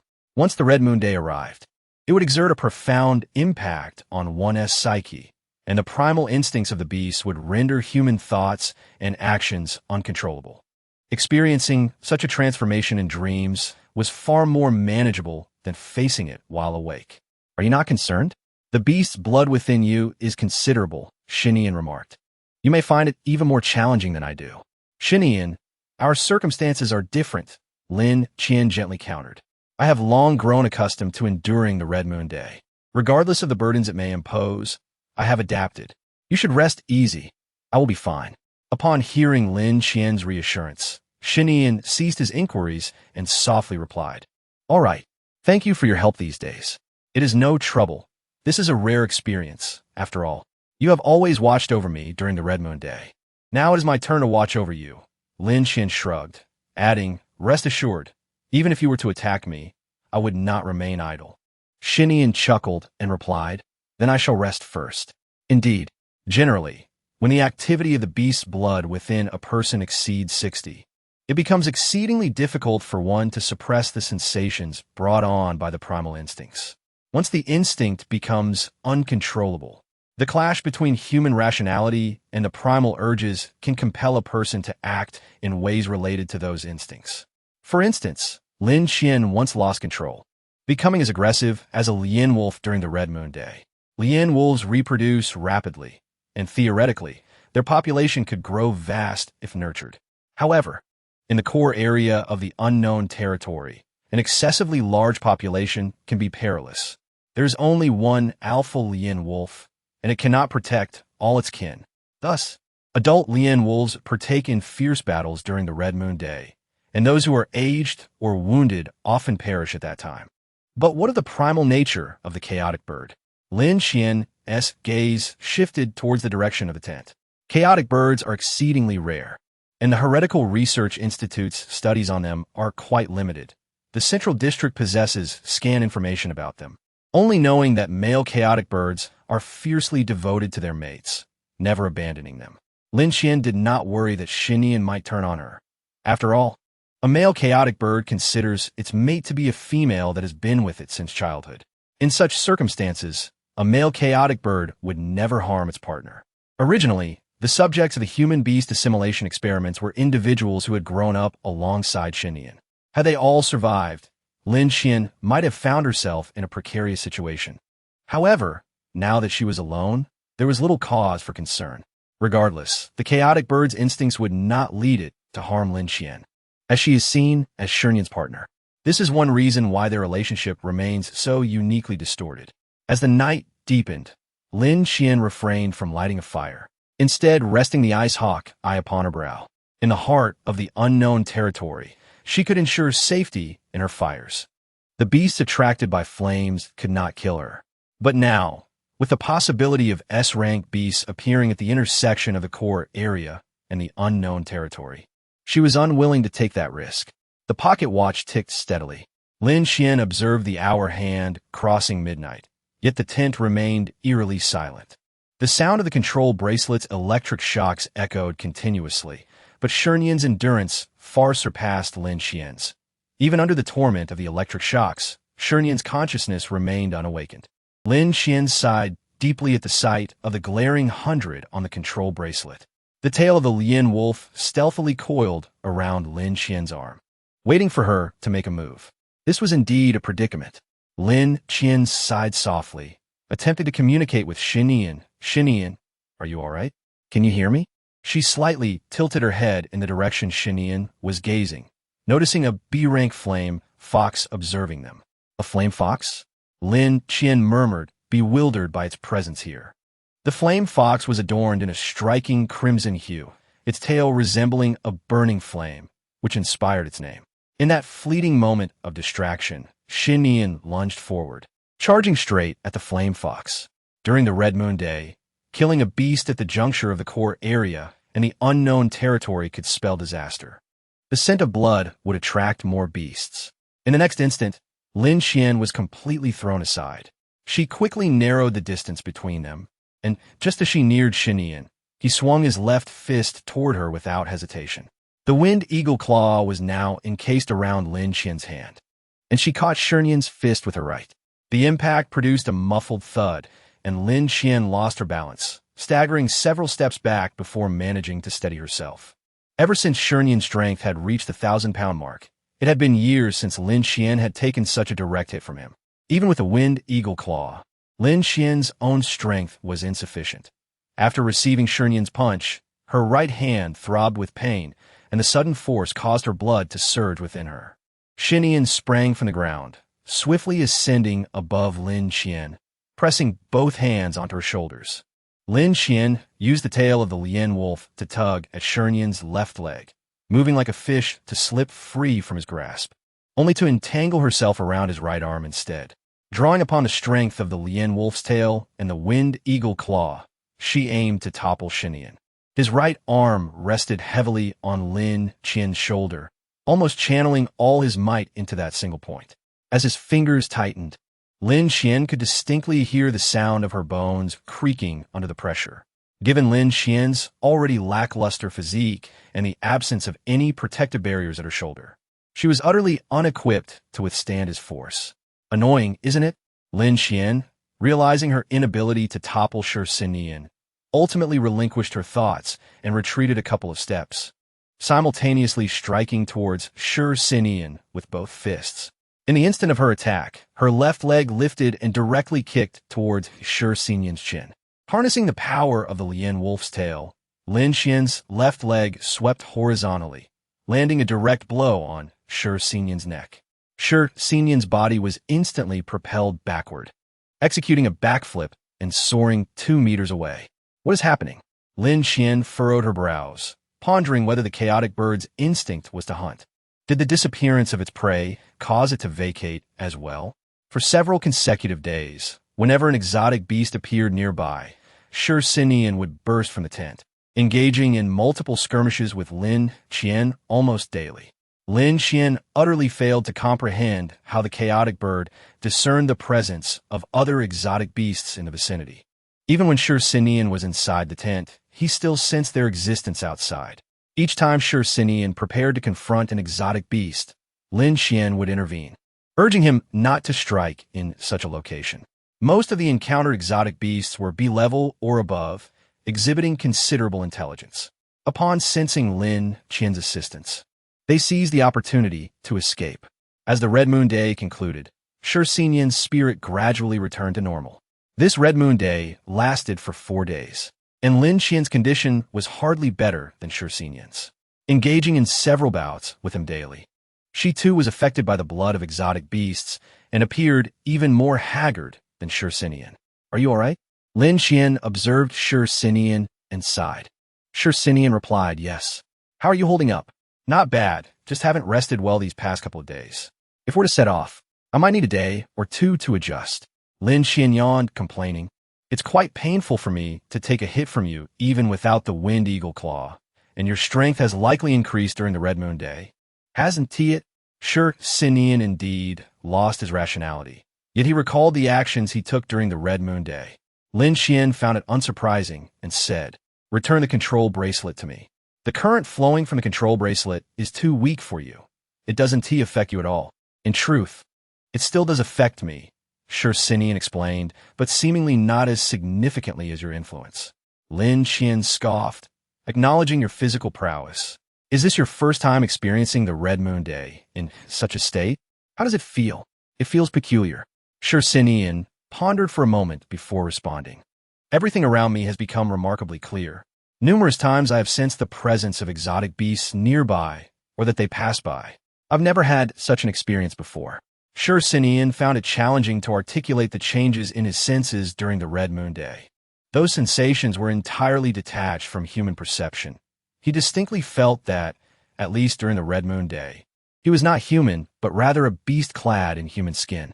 Yet, it could also be said that he retained his memories. Yet he could not recall why he acted in such a manner, nor could he comprehend his repeated intentions to attack nearby exotic beasts. Lin Qian inquired, "How can you sense the exotic beasts outside when you're in the tent?" "It's through my sense of smell," Sinian replied. At that moment, my olfactory senses became extraordinarily acute, enabling me to detect the mist of exotic beasts from afar. Attacking them is my instinct. I never exert my full strength against you, likely due to the blood of the chaotic bird. After some thought, Sinian lamented, "This is my first experience of such a situation, and I don't quite understand it. Now that the Red Moon Day has passed, you should rest. You've worked hard these past few days." Lin Qian agreed. "Let us set off the day after tomorrow. We should both adjust our states."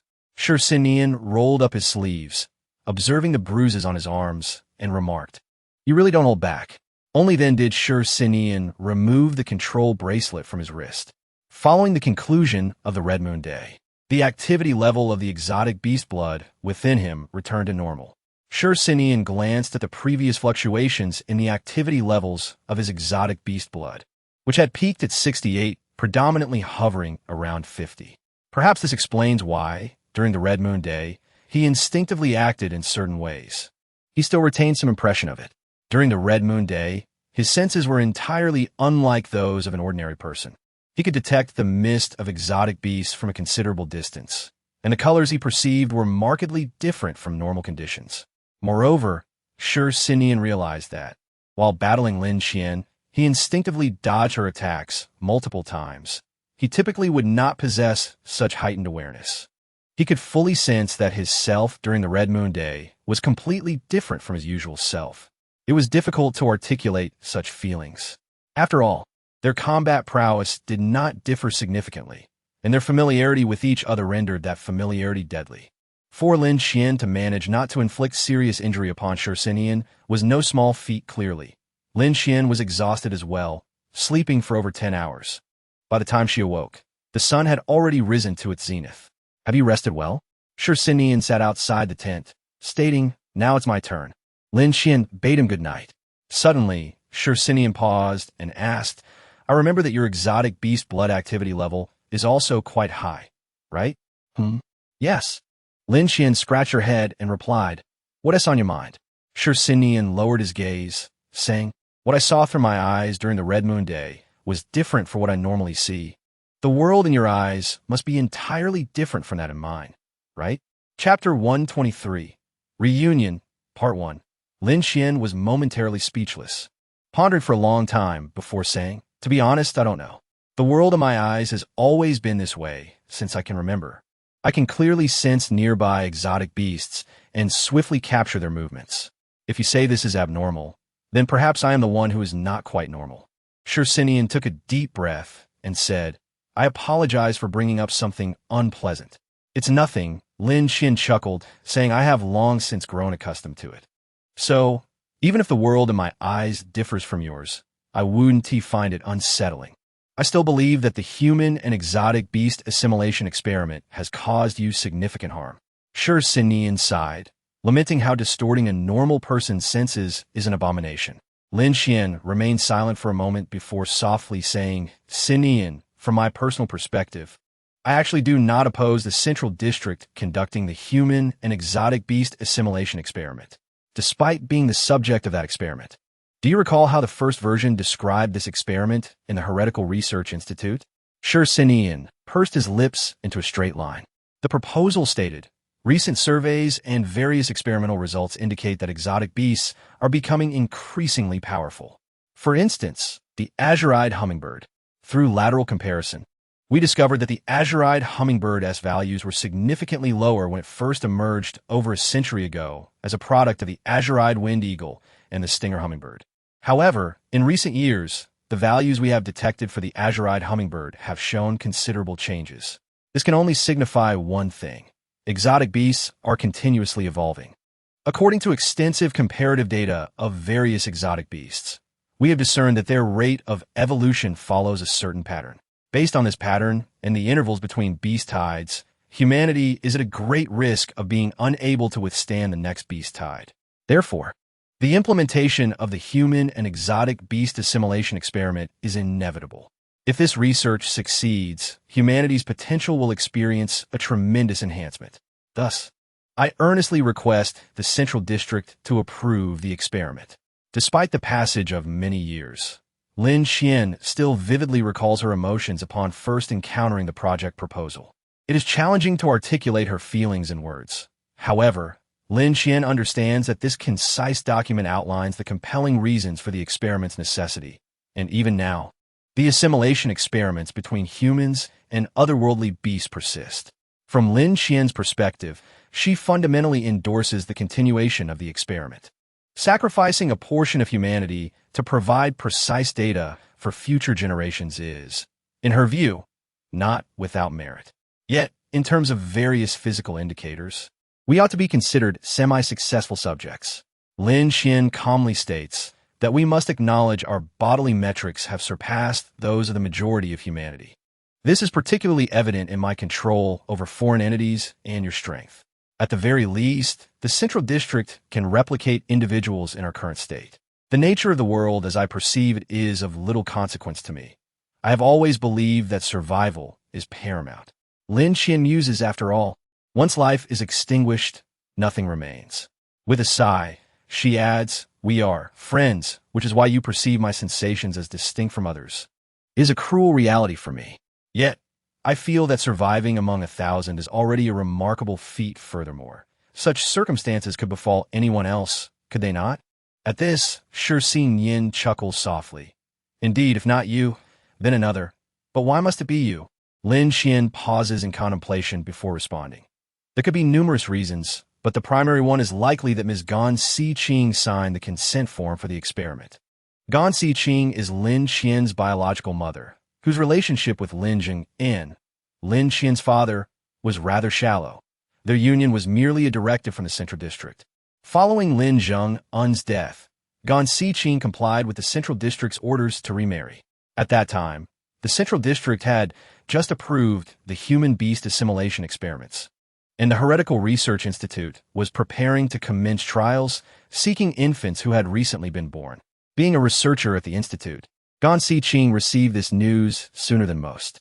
She became the first mother to sign the consent form, and it is said that the Heretical Research Institute provided her with considerable compensation, but that is a matter for another time. From that moment on, Lin Xian ceased to be the daughter of Gan Xiqing and Lin Zheng, becoming instead a subject of the human-beast assimilation experiment. Unlike Shi Yin, who lost both parents and was relegated to being a mere experiment, Lin Xian's path was dictated by Gan Xiqing's abandonment, as she was entrusted to the Heretical Research Institute. Similarly, Shi Yin, I could likewise inquire, why must it be you rather than another? Lin Xian chuckles lightly, resigning herself to misfortune, is it not? At least we are still alive, and we have demonstrated that the experiment indeed holds viability. For the Central District, that is sufficient. Shi Yin found herself a loss for words, merely stating, regardless, this remains excessively cruel for us, does it not? For the two of them, indeed. For the 998 deceased subjects, it is equally so. Go to sleep, Yin, Lin Xian gently advised, for these matters have long since become inescapable for us. The two fell silent, both ensnared in this vortex, where evasion was futile. Shi Yin crawled into the tent and zipped it up. Lin Xian sat on the ground, lost in her thoughts. 2 days swiftly passed, and their conditions improved considerably. Having gathered their belongings, They sped towards the heart of the unknown territory. In the core area of the unknown territory, the two moved with heightened caution, their pace considerably slower than before. Unlike their previous rapid advance, Lin Xian donned the ice eagle eye. Overall, their speed remained brisk. It was far from their prior velocity. Under such conditions, resting was unnecessary. However, soon they felt something peculiar. They encountered remarkably few otherworldly beasts along the way. This situation was exceedingly rare in the core area of the unknown territory, which should be teeming with such creatures. How could it be that they had not encountered a single beast for so long? Quite strange, Shi Yin remarked softly. How could the core area be so tranquil? Let us pause for a moment. I will examine closely, Lin Xian suggested, halting her swift strides. In rapid motion, the ice eagle tends to overlook many surrounding details, focusing intently on a single target. Now, as Lin Xian paused to survey the ground and trees around her, a vivid red flooded her vision. What is this?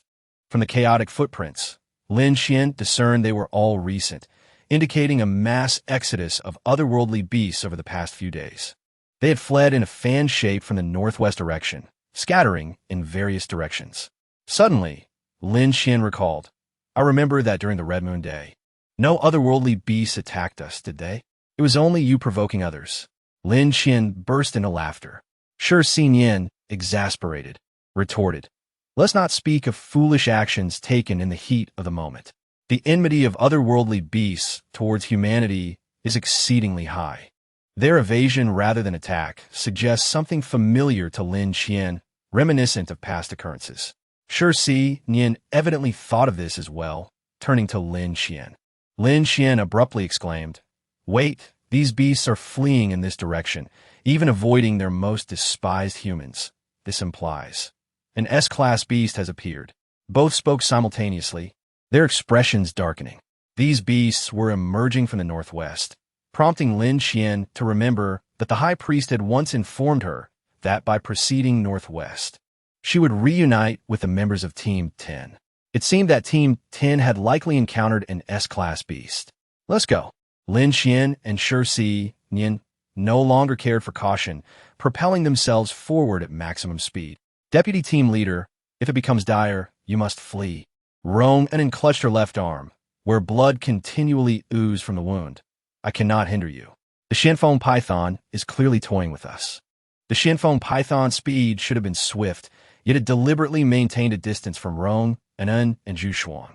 However, upon closer observation, one could see that the distance remained consistent, neither increasing nor decreasing.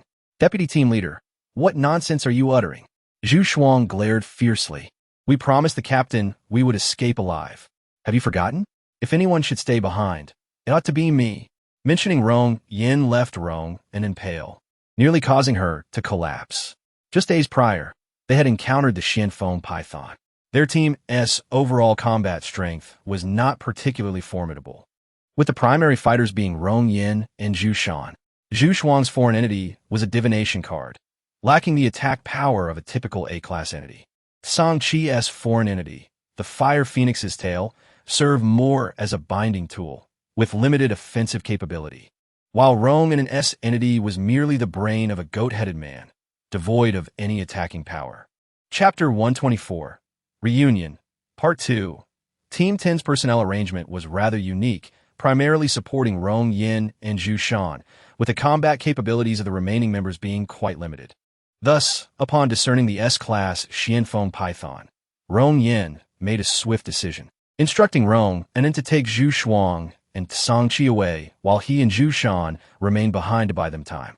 To this day, Rong and vividly recalls Rong Yan's resolute command. Take Zhu Shuang and Song Qi and go. Your foreign object is the brain, which should enable you to quickly discern the direction in which you ought to flee. Zhu Dan, with no time to comfort her sister, plunged a knife into the body of the Shenfeng python, her gaze fixed intently upon the creature before her. Rong Unin gritted her teeth and led the two of them away into the distance, leaving only Rong Yin and Zhu Dan behind. Ultimately, they managed to secure 3 days of time for themselves. During these 3 days, Zhu Shuang performed a divination, revealing that their chance of survival lay in the southeast. and Rong Unin guided them in that direction. 2 days prior, they were pursued by the Xianfeng python, and Song Qi chose to stay behind to buy them time. Now, they were once again being hunted by the same creature. The intelligence of an S-class beast is not to be underestimated. The Xianfeng python was clearly toying with them, moving slowly and deliberately, perpetually creating a sense of pressure. This oppressive atmosphere inflicted considerable anguish upon the two. If it comes to it, Vice Captain, I will buy you time, Zhu Shuang declared through gritted teeth, a world card leaping forth from her pocket, its sharp edge slicing into her finger. Crimson blood dripping onto its surface. Rong Unin remained silent, fully aware of the implications of Zhu Shuang's actions. In the previous civilization, such acts involved nourishing divination cards with blood, significantly enhancing the accuracy of the readings. By feeding this card with her blood, Zhu Shuang would grant it extraordinary offensive power. She had refrained from pursuing the path of blood nourishment up until now. This divination card had no master prior to Zhu Shuang, and no one knew what sacrifices were required for its nourishment. Her current actions were a testament that they had no retreat left. I hear something, Lin Qian suddenly interjected. We must be nearing them. Shurxin's expression was grave. Having donned the Wind Eagle Claw, he urged, let us accelerate. And don't forget the signal jammer. Understood. The Zodiac array formed. 12 divination cards swirled around the Xianfeng python, noticeably altering in size as they circled ominously. The python instinctively attempted to move, yet it was as though an invisible barrier surrounded it, hindering its advance. The creature crashed against this barrier twice. Zhu Shuang raised her left hand, pointing at the immobile python, and 5 cards launched forth. The cross formation. The 5 cards coalesced into a cross, descending swiftly from above the python's head. However, the cross inflicted minimal damage, leaving no visible marks. Zhu Shuang had long recognized that an A-class artificial object would inevitably cause limited harm to an S-class beast, but she had not anticipated such a meager effect. The python flicked its tongue and forcefully collided with the barrier, striving to break free from Zhu Shuang's control. Zhu Shuang let out a muffled groan, spitting blood. This was the side effect of the blood-nourished card. Destruction meant demise. The python's vigorous assaults on the formation were not without impact on Zhu Shuang. Zodiac array stacked. Another 12 cards burst forth, binding the python anew. This was the utmost limit Zhu Shuang could withstand, as controlling 2 zodiac arrays alongside an offensive cross array left her feeling dizzy.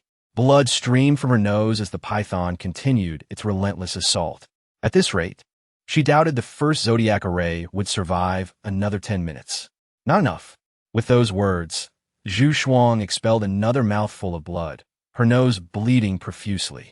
The python sensed it was being mocked and hissed in frustration, intensifying its attacks. Soon, the initial zodiac array was completely shattered, and Zhu Shuang's vision blurred as the second and third arrays fell one after the other.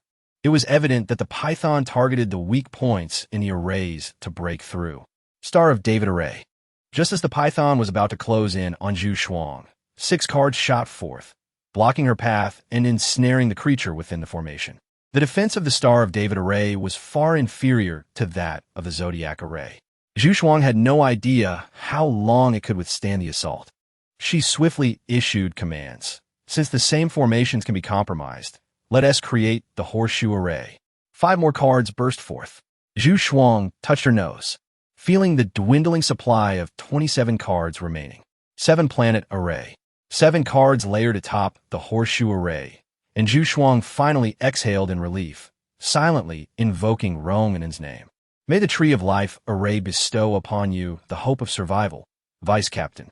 With that, 11 cards surged toward the direction where Rong Unin had retreated. Only 9 cards remained. Zhu Shuang staggered backward, distancing herself from the python. With 3 formations entirely shattered, Zhu Shuang felt utterly depleted and unable to continue manipulating the cards.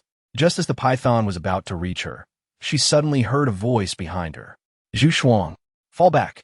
There was no time for Zhu Shuang to contemplate what was happening. Instinctively, she retreated several steps. Shuang, are you all right? Rong Unin rushed toward her. Zhu Shuang felt weak, the blood from her nostrils still flowing incessantly. Vice Captain, as long as you're okay. Zhu Shuang struggled to focus her vision and asked, "How did you find Lin and Shi?" "I just followed the direction you indicated and found them." "Don't speak for now." Rong Anin, visibly anxious, retrieved a black pill from her pocket and instructed, "Take this hemostatic medicine first." With no water available, Zhu Shuang swallowed the pill and shifted her worried gaze toward Shi and Lin Qian. "Get away." The tail of the Lian wolf clung to the python, and a constraining serpent array formed instantly. The python hesitated briefly, but soon resumed its struggle toward Zhu Shuang. Lin Qian's grip on the tail of the Lian wolf left a purple mark on her hand. However, this brief moment was enough for Shi. Stepping onto the tail of the Lian wolf, he ascended to the python's neck and delivered a powerful punch. Bang! A dull thud echoed, and Shi frowned slightly. The wind eagle claw solely amplifies strength. The greater the user's power, the more terrifying the enhancement. Shi's immense force, bolstered by the wind eagle claw, likely exceeded 3,000 pounds with that punch. Yet, while it caused some flesh to fly from the python's neck, it curiously did not harm its bones. Vice Captain Rome, take Zhu Shuang away.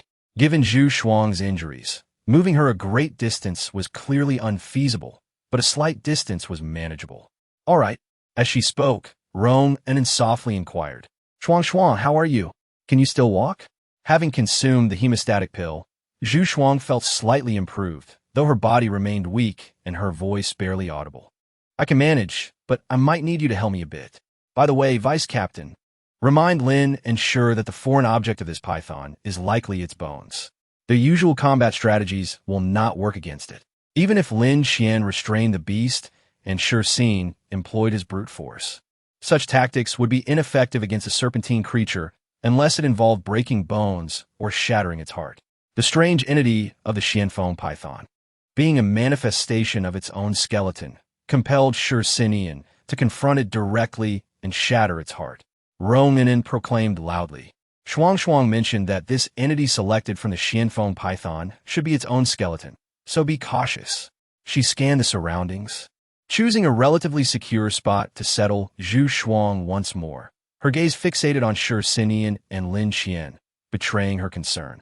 Shi climbed steadily along the tail of the Lian wolf until he reached the python's 7-inch mark, where he discerned the familiar sword wound left by Rong Yan. With a powerful fist, he struck the wound, tearing it open and causing the python's blood to gush forth. The Xianfeng python emitted a furious hissing sound, and as the Lian wolf's tail tightened, the python's struggles intensified, its massive body thrashing like a cannonball beyond Lin Qian's control. In that moment, the python's eyes were devoid of recognition for Zhu Shuang. Instead, vibrant red flickered in its serpentine gaze as it fought to open its mouth. The intrinsic bond between the entity and its master meant that this struggle imposed tremendous pressure on Lin Qian, who felt as if she might be torn apart. With a cold snort, she instead accelerated the tightening of the Lian wolf's tail. The Xianfeng python writhed violently, and, sensing Lin Qian, its colossal tail struck her fiercely at the side. With a resounding crash, Lin Qian was hurled against several trees by the sheer force. The Lian wolf's tail slackened, and Shi fell to the ground. The enraged python lunged at Shi, baring its sharp fangs. He deftly sidestepped, narrowly evading the onslaught, and landed a punch squarely on the python's eye. Before the python could retaliate, the Lian wolf's tail ensnared Shi's waist, swiftly drawing him away from the python. Ronginen also moved slightly aside, with Zhu Shuang in her embrace. The Xianfeng python, now deprived of one eye, let out a pained roar. Unlike typical S-class beasts that might flee when faced with a formidable human, this python's temperament was far less forgiving. Its gaze locked onto Shi with unwavering focus. Despite Lin Qian's quick reflexes, the prolonged battle had taken its toll on Shi, who bore numerous injuries. Resolute, Lin Qian released the Lian wolf's tail entwined around Shi and retrieved the shadow blade from her azure ring. Sensing her intent, the python immediately targeted Shi. After being struck twice by the sweeping tail, the shadow blade was finally delivered to him. Instinctively, he grasped it, and Lin Qian activated the serpent binding array once more, fully restraining the Xianfeng python. At this juncture, The python's strength had waned considerably, ascending along the Lien wolf's tail once more. Sure Sinian exerted all his might to plunge the shadow blade into the python's body. In the following instant, blood gushed from the wound as the python thrashed violently, casting Sure Sinian to the ground. The Lien wolf's tail endured the strain, and Lin Qian coughed up a mouthful of blood, gripping the tail fiercely, unwilling to let go. Sure Sinian hurried to Lin Qian's side, realizing she merely fainted from exhaustion, providing him with relief. Lin Qian had sustained significant injuries. First, she was flung 100 meters away by the python's tail, and then, while binding it with the serpent array amidst its frantic struggles. The exertion had been far more taxing than anticipated, leading to her current state of collapse. At that moment, Rong Unin observed Shursinian's trembling hands, realizing his strength was nearly depleted as well. It appeared that even for them, slaying an S-class beast was no trivial endeavor. Zhu Shuang coughed twice, remarking, "I had thought they would find it easier."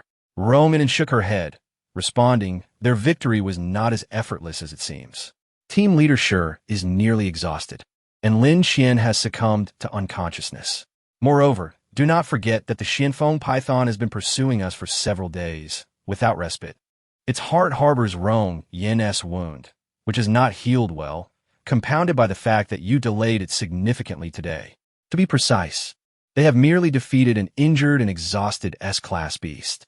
Had it been unscathed, the outcome would have been uncertain." Zhu Shuang paused, then added, "After all, there are only two. If we had all five together, we would stand a considerable chance." "Indeed," Rong Unin replied, "every member of the team, apart from Huai Jiayan, possesses formidable combat prowess." She closed her eyes, reflecting on Zhu Shuang's words, realizing that their hope lay in this direction. They had indeed survived. Yet her joy was not as profound as she had envisioned. In the Central District, the Anomaly Research Institute, an electronic beep suddenly resonated. The previously reclining Yang Kaiyan bolted upright. The system detected fragmented voices captured before the signal was completely severed. Should a voice comparison be conducted? Yang Kaiyan listened intently, confirming that indeed, a few disjointed voices had been recorded before the signal vanished entirely, though they were too faint to discern. Beside her, Yu Zipping leaned closer, intrigued. "Oh, I had thought the installation of this system was trivial. It seems it has proven useful after all. I wager it is either Lin Qian or Shursinian's voice." Yang Kaiyan clicked a comparison button nonchalantly, a smile gracing her lips, though it did not reach her eyes. "Prepare the project proposal for the Alpha Wolf project. I guarantee the Central District will approve it this time. Is it truly necessary to activate that project?" Yu Zipping frowned. "After all, Lin Qian is someone we have watched grow. It pains me to see such a lovely girl transformed into a cold machine. Is she not the teacher's daughter?" Both Yu Zipping and Yang Kaiyan were students of Lin Changjin, researchers at the Anomaly Research Institute. Their mentor had sacrificed his own humanity for the sake of acquiring greater experimental data for the human-beast assimilation project, betraying the Central District. His daughter, it seemed, could not be outdone. Moreover, the teacher was once the captain of team, and she is too. Is this not a form of legacy? No one understands her better than I do. The Alpha Wolf project was tailored specifically for her. It cannot fail. Yang Kaiyan smiled slightly as she spoke. Yu Zipping remarked, "After all, the teacher underwent significant changes after becoming a test subject. It is only natural that she remains unaware. Indeed, it has also been many years since we last contacted the teacher. I wonder how far along her experiments have progressed." Yang Kaiyan twirled a strand of her hair. The comparison concluded, and the machine's voice announced the results. Both Yang Kaiyan and Yu Zipping turned their attention to the virtual panel. The voice comparison revealed one male and one female voice. The female voice bore a 99 similarity to Lin Qian's, matching her enunciation perfectly, leading to the conclusion that it was indeed her. The male voice shared a 99 similarity with Shursinian's, with identical pronunciation habits, confirming that it was him as well. The virtual panel conveniently displayed the profiles of Lin Qian and Shursinian. After a brief glance, Yang Kaiyan, satisfied that it was indeed the Lin Qian and Shursinian they knew, nodded to Yu Zipping, saying, "See? I told you so." Yu Zipping sighed, "You win." With that, Yu Zipping retrieved the proposal for the Alpha Wolf project from a locked drawer and handed it to Yang Kaiyan. Yang Kaiyan casually glanced through the documents, noting the considerable refinements made to the proposal over the years. It appeared that she was not entirely opposed to the idea after all. The temptation was immense. If successful, she would be the individual closest to resembling a humanoid beast. Moreover, with her involvement, Shursinian would undoubtedly remain steadfast. Wouldn't he? Yang Kaiyan dressed declared. Let us proceed to present the Alpha Wolf plan. Given his understanding of Yang Kaiyan, it was likely that she had already persuaded numerous researchers at the Heretical Research Institute to support this initiative. Chapter 126. The Core Zone, Part 1. In the Unknown Territories Core Zone, Lin Qian awoke the following morning, draped in Shursinian's clothing. As she emerged from the haze of unconsciousness post-battle, she felt a discomfort in her back. After cautiously moving her back to confirm no bones were injured, she sighed in relief. Noticing Lin Qian had regained consciousness, Shursinian crouched beside her, inquiring about her condition. Are you all right? Is anything troubling you? I'm fine, Lin Qian replied, but what about Zhu Shuang? How is she doing? Shursinian briefly recounted how Zhu Shuang had used blood to nourish the divination cards the previous day. Although she appeared stable now, both he and Lin Qian remained haunted by the memory of her continuous nosebleeds and vomiting blood after using the cards. The divination cards were inherently peculiar. Their creator was a diviner from a bygone civilization who had infused the cards with blood for a decade. It was rumored that the creator had perished due to the backlash from these cards. For centuries, no one in the Central Zone had successfully utilized such an artifact, let alone attempted to employ the blood-nourishing cards from the previous civilization. As Lin Qian listened, her frown deepened. So, we currently have no idea what harm the blood-nourishing cards may inflict upon her. Indeed, Shursinian responded. Yesterday afternoon, Zhu Shuang was in considerable pain, but by evening, she seemed to have fully recovered, despite having only taken a single hemostatic pill. Given your unconsciousness, we were unable to retrieve any other medications from the Azure Ring for her. The fact that Zhu Shuang had not consumed any other medicine, yet suddenly returned to normal, was perplexing to Lin Qian. Well, she had no choice at that moment. However, it was precisely her instantaneous use of the blood-nourishing cards that allowed us to buy so much time, Shursinian lamented. Her card formation does not possess such formidable power. Under normal circumstances, she would not have been able to restrain that Xianfeng python for so long, as you should well understand. Lin Qian massaged her temples. We can only address future matters when they arise. That is all we can do, Shursinian agreed. By the way, how is your body holding up? I'm fine. No need to worry. No bones are broken. Lin Qian smiled, stretching her body. But I am quite hungry. I would like to eat. The rations are in your ring, along with the remains of the Xianfeng python we dealt with yesterday. Shursinian indicated a small pile nearby. Shall we take it all? Lin Qian examined the pile and replied, Let's take some. It's too much. Shursinian nodded indifferently. Once Lin Qian had gathered everything, she noticed Rong Enin and Zhu Shuang sitting nearby, both appearing rather listless. Sensing Lin Qian's gaze, Rong Enin mustered a weak smile and greeted her. Team Lin, how are you feeling? Lin Qian sat across from them. I'm well, how about you? Rong Enin managed a rueful smile. What'd be wrong with me? I am the one they protected. I have nothing to worry about. As she spoke, Rong Enin's hands clenched tightly. Zhu Shuang wished to offer comfort, but was at a loss for words. Noticing Zhu Shuang's melancholic demeanor, Rong Enin suddenly came to her senses and apologetically said, I'm sorry. They exchanged a silent gaze. Rong Enin had lost her fiancé, while Zhu Shuang had lost her sister, Zhu Shan, with whom she shared a blood bond. What? Rong Enin was caught off guard. What did you say, Team Lin? Instinctively, she turned her gaze towards Shursinian, who was also watching her, and Zhu Shuang, seemingly awaiting their decision. Lin Qian lowered her eyes and said, If the four of us unite, we might have a chance to fight back. Facing Rong Enin's incredulous stare, Lin Qian merely maintained her gaze. Known for her cool demeanor and rationality, it was unusual for Lin Qian to propose such an idea, given that the death of a Xianfeng python was primarily due to Rian's sword inflicting a deep wound upon its neck. Lin Qian and Shursinian had mostly acted in accordance with circumstances. The next time they encountered an unscathed S-class beast, it would pose a significant challenge. However, Lin Xian felt she could manage to escape without being captured by an S-class entity. Zhu Shuang, who had remained silent, finally spoke, "Team Lin, we are fine. You need not worry." Yet, Lin Xian noticed the redness in Zhu Shuang's eyes and the quiver in her voice. "All right, I understand. Once you both regain your strength, Shi Xinian and I will expedite your departure from the unknown territory. I have some plans in mind, so rest assured." "Thank you," Romanin replied. Shi Xinian added, "You need not call me Vice Captain Shi any longer. Just refer to me as Shi Xinian." Romanin nodded, and Zhu Shuang followed suit. After a moment of silence, Lin Xian inquired, "Given Ruyan's considerable strength, why did you not choose to fight back? If your team coordinated effectively, there would be opportunities." This statement struck Romanin like a dagger to the heart. With a bitter smile, she replied, "There was no opportunity. Ruyan had already broken his arm before this." Mentioning Ruyan caused Romanin's eyes to redden.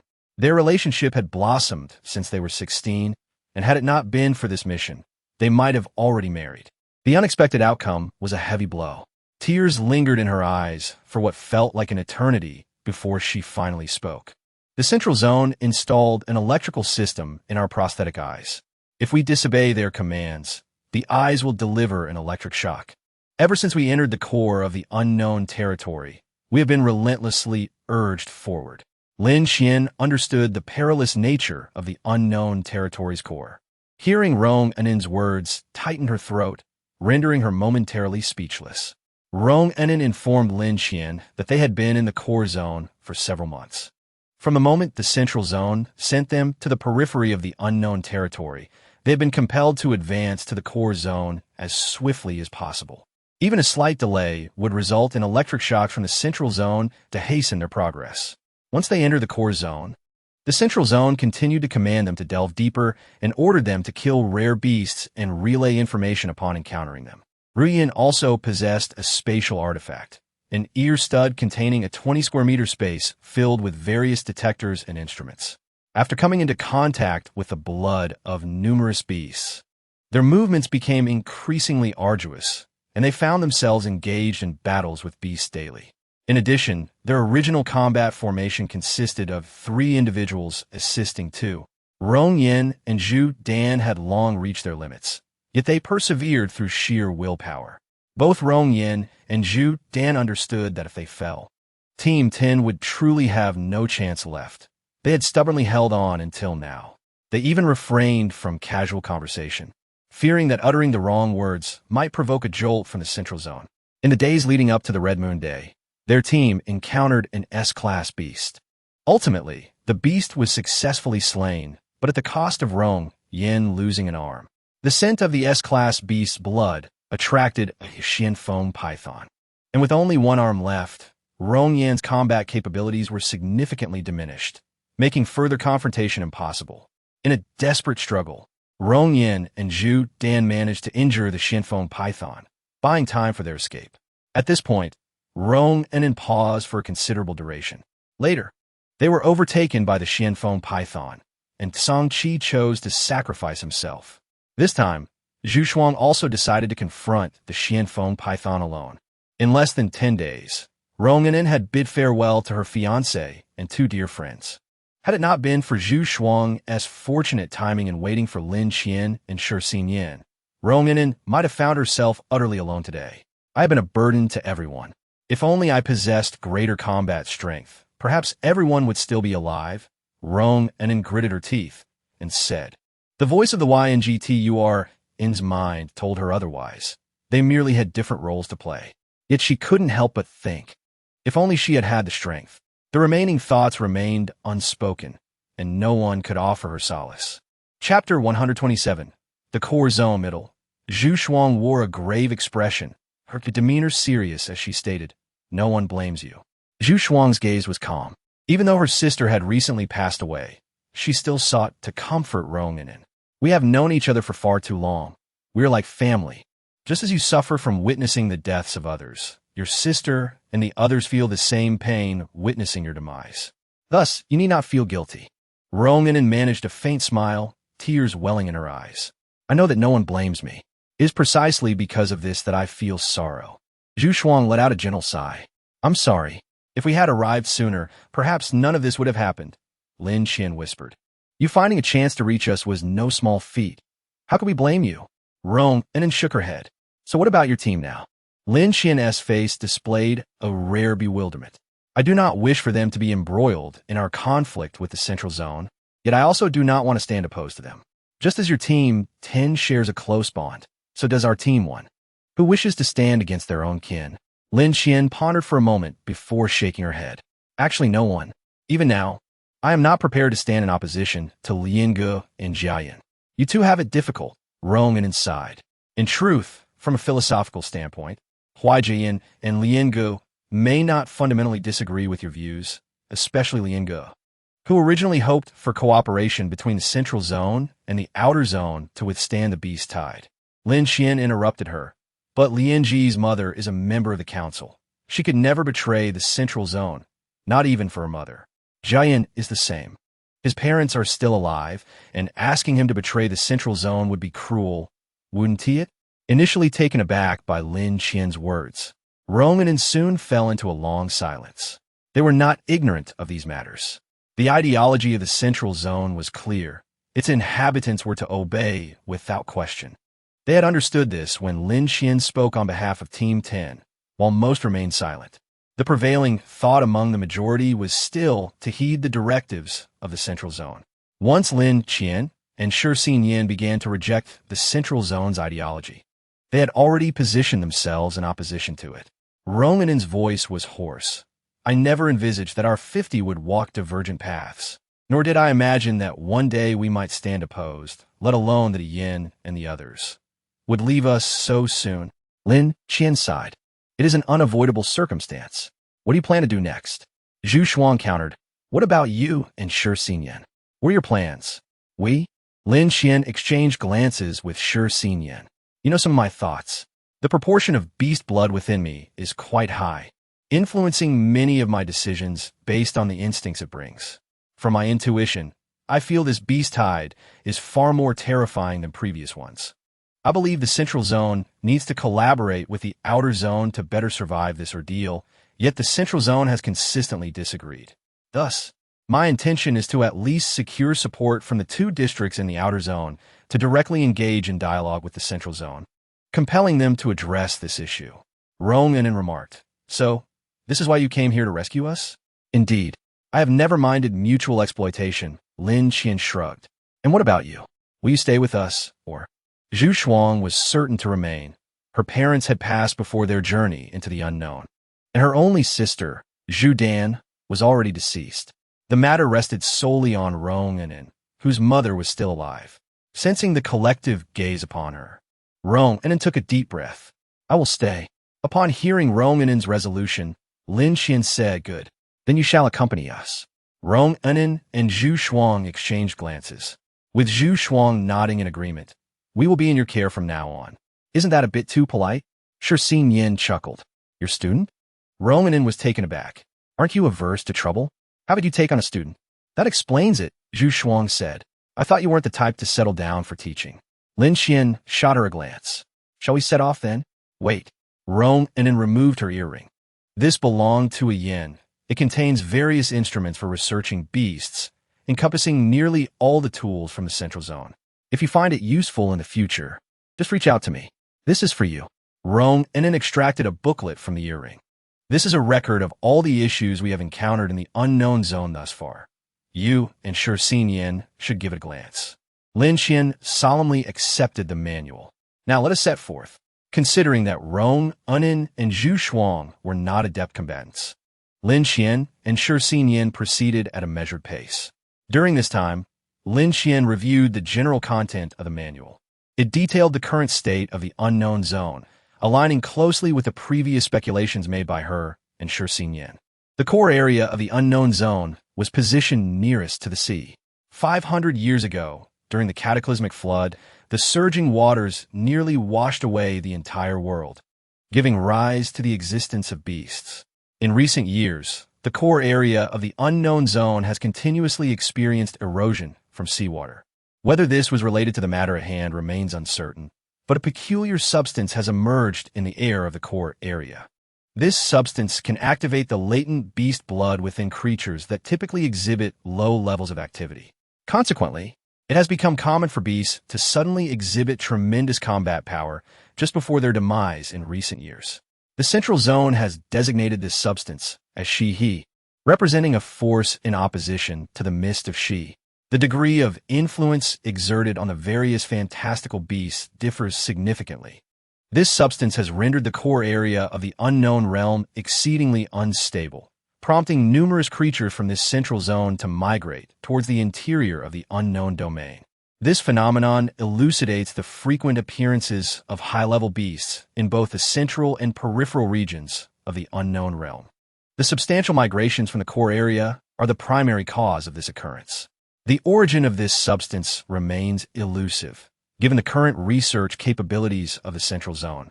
A definitive conclusion has yet to be reached. Nonetheless, it is certain that Lin Qian's intuition has not led her astray. The calamity brought forth by this wave of beasts will undoubtedly surpass the disasters of previous surges, should the central and peripheral zones persist in their lack of cooperation. There lies a grave possibility that this wave of beasts will inflict significant harm upon the populace. Rong'an'in informed her that the Central Zone continues to refuse collaboration with the Peripheral Zone. The specific reasons for this are unclear to me, but the Central Zone's intent to remain uncooperative is evident. I suspect the Central Zone is prepared to treat the Peripheral Zone as expendable.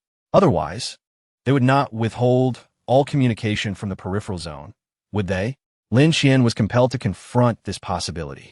In prior beast waves, despite their disdain for the Peripheral Zone, the Central Zone would at least relay warnings about impending threats. However, this time, they have not done so. Furthermore, whenever Lin Qian or Rong'an'in suggested that the impending beast wave should be communicated to the Peripheral Zone, the Central Zone consistently declined. This suggests that the Central Zone was likely aware from the outset of the severity of this beast wave and has decided to huddle within the protective walls, using the people of the Peripheral Zone as bait to evade the impending disaster, thereby consolidating their focus on the next wave. Rong'an'in affirmed Lin Qian's suspicions, stating that this hypothesis closely aligns with the Central Zone's intentions. Rong'an'in possesses an unusual artifact, the brain of a goat-headed creature. This peculiar beast exhibits intelligence comparable to that of humans. Unlike typical fantastical beasts, goat-headed beings do not form packs. Rather, they exist in familial units, exhibiting a sense of modesty by covering their private areas with clothing. They even possess a unique language, allowing them to communicate with one another. Goat-headed creatures can detect the scent of their kin within a 10-mile radius, and their social interactions mirror those of humans, including friendships and familial bonds. However, their inherent brutality leads to internal strife whenever excessive numbers congregate. Consequently, they tend to form small groups for mating and, once their offspring reach a certain age, they relocate in search of other goat-headed beings. Thus, goat-headed creatures, much like the human-faced centipede, are regarded as the most unsettling of fantastical beasts. The former possesses a beastly visage, yet a body indistinguishable from that of a human, with thoughts and actions akin to humanity. The latter, conversely, bears a human face, but behaves and thinks in an entirely alien manner. Rong'an'in's A-grade artifact, the goat-headed brain, lacks any combat capabilities. However, it significantly enhances her intellect and grants her certain instincts akin to those of fantastical beasts, enabling her to discern their weaknesses more adeptly. Unlike Lin Qian and Shi Xian, who are in a different predicament, Rong'an'in has largely acquired the intelligence and instincts of the goat-headed creature, even gaining insights into the experiences of the specific goat-headed being from which her artifact originated, all without adverse effects. Hence, her decisions often appear cold and devoid of human emotion. On one hand, as she stated, she will continue to believe in Rong'an's survival until she witnesses his corpse. On the other hand, she is heavily influenced by the goat-headed brain. This artifact, being a brain, indeed affects the thoughts of others. Rong'an'in's analyses can be characterized as entirely detached and devoid of any emotional bias. After listening to Rong An's various possibilities, Lin Qian sighed and remarked that, from an analytical standpoint, the central zone's actions appear to ensure a greater likelihood of survival for its inhabitants. Lin Qian is not lacking in intelligence. Upon hearing Rong An's insights, she inquired about her thoughts. I hold no particular opinions. If I were to articulate anything, it would be that my desire to assist you stems not from shared beliefs, but rather from my growing disdain for the central zone, which inevitably reminds me of Rong Yan's demise. Rong An met Lin Qian's gaze and declared, I will aid you. I simply wish to thwart the central zone from achieving their objectives. Lin Qian sighed heavily, expressing her gratitude. Regardless, I appreciate you and Zhu Shuang standing by my side, alongside Shi Xian. Upon Lin Qian's conclusion, Rong An posited, I believe this is the central zone's conspiracy. Killing the Lien wolf has indeed awakened your humanity, yet I do not believe that slaying the creature serves any benefit to the central zone. They would not compel you to act without reason. Based on the central zone's insistence on your killing the Lien wolf, I suspect they harbor ulterior motives. Lin Qian concurred, stating, I share that sentiment. However, in that moment, my immediate reaction was to comply with the central zone's orders. It was then that I realized my susceptibility to their influence might be deeper than I had imagined. Perhaps that is why, when Shi Xian and I encountered the chaos bird, he chose not to slay it. Rong An suddenly asked, Are you and Shi Xian still as you were before? As friends? Indeed, Lin Qian replied with a smile. What else could it be? Rong An shook her head slightly, remarking, given Shi Xian's nature, I suspect you two may maintain this relationship indefinitely. The bond between Lin Qian and Shi Xian is notably peculiar. From the perspective of fantastical blood, Shi Xian possesses a fragment of thought that perceives Lin Qian as his mate. Yet he remains oblivious to whether his feelings stem from the influence of the chaos bird's blood or his own desires. Thus, he's been entangled in this internal conflict for many years. So be it, Lin Qian shrugged nonchalantly, joking, after all, Shi Xian and I are merely experimental subjects. We do not yet know if this experiment will significantly impact our lives, so maintaining this relationship until death seems a plausible option, does it not? Rong An pondered for a moment before adding, Has it truly been only a few months since we last met? I feel as though I barely understand you anymore. It's all right, Rong An reassured her. I know you did not intend to bring this up. Moreover, I must come to terms with the reality of Rong Yan's death. Mustn't I? Observing the melancholic expression on Rong An's face, Lin Qian felt a surge of regret, wishing to retract her words. After exchanging a few awkward sentences, she hurriedly exited the tent. They were now situated in the central area of the unknown realm, and if they continued at this pace, they would reunite with Chu Qiuyo and the others in approximately 5 days.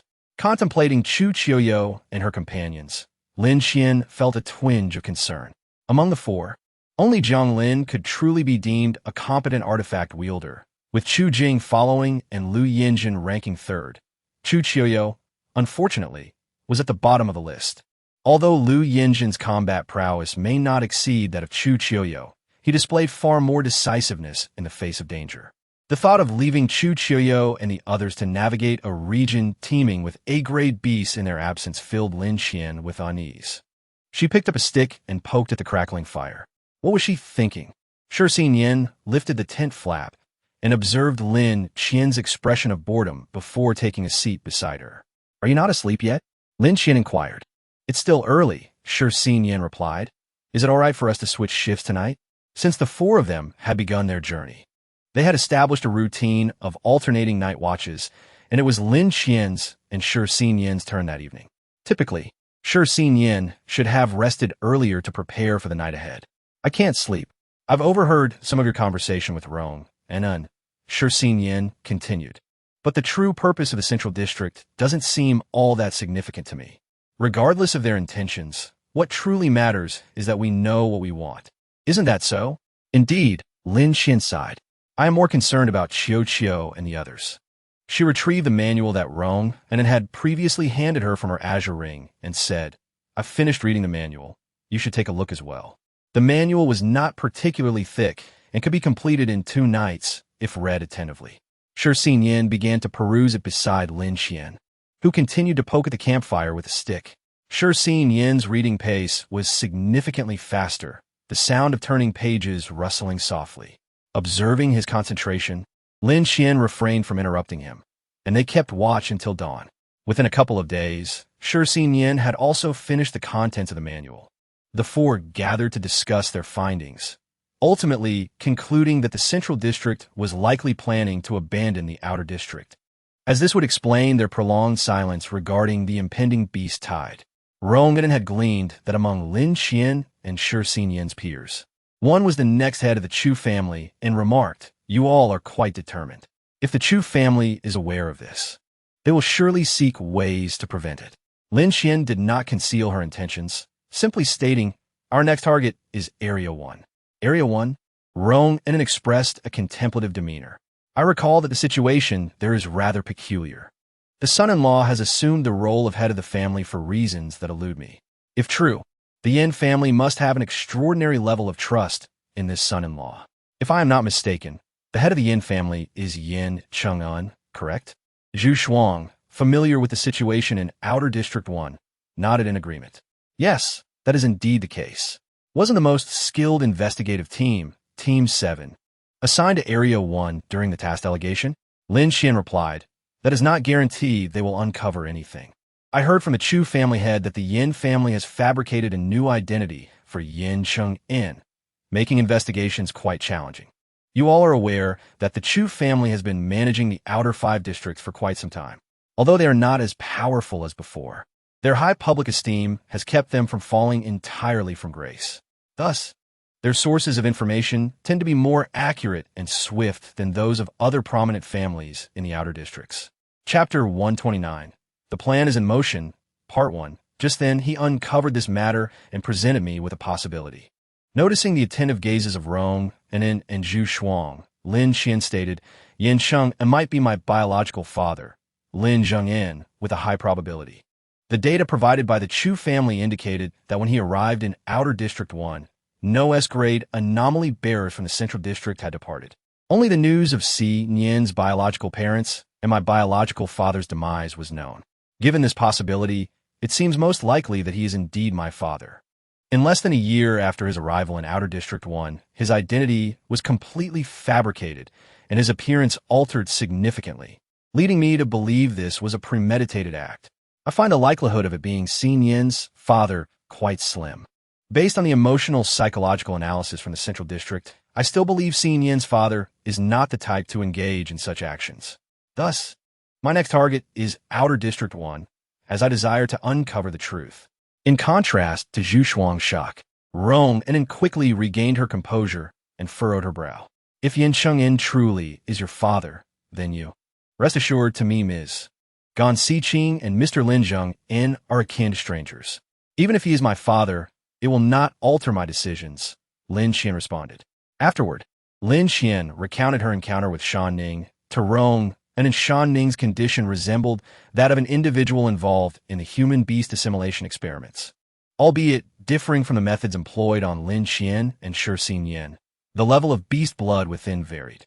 Occasionally, Shi Yin added details that Lin Xian had not mentioned, striving to provide Rong with a comprehensive account of their knowledge.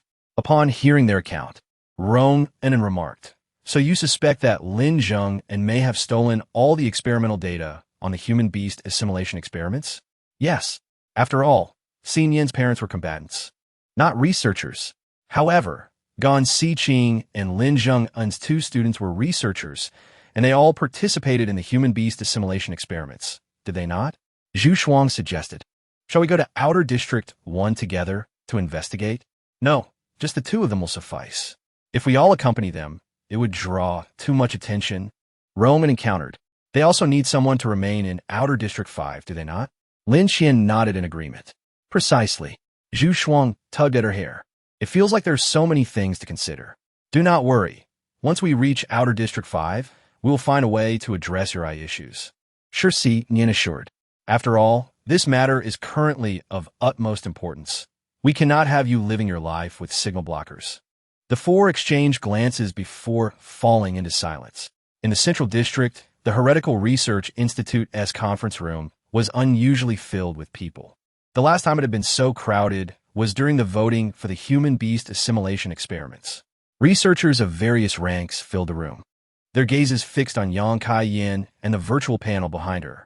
Today, Yang Kai-yin appeared markedly different from her usual fatigued self, an undercurrent of excitement evident in her expression. With her ponytail high, she gently blew into the microphone nestled by her ear. "Can everyone hear me? Today's meeting was called at my behest.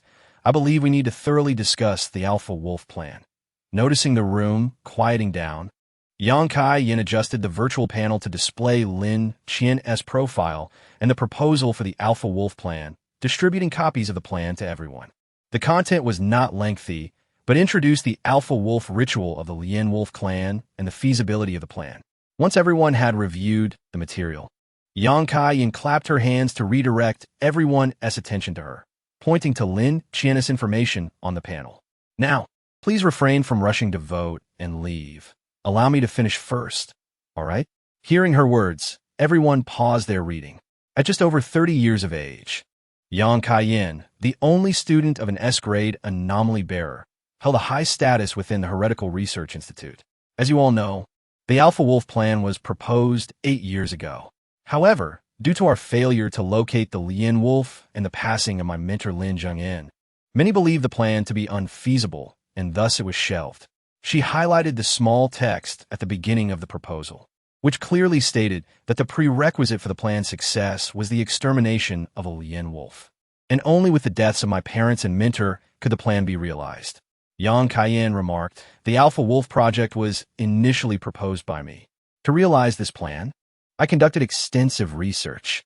This means that when one kills their mentor, their mindset begins to shift, leading them to care for the extraordinary beings around them. After slaying their father, they will protect more companions. Upon the death of their mother, their cognition will undergo a qualitative leap, truly becoming an alpha wolf that considers the welfare of the pack. After much contemplation, I believe that even if Lin Qian merely kills her mentor and mother, we will have already achieved our objective. For the Lin Wolf, after killing 2 of its kin, it prioritizes those it has lived alongside for many years." Yang Kai-yin presented comparative data, causing a stir in the conference room. This evidence is exceedingly significant for the Heresy Research Institute. The essence of the Alpha Wolf project is to adopt the Alpha Wolf ritual of the Lin Wolf to create a humanoid Lin Wolf. If Lin Qian kills the Lin Wolf, the Alpha Wolf's blood within her will begin to reject her due to her actions.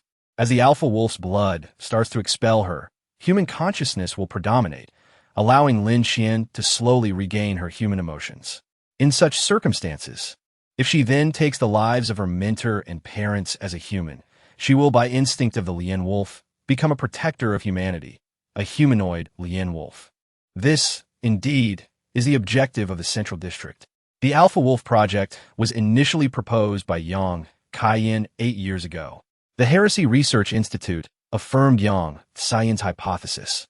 However, due to the death of Lin Qian's father, Lin Zhengyin, they deemed the likelihood of success to be low, thus the plan was never approved. Nevertheless, Yang Kai-yin persisted, and the Institute granted her and used zipping the freedom to research this plan, appropriately reducing their tasks. Unexpectedly, Yang Kai-yin presented them with such a significant surprise. In this context, I believe we can contemplate restarting the Alpha Wolf project, Yang Kai-yin declared, lifting her chin. Sitting in the front row, Gun Siqing inquired, "Could you send me a copy of the data? It is difficult for us to make a calm decision based solely on your words." Yang Kai-yin glanced at Gun Siqing and replied, "Very well. However, the data is somewhat extensive." After saying this, she manipulated the virtual panel to transmit all the information to everyone present.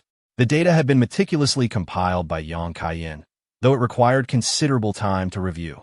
Yang Kai-yin was in no hurry. She yawned, removed her glasses, and set them aside, stating, "I will take a short nap. Please wake me when you finish reviewing the materials." With that, she sat down and rested her head on the desk in front of her. The others were accustomed to Yang Kai-yin's demeanor and continued to peruse the data on their own.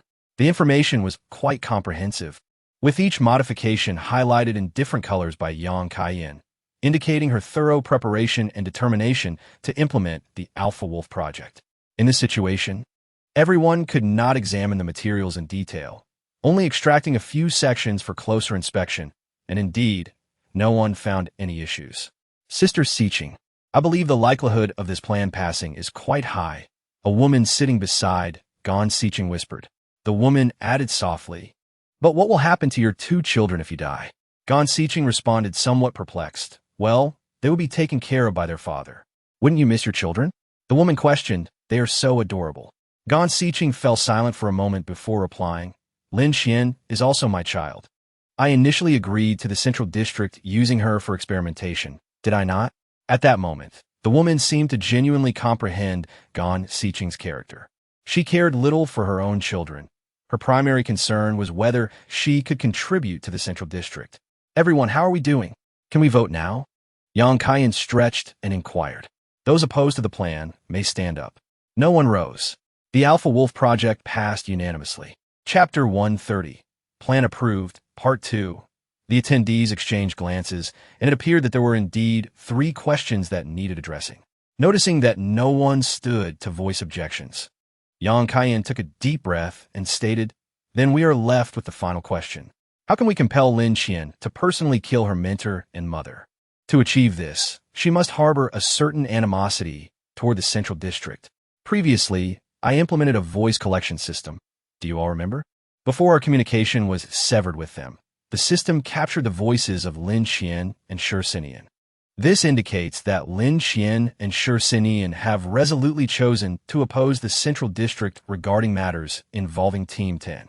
However, their conscious use of a jammer suggests they do not intend to betray the Central District at this moment. Excellent, Yang Kaiyan applauded. If there are no objections, I will officially announce the launch of the Alpha Wolf Project. I will keep everyone updated on subsequent developments. Any objections? Seeing no one raise an objection, Yang Kaiyan displayed a satisfied smile and elaborated further on the Alpha Wolf Project. After an extended period, the meeting finally adjourned. Remarkably, throughout the entire meeting, Yang Kaiyan maintained an unusually high level of focus, unlike her usual self. As she organized the materials on the table, Yu Zipping approached her and remarked, The data has been forged well. I couldn't discern any discrepancies. Hearing Yu Zipping's comment, Yang Kaiyan cast him a sidelong glance, stating, That is why the teacher said you are not particularly clever. This data is entirely authentic. Observing the astonishment in Yu Zipping's widened eyes, Yang Kaiyan continued softly, To conceal the fact that the teacher is still alive while executing the Alpha Wolf Project has required considerable effort on my part. Over the past 8 years, Yang Kaiyan had devoted all her time and energy to researching and planning the Alpha Wolf Project. It was only today that she sensed the possibility of the Heresy Research Institute approving this plan, prompting her to propose the Alpha Wolf Project. However, I have never truly understood your rationale for this course of action. Continuing with the human-beast assimilation experiment could suffice. Why the insistence on implementing the Alpha Wolf Project? Yu Zipping furrowed his brows. The reason, if I must articulate it, is for the Central District, Yang Kaiyan replied. Truthfully, when the teacher departed, he never anticipated that his daughter would become a subject of experimentation. The teacher did not perceive the significance of 1,000 children. Had he remained in the Central District, the time he could devote to research will be minimal. After considerable deliberation, he chose to leave. Yang Kaiyan cast a glance at Yu Zipping before extinguishing the lights in the conference room, stating, Everything is for the Central District. You cannot be unaware of what the human-beast assimilation experiment truly signifies. However, you should understand that rather than sacrificing the innocent children of the Central District, it is preferable to sacrifice those from the outer districts. The children of the Central District and those from the outer districts are worlds apart. By utilizing the children from the outer districts for experimentation, we can minimize the losses to the Central District. As for why we must implement the Alpha Wolf Project, Yang Kaiyan leaned lightly against the table, not concealing the madness glimmering in her eyes. Please, I am a researcher. I naturally wish for the subjects to realize their utmost potential rather than to be discarded. Yang Kaiyan disregarded his response and continued to examine the data before her. She did not require anyone to comprehend her, for as she herself stated, she was merely a researcher. Her sole obligation was to optimize the efficacy of her experimental subjects. Nothing more. Duan Yunfei shrugged and remarked, I suppose I cannot be deemed a competent teacher, can I? Hong Sheng had departed, while Lin Qian, Shi Sinian, Huai Jiayan, and Lian Gu embarked on divergent paths. The command issued to me by the central district compelled me to. Duan Yunfei gazed at her husband. The word she intended to express caught in her throat. Make me kill Lin Qian. Duan Yunfei's husband was not a researcher from the Heretical Research Institute and was rather oblivious to numerous matters. He merely sighed. So, you must go, correct? I understand you. Yunfei, you could never bring yourself to harm your students. Jin, the Heretical Research Institute has issued an order for me, you, and Liangu to execute a mission against the traitors Lin Qian, Shi Sinian, Rong Anan, and Zhu Shuang. The outer 5 districts. You family. Huai Jiayan felt a sense of foreboding as he read the message, which clearly stated that Jiayan, the Heretical Research Institute, had commanded that Yu and Liangu carry out an assassination operation against the traitors Lin Qian, Shi Sinian, Rong Anan, and Zhu Shuang. Huai Jiayan clenched his fists, a feeling of defeat washing over him as he observed the names listed.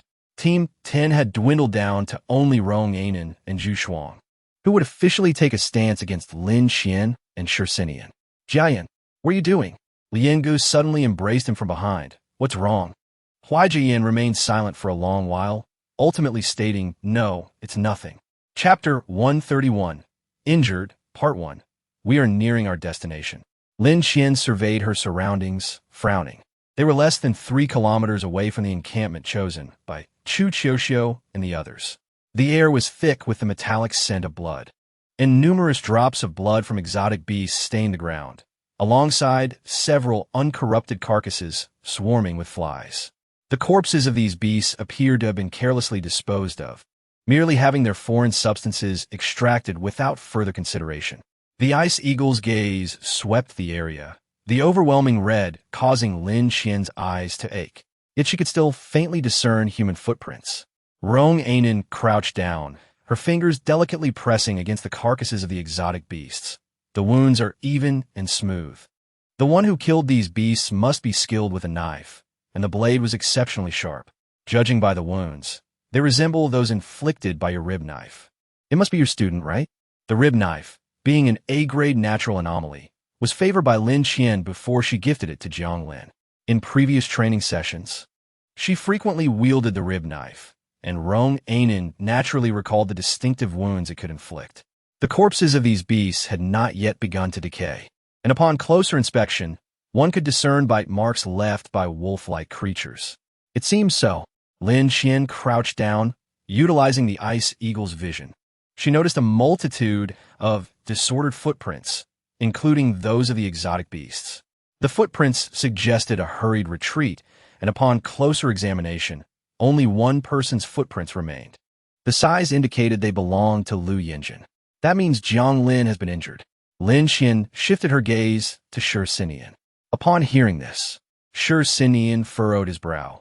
But why are there so many exotic beast corpses here? What has transpired? Uncertain. We shall inquire once we locate them. The scent of exotic beast blood was particularly potent. It was no wonder no beasts lingered here.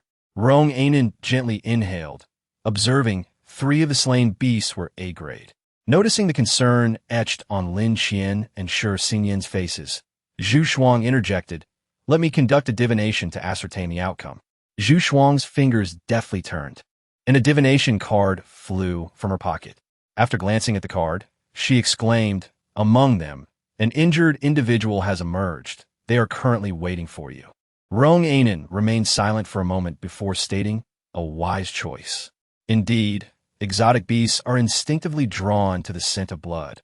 However, when the concentration of the blood's aroma reaches a certain level, it also signifies danger, prompting high-grade beasts to avoid the area.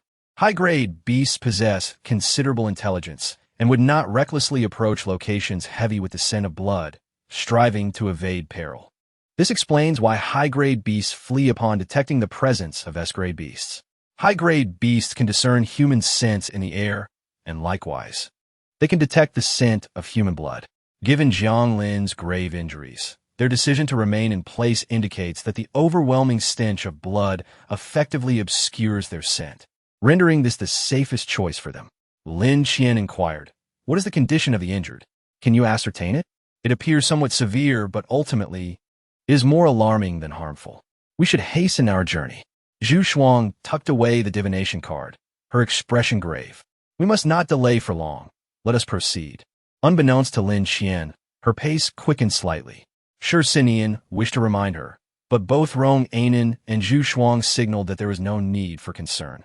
Maintaining the speed was sufficient.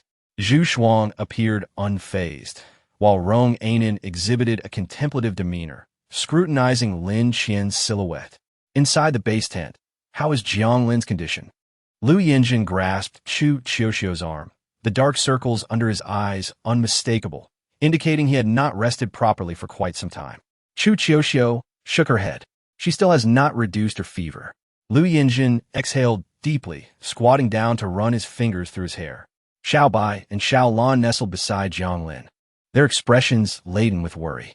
Jiang Lin's wound had been infected for 2 days, and throughout that time, she had not experienced any respite from the fever. To facilitate Jiang Lin's recovery, the optimal course of action was to excise the necrotic tissue caused by the infection with a knife and then re-bandage the area. However, they were uncertain if Jiang Lin had sustained internal injuries, rendering them hesitant to act recklessly, merely implementing basic measures. How many more days can Jiang Lin endure in this state? Chu Jing inquired softly, observing Jiang Lin's pallid countenance. Chu Qiuxiu scrutinized Jiang Lin's condition once more, stating, "She should be able to hold out for about 5 more days." Nodding, Chu Qiuxiu affirmed, "I will do so. Please ensure to care for Jiang Lin diligently. Chu Jing and I will step outside for a moment." Understood. Chu Qiuxiu and Chu Jing exchanged glances before stepping out of the tent. The humid air was not conducive to recovery. To prevent exacerbating Jiang Lin's injuries, the three collaborated to create a small fire pit within the tent. "It has been over a month since Teacher Lin and the others departed, hasn't it?" Chu Jing suddenly remarked. "Yes, over a month. I suspect they should be nearing the area now."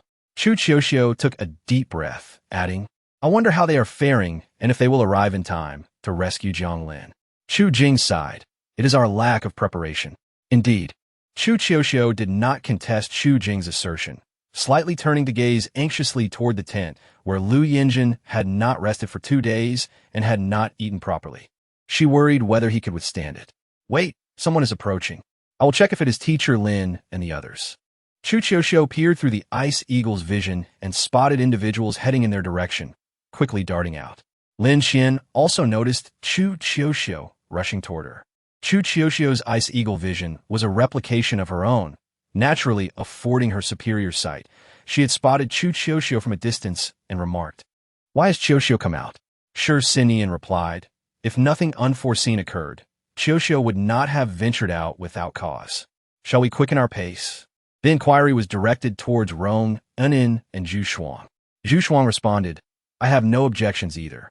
Chu Qiuxiu recognized Lin Qian and her companions, hastening her pace. Upon nearing Lin Qian, she barely had time for a proper greeting, exclaiming, "Teacher Xiao Lin, Teacher Xiao Shi, Jiang Lin has been infected."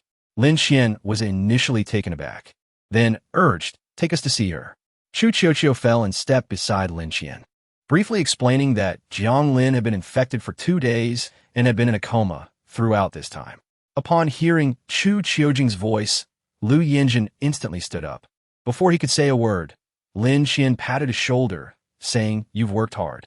She touched Jiang Lin's forehead, noting her pale complexion but the alarming heat emanating from it. Lin Qian lifted the blanket and unwrapped the bandages encircling Jiang Lin.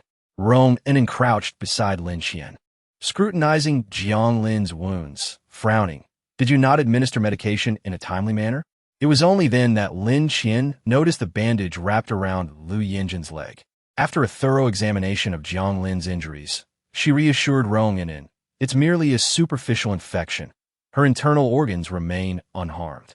"That's a relief," Rong Ainen sighed. Then turned to Lin Qian, "Let me take charge this time.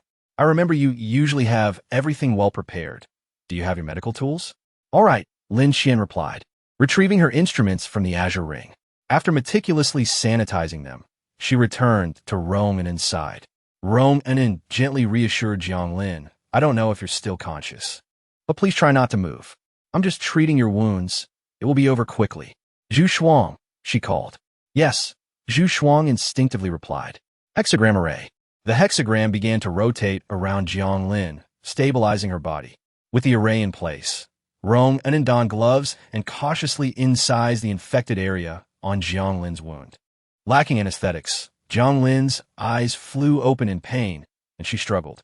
Fortunately, the hexagram held her limbs in place.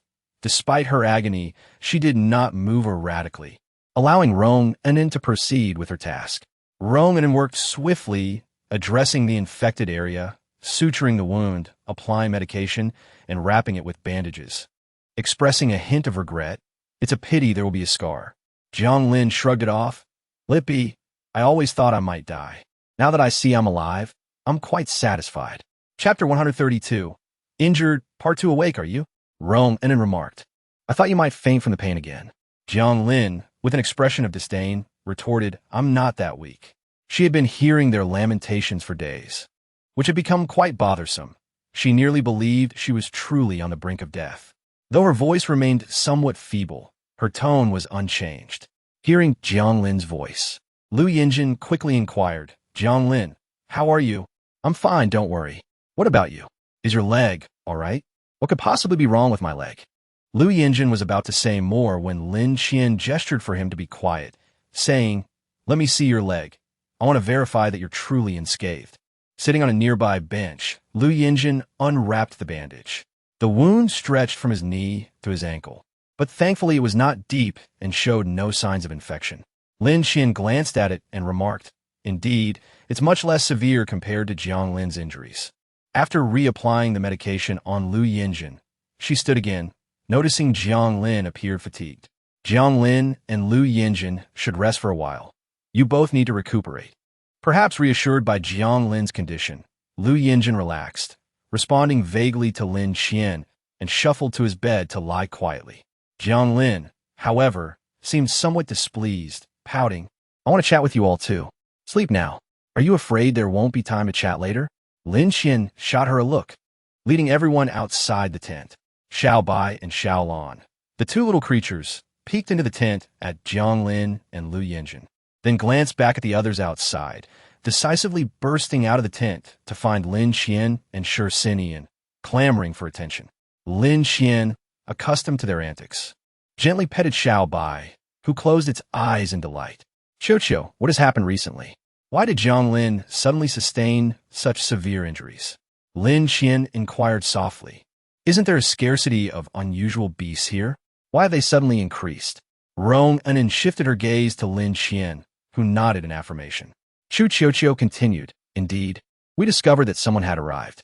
Xiao Bai and Xiao Lan have been trained by Lu Yinjin and now obeyed him well. Yet they remained inherently wild beasts with an aversion to humans. That day, they had bared their teeth in a certain direction, prompting Jiang Lin and Lu Yinjin to suspect the presence of other humans nearby, leading them to investigate. Qiu's expression turned grave as she elaborated. We heard Jiang Lin and Lu Yinjin mention that near the lake, many unusual beasts were killed. They suspected this group was deliberately targeting the lake to slay more beasts. Upon hearing this, Lin Qian could nearly confirm it was individuals from the Central District. Such extreme arrogance was characteristic of the Central District's people, a place rife with bloodshed, causing the nearby beasts to flee, many of which ended up in their vicinity. Qiu sighed. Initially, things were relatively peaceful, but soon it was the Blood Moon Day. With the scent of humans lingering and an abundance of unusual beasts present, combined with the Blood Moon Day, conflict was almost inevitable. Subsequently, when Jiang Lin and Lu Yinjin ventured out again, they were injured. Although they had avoided severe harm, they were tainted with the blood of the unusual beasts. High-level beasts are remarkably intelligent, and the simultaneous scent of unusual and human blood would undoubtedly draw many beasts their way. The number of creatures that found Jiang Lin and Lu Yinjin was overwhelming.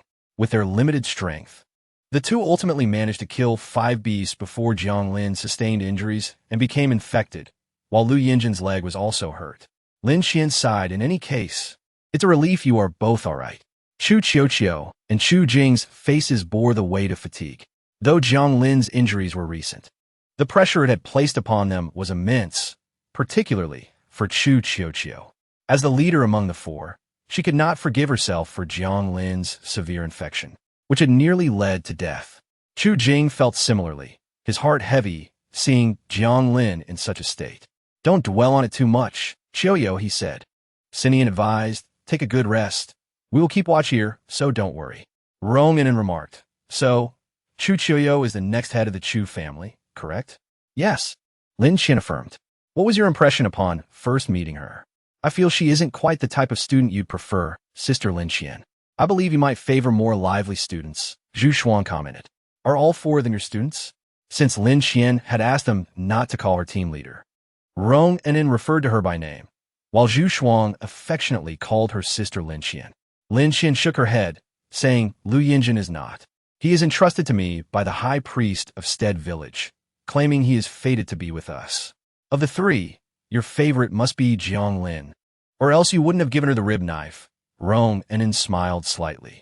Lin Qian remarked, "Jiang Lin's affinity for foreign objects is rather impressive. However, her growth has been entirely controlled by the master of the Chu family. In reality, she has only possessed the rib knife for a mere few months. Yet her current state is commendable." Zhu Shuang expressed her astonishment. "Has it really been half a year? That is indeed remarkable. Although she was merely a child back then, Jiang Lin has managed to fully master the rib knife in less than 6 months, which is quite an achievement. Moreover, judging by the wounds of the previous beasts, Jiang Lin's proficiency with the rib knife is evident. She has undoubtedly devoted considerable effort to it." Rong Inen added, "One could argue that the Chu family master's suppression has inadvertently ignited a sense of pride within her." "I would concur with that assessment," Lin Qian continued. "Furthermore, the child is inherently intelligent and unwilling to be looked down upon. From a purely martial perspective, she ranks the highest among us. I personally believe that those who have come here are likely from the Central District," Lin Qian asserted. The 4 individuals present were indeed from the Central District, and Rong Inen spoke plainly. Such a manner of action is characteristic of the Central District. Zhu Shuang stated with conviction, "I share that belief. But what purpose does it serve for the Central District to slay numerous beasts at this juncture?"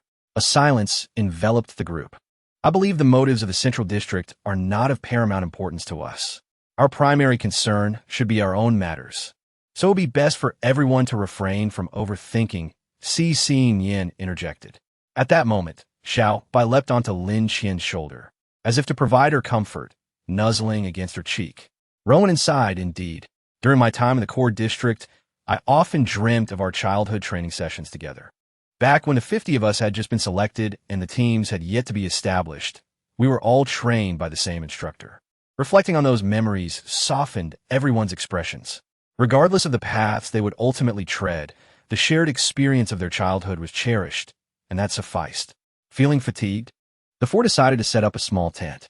The most exhausted, Rong Inen and Zhu Shuang, entered to rest first, while Lin Qian and Xin Yin stood guard outside.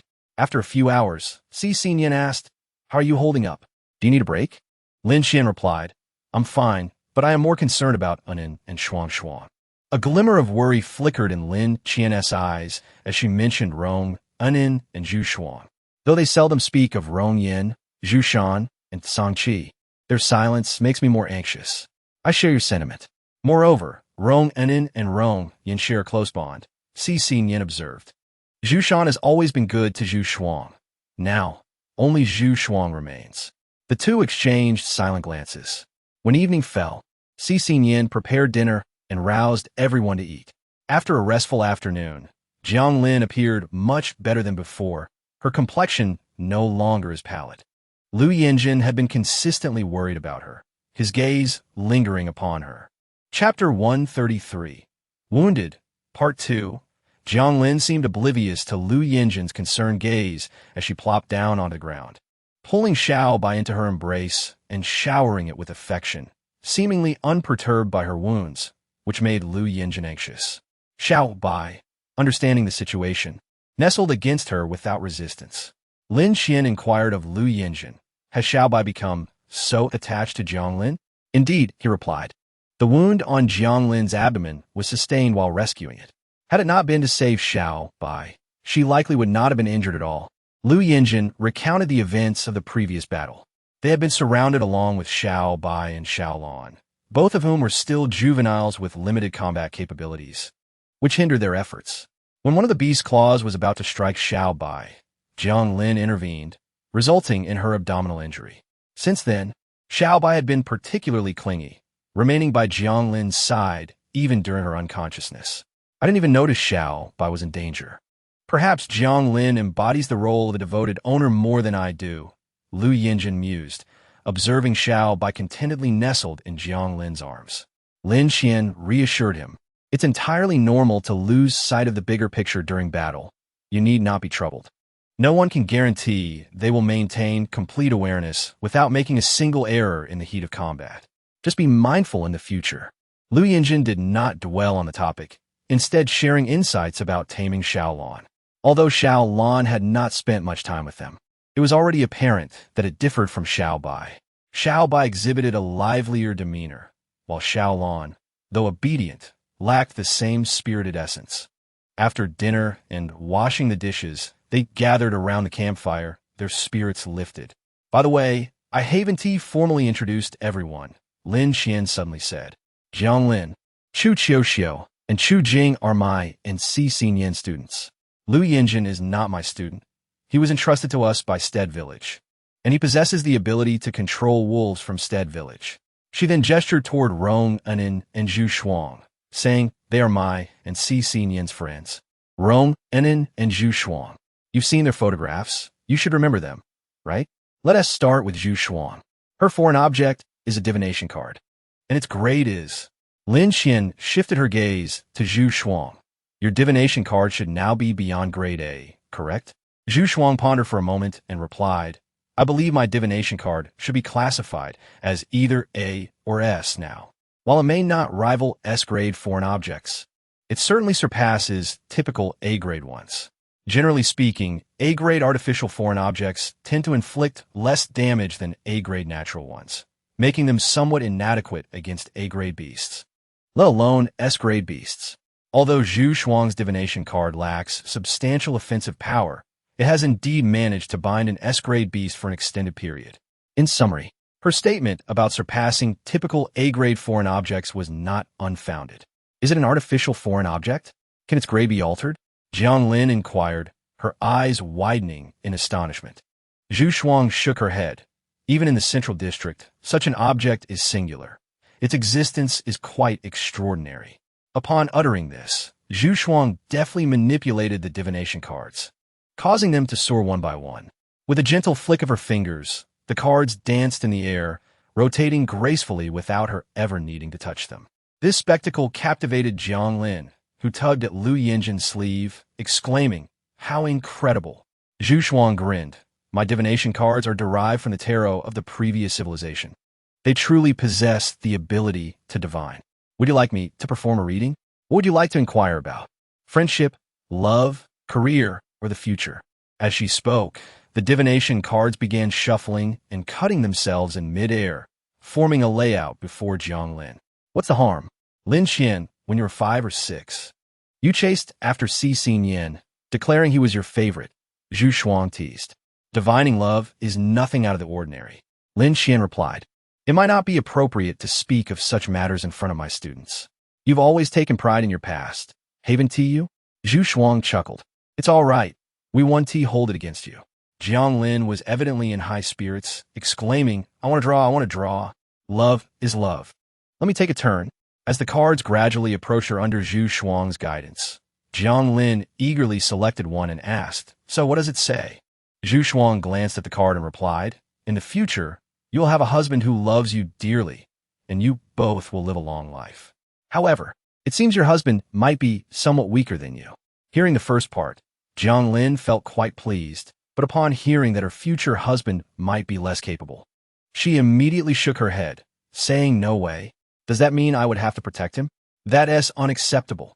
I'd rather remain single for life. The others looked at Jiang Lin and chuckled, prompting her to retort, it's true. Just the thought of a weak husband makes my heart feel more distressed than a cat's claws.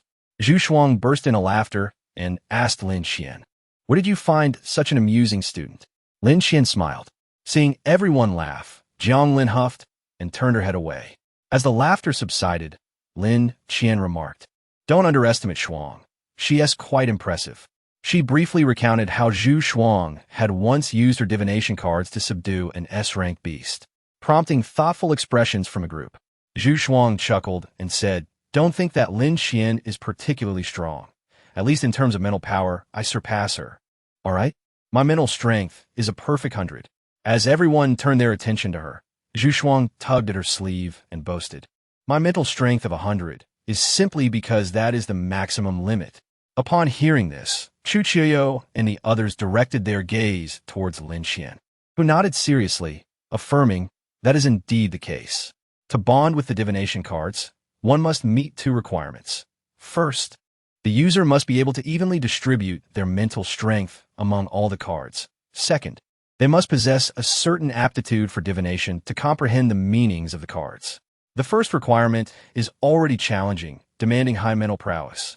To control the cards while maintaining one's instinct to think and act is no simple feat. The second requirement is even more elusive. Divination has long been lost time, with only a few rudimentary descriptions left by previous civilizations. Mastering divination is far from easy.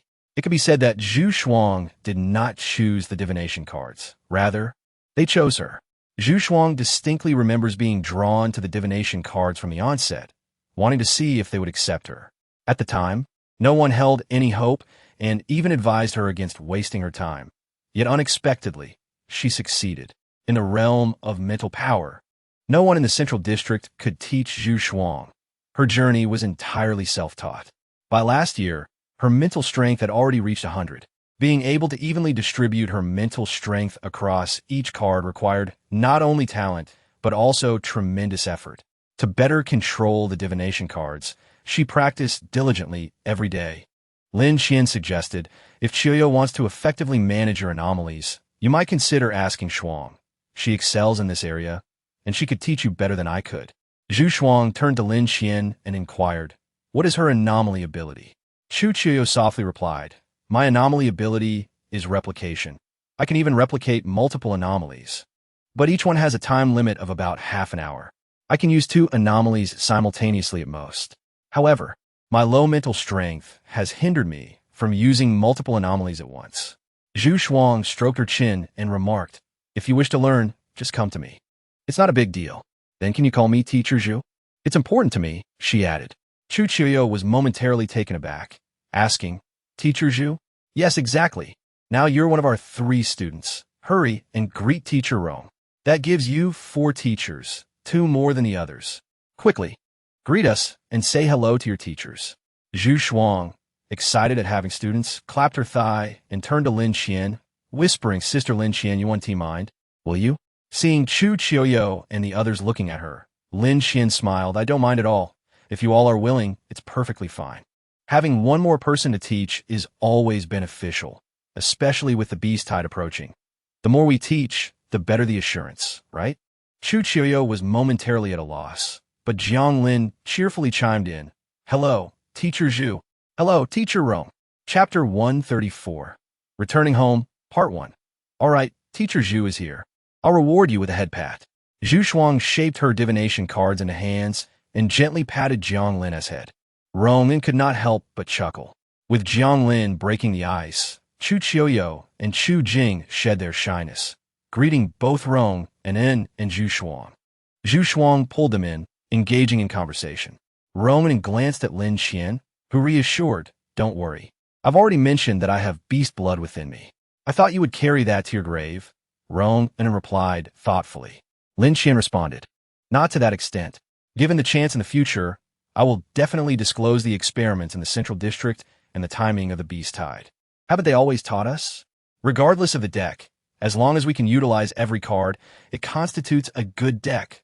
Do you agree?" "All right, everyone." Lin Qian clapped her hands. "Now that you're somewhat familiar with Zhu Shuang, let me briefly introduce Ronganin. An S anomaly is the brain of an A-rank goat-headed beast." "A brain?" Chu Qiuyo exclaimed in surprise. "Is it a mental type anomaly?" Ronan smiled slightly. You could say that, but it's not entirely accurate. As everyone's attention turned towards her, Rong and explained, my anomaly ability allows me to gain an additional beast brain. You should all be familiar with goat-headed beasts. They have peculiar lifestyles similar to humans, and their brain structures are almost identical. However, goat-headed beasts are more violent and cold-blooded, while human emotions are more complex. The brain of the goat-headed beast grants me the ability to analyze more effectively. To be precise, if I have 2 tasks to accomplish, my brain can analyze both simultaneously. I have also inherited most of the goat-headed beast's memories and reaction times. Even in analysis, I rely on the beast's instincts to choose the most advantageous option in the shortest time. Upon hearing this, Chu Chiyo remarked, essentially, you're influenced by the beast in your decision-making. Is that correct, Teacher Rome? ISNT, that's similar to the situation with Teacher Lin and Teacher Shi. Roman shook her head. While my anomaly is a brain and I am influenced by the beast in making some decisions, my situation differs entirely from that of your teachers Lin and Shi. Lin Xian is affected by the blood of the beast, maintaining a calm demeanor in her decision-making, but she is not entirely devoid of emotional influence. She can rationally analyze the most advantageous choices, but might opt for a less favorable path. However, I have no such luxury. I can only pursue the most beneficial route. Do you understand what I mean? Upon hearing this, Chu Chiyo began to comprehend. In other words, Teacher Rong can only make the most advantageous decision and continue onward, unable to make any other choice? Ronan nodded. One could say that. Then, can Teacher Xiao Rong replace or remove foreign objects? Chu Chiyo inquired. Ronan replied, that is not possible. Generally speaking, whether the foreign object is natural or artificial, as long as it is destroyed, its owner can replace it. I believe Lin Xian must have conveyed this to you as well, correct? However, there exists an exceptional circumstance when the foreign object integrates into the body and cannot be extracted. For instance, if my foreign object is my brain, it has fully integrated into my mind. Unless I am killed, it cannot be removed. Alternatively, consider a foreign object like a bone, such as the shin bone.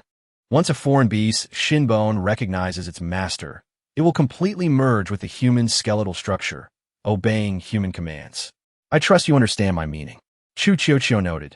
But Teacher Lin's Lianlong's tail is not integrated into his body. To merge with human bones, it primarily must be a bone found in humans, correct? Ronan affirmed. One could say that. In this light, such foreign objects have minimal consumption for humans, correct? Is it possible for a person to possess several such foreign objects simultaneously? Jiang Lin scratched her head and replied, indeed, the consumption is minimal, but controlling them is more troublesome. As you cannot train them, employing such foreign objects requires significant mental strength. Ronan turned to Lin Xian, displaying a look of disdain. You haven't properly attended to your students, have you? Haven't you explained these matters? Lin Xian chuckled awkwardly. I'm not particularly interested in these conceptual matters. I focus more on practical combat training. Moreover, we rushed to rescue you, so our teaching time has been quite limited. Jiang Lin nodded. In fact, I learned many things only after entering unknown territories. Observing Lin Xian's embarrassed expression, Ronan sighed. It's fine. These are merely minor issues. It seems the Central District has invested considerable effort in nurturing you. Chu Chiyo remarked. To put it simply, it feels as though you know everything. Not just Chu Chiyo, but Jiang Lin, Chu Jing, and Lu Yinjin shared this sentiment.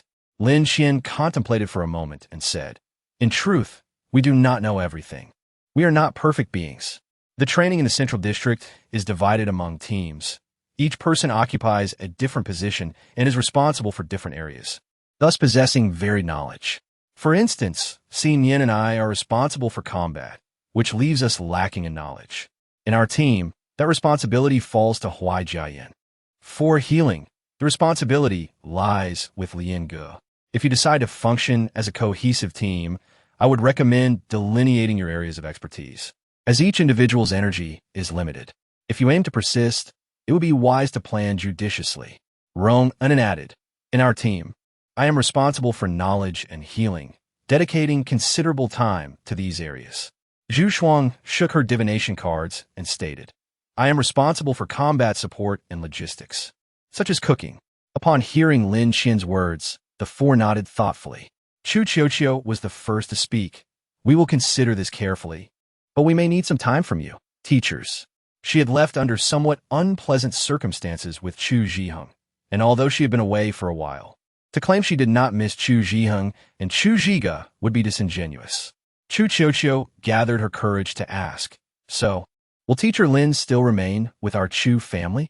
Given the current situation, Lin Qian and her companions, 2 S-level foreign object possessors and 2 A-level possessors, could easily form a small organization if they wished.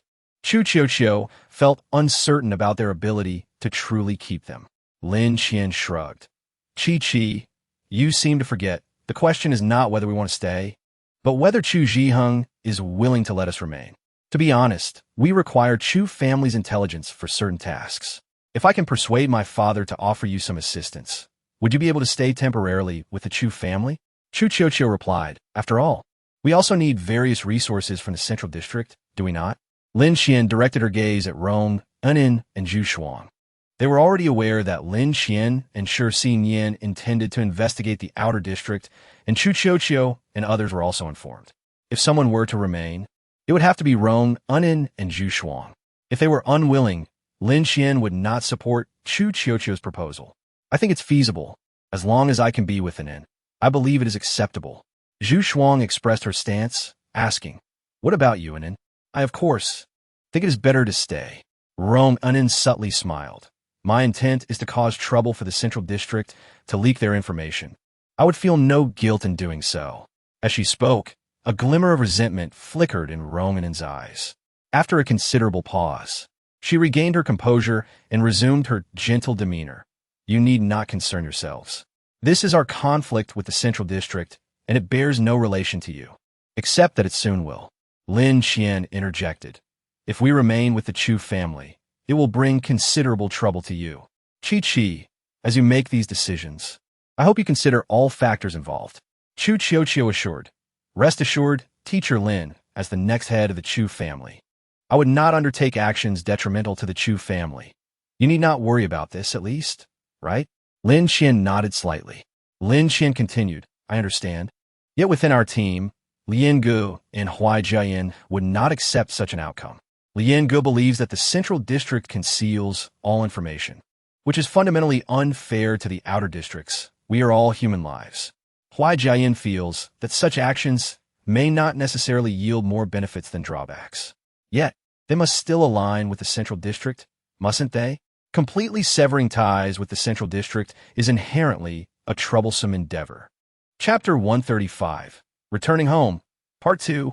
Lin Qian took a moment to gather her thoughts and remarked, after all, most people have friends and parents. Choosing to diverge from the central district also means choosing to forsake them. How many are genuinely willing to relinquish everything tied to the central district? Differing ideologies? Regarding principles? So what if we have different beliefs? Ideologies can be reconciled. However, not everyone possesses the courage to stand against their family. The reason Xin Yin and I can claim to sever ties with the central district is primarily that we are alone and without support. Roman inside, indeed, if not for being backed into a corner, who would willingly leave their family and friends, becoming adversaries of the place that nurtured them for so many years? Anin. Zhu Shuang called out to Rong Anin with concern, but Rong Anin merely shook her head, signaling that she was fine and that Zhu Shuang need not worry. Her thoughts drifting far away.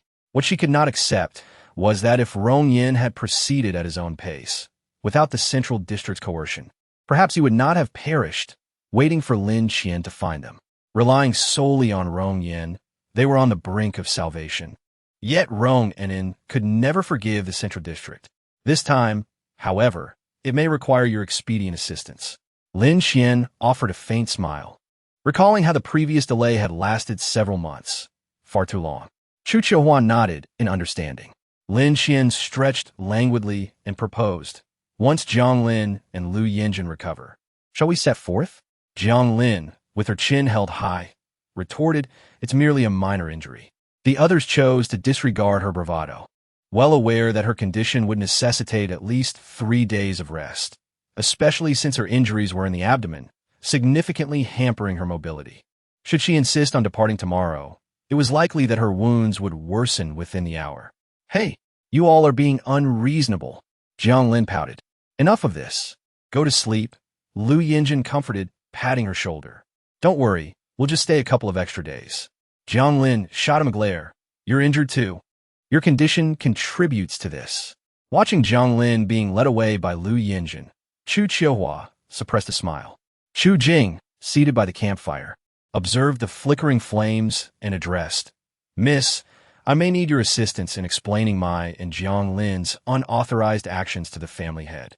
"Indeed," Chu Jing continued, "I did not anticipate that Teacher Lin would bestow her A-grade anomaly upon Jiang Lin, considering her fondness for the rib knife, which she frequently employed during our sparring sessions.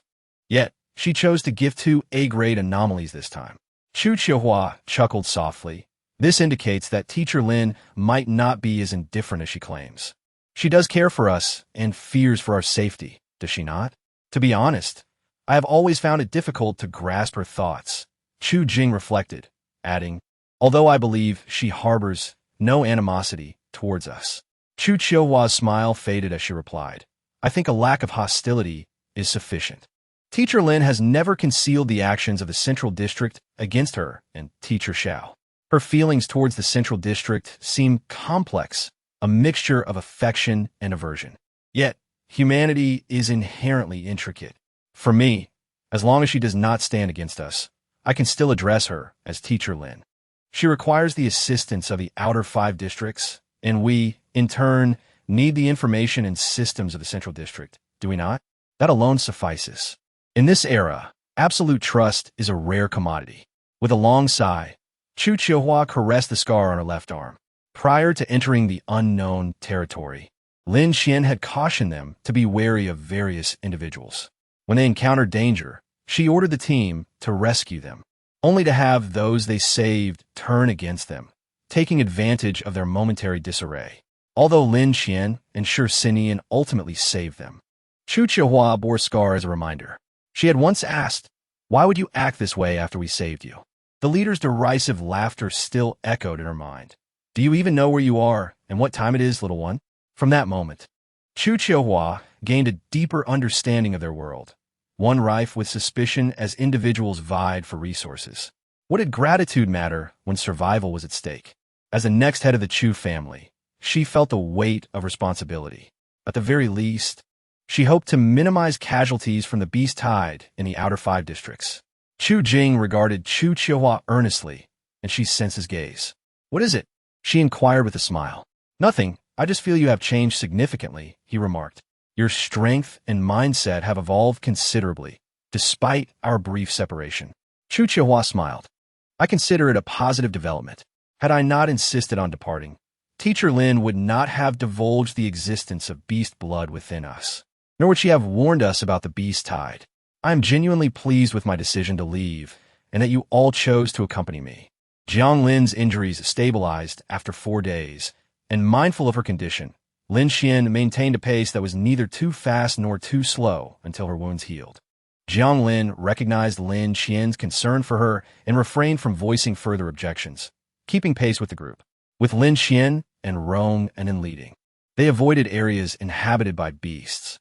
When hidden anomalies lurked behind trees and were difficult for Lin Xian to discern, Romanen's keen intellect could always calculate potential hiding spots, alerting the group to steer clear. This seamless coordination led Jiang Lin to question, "Are we truly in the unknown territory? Where have the beasts gone? Of course they have avoided us. Now the humans have been located. Why remain in the unknown territory?" Lin Xian interjected unexpectedly. "It was precisely your earlier lack of experience and slow pace that caused such delays in our journey.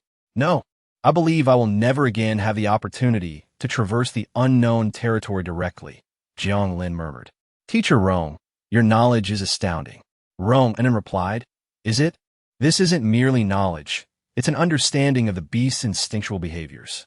I simply know where they prefer to hide." Lin Qian managed to keep a steady pace, one that was entirely manageable for Rong, Anin, and Zhu Shuang, even slightly easing the burden for Chu Qiuhua and her companions. Amid this vigorous advancement, They finally beheld the towering lighthouse and walls of the outer district after approximately a month and a half. Chu Qiuhua had not truly felt the impending return home until now. The sight of the lighthouse instilled a profound sense of relaxation within her. Once we enter, we will be in the outer 5 districts, correct? Lu Yinjin inquired curiously. Indeed, Chu Qiuhua affirmed, her demeanor more relaxed than ever. Lin Qian retrieved her facial mask and sure Xinians from the Azure Ring, offering them to Rong, Enin, and Lu Yinjin. You too should wear these masks to register your identity cards before exiting. Chapter 136, Homecoming, Part 2? Yes, Lin Qian acknowledged. I intend to head directly to the outer 1st district with Sure Xinian. Rong Enin observed Lin Qian's calm demeanor and sighed, be cautious. We cannot be certain if the signal jammers have missed any transmissions. The signal jammers are not infallible. Their function is to disrupt signals, which may lead to instability. Rong Enin did not rule out the possibility of signal fluctuations. The Central District might already be aware of her and Zhu Shuang's survival. I possess several facial masks. Do you intend to live in the outer 5 districts as your true selves, or don the masks? Lin Qian reminded them. Ling Gu and Jiayin are also in the outer 5 districts. Zhu Shuang hesitated before suggesting to Rong Enin, let us temporarily use the facial masks. To be honest, we are still unclear about their intentions. Lin Qian concluded, if it involves those two, it would be wise to exercise caution. Observing Zhu Shuang's astonishment, Lin Qian added, their families reside in the Central District, and they share a strong bond with them. In the Central District, truly happy families are, in fact, a rarity. The knowledge that individuals from the Central District must acquire throughout their lives is quite extensive, almost as if it has drained all their time, leaving little room for anything else, including friendships. Most people only find their marriage partners as they grow older, with the Central District facilitating such unions, which are often merely for the sake of living together rather than stemming from deep emotional connections. Lian Gu and Huai Jin represent one of the few families in the Central District where both parents are alive and the family is relatively happy. Lin Qian did not believe that Lian Gu and Huai Jiayin would abandon their families. Rong Enin remarked, I seem to have heard that Lian Gu and Huai Jiayin are quite close to their parents, and their parents are very much in love, right? Indeed, Lin Qian nodded. So when Xinyan and I decided to leave, we kept thinking that we couldn't drag them down with us. Looking into Lin Qian's eyes, Rong Enin sighed. Do they recognize your facial disguise? After some contemplation, Lin Qian replied, they should recognize it, but they wouldn't report you to the Central District. I don't quite understand. Rong Enin furrowed her brow. Do you truly believe they won't report us? Lin Qian explained, because they also wish for your salvation. They told us this when we confided in them. Rong Enin fell silent, and after a long pause, she sighed, however, we have no choice, do we? Lin Qian remained silent. Chu Qiuqiu and the others exchanged glances, understanding the unspoken tension. Lin Qian took a deep breath and said, all right, most people harbor disdain for the strange beasts. If Xiao Bai and Xiao Lan wish to survive in the outer 5th district, they must obtain Chu Zhiheng's consent. Chu Qiuqiu nodded, reassuringly. Rest assured, Teacher Lin, we understand. Lin Qian inquired, do you remember where we used to pitch our tents? That's good. We will wait for you there. Upon hearing this, Chu Qiuqiu and the others exchanged glances before departing, although they had only been away for a few months. As they gazed upon the familiar buildings, Chu Qiuqiu felt a disorienting sense of distance. It feels somewhat unfamiliar, Jiang Lin remarked. Chu Jing merely hummed in agreement. His expression notably relaxed. So what shall we do now? Jiang Lin joked. I'm a bit worried that if I head over to the strange beast regulator's base now, Luo Cheng won't beat me to a pulp. Will he? The thought of having slipped away without informing Luo Cheng, leaving only a letter on the table, made Jiang Lin uneasy. Luo Cheng had always been exceptionally kind towards her, to the point of being overprotective. Contemplating her sudden departure made Jiang Lin feel increasingly anxious. Chu Qiuqiu glanced at the time. It was just around 10 in the morning, still early. Here's the plan. Let's first go to the strange beast regulator's base with Jiang Lin, then head to the main house. What do you think? Chu Jing, who always respected Chu Qiuqiu's decisions, had no objections, but Jiang Lin muttered nervously. I hope I won't get beaten to death by Luo Cheng. Seeing that no one opposed her plan, Chu Qiuqiu led them toward the direction of the strange beast regulator's base. It was just past 10, the perfect time as the night patrol had just finished their rounds and were preparing to rest after a meal. When they heard a knock, someone opened the door from within. It was Chu Zhen. Chu Qiuqiu and Chu Jing tactfully stepped back, allowing Jiang Lin to stand at the forefront. Noticing she no longer had a shield in front of her, Jiang Lin was taken aback, her expression turning to one of distress as she mustered a shaky smile and greeted Chu Zhen. "Hi, long time no see." Jiang Lin waved at Chu Zhen, her gaze darting inside the house. "It's been a while. How's Luo Cheng today? Is he in good spirits?" Chu Zhen paused for a moment in silence before bellowing. "How dare you greet me?" Chu Jing slapped Jiang Lin on the forehead. "So, you decided to run away, huh? You think we wouldn't worry about you?" He said this while pulling Jiang Lin into the house, with Chu Qiuqiu and Chu Jing following behind. No, I admit my sudden decision to leave was a bit rash, but my longing for you all is genuine. Jiang Lin's promises spilled forth as if they were free. "I swear, I think of you every single day." Chu Zhen scoffed, dragging Jiang Lin to the second floor in front of Luo Cheng's room, knocking on the door. When Jiang Lin attempted to slip away, he yanked her back, warning, "The one most worried about you is Luo Cheng. Shouldn't you apologize?" Remembering this, Jiang Lin felt somewhat dejected, confessing, "I'm afraid he might hit me." Chu Zhen laughed derisively. "Why didn't you mention being scared of him when you snuck out?" Jiang Lin's spirits sank, and she muttered, "I will admit my mistakes to Luo Cheng." Just as her words fell, the door to Luo Cheng's room swung open. Luo Cheng's hand had not fully healed. He was no longer the captain of a night patrol, merely an ordinary member now. Having just completed the night patrol, he appeared weary, dark circles under his eyes. Upon seeing Jiang Lin, he fell silent, leaving Chu Qiuqiu, Chu Jing, and Chu Zhen at a loss for words. The moment Jiang Lin laid eyes on Luo Cheng, her nose tingled, and she burst into tears, throwing her arms around him. "I was so afraid I might never see you again. I miss you so much." Jiang Lin cried uncontrollably. And though Luo Cheng had intended to scold her for her recklessness, he found himself unable to do so upon witnessing her distress. Instead, he gently patted her head. "Weren't you quite bold when you sneaked out? Now you're crying?" Luo Cheng chuckled despite his irritation. "After all this, the crux of the matter lies in your fear of being hit, right?" Jiang Lin clung to him, laughing and crying. "The main point is that I really miss you." Chapter 137. The Situation, Part 1. "No, I did not cause them any trouble, Luo Cheng. They're now weaker than I am." Amid her tears, Jiang Lin immediately retorted upon hearing Luo Cheng's words. "Teacher Lin said, I am the strongest among the three of us." Luo Cheng was momentarily taken aback. Jiang Lin was referring to Lin Qian.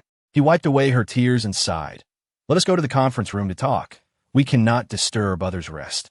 Hearing Luo Cheng say this, Jiang Lin managed to halt her tears, appearing quite pitiful. Once they reached the conference room and closed the door, Luo Cheng poured each of them a cup of tea and said, Lin mentioned in her letter that you left the outer 5th district to train in the unknown realm with Lin Qian and Shi Xinyan, correct?"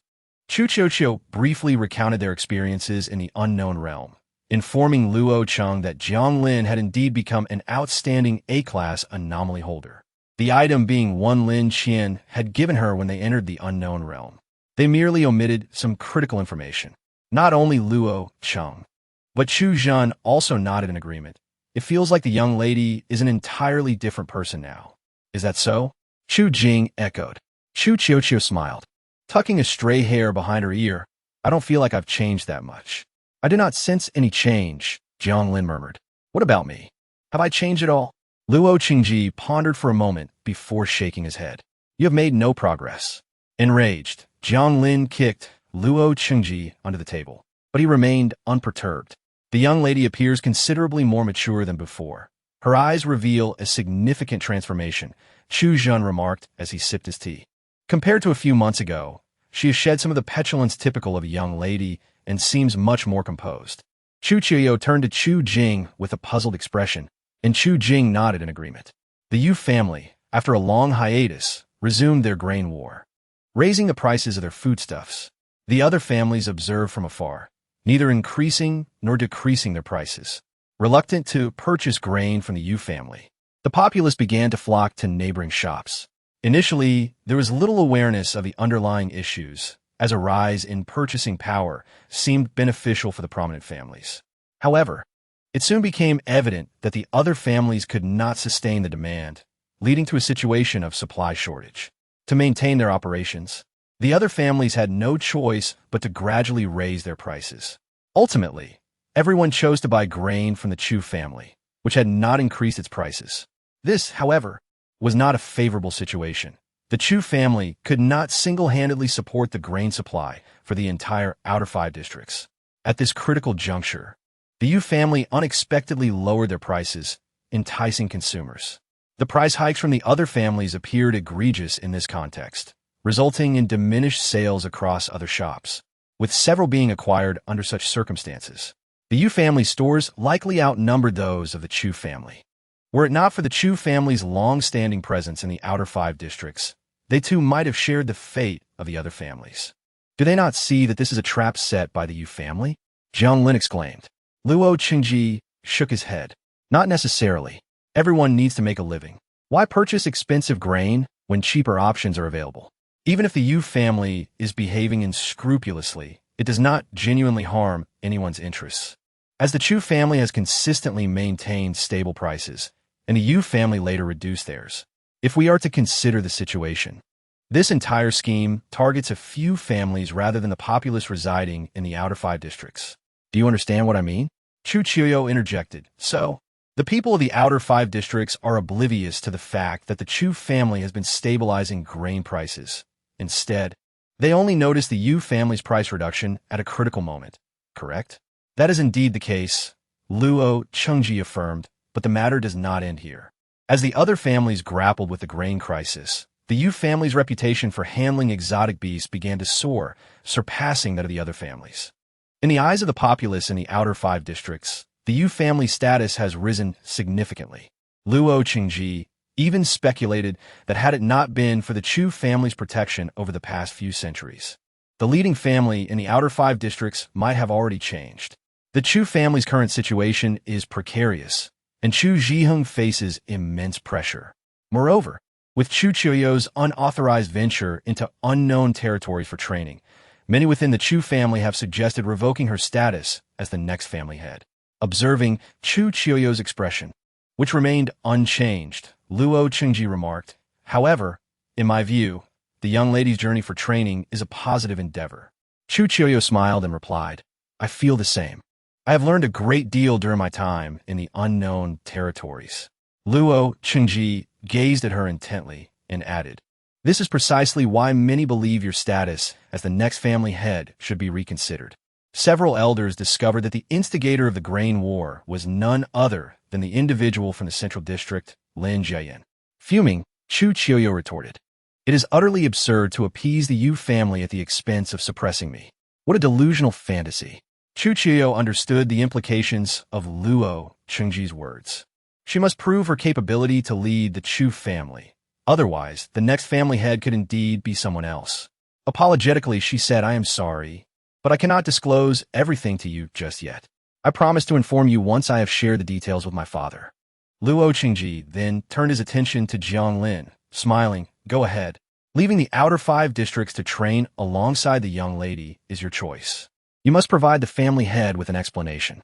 Jiang Lin raised her fist confidently, declaring, rest assured, Luo Qingji, I will not disgrace you.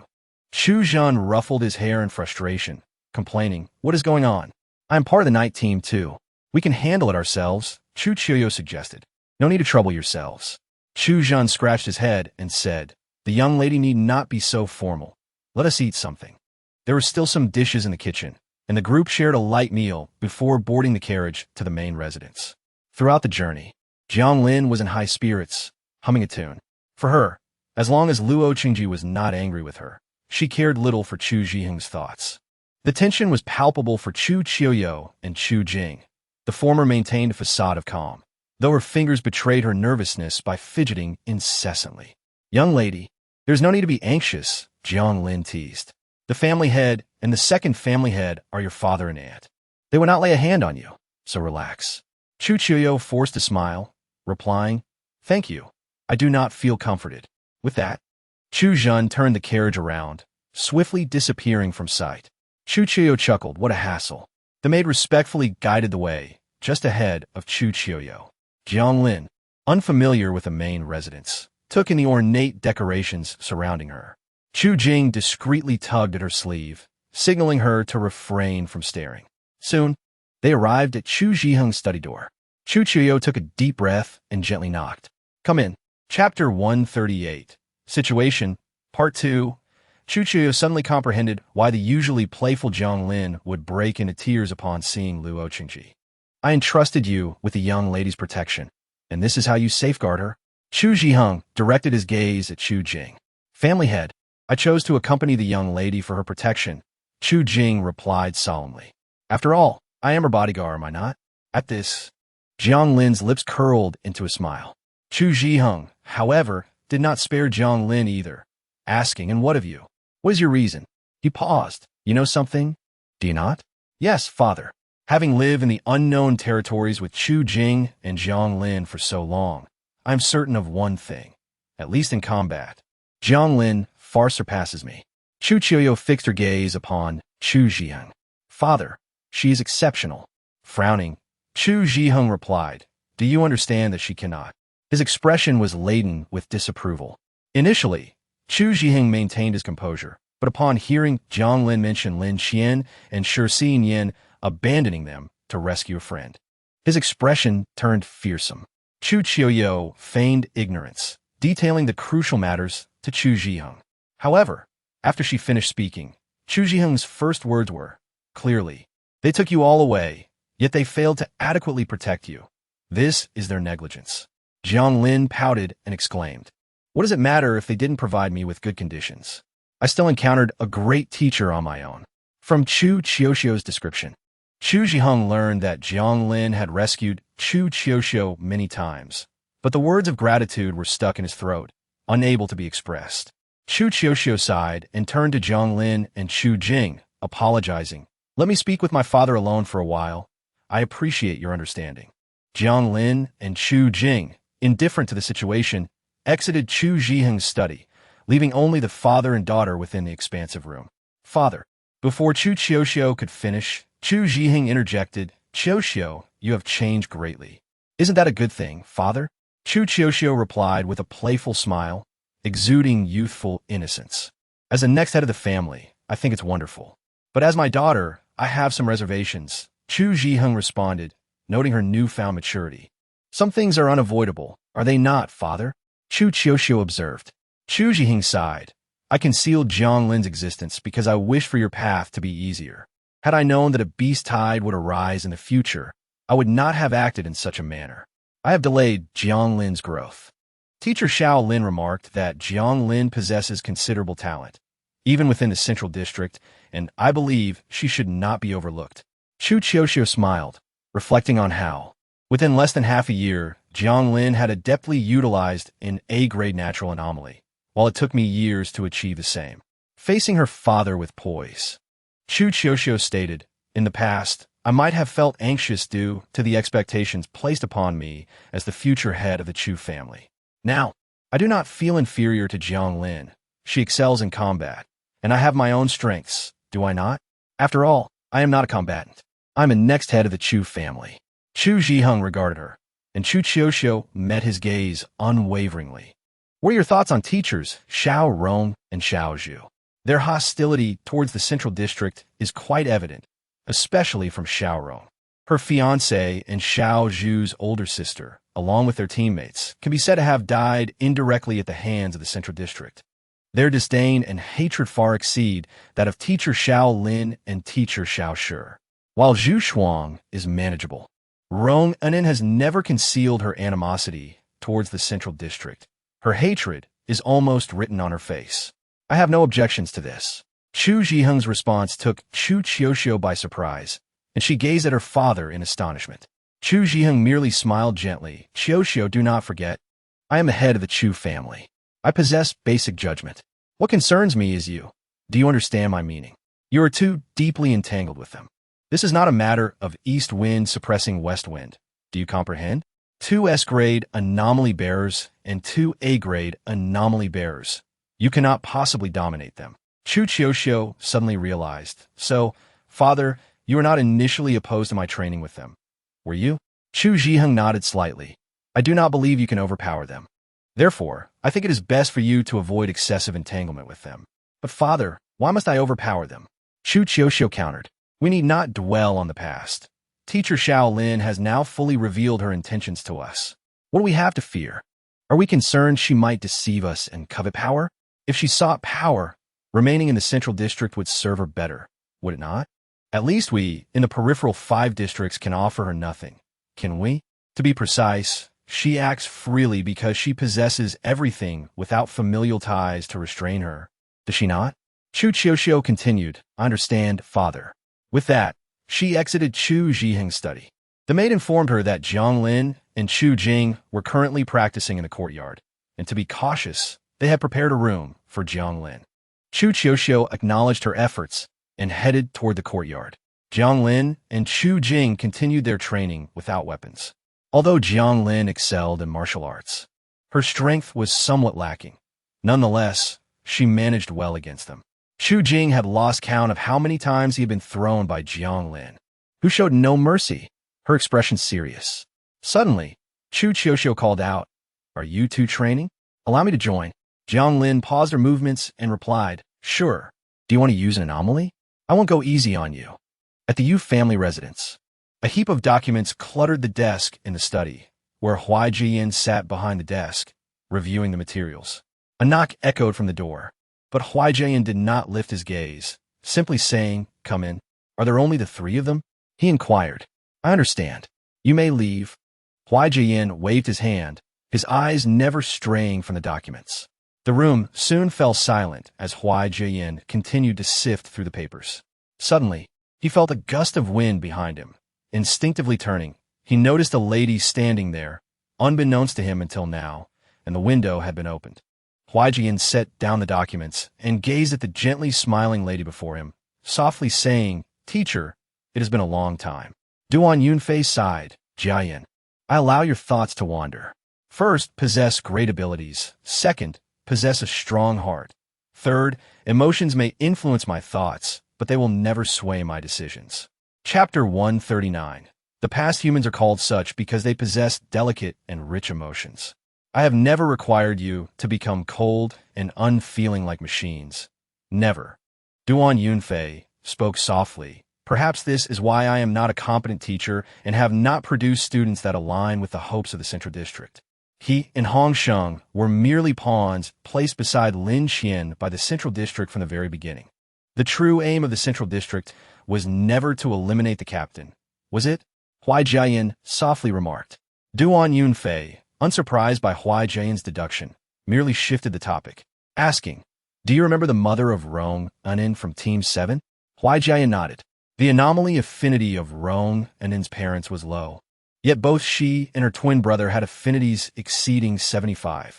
2 years ago, her twin brother died unexpectedly during a mission, and Huai Jiayin had attended the funeral. Duan Yunfei exhaled deeply. One of her children committed suicide while fulfilling a task assigned by the Central District, and the other ultimately chose to betray the Central District. In the end, she opted for suicide as well, because she chose to end her life. The Central District originally planned to have me stay for about a month before leaving, allowing me to complete all my tasks. However, after her suicide, the Central District immediately summoned me here. The reason is simple. Rong Unin remains unaware of her mother's choice to end her life, and no one can convey this news to her. The Central District hopes to maximize the benefits arising from her mother's death, even in death. Hua Jiayin found herself at a loss for words to describe her feelings upon hearing the news. In a tone as serene as possible, she remarked, Surely, the Central District never intended to kill her. Indeed, the Central District has always focused on holding the individual at fault accountable, without implicating their family. Yet, she understood all too well that if she survived, she would become a weapon wielded by the Central District against Rong Unin. Though reluctant to part with her daughter, she recognized that her demise was inevitable. Duan Yunfei feigned ignorance to the situation, expressing, at times, I am uncertain whether many of the Central District policies are right or wrong. What distinguishes humans from cold machines is our capacity for emotion, is it not? Teacher, Hua Jiayin said, you and the captain can only have one survivor, correct? Duan Yunfei placed a comforting hand on her shoulder and replied, Jiayin, what is it that you truly desire? Should you choose to comply with the Central District's demands, you shall find yourself standing in opposition to Qianqian and Xin Yin during this operation. If you side with them, you will witness me perish at Qianqian's hands. Dejected, Hua Jiayin lowered her hands, her nails digging into her flesh as she self-deprecatingly remarked, of course, the third option would be to abandon everything and depart independently. Just like Hong Sheng. Jiayin, I grant you a month for contemplation. In no more than a month, I will devise a means to locate Qianqian and Xin Yin. I shall show them no mercy. Hua Jian remained silent for a prolonged period before finally stating, I do not wish to proceed in such a manner. In her heart, she mused, I never envisioned this day would come. Memories of their early training days together lingered in her mind. Initially, there was no clear division within the team. Lin Xian favored playing alongside Xin Yin, and the two were inseparable, while she and Hong Sheng merely observed. The Central District's directives were unmistakable. Her and Hong Sheng's task was to monitor Lin Xian and Xin Yin, remaining vigilant to their actions. When the team was divided, the Central District adhered to past practices, gathering everyone in one place where they had to seek out their teammates, hunt the aberrant beasts, and ultimately rank according to the number of beasts slain. Hua Jian vividly recalled the time when she and Hong Sheng were ambushed by a mountain lion, and it was Lian Ge who intervened, ultimately leading Lin Xian and Xin Yin to their rescue. From that moment onward, the five of them had never parted ways, undertaking numerous missions together, each bound by a debt of life to one another. While Lin Xian and the others were unaware of Hong Sheng's departure, Hua Jiayin had some inkling. The Central District had assigned Hong Sheng a task he was unwilling to fulfill, one that was inextricably linked to Lin Qian and Xin Yin. Although Hong Sheng was grateful for the Central District's training, he also cherished his friendships with Lin Qian and Xin Yin, ultimately choosing to leave. After Hong Sheng's departure, the Central District did not assign Hua Jiayin to take over his responsibilities, allowing her to navigate the years in relative tranquility. What of Rong, Unin, and Zhu Shuang? Hua Jiayin inquired. Does the teacher imply that we should first locate the captain and vice-captain? Certain words were not meant for casual utterance. After a lengthy silence, Hua Jiayin declared, there is no need for further consideration. Teacher, I choose to stand with the Central District. However, I have one request. Hua Jiayin spoke softly, enunciating each word. At the very least, I wish to bear this burden alone. I implore you, do not inform Lian Ge. Duan Yunfei initially paused in surprise before conceding. Very well, it shall be as you wish.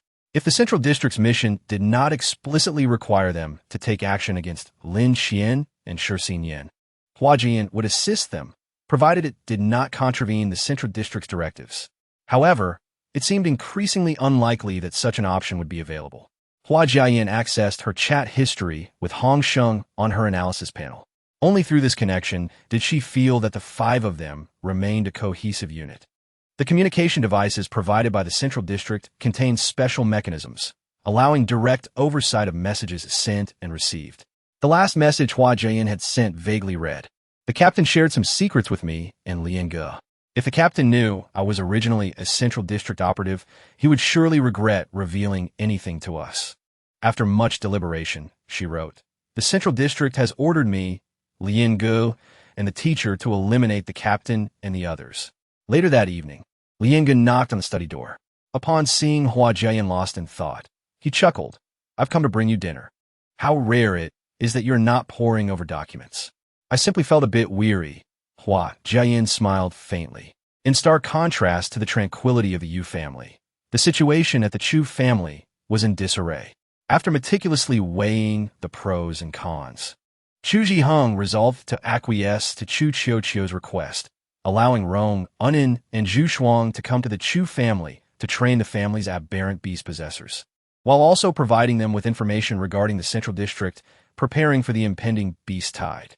In return, they would offer Rong, Anin, and Zhu Shuang shelter and new identities, promising to stand by Lin Qian during her negotiations with the central district in the capacity of the Chu family head. If, in the aftermath of the beast tide, Lin Qian, Shi Xinyan, Rong Anin, and Zhu Shuang survived, they would need to become elders of the Chu family to safeguard its interests. Chapter 140. Intentions. Chu Zhige wholeheartedly agreed with Chu Zhiheng's perspective. Moreover, the presence of Liu Yinzhen would afford them greater leverage during the beast tide, given his ability to control the aberrant beasts, and it appeared that he would remain closely aligned with Lin Qian. However, the 5 elders of the Chu family were not in favor of this course of action. The Chu family's decision-making process was strictly governed by a voting system. The family head held 3 votes, the second family head 2, and each elder 1, with the next family head holding 1 vote as well. The elders unanimously cast opposing votes, and Chu Zhiheng could not disregard their sentiments entirely. Each elder was responsible for managing one of the 7 streets belonging to the Chu family, with profits distributed equally among the family head and the elders. The family head had overseen 14 streets for the past century, currently managed by Chu Qiuqiu's 2 brothers. The family head, second family head, and next family head primarily held decision-making authority. Disregarding the elders' feelings would undoubtedly create considerable strife for Chu Zhiheng, Chu Zhige, and Chu Qiuqiu. While Chu Zhiheng understood their concerns, he recognized that if Lin Qian and her companions were to nominate elders, it would firmly bind the Chu family to them, yet simultaneously strip the 5 elders of their rightful influence. At present, Chu Qiuqiu could be considered a student of the 4 of them. Once Lin Qian and her companions joined the Chu family, it was likely that the elders would become redundant. In contrast to Chu Zhiheng's indecision, Chu Zhige took a more decisive approach, calling a meeting. Surprisingly, it was not Chu Zhige who chaired the meeting, but Chu Qiuqiu. I understand that the elders do not wish to see their interests compromised, Chu Qiuqiu stated calmly, unperturbed by their presence. I will not engage in idle talk about discussing matters after the beast tide. Rather, I implore you, elders, to articulate your intentions clearly.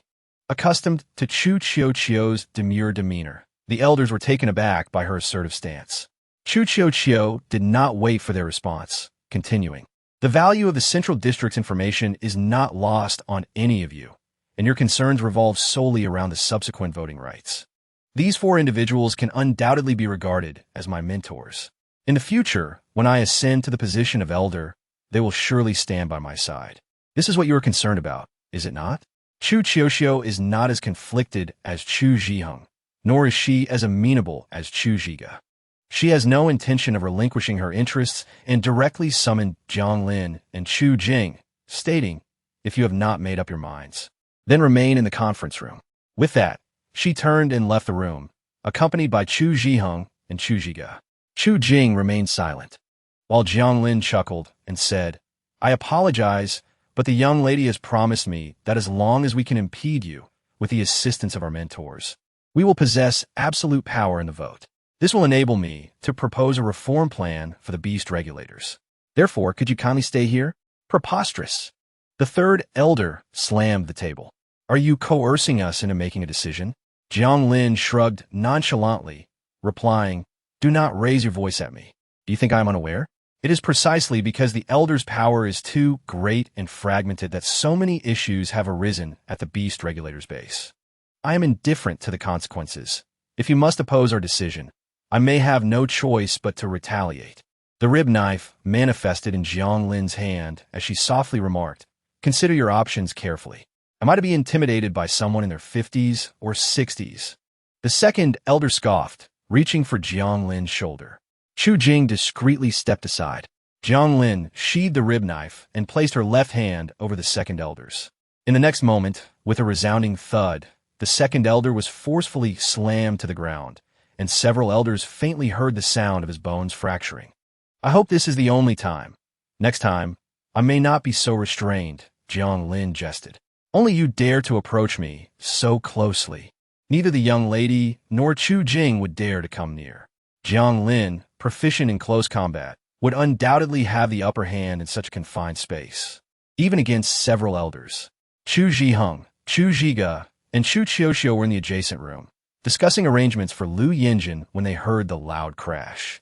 Both turned to Chu Qiuxiu, who was reviewing information from the outer district. Sensing their gaze, Chu Qiuxiu, without lifting her head, reassured, "Father, Aunt, do not worry. Jiang Lin knows her limits. A mere fracture is all she would inflict. She would never kill them." Chu Zhiga chuckled. "How do you know it was Jiang Lin who made the move, and not Chu Jing?" "Because during our sparring sessions, I have been thrown by Jiang Lin countless times." Chu Qiuxiu replied with a smirk. "Not to mention, she is undoubtedly the strongest among the A-class anomaly bearers in the Chu family, a true standout. In close combat, she surpasses both Chu Jing and me significantly."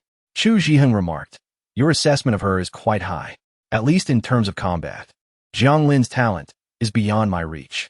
Teacher Xiao Lin, Teacher Xiao Shi, and later teachers Xiao Rong and Xiao Zhu all believe in her exceptional abilities." Chu Qiuxiu stated candidly, "As long as Jiang Lin is present, 5 elderly elders are merely that. If she desires, they cannot possibly leave the room alive." Chu Zhiheng interjected, "She harbors a deep-seated disdain for me, even hatred. I did not anticipate she would aid you. We owe much to the beast regulators. It is impossible for you to target them now that you are in charge, and she should be well aware of that. Compared to the covert actions of the other beast regulators, Jiang Lin's animosity towards Chu Zhiheng is quite overt, and she displays considerable impatience towards him. Throughout their discussions, Jiang Lin has seized opportunities to roll her eyes at Chu Zhiheng." Chu Qiuxiu pondered for a moment and, with a hint of resignation, said, "There is no denying that Father's past actions were indeed excessive, were they not? Jiang Lin is actually quite good to me. During our training in the unknown realm, if she truly intended to target me, I would have long since perished."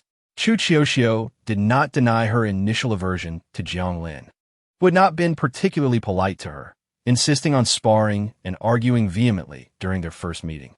However, these minor grievances did not hinder Jiang Lin from protecting her and saving her during their time in the unknown realm.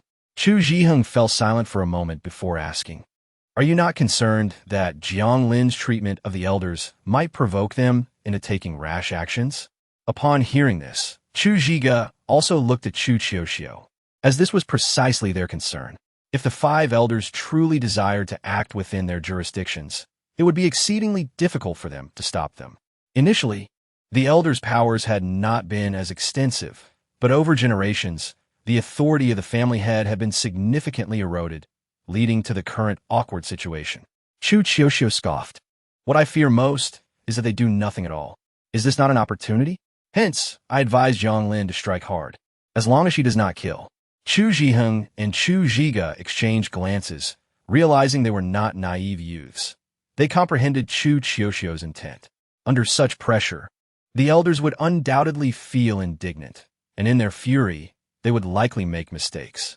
Chu Zhiheng and Chu Zhiga merely needed to seize this opportunity to diminish their power. If even one of them faltered, it would serve as a warning to the others. Afterward, I could have Teacher Xiao Rong or Teacher Xiao Zhu take over. Chu Qiuxiu did not conceal her thoughts, stating that in 10 years, the beast tide would arrive. Rather than deferring the conflict to a decade later, it will be more prudent to resolve it decisively now. "Father, Aunt, what do you think?" Upon mentioning the beast tide, Chu Zhiheng and Chu Zhiga's expressions turned grave, with Chu Zhiga repeatedly asking, "Are you certain that Lin Xian spoke the truth?" Chu Qiuxiu nodded, "I am certain, and Teacher Xiao Rong possesses evidence.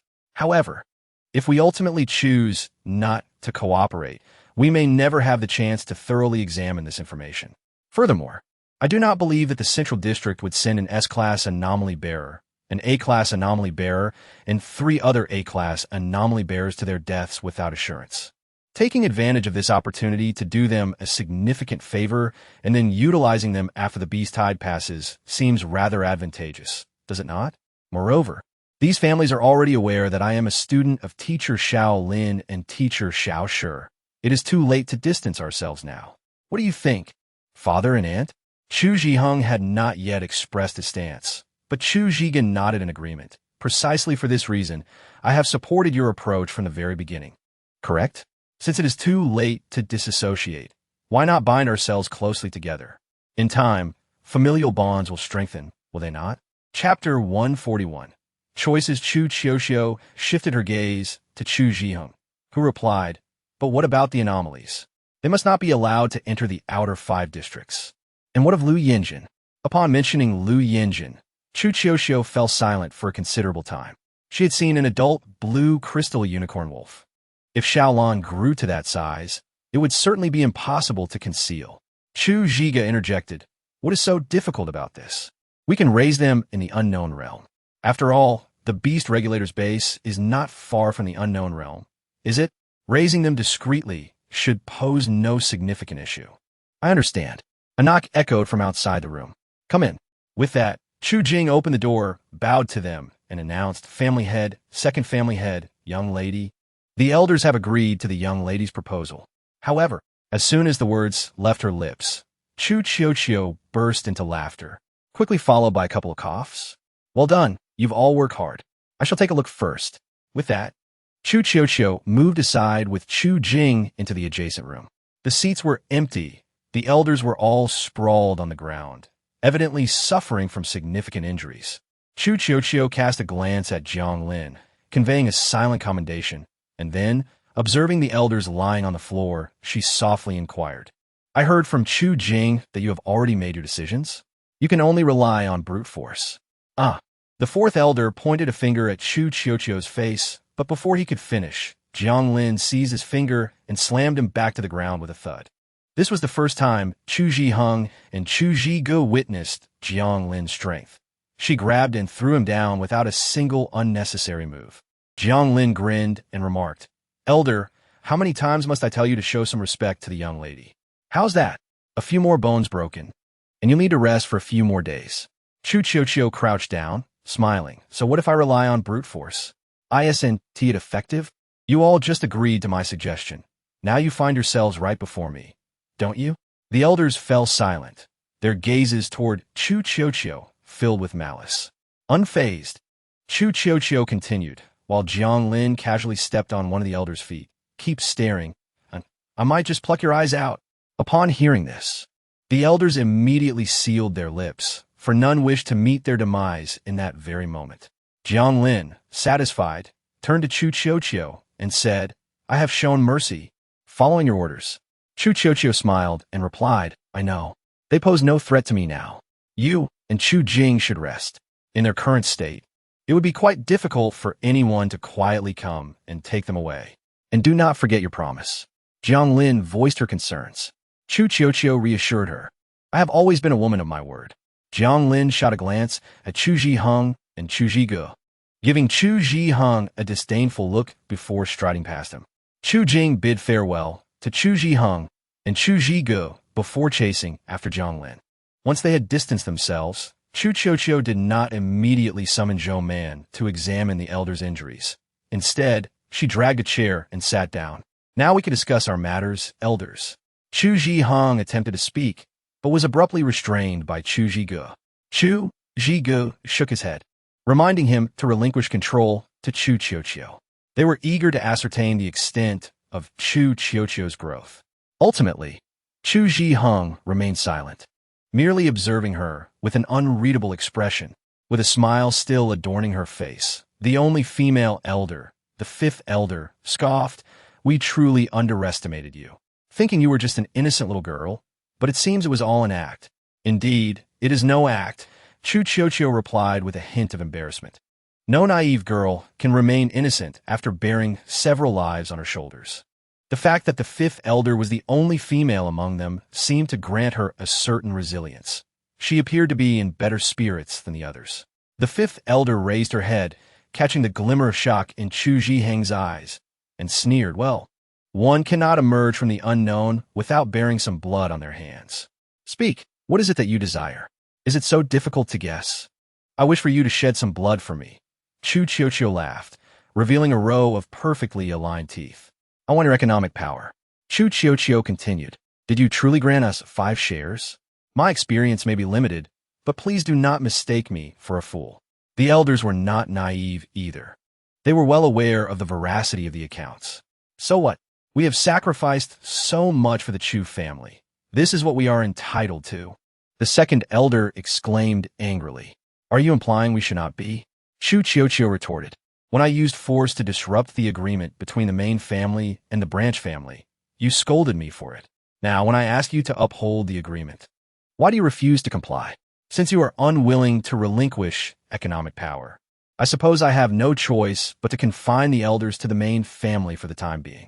After all, the elders were incapacitated due to their dissatisfaction with the next family head, which led to their aggressive actions being met with retaliation from the new head's guards. As the next family head, I feel remorse for not preventing my guard from acting. Now, I must fulfill my responsibilities as the new family head. You speak nonsense. When did we ever attack you? The third elder bellowed. It was your guard who struck first. Chu Chiochio's voice diminished, and with a soft hum, she remarked, such severe injuries, you won't be able to get out of bed for at least a month, right? I wonder if the branch family will have a new head by then. With that, Chu Chiochio smiled slightly. You can choose. Grant me economic power or give it all to me. The choice is yours. When exactly did you? The fifth elder bit her lip, unable to comprehend how the girl they once saw as innocent had transformed so drastically. Chu Chiochio sighed and said, do you truly perceive me as that foolish? Although I may not be exceptionally clever, I have been raised with the expectation of becoming the next family head. The second option, she continued, is to subdue you until you agree. If you still refuse, I shall have no choice but to eliminate you and let our people take your places.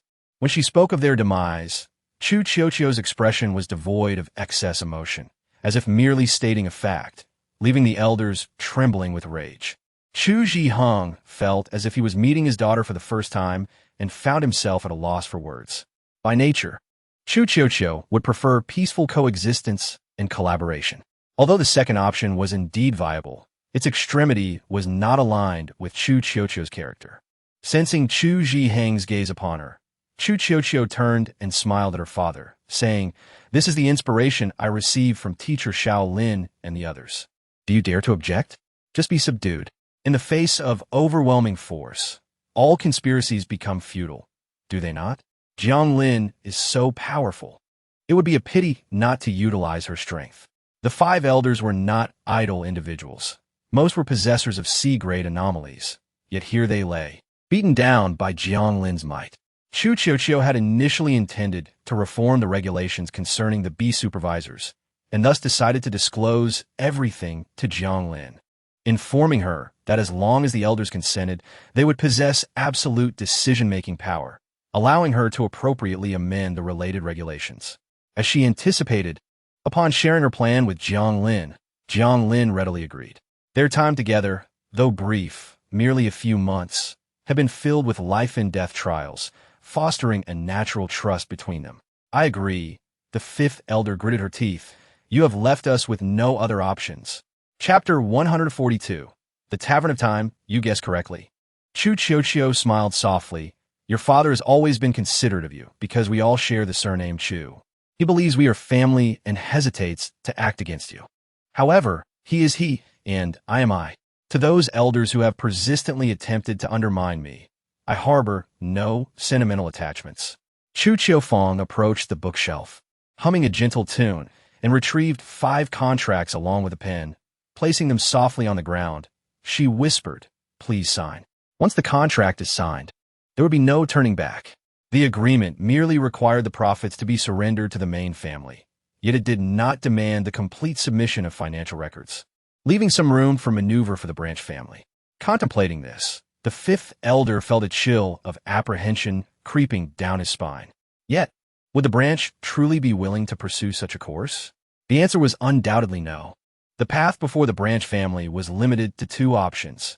Either relinquish all current economic endeavors and forge new businesses entirely detached from the main family, which would not benefit from the profits nor concern itself with the costs, or continue as before, fabricating various financial records to retain a small portion of the funds that rightfully belong to the main family. The first option seemed preferable, allowing everyone to continue their lives peacefully, with Chu Chiofeng not imposing undue hardship upon them. However, this route was fraught with difficulty, as nearly all lucrative ventures had already been monopolized by the main family. Creating a new business was, in itself, an arduous challenge. Conversely, should they choose the second path? Who could guarantee that the main family would not take advantage of the situation, implanting their own agents within the branch and subsequently ensnaring them all? How to choose?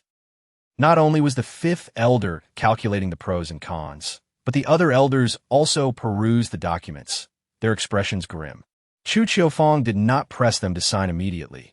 She yawned and settled into a nearby chair, saying, "Take your time to review the contract, esteemed elders." Time slipped by, and Chu Qiufang remained unhurried, perusing various materials from the bookshelf. The room was filled only with the sounds of breathing and the rustle of paper. Finally, the fifth elder, unable to endure the oppressive atmosphere any longer, picked up the pen from the floor and inscribed his name, Chu Ying, on the contract, declaring, "Is this sufficient?" The fifth elder retorted, "What else can I do? Refusal means certain death. If I die, I shall possess nothing. I'm not ready to perish just yet." Chu Qiufang accepted the contract from the fifth elder and handed it to Chu Zhiheng, observing as he skillfully inscribed his name, then turned to the other elders, asking, "What say you, esteemed elders? Will you still choose not to sign?" With the fifth elder's lead, though the others bore grim faces, they ultimately signed the contract one by one.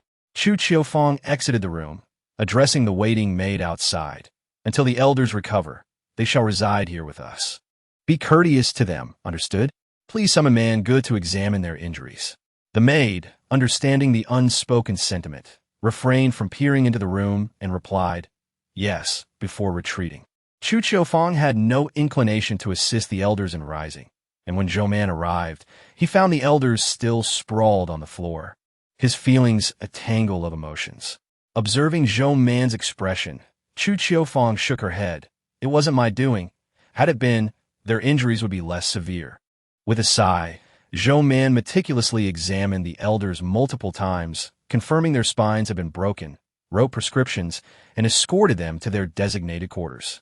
Only Chu Qiufang, Chu Zhiheng, and Chu Zigao remained in the room. Chu Zigao had no objections to Chu Qiufang's actions, simply stating, "Are you certain of your path?" "Of course. Did not my uncle and father both review the contract's contents?" Chu Qiufang replied. "Now that everyone has consented, let us proceed to bring in teacher Xiao Rong and the others. However, father, uncle, shall we send Lin Jian and Shi Sinian to the outer district one? Do you have any arrangements?" The Chu family, having been the largest family in the outer 5 districts for centuries, possessed deep-rooted intelligence networks across the outer districts. Without the arrangements of Chu Zhiheng and Chu Zigao, Lin Jian and Shi Sinian would find it challenging to utilize the Chu family's intelligence network in the outer district one. Chu Zigao responded, "I've already made arrangements. You need not worry. Leave these matters to me and your uncle, and focus on your own affairs." Hearing this from Chu Zigao, Chu Qiufang nodded, understood. With the support of Chu Zhiheng, Chu Zigao, and Chu Qiufang, the identities of Rong Unin, Zhu Shuang, and Lu Yinjin were fabricated much more swiftly than when Lin Jian and Shi Sinian had attempted their own. Chu Qiufang left an address for Lin Jian and Shi Sinian, informing them that someone would be there to assist them. Upon receiving the information, Lin Jian and Shi Sinian did not delay, setting off for the outer district one. The journey was rather lengthy, taking them nearly half a month to arrive. However, as soon as they stepped into the outer district one, Lin Jian and Shi Sinian exchanged glances, their expressions shifting. The architectural style of the outer district one starkly contrasted with that of the central district, predominantly featuring white and gray tones, with tightly clustered buildings. Lin Jian found a corner, climbed onto a rooftop, and spread out like a spider's web, mirroring the central district's layout. "It looks just like the central district," Lin Jian frowned. No wonder Team 7 was dispatched to the outer district one. Team 7 was the most adept at analysis and truth-seeking among the 10 teams. They were seldom sent out unless the situation was dire, spending most of their time in the Heretical Research Institute. "Those 2 masks, they haven't seen them before, have they?" Shi Sinian pointed to the mask on his face. "If they have, we might need to change our masks." Lin Jian smirked. "They definitely haven't seen this mask, but if they are observant, they could recognize us by our physiques." Shi Sinian pondered for a moment before shaking his head. not necessarily. After all, their interactions with us have been limited. Lin Jian sighed. Well, dwelling on this is futile. Let us head to the Chu family and see what's happening. Let's go. Following the address Chu Qiufang provided, Lin Jian quickly located the corresponding place, the Gushi Tavern. Inside, the tavern was dimly lit with orange light. Behind the bar, a woman appearing to be in her mid-30s was polishing a glass, her hair casually styled atop her head, exuding an elegant demeanor. Lin Jian pushed open the door, the bell chiming softly, and the woman looked up, a slight smile gracing her lips. Long time no see. Did you miss me, Sister Mingyan? Lin Jian laughed. It's been ages. Her tone was filled with lightheartedness. Sure, Sinian nodded in agreement. Indeed, it has been a while. Chu Mingyan casually set the glass aside and gracefully moved from behind the bar, taking Lin Jian's hand and leading her to a nearby sofa. Her eyes reflecting a hint of reproach. It's been several months since we last met, hasn't it? For 5 months, I believe. Lin Jian sat beside Chu Mingyan, while Sure Sinian chuckled, taking a seat opposite her. We never anticipated it would be you here to assist us. Chu Mingyan tilted her head, revealing a mischievous smile. Actually, the Chu family initially considered someone else to assist, but I insisted on coming myself. With a languid demeanor, Chu Mingyan added, You must be unaware of the schemes that little Qiufang has been up to. Lin Jian replied, We left in haste. And Qiufang didn't have the chance to inform us. Both Lin Jian and Sure Sinian exchanged looks of astonishment. This approach can be said to have entirely intensified the conflict between the main family and the branch family. If the branch family is not fully brought under control, the subsequent troubles for the main family will be considerable. Lin Xian reflected and said, I feel that Qiu is not the kind of person who would make such a choice. However, if she has repeatedly expressed her desire for the main and branch families to temporarily cooperate, and yet the branch family remains unyielding, it is difficult to say whether she might resort to such rigidity. Several elders opposed your future succession to their positions. Chu Mingyan shrugged nonchalantly and scoffed. I know you are indifferent to the position of elder. To put it bluntly, this position is merely a tool used by the Chu family to bind you. To put it harshly, it is just an elder's position, and it remains unclear whether it can truly restrain you. The beast tide is approaching, yet they are calculating how much your arrival will cost them in terms of benefits. Their actions are fundamentally at odds with the family's teachings. Chu Mingyan pursed her lips dismissively. It is precisely because the family's teachings emphasize the importance of people that the family head and Zhige have never imposed severe penalties on them over the years. They have always prioritized human considerations. Yet, when the strength of the branch family is genuinely needed, they make such choices. There is no other way. The branch family has been self-governed for so long that it's not surprising they have developed different ideas. Lin Xian sighed. In this world, how many people can truly be free of desires? Chu Mingyan sighed lightly, resting her chin on her hands. Who knows what she thinks? I didn't wish to engage in their squabbles, so I arranged for Zhige to bring me here. How about it? Were you surprised to see me at first? Indeed. Lin Xian smiled. I won't deny that. After all, the main family is rather short on personnel at the moment. I thought you would remain with the Chu family. Never expecting you would come here. Chu Mingyan raised an eyebrow. The main reason is that my relationship with Zhige is quite good. I have been with the Chu family for a long time, holding a high level of authority, second only to Qiu. I can access almost all non-confidential information, which others cannot. Zhige believes that since everyone has decided to cooperate, mutual trust is essential, hence my arrival. Lin Xian chuckled. Is it really that good? Of course. Chu Mingyan retorted. After all, we have made a deal, and we need your data from the Central District. The information from the Central District is no less valuable than that of our Chu family. By the way, Mingyan, did Qiu inform us that the Chu family intends to replicate the training model of the Central District as much as possible within their capabilities? Is that true? Shi Yin suddenly asked. Regardless of whether the training methods of the Central District are reasonable, the combat effectiveness of its inhabitants is certainly commendable. The Chu family does not aim to entirely replicate the training model of the Central District, as it is excessively brutal. Perhaps only 1 or 2 out of 10 survive. This contradicts the philosophy of the Chu family. The Chu family's intention to replicate the training model is due to the impending beast tide. Utilizing the Central District's high-intensity training methods can significantly enhance the combat power of the Chu family's extraordinary beings. However, if they were to fully replicate the Central District's training model, even if some succeeded in the end, the number of successful candidates would be limited. What the Chu family desires is to adjust the Central District's training model to a level they can accept. They would prefer a slightly lower growth rate in combat power rather than losing too many extraordinary beings, which encapsulates the essence of the Chu family strategy.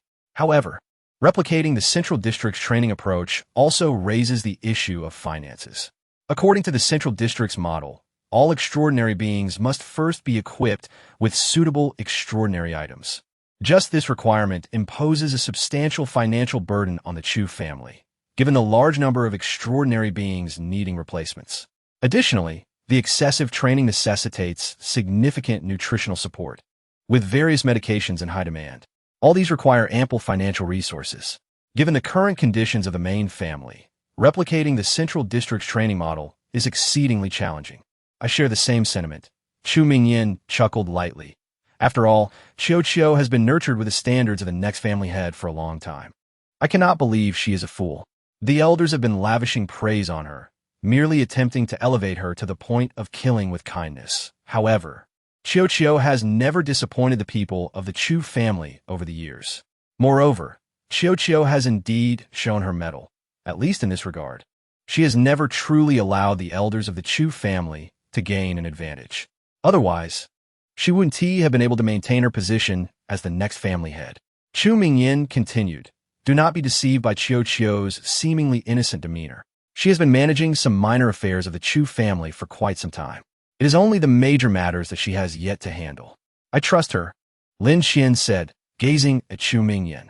Since she has acted this way and successfully persuaded the family head and the second family head, it proves she must have considerable confidence, does it not? Not necessarily, Xin Yin interjected with a smile. It would be more accurate to say that Qiu's character is inherently like this. However, the Chu family has always required her to be mindful of people's thoughts, which has shaped her gentle disposition. Lin Xian briefly recounted the circumstances they encountered in the unknown territory. The restrictions on Qiu and the others were minimal. Most of the time, they made their own decisions. As the leader among them, Qiu consistently made the determinations. Initially, she would consult Jiang Lin and Chu Jing for their opinions, but eventually, she developed her own mature thoughts, with the three clearly following her lead. After meeting Lu Yanjin, she had become capable of making decisions independently and exhibited a strong sense of leadership. Lin Xian's narration left Chu Mingyan feeling somewhat apprehensive, especially upon hearing that the four of them had taken lives. The astonishment in Chu Mingyan's eyes was undeniable. They are merely 12 or 13 years old. They have already taken lives? She said, struggling to accept this. Isn't that too early for them? Lin Xian discerned the hint of reproach in Chu Mingyan's words. But if they did not eliminate those who came to seize their extraordinary items, they would have been the ones killed. If Qiu were merely a young lady without any sense of resistance, do you believe she could bear the position of family head?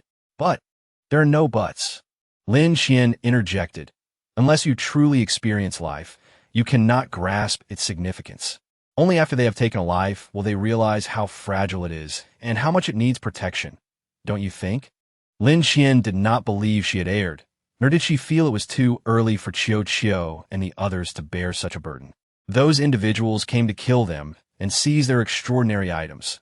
Showing mercy would only provide them the opportunity to kill. Conversely, if those individuals had captured Qiu and her companions, they would not have shown them any mercy either, and thus, Qiu and her companions had no obligation to spare them. I do not lack understanding of these principles. Rather, I find it somewhat premature for them to be exposed to such matters at the tender age of 12 or 13. Chu Mingyan murmured, how should I put it? I firmly believe that at this age, one ought to focus on diligent study and rigorous training. The notion of taking a life feels excessively brutal, considering their youth. Lin Xian nodded in agreement. I comprehend your perspective, Mingyan. However, there is no alternative. They initiated the attempt to seize the foreign objects. Upon hearing this, Chu Mingyan simply shook her head and sighed. If only there were no extraordinary beasts in this world. Lin Qian contemplated interjecting that in the era of the prior civilization, extraordinary beasts did not exist. Yet historical records indicate that conflicts among humanity were no less prevalent than in the current civilization. As long as there are humans, there will be strife. Extraordinary beasts serve merely as an additional justification for discord, not the sole cause of its occurrence. Perhaps sensing the state of Lin Qian and Shi Sinian, Chu Mingyan subtly shifted the topic. I always assumed that you would dictate their training when you took them along for their trials. Yet, it appears they are allowed to make their own decisions.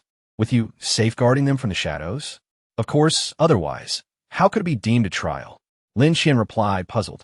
If they merely execute our commands, what can they truly gain from the experience? It would only enhance their combat capabilities, nothing more. Chu Mingyan poured herself a glass of water, using a beautiful wine glass that Lin Qian had never seen before. After taking a sip, she remarked, had I known your methods of training were thus, I might have found it difficult to allow you to take them away. Aren't they all fine? Lin Qian smiled.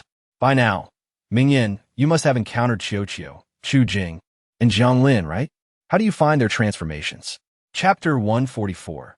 Chu Mingyan pondered for a moment before replying. Chu Jing remains as taciturn as ever. But I perceive significant changes in Qiuqiu and Jiang Lin. Although my interactions with Jiang Lin are limited, I can sense that she has become considerably more formidable than before. I have witnessed her sparring with Chu Jing multiple times, and she has managed to throw him off. At this point, Chu Mingyan couldn't help but chuckle.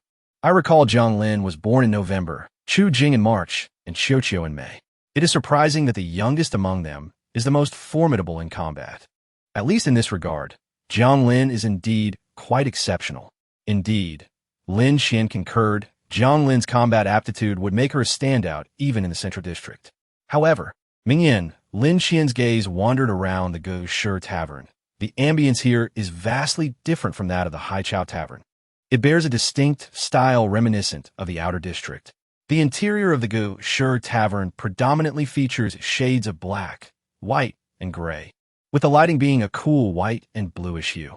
The only hint of greenery comes from the scattered Tianlan grass, lending a touch of beauty to the establishment.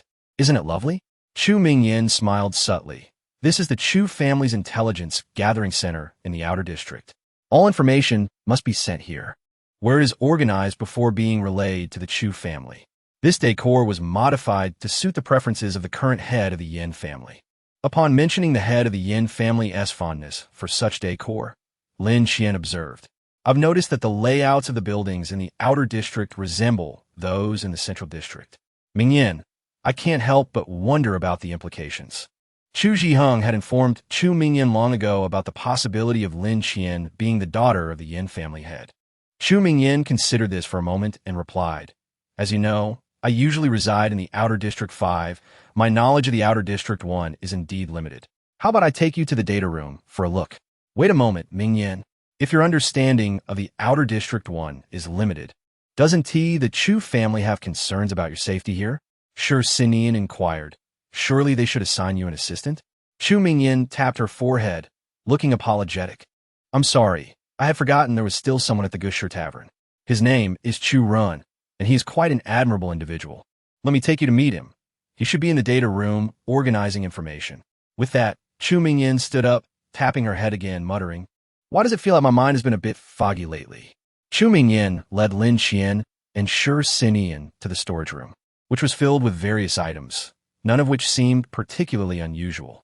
Chu Mingyan flipped the light switch, revealing a fingerprint lock concealed beneath it. Quite discreet, isn't it? Chu Mingyan smiled as she pressed her fingerprint. With a click, 2 floor tiles shifted to reveal a staircase leading down, illuminated by lights along the way. Let us go.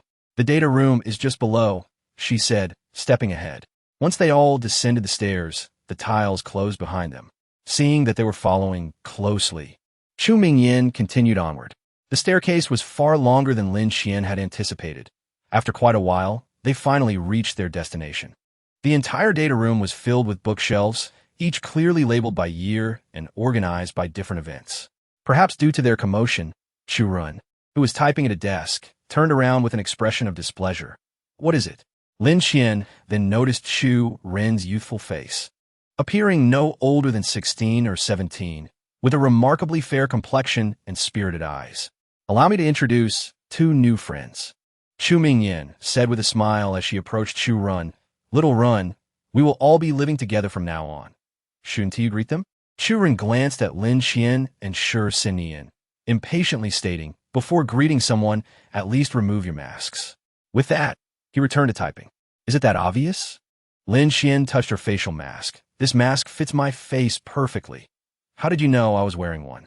She turned her gaze to Shi Xinyan, who shrugged, indicating he was equally baffled. Chu Ren scoffed, turning his head. "Coming from the Central District, you don't know even this? A facial mask is just a mask. No matter how well made, its reflection and highlights will always differ from human skin. Moreover, what about this? The overhead light." He pointed to the incandescent light above them. Overhead lighting is the most revealing for 1S features. Standing next to Ming Yin, it's evident that the reflections on your foreheads differ from hers. Lin Qian stepped forward, positioning Shi Xinyan and Chu Mingyan side by side. However, after scrutinizing them for a while, she still could not perceive any difference in the reflections Chu Ren had mentioned. Chu Ren rolled his eyes at Lin Qian's confusion and moved beside Chu Mingyan, pointing out, "The reflection of a normal human face is not as smooth as that of a mask. Do you grasp my meaning? Never mind if you don't understand. It's no matter. Just remember that a facial mask isn't foolproof against detection." Chu Run waved his hand. "Now, could I trouble you to remove your masks so I can see your true faces?" "Of course." Lin Qian casually removed her facial mask and set it aside, revealing her gray eyes. "How can your eyes be that color?" Chu Ren exclaimed in astonishment. "How could a human have such colored eyes?" Lin Qian leaned closer, mischievously saying, "Who told you I am human?" Shi Xinyan also removed his mask, revealing his exquisite features. "Qian, don't scare him."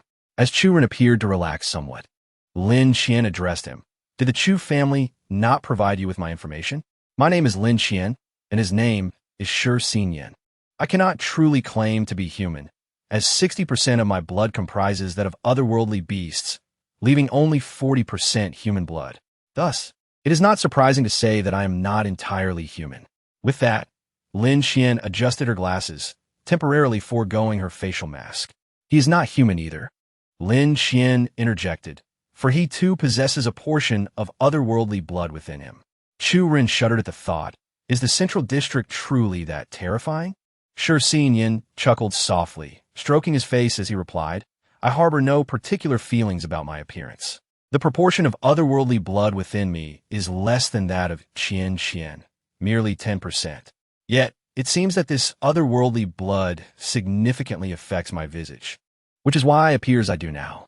Chu Ren scrutinized the faces of Lin Qian and Shi Xinyan, both of whom bore peculiar features. While Shi Xinyan's countenance was exquisitely striking, Lin Qian possessed a unique beauty that emerged when she smiled, reminiscent of a wolf-like otherworldly creature. Hearing Chu Mingyan's comments, Lin Qian sighed. "Indeed, Shi Xinyan and I are subjects of the human otherworldly beast assimilation experiment in the Central District. This grants me a remarkably high affinity for foreign entities, while Shi Xinyan possesses strength that rivals that of otherworldly beasts. That is the essence of it." Reflecting further, Lin Qian elucidated the details of the human otherworldly beast assimilation experiment and recounted the circumstances surrounding their encounter with Shan Ning to Chu Mingyan and Chu Ren. As Chu Ren listened, his brow furrowed deeper, ultimately interrupting Lin Qian. "Wait a moment. Are you certain that the human otherworldly beast assimilation experiment commenced 18 years ago?" "I'm certain. However, the conception and preparation of the project did not begin at that time," Lin Qian replied. "Why do you ask?" Chu Ren let out a sharp breath, swiftly manipulating a virtual panel to access a bookshelf. He approached the shelf and retrieved documents pertaining to the otherworldly beast transformation incident, placing them on the table. After some thought, he extracted a file on missing children as well. Since 18 years ago, there have been frequent reports of missing children in the Outer District. The number of reported cases we are aware of has surpassed 1,000. approximately 17 or 1800. The missing children file contains records of those we know to be missing thus far. Consequently, the Yin family has faced considerable criticism in recent years. Chu Ren spoke solemnly. But do you know why the Yin family status has remained unshaken all these years? It is because they have consistently produced formidable otherworldly entity bearers, whom we refer to as otherworldly beast-transformed humans. I dare say they are significantly stronger than their peers of similar rank. Lin Xian, momentarily perplexed, inquired, "You are unaware of this?" "Indeed, we do not possess such information," Chu Mingyan replied, her eyes fixed on the display before her. "I have not seen similar data within the main family. It is not that we are unwilling to provide the main family with information. It is simply inconvenient," Chu Ren said, tugging at his collar. "I heard from old Zhou that since the Yin family patriarch's arrival in the outer district over a decade ago, their research has advanced rapidly. If we were to recklessly transmit this data to the main family, it is possible that the Yin family could intercept it. To ensure our safety, we chose not to submit the information. We have considered directly sending the data to the main family, but the volume accumulated over the past 18 years is immense. It would be nearly impossible to transfer all this information to the outer district unnoticed," Chu Ren continued. Raising his chin, Lin Xian glanced at the bookshelf, realizing the sheer volume of data over the past 18 years rivaled that of the past century. "You understand that the less contact we have with the main family, the safer we are. For our own safety, unless it is a matter of utmost importance. We cannot initiate contact unless the main family reaches out to us first." Chu Ren resumed his previous seat, pondering what truly constitutes a matter of utmost importance, an inherently vague concept.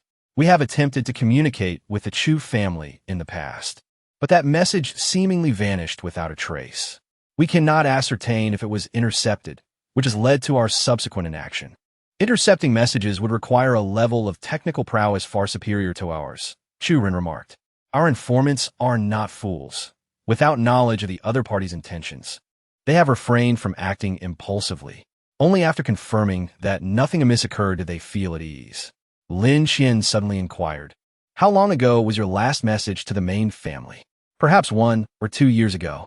It is only in the past couple of years that we have discovered the existence of otherworldly beast-transformed humans. Allow me to show you the surveillance footage we obtained. It should clarify matters for you." As he spoke, Chu Ren's fingers danced over the virtual panel, sifting through a plethora of data to retrieve videos concerning otherworldly beast-transformed humans. He magnified the panel, directing it towards Lin Xian and the others. Initially, we too were puzzled by the sudden surge in strength among the Yin family's otherworldly entity bearers. Here is a video of an E-rank entity bearer wielding a long sword facing a D-rank blue flame spider. Logically, an E-rank bearer should not be able to defeat a D-rank spider, especially considering he is a bearer of an artificial entity, making victory highly improbable. Am I correct? Lin Xian nodded indeed. However, observe their battle closely. I find the entire encounter quite peculiar, Chu Ren remarked, clicking the play button.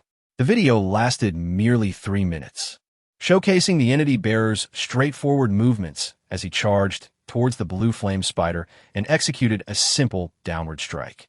Strangely, throughout the encounter, the blue flame spider remained motionless, as if awaiting its demise at the hands of the entity bearer. Under normal circumstances, a blue flame spider would exhibit agility and would never allow itself to be slain without resistance. Upon the conclusion of the confrontation, the entity bearer, seemingly unscathed, inexplicably bled from his hands. How bizarre. Under normal circumstances, the blue flame spider would evade and counterattack. Yet, it did nothing, Xin Yin pondered. Furthermore, if it did not initiate an attack, how did the entity bearer sustain injuries? Chu Ren explained, this was the initial indication that something was amiss.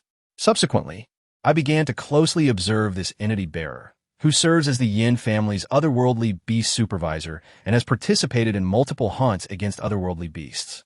I managed to procure additional surveillance footage, which I shall share with you. Quickly, Chu Ren unearthed further combat videos featuring this entity bearer, presenting them for viewing. Each battle followed a similar pattern, with the bearer approaching the otherworldly creature and ending its life. The majority of beasts he vanquished were E-rank, with a few D-rank among them. However, As they reviewed the increasing footage, Lin Qian and Shi Xinyan noted that the entity bearer appeared to be murmuring something prior to each battle, his lips quivering. You have noticed it too, right? Before each confrontation, this entity bearer seems to be uttering something. In the context of teamwork, it became increasingly evident that once he finished speaking, the aberrant creature would cease its movements. Chu Ren advanced one of the videos to the forefront and magnified the figure of the creature's owner, then clicked play once more. The clarity was striking. As soon as the owner fell silent, the creature halted. An eerie sensation washed over me. When I relayed this peculiar occurrence to old Joe, who had indulged in a fair amount of drink at the tavern, he chuckled and remarked, "The creature stops as soon as he speaks." It seems these creatures are quite obedient to him. This led me to ponder. Could these creatures truly comprehend human speech? What was it that compelled them to heed his commands? Chu Ren furrowed his brow, recalling that I was merely 12 or 13 at the time, and I found the situation exceedingly strange. Why would an aberrant creature listen to him? I delved into extensive research along this line of inquiry. Chu Ren closed the videos and sought out information regarding aberrant creatures from the virtual panel. The data indicated that typically, for one aberrant creature to heed the command of another, two scenarios could arise. In cases where both creatures were of a lower tier, for one to obey the other, the commanding creature must possess a higher rank, and both must belong to the same species. Lower-tier aberrant creatures lack the intelligence to comprehend the language of other species. The second scenario occurs when the commanding creature is of a higher tier, while the other is of a lower tier. Under such circumstances, the command from a higher-tier creature would be difficult for a lower-tier creature to disregard, even if they were not of the same species. Having observed numerous battle videos of this creature's owner, I noted that all the aberrant creatures he targeted were unequivocally of the lower tier, predominantly arachnids. This led me to a hypothesis. It was conceivable that these creatures were responsive to his commands due to the presence of high-tier aberrant blood within him, which facilitated their obedience. Based on my reasoning, the aberrant blood within him should not be of a very high tier. Otherwise, his actions would not be confined to lower-tier creatures. However, I surmised that the proportion of aberrant blood in his system must be substantial, perhaps not less than 80%. Lin Qian instinctively exchanged a glance with Shi Xinyan, each surprised by the other's expression. Chu Ren, seemingly oblivious to their exchange, turned his gaze toward Lin Qian and inquired, "I recall you mentioning that your aberrant blood proportion is 60%, correct? What is the tier of the aberrant blood within you? Do the creatures obey your commands?" "Oh, is that so?" Chu Ren swiftly created a new document, noting Lin Qian's information. 60% of aberrant blood, yet the creatures do not heed your commands? Indeed, Lin Qian affirmed. Previously, while training in the unknown realm, we encountered an owner of an aberrant entity from a Yin family. According to your theory, she should be classified as a human-turned-aberrant. Without lifting his head, Chu Ren continued to edit his notes and casually asked, "Have you tested the proportion of aberrant blood within her? What is it?" Lin Qian could only recall that the value exceeded 90. The specifics had long since escaped her memory. Shi Xinyan responded, "It was tested, and it stands at 93. Chu Ren abruptly halted his typing, repeating, 93? Are you certain? A proportion of 93% aberrant blood completely transcends human classification, does it not? Thinking of Shan Ning, whose body was almost entirely covered in aberrant fur, Lin Qian shivered and replied, "One could say it indeed transcends the bounds of humanity. Her body exhibits unmistakable aberrant features." Noticing Chu Ren's intense gaze fixed on her, Lin Qian clarified, "Aside from my eyes, which possess aberrant traits, my exterior presents no other signs. Shan Ning's entire body is adorned with aberrant fur." "Human bodies sprouting aberrant fur?" Chu Ren appeared incredulous, his face contorted in disbelief. "Could you repeat that?" "Logically, the higher the proportion of aberrant blood within a body, the greater the influence of the crimson moon's rays should be. Although we had not tested the activity of Shan Ning's aberrant blood at that time, such a high proportion would imply that the activity could not be exceedingly low." Chapter 146, Human Aberration, Part 2. Lin Qian was not adept at organizing information. She found it tedious and cast a pleading look toward Shi Xinyan. With a resigned smile, He said, "Let me handle it." The task of compiling this information would not be brief, and the tavern still required operation. Since Qian Qian had been assisting Sister Ming Yin at the Sea Tide Tavern, it would be best for her to continue helping there. Chu Run, however, was indifferent, stating, "I have no objections. By the way, I possess a considerable amount of experimental apparatus for human aberrant assimilation that I brought from the Central District. It should prove useful under certain circumstances." As he spoke, Lin Xian retrieved her instrument for detecting the proportion and activity of aberrant blood. This is the only device capable of measuring the proportion of aberrant blood within deceased bodies. You should find it beneficial. However, I did not bring the manual, so if you wish to use it, you may require assistance from either myself or Shi Xinyan. Observing Chu Ren eagerly examining the apparatus, Lin Xian contemplated and produced a vial containing Shan Ning's blood from her azure ring, stating, "Here, take this. It is Shan Ning's blood." Unfortunately, while we were in the unknown realm, my tools were quite limited, and I only retained 2 vials of blood. If you intend to conduct experiments, please use it sparingly. Rest assured I will, Chu Ren exclaimed, his eyes gleaming at the sight of Shan Ning's blood, as if guarding a rare treasure. He turned to Lin Xian and Shi Xinyan and opened his refrigerated safe, placing Shan Ning's blood inside and locking it securely. Chu Ren was in high spirits, humming a tune, when suddenly, as if recalling something, he asked, "Wait, you both have aberrant blood within you, right?" "Yes. Both of us possess aberrant blood." "Why do you ask?" Lin Xian responded, realization dawning upon her. "You're not suggesting you want our blood, are you?" "If possible," Chu Ren replied without hesitation. "The Chu family currently has scant knowledge in this area, and I would appreciate having additional samples. More data is preferable to none. Wouldn't you agree?" Lin Xian glanced at Shi Xinyan, who showed no particular reaction. "It's feasible, but our blood composition is quite complex. I suggest you begin your research with Shan Ning's blood, followed by Shi Xinyan's, and lastly mine." A beautiful dagger appeared in Lin Xian's hand as Chu Ren graciously offered her a test tube, saying, "It doesn't require much, truly, just half a tube will suffice." Lin Xian accepted the test tube from Chu Ren and gently sliced her wrist. Blood flowed like a serpent into the vial, and before Chu Ren could suggest stopping, he noticed that Lin Xian's wound had completely healed, the test tube now containing just over half. Such rapid recovery, Chu Ren mused. Could it be influenced by the aberrant blood within her? Shi Xinyan observed Lin Xian's wrist, confirming that not a single scar remained, and then sighed in relief. Addressing Chu Ren, "I suppose it's now my turn? Please hand me another test tube." As Chu Ren realized the situation, he uttered a couple of O's and handed another test tube to Shi Xinyan. Shi Xinyan took the dagger from Lin Xian's hand and gently sliced open his wrist, letting his blood slowly fill the test tube until it reached halfway.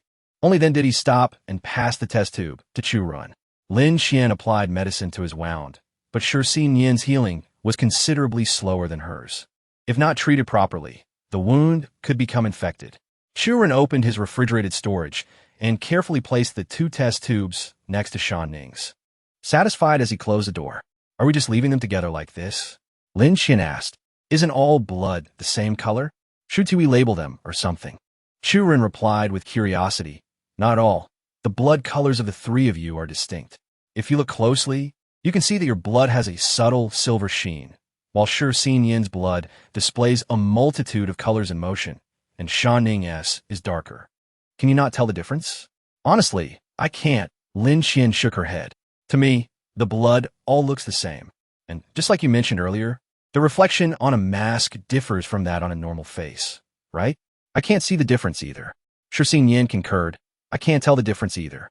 I think the colors are all alike, with no significant disparity." Hearing this, Chu Ren furrowed his brows. "Then it must be that my vision is simply superior. No need to dwell on it." Noticing Chu Ren's contemplative expression, Lin Xian inquired, "What is your anomaly? You seem quite adept at analysis and experimentation." "Me? I have no anomaly," Chu Ren replied. "You just said I'm skilled at analysis and experimentation. Then you should be able to infer that I'm not good at combat. Since I'm not proficient in battle, why would I need an anomaly? That would be a waste. Isn't having an anomaly a better way to protect yourself?" Lin Xian questioned, perplexed. "Aren't there many auxiliary analysis anomalies?" Chu Ren pondered for a moment before shaking his head. I do worry about my safety, but I still believe it's better for me not to have an anomaly. Whether natural or artificial, once an anomaly recognizes its master, it occupies a part of your brain. Doesn't it? I always feel it could impair my cognitive agility, which is why I have never sought an anomaly. Is that strange? I don't want the presence of an anomaly to affect my mind, hence my choice to remain anomaly-free, regardless of whether it is a natural or artificial anomaly. Once it recognizes its master, the brain instinctively allocates a portion for the anomaly's use. The reasons behind this phenomenon are unclear, and whether it influences intelligence or reaction time remains a mystery. I have never met anyone who chooses to forego an anomaly to avoid affecting their mind. Given the current environment, lacking an anomaly means low combatability, leading to numerous dangers. Chu Ren was accustomed to Lin Qian's surprised reactions, shrugging as he replied, "Don't look at me like that. Although my combatability is low, I don't believe I am inferior to you. If I can't fight, I can always run." After saying this, Chu Ren rotated his neck and added, "Perhaps it is precisely because I lack an anomaly that the Yin family feels reassured about me. Among the numerous informants in the Chu family, many have faced suspicion from the Yin family, who investigated them, yet I have never been doubted." With a smile, Chu Ren continued, "After all, I have no anomalies and I'm still quite young. I hardly seem like an informant." Lin Qian suddenly realized that she didn't know when Ming Yin had left the data room. It was already 5 o'clock, and the tavern was preparing to open. Ming Yin must have gone upstairs to get busy. "Are you going up?" Chu Ren asked. "I need to organize the data, so don't mind me. By the way, if it's convenient, could you bring me a meal downstairs later? I would greatly appreciate it." Lin Qian turned her gaze to Shi Xinyan, who said, "I need to organize the human anomaly integration experiment along with our data and the Central District's information to hand over to Chu Ren. You'll have to help us with that later if it's not too much trouble. It's a small matter. You all focus on your work. I'll check on Ming Yan." Lin Qian waved her hand and exited the data room. As Chu Ren watched her head towards the stairs, he suddenly called out, "Oh, by the way, the door switch is on that wall near the stairs. The blue switch is quite obvious. Did you see it?" "Yes, I saw it." Chu Ren observed Lin Qian pressing the switch and heard the door close before shifting his attention back to Shi Xinyan. "Oh, right." Chu Ren retrieved a virtual panel controller from the drawer beside his desk and handed it to Shi Xinyan. "Do you know how to use this virtual panel controller? You will need it for organizing the data." Shi Xinyan took the elongated virtual panel controller, scrutinizing it multiple times before hesitantly shaking his head. "I don't know how to use this virtual panel controller. This one is entirely different from the one in the Central District. The Chu family's virtual panel controller differs not only in appearance, but also in functionality. The Central District's device is merely a palm-sized box that projects the panel and keyboard with a single button press, making it straightforward to use. However, after examining the Chu family's controller for a long time, Shi Xinyan found no buttons. Chu Ren explained, "Our virtual panel controller requires a power connection, and it only activates once it is properly connected. That is how the back socket works." After demonstrating how to use the Chu family's virtual panel controller, Chu Ren allowed Shi Xinyan to try it himself. The data room fell silent, filled only with their breathing and the occasional rustling of papers as Chu Ren flipped through the materials. Chapter 147. Informant. The Gushi Tavern differs from the Haichao Tavern in its operating hours, which are from 6:30 in the evening until 6:30 the following morning. After Ming Yin took over the Gushi Tavern, she did not alter the operating hours, knowing that changing them would result in the loss of many customers, making it difficult to regain a steady clientele. Lin Qian smiled. "The two of them are busy organizing data and asked me to bring them their meals." "Ah, yes. Dinner should be prepared," Ming Yin sighed. "But it's almost time to open, and there are still many cups that need cleaning." Lin Qian, "You can take care of the cups, and I will handle the cooking, all right?" "Of course, I'm more than happy to assist." Lin Qian smiled. "But do we need to change into work uniforms for this?" Ming Yin looked dejected as she replied, "I seem to have forgotten to mention this to you.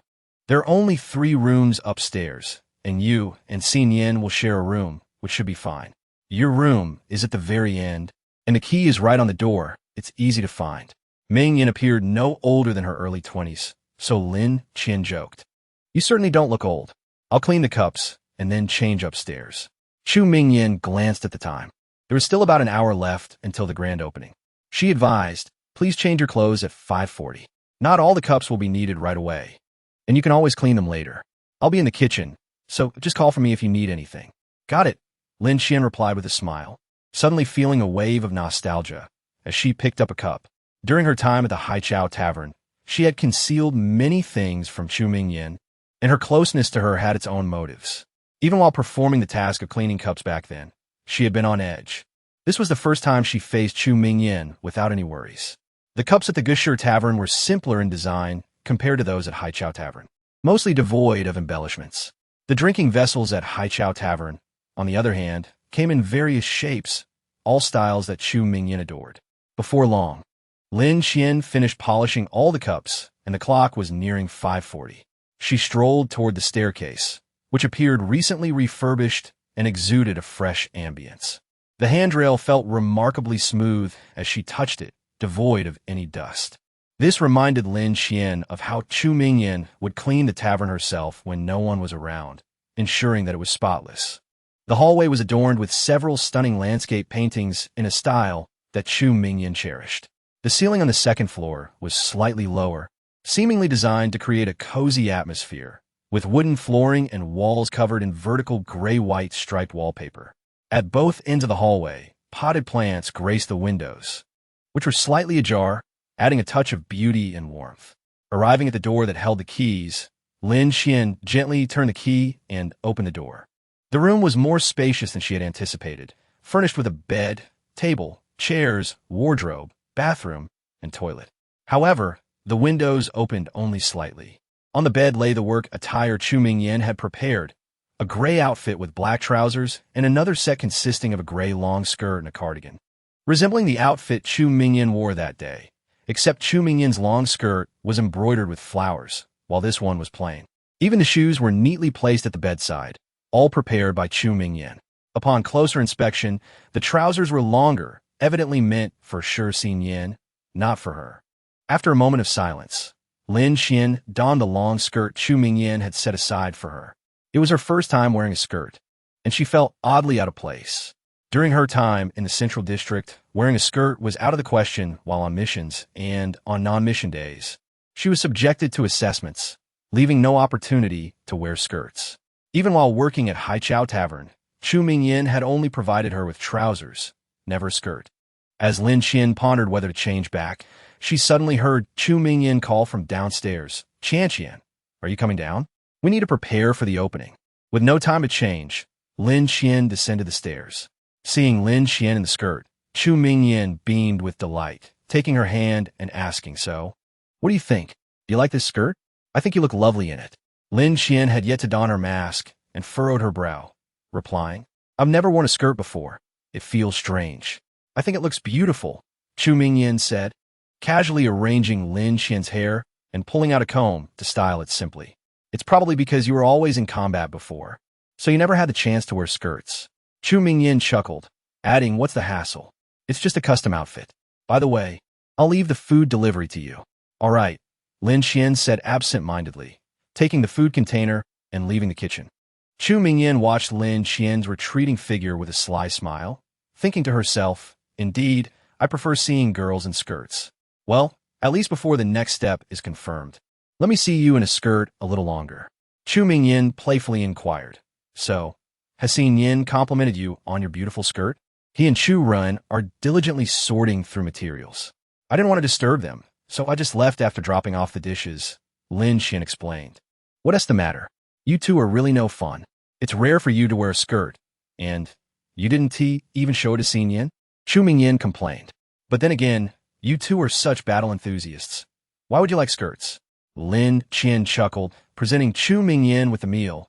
Let us eat, Mingyan. We'll be opening soon, right? Chu Mingyan sighed.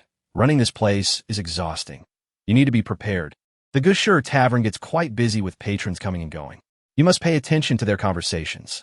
After all, many signs of impending events are hidden within their words. Chu Mingyan continued to advise Lin Qian on various important matters until they finished their meal and tidied up. The two stood behind the bar, exchanging light banter. Soon, it was time to open, and Chu Mingyan swung the door wide. leaning against the bar, while softly instructing Lin Qian. The informant from the Chu family often blend in with the patrons, so you must be attentive to what they discuss. And be careful not to let anyone pry information from you. Lin Qian nodded in agreement, but before Chu Mingyan could elaborate further, a customer arrived. The guest greeted Chu Mingyan with a smile. "Oh, it's Mingyan again today. Where's old Zhou? Still busy? What can I drink? Let this young lady mix me the most expensive drink." Lin Gu patted his belly, feigning seriousness. "Is this a newcomer? Can she mix drinks?" Lin Qian smiled slyly. Catching Chu Mingyan's subtle signals, "Of course, I'll prepare you a drink right away to prove my skills." She recalled the bartending steps Chu Mingyan had taught her, and though she was a bit clumsy, she successfully mixed a drink, looking a bit forlorn as she remarked, "This is the best I can do with my current skills." Lin Gu burst into laughter, not in a hurry to drink, instead engaging Lin Qian in conversation. "What is your name, little sister?" "I'm Chu Shu Shu. What about you?" Lin Qian replied with a smile. Before she could continue, Chu Mingyan interrupted Shu Shu. Chu Mingyan shot Lin Qian a concerned glance, looking somewhat anxious. "Lin Gu, I'm sorry. If possible, please keep this a secret. I assure you my sister means no harm regarding the outer district." With that, Chu Mingyan shot Lin Qian another glance, and Lin Qian recoiled slightly, looking as if she had no idea what she had done wrong. Chapter 148. Chu Mingyan's past. Lin Qian said nothing, casting a pleading look toward Chu Mingyan. At that moment, another customer approached, and Chu Mingyan seemed to disregard Lin Qian's gaze as she left the bar to attend to the new guest. Lin Gu, sorry, I can't say," Lin Qian finally said. "Our relationship with the Chu family is quite complicated, and I might not be able to share these matters with others." Afterward, she glanced apologetically at Lin Gu, whispering, "I'm sorry." "Hey, if you can't say, then don't. It's not a big deal. I've been dealing with old Zhou for years, and I trust him. Don't worry, I won't share your name with anyone." Lin Gu took a sip of his drink, expressing his approval with a click of his tongue. "Who would have thought? This drink is quite well made." Lin Qian smiled. "I learned to mix drinks directly from Mingyan." As the tavern gradually grew lively, with patrons coming and going, inquiries about Lin Qian's name arose. Lin Qian refrained from revealing that her name was Chu Shu Shu, instead allowing everyone to call her Shu Shu, concealing her surname. The tavern-goers were indifferent to her true name, content to address her as Shu Shu. The clientele at the Gu Shi Tavern far exceeded that of the Haichao Tavern. Lin Qian was not a stranger to the scene. She could engage in conversation with both men and women seated at the bar. Brother Ling did not linger for long before departing. Most patrons exchanged mundane pleasantries, discussing the day's work and trivial matters. From their conversations, Lin Qian gleaned some insights regarding Outer District 1, a peculiar place where overall, its strength surpassed that of Outer District 5, yet frequently experienced cases of missing children. The vanished children rarely reappeared, their remains often undiscovered. Some claimed to have found their children, asserting they were working for the Yin family, yet paternity tests consistently disprove these claims. To this day, no one has provided a satisfactory explanation. Soon, morning arrived, signaling the tavern's closing time. After a long night, Chu Mingyan yawned lazily, stretching and rubbing her ankle, softly lamenting her age.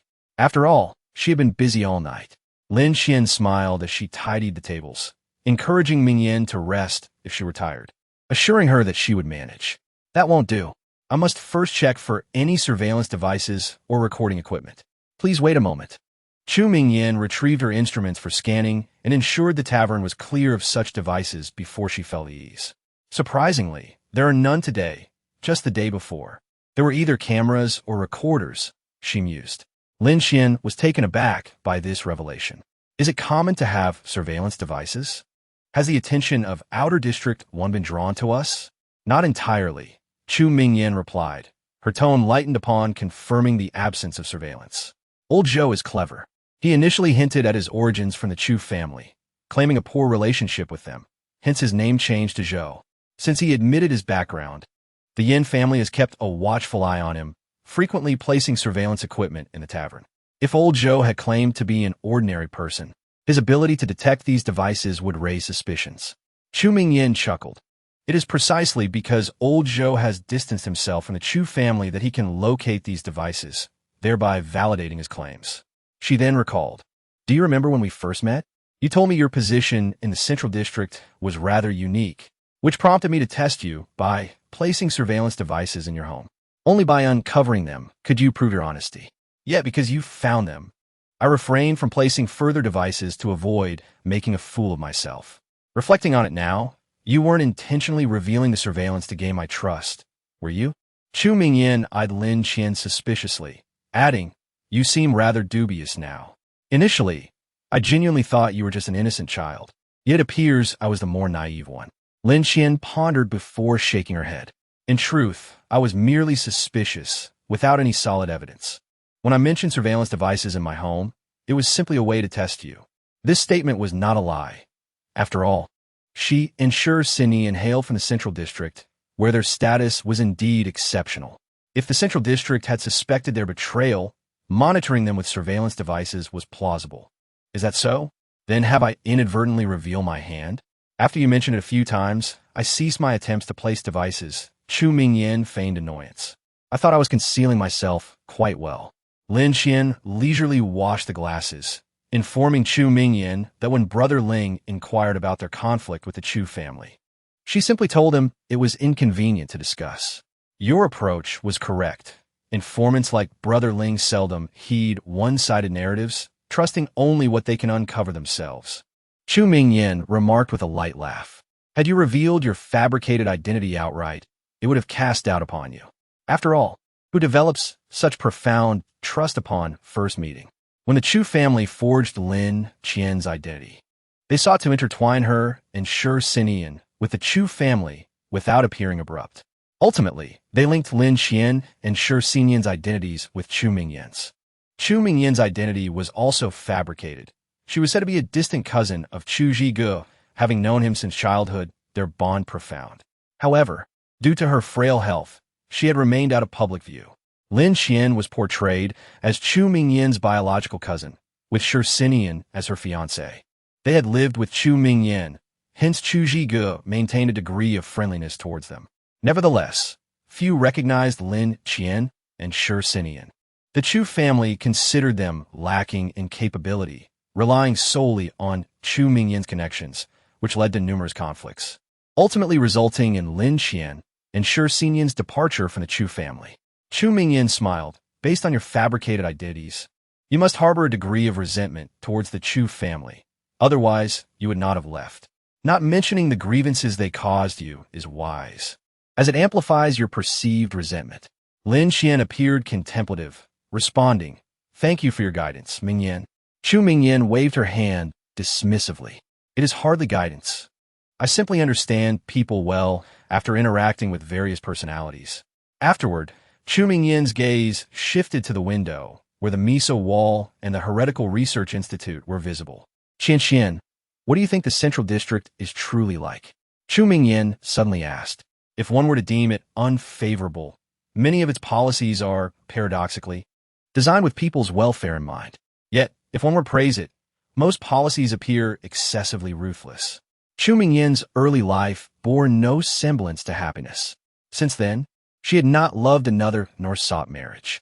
With a gentle sigh, she confessed, rather than saying I was expelled from the Central District alongside my lover, it would be more accurate to say his existence merely served as an excuse for my departure. Did I love him deeply? Perhaps not. I simply yearned to escape the Central District. The oppressive atmosphere there, the feeling of being treated as mere data, is indeed unbearable. At this juncture, Chu Mingyan seemed to recall her initial experiences upon arriving in Outer District 5. "I always believed that once I left the Central District, everything would improve. I did not find working in Outer District 5 burdensome. Rather, it was my lover who could not accept the simplicity of life here. After all, his affinity for foreign entities surpassed mine, being a young master accustomed to having his daily needs catered for." Chu Mingyan's expression was unexpectedly serene. "The reason I initially chose to keep you at the Tide Tavern was largely out of curiosity. Even then, I could see that your status in the Central District was likely quite elevated, although I couldn't have guessed that the Lion Wolf's Tail was an S-class anomaly. Your adept handling of the anomaly indicated a remarkable level of control. I thought to myself, Ah, this person must hold a significant position in the Central District. The individual who leaves the Central District with her must be quite unfortunate. How could a highborn lady endure hardship? As she spoke, Chu Mingyan smiled, yet there was no trace of mirth in her eyes. So, I thought, why not keep you close to me? Let me observe how your fate unfolds. Chapter 149. Reflections. Chu Mingyan's parents possessed low affinity for anomalies. They could only serve those with higher affinities. Chu Mingyan herself was merely a service worker in the Central District. Nevertheless, she harbored a deep resentment, loathing the fact that she was perpetually cast aside by the Central District. After pondering for a while, Lin Xian slowly replied, I have always believed that being discarded is inconsequential. After all, I was abandoned by my biological mother at birth, was I not? I thought that was the ultimate betrayal, yet I have now discovered that the head of the Yin family might be my father. I'm not only forsaken by my mother, but also by my father. Lin Xian pressed her lips together. But what does it matter? They do not care for me, and I do not care for them. My concerns are few. I only need to regard the thoughts of those I love. They are inconsequential to me. At that moment, Zhigo pulled me aside. After I was revealed to be an anomaly wielder from the Central District, despite my low anomaly level, Zhigo extended an olive branch to me, which explains why I have remained with the Chu family. Rest assured, Mingyan, regardless of the circumstances, Xiao Qiu, Chu Jing, and Jiang Lin are my students. No matter what, I will ensure they have a home. I will remember that when I desperately needed help. The Chu family also lent me a hand. Lin Xian was not lying. She was no fool and could clearly see that the efforts the Chu family had invested in her had long surpassed mere utility. Moreover, her relationships with Chu Qiu, Chu Jing, and Jiang Lin had transcended the boundaries of mutual exploitation. Such candor is rather unexpected, Chu Mingyan remarked, clearly taken aback by Lin Xian's forthrightness. Can you tell me why your choice is the Chu family? You have witnessed the situation in the outer 5th district. It is far more challenging than you might imagine. After a moment of silence, Lin Xian halted her hand that was polishing the cup. Chu Mingyan did not urge her. I harbor a strong aversion to many of the policies of the Central District, yet I have a fondness for many of its people. I cannot bring myself to make a decision that would harm them, which is why I chose to leave, seeking a compromise. The reasoning is as simple as that. Upon finishing her statement, Lin Xian wore a complex expression, tinged with confusion. Xin Yin and I possess perspectives that differ from what is considered normal. If you view us through a conventional lens, you are gravely mistaken. Our emotions and logical reasoning diverge significantly from those of humans. Having expressed these thoughts in one breath, Lin Xian felt a sense of relief, smiling at Chu Mingyan. I apologize for my peculiar musings. After that, Lin Xian fell silent again. What if one day you discover that all this circling around serves no purpose? Would you then choose to harm the Central District? Chu Mingyan inquired softly. If the Central District continues to disregard your opinions, then what? Noticing Chu Mingyan's momentary distraction, Lin Xian continued. If I were to forsake my feelings for the Central District in pursuit of my convictions, surely the Central District would take pride in that. Do you know what our graduation requirements are? Thus, if that day truly arrives, the Central District will undoubtedly take pride in my actions. After stating this, Lin Xian refrained from saying more, returning to her task of washing the cup. Chu Mingyan, on the other hand, remained lost in thought for an extended period. Achieving these 3 graduation conditions, placing one's feelings entirely beneath reasoning. When a person can accomplish this, can they still be considered human? If such a day were to come, what distinction would remain between humanity and machinery? Chu Mingyan found herself unable to discern an answer. She was even oblivious to when Lin Xian finished washing the cup and bid her farewell to rest upstairs, her mind a blank canvas, utterly at a loss for words. For several months, Chu Mingyan refrained from discussing these matters with Lin Xian. She did, however, take the time to inquire with Shi Xinyan, who simply smiled and said, Mingyan, if my perspective did not align with Qian Xian's, we would never have left the Central District together, would we? Indeed, this was not a path I would favor. Shi Xinyan continued with a smile, but Mingyan, I carry the blood of the chaos bird within me. I cannot act against Qian Xian's will or do anything she would dislike. If I were to take action against the Central District, she would certainly be upset. Upon hearing this, Chu Mingyin could listen no further, utterly incapable of articulating the nature of Lin Qian and Shi Xinyan's beliefs. To say they were irrational would be erroneous, as they were quite clear about their desires. To label them rational would also be misleading, given their somewhat obsessive reasoning. Chu Mingyin chose to abandon these thoughts and cease discussing such matters with Lin Qian and the others. The time that followed was primarily devoted to fulfilling her duties as an ally, with little further conversation. She attempted to convey Lin Qian and Shi Xinyan's perspectives to Chu Run, who wore a nonchalant expression and replied, "Why should I concern myself with what they think? As long as I know our current objectives are completely aligned, that suffices." Lin Qian and Shi Xinyan appeared indifferent. Having nearly reviewed all the information Chu Run had compiled over the past 18 years regarding the Outer First District, Shi Xinyan and Chu Run had scarcely stepped outside for fresh air. They were almost perpetually engaged in various experiments in the data room. The task of conversing with customers at the tavern was wholly entrusted to Chu Mingyin and Lin Qian. Lin Qian proved far more adept at navigating social interactions than Chu Mingyin, quickly bonding with the patrons and gathering substantial intelligence regarding Yin Xingyin. Before arriving at the Outer First District, Lin Qian had learned from Chu Zhiheng that Yin Xingyin had been the Outer First District for 18 years. He had been the head of the Yin family for 17 years, and his wife, Yin Shui, had borne him 2 sons and a daughter. The eldest son, Yin Bai, was 16, the second daughter, Yin Shueshu, was 12, and the youngest son, Yin Xingyi, was merely 6. The family's bonds were strong. Lin Qian relayed the information she had obtained from Chu Zhiheng to Chu Run, only to find him scoffing in disbelief, handing her the latest collected data.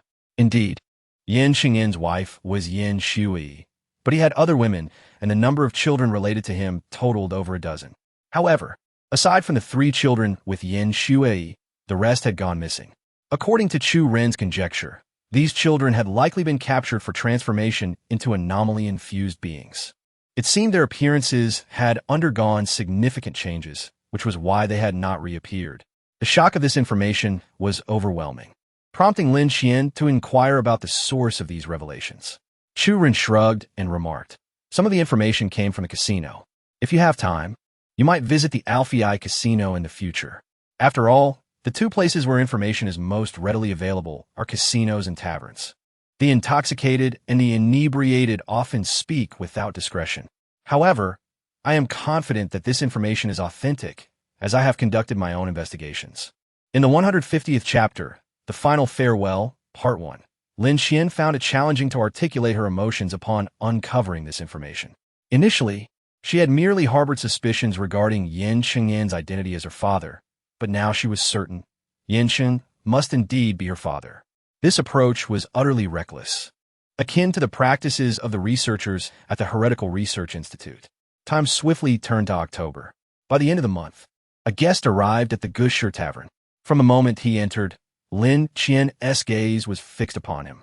The visitor was Huai Jiayan. Huai Jiayan had rarely frequented the tavern, and he appeared somewhat reserved, not wearing a facial mask, which allowed Lin Qian to recognize him immediately. Sensing Lin Qian's unwavering stare, Huai Jiayan slightly averted his head, signaling her to refrain from looking directly at him and instead directing her attention to the window. The tavern boasted large floor-to-ceiling windows, through which the street outside was visible. It was nighttime, and the streetlights still illuminated the scene. At a glance, Lin Qian noticed a figure lurking in the shadows. She took the medication from Huai Jiayan, concealed it beneath the bar, and dropped a pill into her glass. The substance dissolved rapidly, and without a flicker of emotion, Lin Qian consumed the drink. Observing Huai Jian's slight nod, she tapped her analysis mirror twice and activated its analytical function. Lin Qian then spoke. "What would you like to drink?" Her voice had taken on a slightly hoarse quality, distinct from her usual tone. As soon as she finished speaking, Huai Jian adjusted his glasses and switched off the analysis mirror. "This is the first time I've seen you in a dress. No wonder the teacher didn't recognize you. Even the analysis mirror indicates that the probability of you being the captain is merely 10%. Huai Jian chuckled. "If I hadn't recognized your facial mask, I might have been deceived as well. The teacher sensed it might be you. Yet the disparity in style was so pronounced that he deliberately sent me to confirm. Indeed, the analytical capabilities of the mirror were formidable, yet it had evident limitations. It could only analyze data Huai Jiayan had previously inputted, after Lin Qian and Shi Xinian had disclosed their intentions to betray. Huai Jiayan had refrained from entering Lin Qian and Shi Xinian's facial mask data into the mirror. In other words, Lin Qian, having completely altered her attire and changed her appearance, along with a slight alteration in voice, was a stranger to the analysis mirror. At that moment, the tavern was not overly crowded. After Lin Qian's confession, Chu Mingyan was aware of the connection between Lin Qian, Huai Jiayan, and Lian Ge, and she managed the nearby patrons alone, allowing them to converse freely.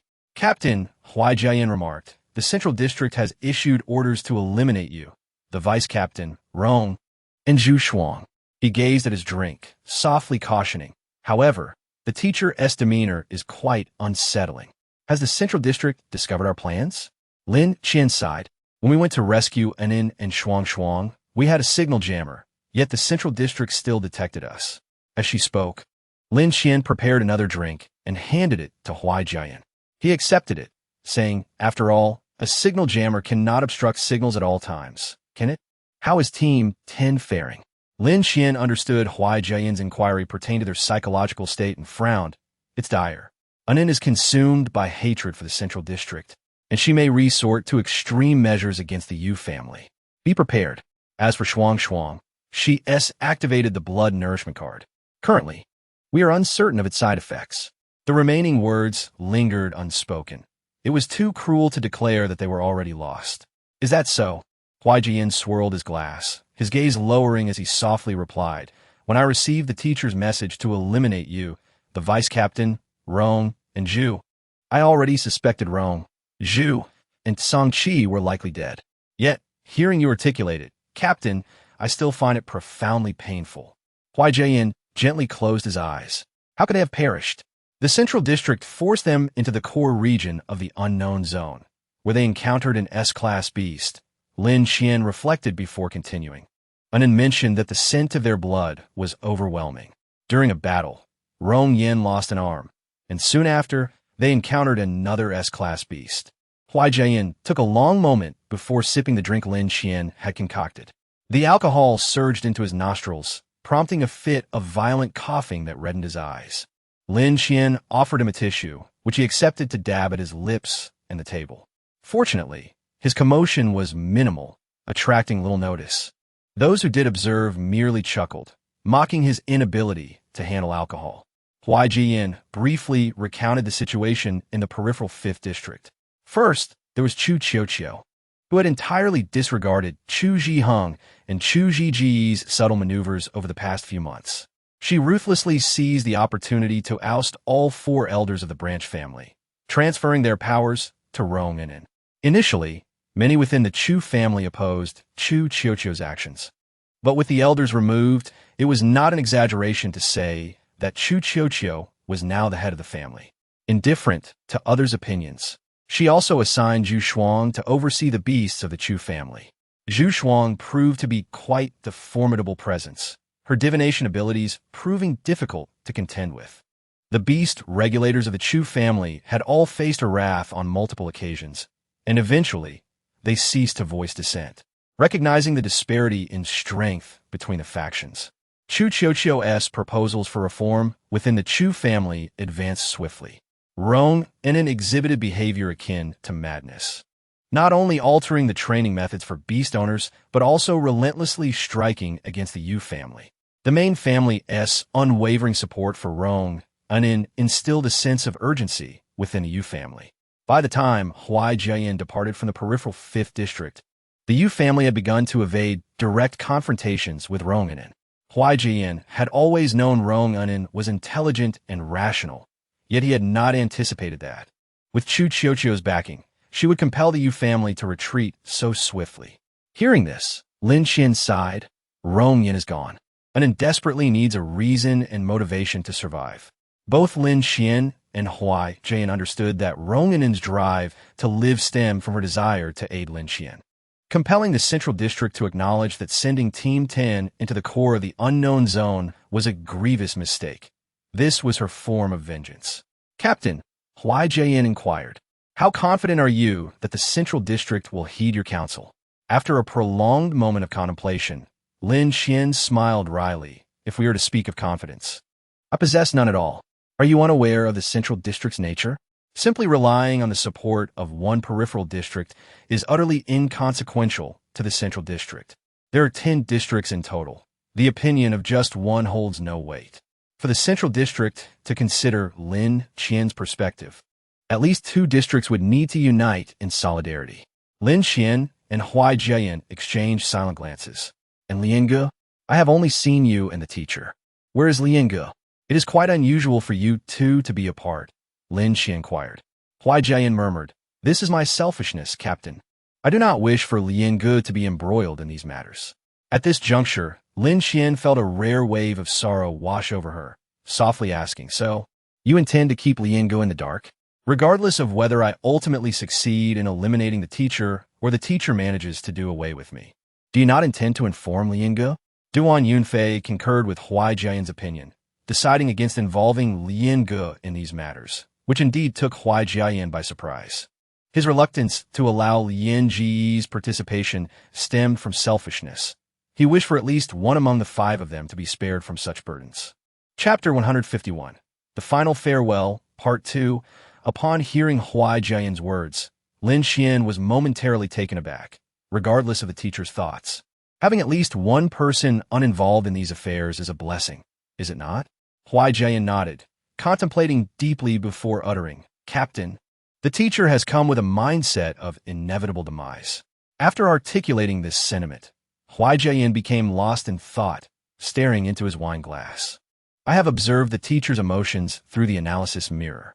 The teacher has consistently maintained a sense of tranquility, and after promising me not to disclose this matter to Liange, has avoided her whenever visiting the Yu family. At that moment, I sensed that the teacher's emotional state was amiss and utilized the analysis mirror for verification. The analysis mirror indicated that the fluctuations in the teacher's emotions closely resembled those of one on the brink of death. The device can detect emotional fluctuations through a person's facial features. The emotional resonance of those facing imminent death is significantly weaker than that of ordinary individuals. Their hearts are markedly more at peace. Huai Jian's demeanor was far from the calmness he sought to portray, as his fingers tightened around the wine glass, nearly shattering it. Captain, what are your thoughts regarding the actions of the Central District and the situation with the teacher? Upon hearing Huai Jian's inquiry, Lin Xian found herself momentarily at a loss, struggling to breathe under the weight of her thoughts. Me? If faced with the teacher, I fear I would find it exceedingly difficult to act. Lin Xian felt somewhat disoriented. She lacked a father, and her mother showed little concern for her. The teacher had devoted the most effort towards her and Xin Yin, always viewing them as her own children. To ask me to kill the teacher, Lin Xian cast her gaze down at her hands and said, I do not believe I could do it. Huai Jian also fell into silence. After a prolonged pause, he rose and placed a hand on Lin Xian's shoulder, stating, regardless, evasion will not resolve any problems, will it? Captain. He finished the remaining wine in his glass and softly said, from this day forth, we shall be adversaries. You need not hold back, and I shall not be courteous either. However, I will inform the teacher that the analysis mirror indicated that the probability of you being Lin Xian is merely 10%. Captain, take care. Please convey my regards to the vice captain. After reviewing the analysis from the analysis mirror, Duan Yunfei remarked, Jian, why did you cease using the analysis mirror? That is not like you. The longer one utilizes such an anomalous device, the more data it can capture, leading to greater accuracy in analysis. Duan Yunfei noted that Huai Jian had closed the analysis mirror just after it computed a mere 10% probability that the woman working in the Gusher Tavern was Lin Xian, which was entirely uncharacteristic of his usual caution. To ensure the accuracy of the analysis, Huai Jian would never shut off the device at the moment it provided an answer. Huai Jian replied, Teacher, my affinity for anomalous objects is not particularly high. Prolonged use of an A-level anomaly is quite burdensome for me. I've already utilized the analysis mirror for an entire day. I am running out of energy. Indeed, seeing that Lin Xian seemed somewhat off, Chu Mingyan approached and softly inquired, "What is the matter?" Chu Mingyan felt a sense of unease, suggesting that Lin Xian first speak with Shi Xinyan about Huai Jian locating them and having already visited the tavern, as she could handle the guests herself. Lin Xian, not one to be overly dramatic, expressed her gratitude to Chu Mingyan before heading toward the information room. The information room had undergone significant changes compared to before. Chu Rin and Shi Xinyan had cleared a space to establish a laboratory, aiming to study how human blood and the blood of anomalous beasts could potentially merge. However, the experimental equipment and materials were quite limited, resulting in slow progress over the past few months. Lin Xian peered through the glass of the laboratory door, observing Shi Xinyan and Chu Rin engrossed in their experiments. Choosing not to disrupt them, she found a spot to sit and awaited their emergence. Time passed, and it was nearly 3 o'clock when the laboratory lights finally turned off. Shi Xinyan glanced at Lin Xian, who was seated on a stool, and, shaking off his weariness, sat beside her. "When did you arrive? How long have you been waiting? Why didn't you knock or call out to me?" Lin Xian smiled faintly. "I haven't been waiting long. How is your experiment progressing?" "Not well. We have made no progress in several months." Churin seems somewhat anxious. "The components of your blood are relatively simple, but the blood of the anomalous beast-transformed humans is exceedingly complex. That one named Shan Ning? We have extracted several types of anomalous beast blood from her. However, the blood of the bone shadow leopard is predominant in her system. Under normal circumstances, Lin Xian might have engaged Chu Run in conversation, but today she found herself lacking the inclination to do so. She listened attentively, yet remained silent. After Chu Run rambled on about the research for a while, he soon noticed Lin Xian's lack of response. "Hey," he called, waving his hand in front of her face. "What's wrong?" "Ah, apologies, I drifted off," Lin Xian replied, pressing her fingers to her forehead, exhaustion evident on her face. Chu Ren sensed that something was amiss with Lin Xian and glanced at Shi Xinyan, stating, "You too, chat.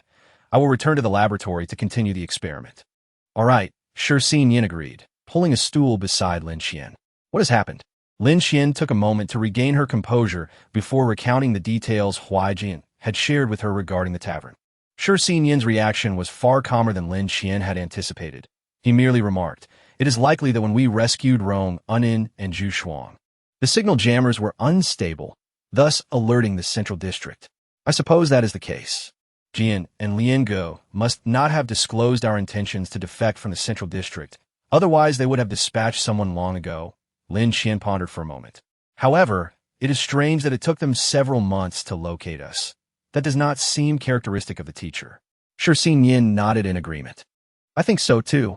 If they wanted to swiftly ascertain our whereabouts, Jian would certainly have provided the teacher with a virtual panel controller, enabling her to break through various channels of information to find us, considering her proficiency in such matters. The fact that Jian did not provide the teacher with a virtual panel controller, nor did she request one, is indeed puzzling. I feel that the teacher is rather apathetic towards this task." Lin Xian remained silent for a moment before affirming, "I share that sentiment. I believe it is highly likely that the Central District has realized we were the ones who rescued Unin and Shuang, which is why they issued a kill order against us. However, I find it odd that the Central District sent only the teacher, given the Central District's usual practices. Knowing that we are 2S-level anomaly bearers, how could they possibly send just the teacher?" This was also a point of confusion for Shi Xinyan. Only the teacher, Jiayan, and Liange? Yet, with just the 3 of them, it would be quite difficult to eliminate us, would it not? This does not align with the Central District's usual approach. Typically, the individuals dispatched by the Central District are overwhelmingly superior to the traitors. Yet this time, they have not acted in such a manner. Lin Xian's thoughts became a whirlwind as she nodded absently. "I understand. However, when it comes to confronting the teacher and Jiayan, Chapter 152, The Orphe Casino. What difference does it make? Our perspectives have diverged from those of the Central District for quite some time. Have they not? We have been away from the Central District for so long. Have you not prepared yourself?" Shi Xian interrupted Lin Qian's words, stating that from the day they resolved to depart, they had anticipated this eventuality. "Do you regret it?" Shi Xian inquired. "Not at all. We have already left the Central District. What is there to regret?" Lin Xian replied. It's just that the thought of possibly having to kill the teacher is something I find hard to accept. She has always regarded us as her own children. Has she not? Shi Xian fell silent, refraining from further discussion. Lin Xian's biological mother, Gan Siqing, had long since reconstructed her family and showed little concern for her daughter. Shi Xian, having lost both parents, had never even conceptualized the notion of parenthood. If they were compelled to kill the teacher, it would be akin to slaying their own mothers. However, the people of the Central District were bound to obey its commands. Their opposition to the Central District's ideologies, along with their discord with the teacher, Jian and Liange, was inevitable. Shi Xian murmured. Moreover, the teacher also supports Jian in concealing the truth from Liange. She likely harbors a sense of resignation towards her own fate. At this juncture, Shi Xian sighed. Jian's secrecy regarding such significant matters posed a dire threat. Should Liange discover the truth, Jian would be doomed. Lin Qian jested. Liange despises being deceived. If we keep all of this from her, and she eventually uncovers the truth, she won't harbor resentment towards us, will she? Shi Xian cast her a sidelong glance and chuckled. If she were to feel any resentment, it would most certainly be directed at Jian. How could we possibly convey the truth to her? Ultimately, she remains ignorant because Jian has kept the truth hidden, does she not? Lin Qian's spirits lifted slightly as she smirked, though a trace of anxiety lingered in her eyes. But where on earth has Hong Sheng disappeared to? It's been years without a word. Speaking of Hong Sheng ignited Lin Qian's fury. His abrupt disappearance for several years, with no news whatsoever, was a source of genuine concern. Unlike them, Hong Sheng possessed an anomalous item, a heart from the A-class exotic beast, the lotus mantis. This particular item wielded an extraordinary power. Despite originating from an A-class beast, its overall evaluation reached S-, surpassing even the divination cards nurtured with Ji Shuang's blood. The heart of the lotus mantis endowed Hong Sheng with a unique ability, which he dubbed the Executor. This ability was simple. As long as Hong Sheng harbored an intense desire for a particular outcome, the heart would augment his potential, enabling him to achieve his goals, provided he remained alive. During the execution of his objectives, the heart facilitated a comprehensive enhancement of his capabilities. However, it also bore significant limitations. Once Hong Sheng established a goal, all his actions would be directed towards fulfilling that goal. If he failed to achieve it, he could not set a new one. Thus, he named the heart the Executor, as it necessitated the completion of its assigned tasks. Lin Qian and her companions had once experimented with this. If Hong Sheng aimed to defeat them, he would unleash a remarkable 300% of his potential. Consequently, although the Lotus Mantis's heart lacked offensive capabilities, its overall assessment had approached the threshold of S-class, ultimately receiving a rating of S, solely due to its absence of direct attack power. Shi Xian undoubtedly recognized this and frowned, remarking, moreover, when Hong Sheng departed, we were still in the heart of the unknown realm, merely 15 years old at that time. Our combat abilities considerably weaker than they are now. Before Lin Qian could further voice her grievances, Chu Ren cautiously peered through the laboratory door, raising his hand. I must clarify, Chu Ren, did not eavesdrop on your conversation intentionally. However, the soundproofing in this wretched laboratory is abysmal, and I overheard a few snippets. He continued, I recall you were searching for someone named Hong Sheng. The family head has sent us his photograph, urging us to keep an eye out for him. Chu Ren scratched his head, saying, Do you remember me mentioning the Orphy Casino? That is an underground casino located in the Outer District 1. Casinos are illegal in Outer District 1. Yan Qingyan has vehemently prohibited their existence, and during his tenure, he eradicated dozens, if not hundreds, of casinos. Most have been dismantled, leaving only one that still thrives in Outer District 1, the Orphy Casino, the largest of them all. The survival of the Orphy Casino is not due to Yan Qingyan's reluctance to act against it, but rather because he is unable to do so.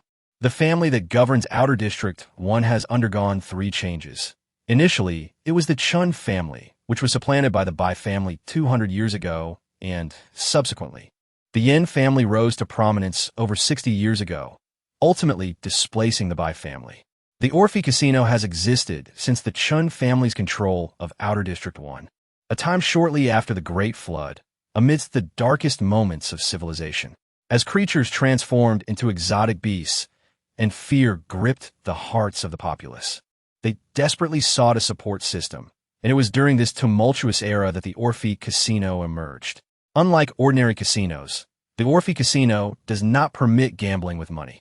Instead, it allows bets on resources. This rule has persisted to this day, and it is no exaggeration to claim that at least 1/3 of the resources in Outer District 1 are held within the Orphy Casino.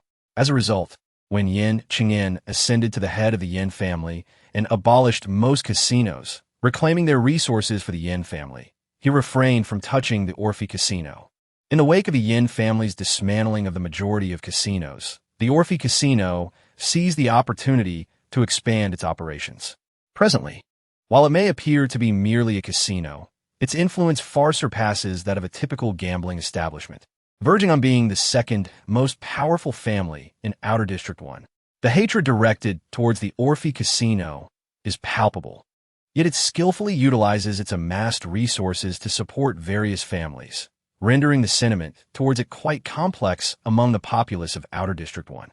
Nonetheless, no one dares to underestimate the Orphy Casino. Everyone is acutely aware that its existence is far from righteous. The resources it controls are sufficient to destabilize the entirety of Outer District 1, and should it choose to do so, it could easily replace the ruling family. However, the Orphy Casino has never exerted pressure on any families nor expressed any inclination to supplant the Yin family. Lin Xian had heard of the peculiar dynamics within Outer District 1. Even the once formidable Chu family does not dare to treat them lightly, while the Orphy Casino seems to hold dominion over the entirety of Outer District 1. After all, we have lived in Outer District 1 for quite some time. How could we be unaware of the Orphy Casino? Lin Xian remarked with a smile. What about the Orphy Casino? This is the information he sent over. This is the footage I obtained covertly. Take a look, Chu Ren said, as he called up a rather brief video for Lin Xian and Shirxian to view. In the video, a man wearing a golden mask obscured half of his face, his long hair swaying as he laughed and shook the dice. Is there anyone who wishes to place a bet or increase their stakes? If not, I shall commence. Shirxian nodded in agreement. Indeed, though the voice is slightly subdued. The first point suggests a significant possibility of his personal disguise. Moreover, the half-exposed face he revealed can already be compared to one of the facial masks that Lin Xian provided to Hong Sheng of the Chu family. What is his name? Lin Xian inquired. Chapter 153. Contact quickly. Chu Ren located a second video from the virtual panel and clicked to open it. Compared to the first video, this one was considerably more blurred, indicating a significant distance between the two individuals. The person in the video removed the mask and carelessly bit a rubber band, dividing their long hair into two sections before casually tying it up. After completing this series of actions, he seemed to realize he had not drawn the curtains, frowning as he approached the window to pull them closed. The video was brief, just long enough to clearly discern his face. Chu Ren swiftly pressed pause, retrieving the photo of Hong Sheng that Lin Xian had previously provided to Chu Zhiheng, and compared the two faces. Achieving a 70% probability in such a blurred video was quite remarkable. Chu Ren frowned and remarked, moreover, if you observe closely, the reflections on his face differ slightly from those on a human face. Therefore, I believe he must be wearing a facial mask. The process of creating a facial mask is exceedingly intricate. Even if different individuals wear the same mask, the effects will vary. The likelihood of someone wearing a mask that perfectly resembles the photograph provided by Lin Xian is minimal. Then let us go and investigate, Lin Xian proposed. I cannot be certain unless we do. Chu Ren nodded in agreement. I will accompany you. Lin Xian frowned. There is no need, as I do not intend to conceal my identity as a Central District citizen. Chu Ren expressed his surprise. You will no longer hide it? Do you plan to publicly disclose your relationship with the Chu family? Pretty much, Lin Xian replied. Is that so strange? Shirxian contemplated for a moment and said, it is not impossible. After all, the Central District is already aware of our betrayal. A simple inquiry would reveal our connection to the Chu family, so it may not be detrimental to make it public. However, we should discuss this with the main branch of the Chu family. After all, we are allies. and there are many considerations to take into account. Lin Qian, Shi Xinyan, Rong Inan, and Zhu Shuang may be indifferent to these matters. But the Chu family cannot overlook the potential chain reactions that could ensue. For the Chu family, an early confrontation with the Central District would undoubtedly result in more harm than good. If it is made public, your reasons for betraying the Central District will no longer remain concealed, will they? Chu Ren pondered. Is that acceptable? If made public, the reasons behind Lin Qian and Shi Xinyan's betrayal of the Central District, as well as the proportion of beast blood within them, will become evident. Of course, Lin Qian affirmed, I have long been prepared for this. What is the worst that could happen? It's merely gossip. It won't cost us a fortune. I will also disclose the matter of the beast tide. Upon mentioning the beast tide, Chu Ren's expression darkened considerably. The beast tide is only 9 years away. The impact of the beast tide on the outer districts is the most severe. The only barriers separating the outer district from the unknown realms are lighthouses and walls of feeble defenses. 9 years is neither a long nor short duration. Even with immediate disclosure, there is insufficient time for the outer districts to prepare. However, matters concerning the Chu family remain unresolved. If Lin Qian and Shi Xinyan choose to disclose everything now, it would undoubtedly complicate matters for the Chu family.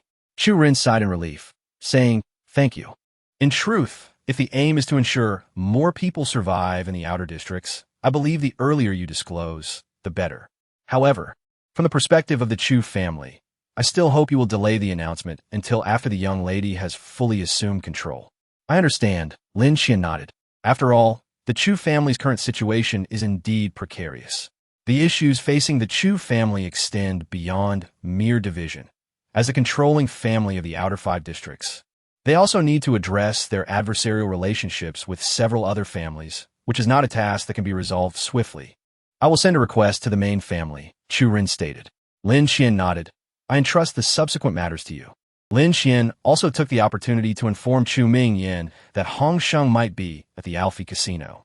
She and Shi Xinyan plan to proceed directly to the Alfie Casino as Central District citizens once the Chu family prepares adequately, intending to fully disclose the human-beast assimilation experiments and the beast tide thereafter.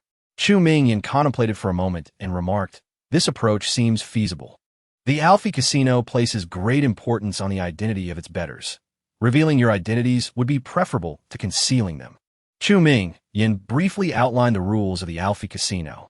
As the largest and longest-standing casino in the outer 1st District, the Alfie Casino has detailed regulations, categorizing gamblers into different tiers. If Lin Qian and her companions fall into a lower tier, they might not even gain access to the gambling tables controlled by Hong Sheng. Moreover, since Lin Qian disclosed the human-beast assimilation experiments and the beast tide, the Chu family has understood that she would eventually make these matters public. It was merely a question of timing. Now that the Central District has discovered their betrayal, Lin Qian no longer sees the need to delay. Revealing these issues sooner rather than later is advantageous, as it affords everyone ample time to prepare for the beast tide. However, the Chu family currently requires additional time. They have only been apart for a little over 6 months, yet Chu Qiuqiu's appearance has changed significantly. Despite just turning 13, her face still bears a hint of youthfulness, yet her gaze is remarkably sharp. After a long wait, the virtual panels on both sides finally connected. The sharpness in Chu Qiuqiu's eyes dissipated as she greeted Lin Qian and Shi Xinyan. Teacher Lin, Teacher Shi, it has been a while. Lin Qian smiled slightly and got straight to the point. It has been a while. How is the situation with the Chu family? Not very good. I was overly arrogant. Chu Qiuqiu succinctly recounted her circumstances. She was acutely aware of her objective to strip the Chu family of its divisive powers to better utilize all available resources. She has consistently pursued this aim. However, her strides have been too ambitious, and the pace of policy changes too swift, resulting in many policies not being fully implemented. Additionally, numerous members of the Chu family do not hold her in high regard. While Jiang Lin can prevail against 1 or 2 individuals, it is impossible to expect her to confront hundreds or thousands of dissenters. Currently, she has been working to bridge the gap between the main and branch families, and the situation is neither too dire nor too favorable. So far, she has encountered considerable opposition from both the main and branch families. Without the help of Teacher Rong, I would have been overwhelmed, Chu Chio joked. Teacher Rong's insights are invaluable. The branch family has set numerous traps for me, many of which I failed to notice. Yet Teacher Rong was able to provide timely reminders. Teacher Zhu is at the Beast Monitor base. Teacher Rong has adjusted the training methods from the Central District. We have been employing the revised training techniques she introduced, with specific guidance from Teacher Zhu. According to Teacher Zhu, Jiang Lin and Liu Yinjun have made significant progress. Chu Jing is currently assisting me with data processing at the main family. At this point, Chu Chio shifted the orientation of the virtual panel to face Chu Jing, who was not far from her, and asked, "Would you like to greet Teacher Lin and Teacher Shi?" Chu Jing, engrossed in reviewing documents, glanced up at the virtual panel upon hearing Chu Chio's words and said, "Teacher Lin, Teacher Shi, it has been a while." After speaking, he returned to his work. The outer 5 districts are not yet prepared. We have not fully addressed these matters, as you are aware. Moreover, Teacher Xiaorong suggested that you should first investigate whether the head of the Yin family, Yin Qingyan from Outer District 1, is indeed your father. If he truly is your father, it would be more advantageous to reveal his identity alongside yours during the oncoming beast tide and the beastification of humans and human-beast assimilation experiments. Teacher Xiaorong remarked, "Do not underestimate Hong Sheng. He dared to venture out of the Central District at the age of 15. Now at 19 or 20, would he truly perish in a mere casino?" Upon hearing Chu Chi's words, Lin Qian smiled. It seems Nin has been rather irritable lately. She usually does not speak so harshly. Chu Chi, with a mournful expression, replied, "Indeed, it's not going well. Teacher Xiaorong has been focused on suppressing the other families. Apart from resting and eating, she is contemplating how to deal with the remaining clans. And the Yu family has begun to keep their distance from her. Previously, they labeled her as insane. Teacher Xiaorong also mentioned that I am too inept, as I have yet to resolve matters with the branch families. It is simply a waste of time." Sure, Sinian chuckled. "You shouldn't compare yourself to her. She is the next senator cultivated by the Abnormal Research Institute, inherently skilled in political affairs. Furthermore, she is slightly older than you, and her extraordinary intellect allows her to respond to such matters far more adeptly than the average individual." Chapter 154, Heading to the Casino, Part 1, Chu Chi sighed. "Previously, my father praised my talent in this area, but it seems I pale in comparison to Teacher Xiaorong." Lin Qian asked seriously, "How much time do you require?" "At most 2 years, Chu Chi replied, now dropping her playful demeanor, but 1 year would suffice. After a brief contemplation, Lin Qian nodded, "Very well. We shall wait for you. If you have any uncertainties, do not hesitate to seek Nin's assistance. She will be willing to help you." Chu Chi responded, "I understand." Teacher Xiaolin, the materials provided by Chu Ren indicated that the Central District has dispatched your teacher to apprehend you.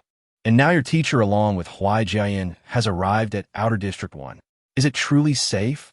There is no problem. After all, Sure Sinian and I are both S-grade anomaly bearers, are we not? If we cannot fight, we can always escape, Lin Qian said with a feigned ease. You need not worry about us. Just focus on your own tasks. Chu Chi affirmed, I understand. We will resolve the troubles in Outer District 5 as swiftly as possible. Having clarified these matters, Chu Chi promptly terminated the connection. Engaging with the virtual panel carries significant risks. The longer the connection persists, the greater the chances of detection. Chu Ren sat nearby, observing as Chu Chi ended the link, inquiring, "Is it over?" "Yes, we have clarified what needed to be said," Lin Qian replied. "It seems the main house is also quite busy." Sure Sinian frowned, primarily due to the limited time. Chu Chi's actions have become rather aggressive. With Ronginen's assistance, 2 years should be adequate. Ronginen is the teacher Xiaorong referred to by the young lady, correct? Chu Ren interjected. Is she truly formidable? You all seem to hold her in high regard. Lin Qian replied.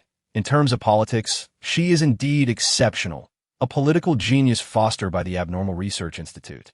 This institute tailors the training of new factions according to their strengths. For instance, Lin Qian, Sure Sinian, and Lian Gu excel in combat, while Huai Jiayin specializes in analysis. And Hong Sheng possesses the most comprehensive abilities, with their training methods adjusted accordingly. Roman's forte lies in politics. Her acute sensitivity to political matters, combined with her humble origins, equips her with a profound understanding of which policies truly impact the populace. Additionally, possessing the intellect of a sheep-headed anomaly enhances her political acumen, making her responses quick and on par with many seasoned politicians. Under the deliberate cultivation of the Abnormal Research Institute, her reactions to political events far surpass those of the current Chu Chi. Chu Ren stroked his chin thoughtfully. It seems the Central District values her highly. Lin Xian shot him a glance. To be precise, the Central District values anyone who can provide them with worth, yet their appreciation is not for the individuals themselves, but rather for their added value. The Central District also places importance on her fiancé, Rong Yen, whose S-grade anomaly is artificially created. Artificial S-grade anomalies are unheard of, and his complete control over it is extraordinary. The Central District places greater value on him than on Rong Yen. Yet in the end, did he not succumb to the pressures of the Central District? Chu Ren sighed. I find it incomprehensible. Clearly, the Central District holds you in high regard. Yet you all inevitably tread the path of becoming mere tools. Shi Sinian shook his head. You are mistaken. It is not that we cannot avoid becoming tools, but rather that in the eyes of the Central District, we have always been tools. Their task is to maximize the benefits we can yield. At this point, a somber atmosphere enveloped the materials room. Lin Xian remarked to Shi Sinian, I believe we need to visit a casino. I must ascertain whether that person is indeed Hong Shang. If he is not, then the Chu family must continue to aid us in locating him. Indeed, let us go tonight. I will seek out Sister Ming Yin, and we shall both take a day off. As she spoke, Shi Sinian turned to Chu Ren, asking, What about you? Will you join us? You are asking me? Chu Ren pointed to himself. Have you lost your mind? I am merely 17, a minor. Are you actually suggesting I go to a casino? You are aware that in the pre-civilization era, minors were forbidden from entering taverns and casinos. The age of adulthood in both the present and pre-civilization eras is 18. The environments of the present civilization and the pre-civilization are vastly different. According to present civilization assessments, the average lifespan of people has been reduced to around 45 years due to the Great Flood's impact. After 18, a person's physical condition gradually declines, and cognitive sharpness diminishes. Thus, 18 is designated as the age of adulthood. Yet you're currently living in a tavern, Lin Xian retorted, her lips twitching, and you claim minors cannot enter such establishments while you reside in one? I shall not go. Chu Ren shot her an exasperated glance. I intend to conduct experiments and organize materials at home. After such a lengthy period without any progress, I too feel anxious. Deriving bodily function indicators from blood is indeed feasible, but rather cumbersome. Moreover, Shanding's blood has been preserved for quite some time, losing the normal vitality of human blood, making testing quite troublesome. We will discuss it later, Lin Xian said. If it truly comes to that, we shall proceed accordingly. You all continue with your experiments. I will inform Sister Ming Yan about her day off. Chu Ren waved his hand. I shall also take a day off to adjust my state. No experiments today. I will accompany you. With that, Chu Mingyan lazily yawned and cheerfully announced, I'm off to sleep upstairs. Please hang the sign for today's rest when you leave. Qianqian and Sinian. After saying this, she blew a kiss to Lin Xian and Shi Sinian. I'm also heading upstairs to rest. Farewell to you both. Chu Ren patted Lin Xian on the shoulder, saying, I am off to rest. You all keep up the good work. With a languid stretch and a murmur of discontent, they ascended the staircase. Lin Xian turned to Shi Sinian and said, Then let us depart. Shi Sinian nodded in agreement. Having resided in the Outer District 1 for over half a year, they were well aware of the direction of the Orpheus Casino, and they promptly summoned a carriage to transport them there. Lin Xian had long known of the casino's opulence, yet the sight that greeted her was still overwhelmingly breathtaking. The Outer District 1 comprised 53 streets, 8 of which belonged to the Orpheus Casino. However, the dynamics of Outer District 1 differed markedly from those of Outer District 5. While the latter housed numerous families, each governing different areas yet adhering to the laws promulgated by the Chu family.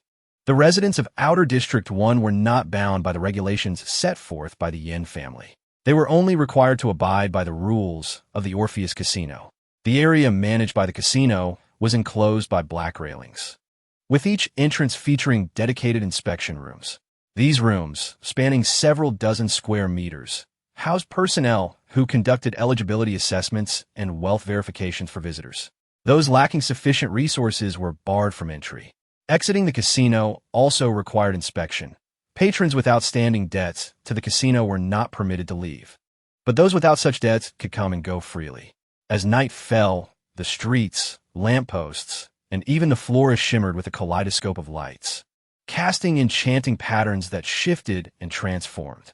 The entire casino was a tapestry of brilliance, illuminated by the radiance of several streets, with the buildings adorned in vibrant, eye-catching hues. Despite occupying merely 8 streets, the casino commanded a third of the resources of Outer District 1, exuding an unmistakable air of extravagance. The structures, though only a single-story high, soared to heights that rivaled 2-story buildings in the Outer District 1. In stark contrast to this splendor were the many individuals sprawled on public benches or slumped on the pavement, some begging for scraps of food. Was this truly the Orpheus Casino? Lin Xian gazed through the railings at the throngs within, her expression solemn. They succumbed to their gambling addiction. They cannot escape the casino, Sure Sinian remarked. While it was true that the casino offered opportunities for labor to repay debts, those who had tasted the thrill of gambling were unlikely to relinquish their earnings for repayment, inevitably sinking deeper into the abyss. Lin Xian shivered. Ultimately, one cannot escape the Orpheus Casino. Indeed, Sure Sinian replied. If it were otherwise, the Central District would not have imposed a gambling ban. Yet this is the first time I have truly witnessed such a scene, Sure Sinian added. Chapter 155, A Visit to the Casino, Part 2. The opulent architectural style of the Orpheus Casino accentuated the desolation of the gamblers. Let us proceed. It is our turn, Sure Sinian said, taking Lin Xian's hand and leading her toward the inspection room. Inside, 3 inspectors sat in a row. One female inspector adjusted her glasses and inquired, "Are you 2 together? If so, we can slightly relax our inspection criteria." "Yes, we are together. He is my fiancé," Lin Xian replied as she took a seat opposite the inspectors, with Sure Sinian standing behind her. "However, this is our first visit. Could you enlighten us on the rules of the Orpheus Casino?" The 3 inspectors exchanged glances, all sporting smiles. Ultimately, the female inspector said, "Here. The level of assets determines the types of tables you can access. Our tables are categorized by colors: red, orange, yellow, green, cyan, blue, and purple, with red being the highest tier. The resources used for gambling are primarily 2 types: exotic items and food. The importance of exotic items is self-evident. While food serves as a hard currency, naturally, the more the better. For convenience, let us discuss exotic items, she continued. An A-level exotic item grants access to our red tables, B-level to orange, C-level to yellow, and so forth. This means that by providing just one exotic item, you can at least access the blue tables, as the minimum level for exotic items is F. If it concerns food, 10 kilograms allows access to the purple tables, 20 kilograms to the blue tables, 40 kilograms to the cyan tables, and so forth. Since you are both registering together, you will need to provide one A-level exotic item and one B-level exotic item to access the red tables simultaneously. However, if either of you fails to provide the necessary stakes, both will be trapped within the Orpheus Casino and unable to leave. With a light laugh, the female inspector added, "So, will you register together or separately?" Lin Xian glanced at Sure Sinian and replied, "We can register together. We merely need to prove that we possess one A-level exotic item and one B-level exotic item, correct?" "That is correct, madam. We have machines to assess the levels of exotic items, and after testing, the items will be returned to you. We merely require registration." Lin Xian retrieved a B-level exotic item from her azure blue ring and handed the ring to the female inspector, saying, "Please register these 2 items. The ring is an A-level exotic item, and the snow fox feather is a B-level exotic item." The female inspector appeared astonished. "Is this a spatial type exotic item?" The 2 male inspectors similarly displayed incredulous expressions. Spatial type exotic items are exceedingly rare, with stringent conditions for their creation. The demand for artificial spatial type items is also considerable, making their overall quantity slightly higher than that of S-level exotic items. Yet their value far surpasses that of typical A-level exotic items. Realizing her lapse, the female inspector quickly composed herself, cleared her throat, and said, "I apologize. This is my first encounter with a spatial type exotic item. You have no inconvenience at all, due to the unique nature of spatial type items. You need only provide one C-level exotic item in addition. Would you like to proceed with registering one A-level spatial type exotic item and one B-level exotic item? Or would you prefer to make a change?" Lin Qian waved her hand. "No need. We will proceed as is." "Very well. We will now move the testing equipment here." The two male inspectors promptly rose and brought the testing apparatus to the table before Lin Qian. The female inspector donned gloves and delicately placed the azure blue ring on the tray of the testing device. The device's panel began to calculate immediately, soon coming to a halt. Attack rating, F defense rating, S weight rating, light overall rating, B level exotic item. If it is a spatial type or auxiliary type exotic item, the level should be A level. The female inspector gently set the azure blue ring on the table and picked up the snow fox feather. Attack rating, B defense rating, C weight rating, light. Overall rating, B level exotic item. Seeing the values displayed by the testing device, the female inspector smiled and said, "Congratulations. After our assessment, you qualify for entry into the Orpheus Casino and may participate in gambling at the red tables. Your facial data has been uploaded to the casino's system. We now require your signatures." The female inspector adjusted the virtual panel before Lin Qian, gesturing towards the horizontal line at the bottom right. "Please sign your names at the indicated line." Lin Qian refrained from using her real name, inscribing the characters Chu Shu Shu instead, while Xin Yin wrote Chu Yu Bei, avoiding his true identity. The three inspectors exchanged a brief look of surprise at their surnames, but posed no further inquiries.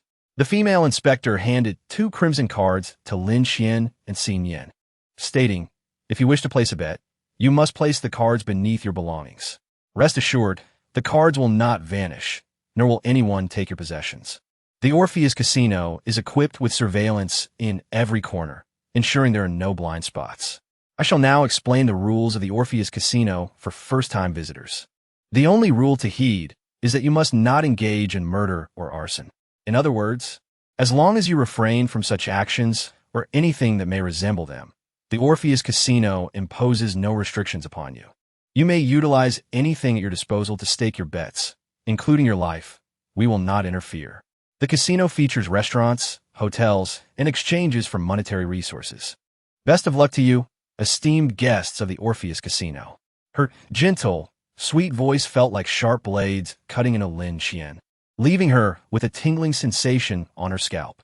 It was only after leaving the inspection room that Lin Qian finally exhaled, murmuring, "This feels so terrifying.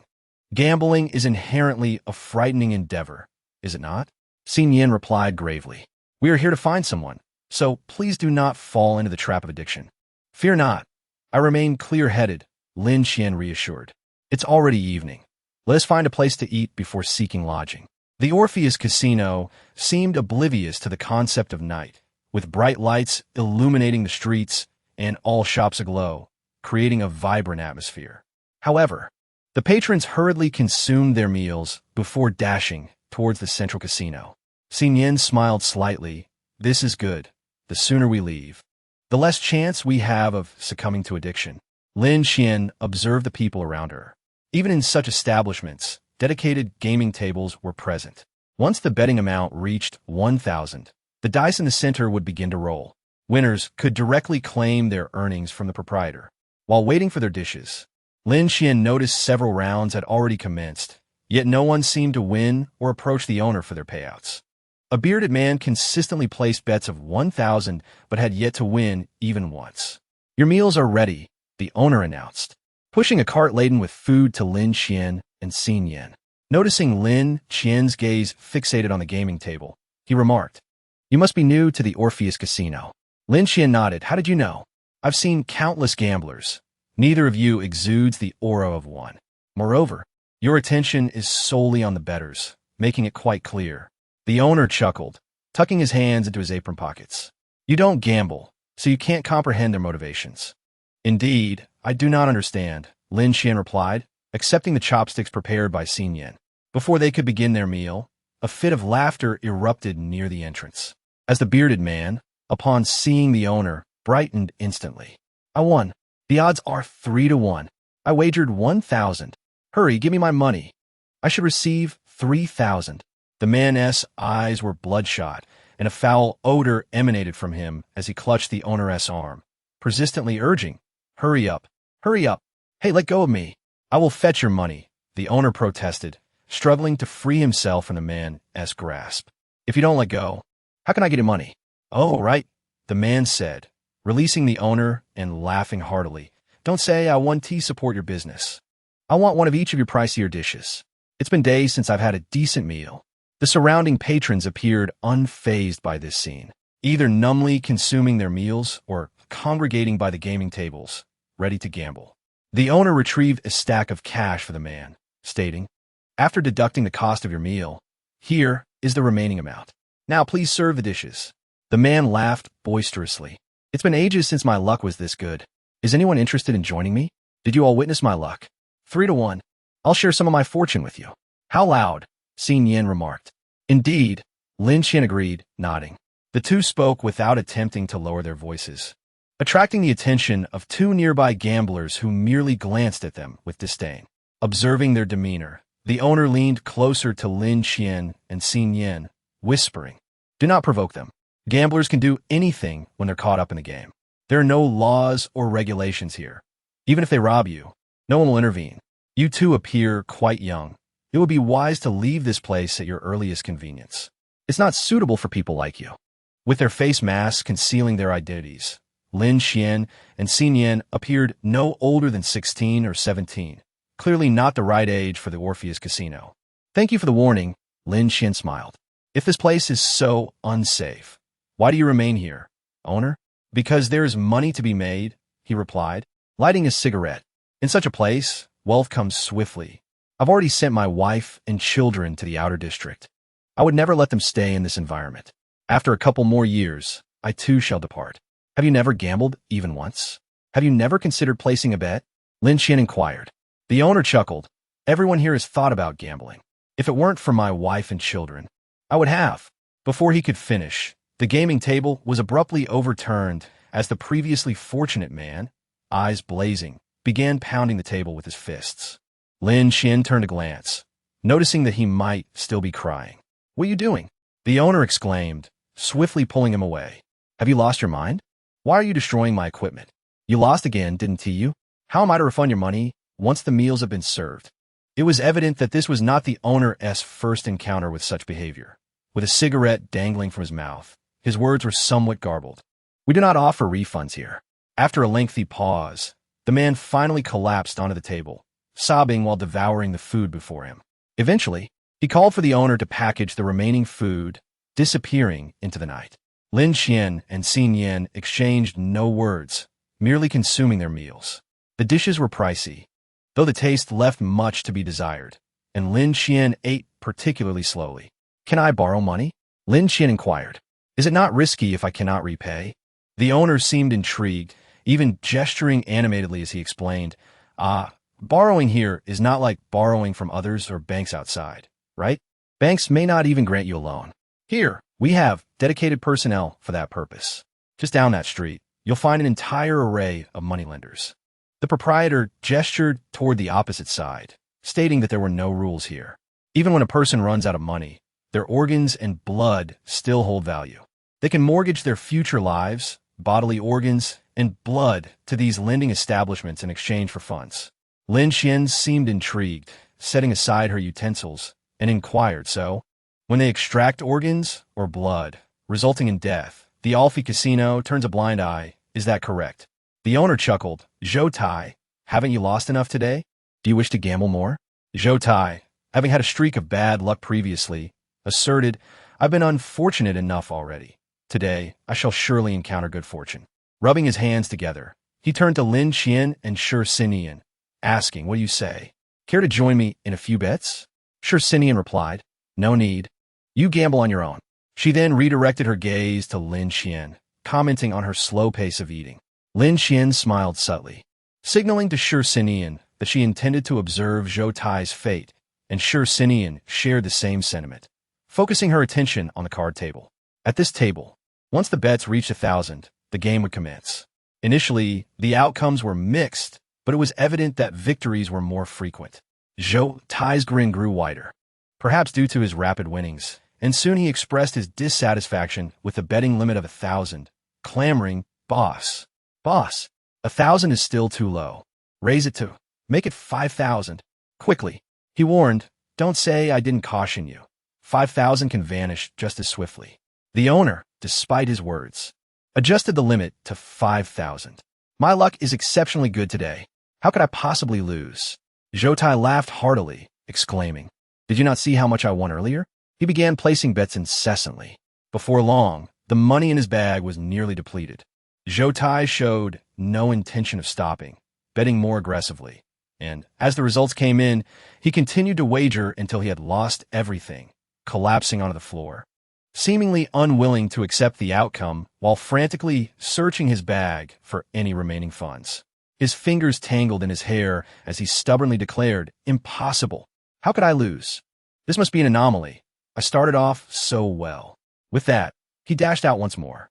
The owner clicked his tongue and turned to Lin Qian and Sure Sinian, asking, What do you think? Would you like to see the lending establishment? Lin Qian exchanged a glance with the owner, a slight smile gracing her lips as she replied. Sure. Sure Sinian shot her a look, pressing her lips together. The evening breeze carried a chill, and the owner casually tossed aside his apron, leaving the door ajar, and said mysteriously, Since it's close, I won't bother closing the door. Just walk through that alley and take a right. I'll guide you. Lin Qian remarked. I think closing the door would be wiser. Aren't you concerned that someone might enter your shop while you're away? She laughed. That sounds rather perilous. What does it matter? The owner replied nonchalantly. I've locked the small doors to the kitchen and bedroom. The only valuable item outside is the card table. Come on, let us go. Lin Qian beckoned to Sure Sinian, and the owner led the way, occasionally engaging in light conversation. They soon arrived at a dark alley, which the owner pointed out as their destination. He stepped forward confidently. The Xianfeng python bone slithered from the azure ring, coiling around Lin Qian's fingers, moving restlessly. Suddenly, the owner halted, and Lin Qian chuckled. What's wrong? Stopped moving? Apologies, little girl, but they told me I would receive 30,000 for bringing someone here.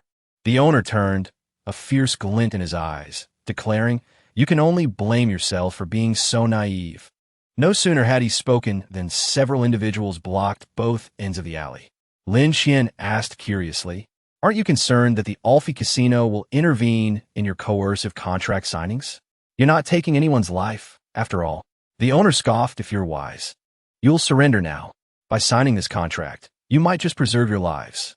As he spoke, the figures rushed toward them. Lin Qian sighed. Truly, those involved in high-profit lending operations possess impressive abilities.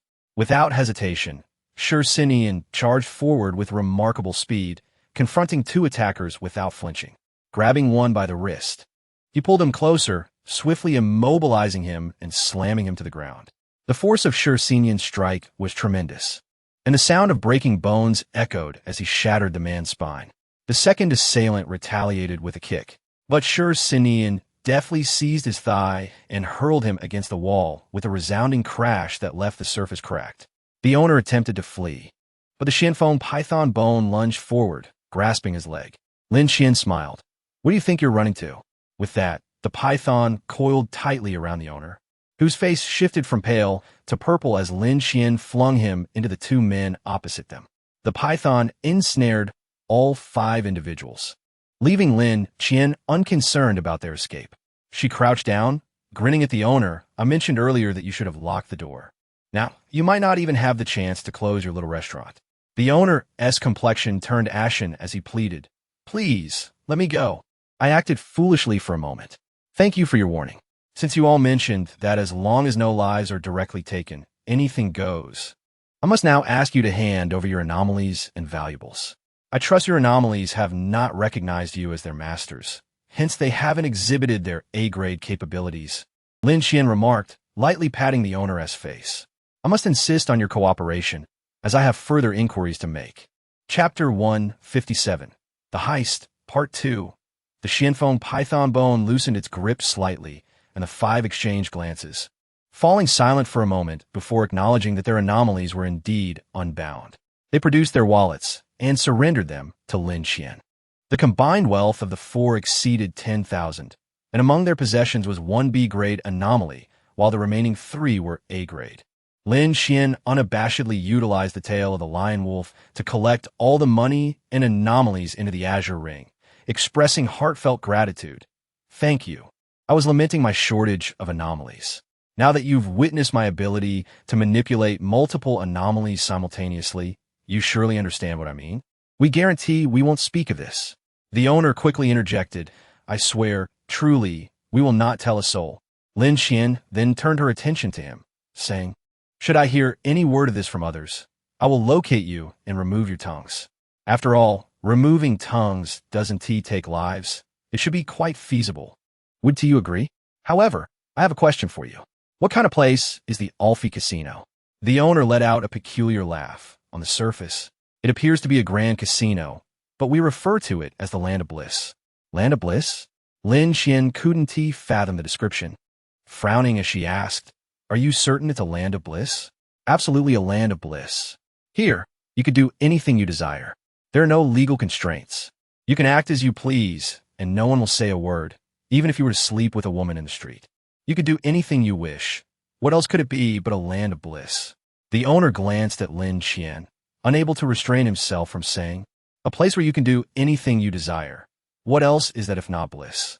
Psychedelic powder is a substance derived from the psychedelic flower. A small amount can alleviate pain, yet an excessive quantity may induce a sensation of suffocation and provoke hallucinations. Analyses reveal that the psychedelic flower is a mutated species of the pre-civilization poppy, possessing more potent hallucinogenic properties than its predecessor. Indeed, there are dedicated places here for the consumption of psychedelic powder. Should you be interested, I could. No need for that.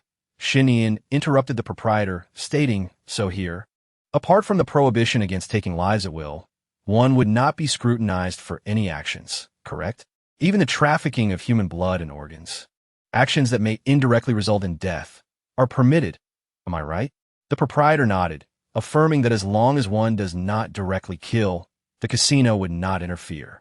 Should one violate the regulations, entry to the casino would be permanently barred.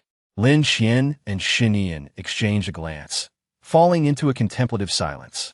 This prolonged quietude rendered the proprietor and his companions quite anxious. Observing the beads of sweat forming on their foreheads, Lin Qian finally released the mystical serpent bone from their grasp and delivered a kick to the proprietor. Begone. As they fled, Shinian remarked, today, it was the mystical serpent bone, not the tail of the cheap wolf, was it? Contrary to Lin Qian's expectations, the inn's rates were quite reasonable, and the availability of rooms exceeded her anticipations. When she inquired, the lady at the front desk cheerfully explained, with the money for lodging, one might as well gamble. Our modest and isn't exorbitant. It caters to those without means. Those with wealth would consider staying here. The financially constrained seek to save as much as possible to gamble more. After handing Lin Qian the room key, the lady immediately redirected her gaze to a small gaming table beside her. Although modest in size, it was adorned with a considerable amount of currency. Noticing Lin Qian's interest in the table, the lady inquired, perhaps you would like to try your luck? Despite its small size, the monetary limit here is 1,000. Not necessary, Lin Qian replied with a smile. We shall venture there tomorrow. She gestured toward the window. The lady clearly understood Lin Qian's intent. Her expression tinged with envy. I've never gambled at the Orpheus Casino. Why not save a little and go there? Lin Qian asked. The lady pointed to her small gaming table, replying, with this table beside me daily, there is hardly any money left to save. I can relate, Shinian frowned. The atmosphere here is rather peculiar. Lin Qian remarked. Such a place must impose a significant burden on the Yin family's governance, correct? Shinian pondered for a moment, then shook his head. That would not be feasible. If the Yin family were to take action here, everyone residing at the Orpheus Casino would be deemed hidden criminals, which would complicate the Yin family's law enforcement efforts considerably. Moreover, the Yin family is already engaged in human experimentation. The cover provided by the Orpheus Casino greatly facilitates their operations. It feels as though everyone living here could be a criminal. Lin Qian scoffed here. There is no cost to crime. I find it perplexing why the Orpheus Casino, despite being such a place, still provides assistance to the elderly and children in the surrounding area each year. One would expect them to be entirely malevolent. Xinian smiled slightly. However, providing aid to the elderly and children does not preclude them from profiting off the gamblers, does it? Even if they assist the elderly and children, it cannot conceal the fact that the essence of the Orpheus Casino is rooted in malevolence. Lin Qian contemplated for a moment. That is indeed a valid point. With that, Lin Qian rose from the bed, drew back the curtains, and gazed towards the nearby Orpheus Casino. It was night, and the buildings surrounding the casino appeared slightly shorter than the grand establishment itself. From her room, she could see the distant Orpheus Casino and the flickering lights emanating from within. Is Hongsheng there? Lin Qian sighed, expressing a conflicted hope that he might be inside the casino, yet fearing he had spent all these years there. Xinian remarked, "That is entirely understandable. Your desire for him to be within the casino stems from our 4-year search. Your reluctance is due to the unsettling atmosphere here. It is natural to worry about him living in such a place. Go wash up and rest, regardless of whether that person is indeed Hongsheng. We shall know tomorrow, shall we not?" "Yes," Lin Qian replied absently as she headed to the bathroom. Meanwhile, Xinian continued to stare in the direction of the Orpheus Casino, lost in thought. The Orpheus Casino does not open in the morning. It was only the following afternoon that Lin Qian and Xinian prepared to visit. The lady from the previous evening was still at her post, appearing quite disheveled. Her hair was in disarray, and she lacked the beauty she had exhibited during their first meeting. The bloodshot eyes were a clear indication of her distress. Lin Qian greeted her. "Good afternoon. Did you not get any rest?" "I lost." Again, the lady lamented, tugging at her hair. "I squandered my entire salary yesterday, and I've only been paid 3 days ago." Xinian took Lin Qian's hand, guiding her away. "Let us go. There is nothing pitiable about losing at gambling. Why do they all enjoy gambling so much?" Lin Qian frowned, recalling the elderly gentleman from yesterday who gambled to the point of selling himself. "Is the allure of gambling so potent?" Xinian replied. "During our classes in the Central District, did you not pay attention? To prevent children from falling into the vice of gambling, there were dedicated lessons on its pitfalls." Lin Qian reflected. "As for the classes, apart from the practical and strategy courses, I hardly paid attention to the rest. Those lessons were from our childhood. After all on you then. I have no preference," Lin Qian said, producing 2 red cards and handing them to Xinian. "You may keep these." "Very well. Let us proceed," Xinian replied, tucking the cards into his pocket. Approaching the vicinity of the Orpheus Casino, its grandeur became palpable. The casino was circular, approximately 200 meters in diameter, with stone pillars supporting each archway, each adorned with unique engravings. There were 8 grand archways, each towering several meters high, exuding an aura of splendor and magnificence. This colossal casino could likely accommodate thousands of patrons. The interior was meticulously divided, separating wagers involving foreign substances from those involving food, further categorized by the color of the gaming tables. At each grand archway, staff members with identification badges registered visitors. The current hour was still early, and the queue to enter the Orpheus Casino was relatively short. In Chapter 158, Long Time No See, I recall that individual, who bears a resemblance to Hongsheng, was by the green gaming table, correct? Lin Qian inquired. "Indeed, I remember that," Xinian replied. "Let us join the line first and observe later." It was still afternoon, and the crowd was sparse. There were merely a few individuals ahead of Lin Qian and Xinian. Before long, they reached the front. "Good day. Please hand me your cards." The gaze of the female staff member briefly swept past Lin Qian and Xinian, revealing a hint of astonishment in her eyes, and her tone softened considerably. "I need to register using your cards."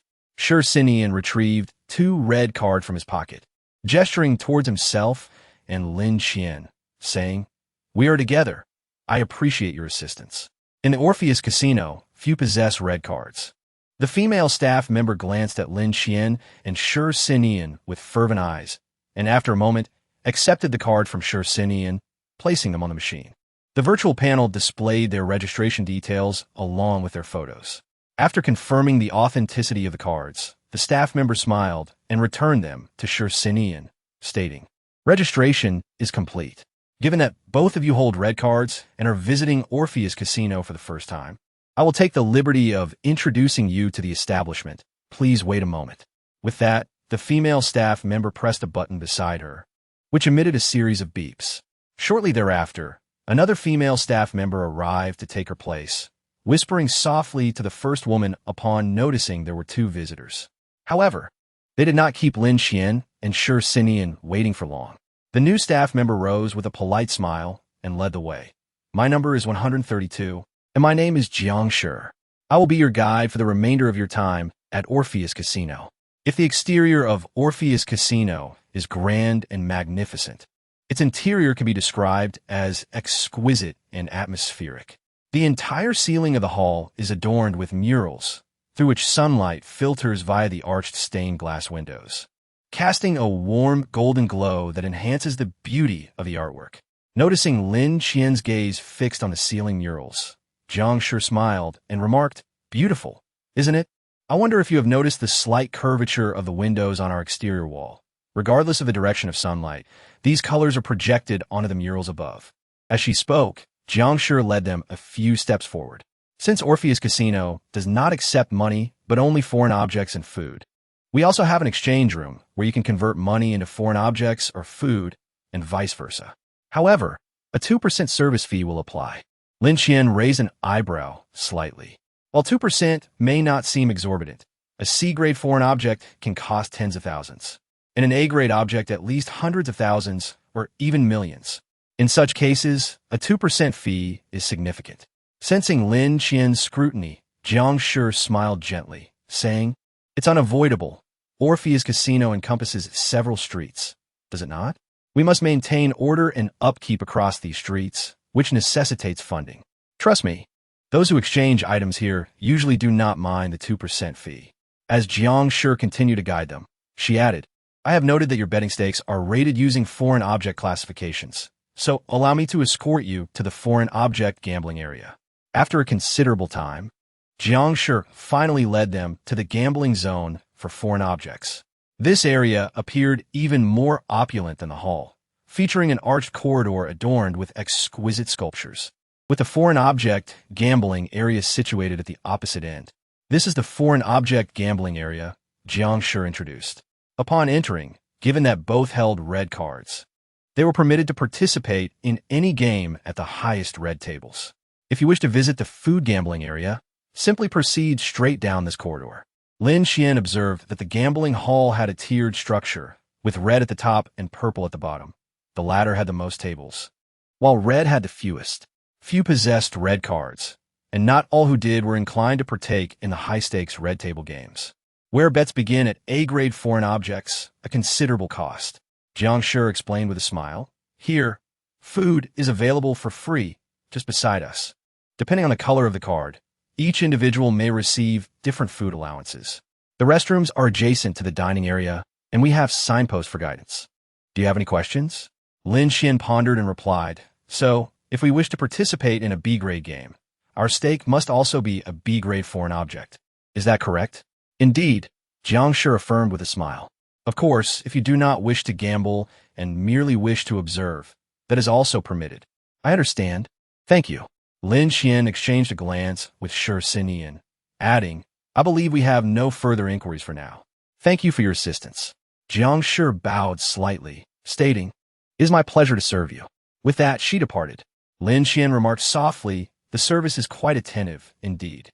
This is how it should be, creating a sense of superiority for visitors, thus heightening their desire to gamble." Shi Sinian replied, "However, I noticed there were hardly any lines outside. Has it become this crowded inside?" Only then did Lin Qian shift her gaze to the crowd, The purple tables were surrounded by a throng of people. The atmosphere lively and boisterous, clearly engrossed in their games. Noticing that Lin Qian and Shi Xinian had not moved, someone nudged them, suggesting they either participate or step aside. "Let us head upstairs," Shi Xinian said, taking Lin Qian's hand. "Our goal is the green tables. There's no need to waste time down here." Lin Qian nodded and ascended the staircase. The higher they climbed, the sparser the crowd became. Currently, only 4 green tables were in play, and most onlookers were merely watching without placing bets. D-grade foreign objects are not inexpensive, and if it were feasible, no one would gamble recklessly. Lin Qian leaned closer to the crowd for a better look. Only at the innermost table did she see a masked dealer shaking the dice. Just one glance was enough for Lin Qian to recognize him as Hong Sheng, instinctively tightening her grip on Shi Xinian's hand. Shi Xinian's gaze remained fixed on Hong Sheng, a long-lost sense of ease washing over him. Having spent so much time together, both Lin Qian and Shi Xinian possessed the blood of extraordinary beasts within them, often relying on instinct and scent to recognize individuals. Regardless of how one may change externally, one thing remains constant: the essence of their blood. They could discern that the scent of this individual's blood was identical to that of Hong Sheng.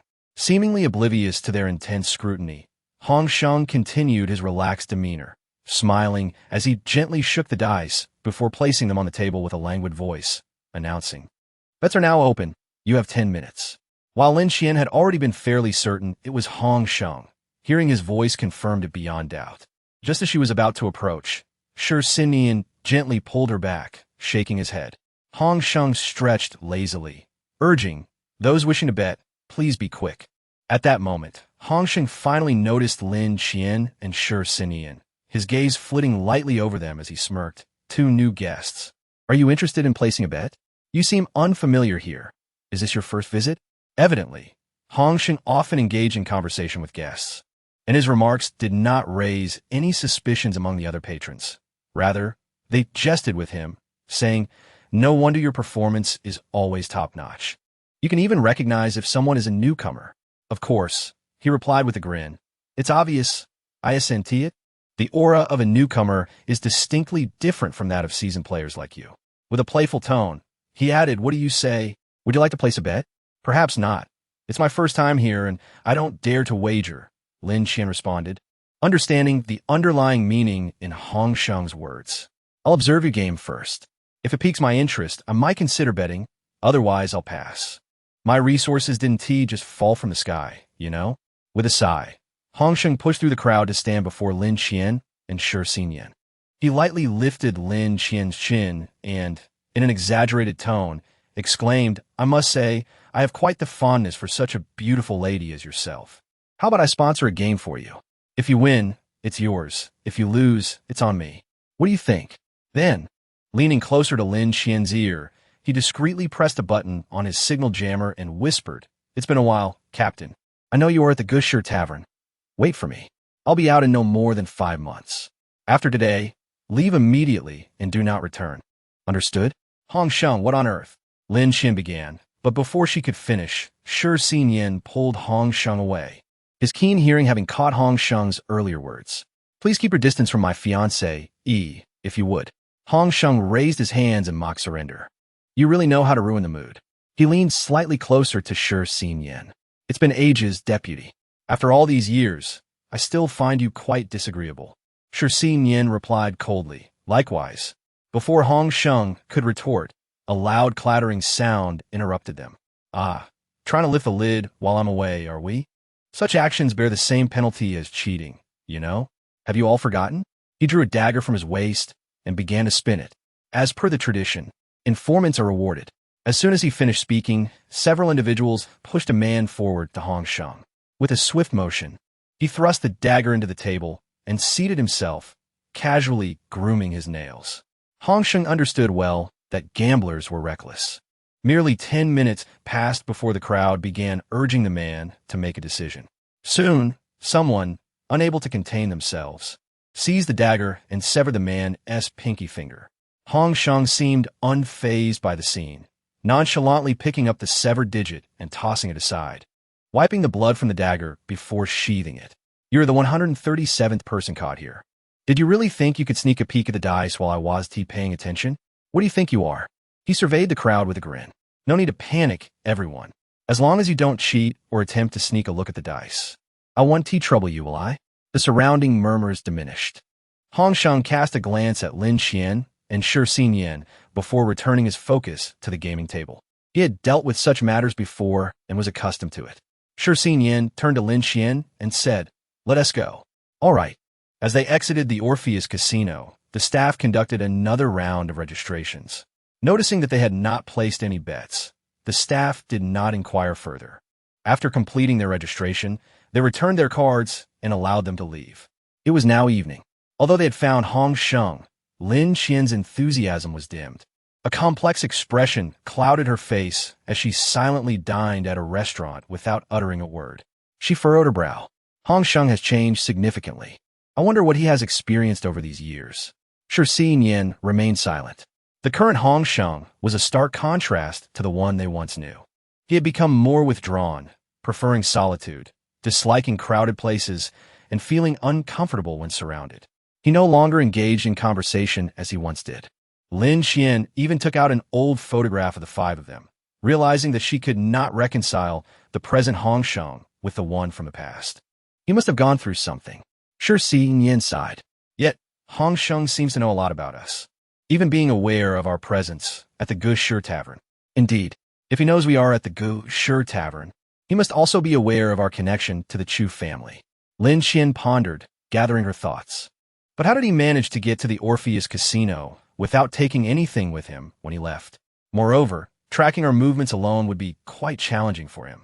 Our actions have been rather discreet, especially since we've been operating in the outskirts of Zone 5 and the unknown territory. Shi Xinyan remarked, "Have you forgotten? Hong Sheng is quite adept at infiltrating virtual panels and intercepting information. He may have detected our communications with the Chu family. However, to accomplish that, he would need a sophisticated virtual panel. Their group had different specializations. Lin Qian focused on combat and strategy, Shi Xinyan on combat and knowledge, Lian Gu on combat and logistics, while Huai Jian specialized in knowledge and supported Hong Sheng with information interception and the creation and maintenance of artificial anomalies. To effectively intercept information transmitted via virtual panels, one required a high-quality setup. Typical configurations would not even detect many signals. Perhaps this is why Hong Sheng told us not to concern ourselves with him." Lin Qian mused, pressing her fingers to her temples. But what is he truly thinking? Why isn't he in a hurry to leave? Shi Xinyan replied, "We simply need to trust him, don't we? He emerged from the unknown territory alone and has managed to establish himself at the Orpheus Casino independently. That already speaks volumes about his abilities, doesn't it?" "That is true." Lin Qian bit her lip. "But concern? How can one not worry? Are you not worried?" Shi Xinyan remained silent, merely letting out a sigh. After a moment, Lin Qian added, "By the way, Chu Ren gave me a virtual panel from the Chu family. I'll reach out to him and inform him and Sister Ming Yin that we've made contact with Hong Sheng." "All right." Lin Qian retrieved the virtual panel controller from her Azure ring, found Chu Ren's contact information, and sent a symbol. Given that messages on virtual panels could be intercepted, communication was often cautious.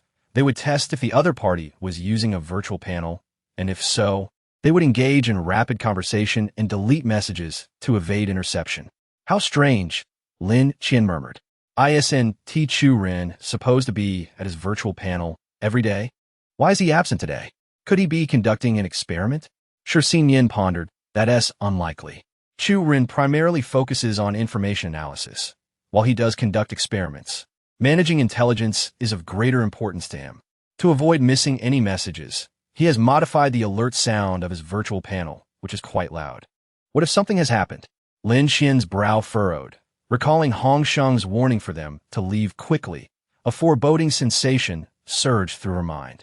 Without further ado, Lin Qian abruptly rose, adjusted her coat, and inquired, "Has it been a month since our last encounter with Teacher Jian?" Xinyan nodded in response. "It has been a month and a half." Lin Qian returned the room card to her, saying, "There's no need for that. We are pressed for time and must leave immediately. Consider this a small tip. Upon hearing Lin Xian's words, the receptionist's smile broadened, and she swiftly processed their checkout. The two hurriedly made their way toward the Gushi Tavern. It was late at night, and there were no carriages on the road, so they relied solely on their legs to run. When they finally arrived at the Gushi Tavern, Lin Xian noticed from a distance that the tavern was dark, the door wide open, with several familiar patrons lingering outside, seemingly concerned about something. A wave of intense unease washed over her, compelling her to run even faster. "Excuse me. Please, let me through." Lin Xian pushed her way into the crowd, urging everyone to make space. Some familiar faces quietly advised her, "Shoo, stay calm. Don't act impulsively." Inside, the tavern was shrouded in darkness.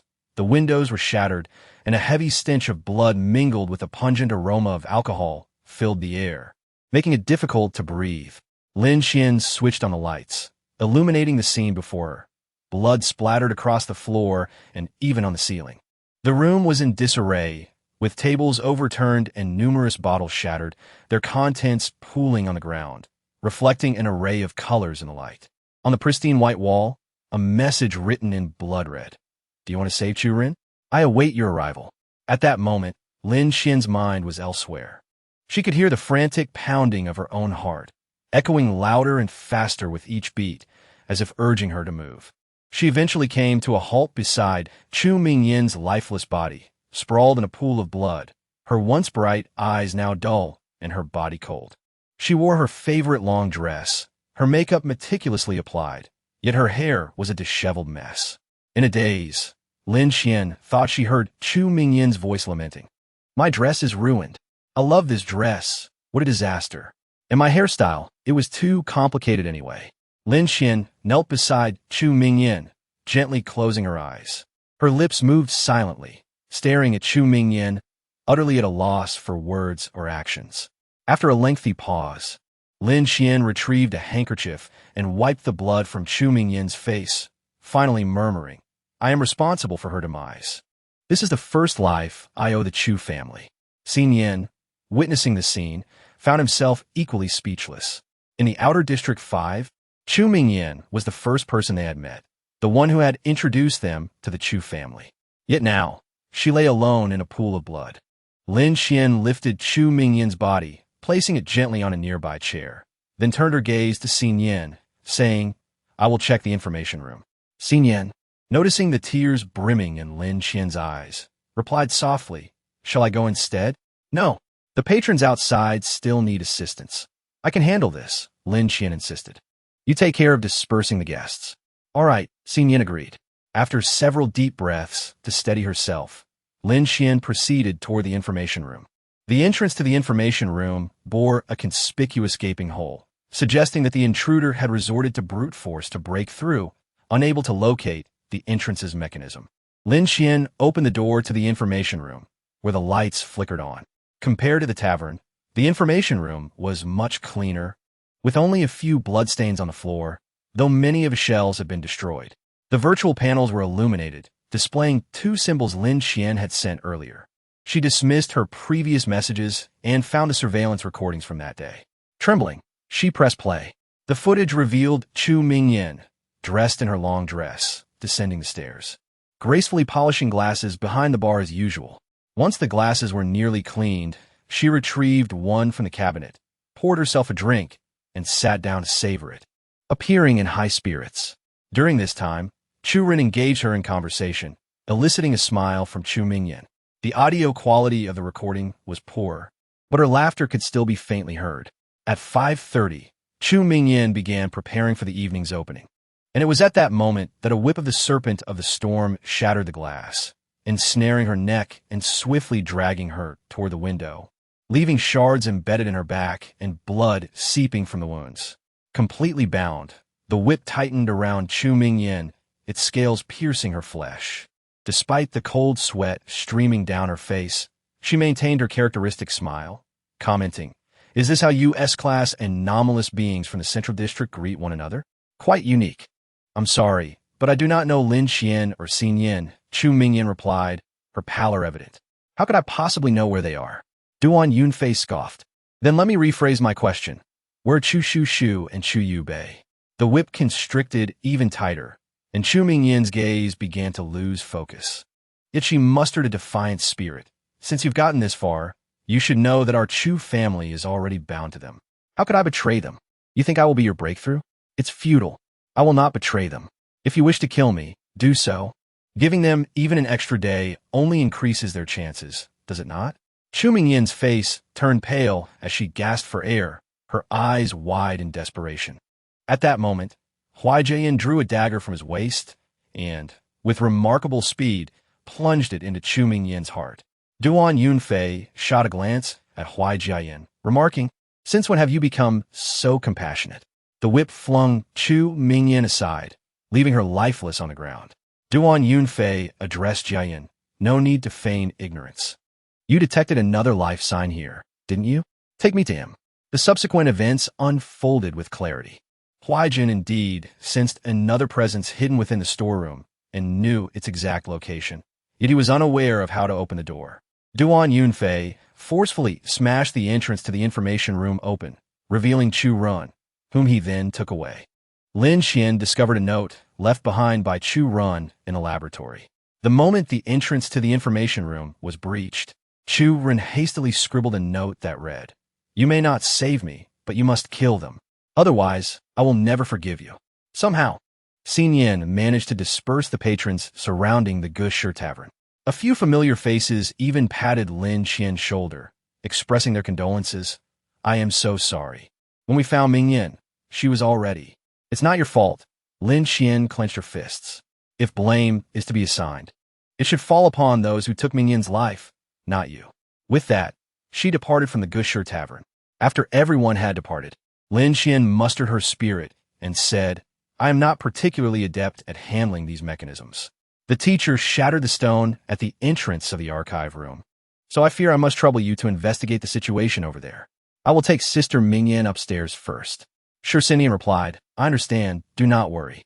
Once she had managed everything, Lin Xian placed Chu Mingyin on the bed. She gently wiped away the makeup from Chu Mingyin's face with a handkerchief, caressing the wrinkles at the corners of her eyes, tears welling up in her own. Chu Mingyin's cosmetics were laid out on the vanity beside the bed, and Lin Xian attempted to apply some makeup for her, though the result was far from satisfactory. After a considerable time, Lin Xian softly murmured, "I am so sorry. Sister Mingyin, truly sorry." The tears that had been swirling in her eyes, as if commanded, began to fall one by one. "I initially approached you with ulterior motives. I am deeply sorry. Until now, I have not fully confessed everything to you. I am truly sorry. I even led to your demise. I am so very sorry." She recalled how Chu Mingyin had not fully expressed her forgiveness, and remembered her expression when she had cautioned Lin Xian against betraying the Chu family. Looking at Chu Mingyin, Lin Xian eventually rose and whispered, "Good night, Sister Mingyin." With that, she closed the door to Chu Mingyin's bedroom and proceeded to the archive room. The stone at the entrance had already been replaced by Shircinian. To prevent further damage, the Chu family had prepared several stones stored in the storeroom. Observing the newly replaced stone, Lin Xian sighed and entered the archive room. Inside, Shircinian was communicating with the head of the Chu family and informants from the outer districts via a virtual panel, conveying the news of Chu Mingyin's demise. This time, the main family's news arrived more swiftly than that of the branch family. Chu Qiuyo, disregarding the uncertainties, connected to the virtual panel the moment she received the news and asked, "Teacher Xiaolin, Teacher Ziyashir, has Aunt Mingyin truly passed away?" Chapter 161. The Death of Chu Mingyin, Part 2. "Surely, you're not jesting?" As she spoke, Chu Qiuyo's lips tightened. Rationally, she understood that Lin Xian and Shircinian would not joke about such a matter. Yet emotionally, she wished it were merely a light-hearted jest. As time ticked away, Lin Xian and Shircinian remained silent. Chu Qiuyo felt her heart constrict painfully, and tears cascaded down her cheeks. "Can you tell me why Aunt Mingyin died?" She choked out, forcing a smile. "Please do not tell me it was in a humiliating manner. I cannot accept that. It is I and Xinian who have implicated her." Lin Xian stated, "It is we who caused her death." Upon hearing this, Chu Qiuyo's eyes widened in shock. "Teacher Xiaolin? What do you mean? Please repeat that." Lin Xian responded, Sister Mingyan was implicated by me and Sinian. It was our teacher who killed her. Chu Qiuyo fell into a long silence. Sure, Sinian, more composed than Lin Qian, gently said, let me explain. We had mentioned that our teacher had found us. While we were away, our teacher located the Gusher Tavern. Sure, Sinian succinctly recounted the events of that day.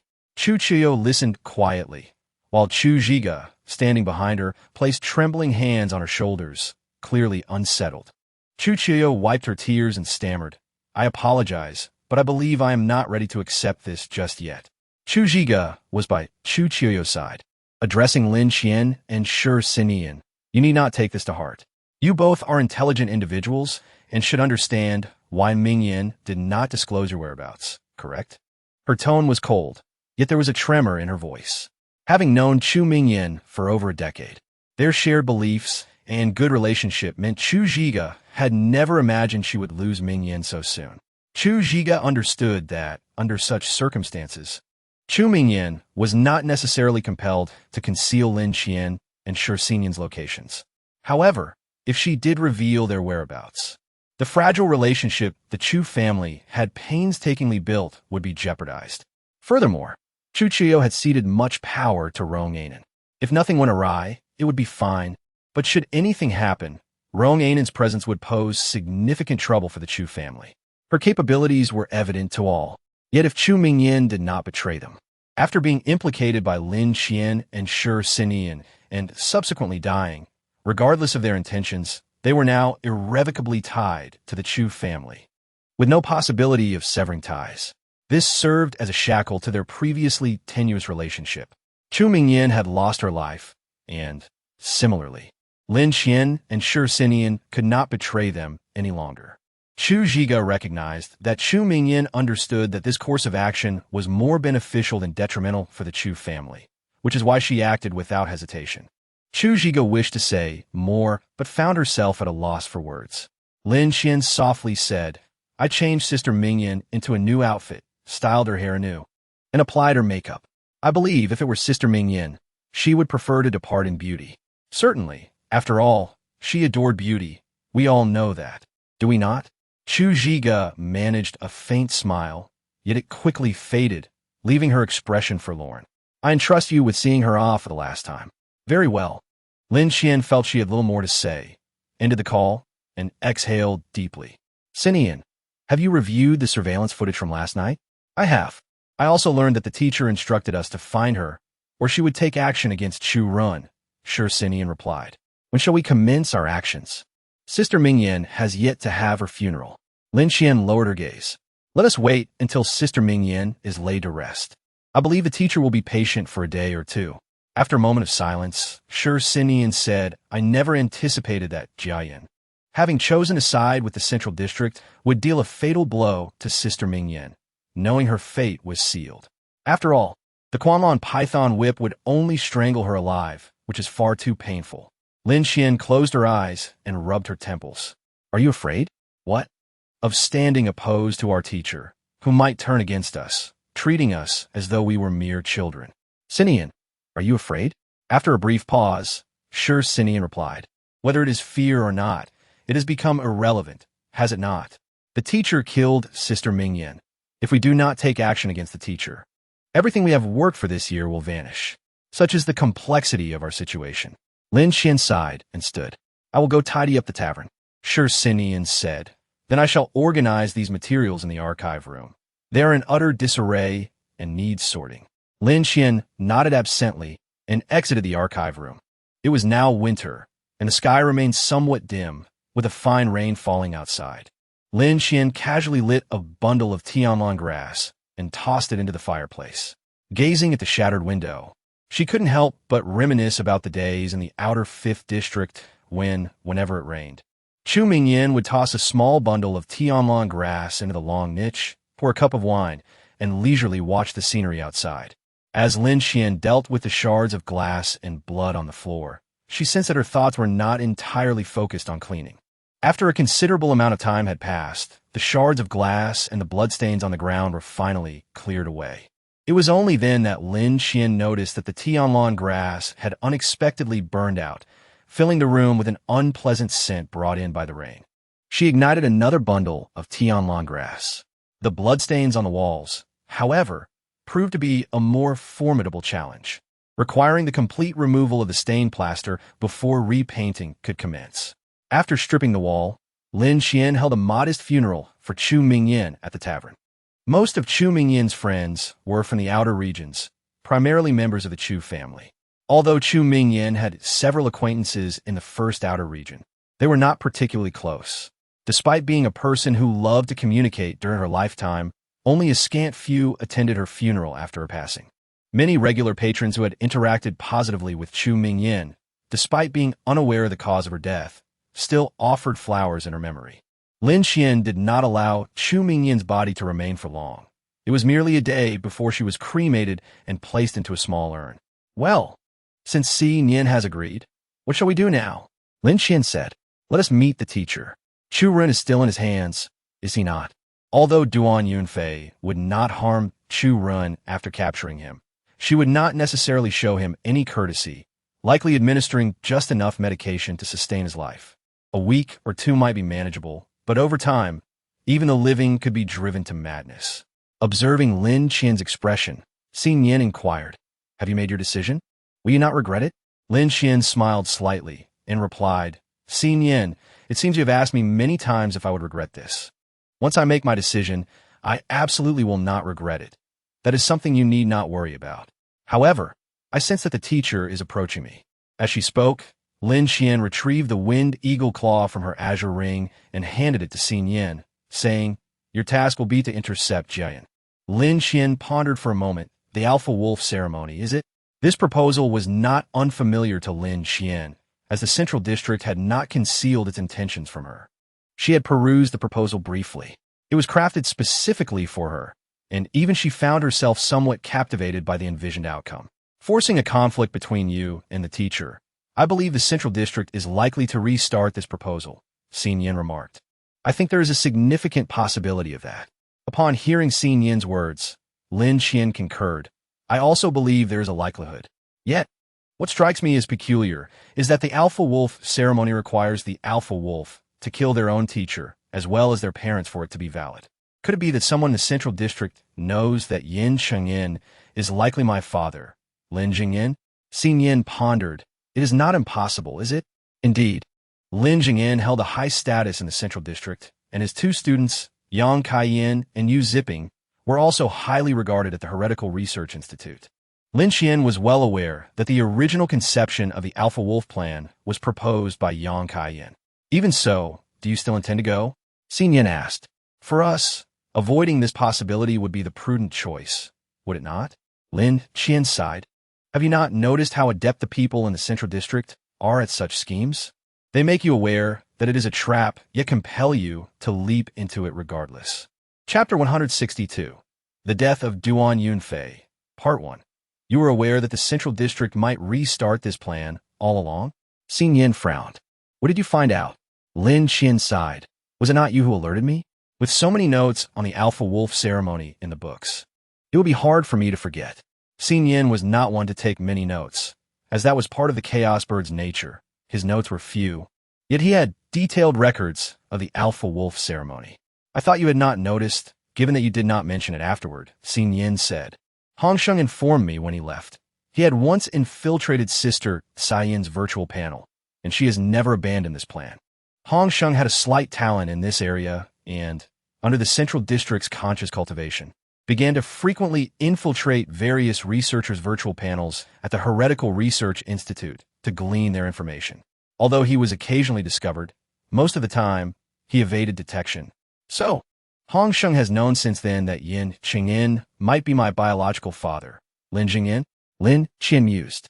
Sister Cyan's determination to push the Alpha Wolf plan is likely because she knows Lin Jingyin is still alive. It was no wonder that Hongsheng was present.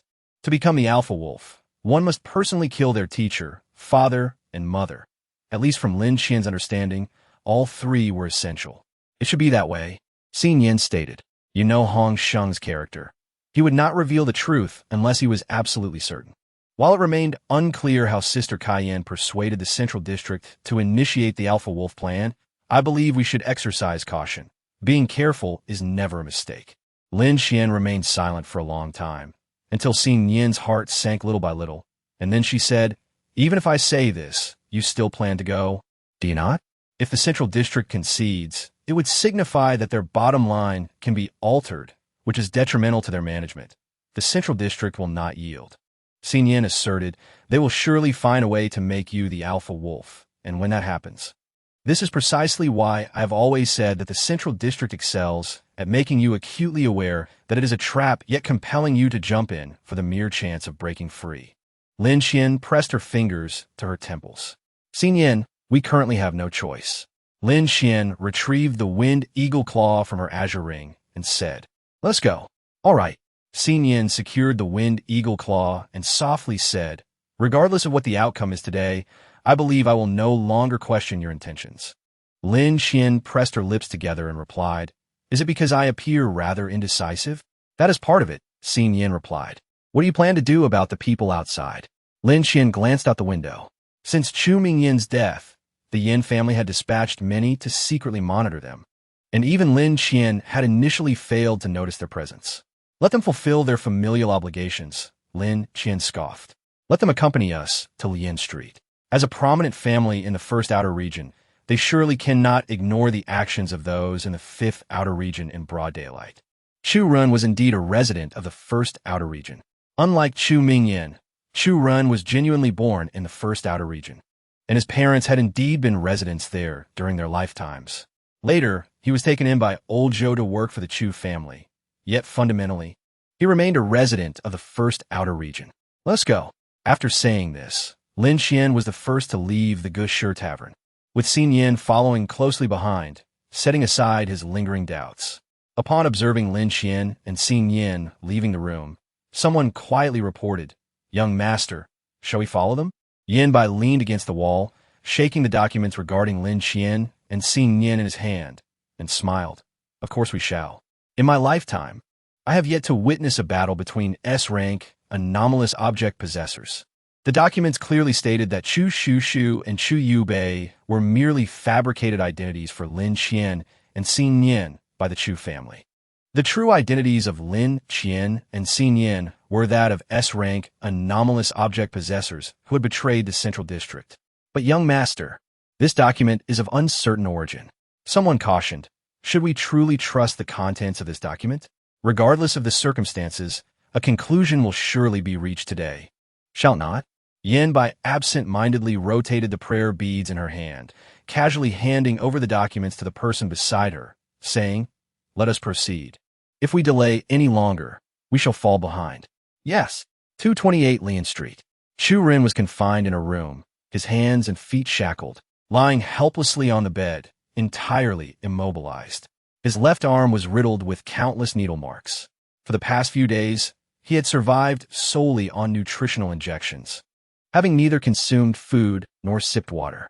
The entire room was saturated in white, devoid of any other hue. Even the chains were deliberately adjusted to a white shade. The world around him was stripped of color. In such a desolate place, apart from the fleeting moment when the nutritional needle pierced his skin each day, Churin felt as though he were not truly alive. Suddenly, the door creaked open. Churin assumed it was merely the maid returning to administer another injection, and he did not bother to open his eyes, grumbling, "Another injection. Is it? No, it is for a blood draw."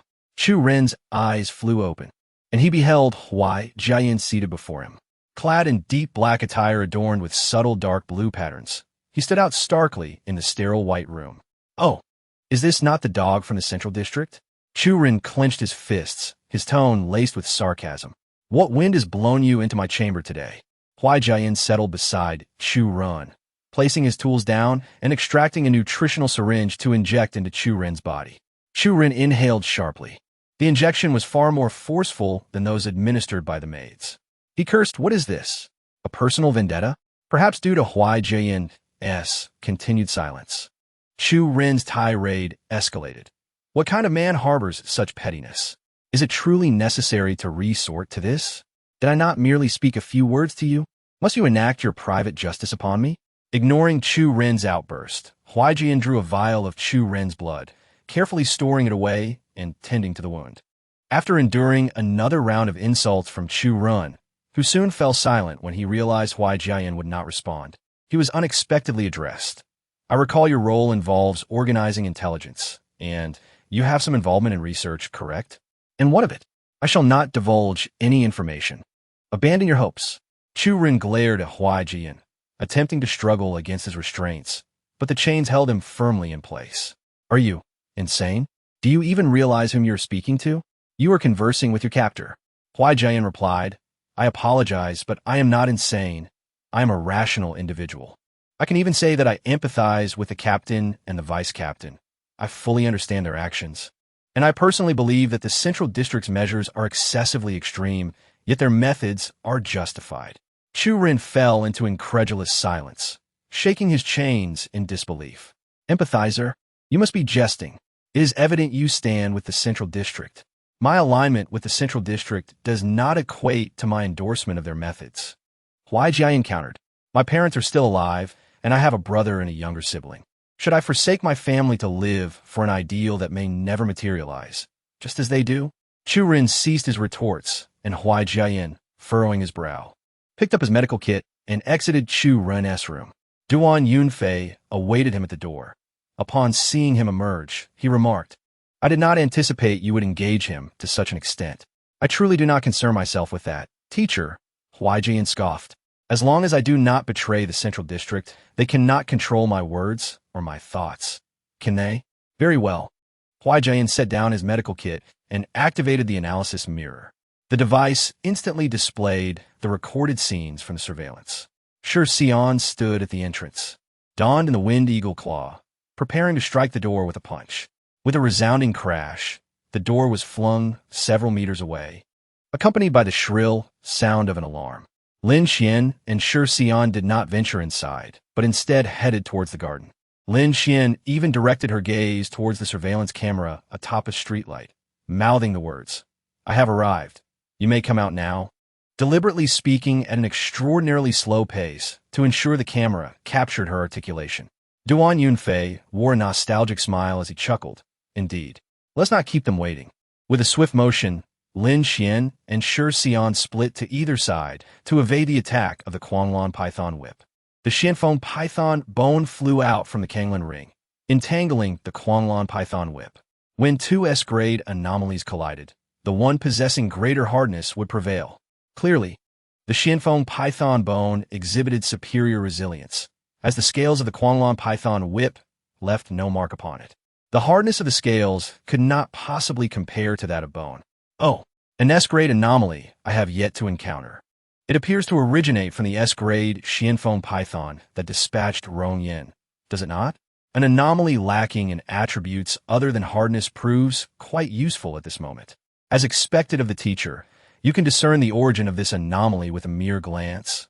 Lin Xian responded, her expression grave. The Quanglon Python Whip's hardness was insufficient, yet it derived from the skin and scales of the Quanglon Python, vastly surpassing the fluidity of the Xianfeng Python bone, which could never hope to ensnare it. The snake capture formation. Duan Yunfei merely glanced and remarked, the snake capture formation. Is it? Qian, the formations you wield were imparted to you by me. How could you possibly hope to surpass me using the very techniques I bestowed upon you? Whoosh! Bang! The attack of the long sword was effortlessly parried by the spear. The resounding clashes continued in rapid succession. Lin Xian's speed in drawing her sword increased with each passing moment, seeming tireless, her strikes growing ever more ferocious.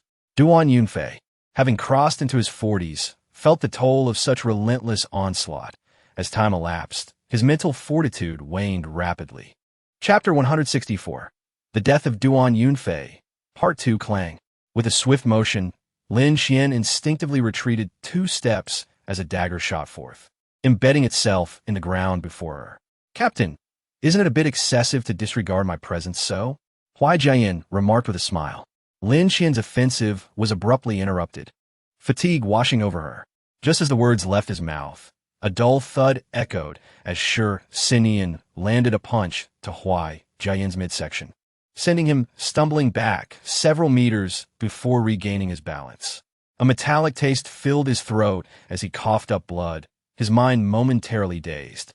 Huai Jian had always been aware of Shi Xinyan's immense strength, particularly when enhanced by the Wind Eagle Claw.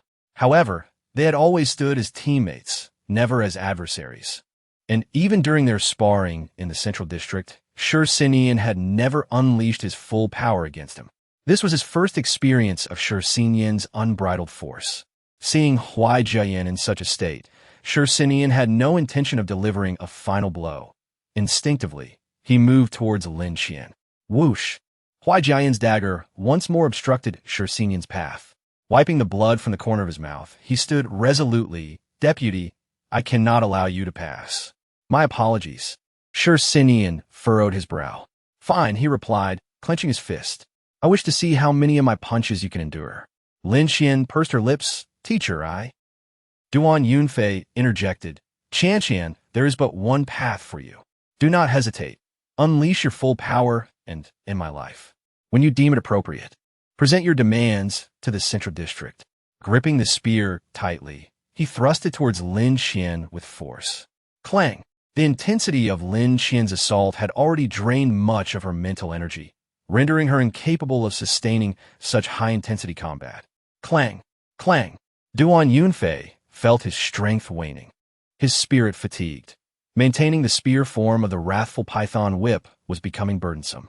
He relinquished the spear's shape, allowing it to revert to its whip form. Lin Qian stepped forward, similarly activating the sword form of the Lian wolf's tail, which then coiled around her fists, forming a pair of gauntlets. This gauntlet form, which merely required attachment to her hands, demanded less energy from Lin Qian. Duan Yunfei collided with a nearby tree, blood trickling from the corner of his mouth. Qian, you have won. I can no longer exert control over the wrathful python whip. She was unable to strike. Observing the tears in Lin Qian's eyes, Duan Yunfei suddenly smiled. Since you cannot bring yourself to do it, let me impart to you one final lesson. Yet she did not respond. Congratulations, my dearest child. You have graduated. Teacher, please do not say that. Lin Qian implored, embracing him tightly. Do not say such things, I beg you. Hong Sheng had initially supported you. Having embarked upon the path of betrayal at the tender age of 15 to escape the clutches of the Central District, he has endured much suffering these past years. Do not blame him for leaving silently back then. Shi Xinyan is a good child, albeit too stubborn, which causes him to feel anxious and lost. Please be understanding towards him, just as he has always cared for you in daily life. You must also look after his spirit. Duan Yunfei felt weary, forcing himself to remain alert. You two are a good child, truly. I shall watch over you.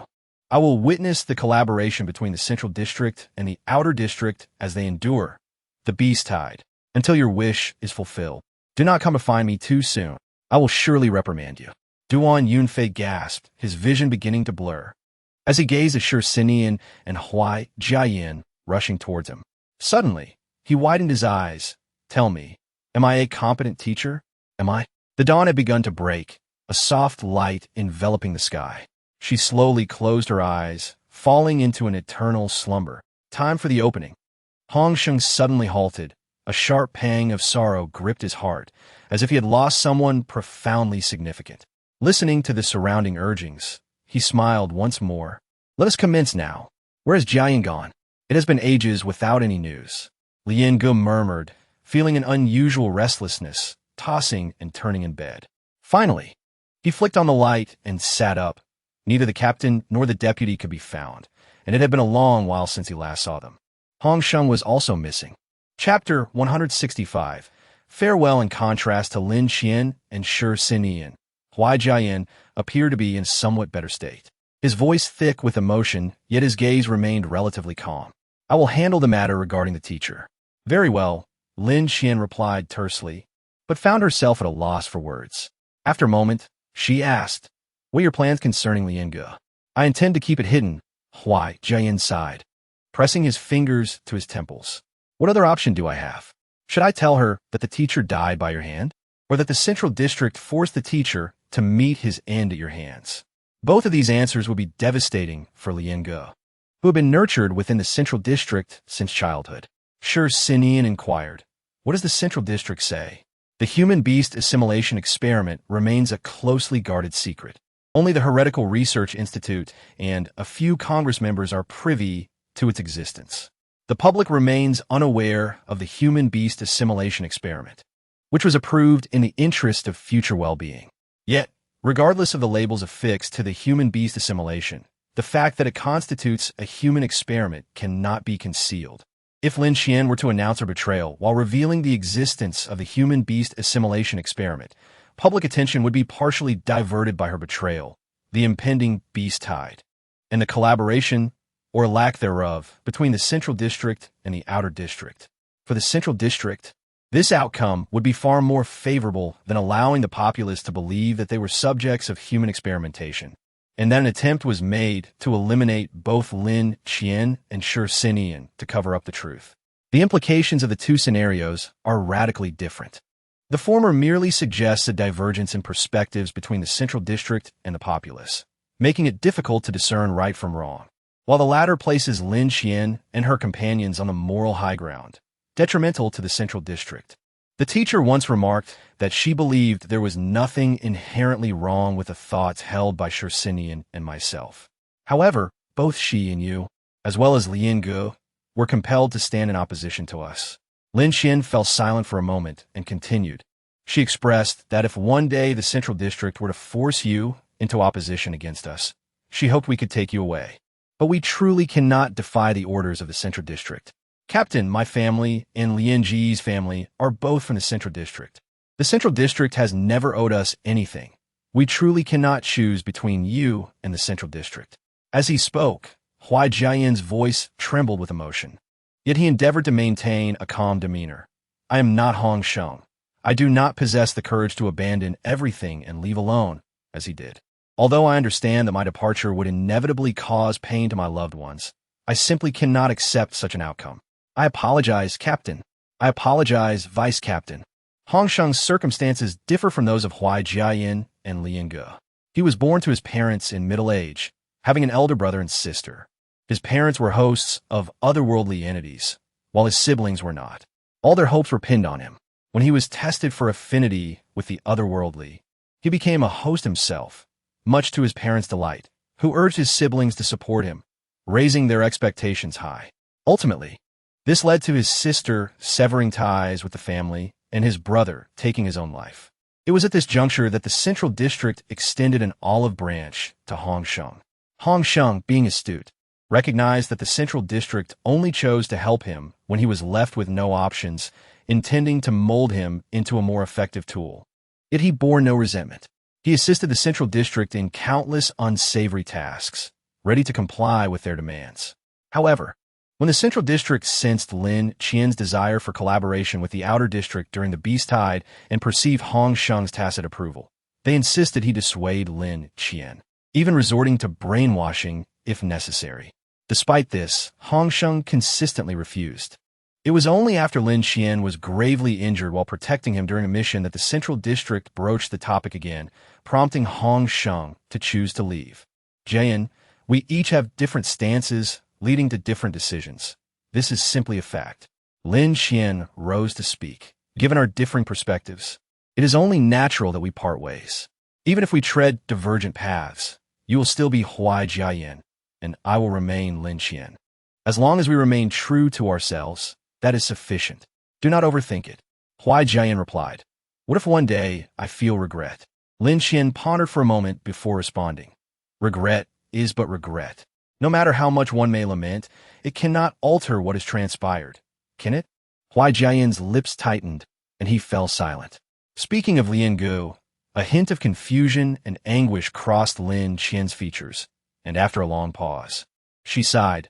Is it truly beneficial for her if we conceal this from her? I have my doubts. Huai Jiayan said, in a daze, for Lian Gu. Whether we conceal the truth or reveal it directly, it would still be a form of harm, would it not? Lin Qian and Shi Xinian remained silent. Lian Gu, being the youngest among them, was treated like a sister, which is why they chose not to disclose such matters to her. Lin Qian spoke softly. I am truly sorry about the teacher's matter. Captain, please do not say any more. Huai Jiayan closed his eyes and said farewell. With that, He turned and ascended to the second floor. "Good night, teacher." Bang! Shi Xinyan kicked down the door to Chu Ren's room. Chu Ren, deep in slumber, was abruptly awakened, his mood quite foul as he grumbled. "It's early in the morning. Can't you be quiet?" Lin Xian unlocked the chain on the door and asked, "Is it still possible to leave?" "I will carry her." Shi Xinyan said to Lin Xian, "You go ahead." "All right." Lin Xian and Shi Xinyan were doing their utmost to restore the appearance of the Gushi tavern, but the scattered bottles on the shelves, the few remaining cups, and the several tables missing limbs served as constant reminders of the events that had transpired. Chu Mingyan's ashes were placed in a niche by Lin Xian. Chu Ren immediately spotted the ashes, silently moving step by step toward them, remaining mute. After a prolonged silence, Chu Ren finally spoke. "Did the woman who barged into the tavern perish?" Lin Xian felt her throat tighten. "She has died, and I killed her with my own hands." "Good riddance!" Chu Ren exclaimed loudly. "Good riddance! If not for her, how could such a wonderful person, Mingyan Jia, have died so young?" Chu Ren had been watching the surveillance footage in the archives. He was well aware that it was Huai Jiayin who dealt the fatal blow to Chu Mingyan. However, had Huai Jiayin not acted decisively, Chu Mingyan would have endured prolonged suffering. Chu Ren could not accept this reality. They had spent considerable time together. He knew of Chu Mingyan's care and concern for him, yet such a caring individual had been lost so swiftly. "What is your relationship with them?" Chu Ren asked. "I do not believe you have no connection with them." At that moment, an overwhelming sorrow surged within Lin Xian. She felt as though even breathing was painful, leaving her gasping for air. "Your teacher?" Chu Ren turned to her, saying, "That person is your teacher, yet she was also killed by me." Lin Xian replied, "It is indeed ironic that a teacher was slain by her own student, is it not?" Chu Ren turned back, observing Lin Xian's red-rimmed eyes and relatively calm expression. Her tears had long since dried. "I held a great deal of resentment towards you all. To a large extent, Mingyan Jia was implicated by you, and that is undeniable." Chu Ren once more cast his gaze upon Chu Mingyan's urn and gently remarked, "Yet upon hearing that you personally killed your teacher, I find myself feeling pity for you. From your expressions, it seems you shared a close bond with your teacher. I have never seen you display such emotions." "What kind of expression?" Chu Ren was at a loss for words, only later recalling the description. Lin Xian and Shi Xinyan bore a profound sense of desolation, their faces devoid of excess emotion yet radiating despair. "Both Shi Xinyan and I grew up in the Heretical Research Institute. Shi Xinyan has no parents, and my birth mother abandoned me. Lin Jingyan has also departed from the Central District. For us, the teacher is not merely a teacher, but also a parental figure." Lin Xian expressed, clenching her fists. "The teacher said she acknowledged our beliefs, yet she could not stand against the Central District." After a long pause, Chu Ren spoke. "Although your teacher is pitiable, I still cannot forgive her for killing Mingyan Jia."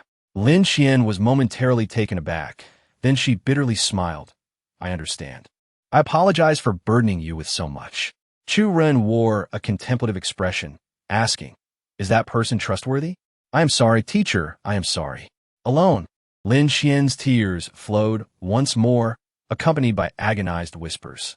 The matters concerning the Gushi Tavern and connections with the main house were nearly entirely entrusted to Shi Xinyan and Chu Ren, as Lin Xian's mental state could not handle complex tasks at present.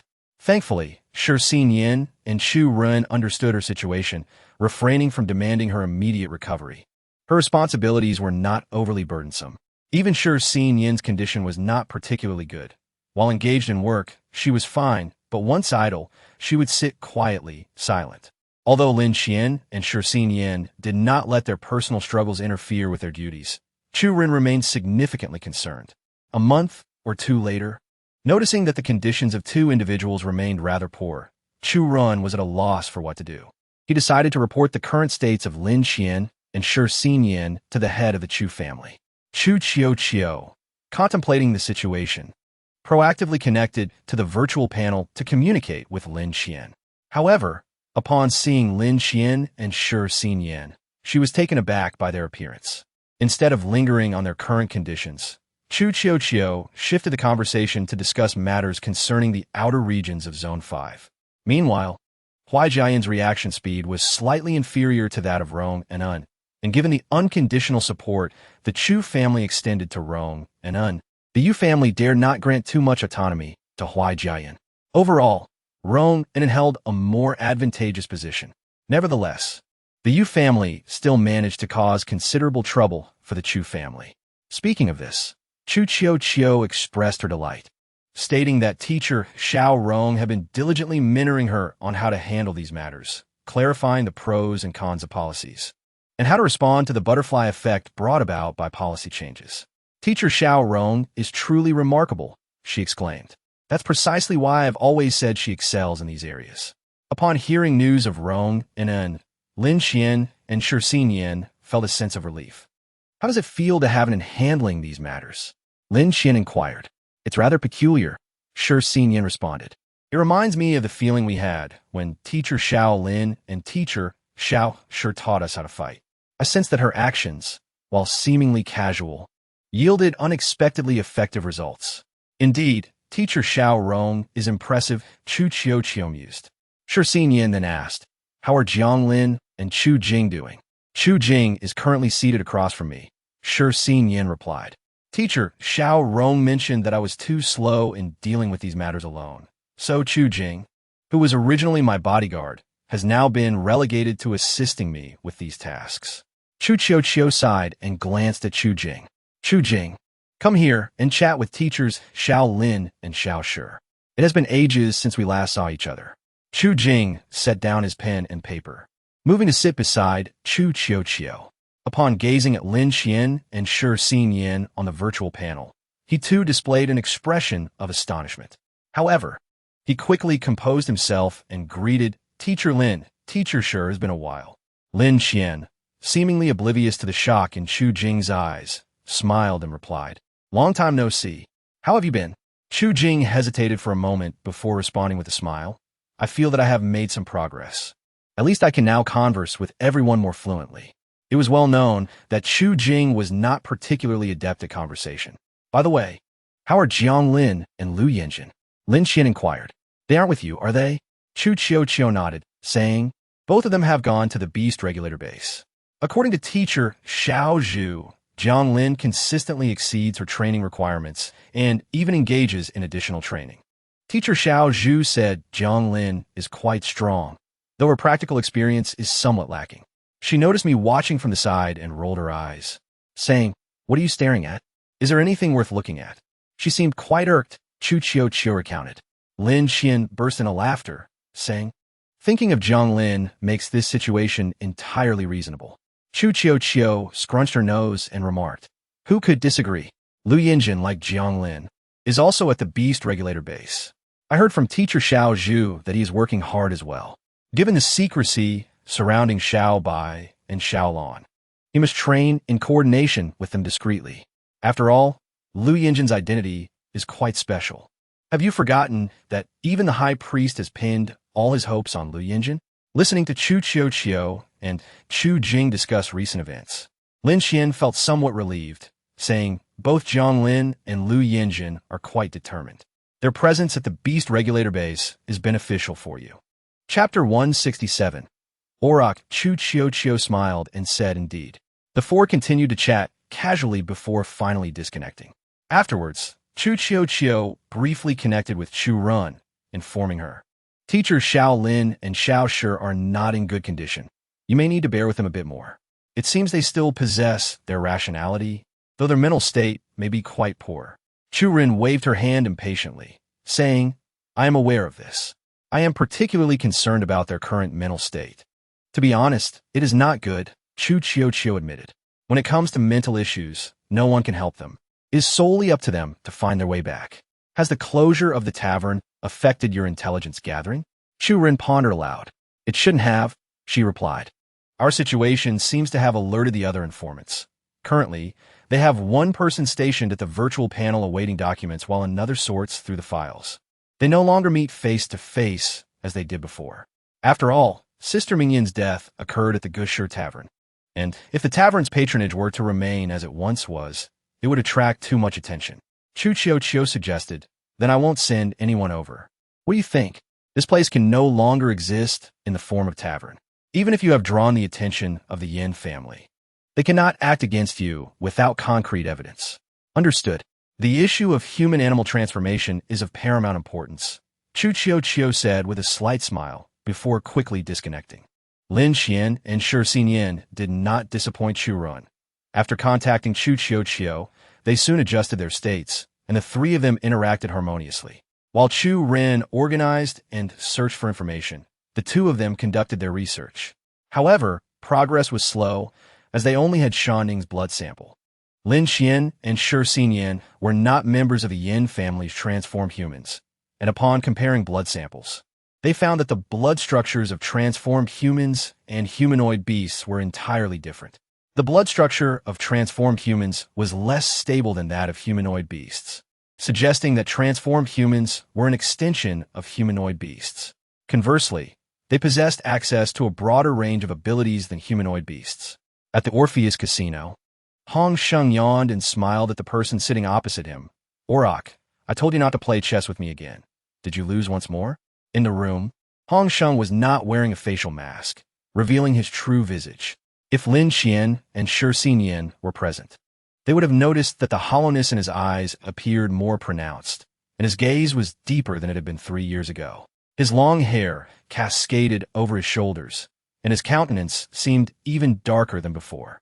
Seated across from Hong Sheng, Auroch was adorned in lavish attire, with golden thread outlining the cuffs and collar of his garments. Even the chess pieces on the board before them were crafted from rare minerals, with green and gray pieces resting upon a pristine board, creating a strikingly beautiful sight, resembling not mere game pieces but rather works of art. Even those unfamiliar with chess could discern their considerable value at a glance. Moreover, the entire room exuded opulence. Flooring embedded with gems worth at least 10,000 adorned the spacious room, with over 100 such gems embedded within. Even the unassuming curtains were made from fine fabric, costing over 5,000 per meter. With the array of items within the room, the total cost was easily in the millions. Auroch, with an incredulous expression, asked, How did you win again? I felt that I was playing quite well. Indeed, you played well enough to march towards defeat. Hong Sheng chuckled as he reset the pieces on the board. Shall we continue? Of course, I shall win the next round as well. Auroch immediately deflated. He had known Hong Sheng for 3 years, during which they had played countless games of chess, with Hong Sheng emerging victorious almost every time. He had only won 7 times, and those victories occurred when Hong Sheng was just beginning to learn the game, with Auroch teaching him. From the 8th game onward, Auroch had never won again. Not even until now. Let us continue, Auroch shrugged and said. After today, I fear I may never have the opportunity to play chess with you again. Will I? They played 5 consecutive games, and Auroch found himself losing more swiftly with each match, sensing that he was becoming increasingly restless. Finally, when Hong Sheng inquired once more if they should continue, Auroch abruptly pushed the pieces away in anger, exclaiming, No more. Hong Sheng meticulously arranged the pieces back, questioning, Why not? This is so uninteresting. Why can't you just let me win once? This might be our last game together, and you remain so inhospitable. Auroch, visibly irritated, retorted, I thought you might show me some mercy, considering this is our final match. Yet the games are ending ever more swiftly. I remember when you first came here. You didn't know how to play this kind of chess, did you? Indeed, I was quite inexperienced when I first arrived, Hong Sheng admitted, as the style of play here differs from that of the Central Zone. However, after so many games, even a pig should learn, right? The standard chessboard in the Central Zone is akin to Western chess from the previous civilization. In contrast, the Peripheral Zone has improved upon Western chess, with both black and white sides possessing 46 pieces, each with its own strategies and rules.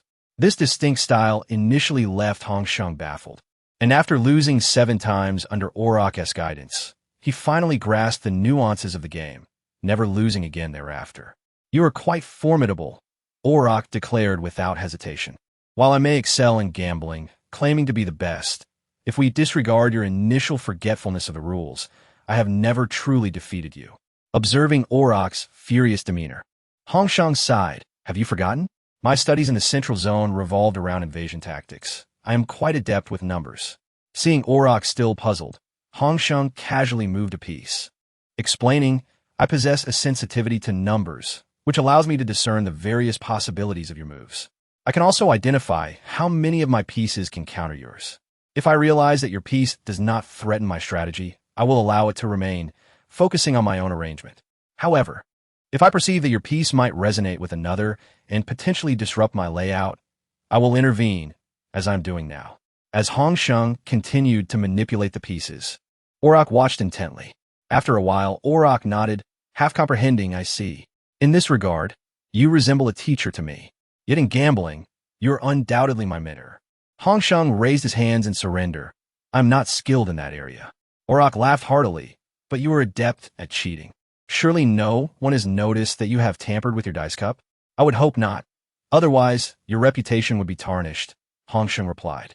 Only Auroch was aware that Hong Sheng had ingeniously designed a small compartment within his dice cup, allowing him to control the outcome with precision. Despite knowing you for 3 years, I still find you inscrutable, Auroch mused, resting his elbow on his knee and stroking his chin. You are undeniably talented. Why then do you follow others? Would it not be better to live freely and pursue your own desires? Hong Sheng responded, to be precise, I am not following her. I have never stood behind her, Auroch. I stand beside her as her comrade. All right, comrade, Auroch retorted dismissively. Can she offer you what I can? I can provide you with endless resources and wealth. Even when the next beast tide arrives, I can ensure your safety, yet you insist on leaving. It saddens me, Hong Sheng. I regard you as a friend, and I consider you a friend as well, Auroch, Hong Sheng replied, moving to the window and leaning against it, arms crossed. However, for me, endless resources and wealth are not of paramount importance. If that were my sole desire, why would I leave the central zone? It can offer me those things too, cannot it? On this cloudy day, layers of clouds accumulated, casting a gray hue over the entire Orphe casino. Hong Sheng sighed. I do not place much value on endless resources and wealth. I merely seek to nourish my barren thoughts. Do you understand my meaning? I believe Lin Xian and the others are correct in their beliefs, yet I feel that their endeavors are unnecessary. I care only for those I cherish.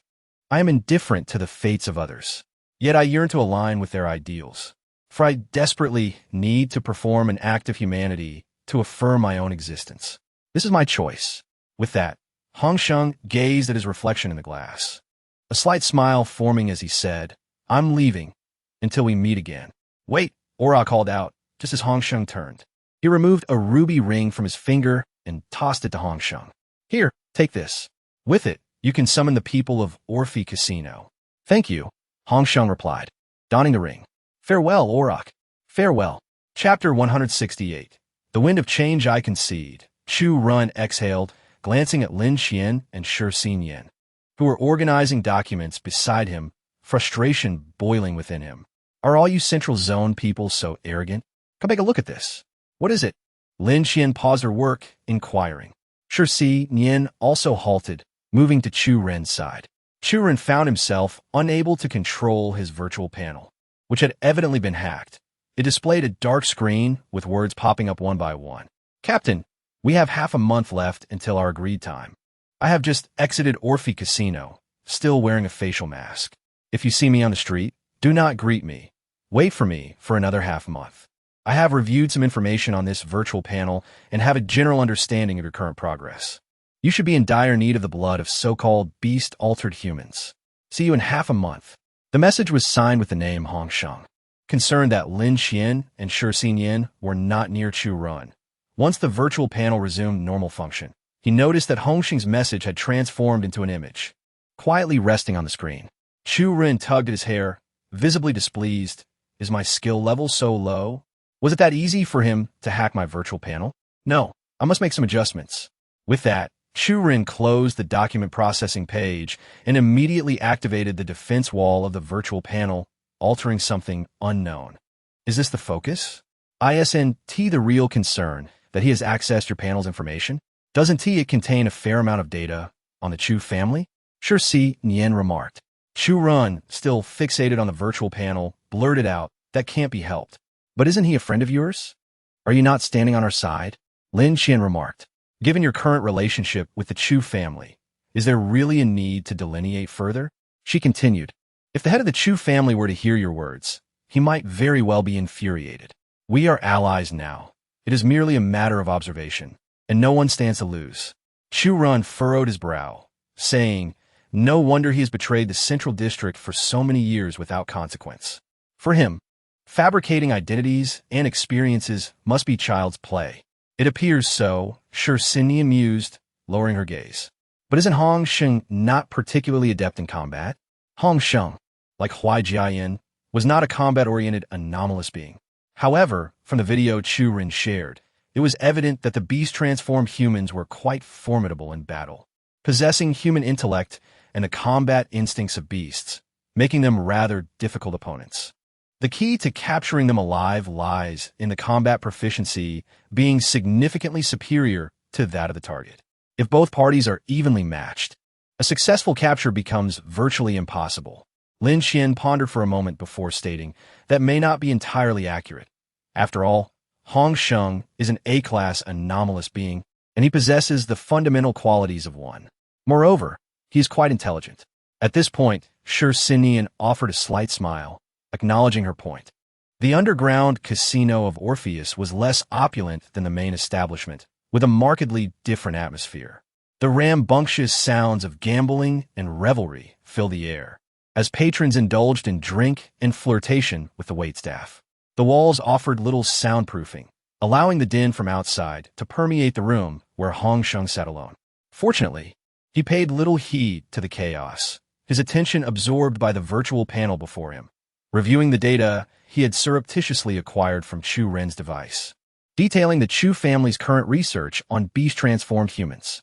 However, he had not perused it for long when a gentle knock interrupted him. "Come in," he called.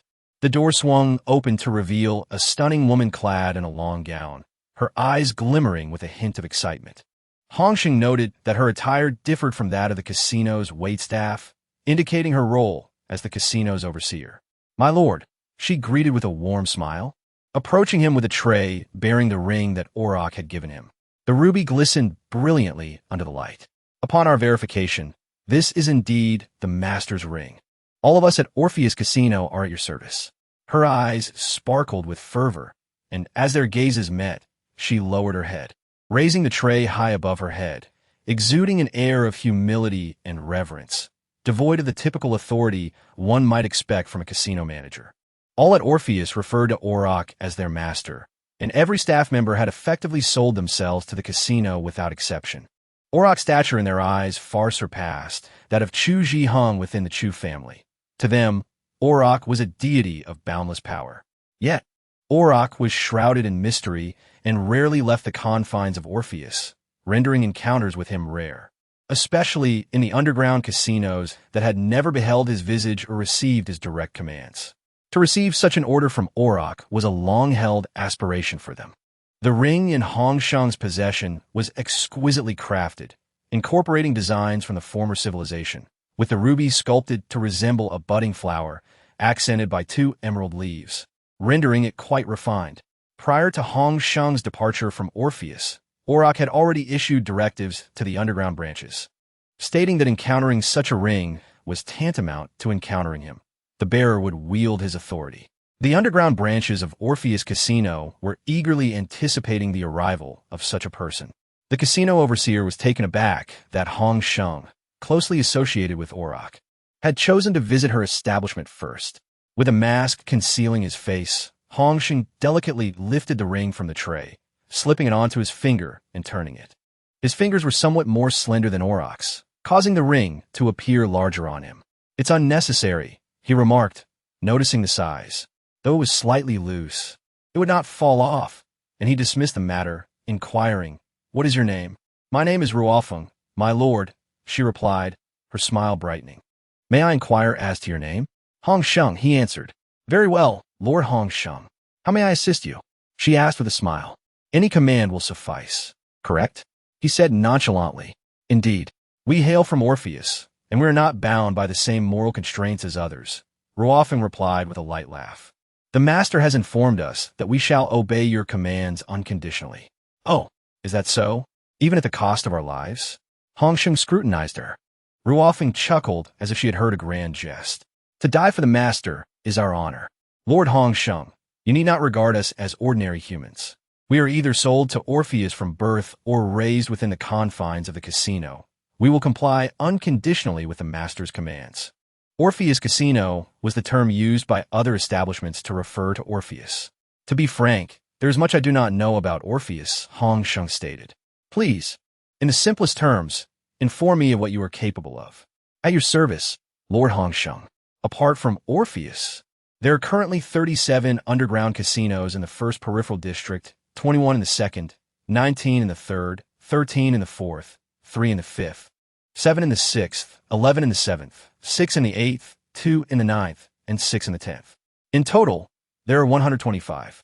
Ruofeng's calm demeanor momentarily startled Hong Sheng. Regardless of perspective, that number was staggering, except for the 5th and 9th districts.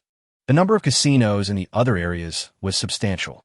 Ruofeng seemed to sense Hong Sheng's contemplation and added, I beg your pardon, Lord Hong Sheng, but I cannot disclose how we establish casinos in every peripheral district. If I were to provide a reason, it might be that life is arduous in this world, and people seek spiritual solace. Spiritual solace? Hong Sheng scoffed lightly. Because reality is too painful, they place their hopes on the most ethereal of pursuits, chasing the fleeting thrill of gambling. How foolish. You speak truly, Lord Hong Sheng. The master has remarked that humanity is indeed foolish. Ruofeng replied with a light laugh. What we can best offer you is intelligence. Our information network spans all districts, as I have previously mentioned. Furthermore, as a casino, our gamblers possess a myriad of identities, allowing us to uncover many hidden truths. While we may not possess comprehensive knowledge of deeply concealed matters, we are certainly aware of several. Chapter 169. News from the Yin family. Ruofeng's words were not exaggerated. Every district in the peripheral area housed an Orpheus casino, a testament to the extensive reach of its intelligence network. Hong Sheng pondered for a moment before inquiring. I recall that the Chu family in the outer 5 districts has a long history. How does your intelligence network compare to theirs? Ruofeng displayed an air of superiority, responding, while I would like to say that we both possess our own strengths, in truth, our intelligence network is somewhat superior. They rely on drunks to gather information, whereas we employ gamblers. When a drunkard has had too much to drink, it becomes difficult to discern the truth of his words. The same could be said for gamblers. When caught up in the thrill, they often lose track of their actions. However, gamblers are slightly more intriguing. With a little incentive and the promise of stakes, they can be persuaded to divulge anything and do anything. Therefore, I believe our intelligence network holds the edge overall. That said, the Chu family's network has been established for quite some time, and in terms of investigating the families across various districts, we lag behind them. Upon hearing Ruofeng's words, Hong Sheng fell into a brief silence, his fingers deftly manipulating the virtual panel controller. Ruofeng observed that he was still deep in thought and chose to remain silent, standing quietly by. After a moment, Hong Sheng spoke again. What do you know about the Yin family? Are you inquiring about their human experimentation? Ruofeng asked bluntly. If that is the case, I possess the most comprehensive knowledge regarding it within the casino I oversee, being its manager. As the casino's overseer, Ruofeng was adept at reading the room. Noticing that Hong Sheng did not seem to blame her for taking the initiative, she continued, based on the information we have. They have likely been engaged in such activities for around 20 years. From what we can ascertain, this has been ongoing for 2 decades. Since Yin Chengyan's time, there have been continuous reports of missing children in Outer District 1.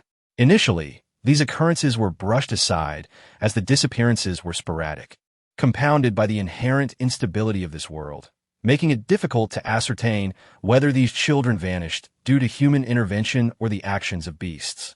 Such incidents occurred roughly every 2 to 3 months. However, as time passed, the frequency of these disappearances raised suspicions. If it were the work of beasts, it would be implausible for them to target only children. The singularity of the situation in Outer District 1 was indeed alarming. The former head of the Yin family was Yin Chengyan's wife, the biological father of Yin Shui. With the frequency of these disappearances, the Yin family never provided any investigative results.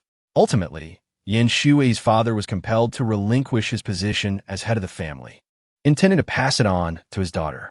However, His inaction severely tarnished Yin Shui's reputation, leading to widespread opposition against her ascension as the next head.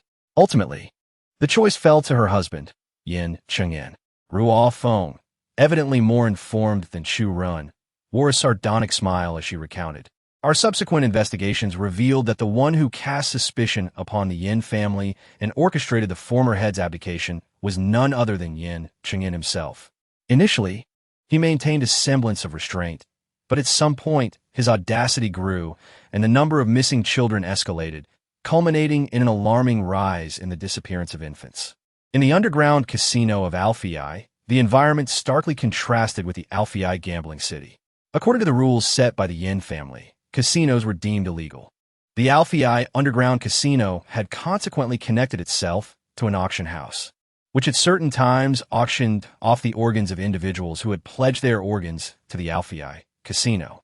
Amidst this chaos, they also began to notice that humans in Outer District 1 exhibited characteristics of beasts.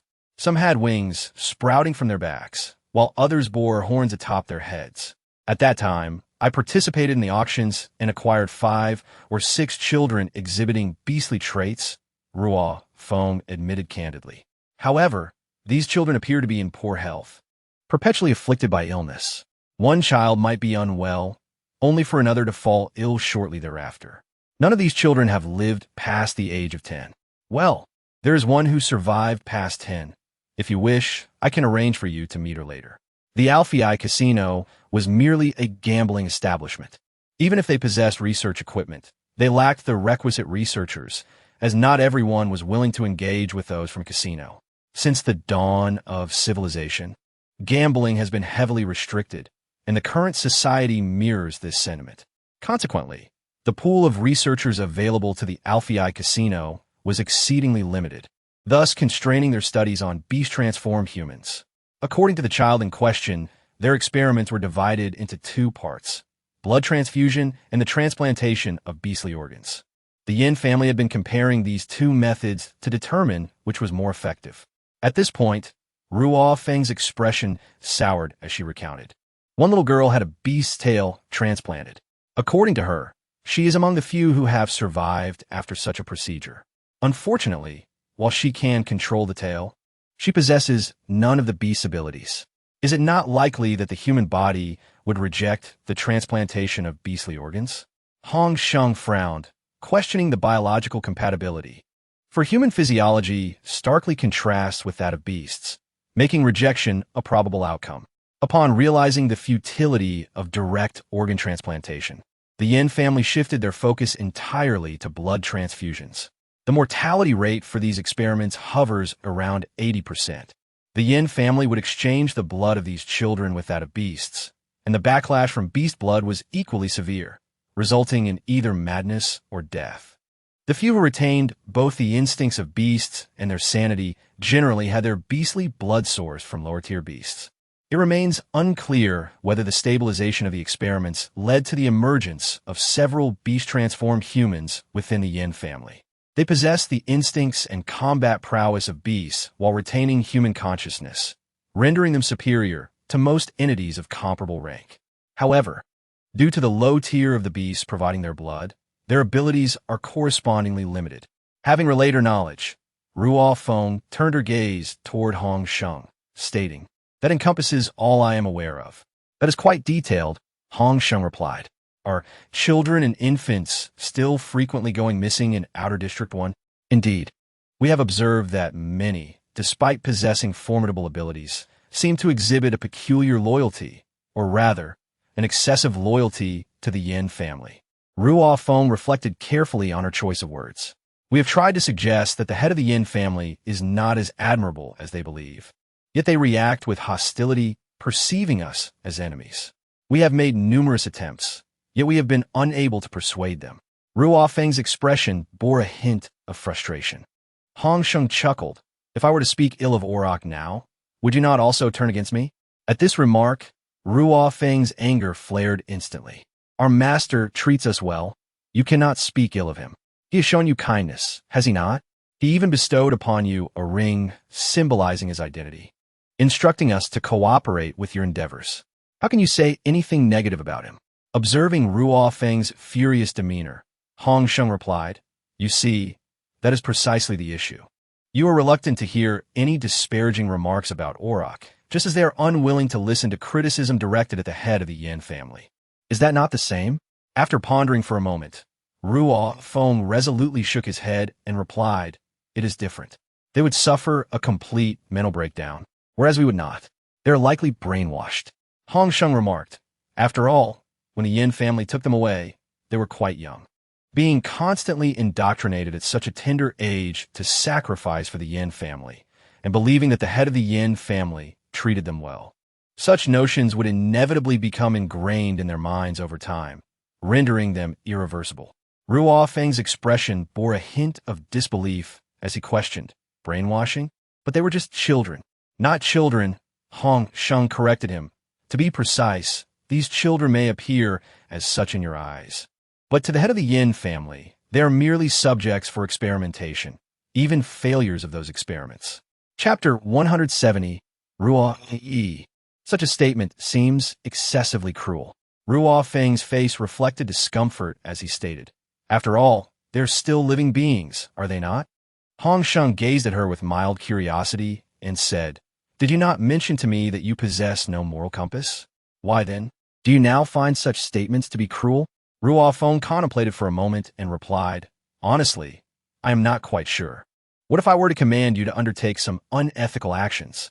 Hong Sheng inquired, observing Ruo Feng thoughtfully. "You would not, perchance, be overcome by feelings of pity, would you?" "Certainly not," Ruo Feng asserted. "My current duty is to obey your orders. Your commands take precedence above all else." Hong Sheng nodded in approval. "That is good. Are you able to interact with some of the beast-transformed humans?" He casually mentioned the term coined by the Chu family. Ruo Feng understood whom he referred to and replied, "Yes, indeed. As the experiments have stabilized, many beast-transformed humans from the Yin family are now able to roam freely, albeit they typically remain well concealed." "Excellent. I need you to devise a method to locate an individual administering an overdose of hallucinogenic powder to them. In their state of confusion, lead them to develop a gambling addiction. Is that feasible?" Hong Sheng inquired.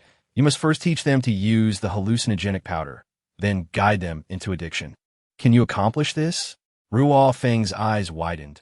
"It is possible, but if a person becomes addicted to both hallucinogenic powder and gambling, they would be irretrievable, would they not?" Unlike others, Ruo Feng was acutely aware of the consequences of such a combination. As the manager of the casino, she had witnessed countless individuals descend into madness after succumbing to compulsive gambling fueled by hallucinogenic substances.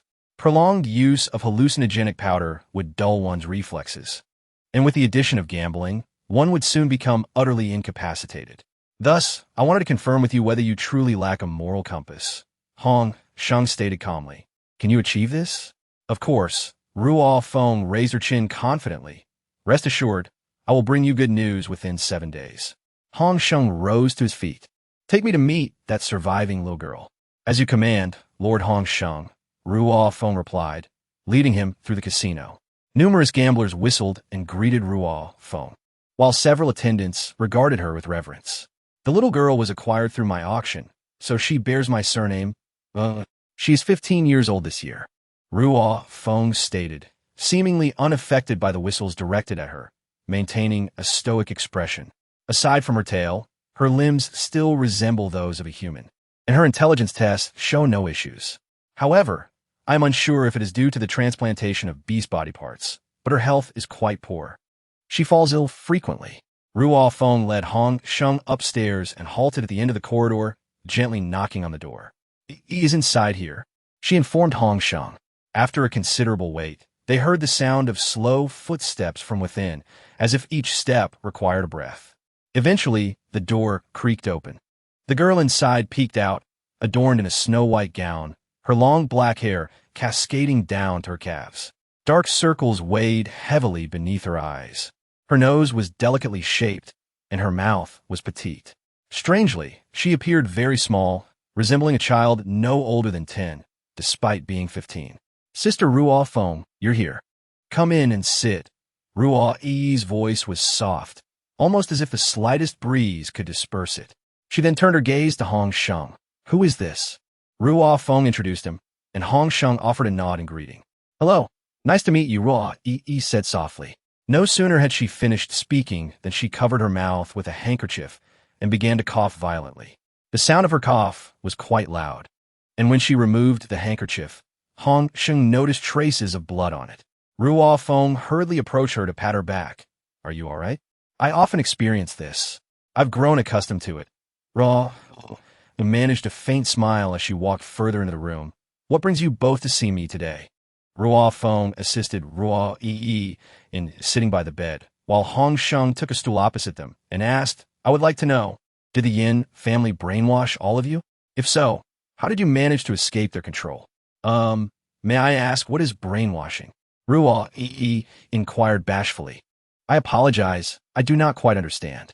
Hong Sheng frowned slightly. "It means to repeatedly instill a concept in you." "If that is the case, then yes, they did." Ruo Yi pondered. "My memories of the past have become quite hazy.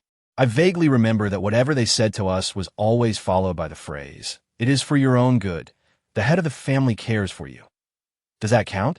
"Precisely," Hong Sheng affirmed. "How did you manage to remain conscious?" "Is that so?" Hong Sheng wished to ask more, but Ruo Yi suddenly had a nosebleed. Ruo Feng quickly produced a tissue to help her, yet the blood continued to flow for an extended period, not ceasing until 15 minutes had passed. "I apologize," Ruo Yi said, her voice muffled by the tissue stuffed in her nose. "This happens to me often. I frequently experience sudden nosebleeds." "Do not worry," Hong Sheng replied. "Has your body always been this way?" Ruo Yi reflected for a moment and furrowed her brow. "Actually, my health was quite good in the past. I was an orphan, drifting through the streets. Even when I slept on the streets wearing thin clothing, I never fell ill. However, after the transplantation of the tail, my health began to deteriorate." As she spoke, Ruo Yi slowly moved her tail behind her. "I remember, what kind of beast does this tail belong to?" Hong Sheng replied in a solemn tone. "It is entirely black, with deep blue markings. It should belong to a black-bone tiger." Yes, that is it. I recall them telling me that this is supposedly the tail of a D-grade black-bone tiger." As she mentioned this, Ruo Yi coughed a couple more times. "Ever since I acquired this tail, my health has only worsened." Though the movement of her tail was slow, Ruo Yi still managed to exert some control over it. Hong Sheng inquired, "Were all the others involved in the experiment alongside you in a similar condition?" "Those who underwent the transplantation of beast body parts are generally like this." After pondering for a moment, Rui remarked that, in truth, her physical condition was relatively better. Most who had undergone the transplantation of beastly bodies rarely lived beyond 10 years. "How did you manage to escape?" Hong Sheng inquired. "Given your physical constitution, it would be exceedingly difficult to evade the attacks of the entity's possessor, wouldn't it?" Rui shifted her gaze towards Ruofeng and stated, "This is somewhat related to the Orpheus Casino. For experimental subjects facing death, the Yin family typically directed their entity possessors to dispose of them in a furnace. The entity possessor assigned to guard Rui had, at some point, developed a gambling addiction and found himself unable to repay his debts. It was during this period of obsession with gambling that he, lacking funds and unwilling to relent, ultimately chose to take a perilous risk by stealing them away and selling them to the Sofitel auction house. Upon discovering the origins of these beastly human hybrids, the Sofitel auction house conducted stringent screenings during their auctions, ensuring that individuals from the Yin family, or those potentially linked to them, were excluded, which allowed the entity possessor to remain undetected. The Sofitel auction house's evening sessions clandestinely auction off illicit items, such as humans and organs. After the beastly human hybrids were sold at exorbitant prices, Ruofeng conducted a thorough investigation into the entity possessor responsible for their sale. Upon uncovering that his motive for trafficking these hybrids was to fuel his gambling habit, a deal was struck between the Sofitel auction house and Ruofeng. Regardless of the amount Ruofeng spent at auction for these hybrids, the Sofitel auction house would only require 1/3 of that price. However, they demanded a vial of blood from each hybrid. At this juncture, Rui tilted her head slightly and spoke in a delicate tone, though that guard was a gambler. "I find myself quite grateful to him.